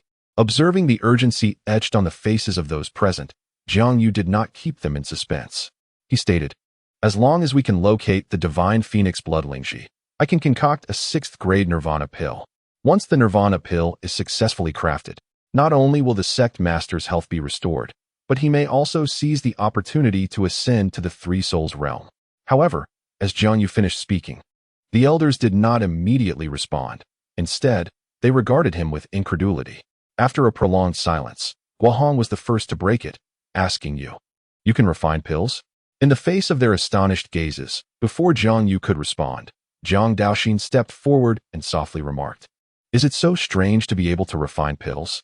My elder brother often does it for me. I treat them like candy now. Hearing Jiang Daoxin's nonchalant words, the group felt as though they had received a staggering blow. Treating medicinal pills as sweets? Is this the utterance of a sane individual? Simultaneously, seemingly to validate his claims, Jiang Daoxin retrieved several pills from his storage bag and waved them at Guahong, saying, look, these were all given to me by my elder brother. With a swift motion, Chun Tianxian reached out and snatched the porcelain vial from Jiang Daoxin's hand. The atmosphere grew hushed as everyone's attention shifted to the vial of pills. Upon opening the lid, Chun Tianxian quickly poured out the pills, releasing an extraordinary fragrance. Top-tier pills. These are 4th grade superior pills. Upon the appearance of the pills, Zong Wenjun gasped in astonishment, his eyes wide with disbelief. Xiao Yu, did you truly refine these? With Zong Wenjun's inquiry, all eyes turned towards Jiang Yu. Alchemists are exceedingly rare talents. A high-ranking alchemist wields an influence that can surpass even that of high-level cultivators. From Jiang Yu's earlier words, it is evident that he possesses the ability to concoct a 6th grade nirvana pill, signifying that he is a 6th grade alchemist. Such a youthful alchemist of this caliber is truly unprecedented, astonishing to the utmost. In response to Song Wenjun's inquiry, Jiang Yu nodded with unwavering certainty. Having made this declaration, he had no intention of concealing the truth. Moreover, these elders had already earned Jiang Yu's trust, and there was no need for deception in such a moment. Haha. Heaven bless our Xianxing sect. Even if I were to meet my end, I would be at ease now. Upon receiving Jiang Yu's affirmative reply, Guahong erupted into hearty laughter. The elders were equally exhilarated, yet soon their expressions grew solemn. The divine phoenix blood Lingji was something they had never even heard of, and finding it now seemed utterly impractical. I happen to have the medicinal herb here. Just as the crowd was at a loss, Jiang Chen's voice suddenly rang out, drawing everyone's attention to him. Upon looking over, they saw Jiang Chen holding a vibrant red Lingji. The moment this herb appeared, the temperature in the vicinity noticeably increased. Observing this fire attribute Lingji, the crowd immediately shifted their gaze back to Jiang Yu. They had never encountered the divine phoenix blood Lingji before and were uncertain whether this was indeed the item he sought. Upon seeing the Lingji in Jiang Chen's hands, Jiang Yu's eyes brightened instantly. He promptly exclaimed, this is the divine phoenix blood Lingji. Splendid. Now our sect leader is saved. With Jiang Yu's proclamation, a wave of jubilant cheers erupted among the crowd. The elders, out of consideration for propriety, refrained from questioning why Jiang Yu was able to concoct pills or the origins of Jiang Chen's medicinal herbs. The Xianxing sect has always adhered to a principle. As high-ranking members, their sole duty is to protect their disciples from the encroachments of external forces. The opportunities that these disciples encounter are their own affairs, and it is best not to pry into matters that do not concern them. The elders of the Xianxing sect have consistently upheld this tenet, understanding that everyone harbors secrets. To drive away a prodigy for personal gain would be a grievous loss. It is precisely for this reason that the genuine disciples of the Xianxing sect feel an extraordinary sense of belonging and do not fear betrayal from their peers. In contrast to the treacherous intrigues of other sects, They prefer the camaraderie of mutual support, knowing that they can call upon others for help when faced with adversity. At this moment, Guohong surveyed the scene, feeling a surge of excitement. No one wishes for death. He had devoted his life to the Tianxiang sect, and now that 3 prodigies had emerged, he longed to witness the sect's ascent to greatness. Furthermore, as Jiang Chen and the others had yet to fully mature, it was imperative that someone be there to safeguard their path. If he could break through to the Three Souls realm, he would be able to protect them on their journey. At that moment, Song Wenjun regained his composure and inquired, "Xiao Yu, how long will it take to refine this nirvana pill? The state of the sect leader may not endure for long." Upon hearing this, a look of concern spread across the faces of the crowd. A 6th-grade elixir is no trifling matter. Some alchemists have labored for years to successfully concoct a single quality pill. The higher the grade, the more challenging the refinement process. Without mentioning years, if Jiang Yu needs several months for the process, by then, the grass would have grown over Guohong's grave, as he simply cannot withstand the weight. Observing the eager gazes of the crowd, Jiang Yu softly replied, "The fastest will be 7 days, and the slowest half a month." Half a month? Sensing Jiang Yu's confident tone, the elders' gloomy hearts lightened considerably, and they turned their attention toward Guohong. "Half a month is manageable," Guohong said quietly, then shifted his gaze to the dark coffin on his left, his eyes glinting with resolve.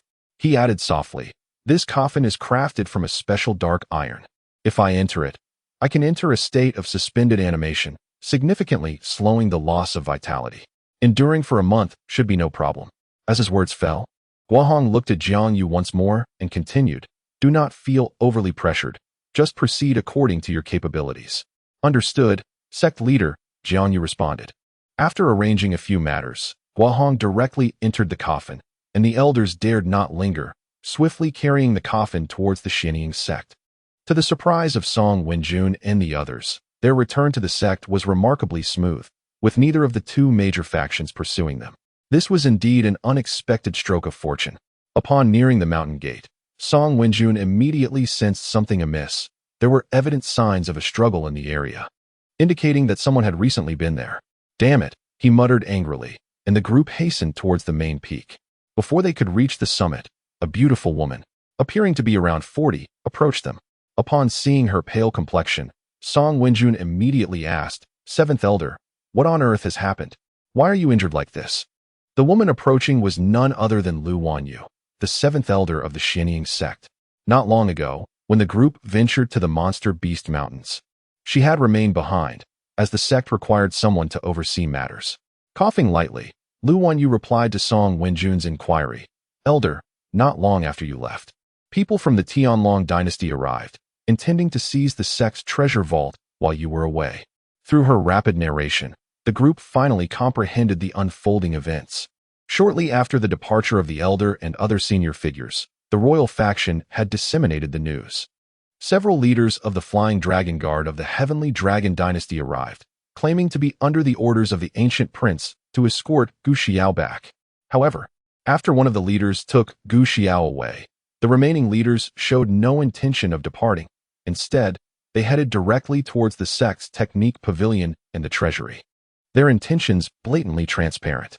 Consequently, Lu Wanyue engaged them in combat, but due to the disparity in numbers, she was no match for them. Fortunately, at a critical moment, Hong Jun intervened and decisively eliminated the leaders, thus averting significant losses for the sect. Upon hearing Lu Wanyue's account, the elders collectively sighed in relief. But where was Elder Lu? The 6th elder had been injured during the skirmish and was currently recuperating in a secret chamber. After surveying the surroundings, Song Wenjun spoke again. "Activate the sect's protective array. If any members of the royal family have not yet departed, execute them without hesitation." As he spoke, the killing intent in his eyes was unmistakable. With the relationship between the 2 factions irreversibly strained, this was an opportune moment to eradicate the sect's internal parasites. "Yes, Grand Elder." The disciples responded in unison, swiftly dispersing to seek various targets for elimination. They had awaited this day for a long time. Meanwhile, Song Wenjun and the elders led Jiang Chen and his companions towards the main peak, soon entering the grand hall. Guhong was sent back to the secret passage, where the abundant spiritual energy would help him maintain his condition. Upon entering the grand hall, Song Wenjun immediately turned to Jiang Yu and softly said, "Little Yu, feel free to express any needs you may have. We shall assist you in any matters we can resolve." All hope rested upon Jiang Yu, who, despite his youth, had earned the trust of the gathered elders. Meeting their expectant gazes, Jiang Yu slowly spoke, "Prepare a tranquil alchemy chamber for me, along with a century-old fire spirit mushroom and mystic water vine."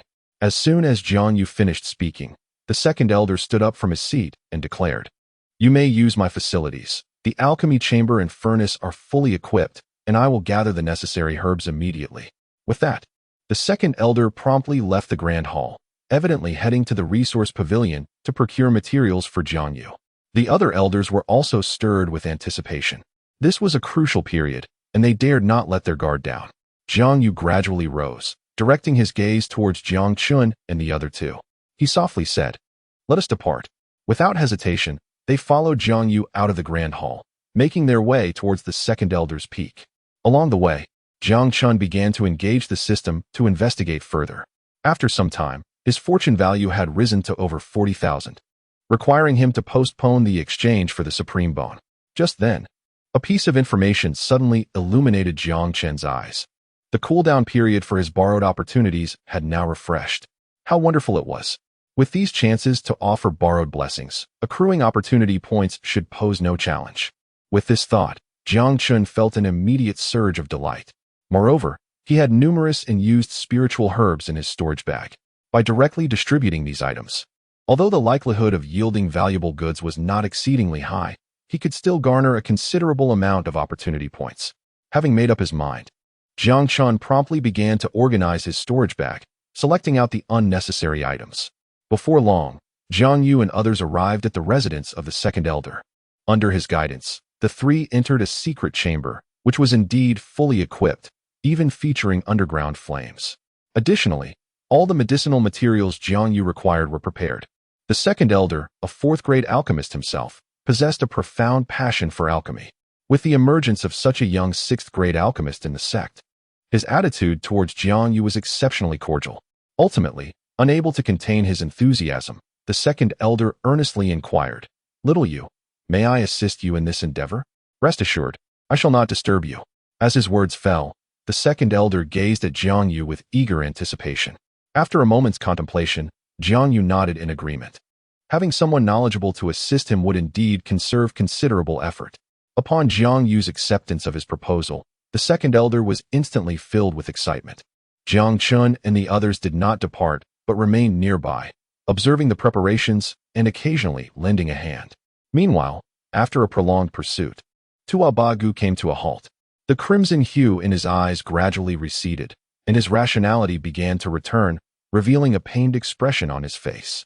With the essence of the fierce beast from the Three Souls realm depleted, Tua Bagu's strength was waning. Watching Zhao Guanyuan drift further away, a flicker of unwillingness appeared in his eyes. Yet, Tua Bagu understood that he could not continue the chase. They had now reached the borders of the Tianlong Empire, and pursuing further would be highly disadvantageous. With a thunderous roar, Tua Bagu turned and swiftly departed from the scene. Simultaneously, Zhao Guanyin noticed Tua Bagu's cessation of pursuit, and his tense demeanor relaxed considerably, his flying speed also diminishing. At that moment, Zhao Guanyuan appeared quite disheveled. His dragon robe was tattered, his white hair was a chaotic mess, and he was smeared with blood, resembling a destitute beggar. After a period of flight, Tua Bagu returned to the Falling Cloud sect, his physical condition severely deteriorated, devoid of any color in his face.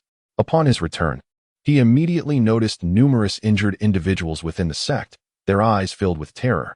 What transpired? Why has it resulted in such grievous injuries?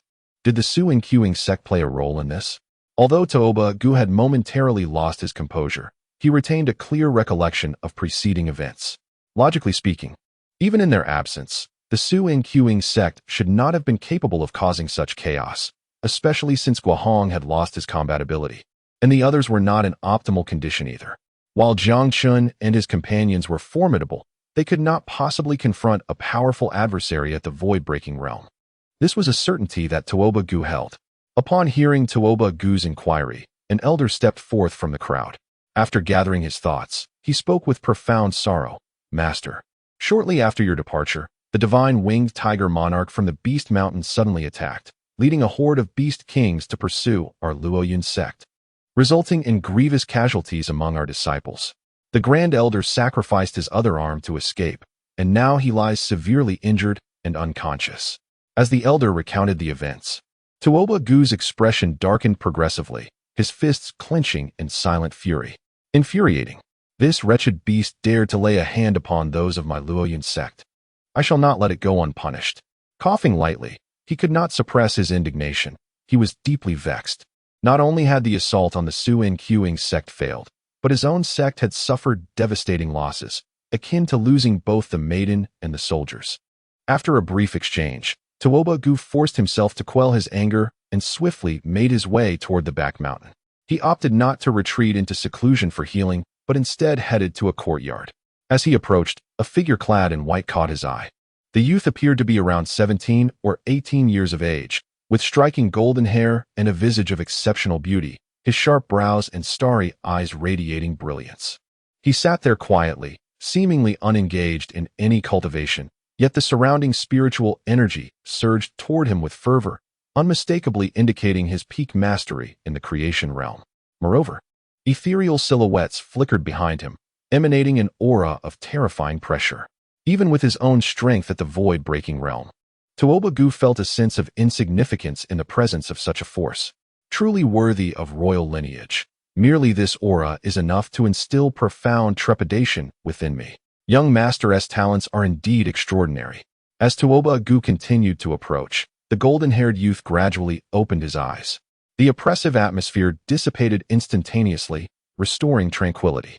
His eyes sparkled like the stars in the night sky, emitting dazzling golden light that rendered anyone hesitant to meet his gaze, exuding the essence of a youthful sovereign. This youth was known as Jun Wushuang.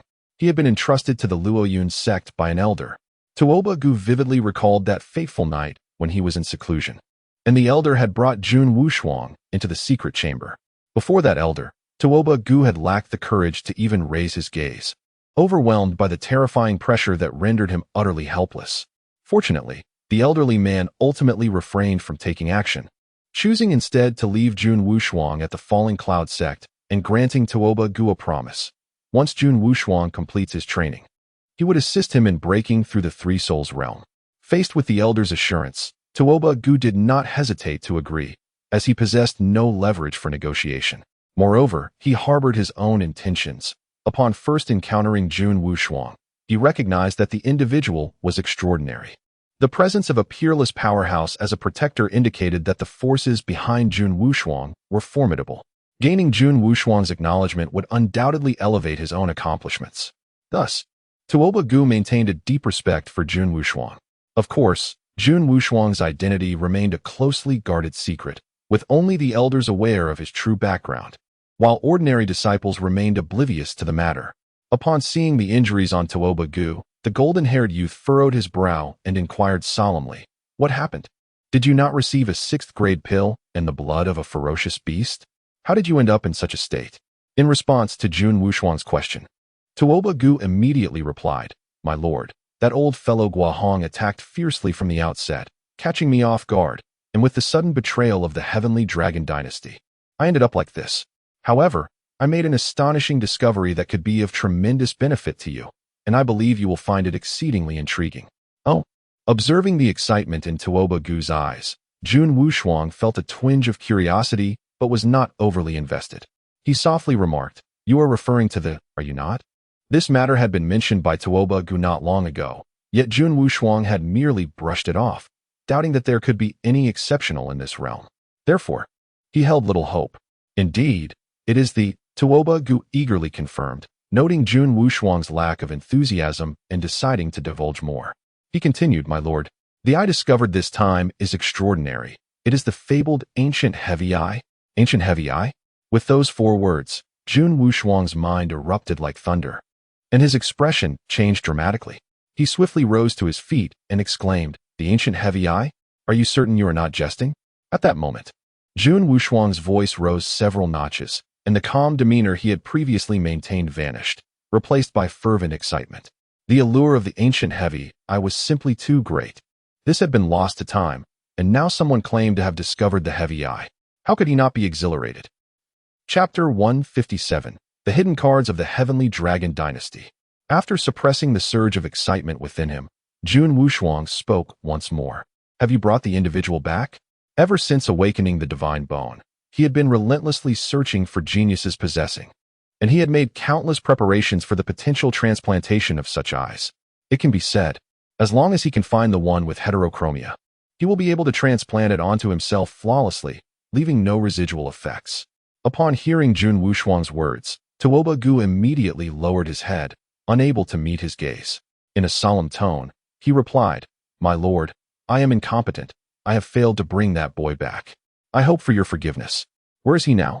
Jun Wushuang's expression darkened slightly, yet he managed to rein in his emotions, refraining from erupting in anger. After all, the information was now in his possession. As long as the one with dual pupils remained in this realm, he was absolutely confident he could acquire it. Noticing that Jun Wushuang was not furious, Tuoba Gu secretly breathed a sigh of relief, wiping the sweat from his forehead. In a soft voice, he continued, "My lord, the owner of the dual pupils is a disciple of Su Inquing sect. He has an elder brother and a younger brother, both of whom are remarkable in their own right, possessing extraordinary physiques. Our collaboration in this endeavor aims to eliminate them in their infancy." Subsequently, Tuoba Gu swiftly recounted the events of the recent period, placing particular emphasis on the Jiang family's 3 brothers. How intriguing, truly intriguing. To encounter 3 such prodigies in this barbaric land is indeed astonishing. At this juncture, a fervent light sparkled in Jun Wushuang's eyes, his demeanor growing increasingly animated, a smile involuntarily gracing his lips.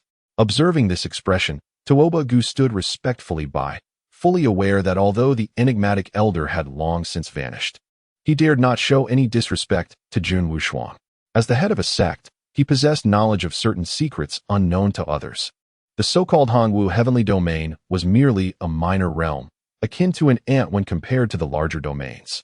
Jun Wushuang, on the other hand, was an unparalleled genius within the greater realms. Should he become a subordinate force when he attains enlightenment, the status of Luoyun sect would undoubtedly experience a qualitative leap. Thus, Tuoba Gu held Jun Wushuang in the highest regard. After a moment's contemplation, Tuoba Gu spoke again. "Rest assured, my lord, once my injuries recover, I shall immediately lead a team to capture that boy. Now that old coot Guahong is gone, Suin Quing sect poses no threat." However, upon hearing Tuoba Gu's words, Jun Wushuang gently waved his hand and said, "There is no rush for this matter. According to your account, the dual pupils should have only recently awakened. It is somewhat premature to retrieve him now. We must wait a while longer, allowing him to develop his dual pupils adequately. When the time comes, I shall seize him along with his 2 brothers, thus achieving the most formidable divine body." At this point, even the perpetually composed Jun Wushuang appeared visibly excited, an extraordinary light blazing in his eyes. His ambitions extended beyond Jiang Chen, encompassing Jiang Yu as well. "Very well, then I shall abide by your wishes, my lord." Tuoba Gu harbored no objections to Jun Wushuang's plans, acknowledging that the 3 from the Jiang family were indeed progressing rapidly. Yet, in the presence of Jun Wushuang, it was still insufficient. Moreover, Jun Wushuang was backed by a formidable force. No matter how extraordinary Jiang Chen and his companions were, they could hardly stir the waters. As Tuoba Gu pondered, Jun Wushuang spoke again. "This is a recovery pill that will expedite your healing. Ensure that you keep a close watch on that young man. Inform me immediately should anything unusual occur." As she spoke, Jun Wushuang waved her hand, and a pill swiftly shot towards Tuoba Gu. Grasping the pill with eagerness in his eyes, Tuoba Gu promptly responded, "Rest assured, my lord, I will make the necessary arrangements." "Very well. You may leave," Jun Wushuang commanded, and Tuoba Gu, clutching the pill, retreated, leaving the surroundings once more enveloped in silence. With a double pupil and a unique constitution, it is no wonder the ancestor mentioned that my opportunity for ascendance lies within this realm. It is becoming increasingly intriguing. After a moment of contemplation, Jun Wushuang produced a special crystal and commenced her cultivation, an abundance of spiritual energy surging towards her chest. Before long, she was enveloped in radiant golden light, a brilliant glow erupting from her chest as an overwhelming pressure emanated from her being. Meanwhile, within the Tianlong dynasty. Zhao Jianan sat in the grand hall awaiting news, his demeanor somewhat distracted as he periodically glanced outside. Suddenly, his expression shifted, and he sprang from his seat, his abrupt movement startling the surrounding guards. Yet, no one dared to speak, for Zhao Jianan's face was dreadfully pale. Damn it! He cursed under his breath as he swiftly exited the hall, making his way towards the ancestral shrine on the back mountain, soon entering a secret passage. After a short while, Zhao Jianan spotted Zhao Guangyuan, and upon seeing him drenched in blood, his expression changed drastically. Ancestor, what on earth transpired? Why are you so gravely injured? Your vitality. As he spoke, Zhao Jianan realized an even graver issue. Zhao Guangyuan's life force was nearly extinguished. Had it not been for the slight movement of his eyes, he would have appeared lifeless. Coughing dryly, Zhao Guangyuan rasped, I have little time left. I am merely sustaining a breath through the remaining spiritual energy. I called you here to impart something of utmost importance. Speak, ancestor, Zhao Jianan urged. Though his heart was heavy, he understood the urgency of the moment and knew time was of the essence. This operation was initially proceeding smoothly. But those 3 young men from the Jiang family exceeded my expectations. Their talents are terrifying. You must find a way to eliminate them. In addition, I have severed ties with the Luoyun sect. You must exercise caution. After taking a deep breath, he continued. Zhao Guangyuan spoke again. At the base of the Dragon Vein Ancestral Hall, with your prowess combined with the power of the Dragon Vein. Unless a formidable 3 Souls realm expert intervenes, an ordinary person cannot harm you. However, this power has its limitations. It can only be utilized within the palace, so it would be prudent for you to exercise caution. Upon hearing Zhao Guangyuan's words, Zhao Jianan immediately displayed a hint of delight and respectfully replied, I understand, ancestor. The Dragon Vein is the greatest trump card of the Heavenly Dragon Dynasty, and with its enhancement, Zhao Jianan could even rival a 3 Souls realm expert. This was also the confidence that allowed Zhao Guangyuan to turn against others. Although he had failed to slay Tuobagu, should that individual dare to cause trouble in the Heavenly Dragon Dynasty, he would surely meet his demise. On another front, within the Xinqing sect, as the alchemical processes continued, the second elder realized he could offer no further assistance and retreated to the sidelines to quietly observe. At that moment, his eyes were filled with profound astonishment. Jiang Yu's alchemical skills were truly terrifying. Initially skeptical, the second elder's doubts evaporated as he witnessed Jiang Yu's operations. Only admiration remained in his gaze. Being a true master, Jiang Yu's alchemical prowess far surpassed his own, leading the second elder to engage in conversation with an expression of inquiry, devoid of any arrogance. Time flew by, and in the blink of an eye, 3 days had passed. The Xinqing sect underwent a significant purge, with royal members who had not evacuated in time being executed on the spot by their fellow disciples. Many had awaited this day for a long time, thus no mercy was shown. Furthermore, Jiang Chen and his companion exited the alchemical chamber. From this point onward, Jiang Yu could handle the subsequent matters alone, and remaining there would prove unhelpful. Subsequently, Jiang Chen began his endeavors. The selected spiritual herbs were of no use to him, but represented fortuitous opportunities for his less accomplished junior brothers. He promptly embarked on his journey of acquiring merit. Within just 3 attempts at borrowing flowers to present to Buddha, his merit value swiftly exceeded 50,000, and he garnered numerous critical rewards of spiritual herbs, which he casually tossed to Jiang Daoxin as snacks. Naturally, he also reserved a considerable amount for himself. In the room, Jiang Chen slowly opened the system interface. System, I wish to exchange for the supreme bone of the great remnant. Ding. Merit value deducted, 50,000. The supreme bone of the great remnant has been deposited in the storage space. Please check it at your convenience. Jiang Chen quickly accessed the system's storage space and immediately spotted the supreme bone of the great remnant in the corner. It appeared to be only 1/3 intact, enveloped in a faint golden light, with golden runes continuously flickering around it. Though incomplete, the oppressive aura emanating from this bone left Jiang Chen's heart racing, affecting even his circulation of vital energy. After regaining his composure, Jiang Chen could not suppress a surge of excitement. After pondering for a moment, he directly exited the room and made his way to the adjacent Jiang Daoxin. With a gentle push of his arm, Jiang Chen stepped inside. Upon entering, he spotted Jiang Daoxin sitting at a wooden table, voraciously devouring a considerable amount of beast meat before him. Hearing the sound, Jiang Daoxin turned to see who had arrived. A smile instantly brightened his face upon recognizing Jiang Chen, prompting him to rise eagerly from his seat. "Second brother, I've called for you several times, yet you did not come. You simply must try this. It is truly delicious." Since returning to Xinqing's sect, Jiang Daoxin had indulged in various delicacies, and the elders, aware of his unique constitution, had even gone out of their way to provide him with an abundance of beast meat. This treatment was indeed commendable. However, in response to Jiang Daoxin's invitation, Jiang Chen merely waved his hand and replied, "Enjoy it yourself." Understanding Jiang Chen's temperament well, Jiang Daoxin did not press the matter further and began to relish the feast. In no time, he had nearly finished the food on the table. Afterward, he raised his gaze to Jiang Chen and softly inquired, "Second brother, is there something you wish to discuss?" Jiang Daoxin was quite attuned to Jiang Chen's disposition, prompting him to ask directly. To this, Jiang Chen replied softly, "Third brother, I have something to give you and would like to know your thoughts." "What is it?" Jiang Daoxin's interest was piqued. Given that Jiang Chen had previously gifted him increasingly valuable items, the serious expression on his face suggested that this was no trivial matter. "Supreme bone," Jiang Chen stated, his gaze fixed on Jiang Daoxin as he slowly articulated the words. "Supreme bone? Are you suggesting you intend to make bone soup for me?" Jiang Daoxin responded, swallowing hard at the thought. Jiang Chen nearly choked on his own astonishment at this reply, momentarily lost for words. Regaining his composure, he began to explain. "The so-called supreme bone is a type of innate divine bone that enhances your physical form." As Jiang Chen elaborated on the supreme bone, Jiang Daoxin's expression morphed into one of increasing shock and disbelief. "And no, this is too much, second brother.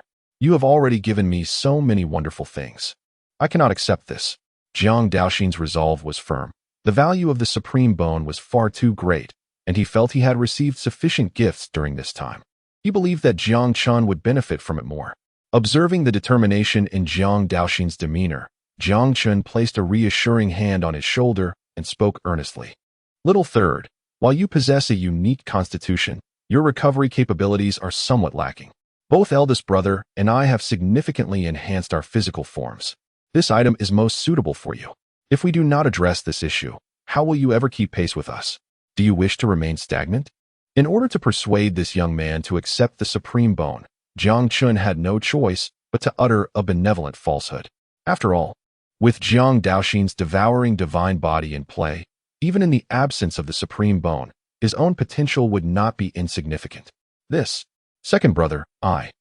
Upon Jiang Chen's words, a flicker of hesitation appeared on Jiang Daoxin's face, revealing that Jiang Chen's statements had indeed stirred him. He was acutely aware of the extraordinary talents possessed by his two elder brothers. The foes they would confront in the future would only grow increasingly formidable.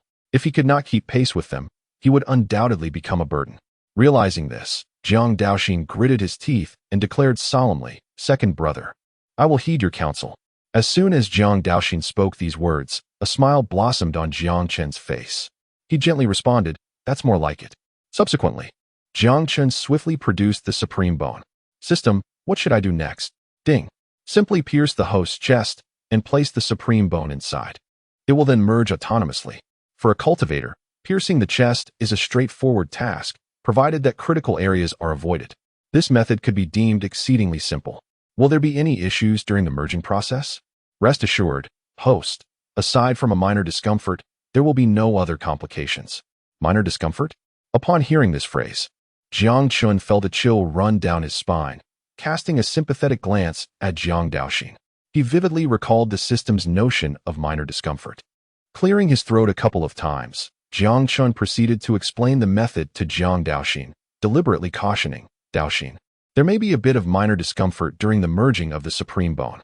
Upon hearing this, Jiang Daoxin confidently patted his chest and replied, "You need not worry about that, second brother.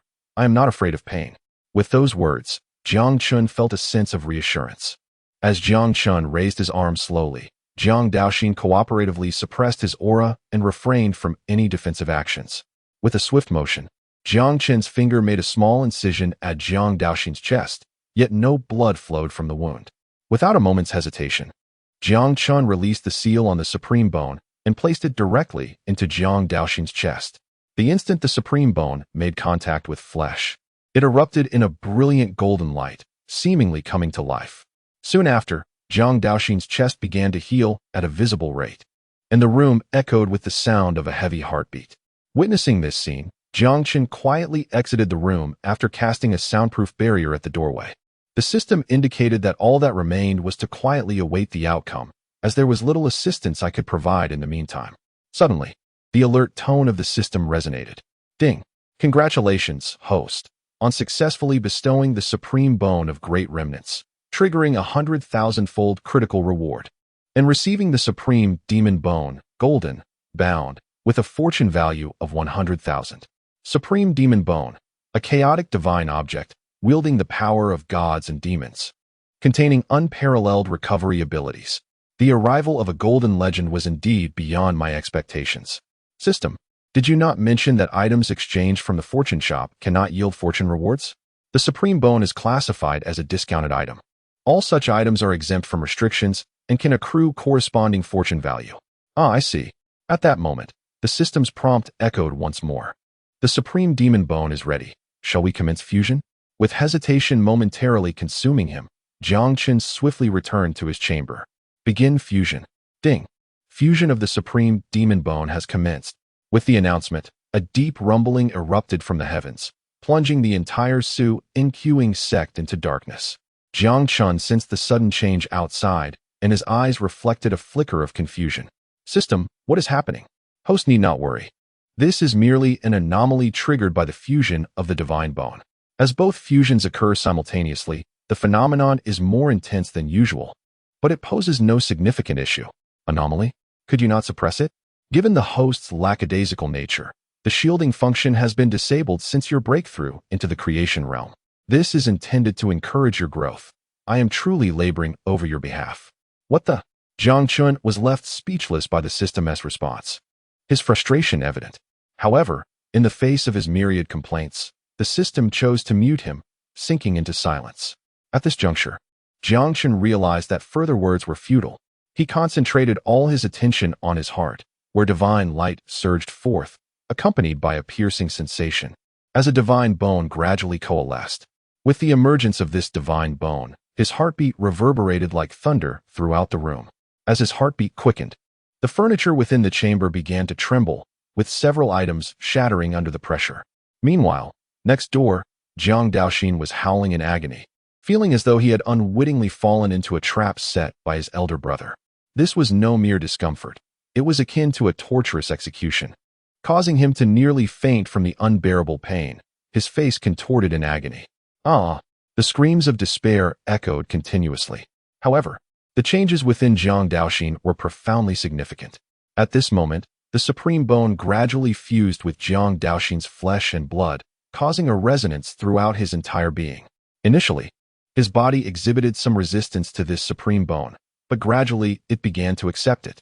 As the supreme bone continued to integrate, the pain enveloping Jiang Daoxin intensified rather than diminished.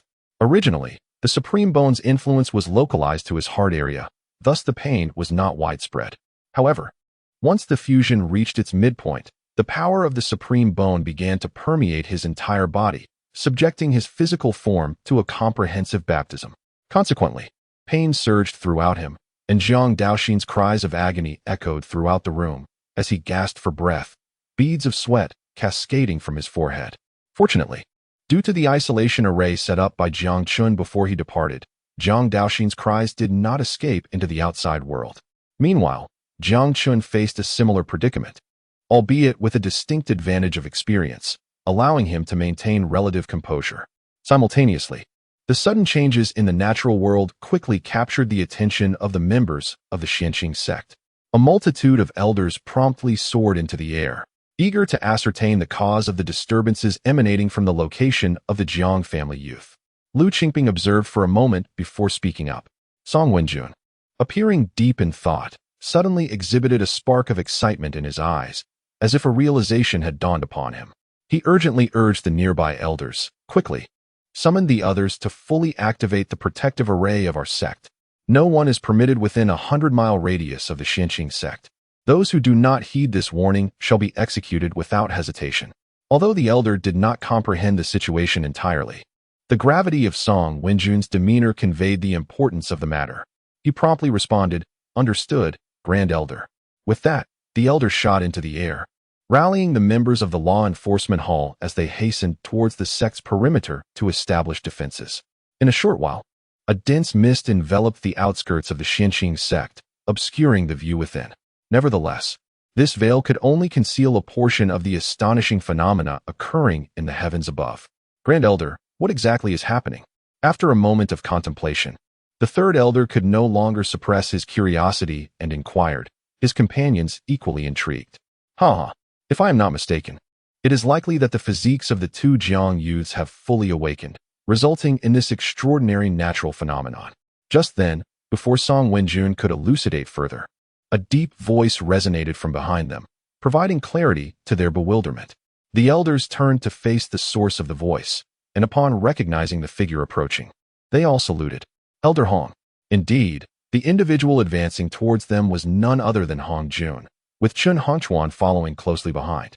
In no time, the two arrived before the assembly of elders. "Old Hong, do you believe this is due to the awakening constitution, which has consequently instigated the transformation of heaven and earth?" Lu Qingyun spoke once more.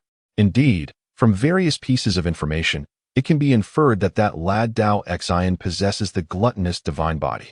Should this divine form achieve complete awakening, it would not be extraordinary to incite such phenomena. However, what?" The hearts of the elders immediately quickened. The emergence of a divine body within the sect was a significant matter, and they were keen to avoid any unforeseen occurrences. Yet, this phenomenon is exceedingly terrifying. It seems that such an intensity cannot merely stem from a singular constitution. The Jiang family's young ones may be even more formidable than anticipated. At this juncture, a faint smile emerged on Hong Jun's face. Upon hearing this, the elders gradually eased their anxious hearts. Chapter 160, 3,000 Deities and Demons. Boom. The heavens rumbled continuously, and at this moment, the elders silently guarded the perimeter, preventing others from disturbing Jiang Chen and his companion. As the commotion intensified, numerous disciples gathered, their expressions marked with profound astonishment and trepidation. Buzz, buzz, buzz. At that moment, a resonating hum echoed through the void, and countless phantoms materialized in the celestial expanse, resembling celestial beings descended from the heavens, their visages obscured from view. Yet, the overwhelming pressure emanating from them was enough to instill fear in anyone present. One by one, these phantoms slowly turned to face Jiang Chen, then bowed deeply. In an instant, the spiritual energy of heaven and earth surged wildly, flooding towards the Xianyuan sect. Witnessing this scene, Hong Jun was struck with astonishment. He solemnly remarked, This is the homage of saints, capable of provoking such a transformation in the heavens and earth. This signifies the descent of an emperor." Before Hong Jun could finish his thought, a colossal Bagua diagram appeared in the sky, seemingly poised to consume the entire realm. Endless rays of light cascaded toward the Xianyuan sect, illuminating the surroundings significantly. The yin-yang life and death diagram. It is yet another legendary phenomenon, but wait, it is not just that. At this moment, Hong Jun was astonished to discover that, with the frantic increase of spiritual energy, his previously clouded state of mind had become substantially clearer. He immediately grasped the implication and turned to the gathered disciples, exclaiming, "What are you standing idly for? Your two fellow disciples have triggered the gifts of heaven and earth. Do not waste this rare opportunity to cultivate diligently." As soon as Hong Jun's words were uttered, the crowd swiftly reacted, promptly settling into a meditative posture and beginning to cultivate fervently. Boom, boom, boom. Merely moments into their practice, many disciples of lower cultivation levels broke through their limits, significantly enhancing their strength. Observing this spectacle, the excitement in the eyes of the remaining disciples intensified. However, the phenomenon was far from over. A sudden roar erupted, and from the zenith of the heavens emerged a colossal phantom of a voracious beast, standing amidst the tempestuous thunderclouds. Roaring incessantly, its immense maw opened wide, drawing in the cosmic energies of the starry sky. In an instant, a torrent of stellar power surged forth, and the beast transformed into a streak of luminescence, racing towards Jiang Daoxin's chamber. The air was filled with the resounding clamor of thunder, while torrential rains poured down. Although a significant portion of the stellar energies flowed into Jiang Daoxin's room, a fraction still lingered within the confines of the Tianxiang sect. The gathered crowd fervently absorbed these celestial forces, acutely aware of the strengthening of their physical forms. At that moment, a multitude of ominous clouds rolled in, reminiscent of an apocalyptic scene. To the astonishment of all, half of the sky was shrouded in dark clouds, imparting a sense of suffocating dread, while the other half radiated golden brilliance, akin to the descent of celestial monarchs, evoking profound reverence among the onlookers. Shortly thereafter, several phantoms manifested in the void. Beneath the black clouds, countless deities and demons emerged, howling towards the heavens, their terrifying aura causing the very earth to tremble. As if the fabric of reality itself were on the verge of collapse. Under the golden clouds, a myriad of beings appeared, resembling the human race but adorned with wings on their backs, exuding a fearsome presence, challenging the deities and demons. Witnessing this spectacle, Hong Jun immediately recalled the legendary phenomenon of the 3,000 deities and demons. The sheer magnitude of it all was utterly breathtaking. Yet, with such wonders unfolding, he set aside his contemplations and focused on his cultivation. At that moment, numerous elders trembled with excitement. The Tianxiang sect, which had languished for years, finally glimpsed the hope of resurgence, stirring their fervor. Simultaneously, the two major factions sensed the celestial anomaly and promptly dispatched individuals to the Tianxiang sect for intelligence gathering.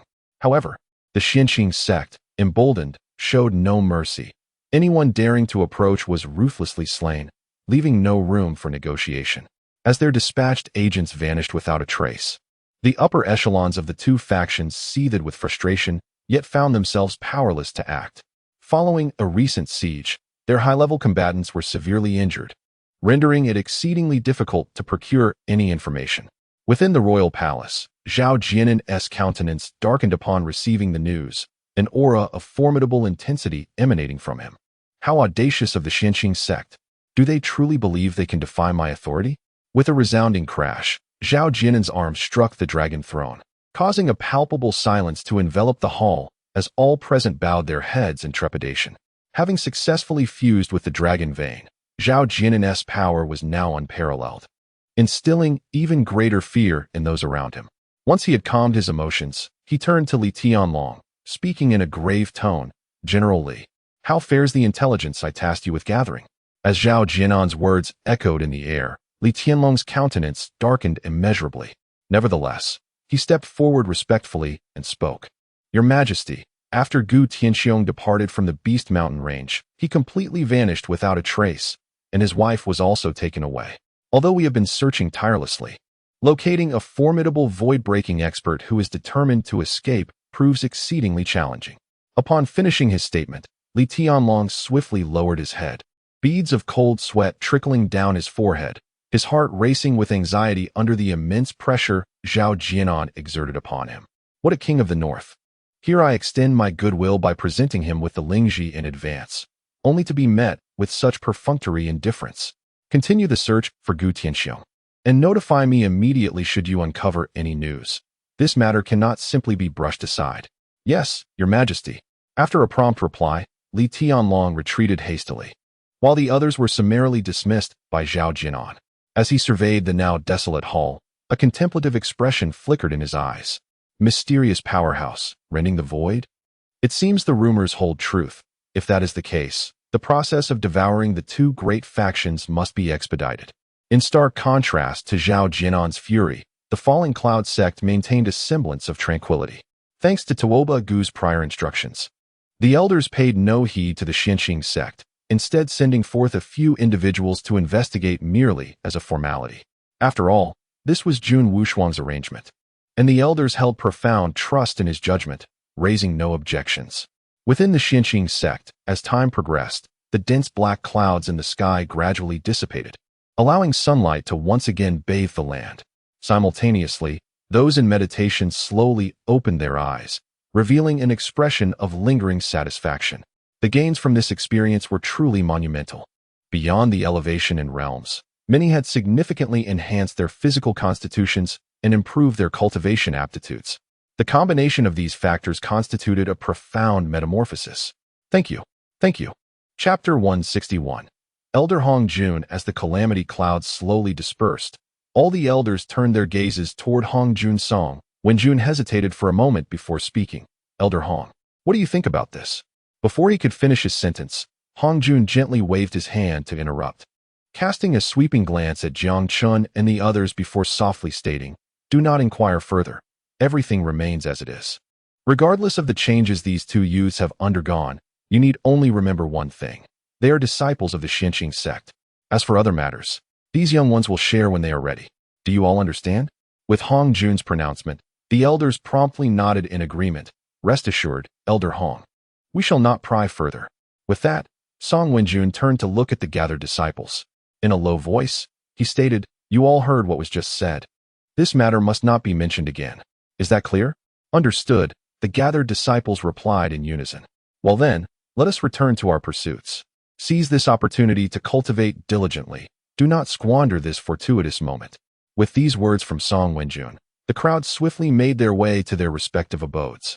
And soon the surroundings fell into a tranquil silence. Let us proceed to observe, suggested Hong Jun, as the elders made their way toward the courtyard of Jiang Chen and his companion. However, they opted not to knock on the door, but instead stood outside the courtyard, awaiting a response. After all, the extraordinary phenomenon had just concluded, and it would require some time for them to adjust their states. Within the room, Jiang Chen gradually reigned in his aura. At this moment, the blood coursing through him surged wildly, resonating like the roar of thunder. With the complete fusion of the supreme demon bone, Jiang Chen's cultivation level ascended directly to the 9th layer of the creation realm, and his physical form underwent yet another baptism, imbued with an undeniable force in every movement. At that moment, Jiang Chen's eyes shimmered with dark radiance, his long hair flowing without wind, while a brilliant black-gold glow enveloped him, complementing his extraordinarily handsome visage, rendering him akin to a youthful deity. Furthermore, following the integration of the supreme demon bone, Jiang Chen comprehended a supreme secret technique, divine punishment. Divine punishment. Congeal the power of myriad voids. Summon the might of heaven and earth, and gather the divine thunder of yin and yang, inflicting dual damage upon the enemy's body and soul. Upon reviewing this description, a satisfied smile graced Jiang Chen's face. The gains from this experience were remarkable, significantly enhancing his strength. Meanwhile, on the other side, Jiang Daoxin slowly opened his eyes, only to find his forehead drenched in sweat. The agonizing sensation from earlier still haunted him, sending a shiver down his spine. Nevertheless, Jiang Daoxin's harvest this time was substantial. With the complete fusion of the supreme bone and his physical body, his recovery capabilities had increased at least threefold, and his vitality had become considerably denser. Additionally, during this fusion process, Jiang Daoxin successfully refined all the energy he had accumulated within, elevating his cultivation level substantially to the 8th layer of the creation realm. During this process, he also grasped a secret technique, void exile. Void exile. Manipulate the power of heaven and earth to cause the surrounding void to collapse, drawing the opponent into a void passage. It is essential to note that the void passage is fraught with peril. Being trapped within could mean a near certain death. While this strike may not directly annihilate the opponent, it could confine them within the passage, leading to a slow demise, a true torment for the heart and soul. This technique is arguably more torturous than a direct kill. Moreover, this ability provided Jiang Daoxin with a significant advantage. The Taotie itself possesses the ability to traverse the void, and combined with his sky-devouring demon spider, if they were to engage in battle within the void passage, their combat prowess would at least triple. With a long sigh of relief, he felt the weight of the moment settle upon him. Jiang Daoxin slowly rose and made his way towards the door, intending to share some joyful news with Jiang Chen. However, as soon as he opened the door, he was taken aback. A group of elders had gathered at the entrance, and upon seeing him, they immediately surrounded him, their gazes wandering curiously over him. As they sensed Jiang Daoxin's cultivation level, the smiles on their faces grew even more pronounced. Ah, splendid. It appears your strength has significantly improved, and your physique has also strengthened considerably. It seems your recent endeavors have yielded remarkable results, exclaimed Hong Jun. unable to contain his admiration upon noticing Jiang Daoxin's transformation. After a brief contemplation, Hong Jun turned to Song Wenjun and quietly said, "Make sure to send this young man some spiritual herbs later. He must not be deprived of beast meat either. You should hunt the 9-headed beast king and let him replenish his strength." "Understood, Elder Hong." The elders readily agreed to Hong Jun's arrangements. The 3 brothers of the Jiang family were indeed treasures of the Xianqing sect. However, faced with the enthusiastic crowd of elders, Jiang Daoxin felt somewhat out of place and momentarily at a loss for words. Nevertheless, the mention of food stirred a hint of anticipation within him. At that moment, Jiang Chen's door creaked open, drawing everyone's attention. Jiang Daoxin turned to look. The pinnacle of the 9th level of the transformation realm? As Jiang Chen appeared, Hong Jun and the others were once again taken aback by his cultivation. Meanwhile, Jiang Chen's gaze swept over Hong Jun, and a piece of information immediately flashed before his eyes. Name: Hong Jun. Identity: Supreme Elder of Xianqing Sect. Original Strength: half step to the pinnacle of the 3 Souls Realm. Current Strength: 7th level of the Void Breaking Realm. Status: infected by the Yin Sha poison, constantly eroded by Yin Sha energy. Cultivation declining. Solution: Pure Yang Pill. The Supreme Elder? Upon realizing the identity of the individual before him, Jiang Chen felt a slight shock. He had not anticipated that this Supreme Elder's original strength was so formidable. Had it not been for the affliction of the Yin Sha poison, such a powerful figure would have deterred any reckless actions from the 2 major factions. However, questions filled Jiang Chen's mind. What sort of formidable being could plant such a potent poison within the Supreme Elder? There were certainly many secrets involved. As for the solution presented, Jiang Chen understood that it was likely the system recognizing his lack of ambition and proactively offering him an opportunity for fortune. He couldn't help but find it rather considerate. Suppressing the astonishment within, Jiang Chen promptly spoke. "Disciple Jiang Chen pays respects to the esteemed elders." "Ha ha ha, no need for formality. It appears both of you are in good spirits, which puts us at ease," they replied jovially. Hong Jun erupted into hearty laughter, appearing in exceptionally good spirits. Song Wenjun directed his gaze towards Jiang Chen, saying, "Little Chen, this is the esteemed Elder Hong Jun. Here, we adhere to fewer formalities. You may simply call me Hong Lao, without the stiffness that others exhibit." No sooner had Song Wenjun finished speaking than Hong Jun took the initiative to engage in conversation. As for the recent celestial phenomenon, not a single elder broached the subject, displaying a remarkable consensus. After a brief pause, Hong Jun spoke again. "No need to stand. Let's sit down and discuss matters at a leisurely pace." Subsequently, the group made their way to a nearby stone pavilion. During their conversation, Hong Jun primarily engaged in light banter, and occasionally, Jiang Chen would interject with questions, to which Hong Jun responded with patience, reminiscent of a grandfather and grandson sharing stories.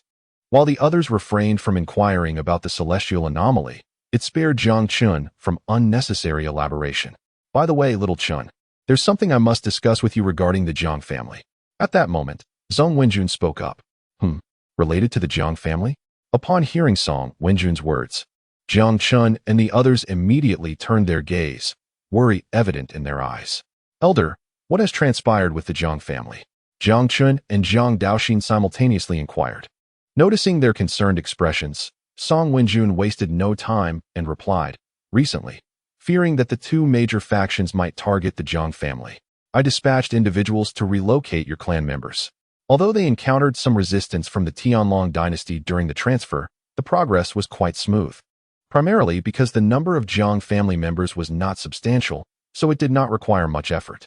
During the relocation, your father inquired about several matters, and upon learning of your talents, he appeared exceedingly pleased." Throughout Song Wenjun's narration, Jiang Chen detected no issues. Logically, everything should have proceeded without a hitch, and it was improbable for the Jiang family to encounter any trouble. "Elder, what exactly happened afterward?" Jiang Chen pressed for clarification. "After a period of travel, once your father and others were relocated to safety, they conversed with one of the elders for quite some time." As he spoke, Song Wenjun glanced at a nearby elder, who immediately chimed in. "Indeed, that night, your father and his brothers arrived. I recounted everything that had transpired during that time, and they departed only at dawn." "But what happened?" Jiang Daoxin eagerly inquired. "However, when we discovered the next morning, all the Jiang family members had vanished. Throughout the night, we noticed no anomalies. It was as if they had simply disappeared into thin air. What? You mean my father has vanished? The elder's words hung in the air. On the left, Jiang Daoxin suddenly cried out, his face etched with concern. For years, his father had been the one caring for him. Now that he had finally achieved some success, he had yet to bring joy to his father, only to discover that he had mysteriously vanished. This was a reality Jiang Daoxin found difficult to accept. By the way, I found this in the room. It seems to be something left behind by your father. As the elder's words fell, he produced an envelope from his bosom and handed it to Jiang Chen. Receiving the envelope with haste, Jiang Chen quickly extracted the paper inside, while Jiang Daoxin hurriedly leaned in to scrutinize its contents. All is well, do not worry. It read, with 3 names inscribed in the lower right corner, Jiang Wenkong, Jiang Wenqing, Jiang Wenyuan. The message was exceedingly brief, consisting of merely a single line. Yet, the 2 brothers could discern from the handwriting that this was undoubtedly a letter from their father. Upon reading the letter, their anxious hearts were considerably eased. However, with their mother still unaccounted for and their father along with their clansmen having seemingly evaporated, the brothers felt an overwhelming sense of gloom. A thought crossed Jiang Chen's mind. Perhaps his father and those 2 uncles were the true masterminds behind this disappearance. They must have concealed a great many matters. Learning that the 3 of them had been besieged by the Falling Cloud sect, their indifference was one thing, but fleeing under the cover of night was another. The more Jiang Chen pondered, the more furrows appeared on his forehead. Second brother, what should we do now?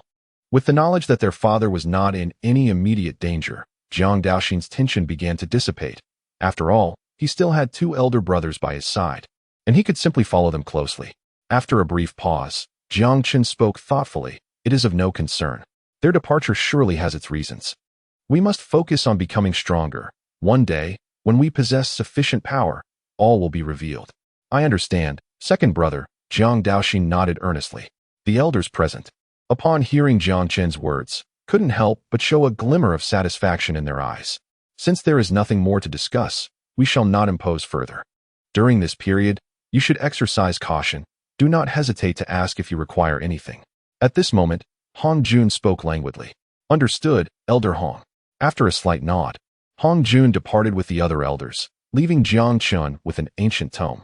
As Hong Jun and the others exited, silence enveloped the surroundings. Jiang Chen examined the ancient tome left behind, which contained various geographical information. The region he resided in was known as the Hongwu Heavenly Domain, a place characterized by a scarcity of spiritual energy, often referred to by the world as a land of savagery. Beyond the Hongwu Heavenly Domain, there existed several other vast territories, although the tome offered little more than rudimentary knowledge on the subject. Nevertheless, this information was a significant boon for Jiang Chen, enriching his understanding considerably. At this moment, Jiang Daoxin sat quietly beside Jiang Chen, refraining from interrupting him, emanating an aura of tranquility. After closing the ancient tome in his hands, Jiang Chen commenced his search within the fortune shop. According to the system, upon breaking through to the Transcendence realm, the frequency of triggering fortune crits within the shop had increased from once a month to 3 times a month. Furthermore, the instances for the borrowing flowers to present Buddha had risen to 8 times. Consequently, Jiang Chen sought to acquire a pure yang pill, seizing this opportunity to earn a substantial profit. By healing Hong Jun, not only would he ensure greater safety for himself and others, but he would also reap the rewards of a fortune crit, a veritable twofold gain. However, upon discovering the pure yang pill, he was astounded by its exorbitant price. A 6th-grade pure yang pill demanded a staggering 200,000 fortune points. Is this a joke? It's merely a 6th-grade pill. Why is it priced so exorbitantly? The other 6th-grade pills only cost 100,000 fortune points. Why is this one double? Beep. The pure yang pill, besides requiring medicinal herbs, necessitates the infusion of dragon blood as a catalyst, hence the elevated price. The pure yang pill is imbued with an immense amount of extreme yang energy. Besides the herbal requirements, the significance of dragon blood becomes paramount. Within the blood of dragons lies an exceedingly potent essence of supreme yang energy, which possesses formidable restraining powers against sinister forces. After pondering for a moment, Jiang Chen's eye suddenly lit up. His elder brother, possessing the bloodline of the Azure Dragon, could use his own blood for the alchemy. thus allowing him to trigger borrowing flowers to present Buddha and consequently earn a wave of fortune points. This approach would certainly yield a dual benefit. Hey darling, could you help me check out a free ad? Chapter 163, News of the Origin of Heavenly Thunder. Before long, Jiang Chen had gathered the primary medicinal ingredients necessary for concocting the pure yang pill, expending nearly 20,000 fortune points. By the way, the shop has promotional items each month. Let me see what this month's offerings are. With this thought in mind, Jiang Chen swiftly browsed through the myriad of items in the fortune shop, realizing that searching this way was impractical. System, I wish to view the promotional items. Beep. Searching. In a short while, a unique item gradually materialized before Jiang Chen's eyes. Name, Ancient Azure Dragon Bone, red. The primordial bone of the ancient dragon ancestor, containing the legacy of dragon clan techniques, possessing unfathomable powers, capable of performing a secondary enhancement of the dragon lineage. Original fortune points required for exchange, 30 million. Current fortune points required for exchange, 300,000. What? 100-fold discount. With this revelation, Jiang Chen's eyes sparkled with excitement, and his heart surged with joy. It is noteworthy that special items can reward fortune points. The last time he acquired the Supreme Bone, he received 100,000 fortune points. If he could procure the Azure Dragon Bone this time, he would undoubtedly reap substantial gains. Dragon Clan techniques? Enhancing the dragon lineage? As various pieces of information coalesce, it becomes abundantly clear that this item is undoubtedly prepared for the leader, perfectly suited for him. Now that both I and Jiang Daoxin possess divine bones, it is only natural for Jiang Yu to also receive his share. However, we are still lacking in considerable opportunity value, so this matter must be postponed for a while. With a month remaining until the next refresh, Jiang Chen must wisely utilize this time to accumulate sufficient opportunity value. Gathering his thoughts, Jiang Chen turned to Jiang Daoxin and softly inquired, Daoxin, how do you feel? In response to Jiang Chen's question, Jiang Daoxin replied, as my second brother mentioned, my body's recovery ability has significantly improved, and I have also gleaned a secret technique from this process, though the experience was somewhat. At this point, Jiang Daoxin cast a somewhat aggrieved glance at Jiang Chen. Initially, his second brother had mentioned it would only be a minor discomfort, thus he had no mental preparation. However, when the intense pain coursed through his body, Jiang Daoxin received quite the lesson. Had it not been for his formidable willpower, he would have fainted during the recent fusion. Seeing Jiang Daoxin's pitiful expression, Jiang Chen could hardly suppress a laugh, though he managed to maintain his composure. After a moment's contemplation, Jiang Chen offered some comforting words. All right, having endured this pain, facing any future discomfort will be trivial for you. Consider it a valuable experience. Jiang Chen spoke the truth. Since he had undergone the system's minor discomfort, it had indeed proven beneficial for his cultivation, rendering ordinary pain ineffective against him. Jiang Daoxin understood this principle as well and nodded in agreement. All right, let us go visit elder brother. It seems the time is nearly upon us, and the elixir should be ready soon. Certainly. In response to Jiang Chen's suggestion, Jiang Daoxin readily consented. However, as the two stepped outside, they noticed an individual lurking by the door, craning his neck to peer into Jiang Chen's quarters. Upon spotting Jiang Chen and the others, a smile spread across the person's face as he hurried towards them, exclaiming, Boss, long time no see. The figure who had been stationed at the door was none other than Xia Lu. Upon reaching Jiang Chen and Jiang Daoxin, Xia Lu first scrutinized Jiang Chen from head to toe, his eyes filled with deep admiration. He then spoke leisurely, Boss, the thundercloud realm within the sect is about to open. It is a splendid place for tempering the body. Would you like to come and take a look? The thundercloud realm? At Xia Lu's words, Jiang Chen felt a flicker of interest. Do tell, what is so special about that place? With a light chuckle, Xia Lu responded, Boss, the thundercloud realm is a forbidden area of the sect, generally not open to the public, primarily due to its inherent dangers.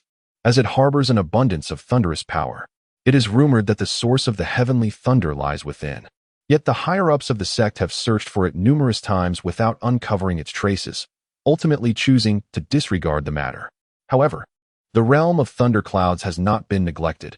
Every so often, the internal lightning diminishes, allowing one to harness its power for body tempering, yielding remarkable results. As Xia Lu continued to elaborate, Jiang Chen's eyes sparkled with increasing brightness.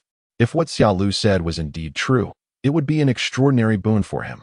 While others failed to locate the source of the heavenly thunder, he could succeed by adeptly utilizing the system's probing function. Discovering that cluster of thunderous essence would be far from a challenge. By the way, boss, Su Tian has returned, Xiaolu suddenly interjected. Oh. Upon hearing this, Jiang Chen raised an eyebrow slightly and inquired in a low voice. He returned with that group of disciples? Jiang Chen was acutely aware that during the conflict between Tianxiang sect and Luoyan sect, Su Tian had fled with his followers, showing no concern for the lives of his comrades. Yet, the fact that he managed to escape that dense forest spoke volumes of his fortunate luck. Xiaolu shook his head slightly and replied, among that group, only Su Tian returned alive. But he did not enter Tianxiang sect and was directly expelled by the guarding senior brother. From the moment Su Tian fled, he was no longer a member of Tianxiang sect, and naturally, he would not be allowed entry. Jiang Chen felt no surprise at this outcome. Though Su Tian possessed a modicum of talent, one who fled alone in the face of danger was merely a treacherous wolf in sheep's clothing. No matter how magnanimous the sect, it could not afford to squander resources on such individuals. One could say that sparing Su Tian's life was already the greatest mercy bestowed upon him, had he been a traitor in other factions. The consequences would have been far graver. Not wishing to dwell further on the matter, Jiang Chen deemed Su Tian unworthy of his attention. He waved his hand lightly and said, let us do this. When the realm of thunderclouds opens, come find me. We have matters to attend to at present. Understood, boss. I shall seek you out tomorrow, Xiaolu responded cheerfully before departing with a smile. Meanwhile, despite the casualties inflicted upon Tianxiang sect during this conflict, the gains were equally substantial, with the disciples acquiring numerous resources. Coupled with the celestial replenishment triggered by Jiang Chen and his companion, the strength of Tianxiang sect experienced a meteoric rise, with many achieving breakthroughs in their cultivation. It could be said that the sect was in a flourishing state. What they needed most now was time. Once they weathered this challenging period and Guohang's health was restored, the two formidable factions would no longer pose a threat to Tianxiang sect. Chapter 164. The elder brother is here to deceive after parting ways with Xiaolu. Jiang Chen and his companion made their way towards the peak of the second elder, soon arriving at the alchemy chamber. At this moment, in the alchemy chamber, Elder Jiang Yu sat quietly aside as the Dan furnace stabilized. Suddenly, upon the appearance of Jiang Chen and his companion, Jiang Yu instantly sensed a remarkable change in their physiques, a look of astonishment crossing his face. The alchemy room was imbued with numerous restrictions for the sake of tranquility, rendering Jiang Yu oblivious to the commotion beyond the confines of the chamber, leaving him unaware of the unfolding events. Observing this scene, Elder Jiang promptly spoke. You three brothers may converse. I shall not intrude. With a cheerful demeanor, he withdrew from the room. While he was indeed aware of what had transpired earlier, he had yet to find an opportune moment to share it with Jiang Yu. As he had been preoccupied, he had intended to inform Jiang Yu at a later time. But with Jiang Chen's arrival, the necessity for him to elaborate had dissipated. With a resounding rumble, the door to the alchemy room slowly closed. Jiang Yu addressed his brothers. Third brother, second brother, it's been several days since we last met. What transpired during our separation that has led to such significant changes? Brother, it was second brother who gifted me a bone. Jiang Daoxin did not withhold any details, recounting the events of the past few days. As Jiang Yu listened, his expression grew increasingly astonished, yet it was overshadowed by joy. He refrained from inquiring about the origin of the bone, as this had seemingly become an unspoken understanding among the three brothers. After a moment of reflection, Jiang Yu softly remarked, this is indeed splendid. Your Taotie Divine physique has been fully awakened, and with the addition of the supreme bone bestowed by second brother, your combat prowess will undoubtedly soar. Upon finishing his statement, Jiang Yu turned his gaze towards Jiang Chen, speaking leisurely. Second brother, your physical condition must be somewhat akin to that of third brother, correct? Indeed, Jiang Chen affirmed without reservation. I too possess a bone. However, unlike the incomplete supreme bone of third brother, mine is whole. Upon hearing this, Jiang Yu waved his hand dismissively, saying, incompleteness is not an issue. Third brother's bone is extraordinarily exceptional, with vast potential for growth. If it can be fully restored in the future, its terrifying power would surely double. Jiang Yu discerned the underlying implications, and Jiang Chen did not find it surprising. given his extensive knowledge. After a brief contemplation, Jiang Chen continued, "Elder brother, our uncle and the members of the Jiang clan have vanished, leaving only a letter behind." As he spoke, he extended the letter towards Jiang Yu. "Oh." Jiang Yu's brows furrowed slightly at the revelation of the Jiang clan's disappearance. He swiftly took the letter from Jiang Chen and scanned its contents with haste. After a considerable pause, he gently placed the paper on the table and murmured, "It seems there is likely no cause for alarm. It appears our father and the others are concealing something from us. Once we locate them, we shall inquire thoroughly. There is no need for undue concern regarding the rest." Jiang Yu's thoughts aligned closely with those of Jiang Chen. "Elder brother, how is the alchemical concoction progressing?" he inquired.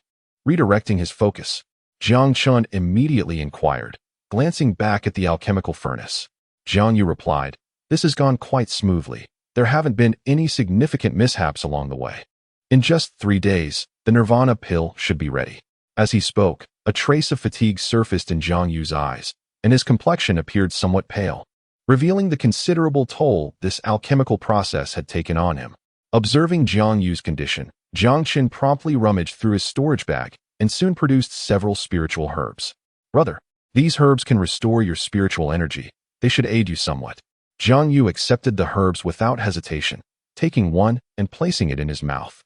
Although he did not possess the devouring physique of Jiang Daoxin, his azure dragon body was equally adept at refining the medicinal properties. After consuming the herb, the pallor of Jiang Yu's face began to fade, and his vitality was swiftly rejuvenated. After a moment's hesitation, Jiang Chen spoke again, "Brother, have you heard of the Pure Yang pill?" "The Pure Yang pill?" Upon hearing this, Jiang Yu began to search his mind, then shook his head slightly in response. "I only have scattered bits of information, no complete formula." "Why do you ask this suddenly?" Jiang Chen did not respond immediately, but instead posed a question. "Brother, if we had the complete formula for the Pure Yang pill, would you be able to concoct it? If the complete formula is available, it shouldn't be a problem to refine it, but the herbs are the most crucial part. Without the appropriate materials, having the formula is futile." Jiang Chen, however, smiled faintly at Jiang Yu's concern. "You need not worry about the herbs. Leave that matter to me." Subsequently, Jiang Chen produced the formula for the Pure Yang pill and briefly recounted the situation with Hong Jun. Jiang Yu quickly grasped Jiang Chen's intentions and was more than willing to assist, recognizing that the stronger Tianxiang sect became, the more beneficial it would be for them all. However, after contemplating for a moment, Jiang Yu furrowed his brow and murmured, "We have the herbs, but we also need dragon blood as a catalyst, and we have none." As he spoke, Jiang Yu raised his gaze to Jiang Chen, only to discover that Jiang Chen was looking at him with a smile. Clearing his throat, Jiang Chen said leisurely, "Brother, isn't your bloodline of the dragon clan? Your blood would suffice." Upon hearing this, Jiang Yu's eyes brightened. He had overlooked this point due to his previous obscurity. Prompted by Jiang Chen, he quickly grasped the implication. "Haha, you cheeky brat. You've set your sights on your big brother, haven't you? You had this planned all along." Hee. Jiang Chen chuckled softly. With a teasing tone, he remarked, "Who else could it be but the elder brother? If not you, then whom should I deceive? Besides, the blood of the third brother is of no use at the moment." Laughter erupted from the 3 brothers within the confines of the chamber. "By the way, elder brother, the thundercloud realm of the Tianxiang sect is about to be opened. Do you wish to accompany us for a visit?" Once their emotions settled, Jiang Chen broached the subject of the thundercloud realm. After contemplating for a moment, Jiang Yu replied, "I shall refrain from attending. While the lightning can indeed enhance the physical body, the current weakness of the lightning energy renders it less effective for me. I can always go later when its intensity has returned." Jiang Chen discerned that his elder brother was reluctant to venture there due to the lack of power in the lightning at present and intended to wait until it regained strength for body refinement. Indeed, Jiang Yu's azure dragon physique had been fully awakened, making ordinary lightning energy of little utility to him. Once Jiang Yu had made his decision, Jiang Chen did not press further and simply handed him the ingredients for the Pure Yang pill. After the 3 brothers conversed for a while, Jiang Chen took Jiang Daoxin and departed from the alchemy chamber, realizing their presence there was of little assistance.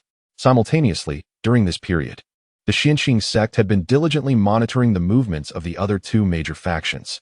However, much to the elders' bewilderment, following the recent battle, the other factions seemed to have returned to an eerie silence, as if nothing had transpired.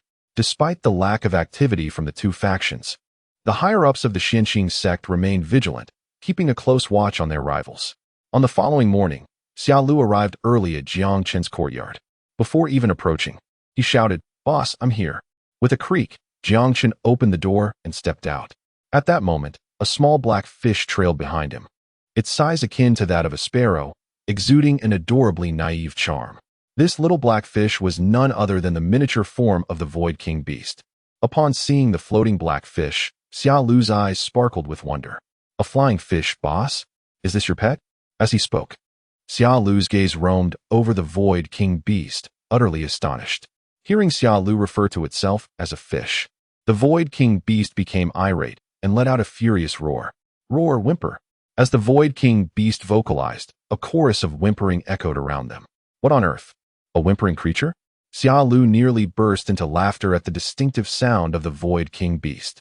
Feeling belittled by Xiao Lu's remarks, the Void King beast perceived this as an affront.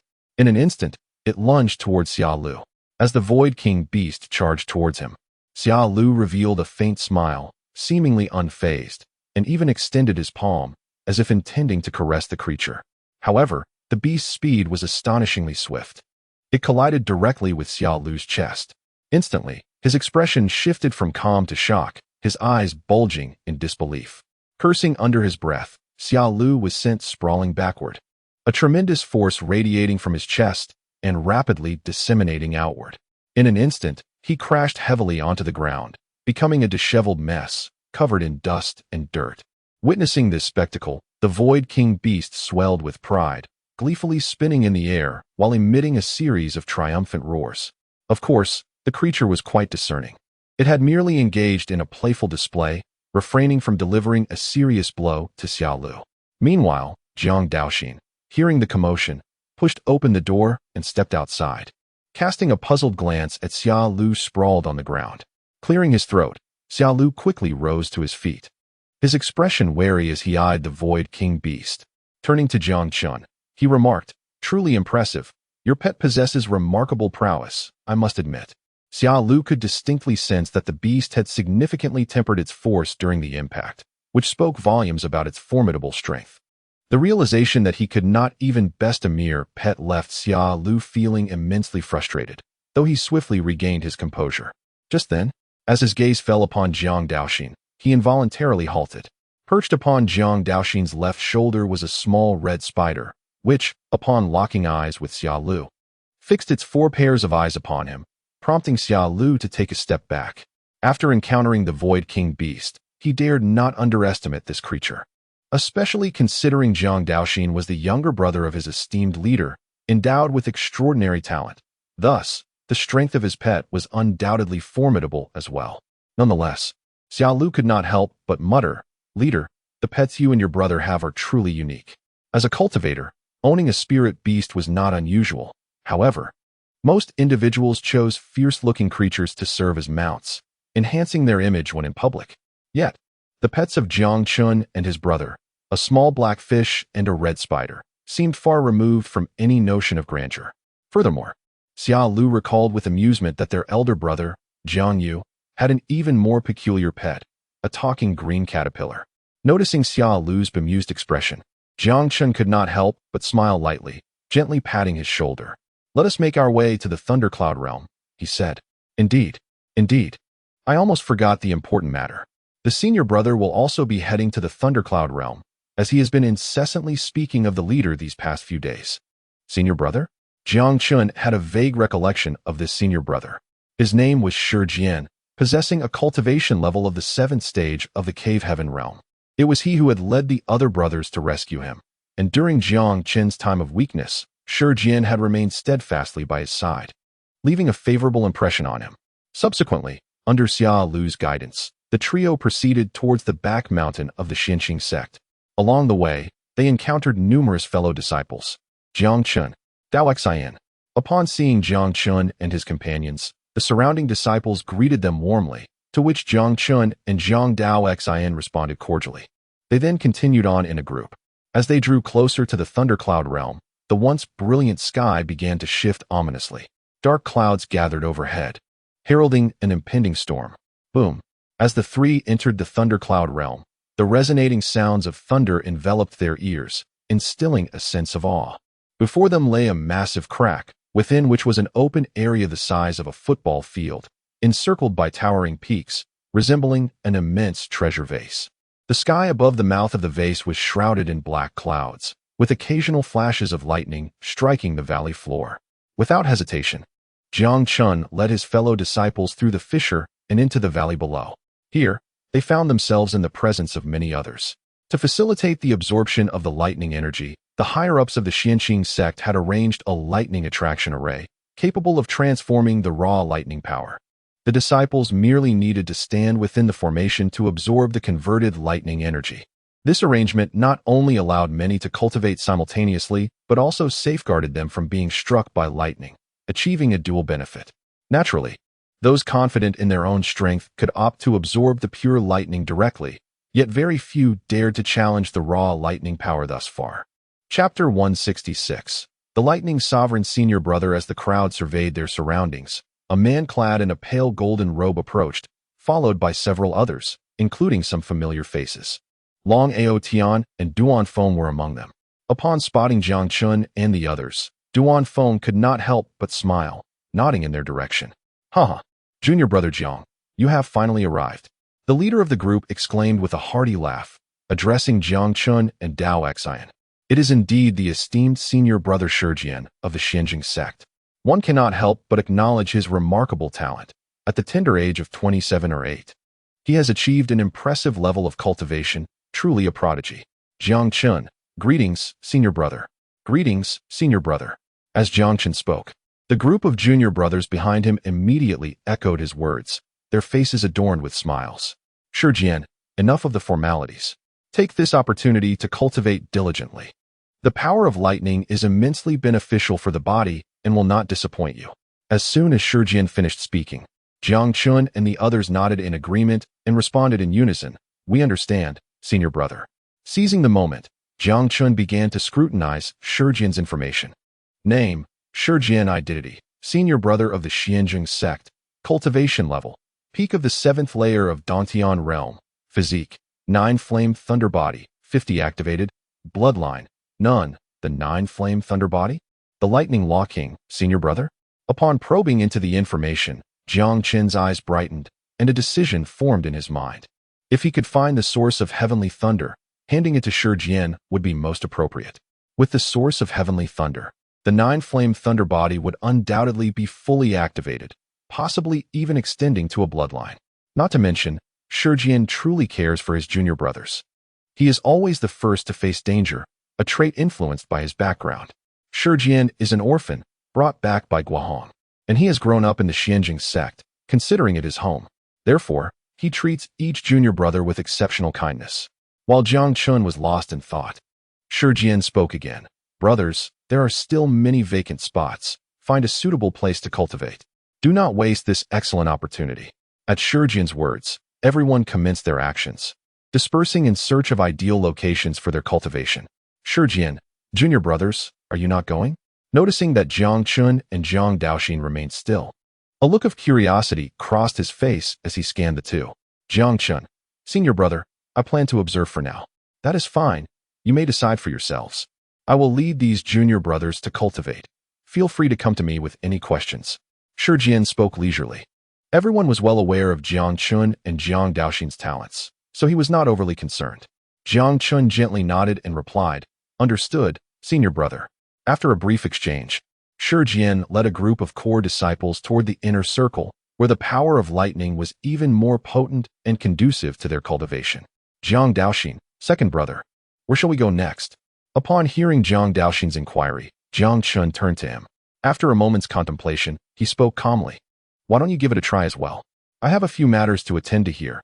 I will find you later. To Jiang Chen's astonishment, upon his words, Jiang Daoxin exhibited no immediate reaction, instead donning an expression of hesitation. Third brother, what troubles you? Jiang Chen inquired. Second brother, the surrounding forces of thunder are exceedingly feeble and offer me no assistance. May I, perchance, consume those pure bolts of lightning? As he spoke, Jiang Daoxin raised his arm, pointing towards the descending purple lightning from the heavens, his eyes gleaming with a hint of longing. Consume pure lightning? At this proclamation, Xia Lu was rendered speechless, staring at Jiang Daoxin in utter disbelief. Stammering, he asked, "Daoxin, are you jesting?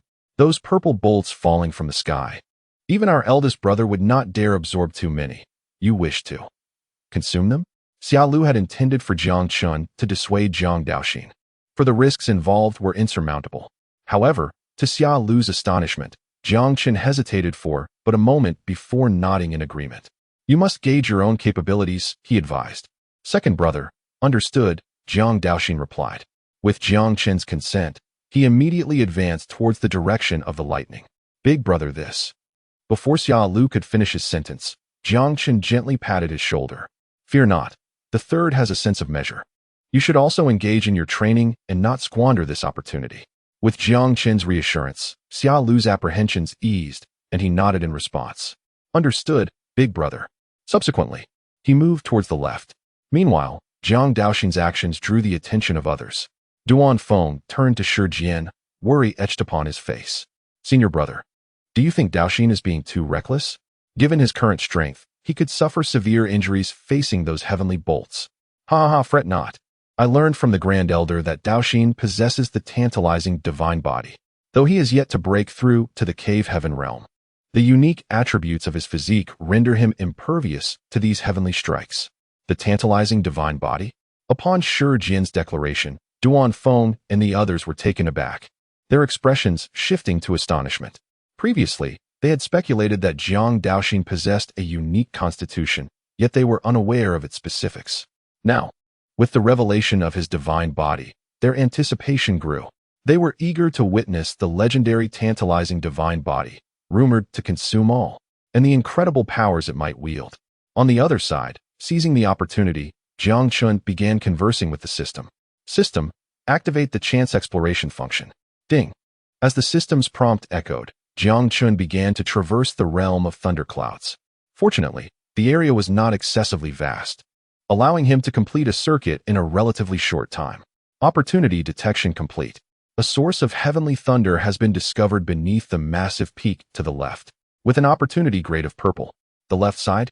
Upon hearing the system's announcement, Jiang Chen immediately turned his gaze toward the left. Indeed, there was a colossal mountain 100 zhang away. However, the surrounding peaks appeared quite similar, and Jiang Chen failed to discern any peculiarities about this particular summit. Ding. The source of heavenly thunder is now shifting.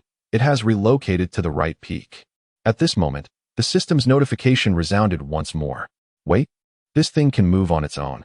Due to prolonged exposure to the realm of thunderclouds, the source of heavenly thunder has developed a degree of sentience.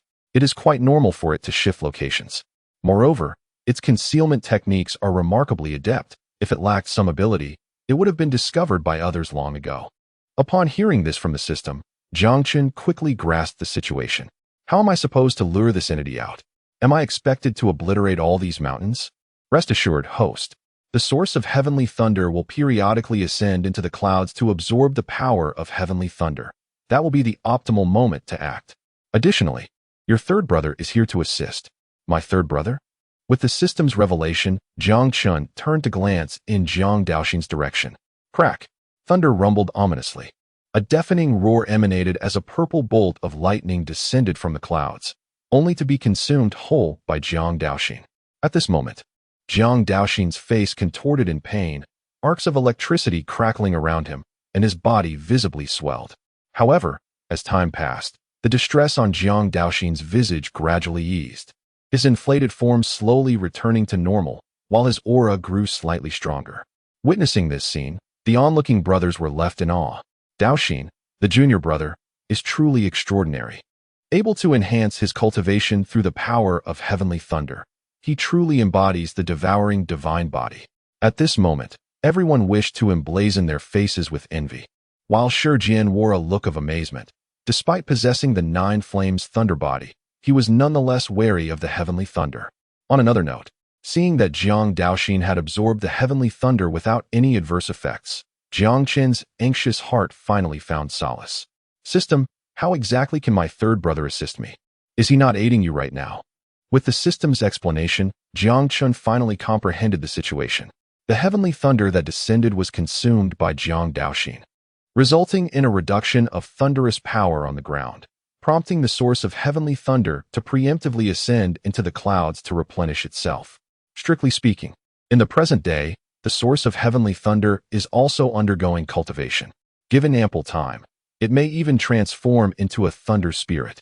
Should it reach that stage, even formidable beings at the life and death realm or the unity realm would find themselves utterly powerless against it. However, achieving such a transformation is nearly impossible without several millennia of accumulation. Jiang Chen's eyes shimmered with a dark glow as his pupils began to overlap, allowing his gaze to penetrate through the mountain peaks ahead, revealing a swirling mass of purple mist. At this moment, the purple energy meandered within the mountains, seemingly curious about the surrounding crowd, occasionally hovering nearby. Jiang Chen soon discerned an intriguing anomaly. When the source of heavenly thunder appeared before his fellow disciples, they appeared oblivious to its presence, which astonished him. No wonder the system mentioned its remarkable ability to conceal itself. Its emergence was utterly silent, without even triggering a ripple of thunder, which certainly explained why it remained undetected. Jiang Chen realized that had it not been for his unique eyes, even with the source of heavenly thunder drifting in close proximity, he would likely have been oblivious to its unusual presence. Although the source of heavenly thunder had now emerged from the mountains, Jiang Chen chose not to take action, instead feigning ignorance. After all, the proximity to the other peaks was too close. If the entity were startled and retreated, it would be much more challenging to await its reemergence. Boom. At the same time, heavenly thunder rumbled down. Following his initial attempt, Jiang Daoxin grew increasingly adept, notably accelerating the absorption of the thunderous energy. Witnessing this scene, the source of heavenly thunder became increasingly agitated, and Jiang Chen could even sense a hint of anger emanating from the diminutive entity.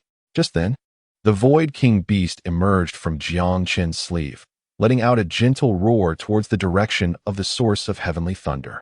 It then turned its gaze back to Jiang Chen, as if inquiring, "May I take action?" "Oh, this little creature can see the source of heavenly thunder as well?" After a moment of contemplation, Jiang Chen gently patted the Void King beast, refraining from allowing it to act just yet, though he felt an immense joy within. With an additional ally by his side, Jiang Chen's confidence in their forthcoming endeavors soared. All that remained was to await the right opportunity.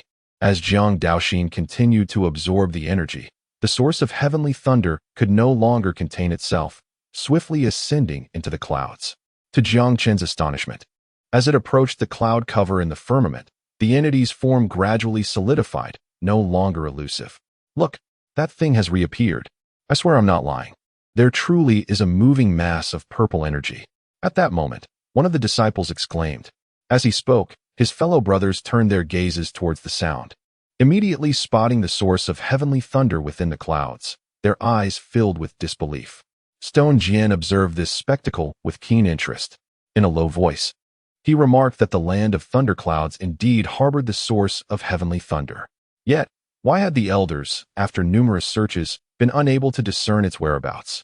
What could possibly be concealed in such a manner?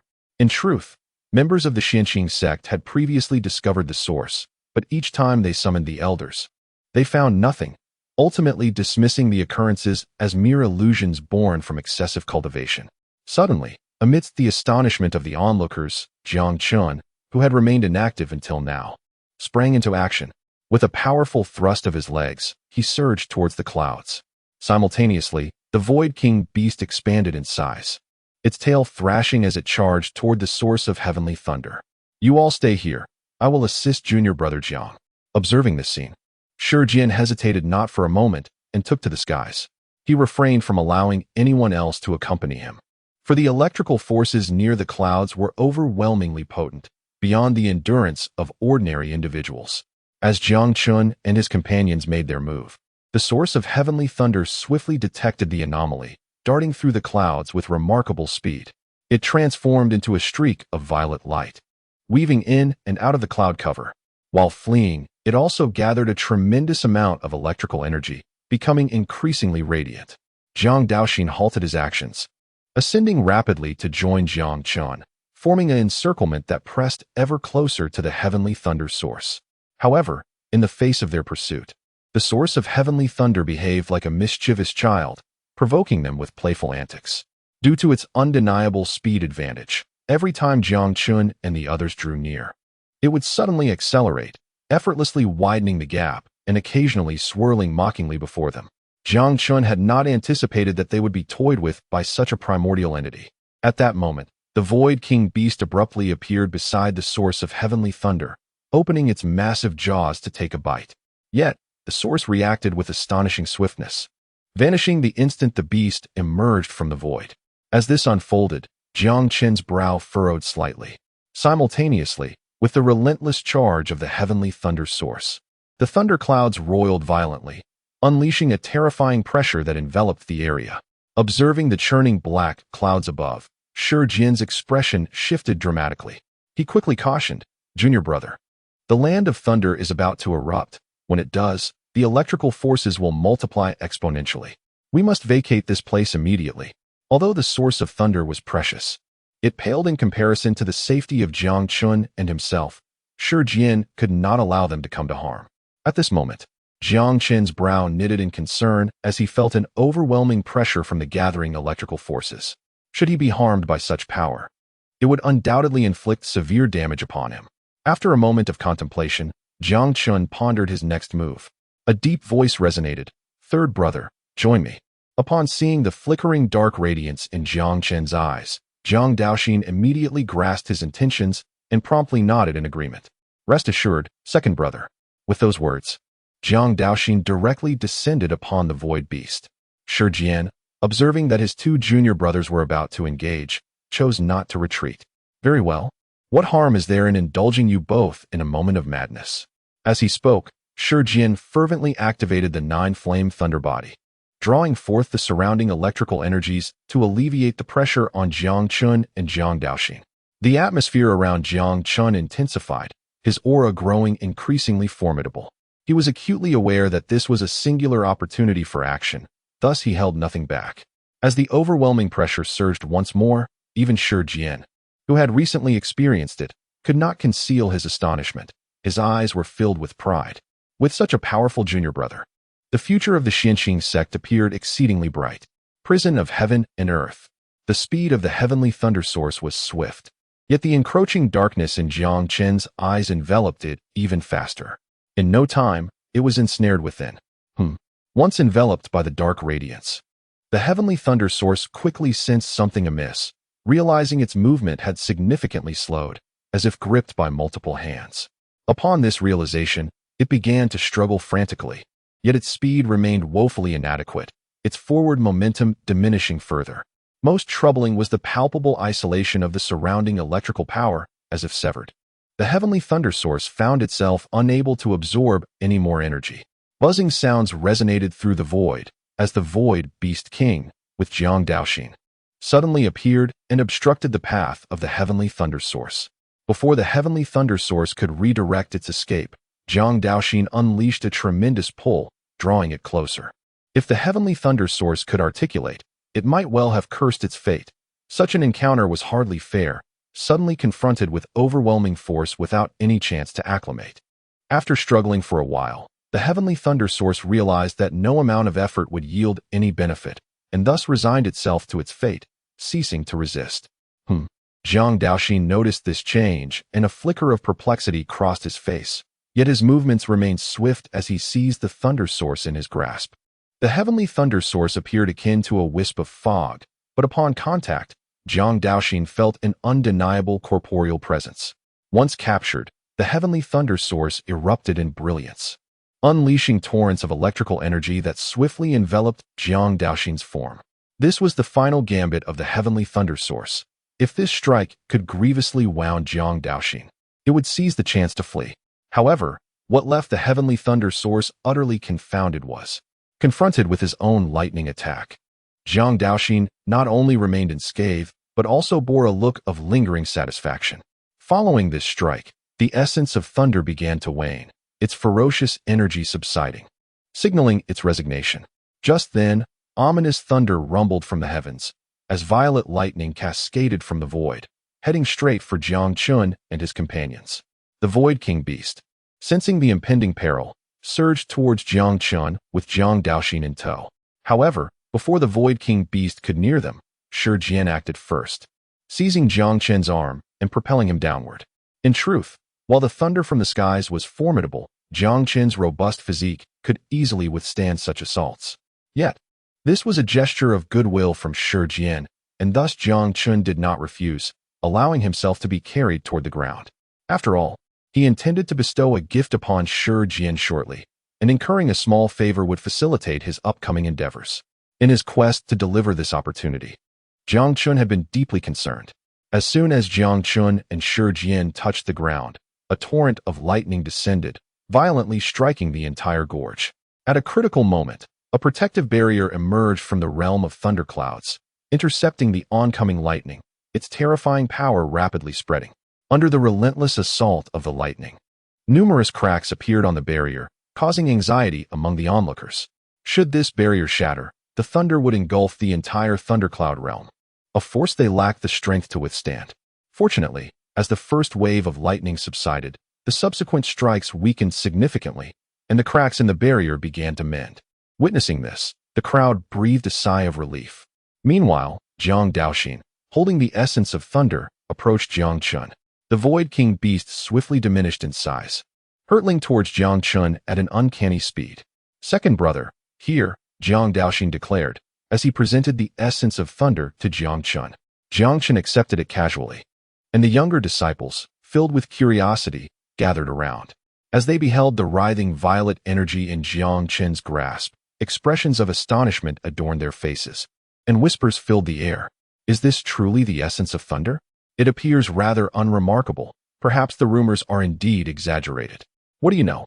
It's merely that the essence has expended much of its power recently, hence its subdued state. But what purpose does this serve?" At that moment, someone voiced their confusion.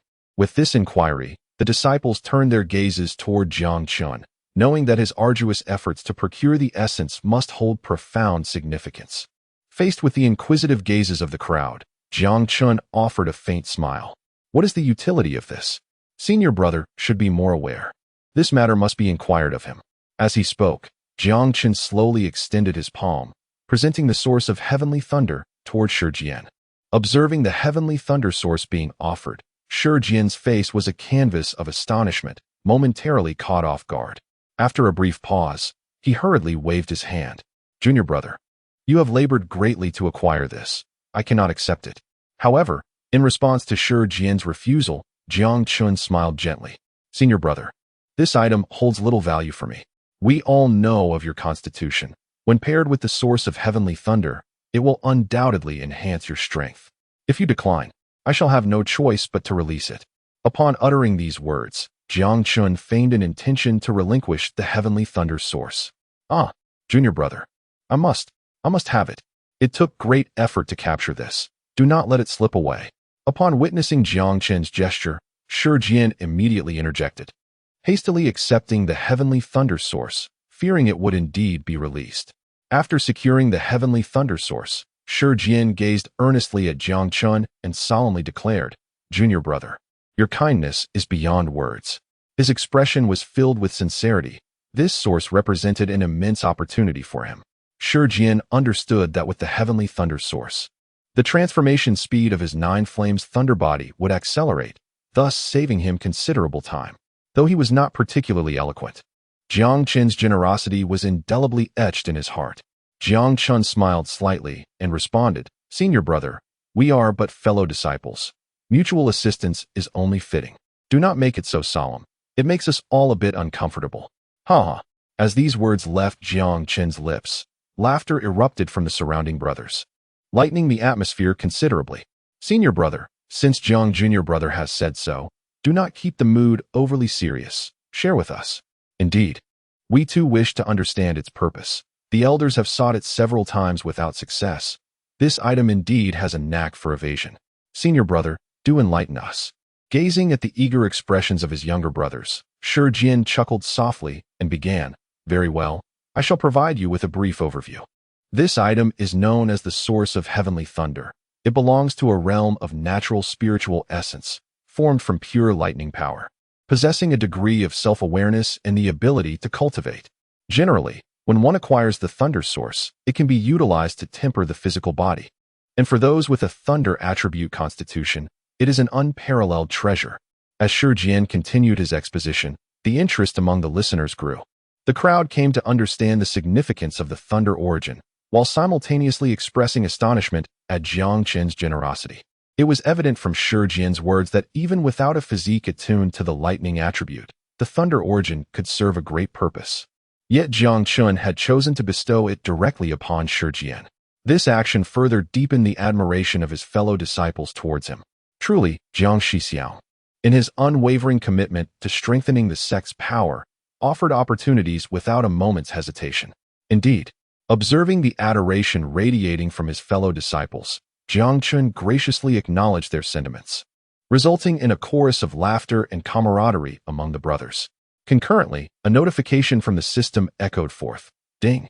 Congratulations to the host for gifting the thunder origin, triggering a 10,000-fold critical reward, and obtaining the innate thunder spirit, red, with a fortune value of 10,000. Innate thunder spirit, born of heaven and earth, gathering the essence of the 9 heavens thunder source, wielding the power of primordial divine thunder, capable of ascending to the status of a sacred spirit. Sacred spirit? Upon reading this information, Jiang Chen's eyes gleamed with excitement. The most formidable of beasts, known as sacred beasts, belong to powerful clans. Any race adorned with the title of sacred beast possesses extraordinary strength. For instance, the Dragon Clan, White Tiger Clan, Black Tortoise Clan, and Phoenix Clan are all part of the sacred beast lineage, their bloodline powers far surpassing those of ordinary ferocious beasts, endowed with enviable talents that ensure their descendants, barring untimely demise, blossom into formidable entities, such as the terrifying nature of the sacred beast bloodline. The status of a sacred spirit parallels that of a sacred beast. Although lacking the fearsome bloodline power, they are infused with the purest essence of heaven and earth, rivaling the strength of those bloodline powers. A fully matured sacred spirit possesses capabilities that can stand shoulder to shoulder with sacred beasts. Jiang Chen could not help but feel a profound sense of satisfaction with the system's reward. What transpired to cause such a commotion? As the crowd conversed, a sound of air being sliced through reached them from behind. Lu Qingping, accompanied by 2 elders, soared into view and landed smoothly before the group. Upon their arrival, Shi Jian promptly approached Lu Elder, quickly explaining, "Elder Lu, here is what happened without any concealment." Shi Jian recounted the events that had just unfolded, subsequently presenting the thunder origin. At this moment, Lu Qingping and the others were momentarily taken aback. However, upon seeing the orb of thunder origin, their eyes sparkled with excitement, their faces alight with exhilaration. Excellent! Excellent! These 3 youngsters from the Jiang family never fail to surprise us old folks. We owe a debt of gratitude to you, Elder Chen, for bringing such treasures to our Xianying sect, Lu Qingping exclaimed. As his words faded, a hearty laughter erupted from Chen Hongchuan, who jested, "To be fair, it's not solely my merit. It's merely the result of the company we keep." At this juncture, Chen Hongchuan felt an overwhelming desire to personally express his gratitude to Du Qingfeng. Had it not been for his astute maneuvers, his own path would not have been so fortuitous. A hearty laugh escaped Chen Hongchuan's lips, prompting Lu Qingping and another elder to erupt into laughter, as they were somewhat aware of the recruitment affairs. Once their amusement settled, Lu Qingping turned to Shi Jian, saying, "Since Xiao Chun has entrusted you with the essence of heavenly thunder, you should accept it with confidence. Your 9-flame thunder body has struggled to break through. This time, you must seize the opportunity." Through their recent interactions, the elders had grown increasingly acquainted with Jiang Chen's temperament. Thus, they were not taken aback by his generous offerings. In response to Lu Qingping's admonition, Shi Jian nodded earnestly, assuring, "Elder Du, rest assured, I shall not disappoint your expectations." Lu Qingping nodded in affirmation and then shifted his gaze to Jiang Chen, speaking once more, "Xiao Chen, should you require anything, feel free to select from the resource pavilion. The Grand Elder has already given the green light, and no one will obstruct you." Indeed, under Hong Jun's arrangements, the resource pavilion of the Xianxing sect was directly accessible to Jiang Chen and his companions, a privilege of considerable significance. While the surrounding disciples were astounded, they found this development quite reasonable. There was no sense of dissatisfaction among them. In fact, they hoped for Jiang Chen's continued ascendance. recognizing that his strength would inevitably uplift their own. The elder brothers silently commended the higher-up's decision. After a moment of contemplation, Du Qingping resumed, "If there are no further matters, let us return to our cultivation. Do not let your guard down during this period." "Understood, elder." After exchanging a few words with Jiang Chen and his companions, Du Qingping and the others took their leave, for there were numerous matters awaiting their attention. Shi Jian approached Jiang Chen, stating, "Junior brother, I shall retreat to enter seclusion. Once I emerge, we must gather for a proper discussion." "Very well, brother, do as you wish." Upon receiving Jiang Chen's response, Shi Jian departed from the thundercloud realm. His purpose for coming was to enhance his nine-flame thunder body, and now, with the essence of heavenly thunder in his possession, there was no need to linger. "Second brother, would you like to join me?" At that moment, Jiang Daoxin interjected, gesturing towards the distant altar, where heavenly thunder continually descended from the sky. Observing the eager expression on his face, Jiang Chen smiled slightly. "If you wish to go, then by all means. The heavenly thunder bears little benefit for me, so my presence would serve no purpose." Upon receiving Jiang Chen's reply, Jiang Daoxin made his way towards the falling thunder, as this phenomenon, while not significantly enhancing his strength, was essential for the needs of the supreme bone within him. Recently, Jiang Daoxin had made a noteworthy discovery. As he continued to absorb the power of the heavenly thunder, the supreme bone began to draw in this energy as well, expanding slightly in size. Although the change was subtle, it nonetheless represented a method of enhancing the supreme bone. And Jiang Daoxin certainly did not intend to overlook this opportunity. With the supreme bone being activated, Jiang Daoxin's absorption became increasingly unrestrained, consuming vast amounts of heavenly thunder energy. Instead of refining this energy upon its entry into his body, he transferred it entirely to the area near his heart, where it surged into the supreme bone. Under the nurturing of this heavenly thunder energy, the supreme bone became even more radiant, occasionally exhibiting arcs of lightning.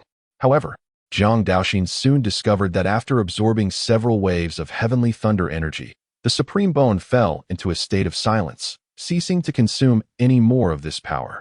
Unperturbed, Jiang Daoxin thought that if the supreme bone would not absorb it, he could refine it himself, seizing this favorable opportunity to cleanse his physical form. Meanwhile, Jiang Chen summoned the system and swiftly located the innate thunder spirit in his storage space, which was, to be precise, a thunder sphere. Upon closer inspection, a plump figure came into view. This small entity appeared as a purple thunder sphere, with very short arms and legs, hardly discernible unless one looked closely. Notably, this little creature possessed the strength of the third tier of the creation realm. "System, are you certain you are not jesting? Can this little thing truly be called a holy spirit? Its power seems rather feeble. This is merely its juvenile stage. The host simply needs to nurture it further. This entity is exceptionally precious, and you are indeed fortunate to have acquired it." After a lively discussion, Jiang Chen learned from the system that although this little creature was a thunder spirit, it was not finicky about its diet and could digest spiritual herbs. Therefore, nurturing it would not be overly troublesome, albeit somewhat resource-intensive. Meanwhile, after absorbing heavenly thunder energy for a while, Jiang Daoxin realized its effects on him were diminishing, prompting him to cease his absorption. Jiang Daoxin said, "Second brother, let us depart." Jiang Chen agreed, "Very well, let us visit elder brother." The nirvana pill should be nearing completion. Having made their decision, the two companions left the realm of thunderclouds. Suddenly, an ominous thunderclap echoed as they exited the thundercloud territory. Instinctively, both looked up to see dark clouds gathering in the distance, with flashes of lightning intermittently illuminating the sky. After a moment, the muffled thunder rolled forth. That direction. It seemed to be the falling cloud sect, didn't it? After retracting his gaze, Jiang Daoxin voiced his confusion. Jiang Chen nodded in affirmation. "Indeed, it is in the direction of the falling cloud sect. This situation bears a resemblance to a celestial phenomenon." As he spoke, a conjecture began to form in Jiang Chen's mind. Not long ago, when the elders of the falling cloud sect besieged him, they frequently mentioned a certain young master. Their expressions filled with reverence. It appears this is the work of that young master. After pondering for a moment, he continued to reflect on the implications. Jiang Chen did not dwell on the matter for long and set off with Jiang Daoxin towards the location of Jiang Yu. The foremost priority was to tend to Guohong's injuries. This way, Even if the two formidable factions were to act again, the Tianxiang sect would still possess the strength to contend. At that moment, the elders of the Tianxiang sect sensed the unusual occurrence and gathered atop the main peak. Their gazes fixated on the elusive black clouds. After a brief silence, Song Wenjun spoke first. Elder Tianxiang, the commotion caused by the Luoyun sect is quite significant. When did they acquire such a genius? Upon hearing Song Wenjun's words, the surrounding elders furrowed their brows, unable to comprehend the situation, and turned their gazes towards Hongjun. They were well aware of the Luoyun sect's circumstances. Although they had recruited several talents over the years, it was inconceivable that any of them could provoke such a celestial phenomenon. Hongjun's eyes were profound, and he did not respond immediately. After a moment of contemplation, he finally spoke. I am not entirely certain, but from this anomaly, it is evident that the Luoyun sect is concealing an extraordinary genius, one whose talent may rival that of those three young prodigies. What could rival the Divine Body? Hearing such high praise from Hongjun, the elders were visibly astonished, their expressions reflecting disbelief. Hongjun slowly withdrew his gaze and spoke in a grave tone. That is not the most crucial point. Judging from the recent battle, it appears that the Luoyun sect has additional support. As soon as Hongjun's words fell, Song Wenjun and the others felt their pupils constrict in alarm. However, upon reflection, they recognized numerous inconsistencies. Not long ago, when Tuoba Gu and Zhao Guangyuan were besieging Guahong, they had first produced a sixth-grade elixir, followed by the blood of a three-soul realm ferocious beast. The combination of these signs confirmed that Hongjun's speculation was nearly spot on. Understanding this, the elders displayed expressions of concern. Observing their troubled faces, Hongjun gently waved his hand, reassuring them. There is no need for excessive worry. The fact that they have yet to act indicates they have their reservations. For now, we merely need to buy some time. After Hongjun's reassurance, the expressions of the elders relaxed considerably. They understood that what the Tianxiang sect needed most was time. Jiang Yu's nirvana pill was nearing completion, and as long as the sect master could successfully break through to the three-soul realm, all issues would be resolved smoothly. Meanwhile, within the Luoyun sect, Jun Wushuang hovered in the void, enveloped in dazzling golden light, as massive clouds gathered above him, and an immense flow of spiritual energy surged towards him.